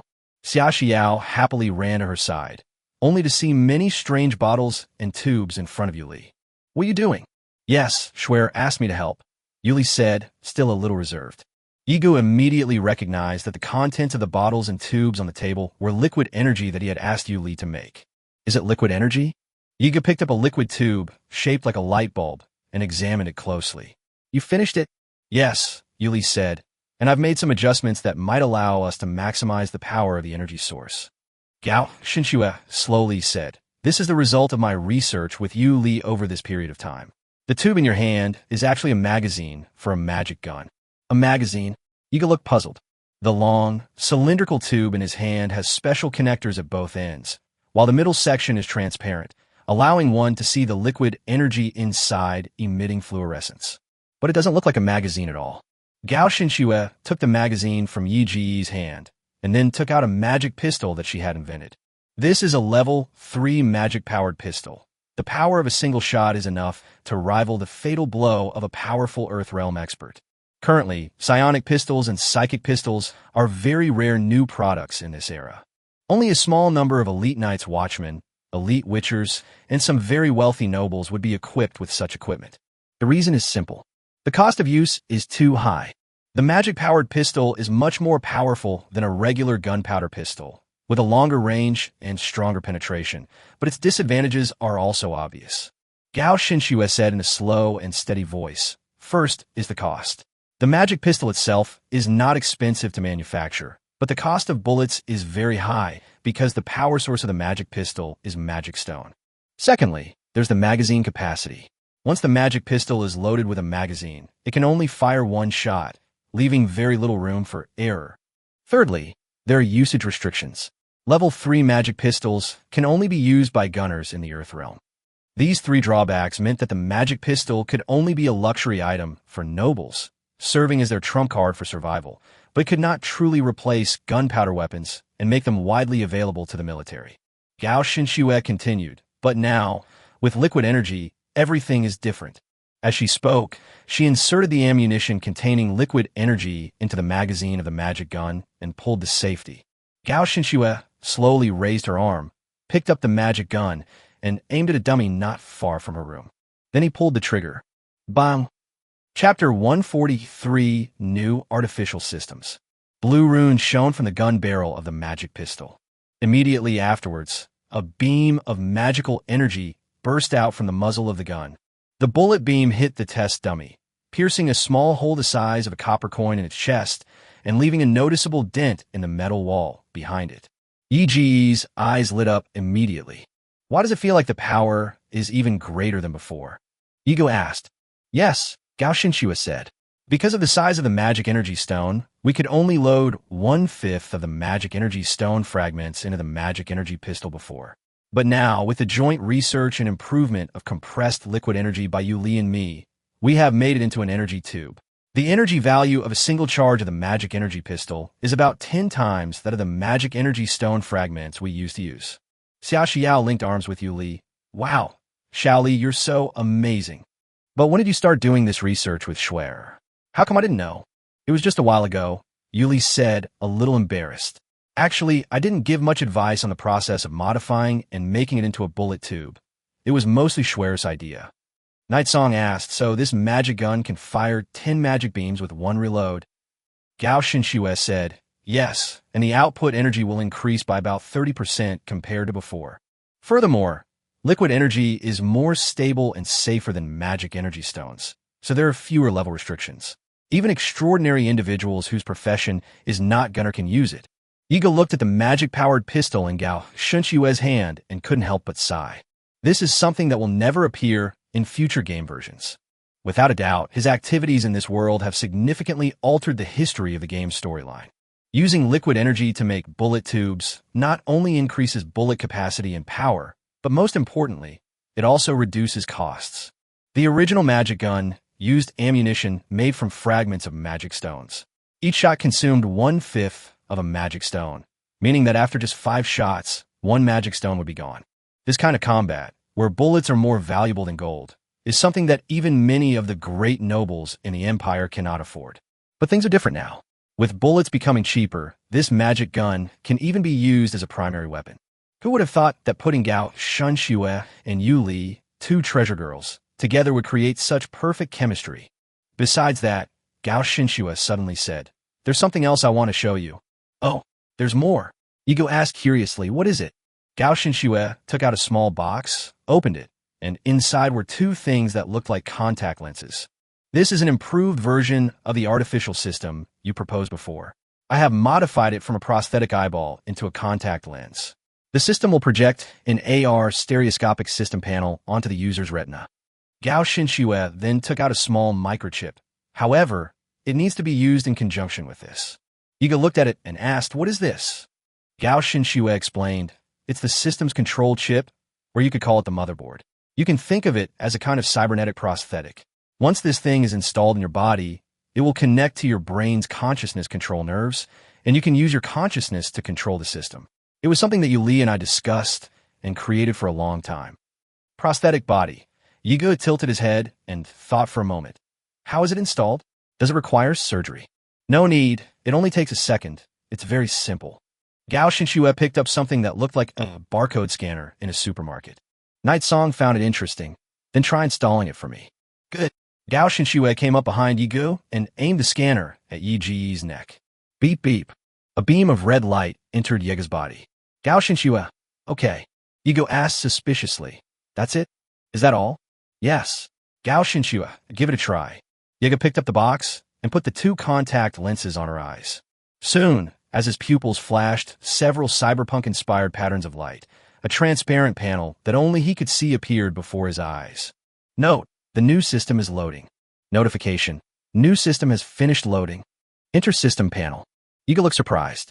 The main interface panel of this system looks almost identical to his personal system. However, this system has relatively limited functionality. Its main functions are data analysis, item space, and thermal imaging scan. Other functions are basically similar to those of mobile phones and computers on Earth, such as internet access, connecting to a cybernetic watch for phone calls, and viewing satellite maps. Yiga never expected that Gao Shinshue would perfectly replicate the artificial system that he had spent 16 years researching in the illusion so quickly, and even make greater improvements and enhancements. The system can analyze and interpret most things in reality. Gao Shinshue casually picked up a magic stone and handed it to Yiga. Yiga used the system's data analysis function on the magic stone. Item, magic stone. Quality, pink. Attributes, 1000 TC. Description, stones rich in energy, possessing excellent energy conductivity. They can perfectly absorb magic, spiritual energy, soul power, and primal force. They're the primary energy commodity for most races among all races, and are rare and expensive. The attribute data comes from the system's scanning of the items. As for the descriptions on the panel, the system is connected to the internet, and most of them come from online encyclopedias, Gao Shinshue explained. However, we can also create our own database and input some information that is not available online. Yiga looked at the panel in front of him and gradually smiled. Schwerer, you are a genius. He could also analyze these panel data using his personal system as a transmigrator, and the data would be even more detailed. However, as a man-made system, it is already quite remarkable to have achieved this. Xiaoxiao noticed that Yigu was staring straight ahead, but she couldn't see the panel that Yigu could see. She immediately became very interested and asked, Schwerer, can I try it too? Of course. Gao Shinshue came up behind her and installed the system prosthetic chip on her as well. Xiaoxiao blinked twice, then stared blankly at her own control panel in front of her.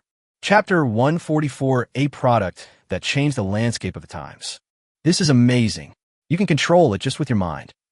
As Xiaoxiao spoke, she turned to look at Yuli. As a faint, technological light flickered in her pink eyes, a data analysis panel popped up. Name, Yuli. Age, 10 years old. Level, non-transcendent.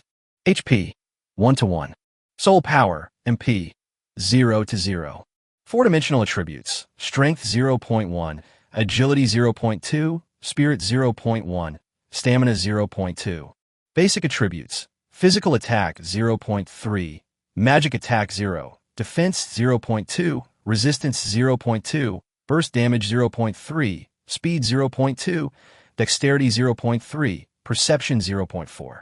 Special attributes, intelligence 11, charisma 9, luck 10.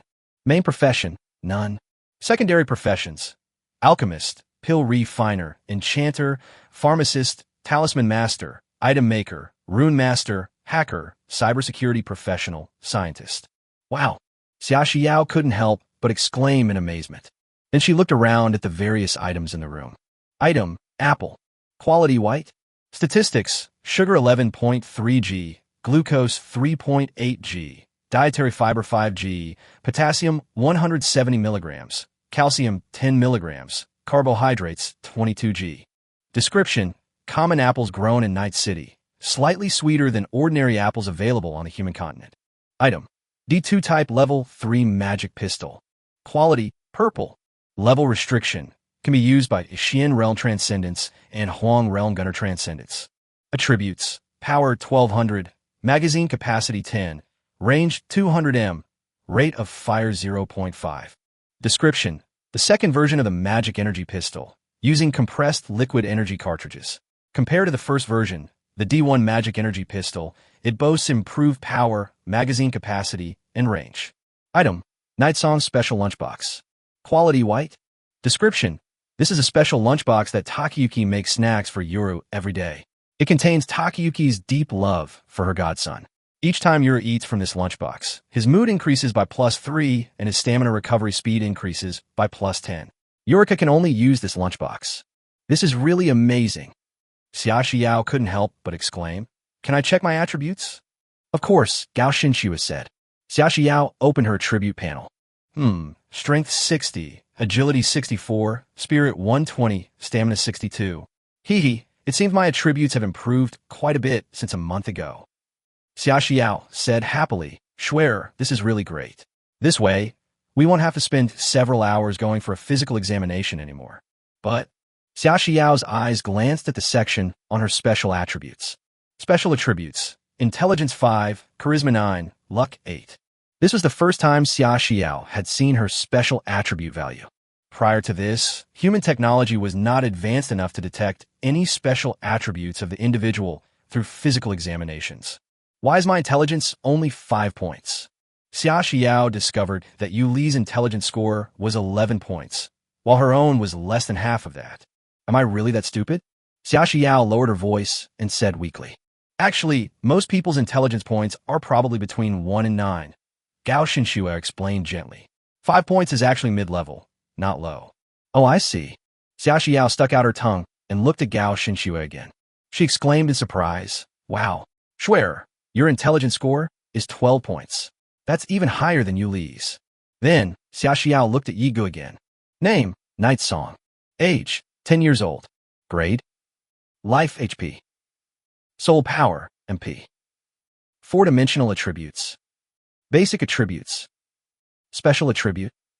Xia Xiao looked bewildered. But why can't we read Xiaoya's data? I noticed this problem before.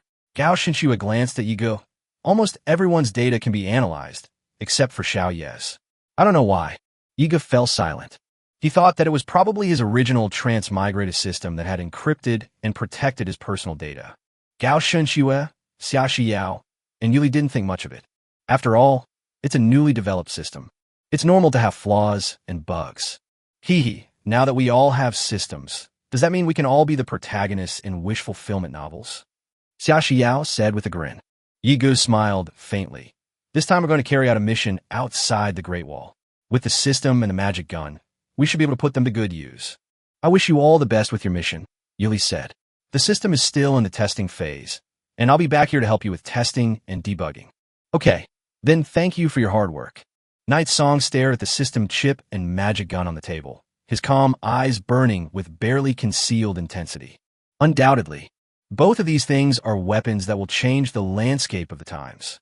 The next day, 9 o'clock in the morning, Yigu, Gao Xinxue, Xia Xiao, Nangong Qiuyue, and Long Ying met on time outside Yazan City. Long Ying's attire today was not much different from usual. A long, dark trench coat completely covered her petite figure, revealing only her noble and elegant face. Nangong Qiuyue had clearly made careful preparations. She wore a black jacket with a special pattern tattooed on the chest, which was the uniform of the night watchman. She wore shorts and military boots, and carried a long black straight knife on her back. A dagger and a traditional revolver were also attached to the straps on her legs. She looked quite impressive. Yiga thought to herself, judging by appearance alone, she does resemble the aloof and mature goddess-like night watchwoman from the future game. Well, that's assuming she doesn't speak. How is it? Nangong Chue struck a cool pose, brushing aside the bangs that were falling over her forehead, and put one hand on her hip. Isn't it especially handsome? Not bad. Yiga looked him over and said sincerely, as long as you don't do anything stupid afterward. Nangong Qiuyue. Chapter 145, The Great Wall and High-Speed Rail. About half an hour later, Song Feng arrived at the meeting point. Yiga had thought that Song Feng would change his outfit for today's mission, but to her surprise, he was still wearing the same dark blue casual suit, with slick back hair, glasses, and his briefcase. Nangong Qiuyue said angrily, "Teacher Song Feng, you told us to be on time, but you were half an hour late yourself." Sorry, I was a little late because I was making some preparations. Song Feng raised his hand and straightened his suit collar again. All right, now that everyone is here, let's go. By the way, how are we going to get there? Xia Xiao asked curiously. Is there any transportation? We're not going to have to drive all the way to the second line of defense, the Great Wall, are we? Of course not, Song Feng said. The school has already prepared transportation for us. What is it? What is it? Xia Xiao asked expectantly, her eyes brimming with interest. Is it some kind of spirit beast mount? Like riding a dragon or something?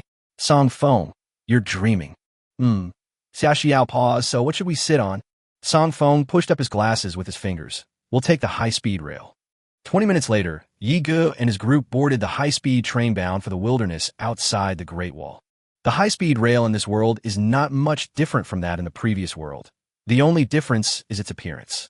Because the wilderness beyond the Great Wall is home to many creatures of various races, including all kinds of strange beasts, magical beasts, and dark races, the train's exterior is covered with hard black metal armor.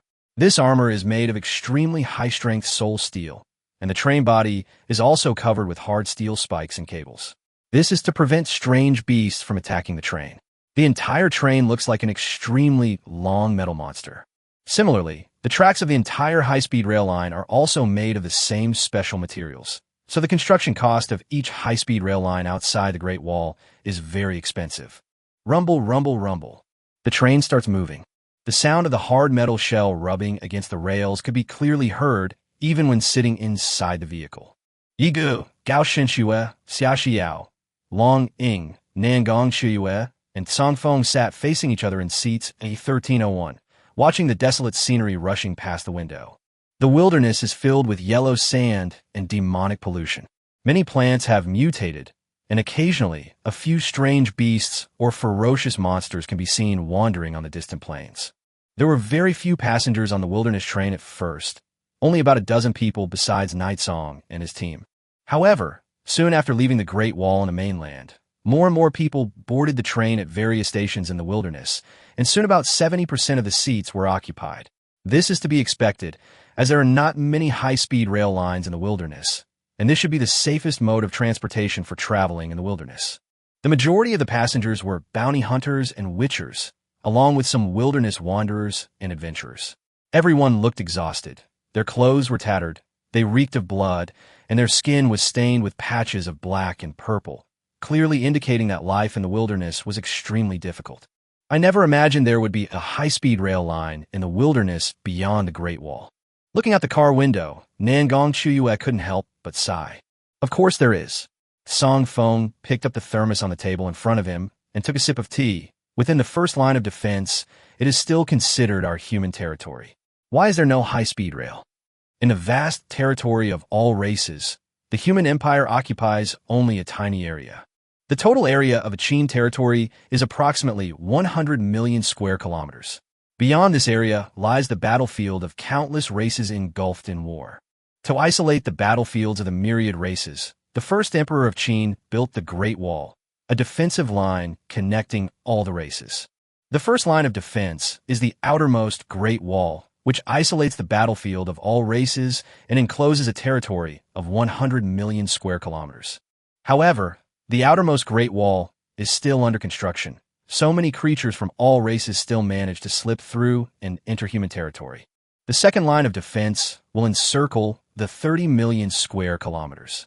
This section of the Great Wall still has loopholes, so various creatures can still sneak in through different means, such as those flying in the sky, those lurking underground, and those in the rivers. The third line of defense, the Great Wall, shrank into an even smaller circle, enclosing an area of 9 million square kilometers, which is also known as the inland. This section of the Great Wall is the most perfectly constructed. During its construction, it received assistance from many other highly civilized races within the Light faction, incorporating many cutting-edge technologies that transcend human civilization. It is designed to defend against air, land, and explosions, and is guarded by many top-tier human superhumans, making it virtually impossible for any race to intrude. All the large city-states of the human race were built within the third line of defense, with a population of the inland areas reaching about 1 billion. Beyond the third line of defense, there are mostly small towns, villages, tribal groups, or underground cities. The population of the wilderness is about 6 billion, scattered across more than 90 million square kilometers of harsh land. 90% of them are scavengers, wanderers, or adventurers. This is the current state of human existence in this era. Song Feng explained these things to everyone, and then took a sip of tea. Ego was quite familiar with these historical events, as they were all included in the background story of the game 10,000 Races map, so he wasn't surprised. Song Feng said leisurely, "That's why we say that our Qin dynasty's first emperor was great. In fact, the war between all races is still going on, but because there are 3 lines of defense, you little guys can't feel it. If it weren't for the Great Wall, I imagine we would suffer invasions from all races, large and small, every year." And the high-speed rail was also built during the reign of the late emperor.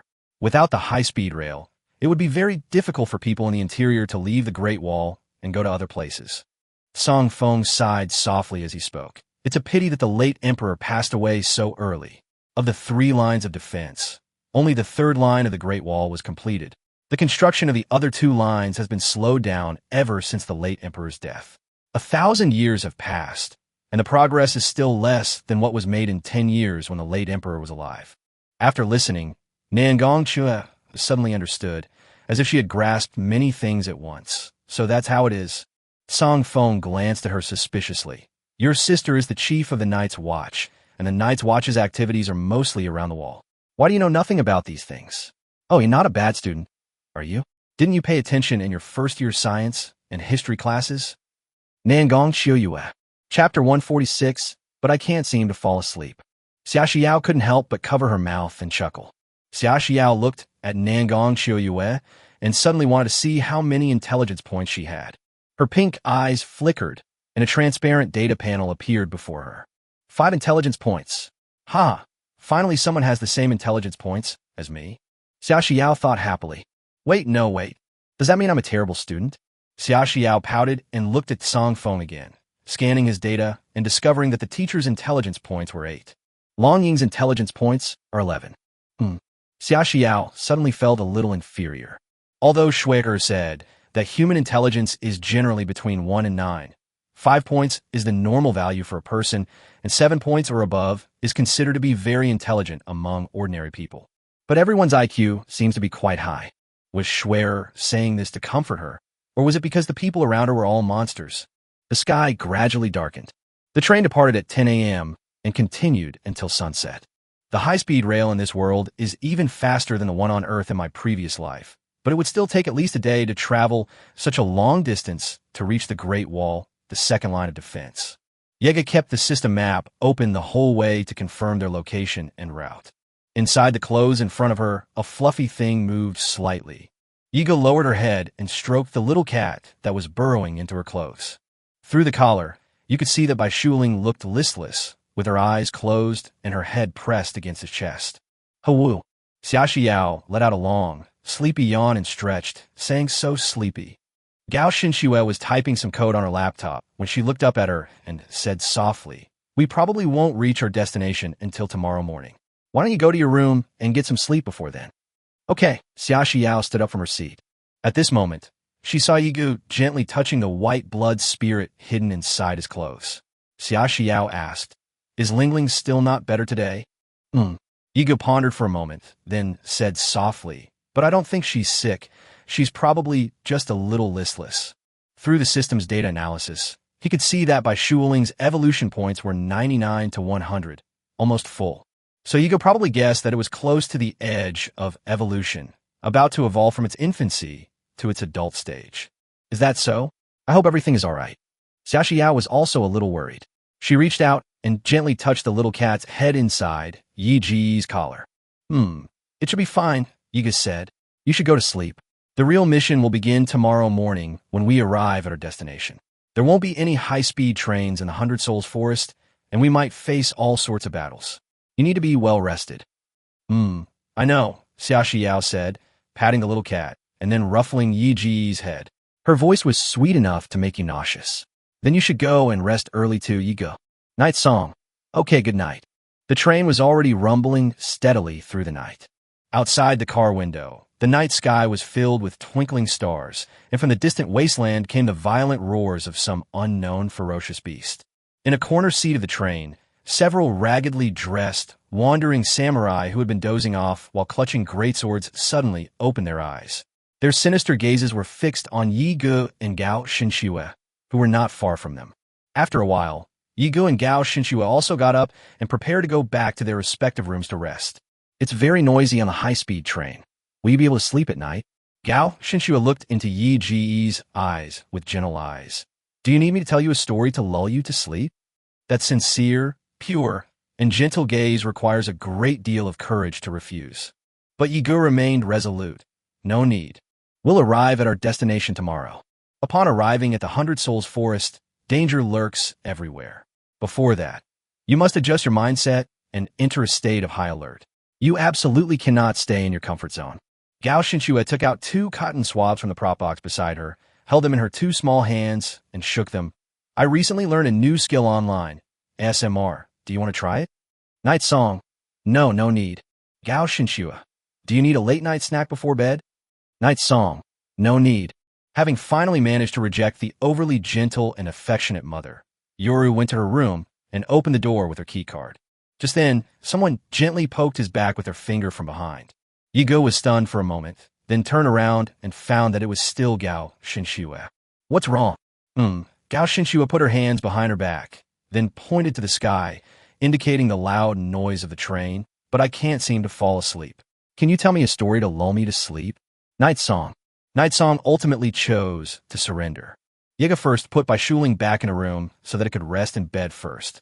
After telling a few more stories to lull Shinshue's mother to sleep, Yiga smiled, put down the storybook, tucked Shinshue in, and quietly left her room. Yiga glanced at the time. It was 11 p.m. The train should arrive around 10:30 tomorrow morning. Before going to sleep, I'd like to use the system to check out the game's walkthrough. Although the Hundred Souls Forest was a classic dungeon map in the game, so many years have passed, and he still needs to review it. He has forgotten a lot of the basic information. Yiga used her room key to return to her room and turn on the light. Then he froze. He saw a strange girl sitting on his bed, with silver white hair, deep red eyes, fair skin like milky tofu, a long cat tail, and white cat ears. Chapter 147, What a Terrible Master. The cat-eared little girl who suddenly appeared in his room looked to be only 6 or 7 years old. She sat on the bed, her crimson eyes staring at him with a haughty and proud expression, just like a sick little girl who had been abandoned by her playful father and was throwing a tantrum. Yiga subconsciously looked bewildered. Who are you? Bai Shuling's expression changed upon hearing this, and her mood worsened. She crossed her 2 delicate white arms over her chest, turned her head to the side, pouted as if she were huffing, and thought angrily. Even my transformed spirit pet won't come out, humph. What a terrible master.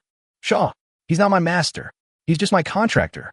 Yiga seemed to realize what was happening at this moment and tentatively asked, Are you Lingling? Bai Shuling remained silent, looking sullen. Actually, she was a little unsure how to talk to Yiga. Before this, her way of communicating with Yiga was very simple. Basically, it just meows and that's it. If you want something delicious, just say meow. To express refusal, use meow.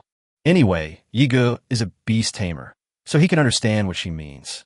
But now, after transforming into human form, she didn't know how to communicate with Yiga anymore. Keep meowing? But since they've already transformed into human form, it would be too embarrassing for them to keep meowing, wouldn't it?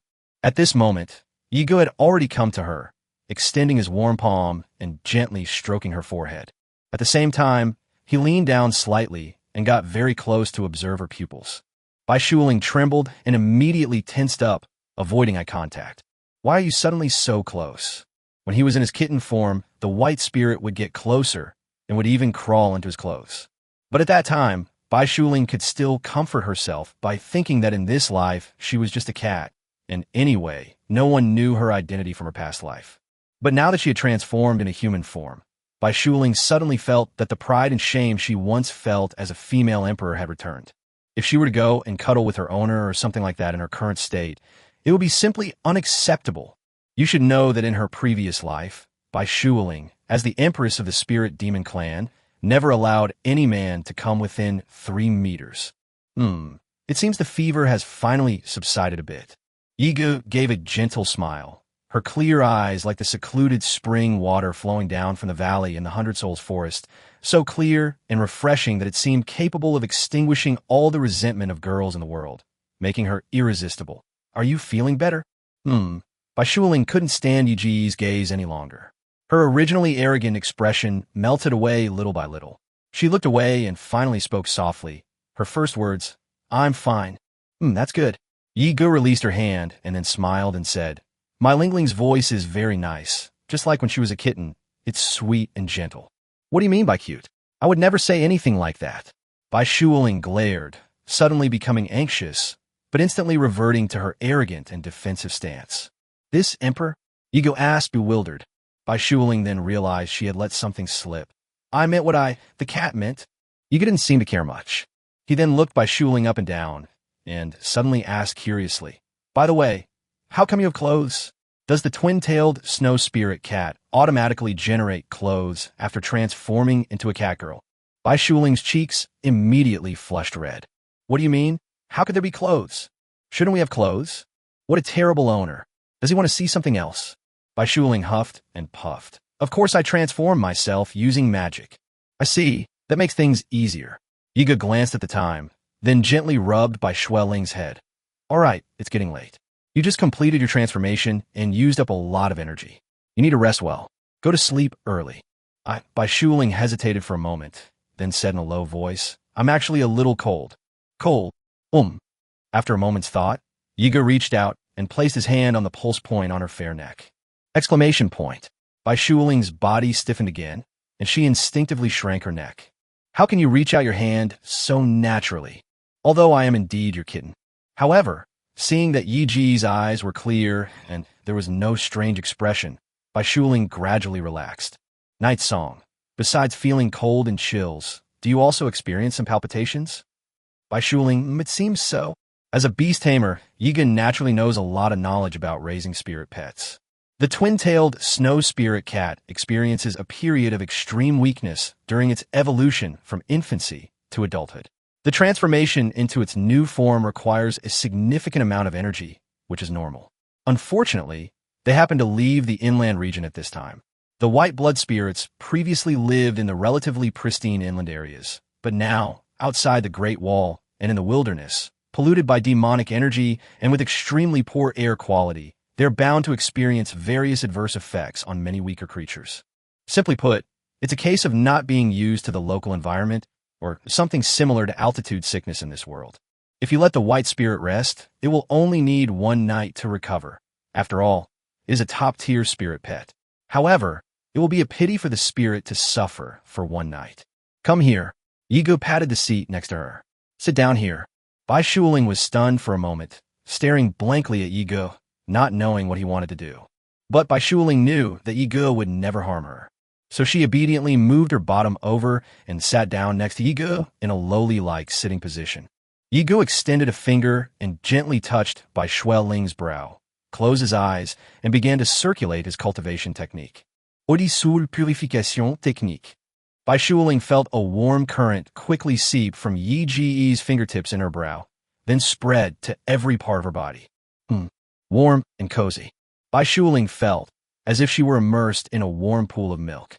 Her long eyelashes fluttered, her crimson eyes slowly closed, and drowsiness quickly overwhelmed her consciousness. Chapter 148, Arrival at the Second Line of Defense, the Great Wall. The little white cat girl closed her eyes, swayed unconsciously, and finally fell asleep. Her petite body leaned forward slightly and rested on Yege's shoulder before she fell fast asleep.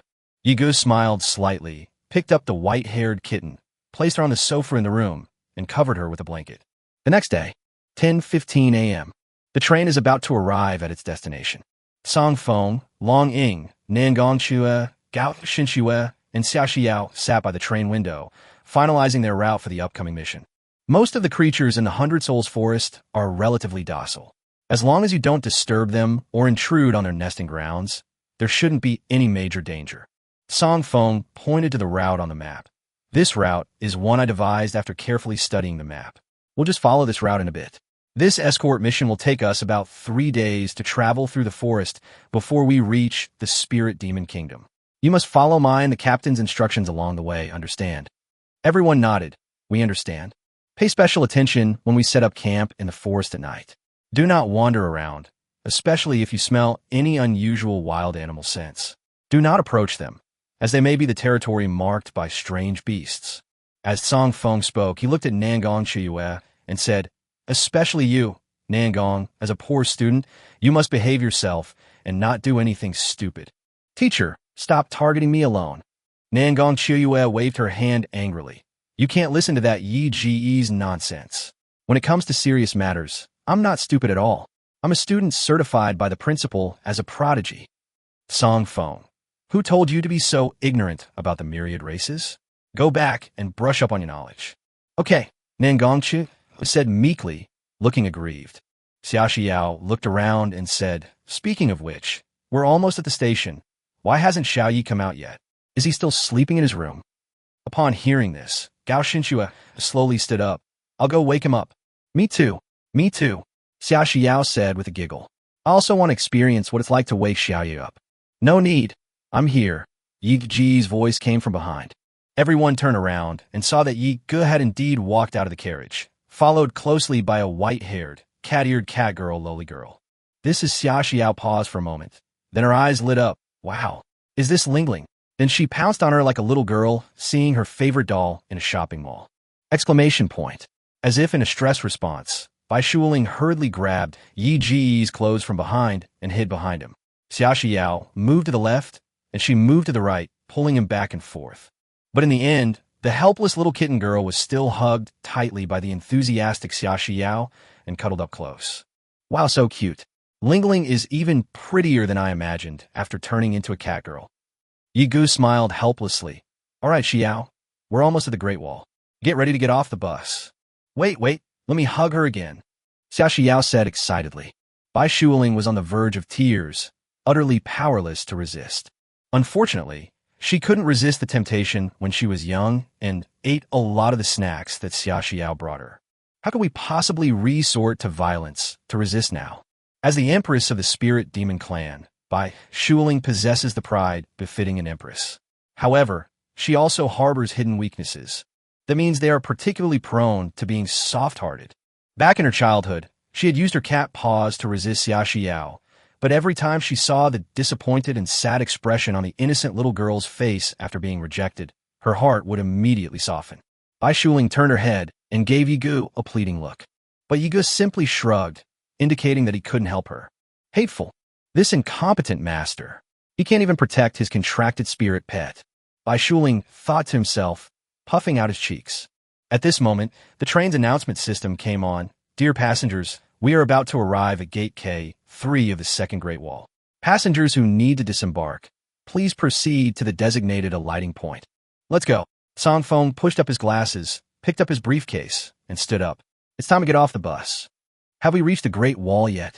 Nangong Chiyue craned her neck to look out the car window. Where is it? Song Feng raised his chin and pointed into the distance. Look. A long black line gradually appeared on the southern horizon. As the train approached at top speed, the black line gradually became clearer and taller. That is the true face of the Great Wall, a wall hundreds of meters high, with an exterior that looks like a completely black metal structure, and the texture of each brick is clearly visible. From a distance, it looks like a long, winding mountain. Only when you get close can you truly feel its grandeur. Yi Ge also felt a surge of energy. He had seen the Great Wall countless times in the game, but when you actually see it with your own eyes, you can't help but be amazed by its magnificence. Words like majestic, grand, spectacular, and imposing are insufficient to describe this super long, million-mile-long wall of impassable terrain. It is simply a super upgraded version of the Great Wall of Earth from its previous existence. What does a 100-meter high city wall mean? That's almost the height of a 25-story building. And to construct something of this height, the material used was the expensive pink soul steel. It's hard to imagine how much manpower and resources were spent building this thing. I never expected it to be so spectacular, Nangong Chiyue exclaimed, her mouth slightly agape. It's amazing, Song Feng said calmly. The Great Wall on the third line of defense is actually more magnificent. It is 300 meters high and truly resembles a mountain. Unfortunately, when everyone took the high-speed train out of the Great Wall, they went through an underground tunnel and missed the chance to see what the third line of defense of the Great Wall looked like. The other passengers on the train didn't react much. These adventurers and scavengers had been living in the wilderness for years and were used to such things. Their faces were mostly numb. One of the wandering samurai had a gloomy expression. His gaze fell on the night watchman insignia on Nangong Chuyue's black uniform, and his eyes immediately became even colder. His calloused and grimy hands gently rested on the hilt of his great sword as he prepared to draw it. However, another equally filthy hand pressed down on him, and another, older, wandering warrior beside him shook his head at him. The young wandering samurai finally regained his composure, loosened his grip on the hilt of his sword, and withdrew his hand. Night Song caught a glimpse of the wandering samurai's movements out of the corner of his eye and seemed to be deep in thought. Chapter 149, Not Only You Know How to Scheme. Arson, Duke's Palace. The Duke, a subordinate in black, appeared behind Wang Yin and knelt down, saying respectfully, Yigu and the others have already set off for their escort mission, and they have now arrived at the Great Wall, the second line of defense. Yes, I understand, Duke Wang Yin replied expressionlessly. He stood on the wooden bridge in his garden and tossed pieces of fish food from the bag in his hand into the garden pond. Proceed according to the original plan. Wang Yin's eyes were icy cold. This time, I, the Duke, will personally witness the annihilation of the Yi family. Yes, the black-clad subordinate darted away. Duke Wang and then grabbed a handful of fish slices from the bag and threw them all into the pool. Countless piranhas swarmed to the surface, vying for food. Their sharp teeth snapped open and closed, making a crunching sound. Some piranhas even tore at each other for a few pieces of food, and soon the entire pond was stained crimson with blood. Duke Wang Yin's eyes were sinister. Humph, you family brat, don't think you're the only one who knows how to use schemes. Compared to me, you're still too green. The train has arrived at the station. The Night Song team got off the high-speed rail and arrived at the majestic Great Wall, the second line of defense. Standing at the foot of the Great Wall in person is undoubtedly a more breathtaking visual experience. Nangong Chue tilted her head back, staring at the 100-meter-high metal city wall in front of her, and blinked hard. Teacher, such a tall building, stretching for millions of miles, how exactly was it built 1,000 years ago? No historian has been able to answer this question to this day. So how would I know? Song Feng shrugged. Huh, doesn't the imperial court know this? Nangong Chuyue asked in confusion. Wasn't the Great Wall built on the orders of the late emperor? As she spoke, she turned to look at Long Ying. Song Feng said, That's right, but the engineers who were in charge of building the Great Wall have all passed away several generations ago. The court originally had important documents and records, but for some reason, they were all lost. So many advanced techniques have actually been completely lost by now. Long Ying paused for a moment and said, Actually, compared to the technology of building the Great Wall, what we, as descendants of the royal family, find more difficult to study is the building materials. You should know that the main external material of the Great Wall is soul steel, which is a pink-quality, extraordinary material. Undoubtedly, this is an enormous expense. Even if all the soul mines in the human territory were dug up, it would be impossible to extract so much soul steel. Well, all I can say is that this is indeed the greatest miracle in the history of our human race that has yet to be solved, Song Feng said. All right, enough chit-chat, let's go. The group arrived at the city wall. Several armed imperial soldiers immediately approached and gestured to block their way. What is it? Song Feng showed the War Academy's iron badge and said, Mission number 0226. We are here to take over the transport mission. Several imperial soldiers' expressions brightened when they saw the sword and musket emblem on the iron plaque. Their attitude immediately changed, and they clenched their left fists in front of their chests in an imperial salute. So your friend from the War Academy, hello. Your quest items are ready. Please follow us. After a while, Yigu and the others saw the supplies they needed to escort. It was a huge, dark, rectangular iron box, completely sealed with iron chains, and further sealed with 3 layers of level 9 runes, as well as 2 electronic combination locks. Yigu thought to himself, it seems that what they are escorting is indeed very important. Only a Saint-level rune master can complete this kind of level 9 rune seal. However, if it's truly important, assigning a few low-level transcendents still in the first stage, yellow, profound, earth heaven, to escort them seems somewhat unreasonable. These are very important supplies, the imperial soldier said solemnly. Please make sure they are delivered safely to the spirit demon kingdom. Don't worry. Nangong Chue patted her chest, looking confident. We've got it covered. Xia Xiao raised her hand and tapped the black iron box that resembled a coffin, asking, Can I put it in my spatial ring? No, the imperial soldier shook his head. Items sealed with runes cannot be stored in any spatial artifacts, so this is the only way you can transport them. Xiaoxiao. Oh. Several Imperial soldiers helped load the black iron box into an off-road transport vehicle. Song Feng adjusted his glasses. Let's go. Get in the car. The 6 people boarded the off-road transport vehicle. Song Feng was in charge of driving.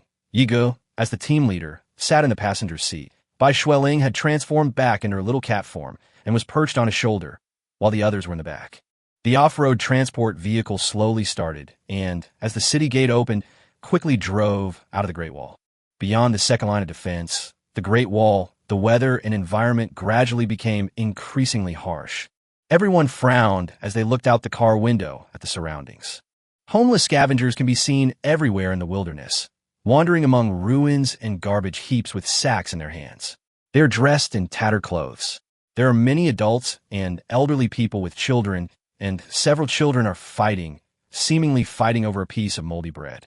The cracked ground, the polluted black soil and vegetation, and the occasional black streams. All these conditions are still evident in the area where many people linger to drink water and wash. Occasionally, one could see scattered villages and towns, all equally dilapidated. These towns seem to have been built by scavengers using broken planks and nails found in the wilderness. Night Song felt as if she had come to the slums of Feizhou on her previous life's earth. Several scavengers were sitting by the roadside when they saw Yi Ge in his group's car and immediately gave them cold stares. Their eyes were sinister, and their gaze followed the movement of the off-road transport vehicle, making people feel very uncomfortable. Xiaoxiao couldn't help but ask, why were those people looking at us like that just now? Speaking of which, just now on the train, Gao Shinshua said softly, several wandering samurai looked at us with those kinds of eyes. Yiga thought to herself, so Schwer noticed it too. They're probably a savage force from the wilderness, Song Feng, who was driving, said. Night Song asked, the savage forces of the wilderness? Song Feng said, between the second and third lines of defense, it is basically a no-man's land of the empire. In this place, violence and crime are rampant. In order to survive, some people have formed a group of forces in the wilderness. Night Song remembered the plot. These groups were basically gangs in the wilderness. There were no imperial troops stationed in many places, and these scavenger groups were the strongest force in this land. The blood of darkness wasn't also created by these wilderness factions? Night Song asked. Chapter 150, the strongest force in the wilderness. Oh, so you know about dark blood? Song Feng said. That's right. To survive, they sell dark blood everywhere, and they also consume it themselves to gain immense power. Now, they even want to expand this business to the interior. The Empire has gone to great lengths to deal with these barbaric forces. However, you're only half right. It's true that the dark blood is circulating among these wilderness forces, but they didn't create it. Scholars of the Empire once studied dark blood, a special blood gene poison. It is an artificially concocted product using demonic energy contaminants, alchemical potions, and the blood of demons.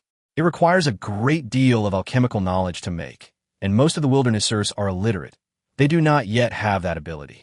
Yigan narrowed his eyes. So, there's a powerful figure behind this doing illegal business with these wilderness forces? That's right. The Empire is also investigating this matter recently. Song Feng paused and said, so, on our way to transport supplies, in addition to being careful of all kinds of monsters and strange beasts, we also need to be wary of staying away from these wilderness forces. They are willing to risk their lives for survival. There are definitely a lot of military transport vehicles that have been robbed by scavengers in the wilderness. We absolutely cannot let our guard down. Nangong Chiue was astonished. How dare they? They even rob the Empire's transport vehicles? Aren't they just a bunch of ordinary people? Of course. Song Feng said slowly, they're indeed just a group of ordinary people, not superhumans, but don't forget that they have dark blood. That thing will give them terrifying combat power in a short period of time, so they're not weak. Moreover, they will do anything to survive. Oh, and let me remind you, these wilderness people do not only rob for money and goods, they also eat meat. Xia Xiao and Nangong Chiue shuddered upon hearing this. The two little girls instinctively wrapped their clothes tighter, their faces turning deathly pale, and they remained silent for a long time. Teacher, please don't scare them. Yigu gave a helpless, bitter smile. The route we took through the 100 Souls forest this time doesn't have any wilderness forces, right? Xia Xiao and Nangong Shiyue were taken aback, and both looked at Song Feng. Song Feng couldn't help but chuckle, then burst into laughter. That's right, I was indeed just trying to scare them. Scavengers don't just randomly enter the 100 Souls forest. But you didn't have to expose me so quickly, did you? Isn't it fun to make them nervous? Xia Xiao, Nangong, Shiyue. Yeah, teacher, you've gone too far. Exactly. You scare me to death just now. How can an adult scare a child like that? It's despicable.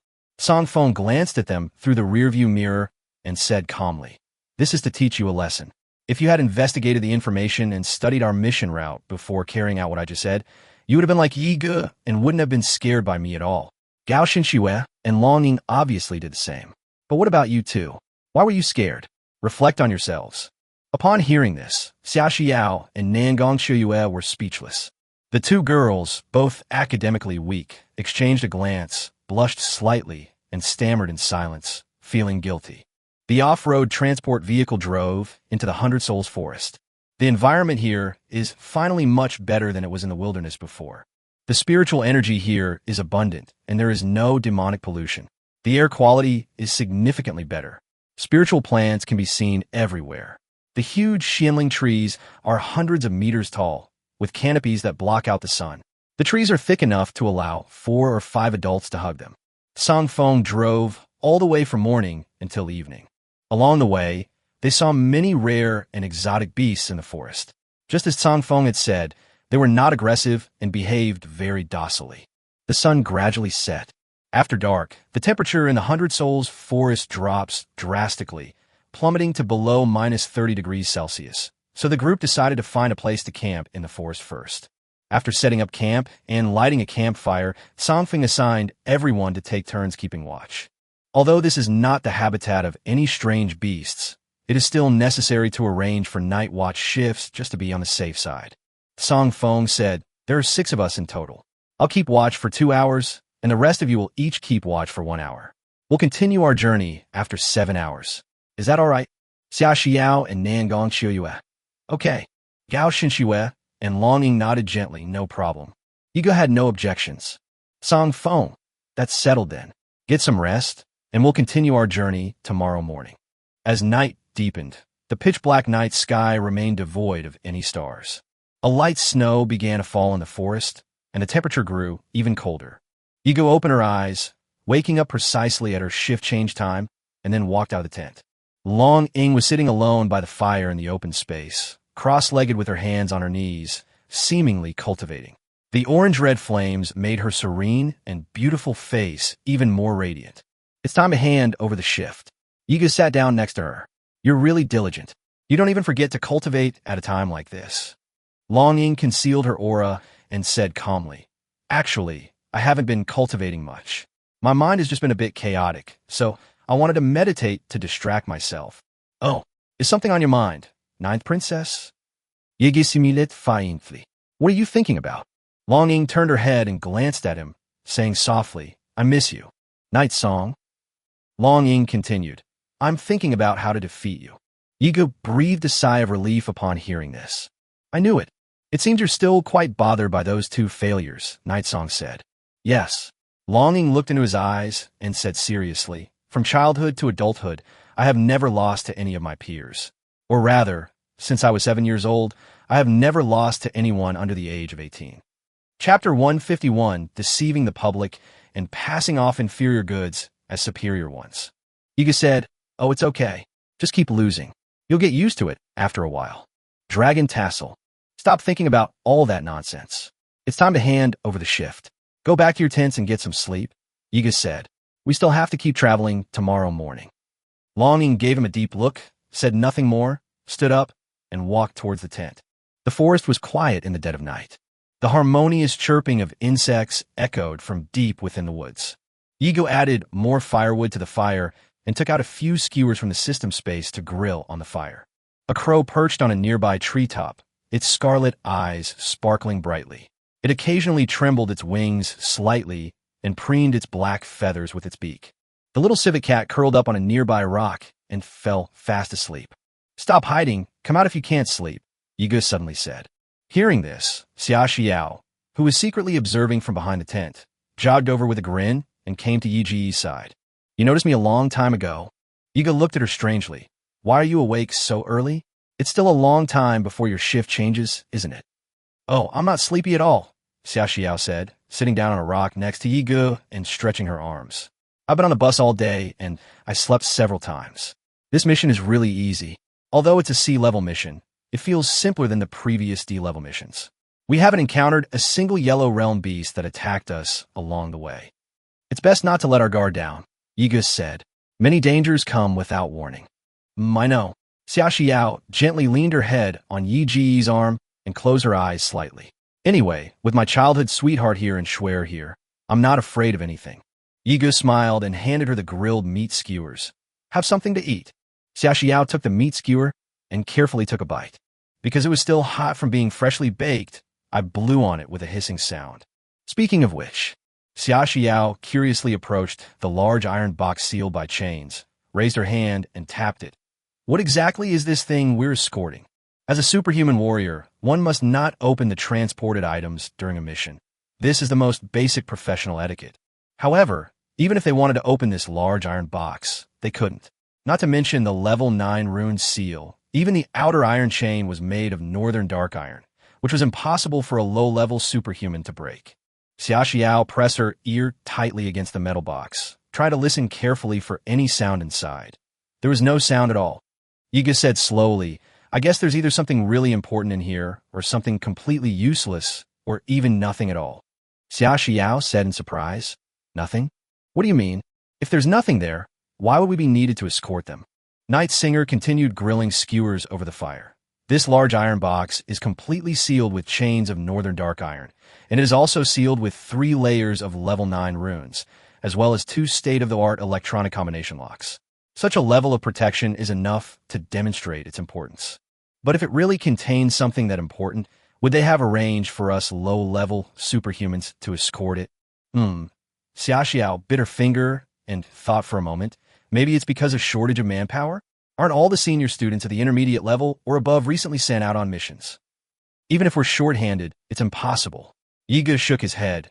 If we're just using a shortage of manpower as an excuse, it only means that this mission isn't that important. Xiaoxiao tilted her head. Then why is that?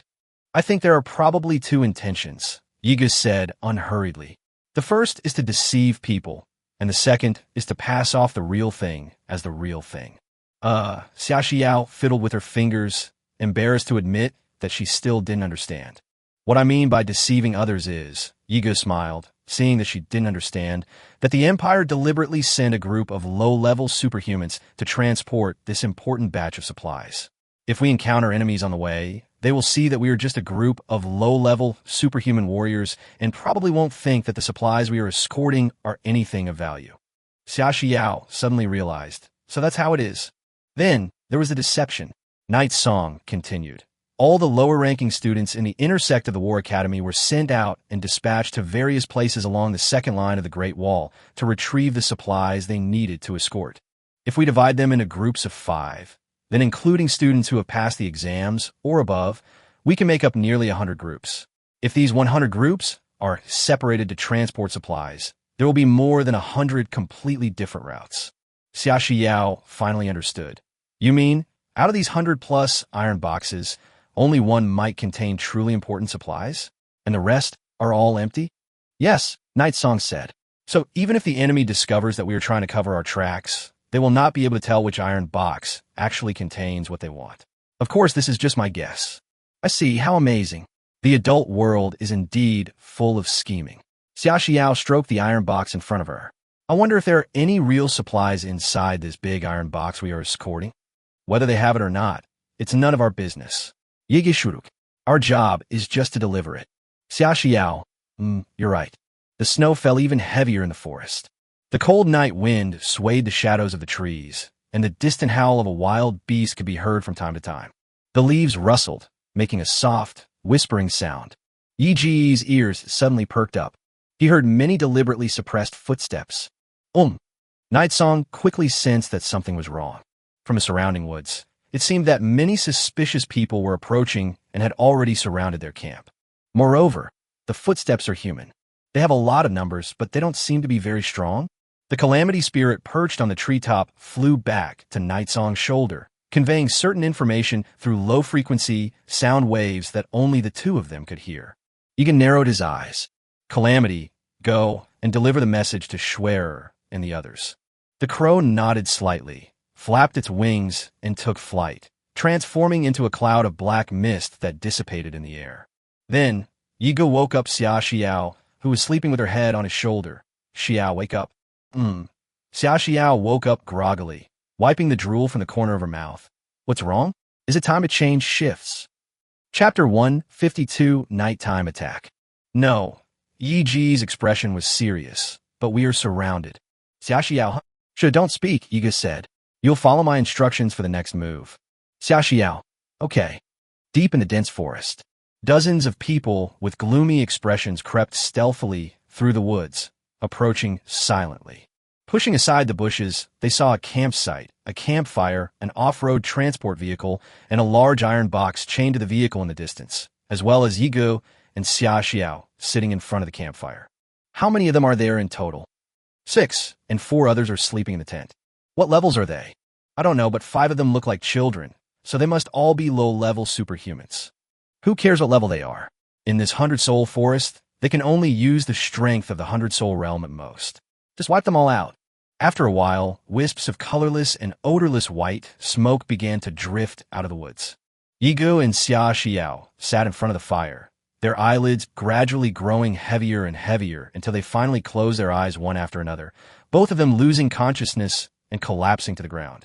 Dozens of men and women then emerged from the dense forest. Most of them were dressed in rags, their faces covered in filth, and they reeked of fish and stench.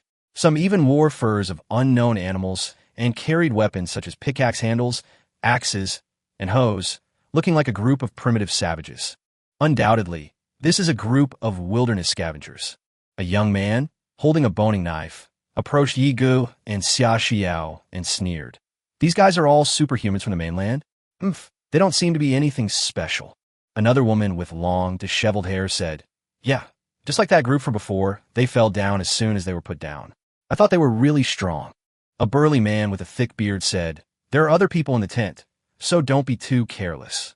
The young man waved his hand. Don't worry, this mind control smoke has a wide range and is specifically designed to deal with superhumans like them. Even if they're inside a tent, they'll definitely be affected. As he spoke, he reached out to pick up Yigo from the ground. However, the moment the young man's hand touched Yigo, Yiji's body instantly turned into a cloud of black mist with a poof. A fake body? The young man was stunned for a moment, but the black mist quickly wrapped around his body and burrowed into his skin. What is this? Ayayowa! Hysterical screams echoed throughout the forest. The young man was just an ordinary person. The apocalyptic curse took his life in less than a second. His blood boiled, and he died. He lay on the ground, boiling blood bubbles even rising from his skin. His death was extremely gruesome and nauseating. The other scavengers were also stunned. Fake? Where did Yiga really go? Copy the martial art black light draw sword slash. The next moment, Yi Ji's figure appeared behind them like a ghost.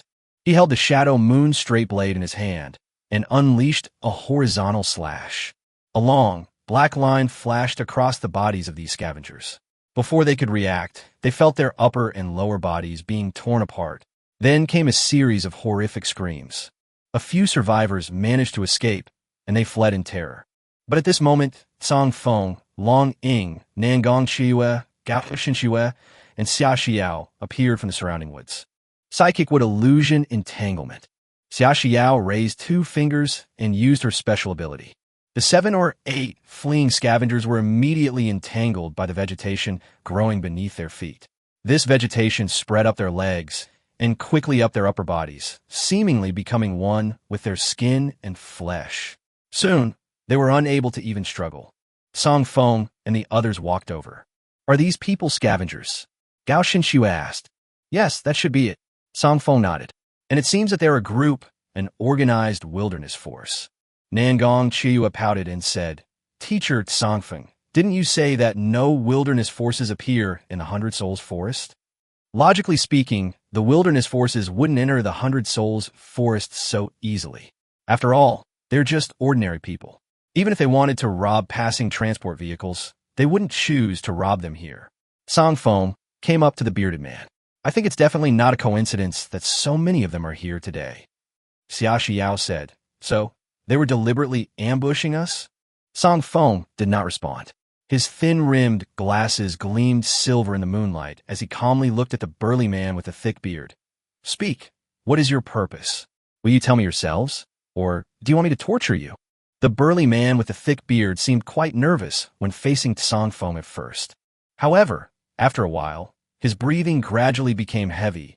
The blood vessels in his neck visibly throbbed rapidly, and he broke out in a light sweat all over his body, as if some kind of illness had struck. Song Feng also sensed that something was wrong. Then he saw the burly man with the thick beard suddenly burst into laughter. Song Feng stared at him calmly, while everyone else frowned, wondering what was wrong with this guy. You high and mighty superhumans. The burly man with a thick beard roared menacingly. Do you really think you'll leave this forest alive today? Yiga narrowed his eyes into slits and immediately activated the system to scan and analyze the physical attributes of the bearded man. Hint: the target character is experiencing a strong emotional fluctuation. Hint: the target character's body is undergoing an unknown mutation, and all attributes are rapidly increasing. Hint: target character's strength +9, +11, +10, +8. Hint: target character's agility +15, +7, +11, +9. Hint: target character's intelligence -3, reason -10, stamina +15, pain sensitivity -50, adrenaline secretion +130. Yi Ji's expression changed, and he quickly said, Teacher, get out of the way. The burly man with the thick beard suddenly unleashed terrifying power. The vegetation wrapped around his body was shattered by the demonic energy emanating from him. Chapter 153, The Soul of Confucianism and Legalism. 10,000 volumes of books. Song Feng reacted quickly, immediately dodging back 7 or 8 meters. Long Ying and Nangong Shuyue also quickly moved away. The next moment, the lower half of the bearded man's body exploded. Bang!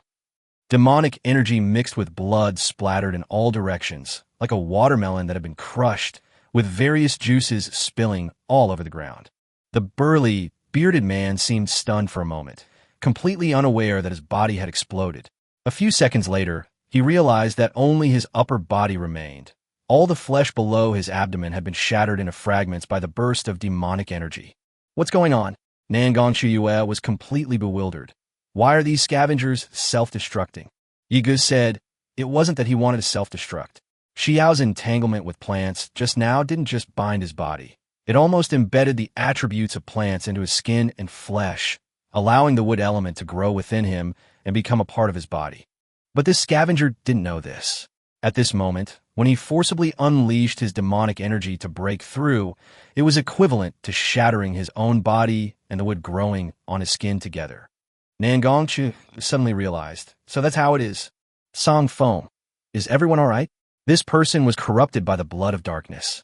If you were splashed by the demonic energy just now, you need to treat it immediately. The group looked at each other and shook their heads. At this moment, Longing looked towards the woods not far away, her gaze sharpening. Be careful, there are still enemies. From the dense forest not far away, a series of rapid footsteps could be heard. One by one, ghostly figures slowly emerged from a dark, dense forest.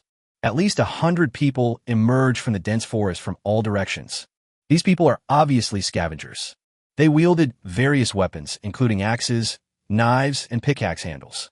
Each of them had purplish-red eyes filled with violent intent, and they emitted low, beast-like growls. The veins on their bodies were clearly visible, whether in their necks, arms, or entire bodies. Every vein was a deep, dark red, making them look terrifying and horrifying. Their eyes were filled with hostility and anger, and they quickly surrounded Yi Gu and his group in the open space. They're all corrupted by the blood of darkness. Night Song's expression darkened as he held Shadow Moon across his chest, preparing for battle. Everyone quickly stepped back, standing back to back. Xia Xiao exclaimed, How can there be so many? Nangong Chua also drew her long sword and hurriedly said, Hey, Xia Xiao? Quickly use your entanglement skill again to control all these guys. Xia Xiao thought to herself, This is probably not going to work, but she still clasped her hands together and said, "Special ability. What illusion entanglement." Grass and trees rapidly grew beneath the feet of the wasteland polluters, entwining their legs.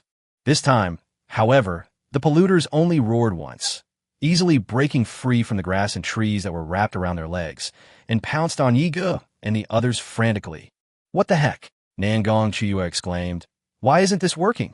Yiga thought to himself because Xiao used this move twice in a short period of time, so the effect would naturally be weakened. Moreover, the plant seeds in this move need a certain amount of time to grow inside the target's body. In the first 2 seconds, it only has a normal restraining effect. Only after that can the plant fully integrate with the target's body. For those with strong abilities, they only need to break free in the first 2 seconds. After breaking free from the constraints of the vegetation, the polluters swarmed towards Yi Gu and his companions like zombies from a movie or a video game, seemingly oblivious to their own mortality. Clang! Night Song once again swung his shadow moon straight blade. Copy the sword technique black light draw slash. A black sword aura slashed horizontally forward. This time, however, the corrupted beings of dark blood were only forced back a few steps by the sword energy before continuing their mad charge. Yiga frowned slightly. It seemed that, relying on the power of the dark blood, these people's defense and resistance had indeed become stronger. Gao Xinchue's eyes flashed with the light of the system, and a transparent data panel appeared in front of her. After scanning and analyzing these polluters, the girl said to Night Song beside her, "These polluters, in terms of physical attributes alone, their attribute data is almost equivalent to that of a superhuman with the strength of the heavenly realm." Yiga said, "Then what's the point of fighting? Let's figure out a way to retreat." The woods had descended into chaos. The polluters charged in, and the group was forced into a melee with them. With her agile martial arts skills, Nangong Chiyue moved nimbly through the forest, wielding a straight sword as she fought against the corruptors. But she soon discovered that her several slashing attacks had no effect on these corrupted beings. The opponent seemed completely oblivious to the pain, letting the long sword slash at his body, tearing flesh apart, yet he remained utterly unconcerned. A middle-aged polluter roared and swung his axe down heavily at Nangong Chiyue. Unlike these polluters who were devoid of pain, Nangong Chiyue knew that if she were injured here, they would have no chance of survival. Therefore, she had no choice but to keep backing down. Takashi Yuki released several small robots. Some of these robots crawled on the ground, while others flew in the sky. They quickly locked onto their targets and launched a self-destruct attack. Boom, boom, boom, boom, boom. Amidst the sounds of explosions, several contaminated individuals suffered severe injuries, with arms, fingers, and feet falling to the ground. Yet, the contaminants continued to swarm forward, oblivious to the pain. One of the polluters lunged at Takayuki from behind, trying to grab her. Upon seeing this, Yigu immediately swung his knife in a backhand strike. Sword technique, sword piercing stance. A flash of light. The polluter's arm was instantly severed by Shadow Moon. At the same time, Night Song withdrew his straight sword and immediately used light to deliver another blow to the abdomen of the corrupted creature, piercing its body. "Don't linger!" Night Song shoved the corrupted man to the ground, then shouted, "Dragon Ridge! Go get the car!" Upon hearing this, Long Ying, who was closest to the car, immediately replied, "Understood." Amid the chaos, Song Feng looked around at the more than 100 crazed polluters and opened his briefcase. He took out a thick bundle of bamboo slips. Whoosh! The scroll was quickly unfolded, stretching over a meter in length, and covered with densely packed ancient characters. Song Feng formed a hand seal, and golden soul power rapidly condensed within his body, and the pupils behind his thin-rimmed glasses suddenly turned gold. The soul of Confucianism and legalism lies within 10,000 volumes of books. Chapter 154, The Madman and Yang Yin. Suddenly, all the characters engraved on the bamboo slips lit up with a dazzling golden light. These ancient texts seem to come alive. Each character floats up from the bamboo slips and drifts into the air. Hundreds of thousands of words floated in the forest, like bright golden fireflies. Xia Xiao was stunned. She felt as if the scene before her was a special effect from a movie, with all the text floating around her and rapidly arranging itself. Nangong Chiyue also stared blankly and said, "What a cool skill." Smack! Song Feng's eyes were calm as he clasped his hands together and said, "Freeze!" Columns of text formed incantations that climbed onto the bodies of those who were corrupted. The next moment, all the polluters in the room were frozen in place. Their movements of swinging axes and raising their arms were suddenly halted at the same time, as if they had been frozen in place, completely unable to move. Then Song Feng calmly changed his hand seal, burning soul. Then, the golden characters attached to the polluters began to burn. The polluted beings regained their mobility, but golden flames burned their bodies, causing them excruciating pain. They stumbled and fell to the ground, writhing and struggling. "This should only buy us some time." Song Feng let out a heavy sigh and said, "Prepare to retreat. You go first, I'll cover your retreat, and then I'll catch up with you." "Yes." Long Ying drove the off-road transport vehicle over. Yigu, Gao Xinxue, Xia Xiao, and Nangong Xiyue immediately got into the car. Just as they were about to start the car, they suddenly heard a loud bang from the roof, startling Yigu and the others inside. Something heavy slammed into the windshield of the transport truck. Yigu looked up and saw that it was a pair of feet. Standing in front of the windshield of the transport vehicle was a tall and muscular man, at least 2 meters tall, shirtless, with a muscular physique and tattoos all over his chest. He held a huge broadsword wider than his shoulder and looked at Yigu and the others inside the vehicle with a contemptuous sneer. The loud bang was from his broadsword striking the roof of the transport vehicle. Although the vehicle was covered in iron armor and wouldn't have been destroyed by a single strike, a noticeable dent appeared in the metal shell. He also stepped on the windshield of the transport vehicle, causing a small crack. The tall man looked down at Yigu and the others inside the car with a cold, disdainful gaze, and said, "Now that you're on our turf, you think you can leave without paying some toll?" Yigu frowned slightly, looking at the tall man standing in front of the windshield, and used the system to check his attribute information. Character, Madman. Age, 45. Level, 1000 Soul Realm, Stage 8, currently suppressed to Stage 9 of 100 Soul Realm. Occupation, Martial Artist, Mutant. Property, this person is not a corrupted by the dark blood. Or are they genuine extraordinary beings? Night Song ponders. When Song Feng saw the madman appear, he immediately wanted to come and help. However, at that moment, another strange aura came from behind him. A strange roar. Song Feng felt a chill run down his spine. He turned around abruptly and saw 2 female ghosts bearing their fangs and claws as they lunged at him. Swish! With lightning speed, Song Feng drew a golden longsword and slew one of the ghosts in one strike. At the same time, he took several quick steps backward to create distance. Is there another mid-level transcendent? Yigu looked towards the woods on the other side. A man with an effeminate appearance emerged from the woods. His face was deathly pale, and he was tall and thin, looking like a dead man. A long-haired female ghost was attached to his back. Yigu then checked the person's attribute panel. A character, Yang Yin. Age, 37. Level, 1000 Souls Realm, Stage 5, currently suppressed to Stage 9 of 100 Souls Realm. Occupation, Ghost ta mère. Property, Night Song thought to himself, this is a ghost master. He, the instructor leading the team from the War Academy, is indeed quite skilled. He actually managed to dodge my ghost girl's sneak attack. Yang chuckled sinisterly, a laugh that sent chills down one's spine. Song Feng glanced at Yang Yin, the effeminate man who had ambushed him, and then at the tall, burly man standing on the off-road transport vehicle. He quickly considered countermeasures and tactics. He calmly said, I originally thought that these rebellious forces in the wilderness were a group of ordinary people corrupted by the blood of darkness, but I didn't expect that there would be superhumans among them. Yang Yin said, oh, surprised. Song Feng narrowed his eyes. You are all extraordinary beings, and at a high level. Even in the mainland, you should be able to have a good future. Why do you want to be robbers who rob transport vehicles in the wilderness? What do you know? The madman scoffed disdainfully, pointing his massive broadsword at Song Feng. Not everyone is willing to serve that damned empire and that tyrannical emperor. No wonder the wilderness force has been able to grow so powerful in this land. It turns out they have the support of extraordinary individuals. Song Feng said expressionlessly, there must be other forces behind you, right? Who's your boss? You're already on the verge of death, and you're still asking so many stupid questions. The madman slowly raised his broadsword, hovering it over the roof of the transport vehicle. With one strike now, I can take the lives of all of you students. Song Feng frowned. What worry, young Yin Moket? What do you want?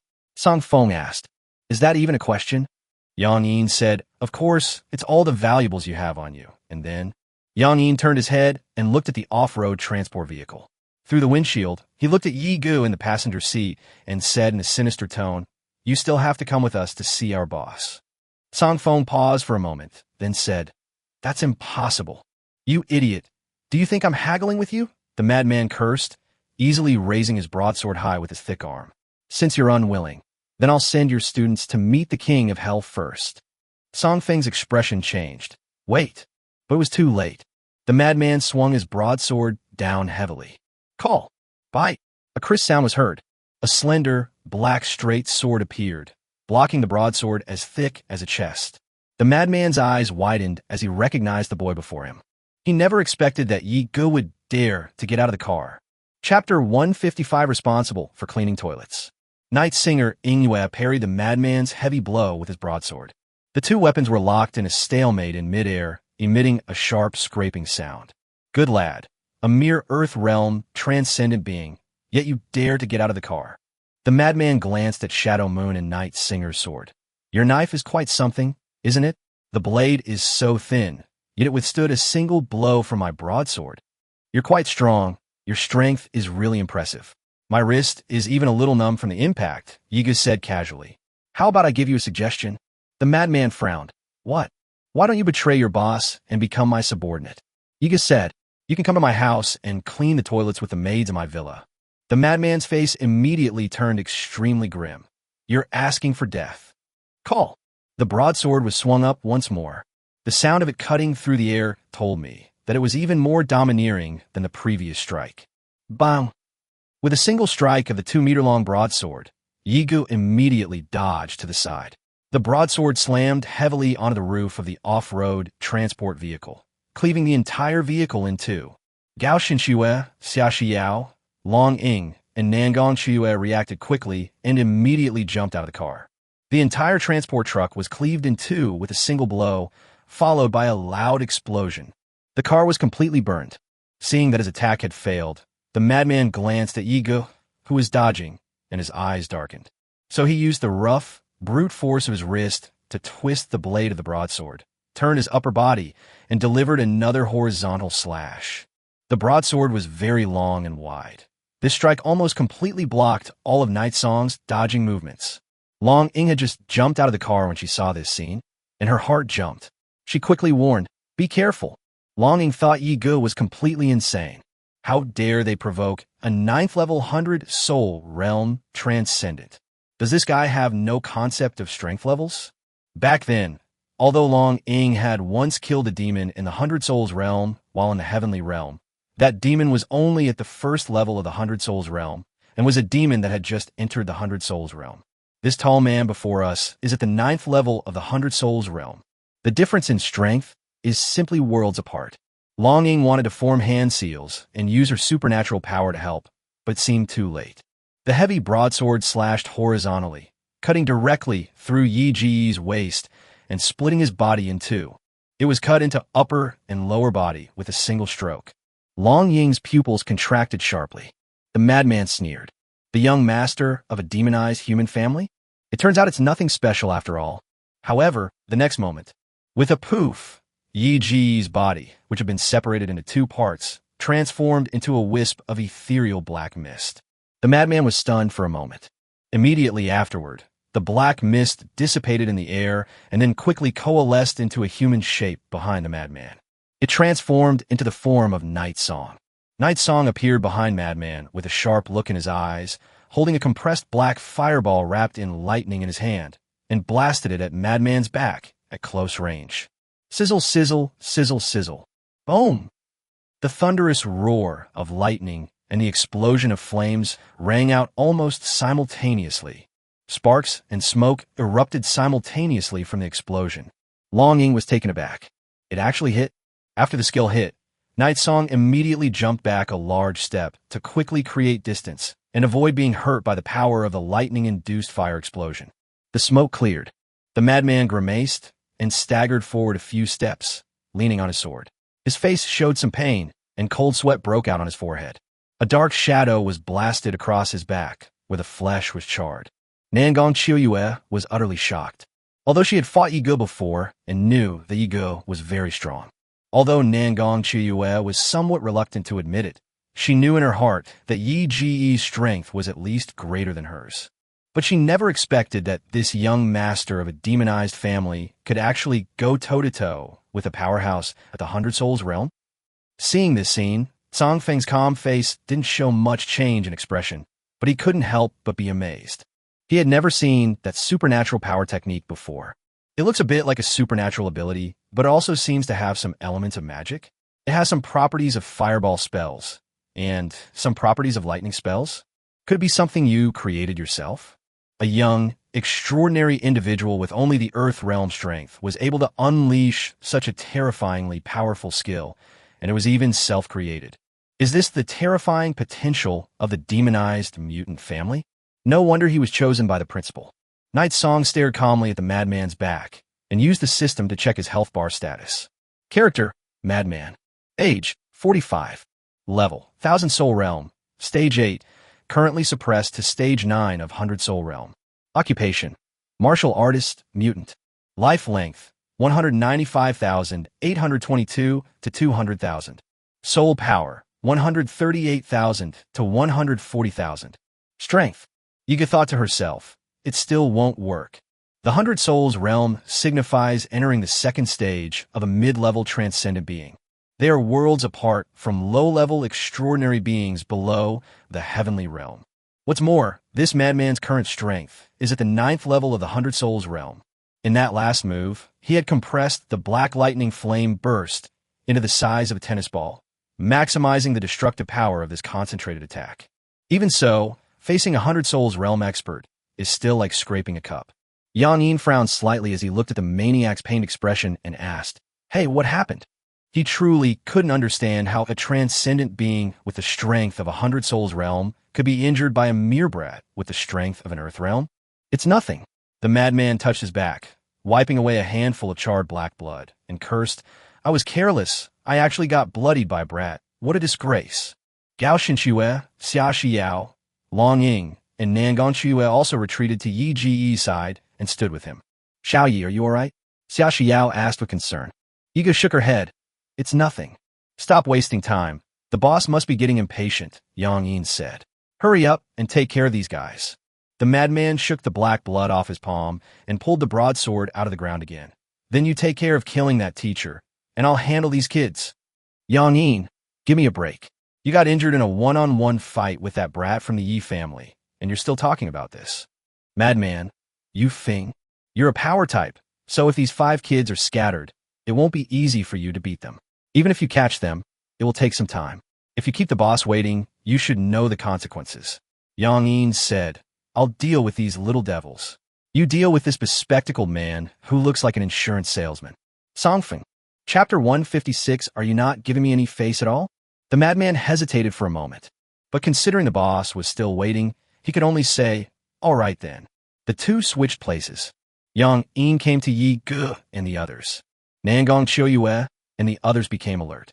Xia Xiao shrank back a little timidly and whispered, "This person is a ghost tamer.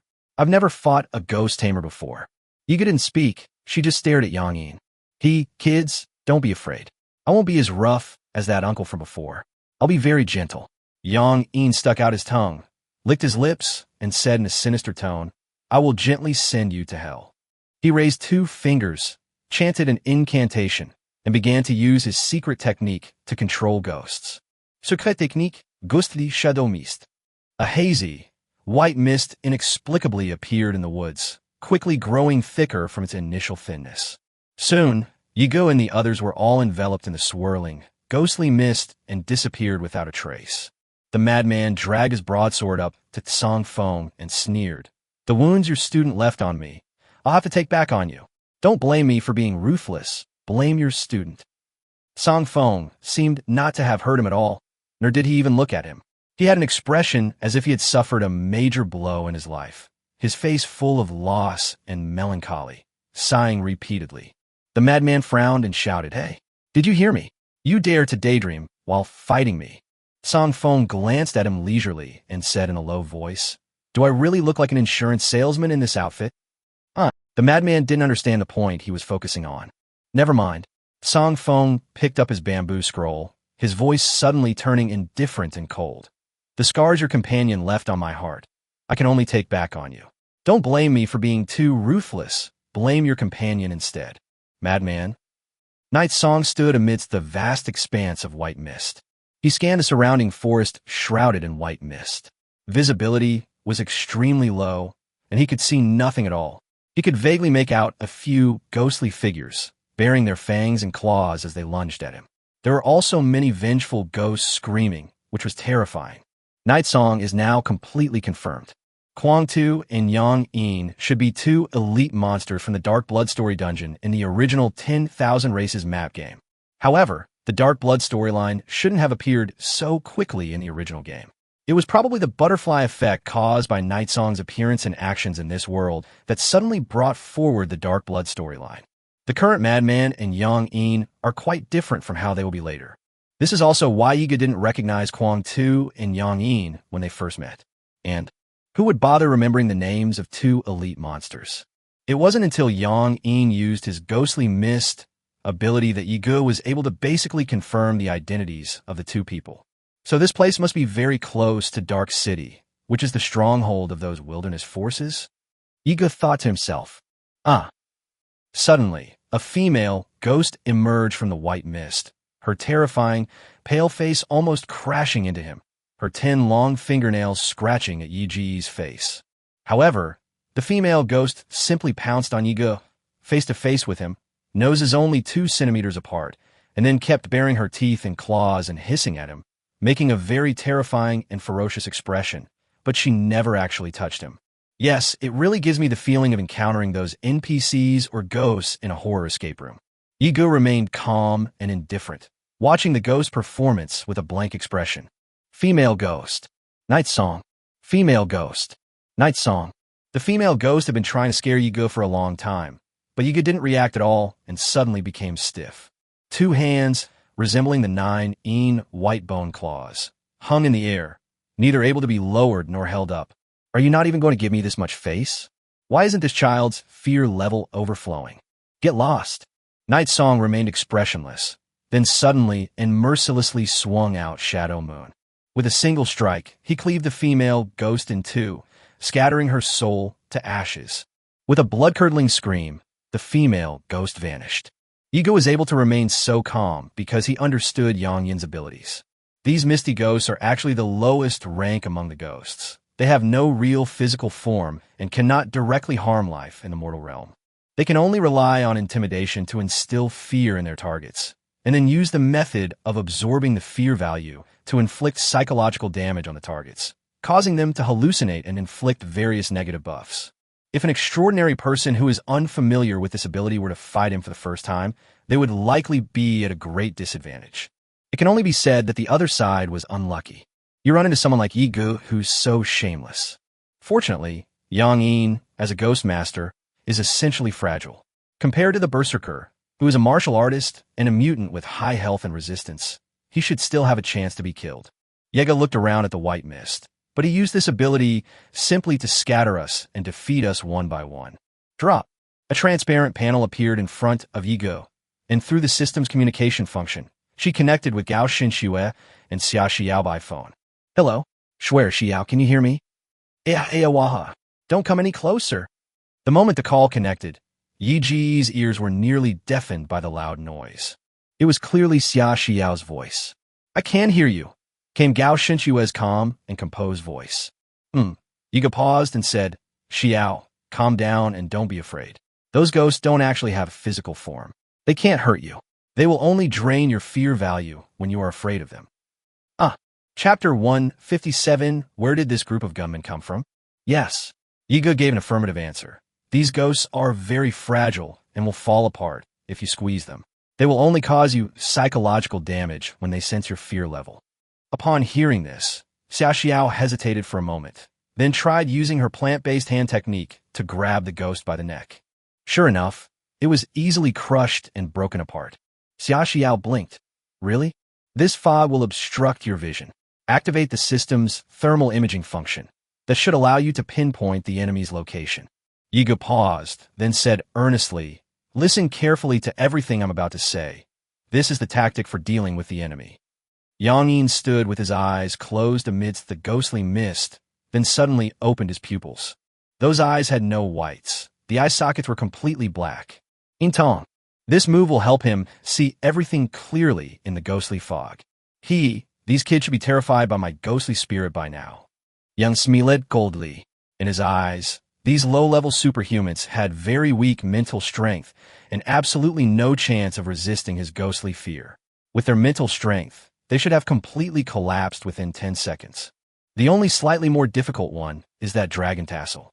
This ninth princess of the Qin kingdom possesses the strength of the heavenly realm and is said to be a genius girl who is rare in the royal family for hundreds of years.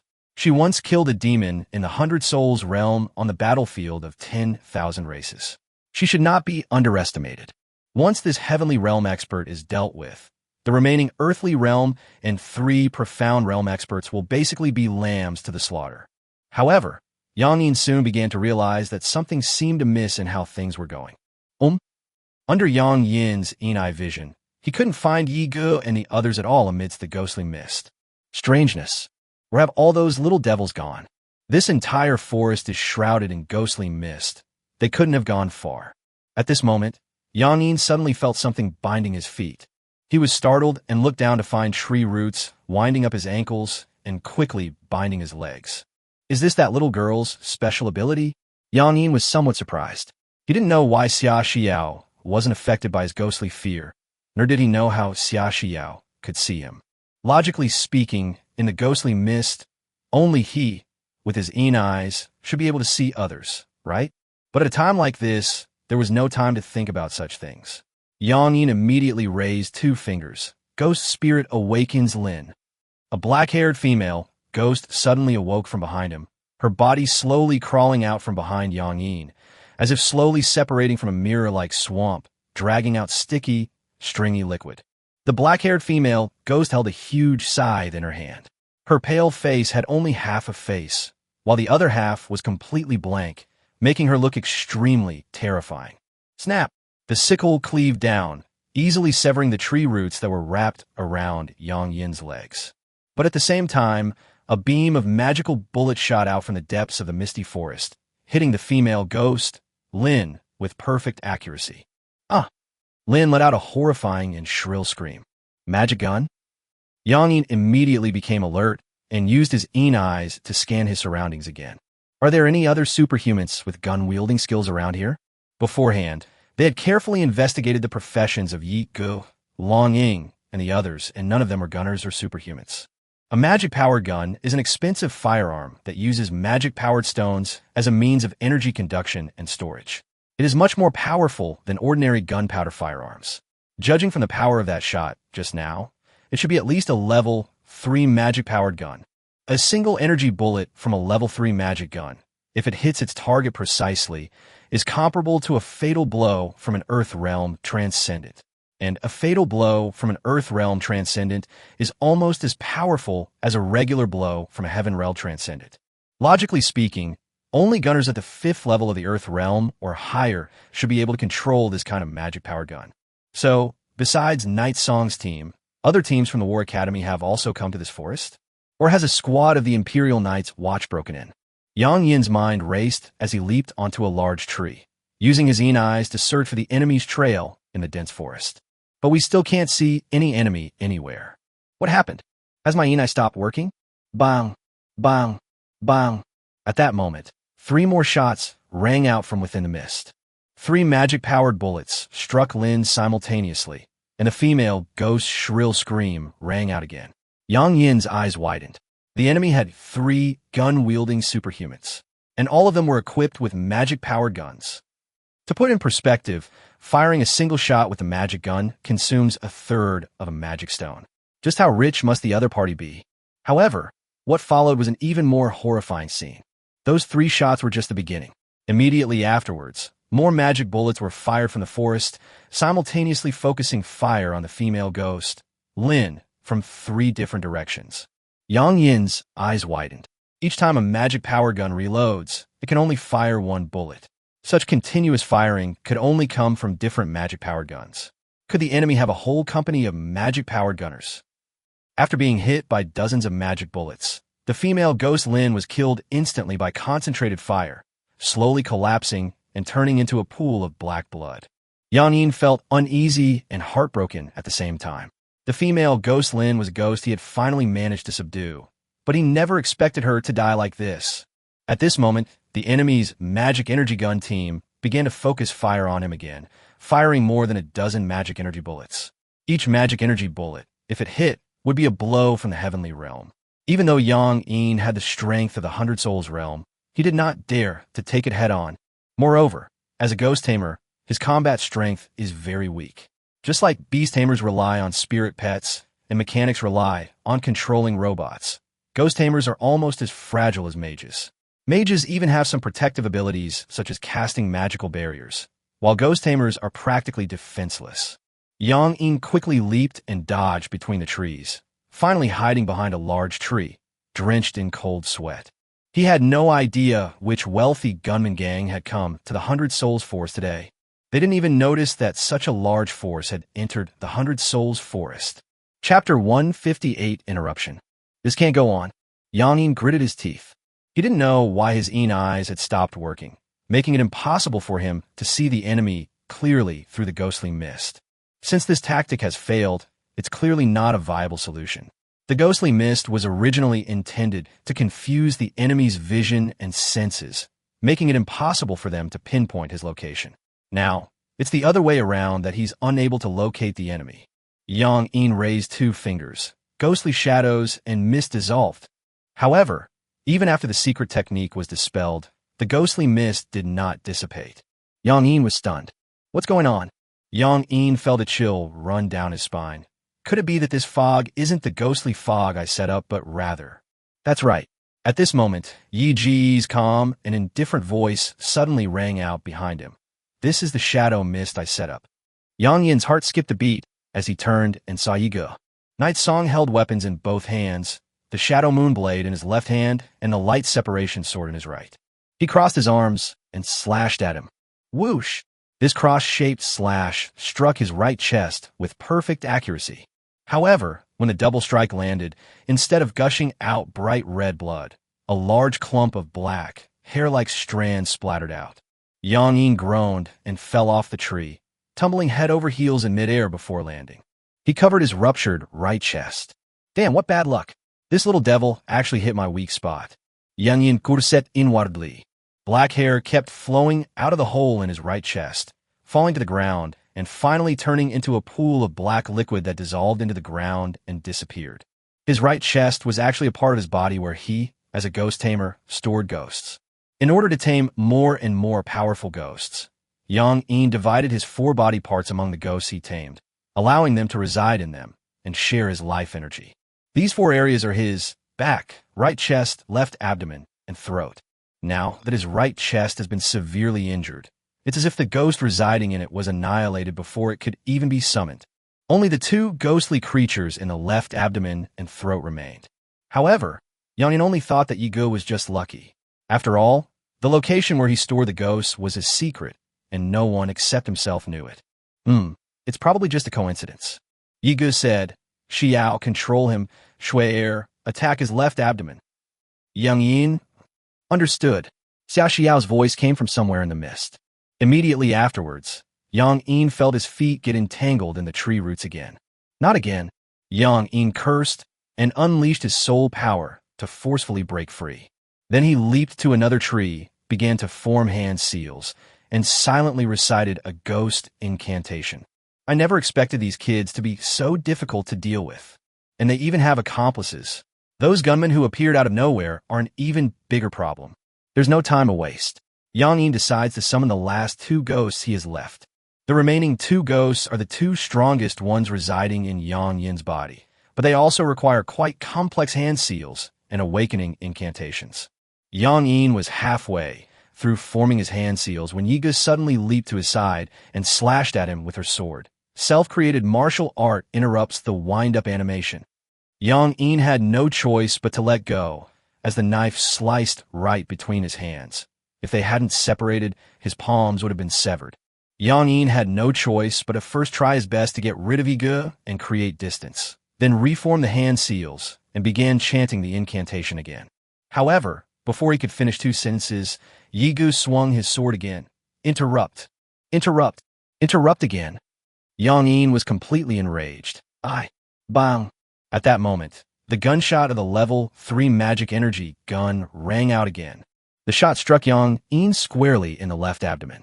Yang Yin cried out in pain, clutching his left abdomen, and knelt down, his face pale. Then, Gao Xinxue's figure slowly emerged from mist. The little girl's gaze was calm and serene, her eyes peaceful and unwavering. She held a magic-powered pistol in each hand, both pointing at Yang Yin. At the same time, a round robot with a diameter of less than 40 centimeters was flying beside her. The robot has a pair of flexible rotors, allowing it to fly in the air like a helicopter. It also has 4 mechanical arms made of lightweight alloy and intelligent telescopic material, each holding a level 3 magic-powered submachine gun. Additionally, it has an extra level 2 magic-powered gun barrel on its head. The display screen on the front shows the robot's facial expressions. Gun-wielding robot. Gao Xinxue simultaneously pulled the triggers of her 2 magic-powered pistols and the robot's 5 magic-powered submachine guns, focusing fire on Yang Yin's frontal attack. Night song. So tragic. The shadowy mist dissipated. Yang Yin lay on the ground, his clothes riddled with bullet holes, and he was on the verge of death. The black hair on the left abdomen also flowed out, turning into blood and disappearing.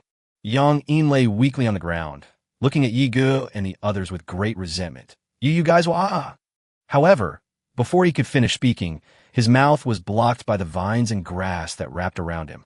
Xia Xiao said, "If we gag him, won't he be able to summon his last ghost?" Yi Ge smiled and said, "That's how it is."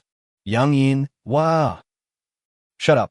Yi Ge held his straight knife horizontally in front of Yang Yin. "If you don't behave, I'll cut your basket in half." Yang Yin, bang. At that moment, a heavy object fell heavily in front of Yi Ge and the others. Upon closer inspection, it turned out to be a person who was tightly bound hand and foot. He's a madman. At this moment, the madman's condition was not much better than Yang Yin's. He had been beaten into a pig's head. His eyes, nose, and mouth were so swollen that he was almost unrecognizable, and he was covered in bruises. There was hardly a good piece of flesh on his body. His body was bound with ropes of special material, and his mouth was taped shut. It's hard to imagine what he went through. "Oh, you're already done here? I was planning to rush over to rescue you." Seeing this, Song Feng jumped down from the tree and landed in front of Yi Ge and the others. Chapter 159, The Boss of the Wilderness Force. Song Feng never expected that Yi Ge and the others would be able to defeat Yang Yin on their own. After dealing with the madman, he stood in the tree observing the mist in the forest, considering how to go in and rescue the people. Unexpectedly, when the fog cleared, Yi Ge and his men had already defeated the enemy. Although Yi Ge is the principal's personal student, and Gao Xinxue and the others are top geniuses who receive the principal's monster rating, these children are undoubtedly the elite of the elite, monsters among monsters. But the enemy is a peak expert of the 100 Souls realm. How do these kids manage to do that? Songfeng was completely baffled. "Stop chanting, master! Stop chanting! I'm dizzy!" The madman lay on the ground, clearly beaten unconscious, foaming at the mouth but still groaning incoherently.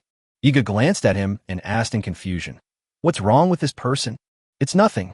Song Feng calmly pushed up his glasses. His brain only suffered a tiny, minor shock. It'll just give him nightmares for a couple of weeks. Xia Xiao tilted her head back and asked innocently, "What kind of nightmare?" Song Feng thought for a moment. When he can copy the old rules of the younger brother 1,000,000,000 times in his dreams, and can recite them word for word in forwards, backwards, and in a scattered manner, he should be able to recover. "Night song," Xia Xiao replied, bewildered. "Oh, by the way, where are Princess Longying and Nangong Qiuyue?" Song Feng looked around and asked. Soon, Yi Ge and his companions found Long Ying and Nangong Qiuyue in the dense forest. The two were clearly affected by ghosts, their minds were traumatized, and their brains were under a spell. They wandered aimlessly through the forest, their eyes completely unfocused. Xia Xiao chuckled. "Looks like they're both afraid of ghosts too." Yi Ge shook his head and said, Not necessarily. After all, these are ghosts controlled by a 100-soul realm ghost master. If they don't immediately realize the ghost's weakness and disperse it, as long as they show even a little bit of fear, it will be absorbed by the ghost and gradually amplified until they can't control it anymore. Then how do we break the illusion? Gao Xinxue asked softly. Song Feng approached the two girls, clasped his hands together, and silently chanted a spell. Illusion broken. Buzz. Suddenly, the two girls snapped to attention. Teacher, Nangong Shiyue was completely bewildered, her expression blank. What am I doing? You've already dealt with these two people? She saw the madman and Yang Yin on the ground. Well, but I only took care of one. Song Feng glanced at Yiga. The remaining one was done by Yiga and the other two. Upon hearing this, Longing looked at Yigu with a complicated expression. They actually defeated a powerhouse at the 100 Souls realm? Really? You guys are that amazing. Nangong Shiyue exclaimed in surprise. Xia Xiao said proudly, Of course. Well, mainly because my childhood sweetheart is the best.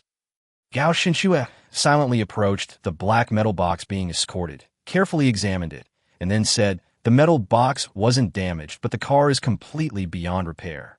Teacher, what should we do next? Song Feng considered. This one. At that moment, a series of light, dense footsteps suddenly echoed through the dense forest. Those were the sounds of heavy footsteps breaking branches in the snow-covered woods. Upon hearing the sound, Yigu and the others became alert again, standing back to back in a tacit manner, keeping an eye on their surroundings. Suddenly, hundreds of polluters wielding knives and clubs emerged from the dense forest and surrounded them. Oh no, Song Feng said gravely. I almost forgot about these guys. What do we do now? Nangong Shiyue asked anxiously, holding a straight knife. Our car is wrecked. We can't even get out of here. Yigu also raised his weapon, while observing his surroundings and secretly considering a countermeasure. Your abilities are indeed more impressive than I imagined. You truly deserve to be from the War Academy. A slightly hoarse and deep voice rang out. The polluters quickly made way for a man with a broad smile as he slowly walked out. The man appeared to be in his 30s, as thin as a sharp knife, with meticulously combed white hair, deep gray eyes, and a razor-sharp smile on his face. He was dressed impeccably and held a black cane more than half a meter long in his right hand. I didn't expect my two men to be defeated by you so easily, the man said slowly. Truly worthy of being the heirs of the Empire's largest demonized mutant family. Yiga raised an eyebrow. Who are you? The man chuckled and asked, You've already trespassed on my territory, and you still ask who I am? Song Feng's eyes suddenly lit up. Are you the mastermind behind these wilderness forces? The man smiled. It's me. The mastermind behind the wilderness force. Yiga frowned and used the system to check the other party's information. Character, Bao Bingqing. Age, 37. Level, non-transcendent. HP, 1-1. Soul power, MP, 0-0. Four-dimensional attributes, Strength 0.3, Agility 0.3, Spirit 0.2, Stamina 0.4. Basic attributes, Physical attack 0.5, Magic attack 0, Defense 0.4, Resistance 0.5, Burst 0.3, Speed 0.5, Dexterity 0.4, Perception 0.3. Special attributes, Intelligence 8, Charisma 8, Luck 5. Violent Handle Green? He pondered deeply in the night. This character did not exist in the original game storyline. The appearance of Night Song has changed the entire plot of the world of 10,000 Races map. The story of Dark Blood is now undoubtedly unfolding ahead of schedule. But he remembered that the final boss in the Dark Blood storyline wasn't this guy. In other words, if the original game storyline were to proceed as it should have when the Dark Blood storyline officially began, this Bao Bingqing should have already died. Xia Xiao had obviously also used the system to analyze Bao Bingqing's data, and then showed a somewhat puzzled expression. Using the system's encrypted voice communication, she said in the encrypted channel, this Bao Bingqing is actually an ordinary person. Yiga nodded subtly, without changing her expression. Night Song was also a little surprised. Unexpectedly, the mastermind behind the two extraordinary individuals, Commander Madman and Yang Yin, was actually an ordinary person, a non-extraordinary individual. But if he's just an ordinary person, how did he become the leader of those two superhumans? Is it solely due to the blood of darkness? Or is he backed by some mysterious noble family? So you're Bao Bingqing, the leader of the rebellious forces in the wilderness. Song Feng looked at him and said, "Don't you know you're the Empire's #1 most wanted criminal? You trafficked in dark blood, causing widespread suffering around the wall. The Night's Watch has been searching for you everywhere outside the wall lately, and you still dare to show yourself?" Chapter 160 Plot Option Triggered. The Night Watch? Hehehe. Bao Bingqing placed his two hands together elegantly on his cane and said casually, "Recently, the Empire has indeed sent quite a few night watchmen to my territory to cause trouble, but unfortunately most of them came to their deaths.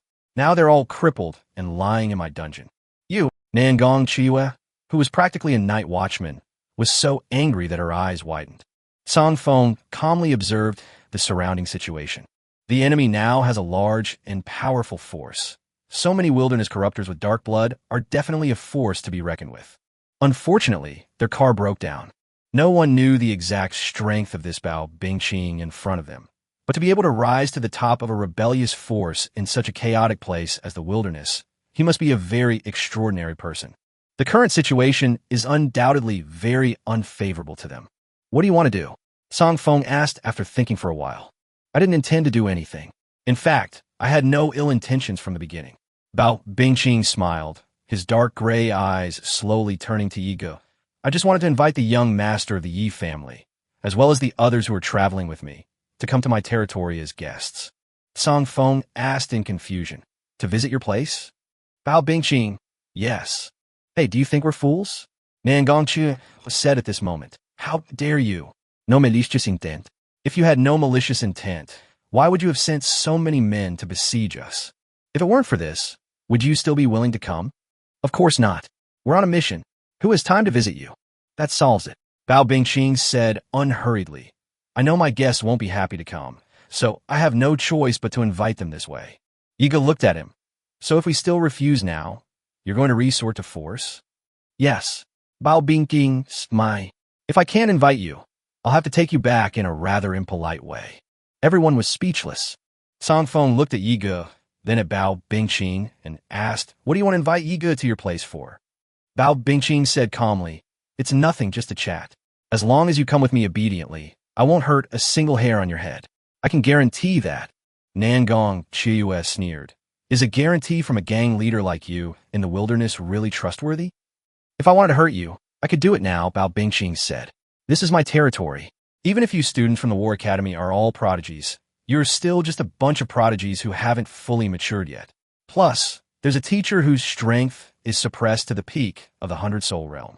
Do you really think you have a chance of winning if you fight me here?" Yiga hesitated for a moment, just about to say something. However, at this moment, a transparent system panel suddenly popped up in front of Yi Ji's eyes. System notification. Hidden quest triggered. Entering a story branch. This choice could potentially alter the entire course of the story. Please make your decision carefully. Option 1. Refuse Bao Bingqing's invitation. Choose to fight. Eliminate all of Bao Bingqing's subordinates. Capture Bao Bingqing, the leader of the wilderness forces, and hand him over to the Empire. You will gain plus 300 favorability with righteous human beings, plus 1,000 favorability with the general public, and a 15% chance to obtain a random red quality item. You will also receive the title that will permanently increase the hatred towards you by 1,000 when you encounter scavengers, adventurers, wanderers, or other wilderness forces. Option 2. Refuse Bao Bingqing's invitation. If you can break through the encirclement with your teammates and the escorted iron box and successfully escape, you will continue your mission, and the original world storyline will remain unchanged. Option 3. Accept Bao Bingqing's invitation to go to Dark City, and you will unlock hidden story content. Note, this choice is crucial and will significantly impact the world storyline. Players are advised to consider it carefully. Yigo was taken aback. It even triggered a hidden storyline? Yigo pondered for a moment, carefully reviewed the 3 options, and thoughtfully considered them. Option 1 simply means to start fighting and eliminate all the people surrounding them. Bao Bingqing is the Empire's #1 wanted criminal. The royal family has been racking their brains over these wild forces that smuggle and sell dark blood. If they could capture him, it would definitely be a great achievement. However, the difficulty is definitely not ordinary. They are now surrounded by at least 100 wilderness polluters who have consumed the dark blood, each of whom is as powerful as an ordinary heavenly realm cultivator. Killing them all will definitely not be an easy task. Moreover, Yiga knew absolutely nothing about this Bao Bingqing and had no idea what other tricks he might have up his sleeve. Next is the second option. The difficulty should be slightly easier than option 1, but their transport vehicle is now destroyed. Carrying a large metal box and breaking through the encirclement, even if it's easier, it certainly won't be that easy. If this option is chosen, and the original storyline remains unchanged, then Bao Bingqing should die. After all, he wasn't a character in the original Dark Blood storyline, so he must be a character who was originally supposed to die. Finally, the third one. This choice is described very little, only that it will unlock hidden story content later. Yiga closed her eyes, crossed her arms, and considered it seriously. Hey teacher, you absolutely can't fall for that guy's tricks. Nangong Chiyue whispered, we can't trust him. This guy is definitely trying to lure us back. Who knows what he'll do to us then? Song Feng replied in a low voice, of course I know, of course. I accept your invitation. Yigo opened her eyes, looked at Bao Bingqing, and finally made her decision. Others. Chapter 161 Split Operations. I accept your invitation, Yiga said softly. Apart from Gao Xinxue, who looked at him with gentle and calm eyes, the others present, Song Feng, Nangong Xue, Xia Xiao, and even Long Ying, all cast surprised glances at him. Hey, are you crazy? Nangong Xue said anxiously in a low voice. Can't you see? This is a trap. Aren't you just walking into a snare? Yiga didn't reply, but he actually had a pretty good idea of what was going on. He still has quite a few trump cards up his sleeve. The Battle Puppet, Iron Fist Ghost Arm, the Heavenly Tao Life-Saving Lock, and the Earthly Fiend Talisman. In this 100-soul forest, the most powerful beings who can appear are at the 100-soul realm. With these 3 trump cards, he can at least ensure the safety of himself, Gao Xinxue, and Xia Xiao. Furthermore, Yiga was also eager to know what kind of person Bao Bingqing was, why he, as the leader of the wilderness forces, was not a character in the main storyline of the game, and whether the boss in the Dark Blood storyline was related to him. What exactly happened after that? Well, actually, he didn't really like the reward for option 1. Seeing that Yiga didn't react, Nangong Xiuyue had no choice but to look at Gao Xinxue and Xia Xiao next to her. Hey, aren't you his childhood sweethearts? Your little childhood sweetheart has gone crazy. Aren't you going to try to persuade him? Gao Xinxue calmly said, I believe him. Xia Xiao said without hesitation, linking her arm with Gao Xinxue's. Seeing Schwetter's attitude, she immediately added, I also believe in Xiao Yi. Nangong Xiuyue. You guys are really something. Long Ying didn't say anything, but just stared at Yigo with deep eyes, as if trying to see through the boy's thoughts. Bao Bingqing chuckled. As expected of a young master of the strongest demonized mutant family, you really have guts. Cough, cough, cough. At this point, Bao Bingqing suddenly coughed violently. No, it's too dangerous. Song Feng said seriously. Besides, we're still on an escort mission. We don't have time to visit you. Are you worried that I might have ill intentions towards what you're escorting? Bao Bingqing said leisurely, don't worry. I don't know what you're escorting, and I'm not interested in what you're escorting at all. As long as you're willing to cooperate with me, I'll even treat you like VIPs. After I leave, you can continue your mission. Song Feng remained expressionless. I never believe what my enemies say, especially since you're the mastermind behind the circulation of dark blood. Bao Bingqing chuckled again, his hoarse voice speaking slowly and deliberately. You're a teacher at the War Academy. You should be more experienced. How come you can't see the situation as clearly as your students? You don't actually think that I only have this few men lying in ambush here, do you? Do you really think you can force your way out of my territory? Song Feng remained silent, gripping the scroll in his right hand tightly. Yiga crossed his arms, rolled his eyes, and said, How about this? Since you just want to chat with me, I'll go to your place by myself, and let my teacher take my other teammates to continue the mission. That won't do. Bao Bingqing shook his head. Who knows if they'll turn around and go to the Night's Watch for reinforcements after they leave? Upon hearing this, Xia Xiao immediately grabbed Yi Ji's arm and sleeve, saying, Yes, Yi Go. It's too dangerous for you to be alone. I want to stay with you. Yiga thought for a moment, then looked at Song Feng and said, How about this? We'll all go with you, and let teacher Song Feng continue his mission alone. You can also remove his communication watch so that he can't contact the Empire. Song Feng. Bao Bingqing fell silent, seemingly considering the matter. Okay, Then I'll do as you say. Several scavengers came over, helped the madman and Yang Yin up from the ground, and carried them onto a stretcher. Two burly men then went to Song Feng's side, took his communication watch, and searched him to make sure he had no other communication devices. Song Feng looked at Yigu with a deep gaze. Yigu, are you really going to go with this guy? Yigu blinked her innocent 10-year-old eyes. Then, teacher, do you have the ability to lead us through a rampage in Musa mode?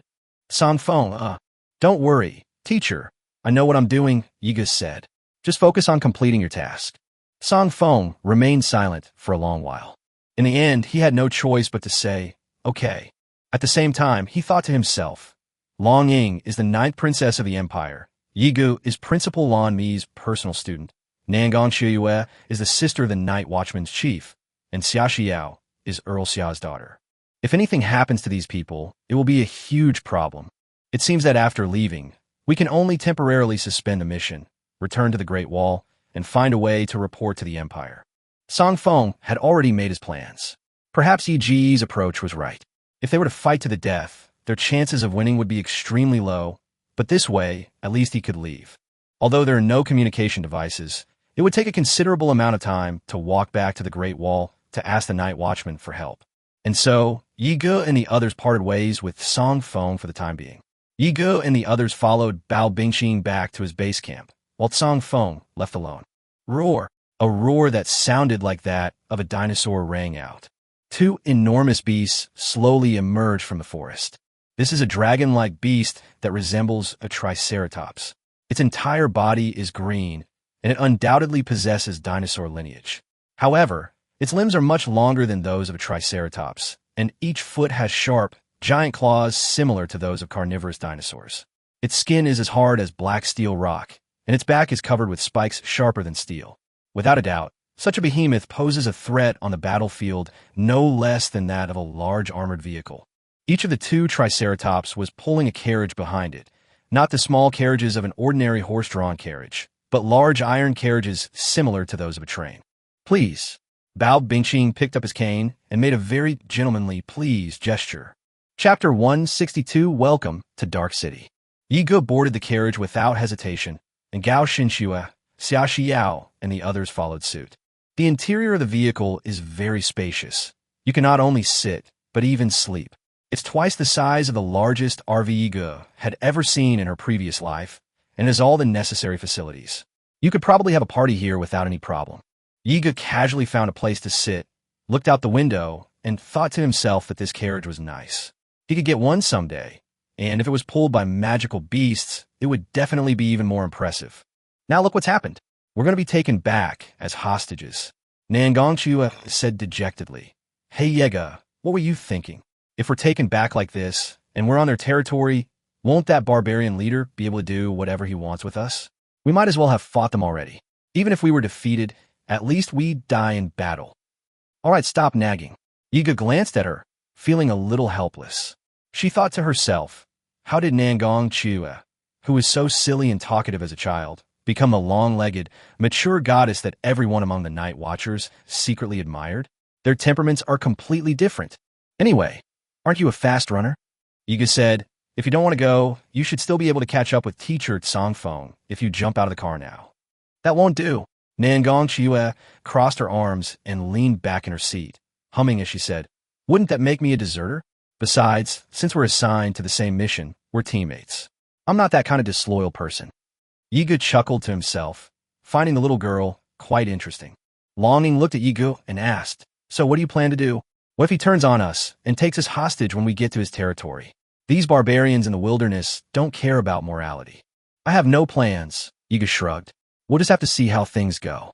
Let's take it one step at a time. Nangong Chua almost fainted, turning to look at Gao Xinxue and Xia Xiao. Is this the childhood sweetheart you believed in? Xia Xiao pouted and snorted, saying, I just trust Xiaoya. Shuer and I are both Xiaoya's diehard fans. Do you have a problem with that? Nangong Chua wandering aimlessly. Yegisimidet. In fact, what he was thinking was that the three options the system had given him had basically foreshadowed the general plot that would happen after each option was chosen. The first and second options are self-explanatory, but the third option, although it only seems to say you will unlock the hidden storyline, without explaining anything else, actually hints that even if you reach Bao Bingqing's stronghold, it will definitely not be a dead end. Otherwise, the hidden plot points that follow would be meaningless. The Triceratops dragged the carriages through the jungle, kicking up clouds of dust. The scenery outside the car window gradually changed from a dense forest at the beginning to a misty, precipitous canyon. Amidst the misty fog, one can vaguely make out a black city-state standing in the valley, surrounded by rugged peaks and steep cliffs. Yiga narrowed his eyes slightly. He could practically recite the map of the human race in the game 10,000 Races map by heart, but he never expected that such a mysterious city-state would exist in this place, which had never appeared in the game's storyline. Xiaoxiao looked out the window and asked curiously, "Wasn't this a forest just now? How did it suddenly turn into such a steep valley?" "It's a barrier," Gao Xinxue said. "We must have just passed through some kind of barrier, which is why the scene outside the carriage changed so suddenly." "So these wilderness forces have set up their headquarters in such a hidden barrier," Long Ying said. "No wonder the Night Watch has been unable to find their lair." The Triceratops slowly came to a stop in front of the gates of that small city-state. Before them, the heavy steel gate slowly rose, accompanied by the creaking of hinges and turning wheels. Yiga, Gao Xinxue, and the others got out of the car. Bao Bingqing also got out of another car, leaning on his cane as he walked down step by step. Yiga carefully observed his right leg. Although the limp was not obvious, it was not faked. The cane was probably not just for decoration. His leg was indeed lame. Furthermore, Bao Bingqing coughed several times in just a few minutes, and, judging from his complexion, he was probably not in good health. That makes it even more interesting. An ordinary man, a cripple with a disease, was able to command so many savage forces in the wilderness. Even the extraordinary individual's madman and Yang Yin obeyed his orders. Yiga seemed lost in thought. Could it be because he was sick and later died that he didn't appear in the main storyline of the game? At this moment, Bao Bingqing had already come to his side and said with a polite smile, "Young Master Yi, please." Yiga nodded slightly and walked confidently into this small city hidden deep in the mountains. Once inside, Yiga discovered that most of the city was nestled within the mountains, as if a giant cave had been carved out of the mountain and a city had been built inside. Streets, houses, factories, markets, and even farmland and ponds were all present, and men, women, and children could be seen everywhere. The cave walls are covered with exposed steel pipes, the purpose of which is unknown. Occasionally, unidentified foul gas can be seen escaping from the pipes. There are also many huge mechanical gears on the walls, which look quite old, almost like outdated product from a steam engine era. All the gears are constantly turning, making a loud noise. Whether it's the giant gears, pipes, or the buildings in the city-state, the main color scheme is pitch black, which makes people feel somewhat oppressed. "Welcome to Dark City," said Bao Bingqing. Nangong Chiyue opened her eyes wide and stood at the entrance, looking around like Grandma Lu entering the Grandview Garden. "I didn't expect these wilderness forces to be so wealthy," Nangong Chiyue muttered to herself. She had originally thought that most of the scavengers in the wilderness lived in various ruins. This place may not be as good as Night City or any noble-run city-state in the interior, but it's at least a place where people can survive. Bao Bingqing said calmly, moving his feet while holding his cane. "Let's go. I'll take you to the place where we entertain our guests."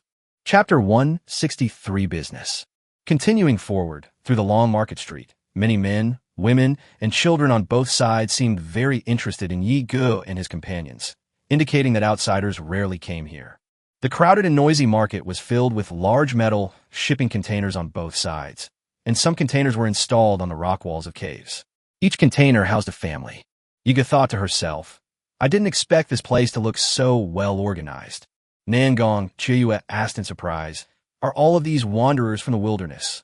"Yes," Bao Bingqing said as he walked. "This place is our sanctuary from the monsters."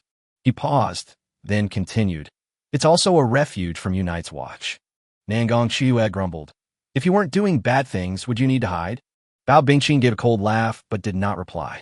Arriving in front of a huge building, the iron gate was covered with rust and mottled marks, and at first glance it looked like a factory.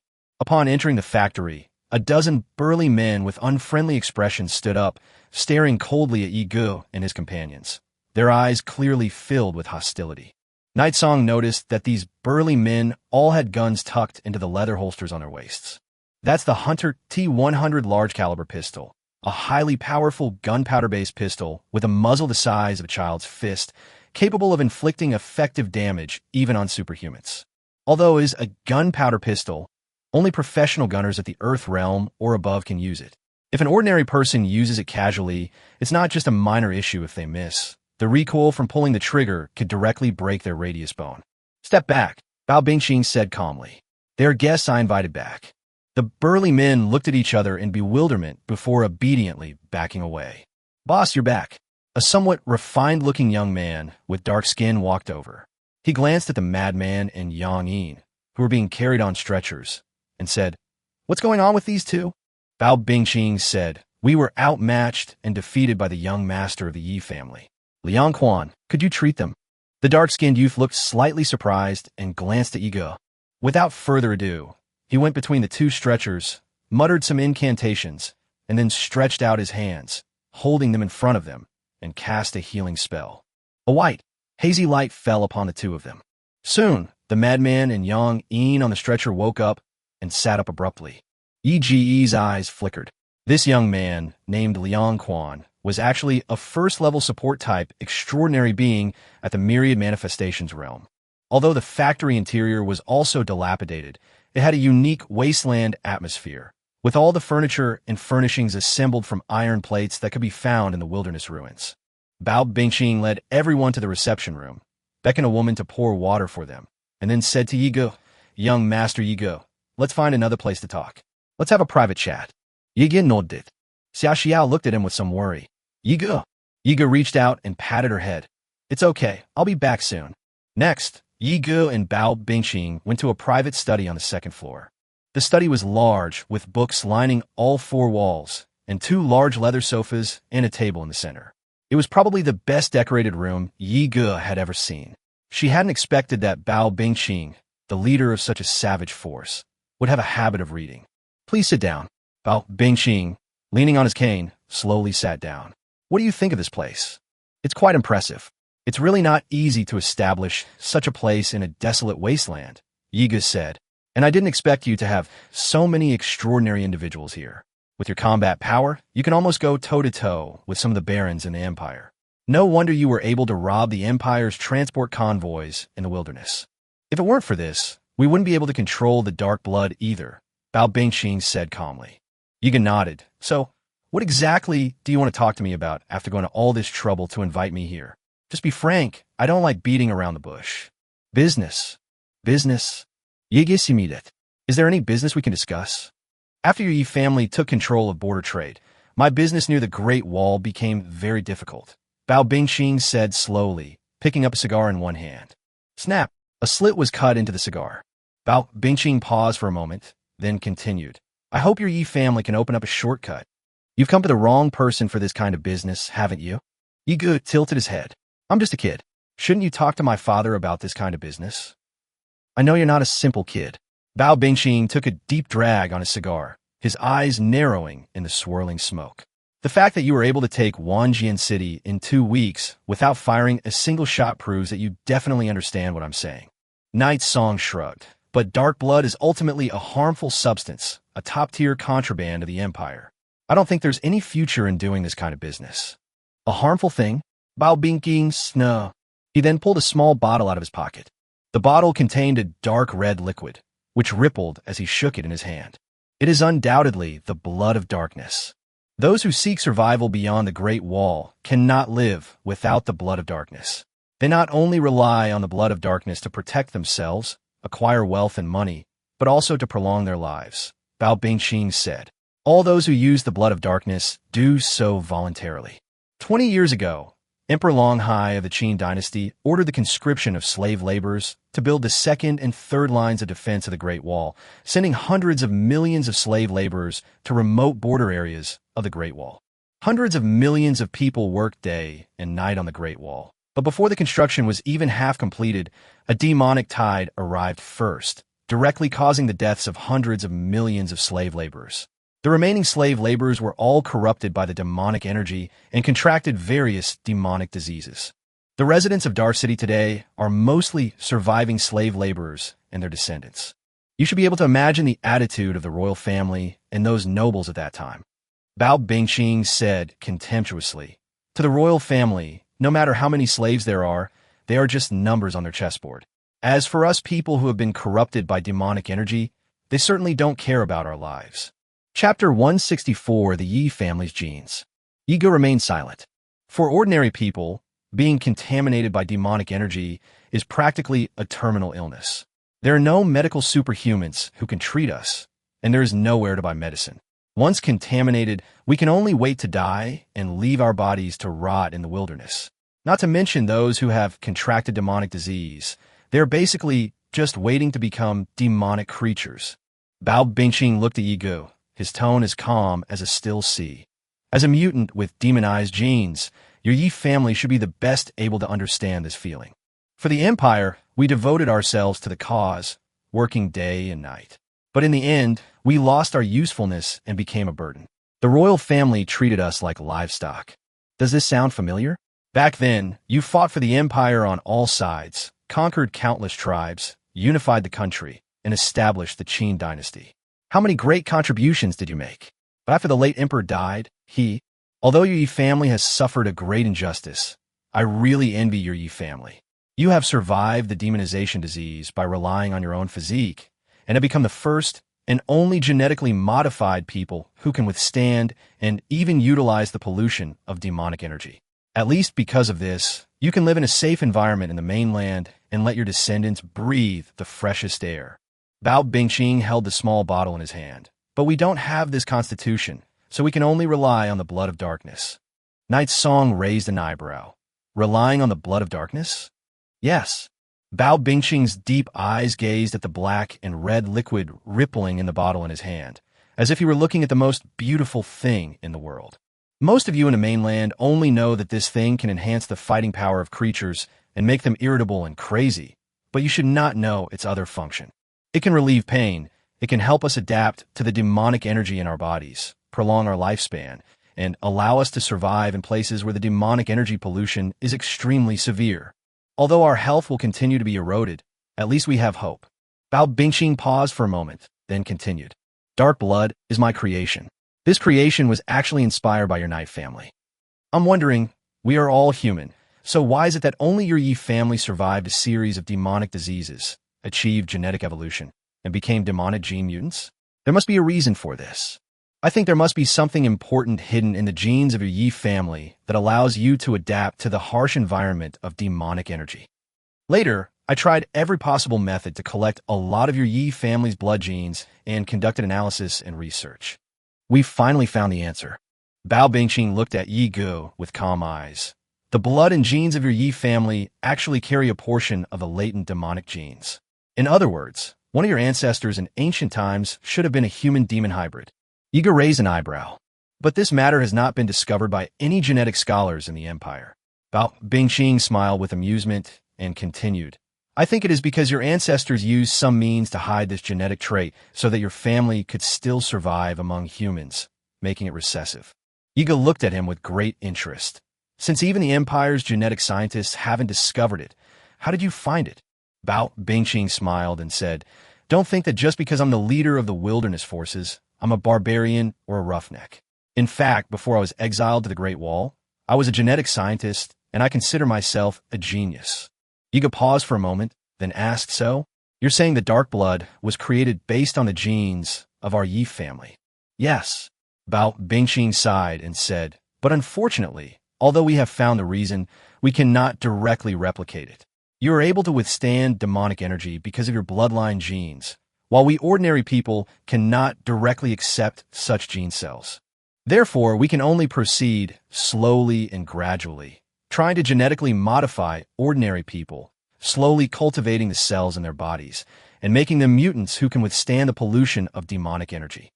Bao Bingqing handed the bottle of dark blood to Yi Gu, allowing him to see the liquid inside up close. This bottle of dark blood actually contains a large number of dark microorganisms. Night Song. Dark microorganisms? That's right, Bao Bingqing said calmly. These dark microorganisms are artificially cultivated by me. They parasitize the body and constantly modify the physique of their hosts, helping them become mutants and eventually achieve cellular evolution. Yiga thought to himself, this seems to be different from the plot I knew later. Is Bao Bingqing lying? But looking at Bao Bingqing's fanatical eyes, Yiga felt it didn't quite seem like it. You think I'm lying to you? Bao Bingqing seemed to have figured out Yi Ji's thoughts. Before Yiga could speak, Bao Bingqing picked up something that looked like a remote control and pressed it against the wall. A projected image quickly appeared on the wall of the study. A long list of scientific research analyses, resembling a thesis, appeared before Yiga. Yiga was slightly taken aback. This is an analysis of the experimental results of dark blood, Bao Bingqing said. What you're seeing now is actually the fourth improved version of dark blood. Ordinary people corrupted by demonic energy, depending on the degree of corruption, can only live for less than 7 days in severe cases. But after they consumed the blood of darkness, they were able to extend their lifespan by a full year. Later, I continued to research and improve, increasing this number to 3, 7, and 10 years. Bao Bingqing held the small bottle in his hand. Now, as long as someone doesn't abuse the blood of darkness, even if they are corrupted by demonic energy, living for another 10 years is not a problem. Yigu silently stared at the data on the screen. Although he is not as good at scientific research as Gao Xinxue and Yu Li, he successfully researched the system in the illusion created by Lanmi, so he can also be considered a scientist. He could certainly understand the research and analysis shown on the screen. Judging from these analyses and experimental data alone, Bao Bingqing doesn't seem to be wrong. But Yiga looked at Bao Bingqing and asked, if that's the case, why do you still want to circulate the dark blood to the mainland? Just to make money. Making money is certainly one of them, Bao Bingqing said leisurely. Of course, there's something even more important. I need data. Data. Different people will have different physical reactions after receiving the blood of darkness, Bao Bingqing said. I need this data. Chapter 165, The Frail Little Girl. So how do you plan to collect this data? Yiga asked. You've made these people consume the dark blood. So how are you going to obtain data on the changes in their bodies? Are you going to try to capture them all afterward? Of course not. That would be too inefficient. Bao Bingqing picked up the remote control and pressed it again.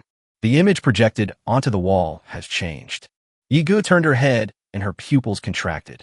The screen displays tens of thousands of folders, each containing data records for a single individual, detailing the changes in their physical data over several cycles after consuming the dark blood.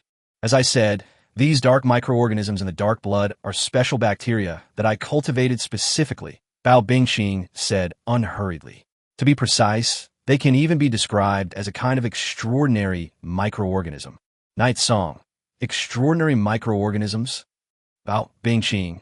Yes, they're extraordinary beings. Although it is only at the lowest level in the ecosystem, so small that it is invisible to the naked eye, it has no fighting power and no intelligence. But they do possess a faint supernatural power. These microorganisms, once inside the host body, act like transmitters installed within a host.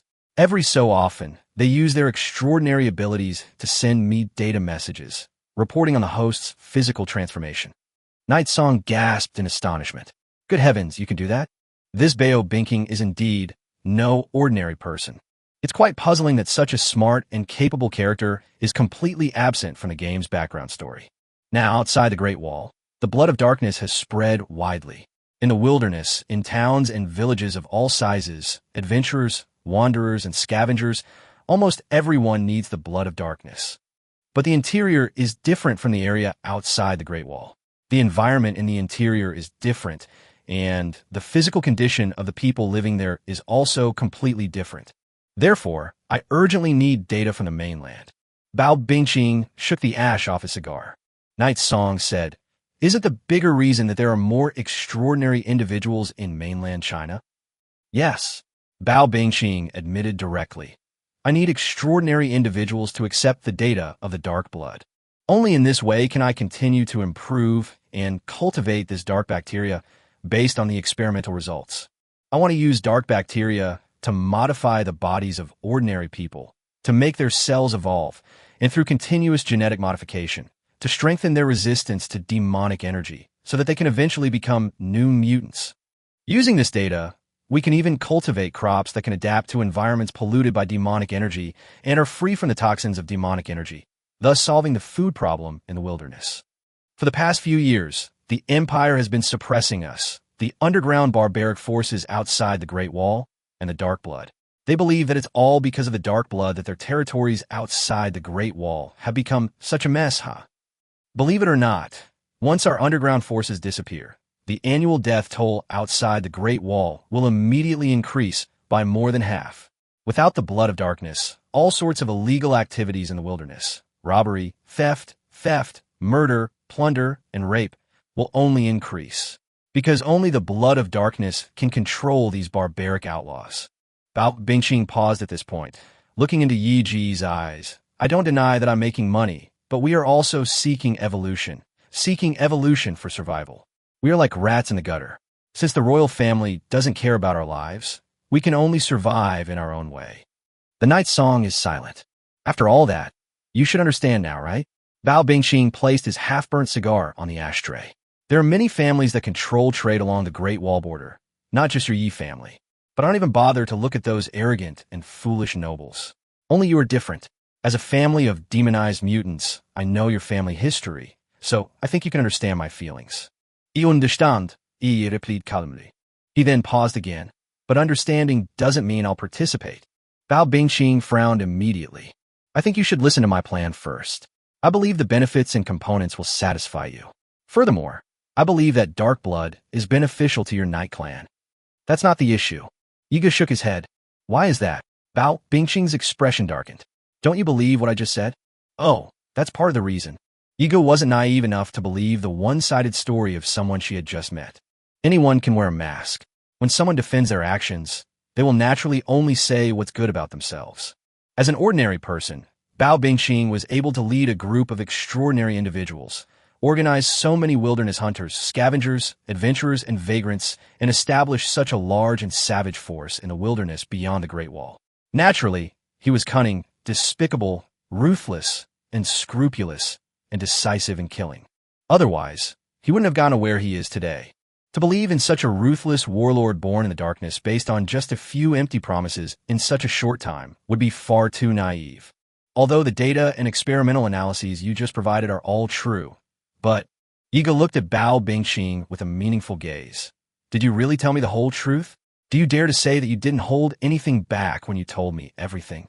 Bao Bingqing remained silent, meeting Yi Ji's gaze.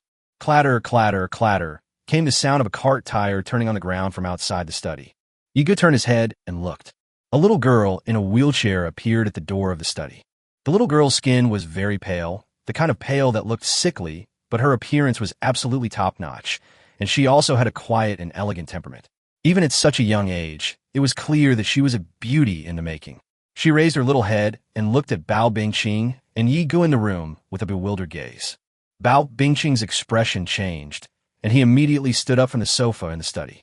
He came to the little girl's side, slowly squatted down, and said in a very gentle voice, "How did you get here? Suits you." The sickly little girl spoke in a very quiet voice. "I heard from Aunt Zhang that you were here, because there were some parts of the book I didn't understand." Then the little girl looked around the room and asked softly, "Daddy, are you talking to someone?" Chapter 166, staying for a few days. Egan narrowed his eyes. "Suits you." "Yes, Daddy is talking to a guest about something very, very important." Bao Bingqing patted the little girl's head. "Go back to your room first, and Daddy will come and keep you company in a little while. Okay?" "Okay, Fina." The little girl was very sensible. "Daddy, if you have guests, please take care of the important things first." "It's okay. Aunt Bai Jing can teach me first." Bao Bingqing smiled slightly, his expression full of doting affection. He gently pushed the little girl's wheelchair and led her out of the study. Then they called over a maid in the hallway and asked her to take the little girl back to her room. "Is she your daughter?" Yi Ge crossed her legs and looked at Bao Bingqing as he returned to his room. "Yes," Bao Bingqing said, but he didn't seem too keen to talk about his daughter with Yi Ge. After a pause, he returned to the previous topic and said, "Regarding this business, I think you should give it a good consideration. I can assure you that everything I've told you is true. However, I understand your distrust. After all, no one easily trusts a stranger. So, I hope you can stay here for a few days, visit this place, and learn more about the Dark Blood. I believe you will be interested, and your attitude will change then." Yi Ge smiled knowingly. "What if my attitude doesn't change in the end? Would you kill me to cover it up?" Bao Bingqing glanced at him, paused for a moment and said, "No, even if we fail to reach an agreement, I have no intention of becoming enemies with the Yi family. But before you leave, I will have you drink a potion that will cause you to lose part of your memories. After that, you will forget all your memories from the past 7 days." "I see. Well then, in that case, I'll stay here for a few days." Yiga smiled. "Consider a vacation. I will have someone arrange your accommodations," Bao Bingqing said. "I can also have someone show you around the dark blood production plant, including the processes, procedures, raw materials, and various research materials. If you have any needs, you can ask for them, and I will try my best to accommodate them." Bao Bingqing spoke very sincerely, and it was clear that he genuinely wanted to cooperate with the Yi family. After Yigo agreed, she left the study and returned to the reception hall, where Gao Xinxue, Xia Xiyao, Long Ying, and Nangong Chiyue were still drinking tea and eating snacks. Nangong Chiyue held a cake in one hand and a pie in the other, taking bites from each side from time to time. Her cheeks were bulging, and her mouth was covered with sesame seeds and oil. Moreover, the plate of pastries in front of her was the cleanest. Yiga thought to himself, this girl is really carefree. Isn't she afraid of being poisoned to death? I didn't expect the pastries here to be so delicious. What are they made of? Isn't it said that the environment outside the Great Wall is polluted by demonic energy, and that nothing good can be made here?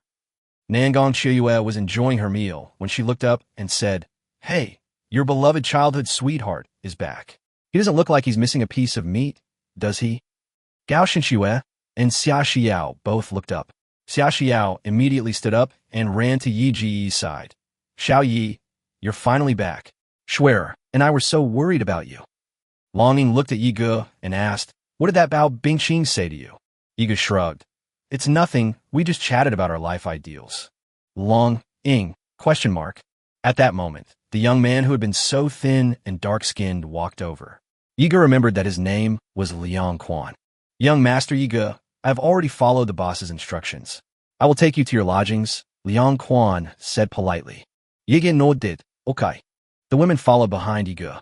Nangong Chiyue quickly caught up and asked in a low voice, "Hey, what place to stay? Are we going to stay here?" Night Song said, "Yes." Nangong Chiyue asked in surprise, "Why? What exactly did that lame leader say to you? Why do you have so many questions?" Yi Ge glanced at her. "You need to understand that we're on someone else's turf right now. It'll be good enough if I can get you all out of here unscathed." Nangong Chiyue thought it made sense, so she stopped talking. Liang Quan led Yi Ge and the others to the guest room. To Yi Ge and the other surprise, although the outside of the factory was dilapidated, the interior was quite nice, with all the necessary facilities, almost like a 5-star hotel. Xia Xiao and Nangong Chiyue couldn't help but exclaim in surprise. "Looks like this really is a vacation." Night Song's thoughts. "The environment is quite nice," Yi Ge said with satisfaction. "If you need anything, just let me know. We have everything we need here," Liang Quan said with a smile. "The boss said we'll treat you as our top-tier guests." "Really?" Yi Ge tilted her head, then suddenly thought, those 2 triceratops that brought us back before were pretty good. They must be rare mutant beasts, right? They look like they're definitely more nutritious than Xian beef. I'd like to try their meat. Is that okay? Liang Quan. At this moment, Gao Xinxue noticed an iron plaque hanging from Liang Quan's waist. That was the War Academy's iron plaque, with the symbols of a musket and a sword on it. "Where did you get this iron plaque from?" Gao Xinxue asked. Upon hearing this, Liang Quan looked down and then took the iron plaque off his waist. "Oh, you mean this? Before you arrived, there was another team of 6 people who were also escorting the same iron boxes as you. They drove through the 100 Souls forest, but we hijacked them, and they are now locked in our dungeon. These things on them have become my spoils of war. I think they must be students of the War Academy like you. It's just that the black iron box they were escorting had a level 9 rune seal on it, and we've been unable to open it." Yi Ge thought to herself that it seemed that other teams on missions had the same idea and had chosen the 100 Souls forest route, thinking it was a longer but relatively safer route. Unexpectedly, this place had become the territory of the wilderness forces, and then they became unlucky enough to be captured. "Where are they being held?" Night Song asked. "Take me to see them." Chapter 167 has an intelligence point of 2. Yi Ge and the others followed Liang Quan to a dark and damp dungeon. There are about 30 cells in the dungeon. To Yi Ji's surprise, as he passed by the cell doors, he could see that most of the prisoners in each cell were members of a dark race, including Nightshade, Succubus, Werewolf, Vampire, and some other monsters. On the wall at the corner of the cell, There was a very large werewolf skin, which covered almost the entire wall when it was spread out. 2 huge werewolf claws had been removed and nailed to the wall with 2 nails. Those 2 werewolf claws were thicker than an adult's waist, and judging from the size of that werewolf hide, Yigu estimated that it was at least a werewolf warrior at the Thousand Soul realm. Yigu glanced at them briefly. It seems you fought quite a few battles with the dark races over the years and acquired quite a few spoils. Surviving in the wilderness inevitably leads to conflicts with the dark races. There are still too many gaps in the first and second walls of defense, and the dark races often break into human territory, Liang Quan said. Over the years, we have killed no fewer dark races than the Night's Watch. Upon hearing this, Nangong Shuyue asked nervously, "That big guy with the broadsword said you captured quite a few Night's Watchmen? Are they locked up here too? And you even severed their tendons and ligaments?" That's just some madman bragging to scare you. Liang Quan chuckled. At most, we'll just rob them of their goods and money, or use the prisoners we capture to extort some ransom from the Night's Watch. The boss keeps so many dark races locked up here to obtain experimental samples from them, and breaking the arms and legs of one Night's Watchman is pointless and would only enrage all the Night's Watchmen.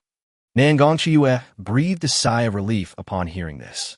Liang Quan led Yigu and the others to a prison cell. Yigu saw several familiar faces. Inside the dungeon, Jiang Xiaoming leaned against a corner, looking dejected. With him were several other students from the War Academy, as well as a burly male instructor with numerous wounds. Yigu also recognized that male teacher. He was Scarface Tiger, their instructor during the second round of assessments for both inner and outer sect members. Yigu was stunned. What a coincidence. This squad is actually Jiang Xiaoming's team? Jiang Xiaoming. Xia Xiao asked suspiciously. Jiang Xiaoming looked up when he heard someone call his name. He was surprised to see Yigu and the others. Yige, Xuya, Xia Xiao, what are you all doing here? He glanced at Yigu and the others, then at Liang Quan beside Yigu, and exclaimed in horror, "Are you all with these bandits?" Night Song, ? Xia Xiao, ? Gao Xinxue. Jiang Xiaoming, trembling with indignation, exclaimed, "You bastard Yigu! I originally thought that scoundrels like you were destined to be main characters, and that only someone like me was fit to be a sycophantic extra. I never expected that you, with your thick eyebrows and big eyes, would become a traitor, and you even corrupted my goddess and Xia Xiao." Everyone, Yigu, Gao Xinxue, and Xia Xiao exchanged glances. "I've checked. The intelligence score is 2, Gao Xinxue said. Xia Xiao nodded. "Yes, that makes sense." Jiang Xiaoming, "What are you talking about?" "Young Master Yiga, do you know this person?" Liang Quan asked. "Well, I'd say we know each other, although knowing this guy is pretty embarrassing." Yiga looked at him and said, "Could you do me the favor and let him go?" "Of course we can. We don't really need him anyway. At most, we could just ask the War Academy for some ransom," Liang Quan said. "But before they leave, we need to give them some memory-erasing drugs." Night Song, "Okay. Ga." Liang Quan used the key to unlock the iron cage door and open the cell. Jiang Xiaoming and the others in the cell were completely bewildered, not knowing what was going on. Instructor Scarface was the first to realize that Night Song had come to rescue them, and immediately stood up while holding onto the wall next to him. After leaving the dungeon, Jiang Xiaoming seemed to have finally figured things out. He leaned close to Yigu and asked, "Hey, you really came to rescue us?" Yigu rolled her eyes at him. "What else?" "Phew, that's good." Jiang Xiaoming glanced cautiously at Liang Quan in front of him, then whispered, "But how did you end up with this group of bandits?" Yigu was too lazy to pay any attention to him anymore. Scarface, the instructor, was following behind them when he suddenly snorted and stumbled, almost falling to the ground. He gritted his teeth, seemingly enduring something, but eventually lost consciousness. Longing turned to check on his condition, then said to Yigu, "He is seriously injured and has fainted from blood loss." A girl next to Jiang Xiaoming said with great guilt, "When Instructor Scarface led us to escort supplies through the Hundred Souls Forest, we were ambushed by those bandits. Instructor Scarface was so badly injured while protecting us." Liang Quan also came over to check on him, then cast a healing spell on Scarface and said, "Fortunately, there are no fatal injuries. I'll have a few people take him to the infirmary to rest." With that, he waved his hand and called over a few people to carry Scarface away. Yigu then looked at Liang Quan and said, "What about that big iron box that their team was escorting before?" "It's right here, please follow me." Liang Quan led everyone to a storage room. The The large iron box is placed here. It looks exactly like the large iron box that Yi Ge and the others were escorting, and it is also sealed with level 9 runes. The outer chains and combination locks had already been destroyed by Bao Bingqing and his group, but they were unable to open the level 9 rune seal. Young Master Yega, I have something else to attend to, Liang Quan said. If there's nothing else, I'll be leaving now. Yiga waved her hand. Okay, you can go ahead and get busy. After Liang Quan left, Jiang Xiaoming and his teammates finally relaxed. Jiang Xiaoming remained persistently curious and wanted to ask Yi Ge and the others how they had gotten involved with these bandits. What exactly is your relationship with these thugs? Jiang Xiaoming asked curiously. Why does that leader seem to listen to you so obediently? And why is he so respectful towards you? Long Ying gave Yi Ge a deep look. In fact, not only Jiang Xiaoming, but even her teammates didn't know why. What exactly did Bao Bingqing and Yi Ge talk about in the study just now? Could it be? Chapter 168, What the heck went whoosh all of a sudden? Yi Ge gently stroked the surface of the large black iron box and said casually, Why do you want to know so much? Anyway, your memories will be wiped away before you leave here, and even if you know, you'll forget them by then. Jiang Xiaoming, that makes sense. Jiang Xiaoming looked around and asked, Hey, by the way, where's your teacher? I don't see him. Oh, he escorted the iron box alone and went to continue his mission, Night Song said. Jiang Xiaoming was taken aback. He went to continue his mission, so what about you guys? Yiga nodded. Yes, I'll vacation here. Jiang Xiaoming, question mark. Yiga, when can we leave here? A girl from the passing class asked timidly. Although those bandits won't bother them for the time being. But staying in such a place makes one feel somewhat uneasy. Yes, Jiang Xiaoming added. Our mission isn't finished yet. We can't keep wasting time here. I'm going to stay here for a few more days. If you want to leave first, I can have those people let you go once Instructor Scarface has recovered. Yiga paused for a moment and said, However, before we let you go, all your memories for the past 7 days will be erased. So even if we let you go, you probably won't remember the mission at all. Upon hearing this, Jiang Xiaoming's face immediately fell. What should we do then? Didn't the Academy say that this mission is particularly important? I was hoping to perform well in this mission and see if I could get promoted to a class with a good rating. Yiga glanced at Jiang Xiaoming and the others. Most of them were students in the passing grade class. Moreover, each of them is basically at the Yellow Realm level. The average strength of Jiang Xiaoming's squad is definitely among the lowest of all the squads that carry out missions at the War Academy. Yiga thought to himself that his previous guess was probably correct. If each of these large iron crates they were escorting was truly this important, it would be impossible for them to distribute the strength of each squad so unevenly.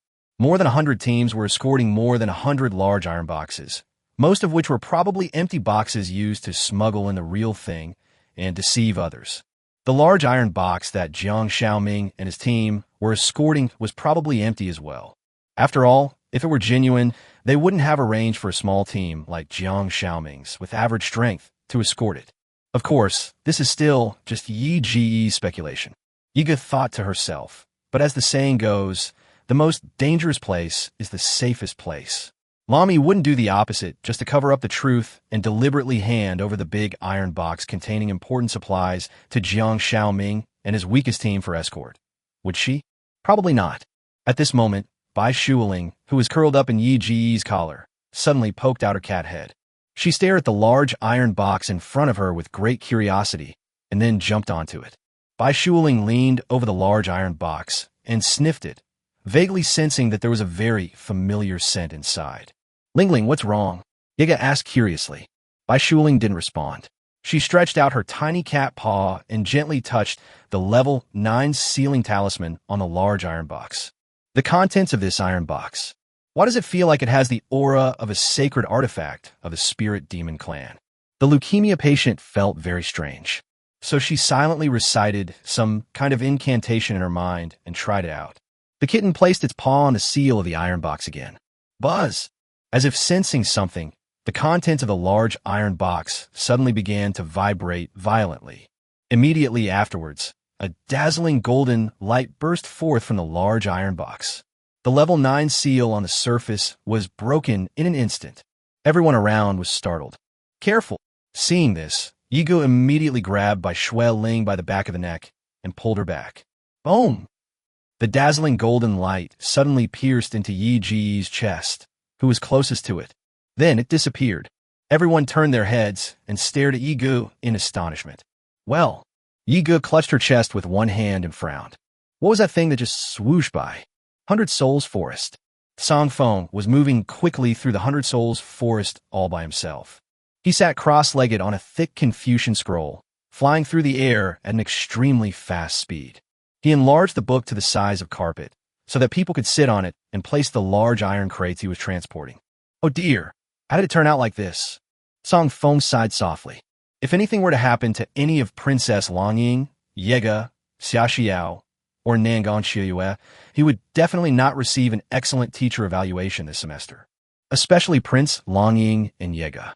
One of them is His Majesty the Emperor's most beloved daughter, and the other is Principal Lan Mi's most cherished student. If something happens to them, not getting the excellent teacher evaluation is a minor issue. The real concern is whether I'll lose my job. If I had known this would happen, I wouldn't have chosen the 100 Souls Forest route. Song Feng secretly regretted it. But it's too late to regret it now. We need to find reinforcements as soon as possible and rescue Yi Gu and the others.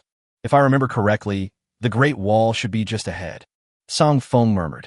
Without map navigation, even a teacher from the War Academy like him could easily get lost in this desolate forest. Ha ha ha ha ha. Kill all of these guys. Leave no one alive. Just then, sounds of fighting suddenly came from the jungle ahead. Song Feng's eyes flickered, and he immediately cast a spell to stop the flying scroll, then hid in the surrounding woods. What happened? After pondering for a moment, Song Feng decided to go forward and investigate the situation first. Using his agility, he moved swiftly through the bushes in a few quick movements. The sounds of fighting were getting closer and closer. Song Feng pushed aside the bushes that were blocking his view and finally saw the situation clearly. His pupils immediately contracted. It turned out to be a squad of spirit demon warriors and a squad of vampire warriors, fighting each other. Chapter 169, The Demonic Spiritual Fire. Song Feng never expected to see the forces of the Spirit Demon Clan and the Blood Clan in this 100 Souls Forest. The battle in the jungle was fierce.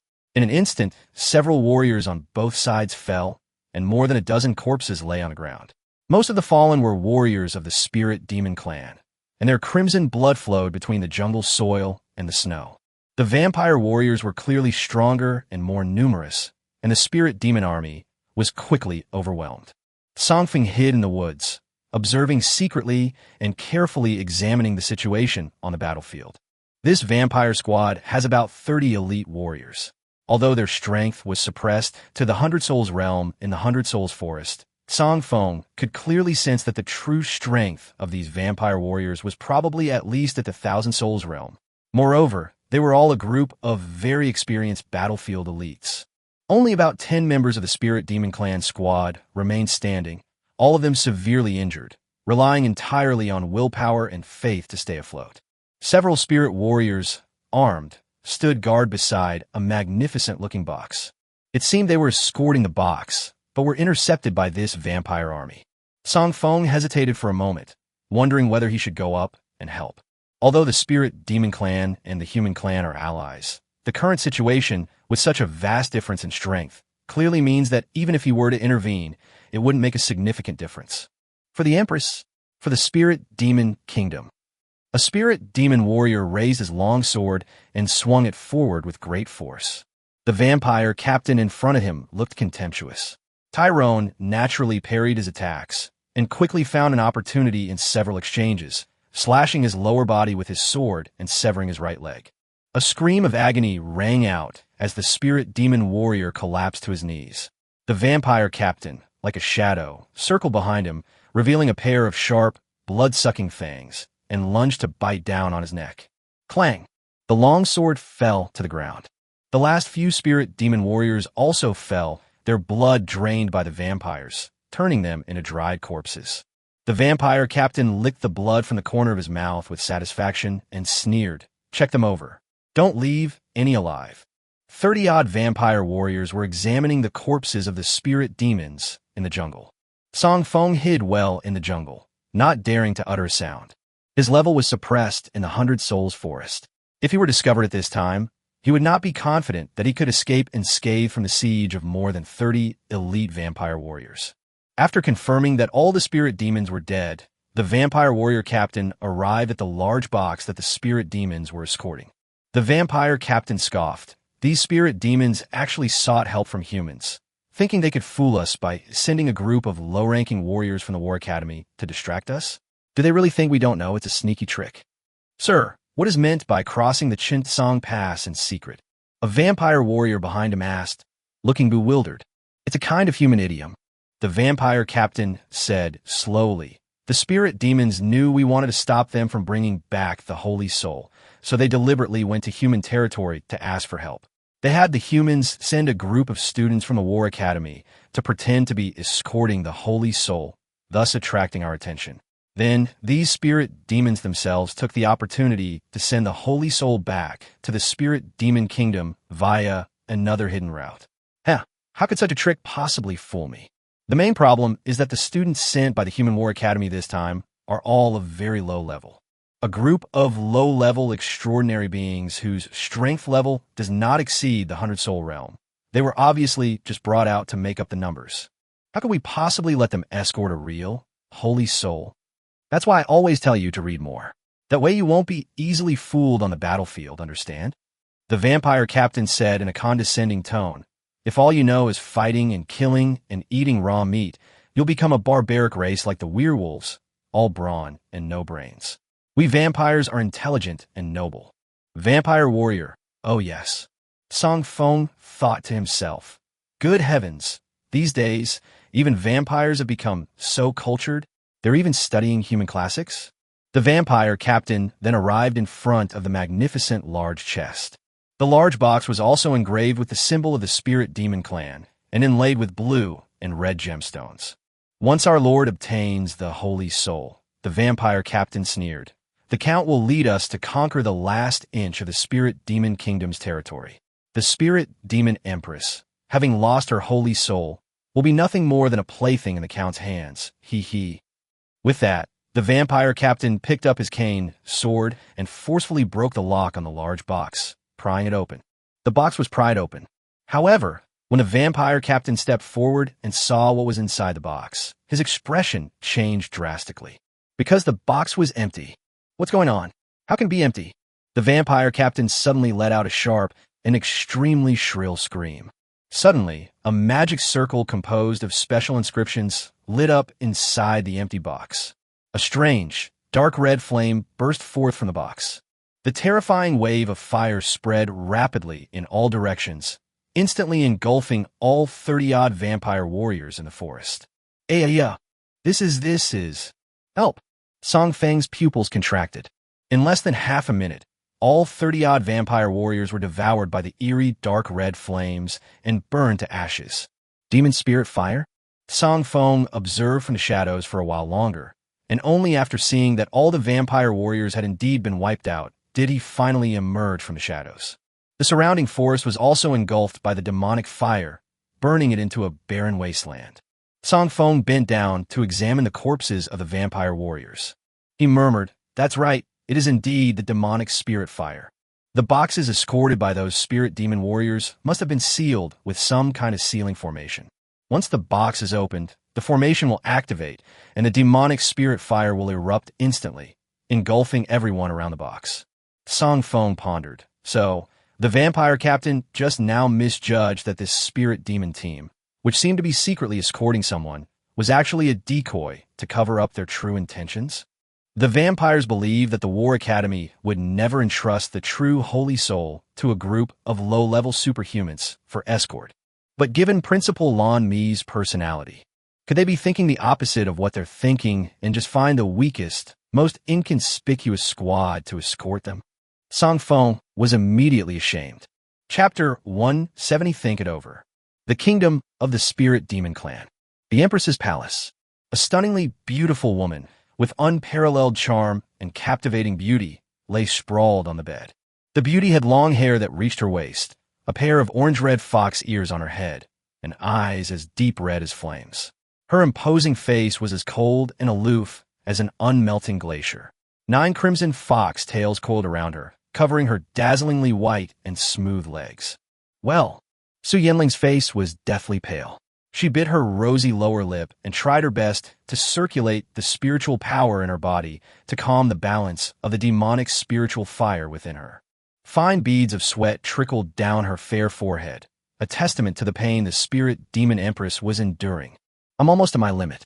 Su Yanling sighed softly to herself. If the holy soul cannot be returned, then she will probably. Just then, a loud bang suddenly erupted in the empress's mind. Boom! In my mind, golden light burst forth like an ice lake breaking apart. Su Yanling's pupils shrank sharply. Her face turned deathly pale, and she gasped for breath several times. This feeling, has the seal on the secret box been broken? Could it be that my holy soul has been devoured by someone? Despair was evident in Su Yanling's eyes. The escort team from the Human War Academy would absolutely not open the chest midway. Then the only possibility is that they were intercepted by the vampires. If the holy soul falls into the hands of that group of vampires, that spirit demon kingdom. Swish! At that moment, a blood-red shadow fell from above the palace. Descend upon the main hall. The crimson shadow eventually transformed into a humanoid creature. He was a handsome man, tall and with striking features. His skin was as white as a corpse, but the texture was better than that of many women. His pointed ears and two sharp, bloody fangs undoubtedly identified him as a vampire. Su Yanling's expression changed instantly, but she quickly regained her composure, her expression turning icy. How did you get in? Count Nicholas wore a jet-black noble cloak, the standard attire of high-ranking vampires. He wore a playful expression. With my strength, if I want to enter this place, who in your current spirit demon kingdom can stop me?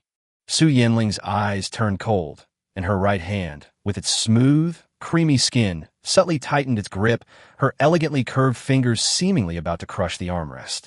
What exactly do you want? Count Nicholas smiled. Don't you understand what I want? I want you, and your spirit demon empire. Bow down and submit to me. You're dreaming. Su Yanling stared coldly at him and said fiercely, if you dare to continue to hold such thoughts, even if I die in battle, I guarantee I will drag you and your tens of thousands of vampires down with me into the infernal hell. Boom! In an instant, flames roared, and the entire palace was engulfed in an eerie sea of fire. Count Nicholas stood amidst the scorching sea of fire, completely unfazed, his face still bearing a gentle, warm smile. I truly cannot bear the wrath of a peak Saint Realm expert. But can your current physical condition really hold out until the end of a war? Su Yanling's face was gloomy, but she had no words to reply.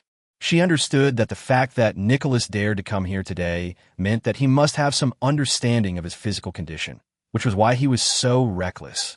More than a decade ago, after the destruction of the 10,000 Demon Kingdom, this small country of less than 100,000 square kilometers became the last territory of the Spirit Demon Clan. Count Nicholas said calmly, as the current empress of the Spirit Demon Clan, you have already diverted nearly 90% of your demonic power to maintain the spiritual barrier surrounding your kingdom against demonic energy. Furthermore, with your holy soul separated from your body, how much strength do you actually have left?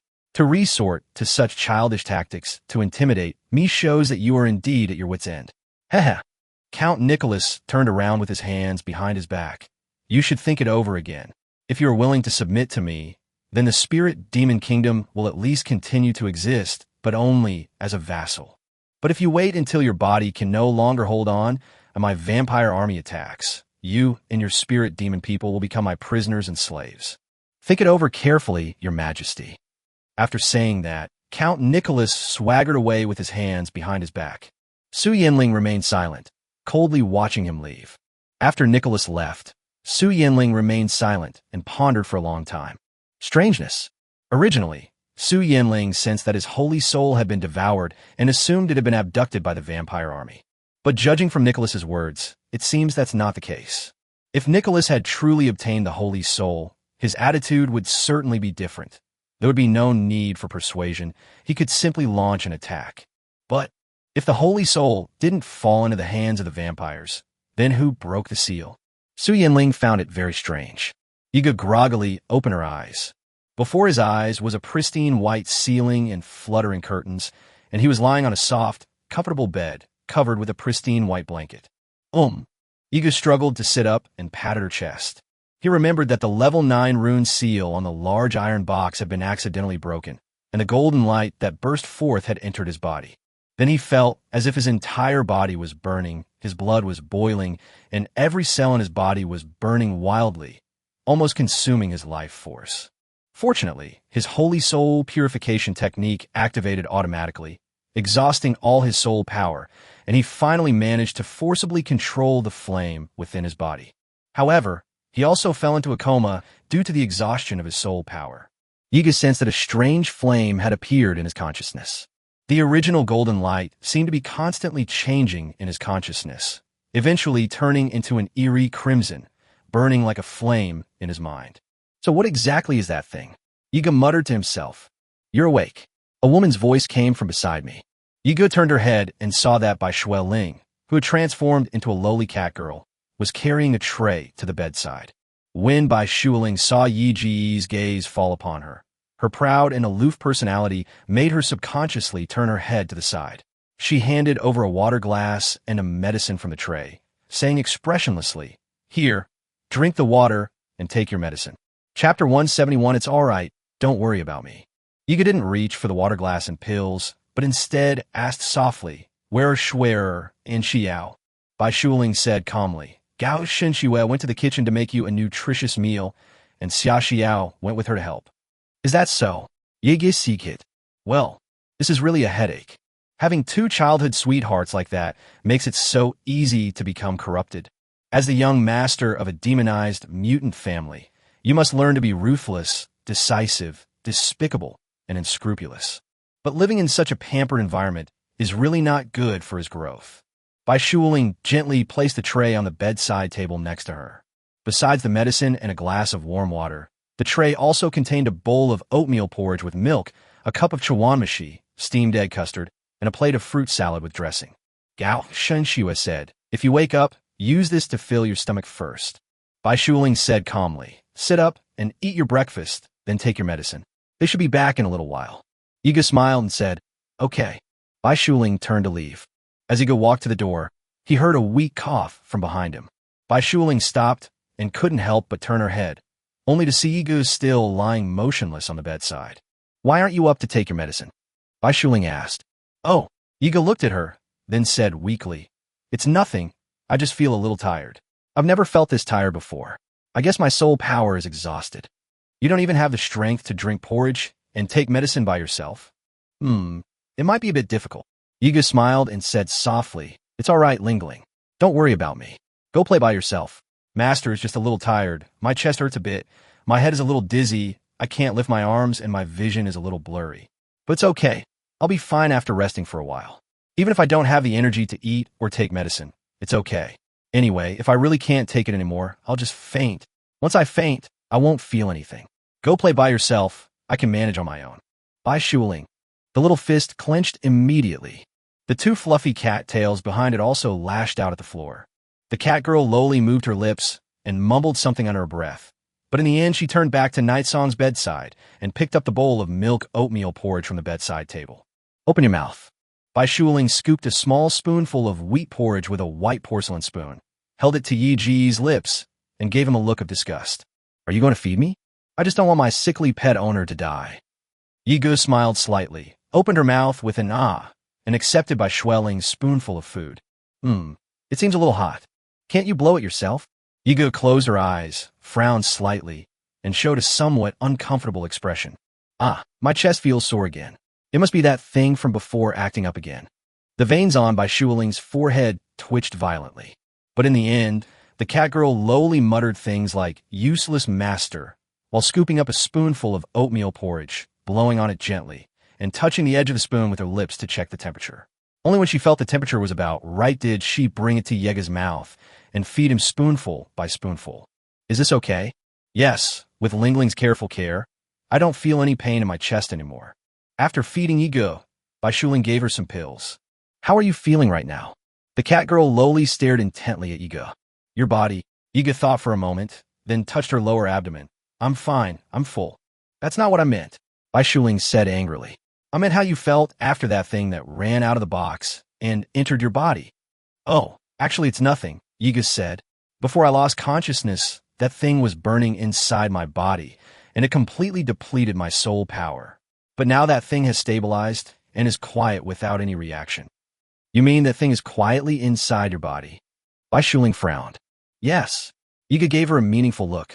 Do you know what that is? I don't know. Bai Shuling was naturally unwilling to admit it. Otherwise, her past life identity would be exposed. In fact, she wasn't entirely sure either. That thing burst out of the box and entered Yega's body in just a moment. The only thing Bai Shuling was certain of was that the thing sealed in that box was definitely related to the spirit demon clan.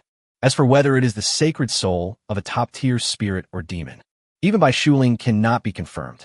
Because a spirit demon possessing a sacred soul is at least a great demon with 1,000 years of cultivation at the saintly ascension realm or above.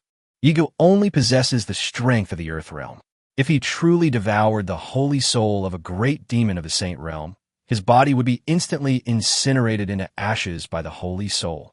So although Bai Shuling sensed the holy soul for a moment, seeing Yiga completely unaffected now was rather perplexing. If it's not a sacred soul, then what exactly is that thing? Bai Shuling was deep in thought. At that moment, Yi Ji's coughing came again. The cat girl looked up and saw that Yi Ji's eyebrows were slightly furrowed, and his face showed some kind of unbearable pain. What's wrong with you? Bai Shuling asked immediately. He wondered if the holy soul had begun to devour Yi Ji's body. It's nothing. Yiga opened her eyes, her calm gaze fixed on Bai Shuling. It's just that after that thing entered my body, my whole body became very sore, and my muscles had no strength at all. I wish someone could massage me. White blood spirit. Night song. White blood spirit. Night song. The cat girl Loli's eyes widened. Then she suddenly realized, you wouldn't be thinking of... Oh, of course, don't misunderstand. I would never make my favorite spirit do such a thing. Night song sighed and said softly, just let me suffer in silence. I'm not that fragile, master. At worst, I'll just faint from the pain and fall asleep. Once I'm asleep, I won't feel anything. You don't need to worry about me. Just turn into a little kitten and go out to play. Bai Shuling. Chapter 172, Rare Variant Type of Demonic Disease. Night. The moonlight was dim. A petite and quiet little girl sat in a wheelchair, her head held high, her beautiful dark eyes gazing at the full moon hanging in the night sky. The girl was alone in the garden. From the spot, one could see a huge hole at the top of the cave, through which a glimpse of the outside world in the night could be seen. As a little girl who couldn't stand up and walk, Tsiu lived in this dark city built inside the valley since she was old enough to understand things. She had hardly ever seen the outside world. This city-state built by her father in the cave was the only world she could see. But every night at this time, the girl could see the moon slowly passing through the night sky through the large hole at the top of the cave. Isn't it boring to admire the moon alone? A voice suddenly came. The girl paused for a moment, then turned around and saw that Yiga had walked into the garden and was standing where she had been, looking up at the moon. Are you the one who was talking to Dad in the study earlier? Tsiu was confused for a moment, but then quickly recognized Yiga. Oh, you remember me? Tsiu paused for a moment, then looked closely at Yiga's face. Because Yiga was very handsome. He was the most handsome boy she had ever seen in her life. Although the world was not very big for her, she had not seen many boys her age. However, her father always found ways to bring her back various DVDs, the kind that could project holographic images using a chip inserted into a cybernetic watch. So Tsiu has watched quite a few anime, movies, and TV series. Tsiu never imagined that such handsome boys as those in anime actually existed in this world. He had fair skin, clear eyes, and every detail of his face was endlessly attractive. His voice was soft and warm, unlike those loud and boisterous boys in Dark City. Why are you staring at me? Yiga tilted her head. Is there something strange on my face? No. Tsiu blushed. Quiet by nature, she was too embarrassed to compliment someone's appearance directly to their face, let alone easily reveal her innermost thoughts. Are you Dad's friend? Friends? Well, I guess so. Most of the children in Dark City are very afraid of my father. You're the first outsider to have tea and chat with him in his study. It seems that my father respects you very much. Chu smiled quietly. I think you must be a very capable person. Yiga did not answer her question directly. Have you lived here since you were born? No, not really, but I've been here ever since I was old enough to remember, Tsiu said. Yiga glanced at the wheelchair beneath the girl and said, "You can't stand up because Dad said that my body was corrupted by demonic energy during a severe demonic calamity when I was a child." Tsiu looked down at her legs and said slowly, "My legs were the most severely corrupted. At the same time, my heart and lungs were also corrupted. Although Dad told me that these were nothing and that there were people in Dark City who were corrupted by demonic energy and were fine, I actually knew that I probably wouldn't live long." Night songs are sung in silence. Is it contaminated by demonic energy? Yiga used the system's diagnostic function to check Chu-Chu's physical condition. Character: Tsiu. Age: 11 years old. Level: non-transcendent. Health: HP 0.1 to 0.1. Soul power: MP 0 to 0. Four-dimensional attributes: Strength 0.01, Agility 0, Spirit 0.01, Stamina 0.01. Basic attributes: Physical attack 0.01, Magic attack 0, Defense 0.01, Resistance 0.01, Burst damage 99999, Speed 0, Dexterity 0, Perception 0.01. Special attributes: Intelligence 7, Charisma 9, Luck 0. Status: Corrupted by demonic energy, weakened, suffering from a rare variant of demonic disease, and cellular gene mutation. Yiga was slightly taken aback. Originally, Yiga wanted to get close to Chu-Chu and check her attribute information to see if the name Chu-Chu was her real name. Because in Yi Ji's memory, in the main storyline of Dark Blood, apart from not having Bao Bingqing, he also never saw the character Chu-Chu. But now, a rare variant of the demonic disease? Moreover, judging from the basic attribute panel, Tsiu's physical condition is indeed extremely poor. Even among ordinary people, Yiga has never seen anyone with only 0.1 life points. It's just like a delicate daisy. A gentle breeze would cause it to wither and die. But her burst attribute actually reached 999999. Yiga from it. What's going on? Could it be because of her rare variant of demonic disease? And a luck attribute is only 0? Yiga pondered, thinking that simply looking at the basic attribute panel wasn't enough. Perhaps only with more detailed data can we uncover the secret. What's wrong with you? Tsiu looked at Yiga strangely, seeing that he didn't say anything. Yiga snapped out of her daze. "Oh, it's nothing." "Tsiu, how about I show you a magic trick?" "Magic?" Tsiu asked curiously. "What is magic?" "Yes, that's it." Yiga came up to Chu-Chu and suddenly got very close to her. "What's wrong?" "It's nothing, look over here." Yiga put a hand behind Chu-Chu's neck, running her 5 fingers through the girl's dark and smooth hair. The girl's body immediately stiffened and tensed up. This was the first time in her life that a boy other than her father had ever touched her hair. But looking at Yi Ji's clear and earnest face, the girl thought that it would be impolite to interrupt him at this moment. Drop. A faint electronic scanning sound came from behind the girl's neck. Tsiu heard the faint sound, but she didn't pay attention to it. And very quickly, her attention was completely drawn to Night Song. "Hey!" Night Song's hand finally emerged from her hair, holding a small white flower in it. The boy smiled and said, "This is for you." "Thank you. Thank you," Tsiu said, taking the flowers Yiga handed her. She was still a little dazed, having no idea where Yiga had gotten them from. Wasn't his hand empty just now? "What kind of flower is this?" Tsiu asked. "Snowdrops," Night Song smiled. "They are known for their tenacious vitality." The girl, bewildered, replied, "Oh, all right. The limited time program is over. I'm leaving."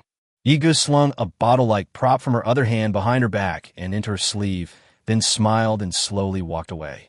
Tsiu was still staring blankly at the flower in her hand when she suddenly heard Yiga say that she was leaving. She turned around and saw Yiga's back already 10 meters away. "I don't even know your name." Yiga stopped and looked back. "My name is Yiga." Chapter 173, The Unspeakable Secret. "What's this?" Gao Shinchua looked at the small bottle handed to her and asked. "A gene collection bottle." Night Song asked doubtfully, "Didn't you invent this?" "Of course I know I invented it." Gao Shinchua looked at Yiga. "I'm asking what's inside?" Yiga said, "The genetic data belongs to a little girl." Upon hearing the words, "little girl," Xiaoxiao suddenly became alert, almost as if by reflex. Bai Shuling stood to the side with her arms crossed, looking at him with disdain, and said, "Master has been flirting with other kids again." Night Song. Xiaoxiao looked at Yiga with a pitiful expression and gently tugged at his sleeve with her small hand. "Xiao Yi, Aren't you good enough with your childhood sweethearts? Aren't Schwer and I good enough to take care of you? Do you really like finding new friends to play with? Night Song said, don't overthink it. It's nothing. Xiu. Gao Xinxue had already scanned the data in the gene collection bottle through the system, read out the name, and then looked at Yigu. Who is this Xiu? She is Bao Bingqing's daughter. Yigu said slowly, when I was talking with Bao Bingqing in the study before, I unexpectedly saw his daughter once, and then I found out that his daughter was very unusual. Bai Shuling said in a low voice, extraordinarily beautiful or extraordinarily cute. Wah. Upon hearing this, Xia Xiao's gaze toward Yigu turned mournful once more. Yigu glanced helplessly at Bai Shuling. This little cat girl is clearly here for revenge. This data is indeed very strange. Gao Xinxue pondered for a moment, carefully examining the data in the gene collection bottle. Most attributes are below 1, but the burst attribute actually reaches 999,999. Yes, Yigu said, back then, I discovered that her basic attribute panel was very abnormal. So I approached her to collect her gene sample so that you could study it carefully. Upon hearing this, Xia Xiao blinked, realizing she had misunderstood, and immediately breathed a sigh of relief. I knew it. Xiaoya isn't the kind of person who gets bored easily. No matter how many scheming kids try to get close to her Night Song, Schwer and I will always be her best childhood sweethearts. What kind of data is it? Xia Xiao asked curiously. Schwer, can I see it too? Upon hearing this, Gao Xinxue immediately projected the data panel using a holographic method. The data collected using gene collection bottles includes more than just basic attributes such as life, strength, agility, and stamina. The panel also displays more detailed attributes such as vision, hearing, cell strength, immune protein levels, strength of various organs, metabolic function, myocardial function, and so on. There was even more attribute data, which consisted of a whole bunch of scientific terms that only Gao Xinxue could understand. Such explosive power, Xia Xiao said in a daze, but her body looks so weak. Yes, judging from the data, her body has been almost completely corrupted by demonic energy, and she has also undergone a special genetic mutation. The corruption has penetrated deep into her spinal cord and even her heart. Gao Xinxue said, it's strange that her heart has been corrupted to this extent, yet she is still alive. I think it's probably the dark blood that's keeping her alive, Night Song said. Schwer, could you help me investigate what exactly this rare variant of demonic disease is that's developing in her body? Gao Xinxue nodded. Okay. The next day, Yigu came out of her residence and ran into Liang Quan. Young Master Yigu, Liang Quan said with a respectful smile. How was your rest? Is anything bothering you? Oh, it's nothing. I'm much better now. Yigu sitirichit hernik. I feel refreshed. That's good. The boss is also very worried about your health. Liang Quan joked. After all, if something happens to you here and the Yi family investigates, we can't afford the wrath of the demonized family. Don't talk nonsense. We, the Yi family, are civilized people. We always value reason and hate violence in solving problems. Yigu and Liang Quan walked out of the residential area together and ran into Jiang Xiaoming, Instructor Scarface, Long Ying, and Nangon Shiyue. What's going on with Yigu? Instructor Scarface stared intently at Yigu and Liang Quan's departing figures, his stern face hardening. How could he be getting so close to these rebellious forces in the wilderness? Jiang Xiaoming scratched his head. I don't know either. A boy asked timidly. Instructor, Yigu is ultimately a member of a demonized family. Could he end up joining forces with these rebellious forces and betraying us all? Upon hearing this, Jiang Xiaoming slapped him on the head and scolded. What nonsense are you talking about? If it weren't for him, you'd still be in jail right now. The boy rubbed his head and whispered, but there's no guarantee he won't be bribed later. Yigu isn't that kind of person, Jiang Xiaoming scoffed. Look at your petty mind, only capable of using dirty thoughts to speculate about others. If you were in a novel, you'd definitely be one of those nameless extras. Boy, Long Ying remained silent, gazing thoughtfully at Yigu and Liang Quan's retreating figures. Although it's unknown what Yigu and that Bao Bingqing talked about, but without a doubt, there must have been some kind of secret deal between these two. This is the factory where we produce dark blood. Liang Quan led Yigu on a tour of a factory in Dark City. Yigu looked around. The Dark City of today seems to differ somewhat from its appearance in the game cinematic. In Dark City, the most common buildings are these factories that produce dark blood. Men, women, and children dressed as workers were maintaining production processes in the factory. In one huge liquid container after another, there were unfinished dark blood and also complete corpses of dark races. Your boss said I would definitely be interested in dark blood. Night Song glanced at him. But where is he today? Chapter 174, A Web of Conspiracy. The area around Hundred Souls Forest has been quite turbulent these past 2 days, Liang Quan said. As you should know, winter is approaching, and the activities of the dark races have become increasingly frequent, especially for those of us living within the first line of defense, who often have to deal with them. Has something happened? Ego asked. Liang Quan's expression also turned serious. Yes, we discovered several dark race forces near the Hundred Souls Forest last night. Some hunters have already clashed with them. Now, those dark race forces are very close to our dark city, so the boss is dealing with this matter right now. Are the forces of the dark races always this brazen within the first line of defense? Ego is somewhat speechless. Is the Great Wall, the first line of defense, really that leaky? This is human territory, after all. How can the forces of the dark races just come and go so recklessly? Are the Night's Watch and the Imperial Army really unable to hold out at all? Liang Quan said, this has never happened before. In previous winters, even if dark creatures crossed the Great Wall and came to human territory, they were basically just scattered individuals. But this time it is obviously different. The troops of these dark races are obviously organized and premeditated, which is why the boss attaches great importance to it. Yiga didn't think too much about it and nodded. Liang Quan led Yiga to a workshop, but judging from the furnishings and equipment, it should be a place similar to a laboratory. This laboratory was enormous, 3 times larger than the one at the War Academy. Night Song glanced around and saw several alchemists dressed in hazmat suits. When one of the alchemists saw Yi Go, his pupils contracted, and he looked surprised, as if he had never expected Yi Go to come here. He then quickly lowered his head, cold sweat dripping down his back. In reality, he was completely covered from head to toe in a research-grade hazmat suit, and his face was also covered by a thick mask. Even if his own mother stood right in front of him, she would never recognize him. You have so many alchemists here? Night Song asked curiously. These are all alchemists that the boss paid to bring in from the mainland, Liang Quan said. Although the boss is a very capable genetic scientist, there are some alchemical experiments that he himself cannot do. Yiga said, because he is an ordinary person, he does not have supernatural powers, while some important experiments can only be carried out by the experimenter who has supernatural powers. Yes, Liang Quan nodded. Liang Quan took Yiga on a tour of the factory and the laboratory, and then showed her around Dark City. In less than an hour, Yiga discovered that Liang Quan was also a very capable guy. Not only was he thoughtful and eloquent, but he also had high emotional intelligence. There was hardly a dull moment during Yi Ji's time with him. I heard that this guy is the second in command of Dark City, second only to Bao Bingqing in rank, and is Bao Bingqing's absolute confidant. But Night Song felt that this guy's demeanor was nothing like that of a wilderness gangster. Liang Quan is different from Quang Tu and Yang Yin. Although Quang Tu and Yang Yin are also extraordinary people, they are obviously from unorthodox backgrounds and are rough people from the wilderness.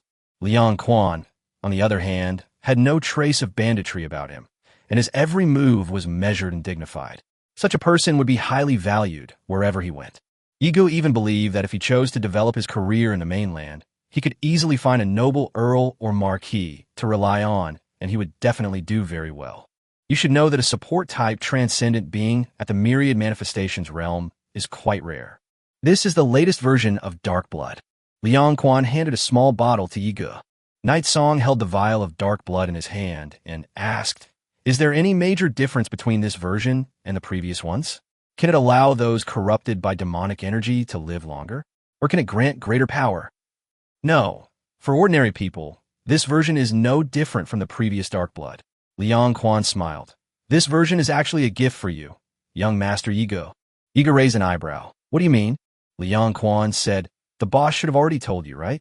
We've studied your bloodline genes and found that you have recessive genes from the ancient demon race. So, the claim that your Yi family ancestors learned to control the power of demonization 1,000 years ago and became the first demonized mutants who could control their reason is actually more accurate to say that you simply awakened the latent genes within you. Because you originally had demon blood, you naturally wouldn't lose your mind due to the pollution of demonic energy. So, Yiga said calmly, "Go on." Liang Quan laughed and said, "Because it was sealed as a recessive gene in the early years to conceal the demon bloodline. The demonic power that your Yi family has now discovered is probably less than 1% of your true potential. This new version of dark blood can help the descendants of the Night Clan to discover the true power within you. Furthermore, due to your demonic bloodline, the side effects of dark blood that occur in ordinary people are virtually non-existent for you. You can unleash power several times or even 10 times greater than your current combat strength while maintaining your rationality." Yi Ji's eyes flickered slightly. Liang Quan noticed a change in Yi Ji's eyes and smiled slightly. "How about it? Are you starting to get interested? If your Yi family is willing to cooperate with us, we can not only make money together, but also research the dark blood together." Yiga remained silent for a while, then glanced at the scarlet liquid in the bottle in her hand. "You're right. I'm indeed starting to get interested." Liang Quan revealed a satisfied smile. "But," Yiga silently added a "but" in her heart, but did not say it out loud. After spending a whole day touring Dark City, Night Song finally said, "Give me some time. I think I still need to think about it carefully." Liang Quan said, "It's okay. You can take your time to think about it." He looked very confident because he felt that Yigu would definitely be moved. When Yigu returned to his residence, Gao Shenxue and Xia Xiao were sitting on the sofa. When they saw Yigu return, they all gathered around him. "How is it?" Gao Shenxue walked over and looked at him calmly. Gao Shenxue and Xia Xiao already knew about Yi Ji's previous conversation with Bao Bingqing. Yigu had no need to hide this from his two most trusted childhood sweethearts. Yigu smiled faintly and gave 4 words, full of intrigue. Chapter 175 Doubt. Another day passed, and Bao Bingqing continued to give Yigu the best hospitality, continued to show Yigu around his dark city, introduced him to his subordinates, showed him his experimental results, and demonstrated his ambition and grand plan. The Yi family probably doesn't want to be dependent on others forever, right? Bao Bingqing said. Although on the surface the tension between the royal family and the Yi family has eased, everyone knows that a broken mirror can never be mended. Yiga glanced at him. "What do you mean?" Bao Bingqing's eyes were filled with ambition. "On the map of all races, there are countless high-quality territories waiting for us to conquer and explore. Your Yi family has the most powerful warriors, while I have the blood of darkness. We can completely establish our own lordship and create our own order, no longer subject to the constraints of the royal family." Yiga smiled faintly and said nothing. That evening, Bao Bingqing booked a drinking party and introduced several of his trusted generals to Yiga. This is the only tavern in Dark City, and its decor is quite rudimentary. The bar is just a few huge steel plates nailed together, and the tables and chairs in the tavern were salvaged by scavengers from the wilderness ruins. The only thing that's decent is the taste of the drinks. The tavern walls are decorated with the heads of various dark creatures, usually hunted down by hunters. The rule in Dark City is that anyone who hunts a low-level monster and brings back its carcass can exchange it for a week's worth of alcohol and 100 imperial coins at this tavern. Hunting a mid-level monster will earn you 1 imperial gold coin. Bao Bingqing had a total of 5 trusted subordinates, and Liang Quan was naturally one of them, though he was more of a strategist. Besides Bao Bingqing, he also had 4 other extraordinary warriors of the Thousand Soul Realm, Quang Tu, Yang Yin, Lao Go, and Fei Long. These men all had a bandit-like appearance, rough personalities, and gruff voices, typical images of wilderness adventurers. It was said that they were originally from the inland areas, but later offended some nobles and couldn't make a living there, so they fled to the Great Wall and became bounty hunters, moving between various towns and villages in the wilderness. That's when they encountered Bao Bingqing. Besides these few people, Bao Bingqing also had several hundred hunters under his command, all of whom were at the Yellow Realm to 100 Soul Realm level. Furthermore, the Dark Blood grants countless scavengers considerable combat prowess. Such a force is undoubtedly the strongest in the human wilderness. Even the Night Watch caravans tremble with fear when passing through the wilderness, constantly worrying about being hijacked. Quang Tu and Yang Yin were not very friendly to Yigu at first. After all, they had fought Yigu in a 100 Soul Forest before and suffered a loss, so they were still somewhat unconvinced. Especially the madman, he never understood why the boss wanted to win over this brat from the Yi family, and even showed him all his family's wealth. Even if he was from a demonized family, he was still an aristocrat, and such an aristocrat could not be integrated with them. Bang! The madman slammed a large glass of beer bubbling with white foam, onto the table in front of Night Song. "Young Master Yi, I toast you," the madman snorted. "No matter how strong the liquor in our dark city is, I wonder if your pampered throat can handle it." Yigu smiled slightly and picked up the handle of the beer glass. "One for me. You can have whatever you like." "Hey, you're small for your size, but have quite the big mouth," the madman said dramatically. "No need. I'll drink as much as you drink." Half an hour later, the madman vomited. The other hunters at the table were also lying on the ground, having mostly drunk their fill under the table. They had no idea how this seemingly shy and fair-skinned boy could hold so much alcohol. Yigu sat calmly on the fishing platform, casually picking up a piece of fruit from the plate and popping it into his mouth, while Liang Quan was the only one still sitting opposite him. Liang Quan smiled wryly.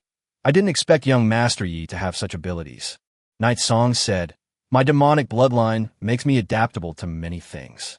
Wine is no different from water to me." Liang Quan, "So that's how it is." After that night, when Quang Tu and Yang Yin saw Yigu again the next day, their expressions were no longer defiant, but rather a very complicated one. They probably felt it was quite shameful that a group of grown men had been defeated by a little brat. In just a few days, Yigu had become quite familiar with Bao Bingqing and his group. On the surface, Bao Bingqing did indeed confide in him. But the more this happens, the more awake Yigu becomes. Admittedly, Bao Bingqing's attitude over the past few days has been very sincere. He has told him almost all the secrets about the Dark Blood, and even took him on a tour of the entire Dark City, including the factories and laboratories. He has also revealed the number of his subordinates and all his true strength to him. He has indeed done enough to reach a cooperation agreement with the Yi family. But the more sincere Bao Bingqing appears, the more suspicious he becomes. It's important to understand that Bao Bingqing is not a naive young man with only dreams and passion. He's a cunning old fox, a seasoned tyrant who's made his way up in the underworld over the years. A guy who can command a bunch of hunters and superhumans in the wilderness could never be so naive. How could he be so open and honest with a partner he's only known for a few days, and even willingly reveal all his cards? Yigu had learned many lessons in his past life, which made him someone who doesn't easily trust others. He knew that trusting others too easily would inevitably lead to a lesson, and Bao Bingqing certainly knew it too. That evening, Yigu went to Gao Xinxue and Xia Xiao's room. "Shuer, what's the matter that you called me here? Is there a result?" Yigu asked. "Yes, we have a preliminary analysis report." Gao Xinxue handed a tablet computer to Yigu. "Take a look for yourself." Yigu took the tablet and carefully reviewed its contents. "Is this a genetic mutation we've never seen before?" Yigu froned. "Yes, I think it's not just because of the demonic energy pollution, but also because she consumed the blood of darkness." Gao Xinxue said, "Due to the pollution of demonic energy in this little girl's body, a very special mutated cell has formed. This cell is similar to that of a person suffering from demonic disease.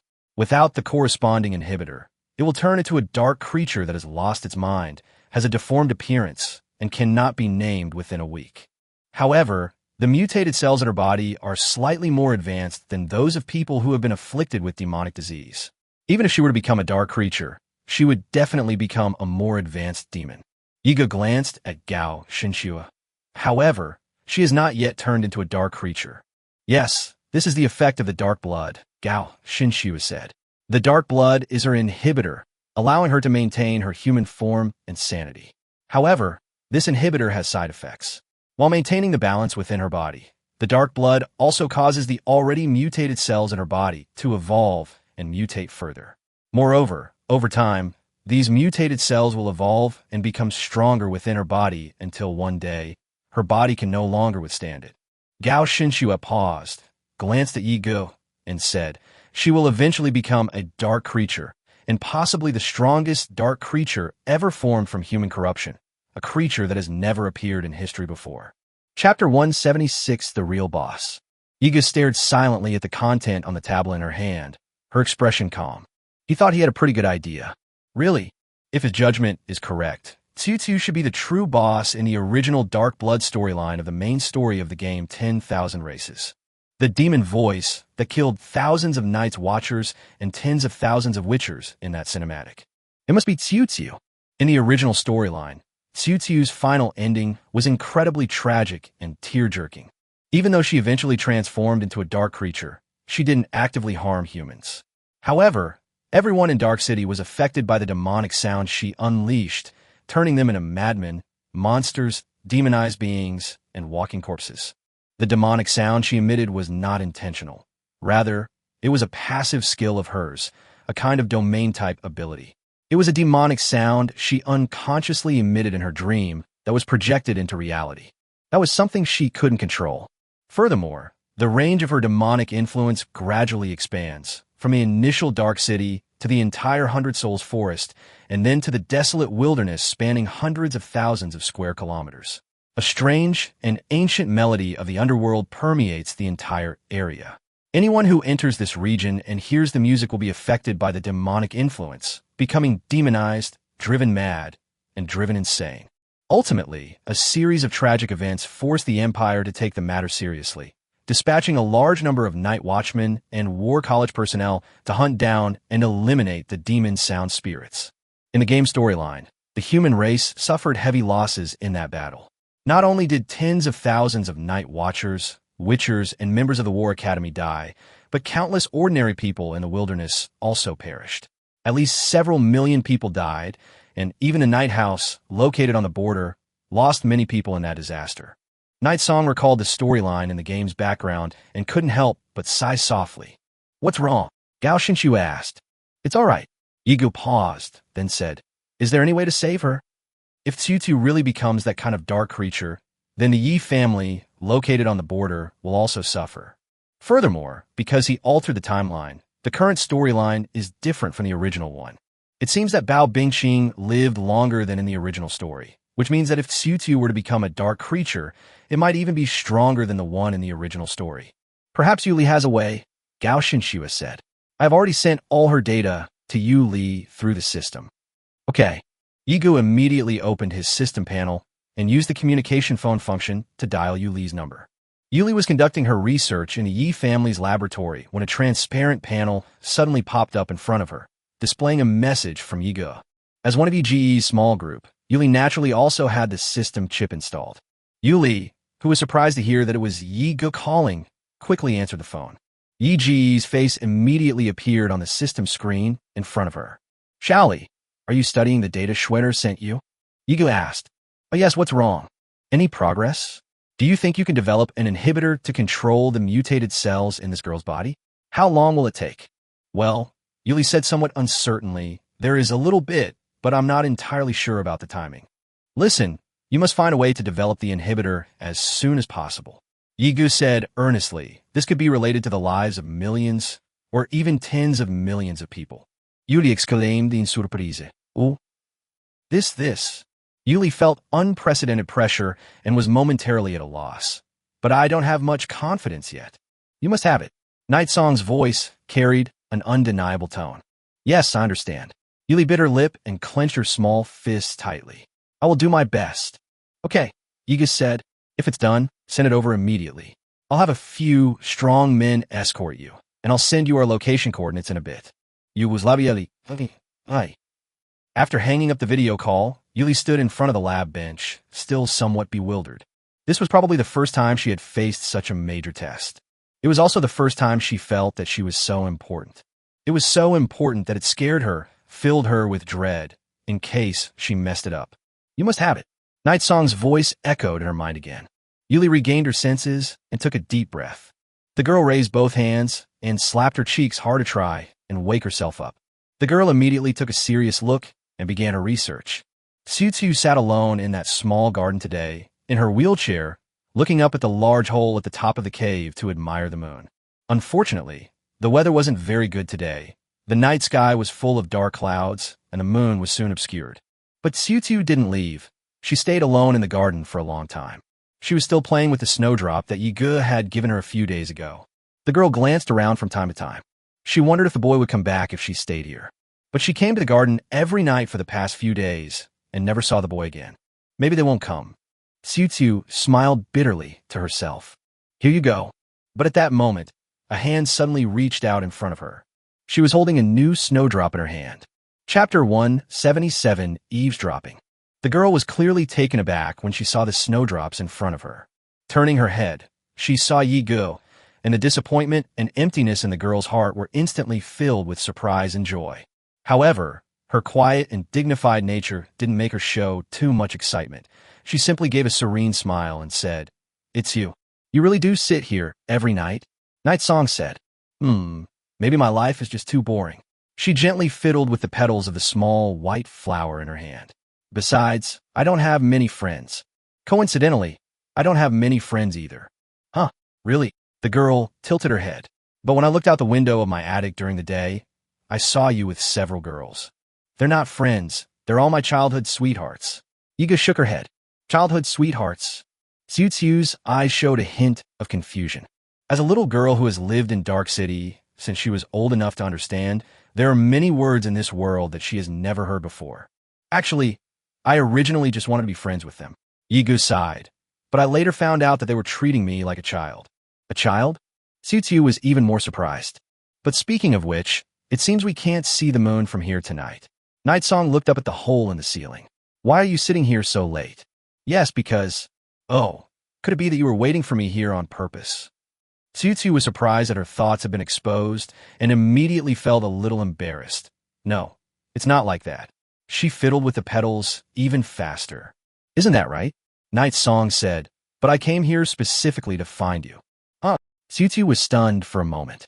She stared blankly at Yi Ji's burning gaze, then shyly turned her head away. "Looking for me?" "Yes," Yiga smiled. "I wanted to have a chat with you." "What are you talking about?" Xiuxiu asked curiously. Yiga smiled faintly again. "Let's talk about your father." 1 hour later, Night Song basically got all the information he wanted. Xiuxiu is actually a pretty smart girl, although she has lived in Dark City since she was old enough to understand things and has never been in contact with the outside world.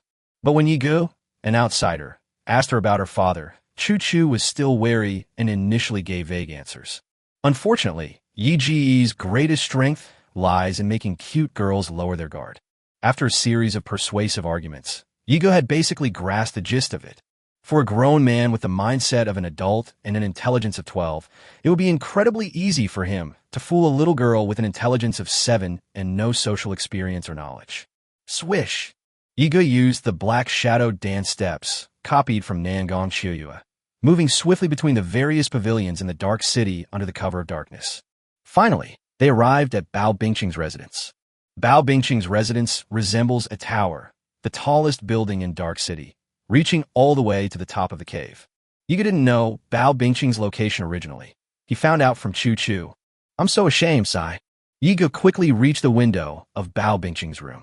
Stepping on the eaves outside the window, he saw that the light inside the window was still on, and he could faintly hear 2 people talking. "Boss, those dark race forces have been active more and more frequently around the 100 Souls Forest lately." It was Liang Quan's voice. I know," Bao Bingqing said calmly. "I've already sent Madman and Fat Dragon out with hunters to scout. I don't know how the Empire's Night Watch and City Guard managed to defend the wall. So many dark race troops can so easily cross their patrol lines. The Empire's army is indeed a bunch of useless good-for-nothings." The room remained silent for a long while. After a silence of about 30 seconds, Liang Quan finally spoke up. "Boss, I think I should tell you the truth. It was the dark race forces I met who told them how to bypass the Night's Watch, the first line of defense." Yigu, who was eavesdropping from the eaves outside the window, felt a slight stirring in his heart upon hearing this. Inside the room, Bao Bingqing turned around, staring coldly at him, and demanded why. His tone was full of anger. Liang Quan's expression remained calm. "Boss, do you remember the suggestion I gave you last time?" "Bao Bingqing, you mean cooperate with the dark races?" "Yes," Liang Quan said. "If we want to produce dark blood in a stable and large-scale manner, we will definitely need a large amount of monster blood essence as a material. Our production was insufficient some time ago because the hunters were unable to hunt enough monsters, so the production chain was directly halted, causing countless people in Dark City to lose their jobs and wait for work. If we cooperate with the Dark Race, we will no longer need to worry about the raw materials for our production. They will regularly provide us with the purest essence blood, and they will even help us expand this business. In that case, our business wouldn't have to be limited to the human territory enclosed by the Great Wall. The business of the dark blood can even reach other races among all races. By then, we'll be able to make as much money as we want." We won't have to stay in human territory anymore, having to put up with the Imperial Army and the Night's Watch. Bao Bingqing sneered.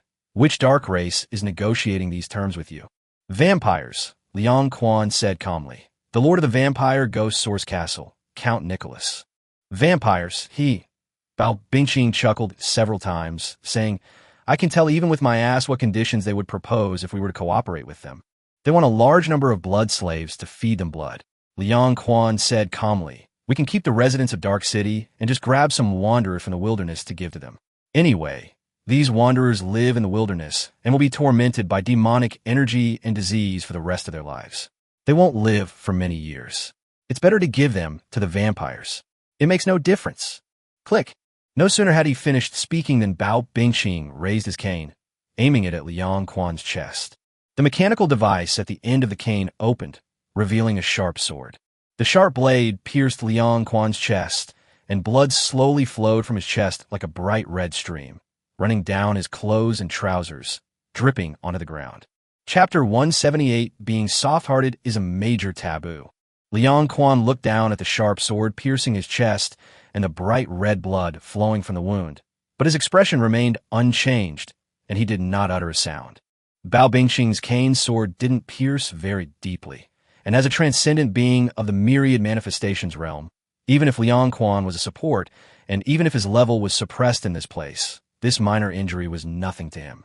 You seem to have forgotten how many of our brothers died at the hands of the dark races. Bao Bingqing spoke expressionlessly, took a step forward, and thrust his cane sword inward a little further.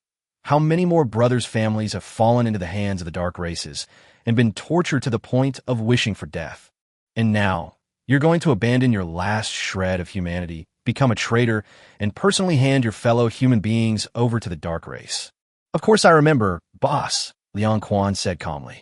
But I also remember that the reason we ended up like this, living in this godforsaken place, is because we have no money, no power, mediocre talent, and offended those nobles. They could banish us with a single word. Those guys who once caused us so much pain that we wished we were dead were also human, our blood relatives. Bao Bingqing. Boss, you've softened your heart, Liang Quan said slowly. By walking this dark path, we've decided that we must be as cold-blooded, greedy, and ruthless as a pack of hyenas, only caring about ourselves. Soft-heartedness is the biggest taboo. Since the human race doesn't treat us well, why should we care about the lives of those who are irrelevant to us? Since we've already walked this dark path, what's wrong with us cooperating with the dark races?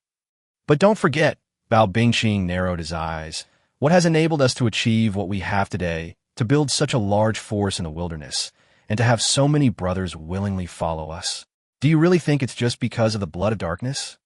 Loyalty, as well as your ability, methods, and mind, Liang Quan said. So you can continue to maintain your image of loyalty. In front of the brothers, you are still the good boss. I can handle the things in the shadows. Bao Bingqing stared at his eyes with a gloomy expression. Liang Quan met his gaze without the slightest fear. Blood continued to flow onto the ground, forming a small pool of blood. Bao Bingqing put away his cane and sword and turned around. I disagree with this matter, Bao Bingqing said expressionlessly. Madman, Yang Yin, Old Dog, and Fat Dragon, their wives, children, parents, and families all died at the hands of the dark race. I promised them I would avenge them. You are not allowed to mention this matter again, nor are you allowed to have any dealings with the dark race. Upon hearing this, Liang Quan sighed softly. All right, Liang Quan then asked, what should we do with Yi Ge and his group? Just proceed according to the original plan. Bao Bingqing placed his hands on his cane. It should be almost done in the next few days. The night watch should be arriving soon, right? Liang Quan said. The patrolling scavengers have also discovered traces of the night watchers outside the 100 Souls Forest. Bao Bingqing nodded. You may leave. Yes. Liang Quan bowed slightly, then withdrew and left the room. Yi Ge leaned against the window, lost in thought. It seems the situation within their faction is quite complex. A brightly lit room. Longing sat alone in the room, cross-legged on the bed, meditating and cultivating. Call. After an unknown amount of time, Longing exhaled a deep breath and opened her eyes. She was preoccupied with many things, which prevented her from calming down and cultivating. Having spent so many days in this dark city, she had many questions in her mind. These past few days, Yigu has been hanging out with Bao Bingqing and his fellow rebels. Bao Bingqing and his group seem to have always treated him like an honored guest. There must be something wrong here. What exactly did they talk about? Long Ying was somewhat anxious. Apart from Yigu, the others had been under constant restriction, essentially under house arrest. Their cybernetic watches and spatial rings had been confiscated, preventing them from contacting the outside world. Furthermore, according to Yigu, their memories would be erased before they left. Then they'll forget about what happened here. Knock, knock, knock. Just then, there was a knock on the door. Long Ying hesitated for a moment, then walked over and opened the door. Standing outside the door was a tall, refined-looking young man, Liang Quan. Liang Quan smiled and said, "Your Highness Long Ying, you're still awake? Are you one of Bao Bingqing's subordinates?" Long Ying glanced at the door, and seeing no one else, asked, "What do you need me for?" "It's something, and it's very important." Liang Quan took a step forward and said in a low voice, "Can we go inside and talk?" Long Ying's eyes flashed with vigilance and suspicion. "I know your Highness is wary and doesn't know why I'm here." Liang Quan took out a silver token. "Do you recognize this?" Long Ying glanced at the token, then at him. "This is Duke Wang Un's family token." "Just who are you?" Liang Quan smiled and said, "Now you can believe me, right?" Long Ying nodded. "Come in." Liang Quan closed the door and went into the room with Long Ying. "Your Highness, I apologize for my previous disrespect." Liang Quan knelt down on one knee before Long Ying. "No need." Long Ying stood with one hand behind her back, looking at him expressionlessly. "Now you can tell me your identity." Liang Quan slowly stood up. "I'm an undercover agent planted by Duke Wang in here with Bao Bingqing." Long Ying's eyes flashed with surprise. "Oh, Duke Wang, and actually had this trick up his sleeve? He's already planted spies within the rebel forces in the wilderness." She paused, then asked, "If that's the case, why hasn't Duke Wang made any progress in investigating the rebellious forces in the wilderness? Why hasn't he reported it to the court?" The Duke naturally wants to catch a bigger fish before reporting to the court for credit. Liang Quan smiled. "Otherwise, if we told His Majesty so early that we had infiltrated the rebel forces, His Majesty would definitely be eager for results, given his personality. But you should understand that these things cannot be rushed." "That's true." As a daughter, Long Ying naturally understood her father's personality best. He was just that impatient and too eager for quick success. "So what brings you here to see me today?" Chapter 179, The Smell of the Dead. "Because there is something very important I need to report to you." "What's up?" Young Master Yigu of the Yi family has already reached a business cooperation agreement with Bao Bingqing, Liang Quan said slowly.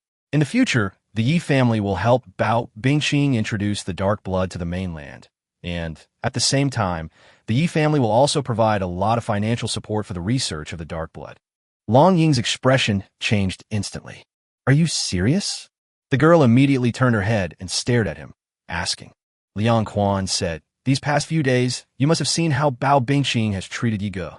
He's treated him like an honored guest, showing him around the entire dark city, his factory, and his laboratory. Is that how you treat a prisoner? In fact, with your intelligence, even if I didn't say anything, you should have already noticed the problem." Long Ying didn't speak. She felt utterly confused. Is that really true? Although Liang Quan's guess was correct, she had already sensed that something was amiss in the past few days. However, Long Ying still found it hard to accept when she actually heard Liang Quan say that. It's not just that they can't accept that Night's song betrayed the Empire. The blood of darkness, it's something that has harmed countless people, and Long Ying knows it all too well. Is Yigu really that kind of person? "What's wrong, Your Highness?" Liang Quan noticed the sadness in Long Ying's eyes. "You seem quite surprised."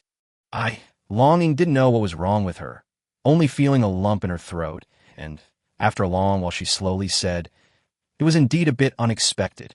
"This is not surprising. After all, Night Song is a mutant with demonic genes. Their family is known for its cold-blooded cruelty and bloodthirstiness. Their ruthless methods are even feared by the dark races. It is entirely expected that they would do such a thing." Liang Quan seemed to understand something. "Your Highness Long Ying was deceived by the appearance of that little demon. Dragon Tassel. This matter is extremely serious. Once the dark blood flows into the mainland in large quantities, the consequences will be unimaginable, and countless innocent people will suffer." Liang Quan said, taking out a cybernetic watch and a spatial ring and handing them to Long Ying. "This is Your Highness's communication watch and ring. Your Highness should try to contact the court as soon as possible. Facts have proven that the Yi family is ultimately a scourge to the human race and can never coexist with us ordinary humans. Liang Quan left, while Long Ying sat alone at the table, gazing at the cybernetic watch and spatial ring on it, lost in thought for a long time. Oh, Yiga sat up from the head of the bed, yawned deeply, and stretched. Under the thick blanket beside her, the snow-white little civet cat curled up quietly, its two long, fluffy tails coiled around its body, taking a nap. Winter is coming, and the temperature is dropping rapidly, getting colder day by day. Naturally, kittens will look for a warmer place, and their owner's bed is the most convenient choice. At first, the kitten was actually quite reserved. Unfortunately, she couldn't resist Yi Ji's repeated beckoning from the bed, and he kept tempting her with his favorite milk. In the end, the kitten was still tricked into bed by Night Song. In such cold weather, once inside the blankets, no one wants to get out, not even a golden-quality twin-tailed snow spirit cat with the potential to advance to the Soul Emperor realm. How despicable! That cunning and treacherous master. He actually used such despicable means to lure her into his comfort zone. Bai Shuling hummed and talked in her sleep like a cat. As Yega got up from the bedside, the cold air from outside seeped into the blankets, and the kitten couldn't help but shiver. It subconsciously moved its body slightly, bringing its small body closer to Yega's legs to warm itself. Yega turned her gaze to the window. Today is his 4th day in Dark City. Well, it's time to go back. It's about time to wrap up the story here. Yega yawned twice more, feeling sleepy, and prepared to get up. Just then, a commotion suddenly came from outside, as if a lot of people were gathered together, chattering away. What happened? Yega went to the window and looked out from the pavilion. He saw a large crowd gathered in a square in Dark City, including Bao Bingqing and Liang Quan. Several of Bao Bingqing's subordinates were speaking to him rapidly, while several young men looked furious, their faces flushed and their emotions running high. A few others were wiping away tears, appearing very heartbroken. Yiga didn't know what had happened, but he sniffed the air and suddenly smelled a bloody odor. The smell of blood is so strong. The night song murmured softly. The spirit of calamity flapped its dark wings and flew back to his shoulder, saying in a deep voice, "My lord, I smell the stench of the dead, and more than 1 or 2 of them have died." Someone died? Yiga narrowed his eyes and immediately turned to leave. Before leaving, he picked up Bai Shuling, who was sleeping in bed, and put her on his shoulder. Bai Shuling was fast asleep and had no idea what was happening when Yiga grabbed her and dragged her out. The kitten opened its eyes and meowed at Night's Song in complaint, seemingly grumbling about his rough behavior. But she quickly climbed off Night Song's shoulder and burrowed into his collar, finding a warm refuge again, and then continued to sleep. Yiga went outside and saw that even more people had gathered in the square. When he got to the front, he finally saw what was going on in the square. A dozen or so people covered in blood lay sprawled on the ground. Among them were 2 of Bao Bingqing's trusted lieutenants, Kuang Tu and Fai Long. Several elderly men who looked like doctors were examining them, their foreheads covered in sweat, while Liang Quan stood beside them, raising his hands and displaying his extraordinary healing power. Judging from the attire of these dozen or so people, they were all hunters under Bao Bingqing's command. They were all seriously injured and lay motionless on the ground. Only the madman was still conscious, but he also had several knife wounds and scratches on his body. Each wound was very deep, and you could almost see the white bone. Night Song could sense that the wounds were faintly imbued with a dark aura, indicating that the madman and his companions had clearly been injured by a dark race. Then Yiga used the system to check the madman's attribute panel and found that his health bar was down to 1. He was really hanging on by a thread. As for Fat Dragon and several other hunters, after trying to save him for a while with his healing spells, Liang Quan let out several heavy breaths, clearly having exhausted himself. Bao Bingqing immediately asked from the side, "How is it?" "The madman has been rescued and is out of danger." Liang Quan paused here, then said, "But Fatty Dragon and several other hunters are probably..." Chapter 180, they'll be buried with them. Bao Bingqing's face was terribly ugly, as gloomy as a stormy day in June. Yiga stood silently to the side. At this moment, Gao Xinxue, Xia Xiao, Jiang Xiaoming, Long Ying, Nangong Qiuyue, and the others also came over and squeezed to the front of the crowd. Nangong Qiuyue came to Yi Ji's side and saw the dozen or so corpses on the ground. Her eyes widened for a moment, and she asked blankly, "What happened?" Yiga shook his head and remained silent. Bao Bingqing sighed softly, resting his hands on his cane. Can anyone tell me what exactly happened? It was a vampire army. A hunter standing nearby, slightly wounded and in a sling, said sadly, when Madman and Fatty Dragon were patrolling the Hundred Souls forest, they discovered a vampire army approaching our dark city. We engaged them in battle, but the vampire leader leading the army was incredibly strong. Even though we were both at the Hundred Souls realm, Madman and Fatty Dragon were no match for them. Fatty Dragon, in particular, was completely incapacitated after just one bite. We had no choice but to retreat, fleeing for our lives, but Yang Yin and Lao Go stood to the side, trembling uncontrollably upon hearing these words, their eyes filled with rage, as if they couldn't wait to go find those vampires and kill them to the death. Vampires?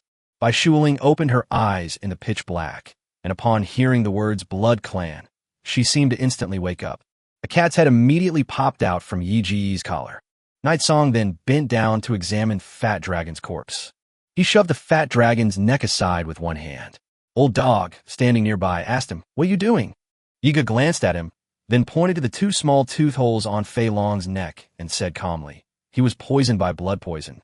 The vampire warrior captain who bit him should be at least a Shura realm expert in his true form.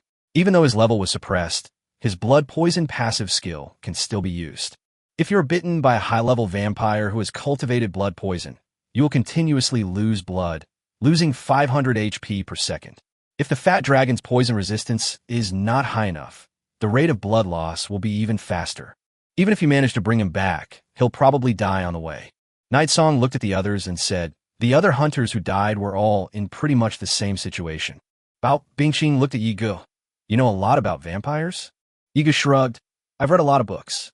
For students of the War Academy, learning about the knowledge of all races is a basic requirement." Bao Bingqing didn't say anything more. His two hands resting on his cane were trembling slightly. That wasn't a tremor of fear, but a tremor of anger. Yiga observed his gaze from the side. What is certain is that his hatred for the dark races is genuine. That kind of look can't be faked. "Vampire." Bao Bingqing's gaze turned sinister as he coldly asked, "How many of them are there in total? Have you figured that out?" The same hunter with the sling in his arm said, "We saw at least 50 or 60 vampire warriors, 40 of whom were low-ranking vampires, and a dozen or 20 were mid-ranking vampires. But I estimate there are definitely more than that. There should be at least 100. Hundreds of people." Bao Bingqing took a deep breath, seemingly feeling a bit of pressure, and then said fiercely, "Yang Yin, Old Dog, you too, gather all the hunters in the city. Also, summon all the scavengers and hunters who are out hunting and gathering back." Yang Yin Lao Gu, yes. After saying that, they turned and left. The madman was also carried away on a stretcher, groaning incessantly along the way, saying something incomprehensible. The surrounding residents gradually dispersed. Bao Bingqing looked at Yiga and remained silent for a while before saying, "I'm sorry, young Master Yiga. I was originally going to have a proper talk with you today, but it seems there's no time for that now. Are you planning to go to war with this vampire army?"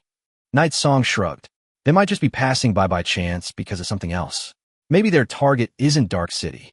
Whether they did it intentionally or unintentionally, my dozen or so brothers cannot have died in vain." Bao Bingqing said expressionlessly, his tone carrying a resolute ruthlessness. "Anyone who dares to touch my men will be executed." "Do you think you can beat them?" Yiga asked curiously. "They probably have at least several dozen mid-level vampires." "Do you know why I built Dark City in this valley of the Hundred Souls forest?" Bao Bingqing picked up a bottle of dark blood and said coldly, "Because here, no matter how strong they are, they're only at the Hundred Souls realm." Yiga didn't say anything more. Bao Bingqing and Liang Quan left together. Xia Xiao and the others gathered around at this moment. "Strange," Nangonshua said, arms crossed, brows furrowed. With the Great Wall in place, how could a vampire force of over 100 men infiltrate human territory without warning? There's no reason for it. The Great Wall, the first line of defense, has many gaps and loopholes in its defenses. It is unavoidable that monsters often sneak into human territory, but most of the time, they are scattered and isolated. A vampire force of over 100 people, such a large target, running into the Hundred Souls forest, and the Night Watchers didn't even give them a warning? That's just outrageous. Jiang Xiaoming casually analyzed. I think it's probably because the Imperial soldiers and Night's Watchmen on the wall dozed off during their night watch, just like when I'm in class, and that's how so many vampires accidentally sneaked in. Ouch. Ouch. What are you doing? Jiang Xiaoming looked aggrieved. Don't talk nonsense. Nangong Chiyue kicked his butt angrily. A night watchman wouldn't do something so negligent. Gao Xinxue then looked at Yi Ge and said, now, Bao Bingqing and the others probably don't have time to deal with us. Perhaps we can take advantage of this chaos and leave. Chapter 1, 81 Going Back to Sleep. That's a good suggestion, Instructor Scarface said earnestly. They're too busy watching us right now, so we can take this opportunity to leave Dark City. Night Song said, if what they say is true, and there are more than 100 vampire warriors near the Hundred Souls Forest, do you think it's really safe for us to leave now? Instructor Scarface hesitated. Moreover, the number of over 100 vampire warriors is actually just an estimate, Yi Ge said. So many vampire warriors infiltrating human territory and appearing in the Hundred Souls Forest is definitely a purposeful operation. They might already be surrounding Dark City. Do you really think it would be safer for us to leave Dark City now than to stay here? Instructor Scarface remained silent. So what do we do now? Nangong Chiyue asked curiously. Night Song, go back to your room and sleep. Nangong Chiyue Yi Ge yawned and turned to walk towards his residence. The others were completely bewildered. Gao Xinxue didn't ask any questions and was the first to follow Yi Ge towards their residence. Seeing this, Xia Xiao blinked her eyes twice in a daze and then immediately jogged to catch up. Seeing that they had all left, Jiang Xiaoming scratched his head and asked, Instructor, are we really going back to sleep? Instructor Scarface looked troubled. But it must be admitted that Yi Ji's words do make sense. Even if they manage to leave Dark City, what if they encounter the vampire army while crossing the Hundred Souls Forest and fall into the hands of the vampires? That would be unimaginable. Long Ying then said, in that case, let's do as he says and go back to sleep. Nangong Chiyue was surprised and looked at her. You think so too? Long Ying said calmly. Teacher Cang Feng said that when he's not around, Yi Ge is the captain. Since it's a mission, there has to be someone who makes the decisions. Nangong Chiyue said helplessly, that's true. Long Ying offered no further explanation and turned to walk towards her residence. Hey, you're really leaving? Nangong Chiyue called out. Seeing that she was now the only one left in their team, she pouted and muttered, you guys are all so carefree. Go back to sleep then. Long Ying returned to her single room and took out her cyber watch again. How should I explain the situation to my father? Long Ying hesitated for a long time. This matter is full of suspicious points. She still had many unanswered questions in her mind. That Liang Quan, although he claims to be a man of Duke Wang Yin, we cannot completely trust him either. Forget it. Let's not report to Father Emperor yet. Long Ying originally wanted to call back to explain the situation and request reinforcements from the Imperial Court. After a moment's consideration, Long Ying decided to use her own people first. As the 9th princess of the Empire, Long Ying was born into an imperial family and was destined to face all kinds of cruel competition in the future. Every brother, sister, and sister with royal blood flowing through her veins is a rival to her future throne. In this world where extraordinary power exists, strength is everything, and gender is not so important. Therefore, even princesses have the right to compete for the throne. Therefore, Long Ying began training his own direct subordinates when he was 7 years old. Among her direct subordinates, there were naturally troops who could be relied upon in such critical moments. Drop. Long Ying pressed a button on her watch screen and dialed a message.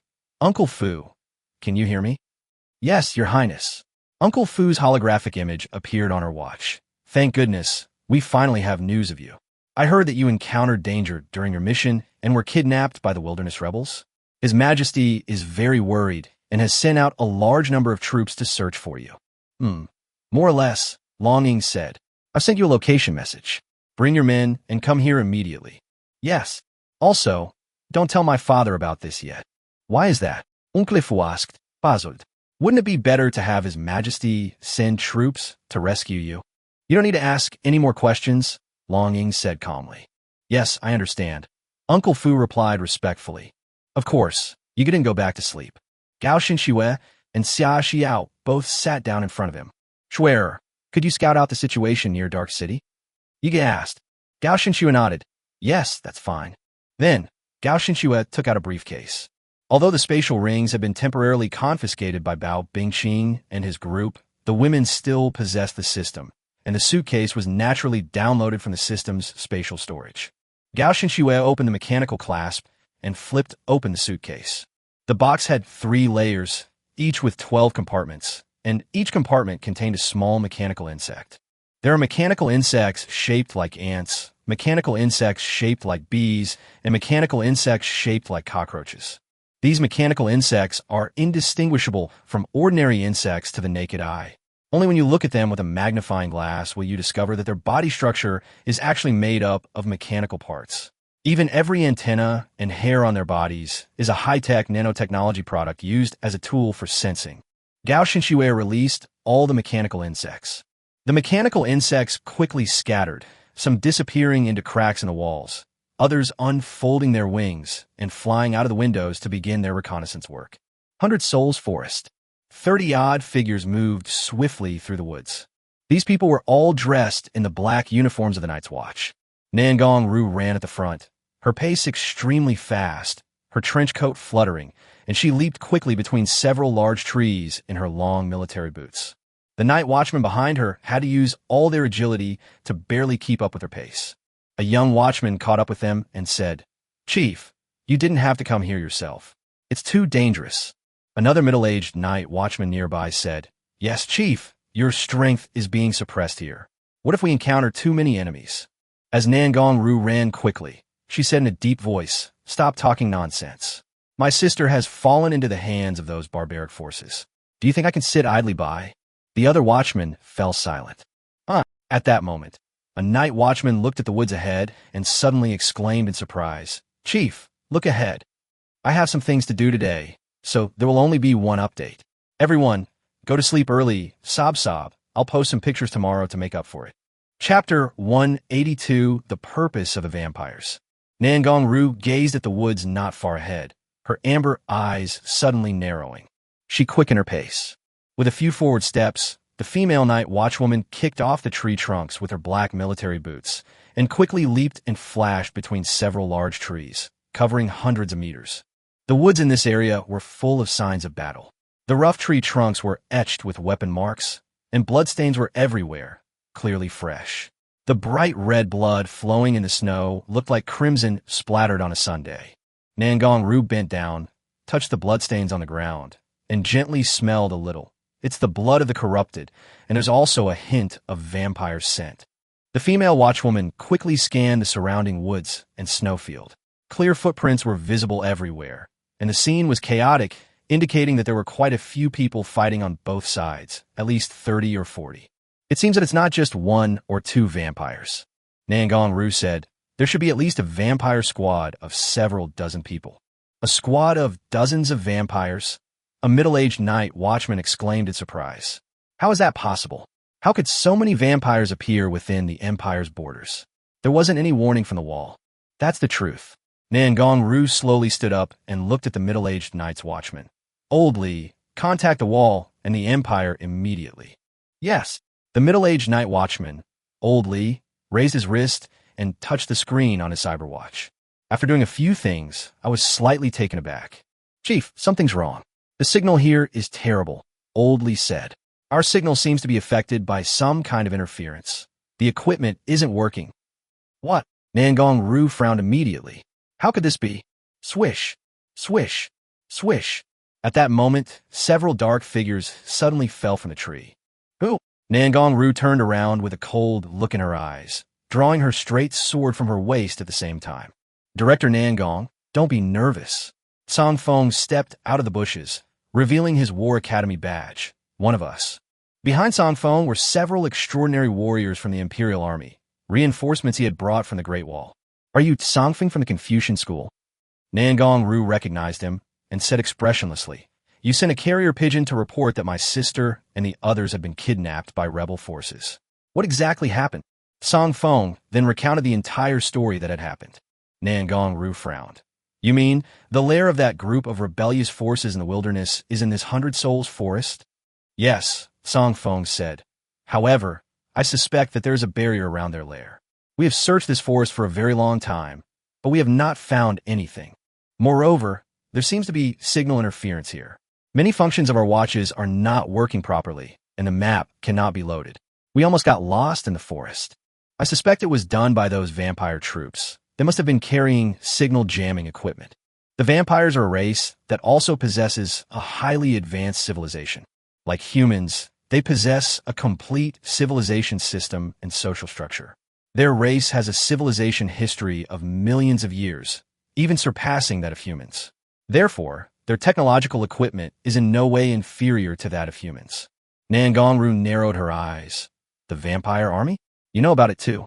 Song Feng said, I not only know about it, but I also personally witnessed a vampire squad fighting a spirit demon squad in the forest. Nangongru exclaimed in surprise. What? This matter is related to our War Academy's mission. I spoke with Principal Lanmi on the phone just now, when there was still a signal. Song Feng said slowly, the reason why the vampire army appeared here is to seize something.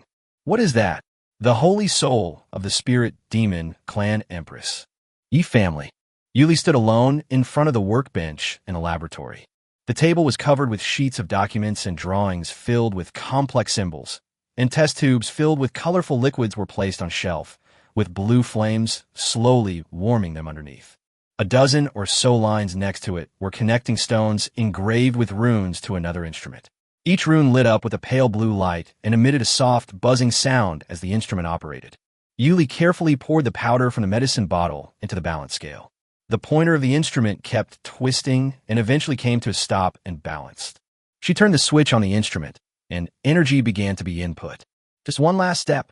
Yuli took a deep breath, and her delicate face gradually became tense. She took out a bottle containing a pale blue potion. The liquid inside resembled glistening blue tears, radiating a mesmerizing glow under the light.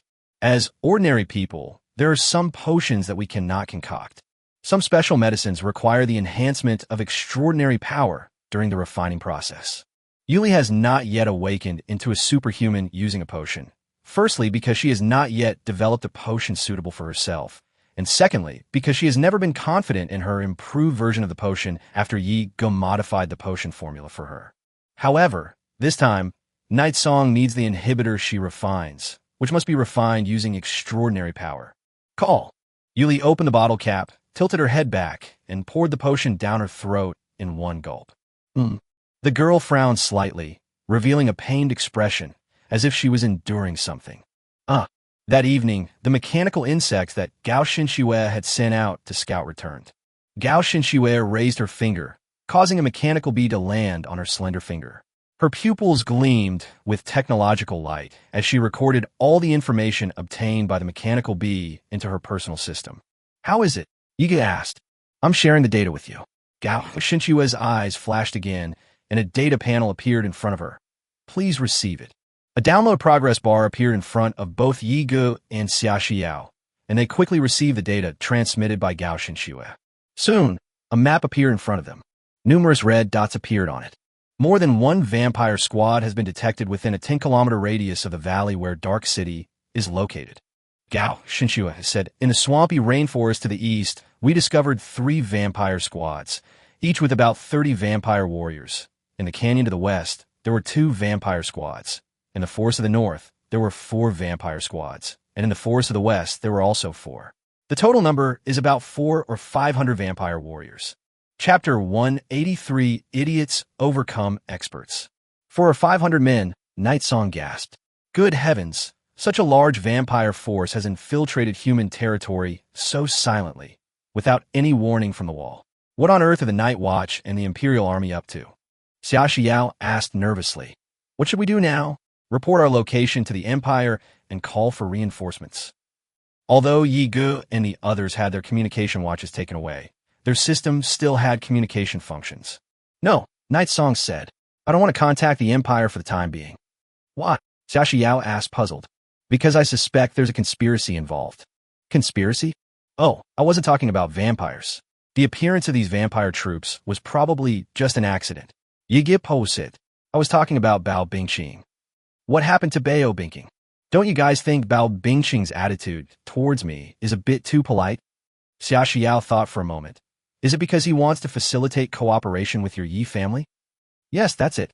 Yi Ge said, these past few days, although the people in Dark City haven't made things too difficult for you, you've only been allowed to move around within the residential area, which is basically equivalent to being under house arrest. But I've been getting very close to Bao Bingqing and can move freely within Dark City. Just think about what Long Ying, Nangong Chiyue, and instructor Scarface will think. Gao Xinxue seemed to immediately realize they will definitely have some suspicions, thinking that you have reached some kind of deal with Bao Bingqing, and they will even think that it is related to the Dark Blood because your Yi family controls the trade along the Great Wall border. Yes, Yiga said calmly. Long Ying is the 9th princess of the empire. Nangong Chiyue is the sister of the Night Watchman's director. Scarface is an instructor at the War Academy, and Jiang Xiaoming and the others are also students at the War Academy. Each of their identities makes them excellent witnesses. Although Bao Bingqing said he would erase their memories of the past few days before they left, think about it. What would happen if their memories weren't erased and they were allowed to return to the mainland with such suspicions? Gao Shenxue's expression changed. You mean this is a pre-planned frame-up? Bao Bingqing never intended to cooperate with your Yi family in the first place. His purpose was to frame the Yi family for being tainted by dark blood. Xia Xiao also looked surprised, huh? Why is that? Why would he do that? Night Song, of course it wasn't him who wanted to do it. There's someone else behind it all. Xia Xiao asked innocently, someone else? Who is it? Yiga closed her eyes, placed a finger on her forehead, and gently tapped her brow. Let me guess. If I were in their shoes, and I were the mastermind behind everything, I would have Bao Bingqing deliberately show Yi Gu's special treatment and respect in front of Long Ying and the others. Take Yi Gu on a tour of Dark City, showing the factories, laboratories, and city-state construction, so that Long Ying and Nangong Chiyue would become suspicious. But this is only the first step. The second step is that I will arrange for someone to claim that they are an undercover agent planted next to Bao Bingqing and go to inform Long Ying or Nangong, so that they can confirm their suspicions. The third step is to spread some rumors so that Long Ying and the others might overhear them and confirm their suspicions. Gao Xinxue frowned. Xia Xiao looked completely bewildered, her eyes seemingly filled with mosquito coils, utterly confused and disoriented. Wait a minute, what's going on? I still don't understand. Xiaoya, can you say it again? Night Song. Who would do such a thing? Gao Xinxue asked seriously. There are quite a few people who have grudges against the Yi family, Yiga said. But now, the royal family has reconciled with the Yi family, and the Yi family is at the height of its power. Under these circumstances, who would dare to do such a thing? Yiga paused, then gave a cold laugh. The only one I can think of is Duke Wang In. Duke Wang In, Xia Xiao tilted her head. Speaking of which, what grudge does this Duke Wang In have against your Yi family? Why does he insist on making trouble for you? I don't know. I heard it was a feud from my grandfather's generation. Xia Xiao thought for a moment and suggested, should we go and explain to Long Ying and the others now? Explaining is useless. They have to believe it. Yige Shuruk. Just saying it won't do any good. Xia Xiao. Oh. Moreover, I wasn't actually finished speaking, Yiga said slowly. If I were the mastermind, I could have been even more ruthless and cruel. Gao Xinxue, what do you mean? If I were the mastermind, I would have the informant return the communication watch to Long Ying or Nangong, and have them immediately report this to the Empire and the Night Watch. Yigu paused here, then his gaze darkened. Then I would kill them all to silence them, leaving no one alive. In the end, I would pin everything on Yigu. Long Ying is the 9th princess of the Empire, and Nangong Chiyue is the sister of the Night Watchman's chief. What if those two are silenced because they discovered Yi Ji's deal with Bao Bingqing? Gao Xinxue's expression turned solemn as he continued. Then the Empire will inevitably be left with only one path, a complete break with the Yi family. War between the royal family and the Yi family will be unavoidable, and no one can stop it. That's right, Schwer is smart. Ruthless, truly ruthless. Yigu sighed, saying slowly, the person who devised this scheme is a truly insidious, cunning, despicable, and shameless bastard. Gao Xinxue paused for a moment, then said, if everything is as you predict, how do you plan to break this deadlock? Yigu smiled and said, perhaps I don't even need to break this situation. Gao Xinxue, what do you mean? I don't think Princess Long Ying is that stupid, is she? Yigu stroked his chin and pondered. She is, after all, a person with an intelligence score of 11. If she can't even think of this kind of scheme, then she is a waste of her talent. Gao Xinxue thought for a moment and then asked, what if they choose Nangong Chiyue as the target of their instigation. That makes it even simpler, Night Song said. There's a saying you might have heard before. What did you say? Idiots beat experts. Chapter 184 Opportunity to Make Big Money. Nan Gongchue stood at the window of her residence, gazing at the dark city outside. I wonder what's going on outside. Nan Gongchue sighed softly. Alas, I've been locked up here for so many days. My sister must be very worried. The sounds of commotion could be faintly heard from the next room. It seemed that many people were drinking and chatting, and they were talking very loudly, with occasional swear words. The houses in Dark City are mostly made of planks salvaged from ruins, so the sound insulation is naturally not very good. People in the wilderness are like that. They live a carefree life, don't care much about etiquette, and are bold and rugged. Hey, have you heard? What happened between our boss and that young master of the Yi family? It's really unexpected. Some sounds came from the next room. Nan Gongchue initially complained in her heart.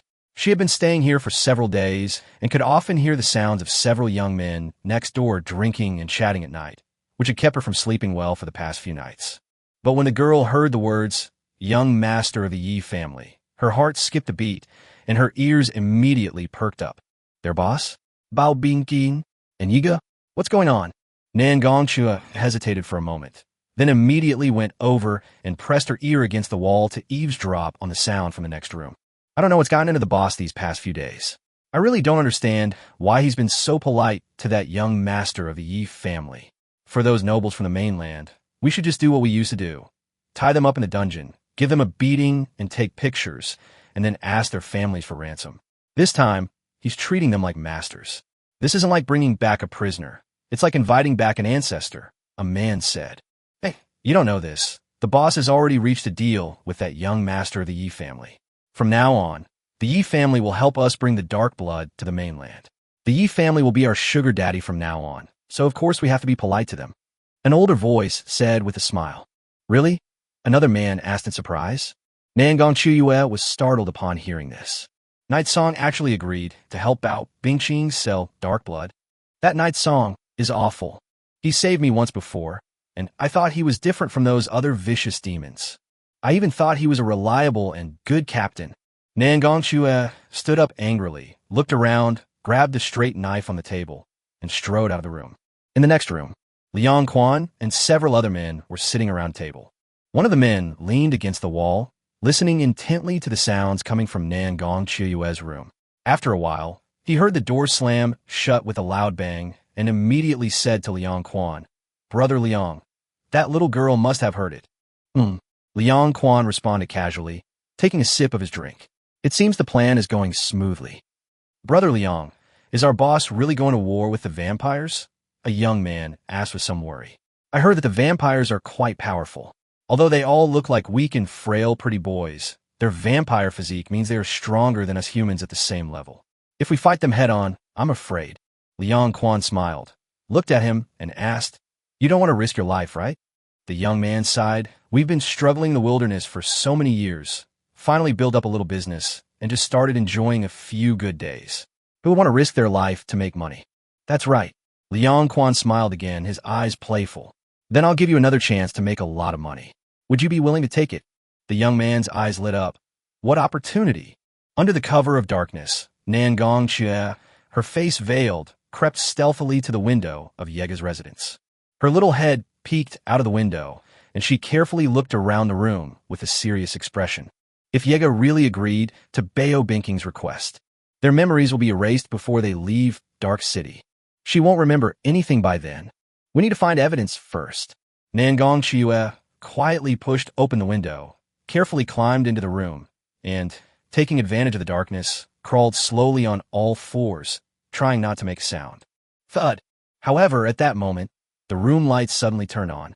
Nan Gongchue's heart skipped a beat. She felt as if time had stopped, and she slowly raised her head, her neck stiff. Then she saw Yega's legs right in front of her. Yiga looked down at Nan Gongchue, who was lying in front of him, and said with a half-smile, Are you playing detective games again? Nan Gongchue, why aren't you sleeping at this hour? Standing here like this is scary. It's scarier that you sneak into my room silently in the middle of the night, isn't it? Yiga said. Nan Gongchue blushed, dusted off her hands, and quickly got up from the ground. I'm here. Nan Gongchue was trying to come up with a good reason. You overheard some rumors by accident, so you're here to investigate evidence that I'm planning to collaborate with Bao Bingqing to sell dark blood, right? How did you know? Nangong Qiuyue's eyes widened. The next moment, she realized she had let something slip and quickly covered her mouth. Ego curled her lip and said speechlessly, "With your IQ, you still want to solve cases? No wonder your sister doesn't want you to join the night watch." I really don't know how this simple-minded girl ended up becoming the captain of the night's watch. Nangong Qiuyue was stunned for a moment, then said angrily, "Who are you cursing?" Ego wanted to say something more. However, at this moment, he suddenly felt a burning sensation in his body.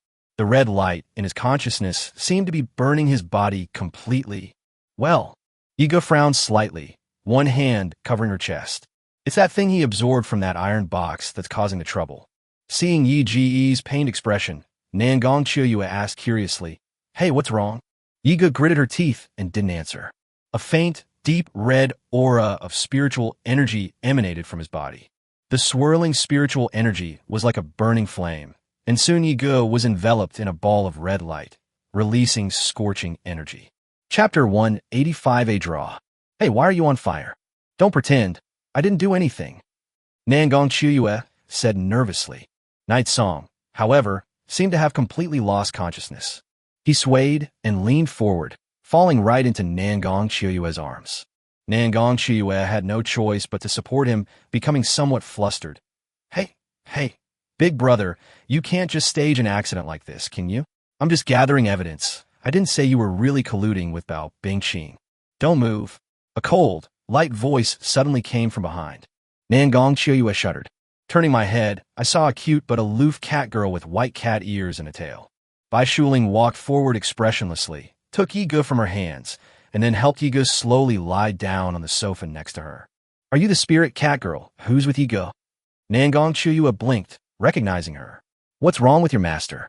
Is she sick? He's not my master. Bai Shuling thought angrily to herself. However, she remained calm and said nothing. He's not sick. If it's not illness, then what is it? Bai Shuling did not answer. He thought to himself, sure enough, the holy soul has begun to devour his body. With Yi Ji's current cultivation level, he probably wouldn't be able to withstand it at all. At this rate, his life force and soul power will probably be completely absorbed and dried up in less than an hour, and his body and soul will be completely devoured by the holy soul in 3 hours. Bai Shuling bit her moist lips. It was as if they had made a decision. The little cat girl stretched out a hand. Gently place your cool palms on Night Song's chest. In an instant, a cool sensation flowed into Yi Ji's body. Strangeness. Bai Shuling looked slightly puzzled. The situation doesn't seem to be as bad as she imagined. Within Yi Ji's body, there seemed to be some kind of golden energy circulating automatically, which appeared to be some special cultivation technique Yiga was practicing. This kind of exercise, it's actually reversing the process of taming the holy soul within him. Bai Shuling looked surprised. The kingdom of spirit demons. The Empress's bedroom. Su Yinling sat in her palace, her beautiful eyes closed, her delicate brows slightly furrowed, and fine beads of sweat trickling down her fair and exquisite face. How is that possible? Who exactly is the one who swallowed my holy soul? My sacred soul seems to be being tamed by him. Su Yin felt extremely surprised and terrified. The holy soul is actually something similar to the inner core of a spirit beast. Both the spirit demon clan and the spirit beast clan possess inner cores, which are products formed within their bodies by all their cultivation after their race has reached maturity. The sacred soul is something formed when the spirit demon clan breaks through to the supreme saint realm, and their inner core undergoes transformation and evolution, with their soul merging and sublimating with it. If an ordinary spirit or demon has its inner core taken away, its life will end immediately. But the holy soul is different. Su Yinling can even temporarily separate the holy soul from her body and turn it into her own spiritual clone, while her own strength will not decrease for a long time. Originally, Su Yinling discovered an ancient secret realm left behind by their spirit demon clan 1,000,000 years ago within the human territory. At that time, the human race hadn't even appeared on the map of all races. If we can open the secret realm and obtain its inheritance, we might be able to gain the power to rebuild the glory of the spirit demon clan. This ancient secret realm can only be opened by the spirit demon clan, who possess 1,000 years of cultivation, have reached the holy spirit realm, and are great demons who have inherited the bloodline. Su Yanling meets all the criteria, but the spirit demon kingdom needs her to stay and use her spiritual power to maintain the spirit realm wall.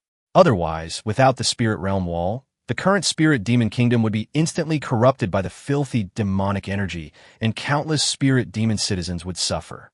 Therefore, she could only release her sacred soul, sending her spiritual avatar to the human realm to search for ancient secret realms. Unexpectedly, an accident occurred when opening the secret realm. Not only was his sacred soul and spirit damaged, but he was also targeted by the vampires.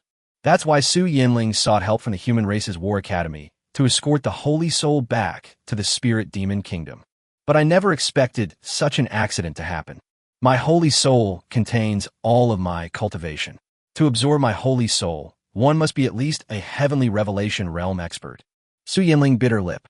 Originally, she thought the person who had mistakenly swallowed the holy soul was some reckless fool who didn't know his own mortality. But now it seems, no, even for the sake of the spirit demon kingdom and my people, I, the emperor, absolutely cannot admit defeat. Su Yanling closed her burning eyes once again. She could feel her sacred soul being constantly pulled apart by two forces. In her consciousness, a pure white space appeared. A little boy with exquisitely beautiful features, almost perfect, appeared before her. Who is this person? Su Yanling was puzzled. In her mind's eye, the little boy suddenly opened his eyes, like an endless abyss, met hers, and their gazes met. Knock, knock, knock. The moment their eyes met, Su Yanling heard her own heart pounding. It was a feeling I had never experienced before. She immediately felt a wave of pain wash over her soul. Well, Yiga finally opened her eyes again and regained consciousness. The scene before my eyes was full of double images. However, soon all the double images merged together, and everything in front of me became clear again. Bai Shuling stood beside the sofa, staring at him with an expression full of disbelief. How is that possible? He actually managed to suppress the holy soul of the 1,000-year-old demon spirit with his own power. What kind of monster is Night Song? Lingling. Yiga slowly sat up from the sofa. I still feel a little weak. You're finally awake? Nan Gongchu knelt beside her, resting her chin on her hands, and asked tentatively, what happened to you just now? Your body was spontaneously combusting, and you were screaming incoherently. I thought you were sick. Bai Shuling stood quietly beside Yiga and asked, how are you feeling now? Yiga remained silent. He simply patted his chest. The sacred soul within the body has settled down. It seems to have ended in a draw. Night Song murmured. In his consciousness, he could vaguely sense another heartbeat, one that didn't belong to him besides his own. Chapter 186, Astonishing Phenomenon. The moment Yiga used the Holy Soul Purification Technique to completely suppress the Holy Soul within her body. A crimson, demonic flame shot into the sky from his residence, soaring straight into the clouds. Even the barrier of Dark City could not stop the towering flames. In an instant, the entire sky above the 100 Souls forest was transformed into a boiling sea of fire. The rolling waves of fire blotted out the sky, a truly terrifying sight. It was as if the sun had suddenly come right up to Earth's face. The pitch-black night sky was lit up in an instant. Inside the 100 Souls forest, hundreds of vampire warriors witnessed this scene. My lord, look! A vampire captain witnessed this scene and looked horrified. Such an amazing phenomenon. What level of power does this expert possess to have such terrifying might? Such powerful soul force? A vampire warrior exclaimed. This power is probably only something a Saint Realm expert could unleash. If you didn't know better, you'd think some powerful being from the apocalypse had broken through to the sainthood realm. After a moment's thought, the vampire captain immediately realized something. It's a sacred soul. The holy soul of the spirit demon clan empress is indeed here. Listen up, everyone. We must retrieve the holy soul for the Earl. Yes, on the other side, Nangong Ru, Song Feng, and a group of night watchers and imperial soldiers in the forest also witnessed this astonishing phenomenon. What happened? Nangong Ru's face was serious, and she said incredulously, could it be that a Saint Realm expert has appeared in human territory? Within the Empire, There is only one Saint Realm expert, but it will definitely not appear here. Therefore, it can only be other races. Song Feng's glowing glasses reflected the scorching waves of fire that filled the sky. I think it must be a holy soul. Nangongru looked at him. You mean it's the sacred soul of that spirit demon empress? But why is such a strange phenomenon occurring? I don't know either. Song Feng pushed up his glasses and looked at the strange phenomenon in the distant sky. But at least we should be able to roughly determine the location of the Dark City barrier now. Kyoto, the Imperial Palace. Longhai stood outside the main hall, his gaze intense. Even though he was in Kyoto, thousands of miles away, he could still see that crimson divine light at the end of the sky, and the terrifying soul power emanating from that divine light. Priestess Jillian, do you know what that is? Longhai frowned. Could it be that a foreign army from 10,000 races has invaded our empire's territory? Jillian, dressed in pure white, stood not far from him, her snow-white robes fluttering in the cold wind. Your Majesty, that should be the sacred soul of a spirit demon with 1,000 years of cultivation. Jillian analyzed. If the holy soul of the spirit demon clan advances to the second stage, such a phenomenon may occur. Longhai's eyes lit up. 1,000 years of cultivation? That's a spirit demon at the saintly ascension realm. Yes, given the astonishing phenomenon that has occurred, this great demon may have the potential to break through to the soul emperor realm in the future, and Jillian was speaking when she suddenly fell silent. And what? Longhai pressed. According to my calculations, the spirit demon's sacred soul must have been swallowed by someone, Jillian said. I can sense that the sacred soul underwent the fusion of two completely opposite forces, resulting in some kind of mutation and evolution, which is why such an astonishing scene appeared. Oh, Longhai gazed at the crimson divine light on the distant horizon. His eyes gleamed with intense envy and greed. As the second emperor of the Great Qin dynasty, he had been stuck at the peak of the heavenly revelation realm for many, many years. If the person who swallowed the holy soul was him, surely he'll be able to break through to the supreme saint realm by now. So, what exactly happened just now? Yiga sat on the bed, her face full of innocence. Bai Shuling stood aside, looking at him with a serious expression. The look in his eyes was as if he were staring at a monster. What happened? You, a mere low-level transcendent being of the earth realm, devoured a holy soul and are completely unharmed. Yet you ask me what happened? What is this guy's body made of? Just now, it felt like something shot up from inside you. Nangong Chiyue said from the side. The sudden flash of red light was so bright that I couldn't open my eyes for a full minute. Even with my eyes closed, it felt like my eyelids were about to burn off. My eyes are still a bit uncomfortable now. Bai Shuling glanced at her, thinking to herself that with your level of merely a low-level transcendent being, it would be a miracle if you could even open your eyes after experiencing the transformation of the holy soul at such close range. And it wasn't just Nangong Chiyue. Everyone in the entire Dark City was probably unable to open their eyes at the moment the holy soul transformed and shone with red light. Yiga vaguely sensed that her body had undergone significant changes. Just now, after the holy soul purification technique automatically activated and brought that thing under control, although his extraordinary level remained unchanged at the earth realm, his physical attributes seemed to have undergone a leap in improvement. He opened the system and checked his properties panel. System notification. You have obtained the gold quality special item, Su Yanling's Sacred Soul. Item, Su Yanling's Sacred Soul. Quality, gold. Property? Introduction. Note, this item has special attributes and cannot be traded. Night Song. Holy Soul. Su Yanling. Yiga was startled. He remembered the name. Isn't that the spirit demon empress who appears in version 2.0 of the game's storyline? How did his holy spirit end up inside my body? Yiga frowned, immediately recalling what had happened before. The light that had suddenly shot into his body from that box. Could it be Su Yanling's sacred soul? Night Song seemed to understand something. The holy soul purification technique can not only help cultivators purify all negative substances within their bodies, but can also help them absorb the energy of almost everything in the world. The stronger the energy, the easier it is to be attracted to it. And the holy soul. Essentially, it is a kind of energy with life force. Broken. Yiga wondered to himself, Could the person who was desperately pulling at him in his consciousness when he was using the holy soul purification technique just now be Su Yanling herself? Hiss! If Su Yanling knew that he had devoured her holy soul, wouldn't she come and fight him to the death? You must know that he is a Saint Realm expert. Oh my god. Ego patted his chest. He vaguely sensed that the crimson soul flame within his body had once again quietly settled into stillness. And that crimson soul flame seemed to gradually transform into the shape of a bewitching and beautiful woman. Unlike before, Yigo could now clearly feel the energy of the red flame, and he discovered that he seemed to be able to extract some of the energy from the flame for his own use. Chapter 187 Preparing for War. After a while, Gao Xinxue and Xia Xiao also came to Yi Ji's room. Xiaoya, did you see that red light that suddenly appeared just now? Xia Xiao rubbed her eyes. It's so bright. All I can see is red, and then I can't see anything. I don't know what's going on. Yigo scratched his cheek. Well, Xia Xiao looked at Nangong Qiuyue and immediately frowned. Huh?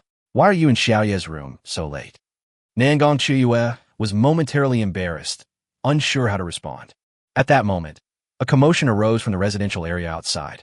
Yigo looked out the window and asked in confusion, "What's going on outside?" Gao Xinxue said, "That red light that shot into the sky just now seems to have destroyed the barrier of Dark City. Now, vampires have begun to attack Dark City, and I heard that many more scavengers have died." Yigo raised an eyebrow. We went outside. Dark City was in complete chaos. Many men, women, and children carried their meager belongings and hurriedly hid in deeper shelters. Others cried out in terror, "The dark race is coming." Gao Xinxue, Xia Xiao, Nangong Qiuyue, and the others all turned their gazes to Yigo, revealing slightly anxious expressions. They were clearly waiting for him, the team leader, to make a decision.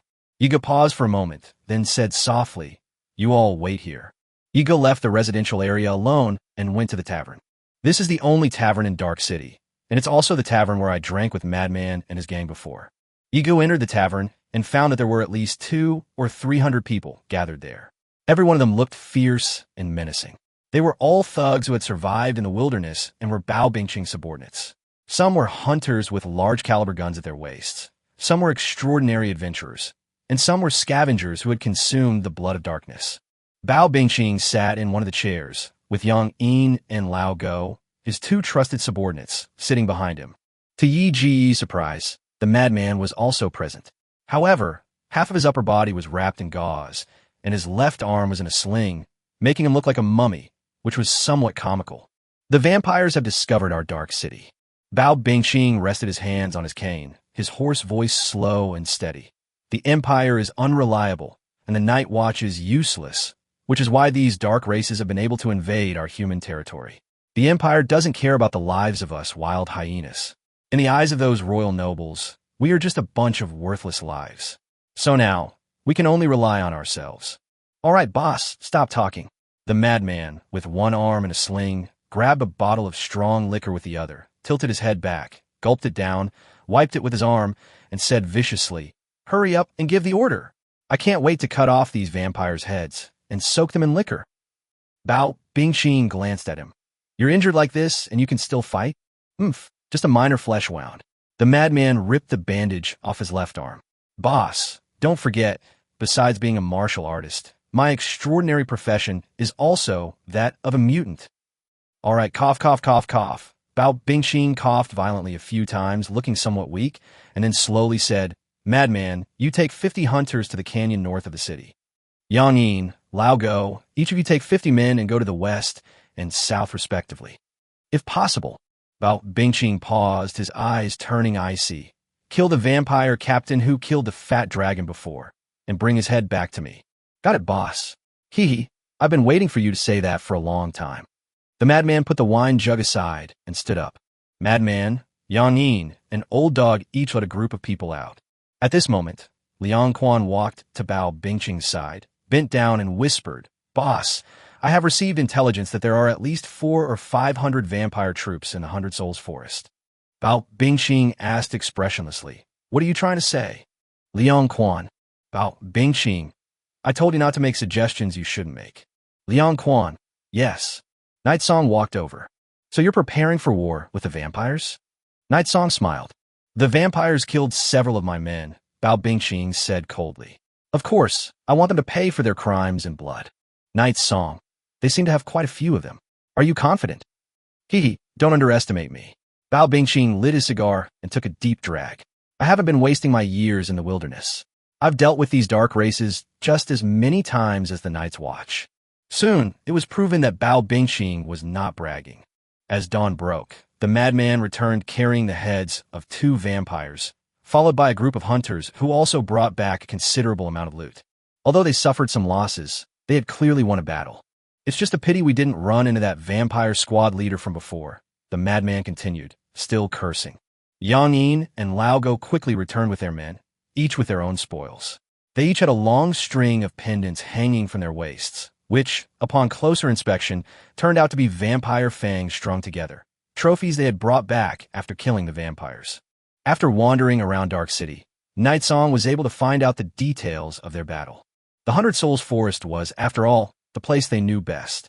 The madman and his men used the terrain to their advantage in fighting the vampire forces. After several vampire squads suffered heavy losses, they chose to retreat temporarily. Bao Bingqing was also very happy and held a celebration banquet in the tavern. At this moment, an older man rushed over and came to Bao Bingqing's side, whispering, "Boss, miss." Bao Bingqing's expression changed instantly, and he hurriedly rushed back. When he arrived at Xiu Tu's room, he saw Xiu Tu lying quietly on her bed, covered with a blanket, her pale face and closed eyes, looking completely lifeless. Clearly her life force was very weak. Yiga sat in a chair in the room with her arms crossed. When did they cross paths in chapter 188? Bao Bingqing rushed to Xiu Tu's bedside, looking at the pale-faced Xiu Tu with heartache in his eyes. He then looked at Yiga with a serious expression. What happened? Huh? Yiga looked up and met his gaze. Oh, it has nothing to do with me. I was just passing by. Bao Bingqing, an elderly man with white hair and a face full of deep wrinkles, walked over. He was one of the few healing-type superhumans in Dark City. The old man sighed. Miss Xiu Tu's health has been gradually weakening over the years. I'm afraid she won't be able to hold on for much longer.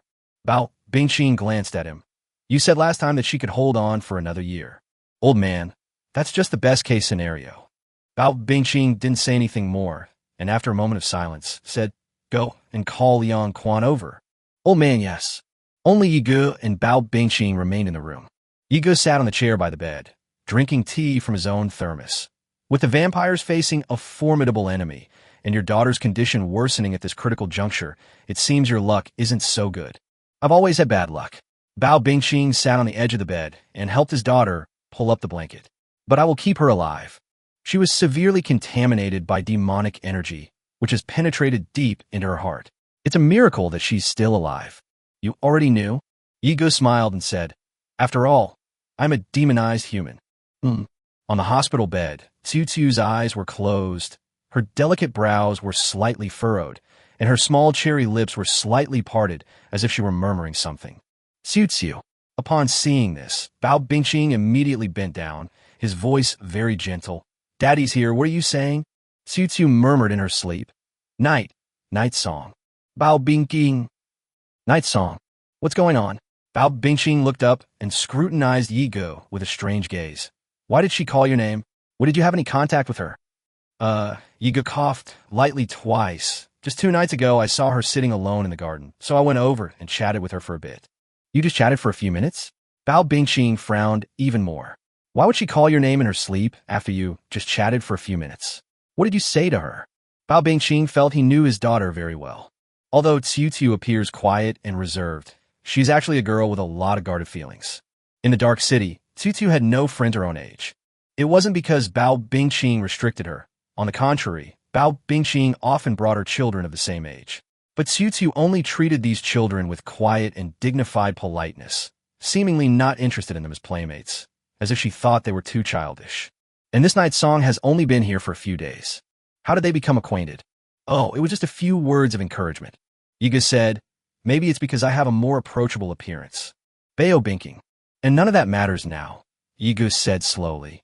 She will die in a few days. She won't die. Bao Bingqing emphasized. Everyone dies eventually. You've survived for so long in the desolate lands beyond the Great Wall. As the leader of Dark City and the boss behind Dark Blood, You should be well aware of the harm that demonic energy pollution can cause to the human body. I said she can't, and that's final. You speak with such certainty, Night Song said leisurely. Is it because of the blood of darkness? Bao Binking paused for a moment. If I'm not mistaken, your research on dark blood, your efforts to sell it to the mainland, and your desire to obtain more experimental data on different people. Ultimately, your goal should be to save your daughter, right? Night Song said, you want to develop a dark blood that can completely transform your daughter's body, allowing her genes to evolve so that she can adapt to the mutated demonic cells within her, right? Bao Bingqing narrowed his eyes. How do you know about my daughter's health condition? Just guessing. Yi Ge casually tossed a dried fruit into his mouth. I could tell at a glance that your daughter was deeply corrupted by demonic energy. Her heart was even corrupted, yet she's still alive. This shows that your daughter has a special constitution. She must possess extraordinary talent, which caused the demonic cells in her body to mutate completely. That's why you were able to prolong her life for so long with the blood of darkness. Bao Bingqing remained silent.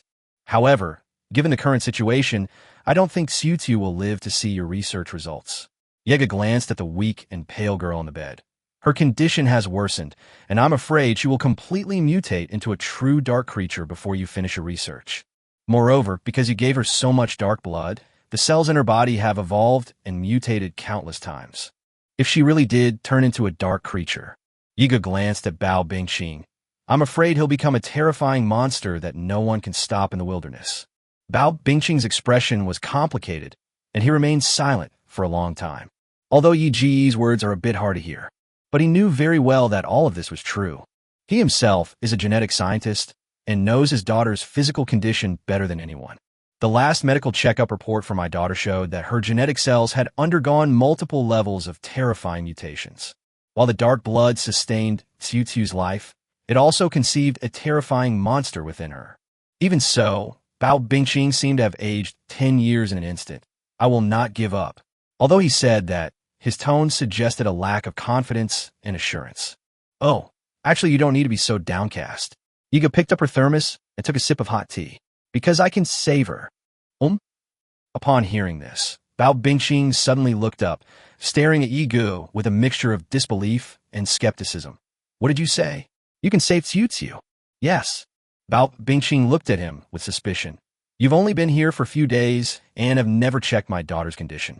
What makes you so sure you can save her? How do you know I didn't check? Have you checked it? A cold glint flashed in Bao Bingqing's eyes. Didn't you say that you and Xiutu just chatted casually for a while? When did you have the examination? And how was it conducted? Night Song. Chapter 189 working for me. None of that matters now, right? Yiga didn't expect Bao Bingqing to think so much all at once. Saving your daughter's life is the key.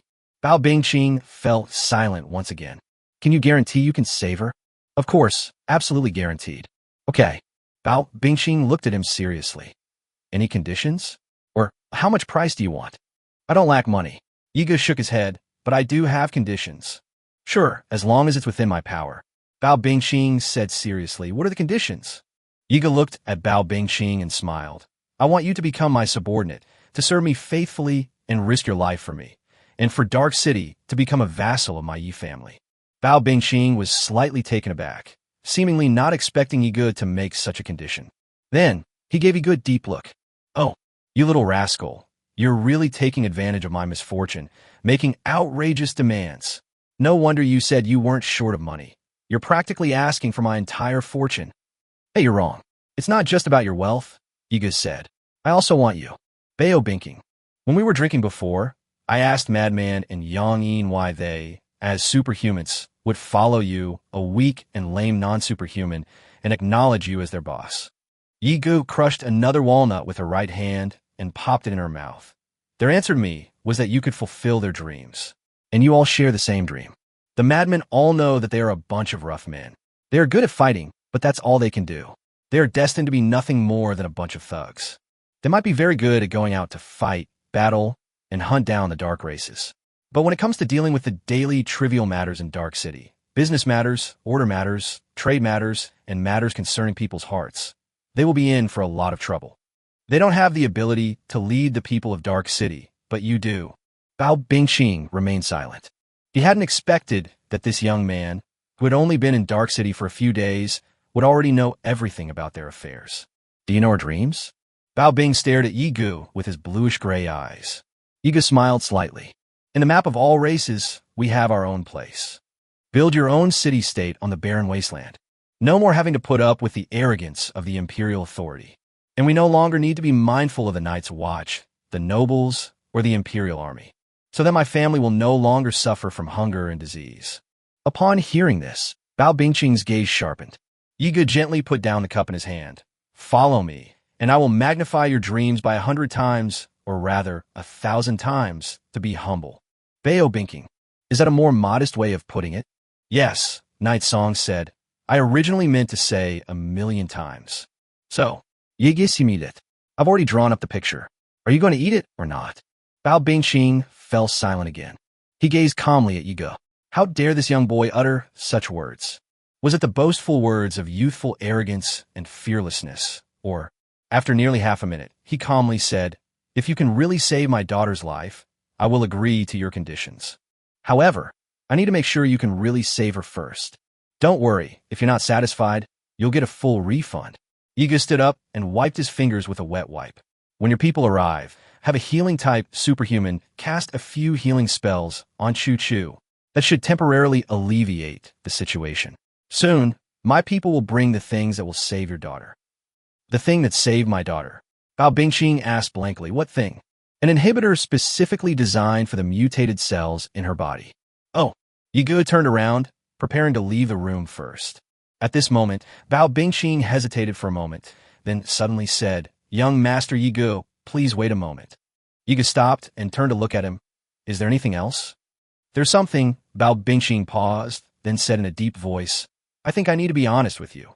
Soon, Bao Bingqing confessed everything. This is Duke Wangan's plan. Bao Bingqing said with a serious expression. He wants to frame your Yi family. Whether you ultimately agree to the deal with me or not, he will still try to pin this mess on you. Yi Ji's expression remained completely unchanged, just as he had guessed.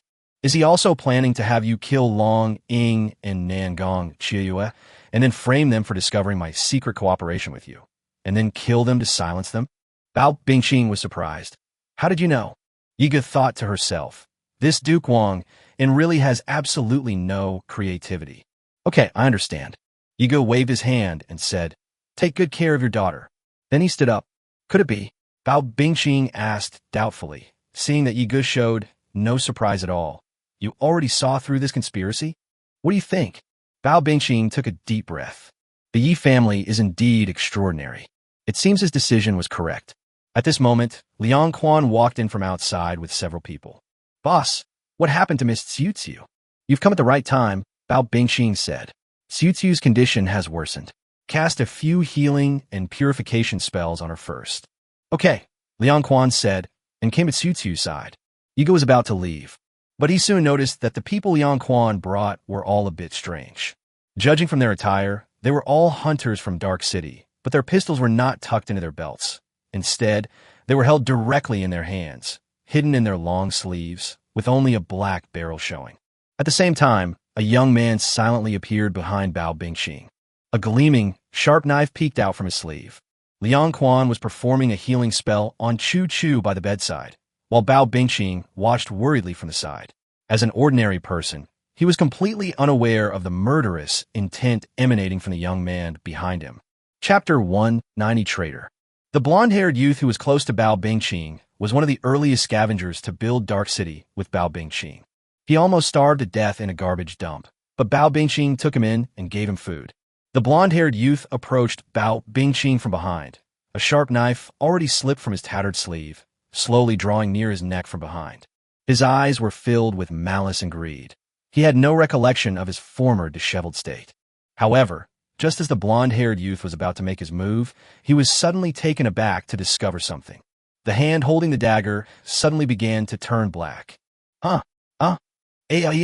Soon, starting from his hands, the skin of the blonde youth quickly darkened, moving up his wrists, arms, shoulders, and then his entire body. It was an eerie black, like being poisoned by some terrible toxin, but you could vaguely see something strange wriggling beneath the skin. The blonde-haired youth panicked and dropped the dagger in his hand. Oh, Yigu whistled, a half-smile playing on his lips. So you do have some kind of life-saving equipment on you after all. The other hunters in the room also had drastic changes in expression.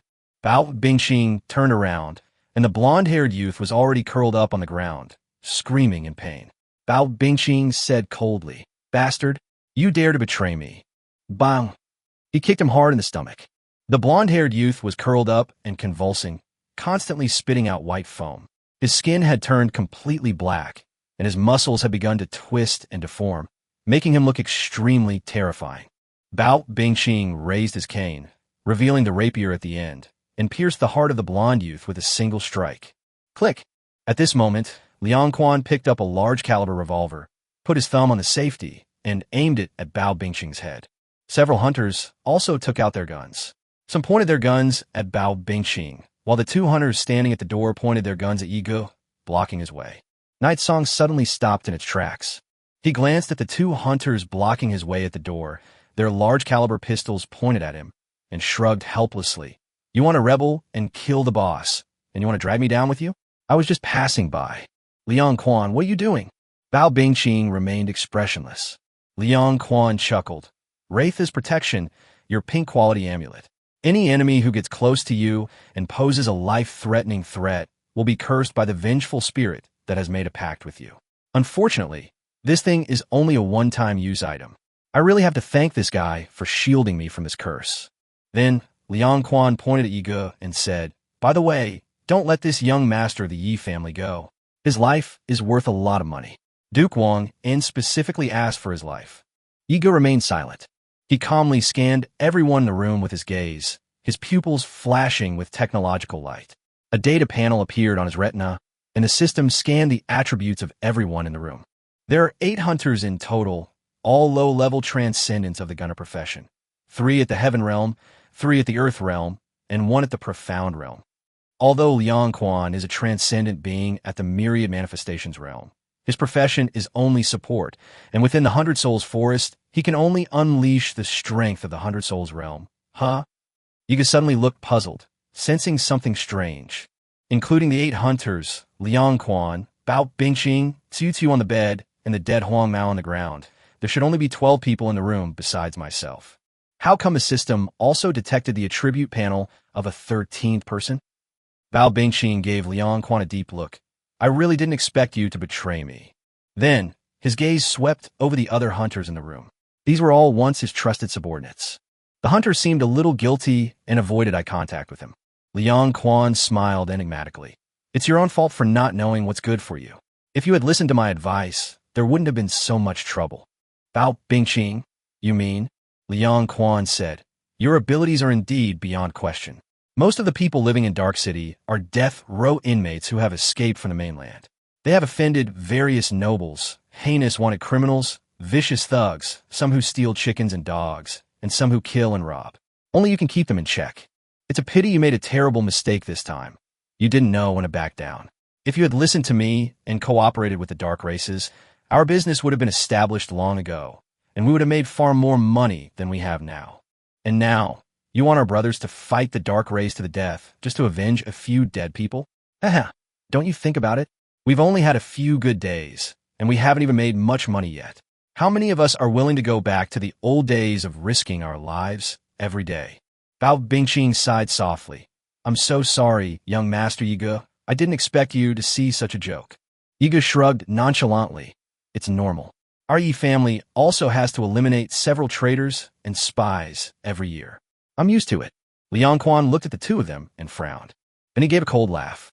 "At a time like this, you're still trying to act calm and relaxed." Bao Bingqing didn't care about the large-caliber pistol in Liang Quan's hand. He sat down on the sofa in the room and said, "It seems you have really forgotten how we survived in the wilderness by relying on each other, forgotten the blood feud with the dark races, and forgotten the purpose for which we built Dark City." "TCH, of course I haven't forgotten," Liang Quan said coldly. "It's precisely because I remember that in the eyes of the Empire, we're already a bunch of trash. So let's just be trash to the end. I'm not like you, who are already considered trash, but still clinging to some bullshit bottom line. So what if I trade with the dark races? Being a traitor is fine with me. As long as I can live a good life, this is my means of survival." Chapter 191, We're Really Strong. Bao Bingqing looked at him calmly. But you've forgotten that your life was saved by those brothers who were killed by the dark races. Liang Quan looked embarrassed and annoyed. You're so long-winded. He turned his arm and aimed the revolver at Xiu Qiu on the bed. Upon seeing this scene, Bao Bingqing's expression finally showed a slight change. I still need you and don't want you to die. After all, those vicious thugs in Dark City only listen to you. Liang Quan said with a smile, if you are willing to obediently follow my arrangements and become my puppet emperor, I might spare this little girl's life. Yiga suddenly burst out laughing. Liang Quan turned around angrily. You ignorant brat. What are you laughing at? In his view, Yi Ji's attitude was clearly a sign of contempt for him. I'm laughing at you for not understanding the situation at all. Yiga picked at his fingers. I think you should save your own life first. Liang Quan, what did you say? Roar. He hadn't finished speaking. Suddenly, the bed beneath Xiu Qiu began to twist and turn strangely. The entire bed suddenly and eerily transformed. It turned out to be a giant python coiled up, mimicking and disguising itself as a bed. Liang Quan was stunned for a moment, then turned his head and saw a black python with its blood-red mouth wide open, lunging at him head-on. Liang Quan's pupils dilated instantly. Liang Quan's right hand, which was holding the gun, was bitten by the huge black python, and he fell to the ground. At the same time, Night Song also moved. Copy the martial art black shadow dance steps. Night Song's figure moved like a ghost. As the two hunters, who were pointing guns at him, showed expressions of astonishment at the sudden turn of events in the room, Yiga seized the opportunity to dodge their gunfire. At the same time, the shadow moon-straight blade suddenly appeared in Night Song's hand. Two incredibly fast slashes, leaving blinding flashes of light, grazed their necks. Blood splattered. The two hunters were still stunned, and before they could even utter a sound, they had already lost their lives. The remaining 6 hunters then quickly came to their senses. But it was too late. Second tier ability, Wood Illusion Entanglement. Xia Xiao's voice rang out. Green vines and branches quickly grew from beneath the feet of 2 of the hunters, wrapping around their legs and immobilizing them. Third tier, Supernatural Ability Water Crystal. At the same time, Long Ying's voice rang out. 2 blobs of pink liquid shot out from nowhere, striking the 2 hunters and slamming them against the wall. The liquid quickly solidified, turning into red crystals. At this moment, Nangong Shiyue and Jiang Xiaoming also jumped in through the window. Second tier martial skill, Gale Slash. Nangong Shiyue wielded a straight sword with astonishing speed. With 2 sharp flashes of light, she accurately struck the 2 hunters in the chest, bringing them down. Jiang Xiaoming originally wanted to help.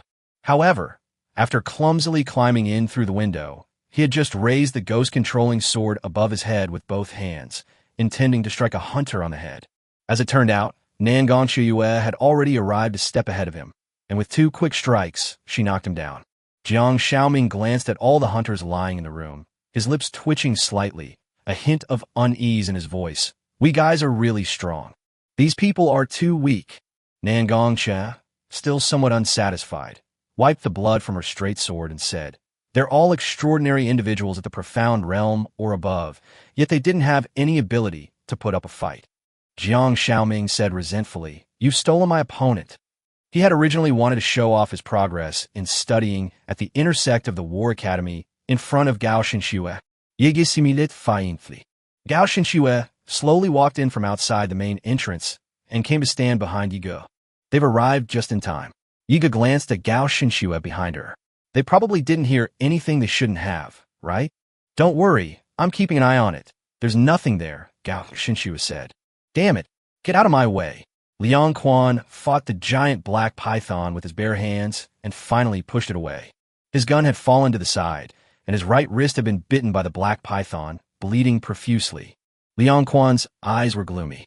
He gripped his bleeding wrist and silently retreated to a corner. He looked at Yi Ge and the others in the room, then at Chu Chu lying on the ground, and at the black python. Damn it, I was careless. That giant black python was the mimicry python, a creature from the Hundred Souls forest. Its ability was to change the patterns on its body, like a chameleon, completely transforming into any object in its surroundings. This black python had been injured and rescued by Bao Bingqing, who had been keeping it ever since. Liang Quan had always wondered where Bao Bingqing was keeping the python. It turns out it was disguised as his daughter's bed to protect her safety. So, Yiga smiled at him. Surrender? Liang Quan said sinisterly. Don't be too smug. Just because I'm a support doesn't mean I have no combat ability. I'm a myriad manifestations realm cultivator. After all, die all of you. Smack! Liang Quan clasped his hands together, gathered his soul power, and silently chanted incantations. Accursed lament. Buzz. In an instant, a beam of black light burst forth from his body. It instantly enveloped everyone in the room. Immediately afterwards, a strange and piercing mournful melody resounded in everyone's mind. Well, Long Ying looked pained. Her body went limp, and she almost fell to the ground. She stood up, supporting herself with one hand on her crystal sword and the other hand on her temple. She felt an eerie, inescapable voice echoing in her mind. Faintly, she could hear the cries of a child, the screams of a woman, the groans of an old man, and the roars of death, a mixture of negative sounds that rendered her utterly powerless. Everyone else is in the same situation. Nangong Shiyue could no longer hold the straight sword firmly, and it clattered to the ground. She clutched her head with both hands, enduring the pain. What kind of illusion is this? Yiga frowned slightly. He knew this wasn't an illusion, but a curse. Support-type professions generally fall into three most common categories: superhumans. One type is the wet nurse who performs healing and purification spells on people. Another type is the support class, which excels at casting shields and providing protection. There is another type of support character who excels at inflicting curse-like negative buffs on enemies. He soon received a notification from a system. System notification. You are suffering from skill-related curse. Your health and soul power are decreasing. System notification. You have been cursed with a skill-related stat reduction. For the next 15 minutes, your strength will decrease by 45, agility by 70, stamina by 85, spirit by 71, attack by 50, and defense by 65. Chapter 192, Antidote. System notification. Subjected to a skill-related curse. HP minus 135, minus 129, minus 141, minus 113. System notification. Subjected to a skill-related curse. Soul power minus 140, minus 130, minus 98, minus 156. System notification. Affected by a skill-related curse. You have entered a dizzy state. Balance minus 55, weightlessness plus 60. System notification. You have been affected by a skill-related curse and are now in a tinnitus state. Hearing minus 60, spirit minus 232. Yiga endured the constant cacophony of mournful cries in her ears, feeling only a dizzying sensation in her head. Unexpectedly, this Liang Quan is actually a support superhuman who can simultaneously use two different types of skills, healing and debuffing. However, they just happened to run into his line of fire. Drop. System. Turn on team voice chat. Night song. Shuer Xiao, can you still move? Xia Xiao. My head is so heavy, but I can manage. Night song. Open your system inventory and download the Type 2 Abnormal Status Removal Potion that Yili gave you. The thing can remove this type of negative buff. Gao Xinxue, okay. Xia Xiao, okay. Long Ying tried her best to circulate her heavenly realm soul power to resist, wanting to stand up from the ground, but she couldn't do it at all. What a powerful area of effect, AoE, curse skill. Her opponent possessed the strength of a peak 100 souls realm cultivator, far exceeding her own level, and the curse she cast had an extremely high impact on her. With her first level heavenly realm strength, she was simply no match for it. Looking at the crowd in the room, all of whom were unable to stand, Liang Quan revealed a sharp smile. Now you know how powerful this is, right? This curse will last for 15 minutes, but in reality, it won't even take 15 minutes before your lives slowly ebb away. The Imperial Princess? The young master of the Yi family? The chosen one of the War Academy? Haha, so she's nothing special after all. He just finished speaking. Yi Gu, Gao Xinxue, and Xia Xiao used the Type 2 Abnormal Status Removal Potion. System notification. The potion was successfully used. System notification. The current negative status effect has been removed. You also have 80% immunity to the same curse for 15 minutes. Having removed the negative status effect, Night Song immediately sprang up from the ground. With a sudden stomp of his foot, he held Shadow Moon in one hand and Light Separator in the other, like a wild beast that had been lying in wait for a long time and suddenly sprang up, rushing head-on towards Liang Quan. Third tier sword skill, twin sword strike. Liang Quan's expression changed instantly. How is that possible? This was a curse he unleashed with his 100 souls realm strength. This Night Song character should have had more than half of its attributes reduced, and should also have been given various debuffs, such as dizziness, nausea, and tinnitus. How could there still be such speed? Swish! Night Song's twin sword struck Liang Quan's chest with lightning speed. Liang Quan is ultimately a support-type superhuman, and his level is suppressed. Once someone gets close to him, his combat power is only between the ordinary Earth realm and Heaven realm. Liang Quan grunted and stumbled back a few steps, his back slamming against the wall of the room. His clothes were ripped open at the chest by the two swords, but no blood flowed out. Egan narrowed his eyes. This guy is even wearing protective gear. Item: purple gold soft breastplate plus 9 stars. Level: available at 100 soul realm. Quality: purple. Attributes: defense plus 1000, resistance plus 350. Waist level: 65. Liang Quan touched his chest, his eyes wide with disbelief. What kind of weapon is that in your hand? Liang Quan stared incredulously at the twin swords in Night Singer's hand. They actually shattered my expensive plus 9 star purple gold breastplate with a single strike. Night Song said, "You should be glad that this is a breastplate of the 100 soul realm, and that it has been strengthened 9 times. Otherwise, your upper body would have been split in 2 by now." With that, Yi Ge charged forward again, sword in hand. He unleashed the black shadow dance steps, his entire being like a ghost, the twin blades in his hands leaving dazzling streaks of light as he moved swiftly. Having no other choice, Liang Quan bit his tongue and had to grit his teeth and engage in close combat with Yi Ge in the room. Nangong Qiuyue and the others were still in astonishment. Even with the curse debuff, he can still move so fast. It can also perform the black shadow dance step. What kind of monster is this? At this moment, Gao Xinxue and Xia Xiao also stepped in to help. Gao Xinxue clasped her hands together. Second-order mechanical technique, plasma tracker. Behind the girl, her long, black ponytail swayed, and a dozen small planes, each about the size of a fist, flew out. These small aircraft circled around Liang Quan, releasing plasma currents from each other, all of which were concentrated on Liang Quan's body. Liang Quan was already struggling in close combat with Yi Ge, and the harassment from those small planes, with more than a dozen visible blue electric currents flashing on his body, made his movements even slower. These currents are not very powerful, but they are mainly harassing and annoying, constantly shocking and paralyzing the target while draining its health. Therefore, Liang Quan's movements looked like they were in a series of jerky frames. Every 2 seconds his body would freeze in place, and then every 2 seconds his body would twitch. Xia Xiao also cast a spell at the same time. Second-tier supernatural ability, Parasitic Seed. A cloud of green smoke rushed towards us. Upon seeing the green smoke, Liang Quan instinctively took a deep breath. Hiss! The parasitic seeds enter the body through the nasal cavity. Supernatural abilities foster. Xia Xiao changed the hand seal. Green shoots soon sprouted from Liang Quan's skin, and its vitality is being continuously drained away by people. What the hell is this thing? Liang Quan was terrified and frantically scratched his skin.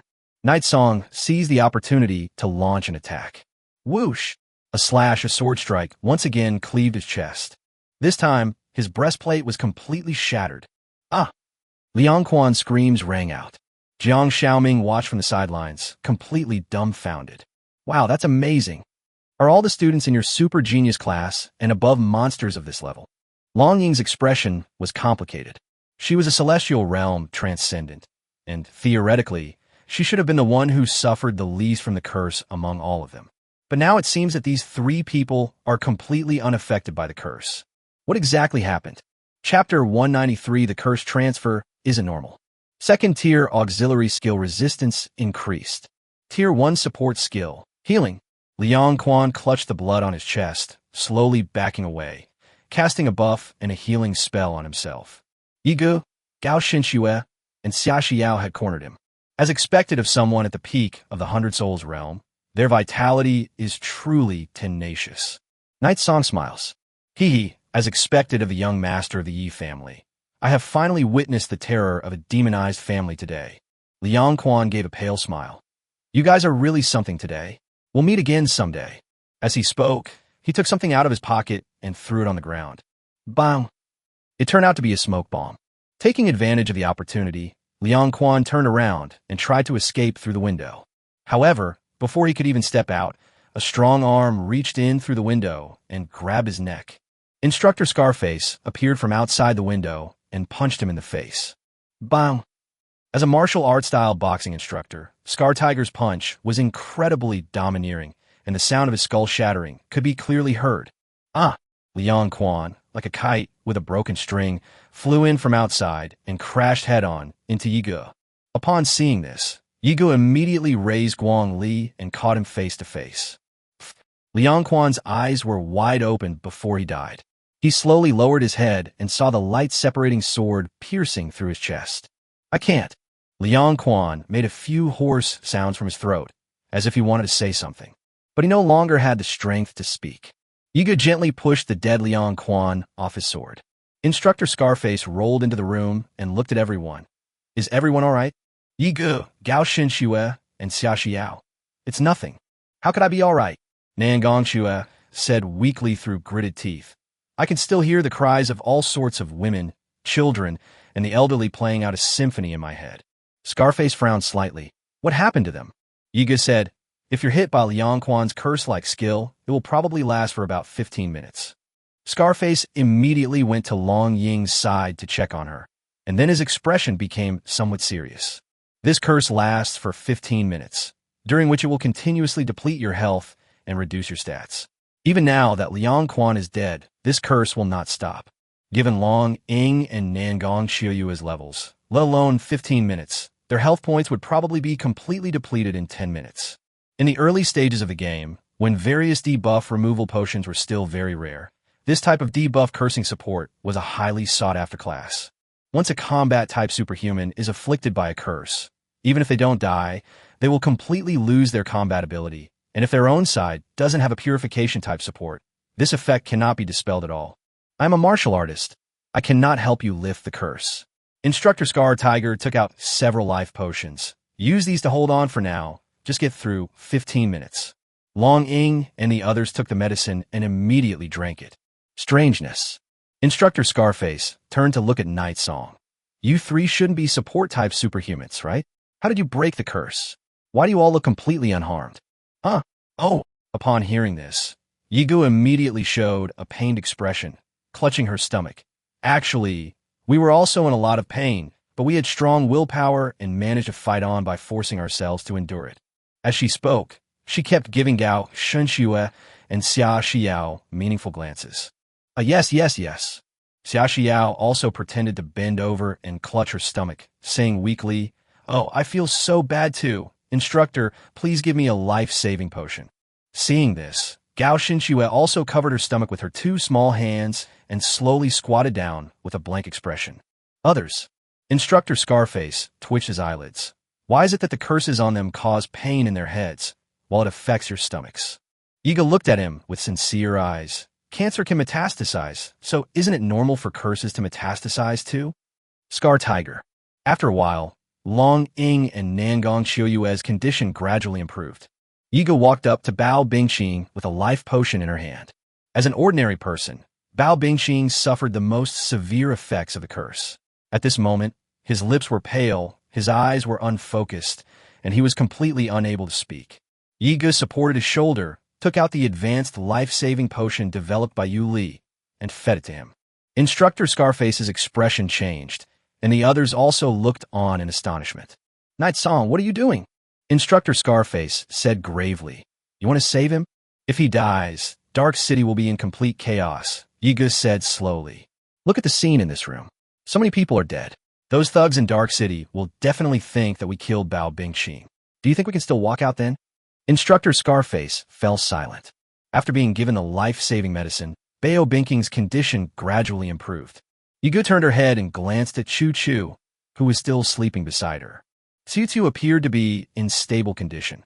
Although her complexion was still pale, she did not seem to be affected by the curse. However, Yigu could sense that the demonic power within Chu Chu's body was becoming increasingly intense, and it was showing signs of erupting. Instructor Scarface glanced at the corpses scattered across the room, then at Bao Bingqing and Xiu Qiu on the bed. What exactly happened? Isn't Liang Quan Bao Bingqing's subordinate? What? Yi Gu smiled faintly. Actually, I know that you've all been here these past few days with a question in your minds. What exactly have I been discussing with these rebel elements? Getting so close to them. Instructor Scarface paused for a moment. He didn't expect Yi Gu to bring this up on her own initiative. As a student of the Imperial War Academy, Yi Ji's close relationship with Bao Bingqing, the leader of the rebellious forces, these past few days has inevitably raised suspicions. Where to begin? Yi Gu asked thoughtfully. Let me speak, Bao Bingqing suddenly said. After taking the advanced life potion, his condition had stabilized considerably, and he could speak normally again. Yi Gu similait faintly. He believed in Bao Bingqing's intelligence. This leader, who could rule Dark City as an ordinary person and command the respect of his superhuman subordinates, must know what to say and what not to say. Chapter 194, The Truth Revealed.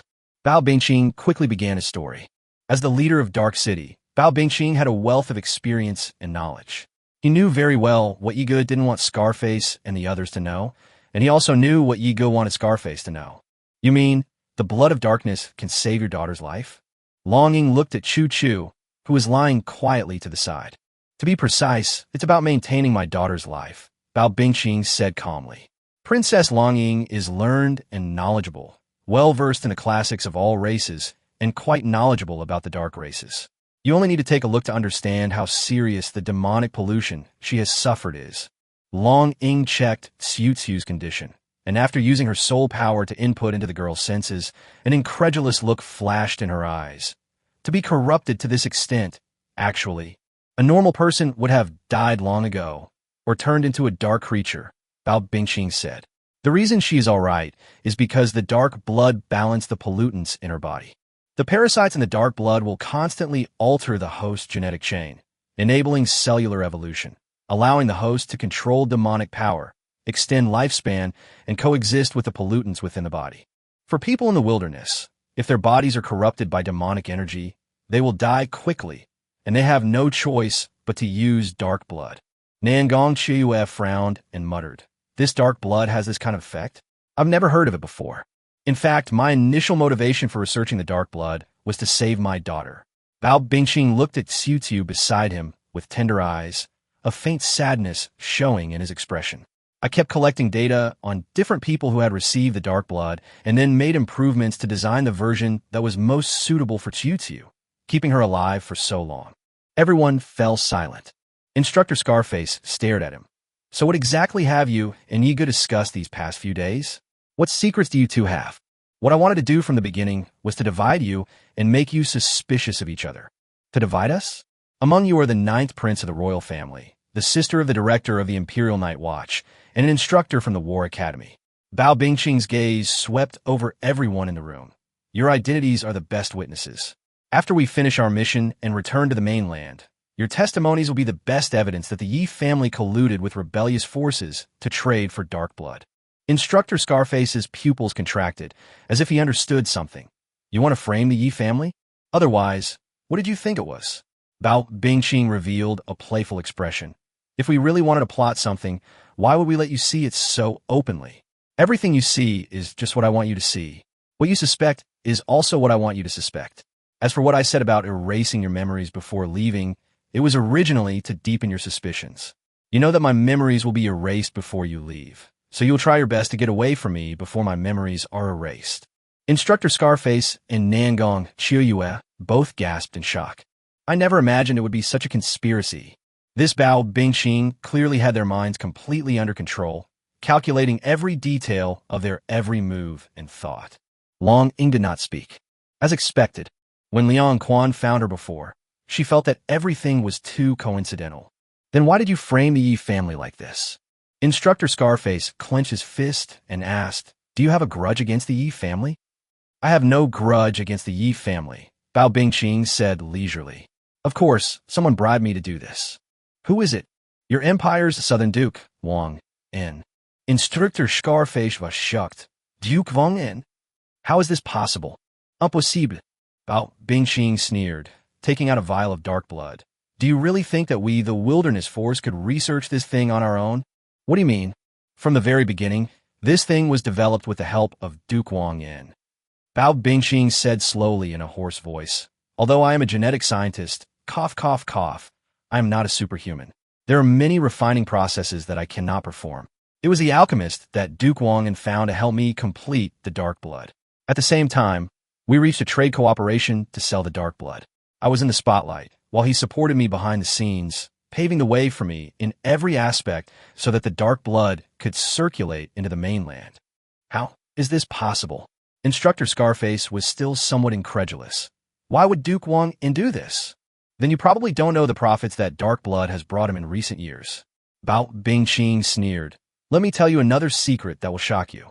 Although Duke Wong has earned a lot of money from his business cooperation with me, it's just the tip of the iceberg for him. The real source of his income is the transactions he makes with the dark races. A dark race. Everyone was shocked. Ego was stunned for a moment. Duke Wong also made deals with the dark races? Even he didn't know about this. He sold human slaves to the dark races, and he sold resources found only in human territory. All sorts of rare and precious materials, spiritual minerals, making a fortune. You didn't know any of this, did you? Bao Bingqing, your empire has been investigating for so many years, and each time you found a few traitors who traded with the dark races, but they're just a bunch of small fry. The real mastermind is the one who is in charge of the investigation. Isn't that ironic? Scarface clenched his fists in disbelief, looking at the corpses on the floor. What about your men? Bao Bingqing continued methodically. Liang Quan had been advising me for a long time, telling me about the benefits of trading with the dark races, because he had seen how much money Duke Wong had made from them. This time he wants to rebel and kill me, but I don't think he has the guts to do it himself. It's probably because Duke Wong feels that my power has grown too fast with his help, and that I don't listen to him much anymore. He feels that I'm out of control, so he wants to cultivate a more obedient dog as a successor. Chapter 195, Is it really possible for me to defeat him? Yiga had to admire Bao Bingqing's eloquence. No wonder he could become the behind-the-scenes boss of Dark City and command a group of wilderness thugs despite being an ordinary person. After these words, not only were all suspicions about Yiga dispelled, but the blame was also directly shifted to Duke Wong, the Yi family's mortal enemy. I have a question. Long Ying then looked at Yiga. Then why are you here, Yiga? Why are you in Chu Chu's room? And judging from your expression, you don't seem surprised. Did you already know this was a pre-planned conspiracy? Yiga smiled slightly. Yes, I already knew. Bao Bingqing had already confessed to me before. Why? Because I can save his daughter. Longing was taken aback. You can save her? She glanced at Chu Chu beside her. Her current condition is such that the demonic energy has penetrated deep in her bone marrow and heart. She could die at any moment. She could completely lose her human rationality at any moment and mutate into an unspeakable dark creature. Night Song continued her words, then paused and added, Moreover, the dark blood has completely transformed her body. A large number of genetic mutations and evolutions have occurred within Tsu's body. Her demonic cells have undergone countless transformations, reaching a terrifying level. Once she mutates into a dark creature, she will transform into an unprecedentedly powerful monster. If she really goes that far, Yiga said in a deep voice, then she will probably be a terrifying force that none of us can stop, bringing unimaginable disasters and deaths to the human race. Longing looked at Chu Chu on the bed with a complicated expression, silent, seemingly lost in thought. Yiga smiled faintly. Are you thinking that since we know she will turn into a monster, we should just kill her before she becomes a menace? Bao Bingqing's expression changed instantly. Longing's expression also turned very ugly, and she said in a deep voice, Yiga, what kind of person do you take me for? Yiga didn't respond to her question, but continued. In fact, even if you wanted to do that, it would be impossible. The dark microorganisms in her body initially resided in her body, using her life force to reproduce and evolve, while helping her modify her body's gene cells. They had a symbiotic relationship with Chu Chu. But now, these dark microorganisms have evolved to the point that they can survive on their own without relying on Tsu's life force.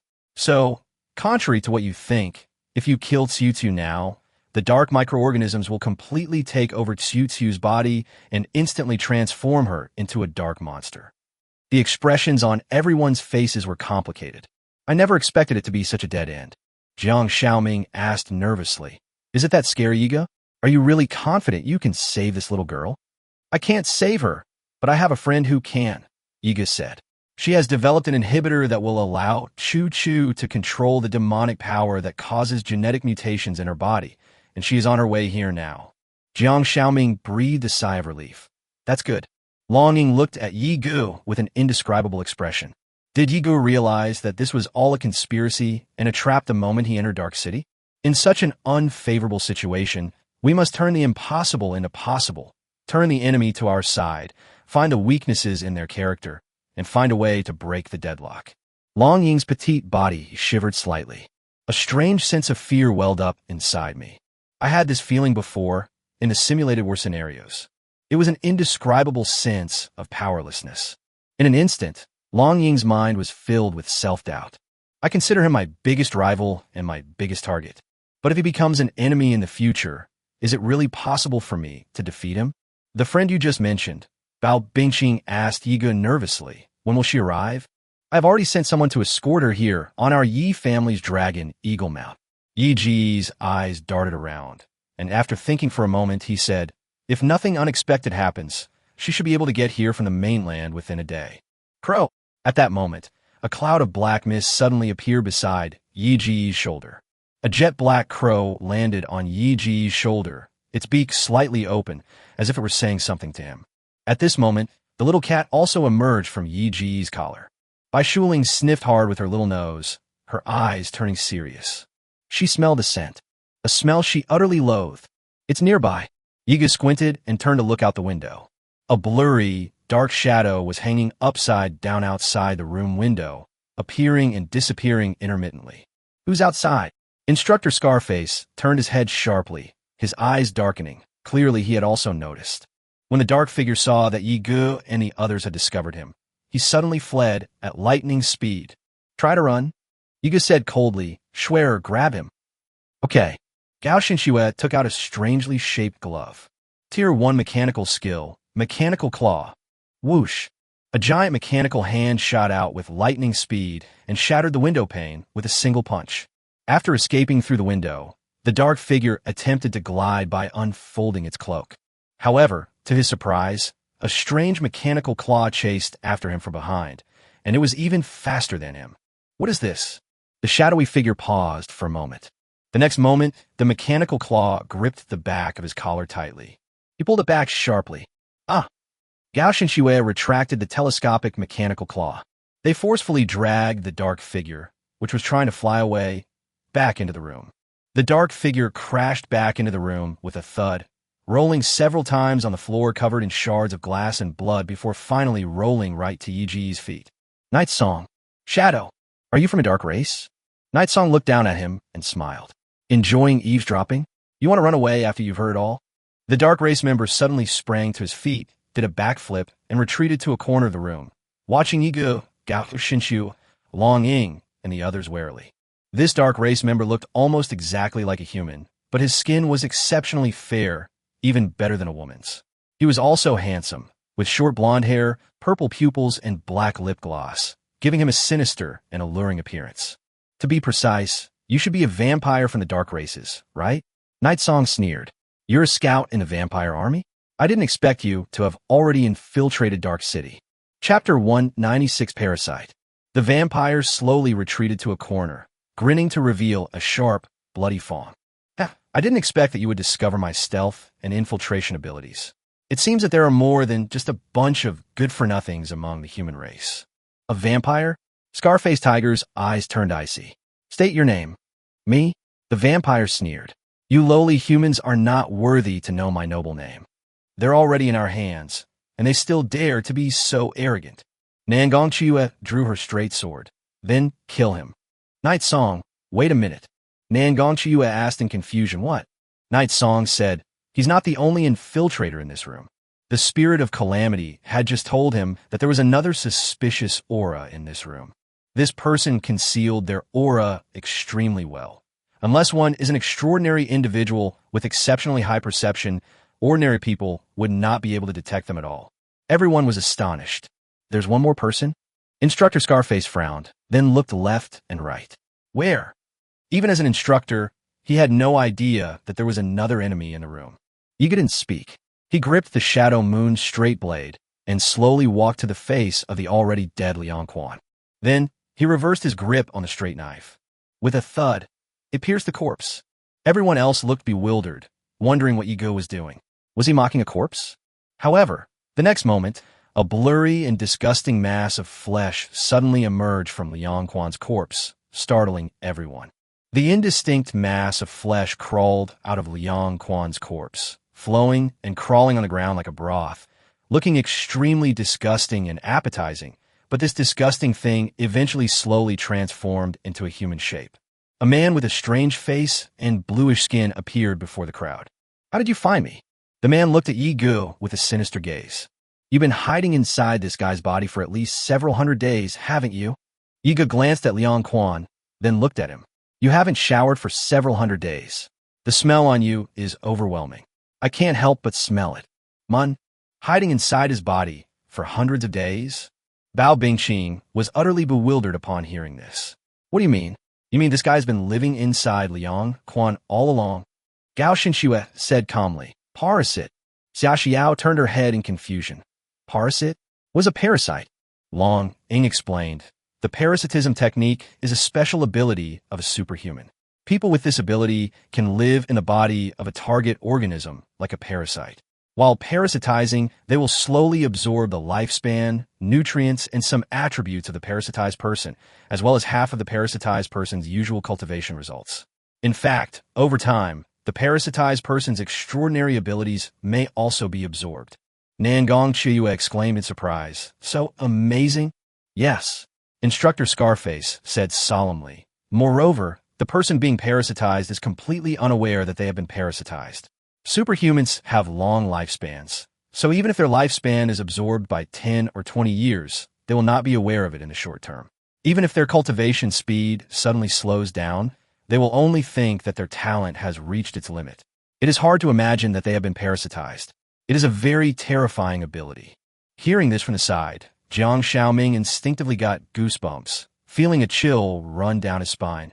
What a terrifying and perverted skill. The superpowers of those with superpowers are unique. There is only one human in the world who can use parasitism. Instructor Scarface stared coldly at the man before him. "You are the infamous parasite, Ghost Green?" "Ha ha ha ha ha." Gu Weiqing burst into laughter. "I never thought that even in this day and age there would still be people who recognize me." Yi Ge smiled faintly. "I've also seen your name in the list of rare ability users. You must have lived for over 2,000 years, right? I didn't expect you to still be alive." "More than 2,000 years?" Xia Xiao exclaimed in surprise. Yi Ge said, "Ever since the late emperor was alive, this guy has been a notorious wanted criminal in the empire. At that time, there was a minister in the empire who was a Shuro realm expert, and he was parasitized and sucked to death by him. The imperial law enforcement officers tracked him for a very long time, but his ability was too good to escape and hide. The Empire sent out several high-ranking law enforcement officers, but in the end, not only did they not catch him, but 3 law enforcement officers were parasitized and died. And until they died, these law enforcement officers did not even realize that they had been parasitized." Bao Bingqing's expression was complex. Little did he know that there was someone lurking among the people around him who was completely unaware of him. "What about Liang Quan?" Bao Bingqing asked. "He probably didn't even know he was being parasitized," Yi Ge said. "He probably didn't know when this guy secretly possessed him." "Hee, that's right." Gu Weiqing took out a curved short knife and licked the blade with his long tongue. "Since we've come this far, I'll tell you the truth, Bao Bingqing. It was the Duke who ordered me to keep an eye on you." Bao Bingqing said, "Good, I can impossible favor." "The Duke has long known that you are no pushover," Gu Weiqing sneered. "Once you've built up your power in the wilderness, I'll find an opportunity to eliminate you and then take over your achievements, territory, and men." Yi Ge smiled and said, "That's a really good idea." However, Gu Weiqing's gaze swept over everyone in the room. "Now that you all know the Duke's secret, I certainly can't let you live today. I'm going to kill you all." "A parasite, huh? Interesting," the vampire remarked from the side. "I didn't expect Duke Wang In to have such a backup plan." Gu Weiqing glanced at him and said, "These people must all die here. If they are allowed to return with the secrets, the Duke will fall from power, and your vampire clan will no longer be able to obtain cheap human slaves from us." The vampire shrugged, chuckled, and said, "All right, then I'll just have to help you take care of all these brats." Chapter 197 Battle. Quite the boast. Nangong Chuyue curled her lip. Just the two of you? Gue Qing narrowed his eyes. He, little girl. No sooner had he finished speaking than Gue Qing flashed behind Nangong Chuyue in an instant. You're still wet behind the ears, ignorant and fearless, but I advise you to show some respect to the elderly. Nangong Chuyue's pupils widened. Gue Qing's voice sounded behind her, like a ghostly voice. His curved dagger was already at Nangong Chuyue's fair neck. Martial arts, returning wind and shadow dance steps. Nangong Chuyue immediately used her movement skill, her body suddenly shrinking downwards to avoid Gue Qing's throat-slitting attack.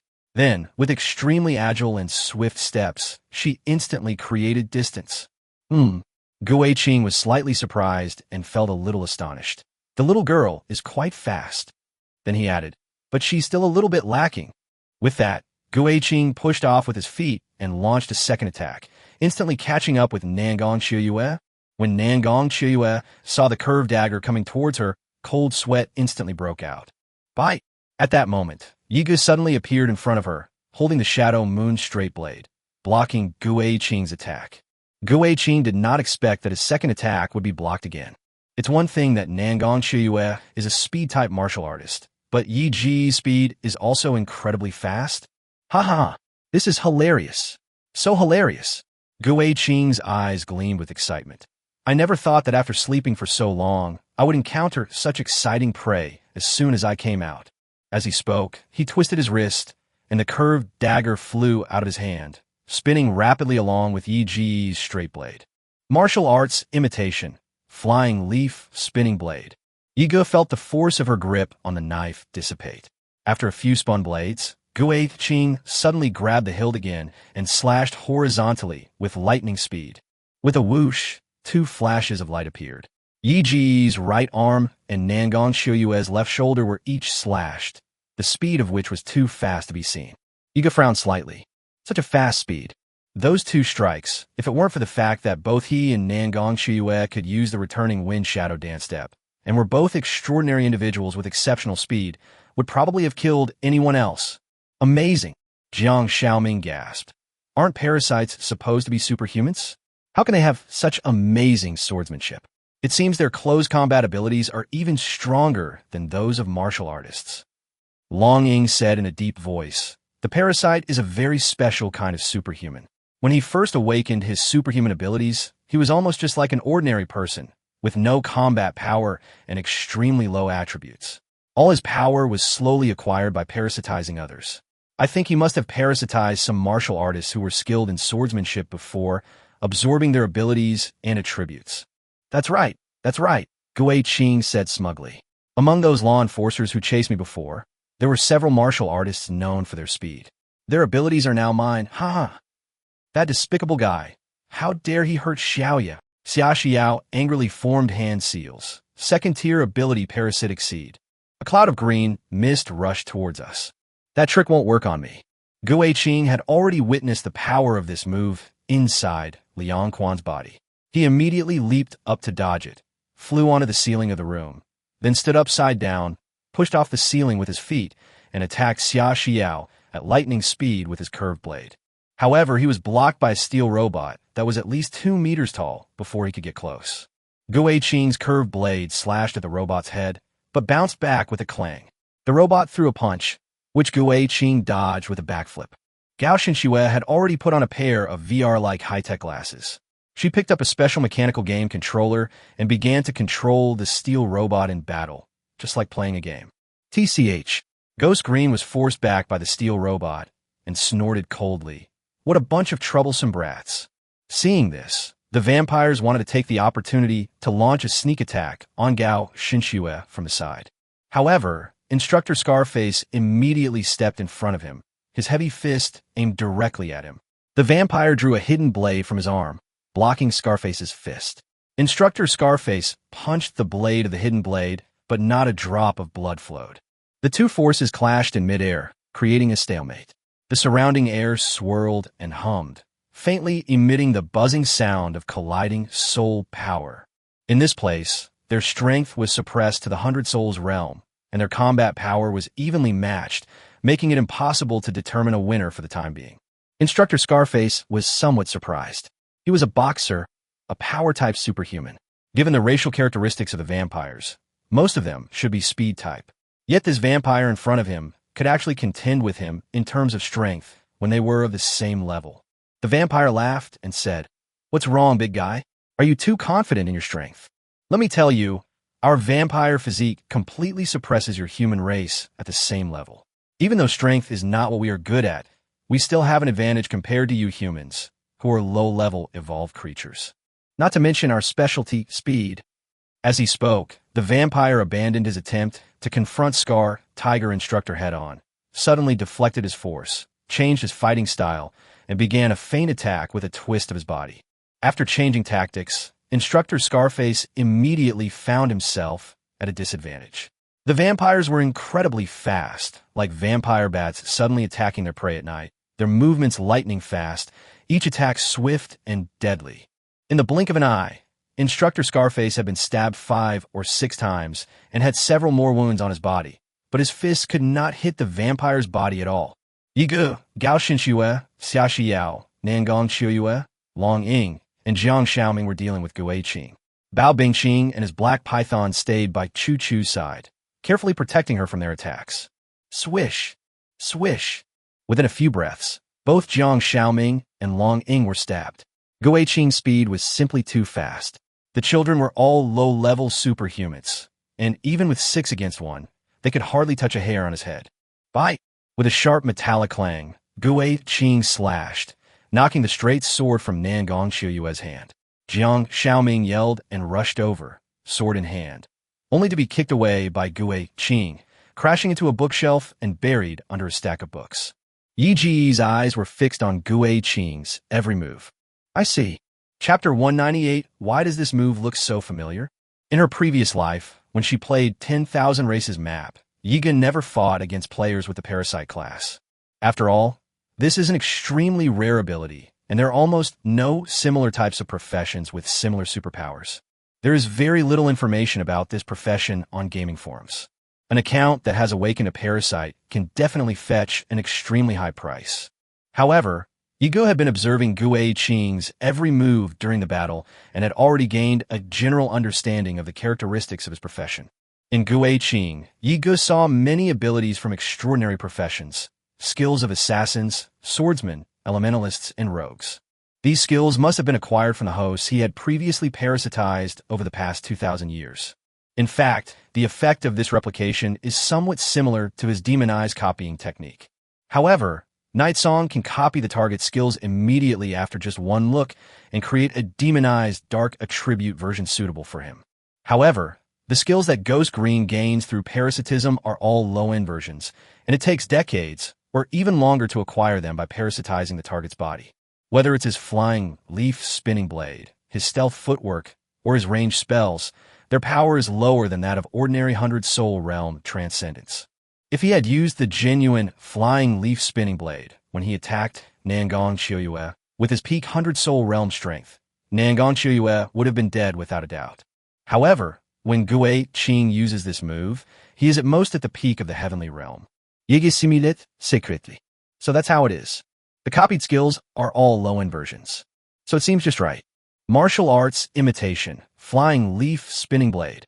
Gui Qing was still locked in combat with Gao Xinxue and the others. His scimitar spun in his hand, and with his speed at the 100 Souls realm, he absolutely suppressed the enemy. In less than half a minute, within just a few moves, everyone was unable to defend themselves and was injured. Gui Qing's scimitar was stained with the blood of countless people. This is even though Gao Xinxue and the others are all inner disciples of the War Academy, each of them a future top boss or a top prodigy.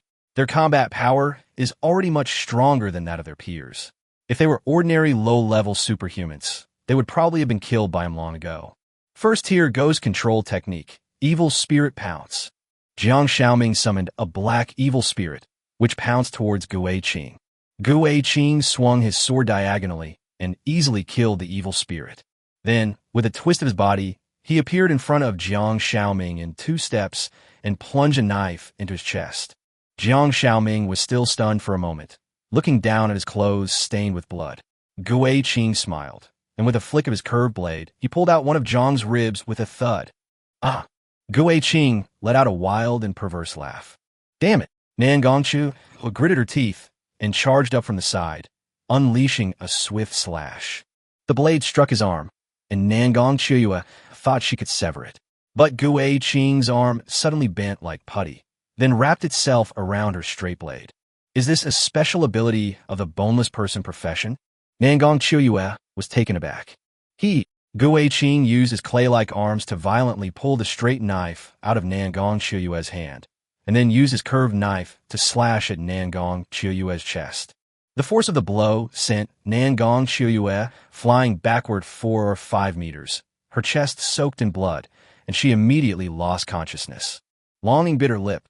Just how many extraordinary individuals has this monster parasitized, and how many professions' abilities has it absorbed? Ha ha ha ha! Ghost Qing's eerie laughter filled the room. He leaped onto the roof again, like a leaping insect that couldn't be caught, bouncing and jumping back and forth using the walls and ceiling. After several ricochets, another lightning-fast strike was blocked by Long Ying's crystal shield. However, Gu Qing immediately found an opening, and with a strange laugh, slashed Long Ying's calf. At this moment, Gao Xinshui used a remote control to control the robot, to swing its iron fist and charge over. Gu Qing turned around, raised 2 fingers, and said, "Magic imitation, water imprisonment." The robot swung its iron fist, but it struck a water barrier instead. Immediately afterwards, the robot was completely enveloped by a huge blue bubble. Because of the water entering, it emitted a sizzling electrical current within a few seconds. Special ability imitation, high-pressure air bomb. Then, Gu Qing quickly turned around, raised his 5 fingers, and fired 5 tiny air bullets that were invisible to the naked eye, hitting Xia Xiao, who was trying to cast a spell to control him. Xia Xiao also cried out in pain and fell down. Her joints and chest had been hit, and she was in so much pain that she could not move at all. This monster is too strong. Longing leaned on her crystal sword, struggling to stand up from the ground. Ha ha!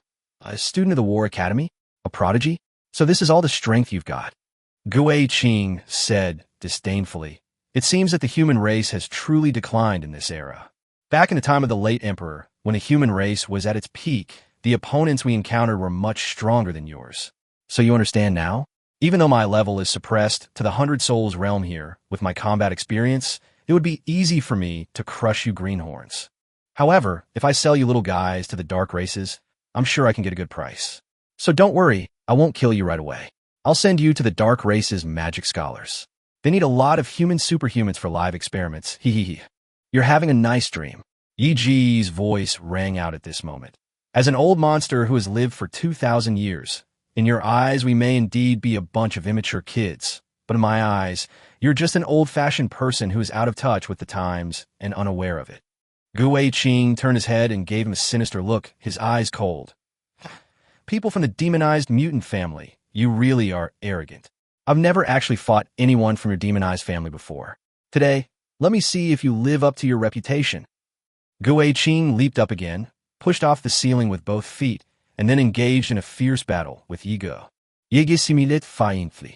Copy martial arts technique. Demon Leaf Wind Blade. Night Song Shadow Moon straight blade spun in his palm. The blade faintly wreathed in swirling demonic energy.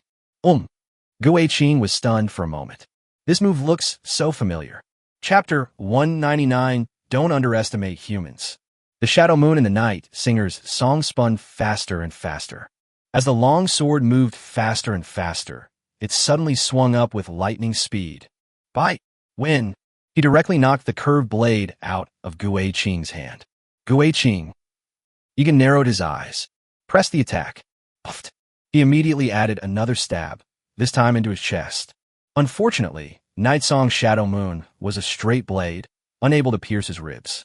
Gu Qing's expression changed, and he retreated several times, putting distance between himself and Ego. He looked down and touched the blood flowing from his chest. How is this possible? That move just now was a spinning leaf blade? How do you know that move too? No, you're wrong. Ego shook her head and corrected him seriously. It's the Demon Leaf Wind Blade. Gu Qing's eyes flashed coldly, and he sneered, I didn't expect you to have learned the same martial arts technique. The flying leaf whirlwind blade is a martial art. Unlike superpowers, which are unique, martial arts can be learned by any extraordinary person with the talent to learn martial arts. Therefore, Gu Qing didn't think much about it at the moment and just assumed that Yi Ge had coincidentally learned the same skill. Gu Qing said, "As expected of the young master of the demonized family, it seems I underestimated you before." Yi Ge smiled. "Now that your knife is gone, what tricks do you have left?" Gu Qing sneered. "You don't actually think that for over 2,000 years I've only learned swordsmanship from my host, do you?" As he spoke, he clasped his hands together, gathering his soul power, supernatural ability imitation, sand gathering fist. As his soul power condensed, the tiny yellow grains of sand in the room quickly floated into the air, coalesced in the air, and formed the shape of a fist, which was then thrown at Yi Ge. His pupils frosted. He thrust his straight sword into the ground and clasped his hands together in prayer. Copy ability Dark Sand Fist. As his soul power condensed, the tiny grains of sand in the room coalesced together, each grain imbued with dark attribute soul power, coalescing into the shape of a fist. Because all the sand is enveloped in dark energy, the sand fist that Night's Song condenses is black. Moreover, judging from its appearance, it is at least a size larger than the one condensed by Ghost Green. Gu Qing's eyes widened. Bang! The two fists collided, and Gu Qing's sand fist was shattered with a single punch. The massive, dark sand fist, as big as a clay pot, struck Gu Qing squarely in the face. However, Gu Qing was ultimately a powerful expert at the Hundred Souls realm. Even though the skill he unleashed only had the power of the heavenly realm, his attributes still belonged to the Hundred Souls realm. Gu Qing crossed his arms and raised them, using the martial skill cross defense, but this move only forced him to take a few steps back. Not only Gu Qing, but Longing was also shocked. She had never seen Yi Ge use these two moves during the simulated battle. Could it be that Night's Song, like this parasite, can copy the extraordinary abilities of others? Bao Bingqing was also somewhat stunned. Night's Song is merely at the Earth realm level. Yet, is this the strength of the demonized family warriors? Although Gu Qing was not knocked down, he only took a few steps back, but he felt a tightness in his chest and a sweet taste in his throat. He then vomited a mouthful of blood. His heart was filled with shock and disbelief. How could this little demon seed? Night's Song, however, had no intention of giving him any more chance to catch his breath.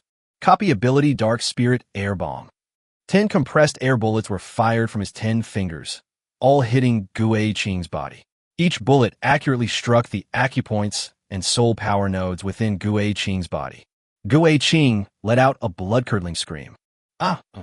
Ghost Green's eyes were bloodshot and bulging with rage. "Little demon, I'll kill you." He suddenly charged forward and engaged in close combat with Yi Ge once again. Night Song's pupils flashed with a technological light as he activated the team voice chat system. "Night Song, Shuer Xiao your chance." "Gao Shinshua, I understand." Xia Xiao understood. Taking advantage of Gu Qing's attention being drawn to Yi Ge, Gao Shinshua clasped her hands together and said, "Second-tier mechanical technique. Plasma tracker." A dozen small planes took off and circled around Gu Qing, releasing plasma currents between them. The ghost's body crackled with electricity, and its movements noticeably slowed down. Xia Xiao also used her special ability. The vegetation entangled Gu Qing's legs, further immobilizing him. Gu Qing looked down and saw that his legs were entangled in grass and trees. He struggled and cursed, "Ugh, annoying brat." Taking advantage of this moment, Yi Ge raised 2 fingers and silently chanted a spell. Copy Magic Condensation Imprisonment. Dark blue bubbles appeared around Gu Qing, enveloping him. Gurgle, gurgle, gurgle. Gu Qing immediately choked on a mouthful of water, and as if drowning, he flailed his limbs and struggled incessantly inside the bubble. However, the water pressure inside the bubble made him increasingly unable to move, and his face gradually became distorted. Yi Ge smiled faintly. "I've got you." On the other side. Meanwhile, Instructor Scar Tiger was also in the room, locked in a life-or-death struggle with a vampire scout. Instructor Scarface was already covered in wounds, with at least 20 stab wounds all over his body. His face, chest, abdomen, arms, and legs were almost entirely covered in cuts from the blade. He was panting heavily, and his life force and soul power had reached rock bottom. TSH, I didn't expect this guy to be so useless.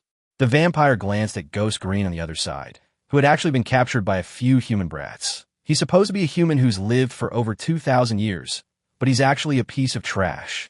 Puff! The scarred instructor in front of him coughed up another mouthful of blood, swayed, and leaned against the wall beside him, barely managing to stay upright. Humans are indeed unreliable. The vampire sneered at Scarface Tiger. But it doesn't matter. I can take you out first, and then deal with those students who killed you. Scarface Tiger's eyes, which had been on the verge of death, suddenly turned fierce and sharp again. It's like a vicious wolf, already covered in bite wounds, yet still with a ferocious expression, lying prone on the ground. You'd better not underestimate humans. The vampire scoffed. TSH, you're already this badly injured, and you're still so tough. All right, I'll give you a ride first. As he spoke, the vampire once again used his movement technique to thrust out his hidden blade and attack Scar Tiger. Instructor Scar Tiger's movements had slowed down considerably, making it impossible for him to dodge the vampire's attacks. A sword pierced his chest. It pierced his heart. The sword's edge peeked out from behind. So stubborn even in death, the vampire said disdainfully. However, when he tried to pull the hidden blade out of Scar Tiger's body, the vampire hesitated for a moment. He discovered that Scarface was gripping his arm, which was equipped with a hidden blade, tightly with his hand. Now you can't escape. Instructor Scarface revealed his eyes, those of a wolf ready to die, filled with murderous intent. Chapter 200 Humanity's Explosive Potential. The vampire shuddered involuntarily when he saw Scar Tiger's cold and ferocious eyes. In an instant, he felt as if he were being stared at by a mad wolf. This human he looked down upon actually made him feel a shiver in fear. What does this human want to do? Instructor Scarface grabbed his arm with one hand and slowly raised the other, clenching it into a fist. He exhaled heavily, his raised right hand trembling, clearly indicating that his physical and spiritual strength had reached their limits. But he still clenched his fist with all his might. Roar! Instructor Scarface roared, and with a loud bang, he slammed his fist into the vampire's face. The vampire groaned, feeling dizzy and seeing stars. His high, straight nose snapped instantly. A clear crack could be heard, and blood gushed from his nostrils. This human is insane. This was the only thought that popped into the vampire's head right now. Let me go. You madman. You lowly human madman. The vampires desperately tried to pull the hidden blade out of Scar Tiger's body, but he couldn't do it. Instructor Scarface's left hand was like an iron clamp, gripping his right arm tightly. At the same time, he swung his right fist again, delivering several heavy blows to the vampire's cheek. Blood continued to flow from the wound in his chest where the hidden blade had pierced his chest. Scarface, however, paid no heed and continued to hurl punches with gritted teeth and a ferocious expression. Let go of me. You're fucking insane. You lowly human. The vampires screamed in terror and panic. Instructor Scar Tiger completely ignored the vampire's struggles. His punches were slow, but each one was incredibly powerful, no less so than when he was at his peak. Each punch was accompanied by a heavy thud and a wild, beast-like roar from his throat. Bang, bang, bang. He unleashed over 30 punches in quick succession. At first, the vampire could still struggle and curse, but later all he could see was blood, and all he could hear was a buzzing sound in his head. His once handsome and fair face was now a mangled mess. His cheeks completely caved in, and his features were almost unrecognizable. Only a blurry mass of flesh and blood remained. The vampire had completely lost consciousness, lying limp like a human doll. But Instructor Scarface didn't stop.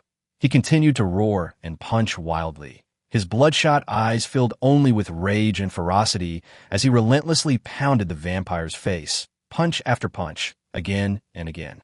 Yigu and the others were stunned, completely unprepared for what had happened. Instructor him. Xia Xiao wanted to step forward with concern, but Yigu raised her hand to stop her and said calmly, "Be careful not to hurt yourself." Xia Xiao asked, "Then what should we do?" Yigu remained silent.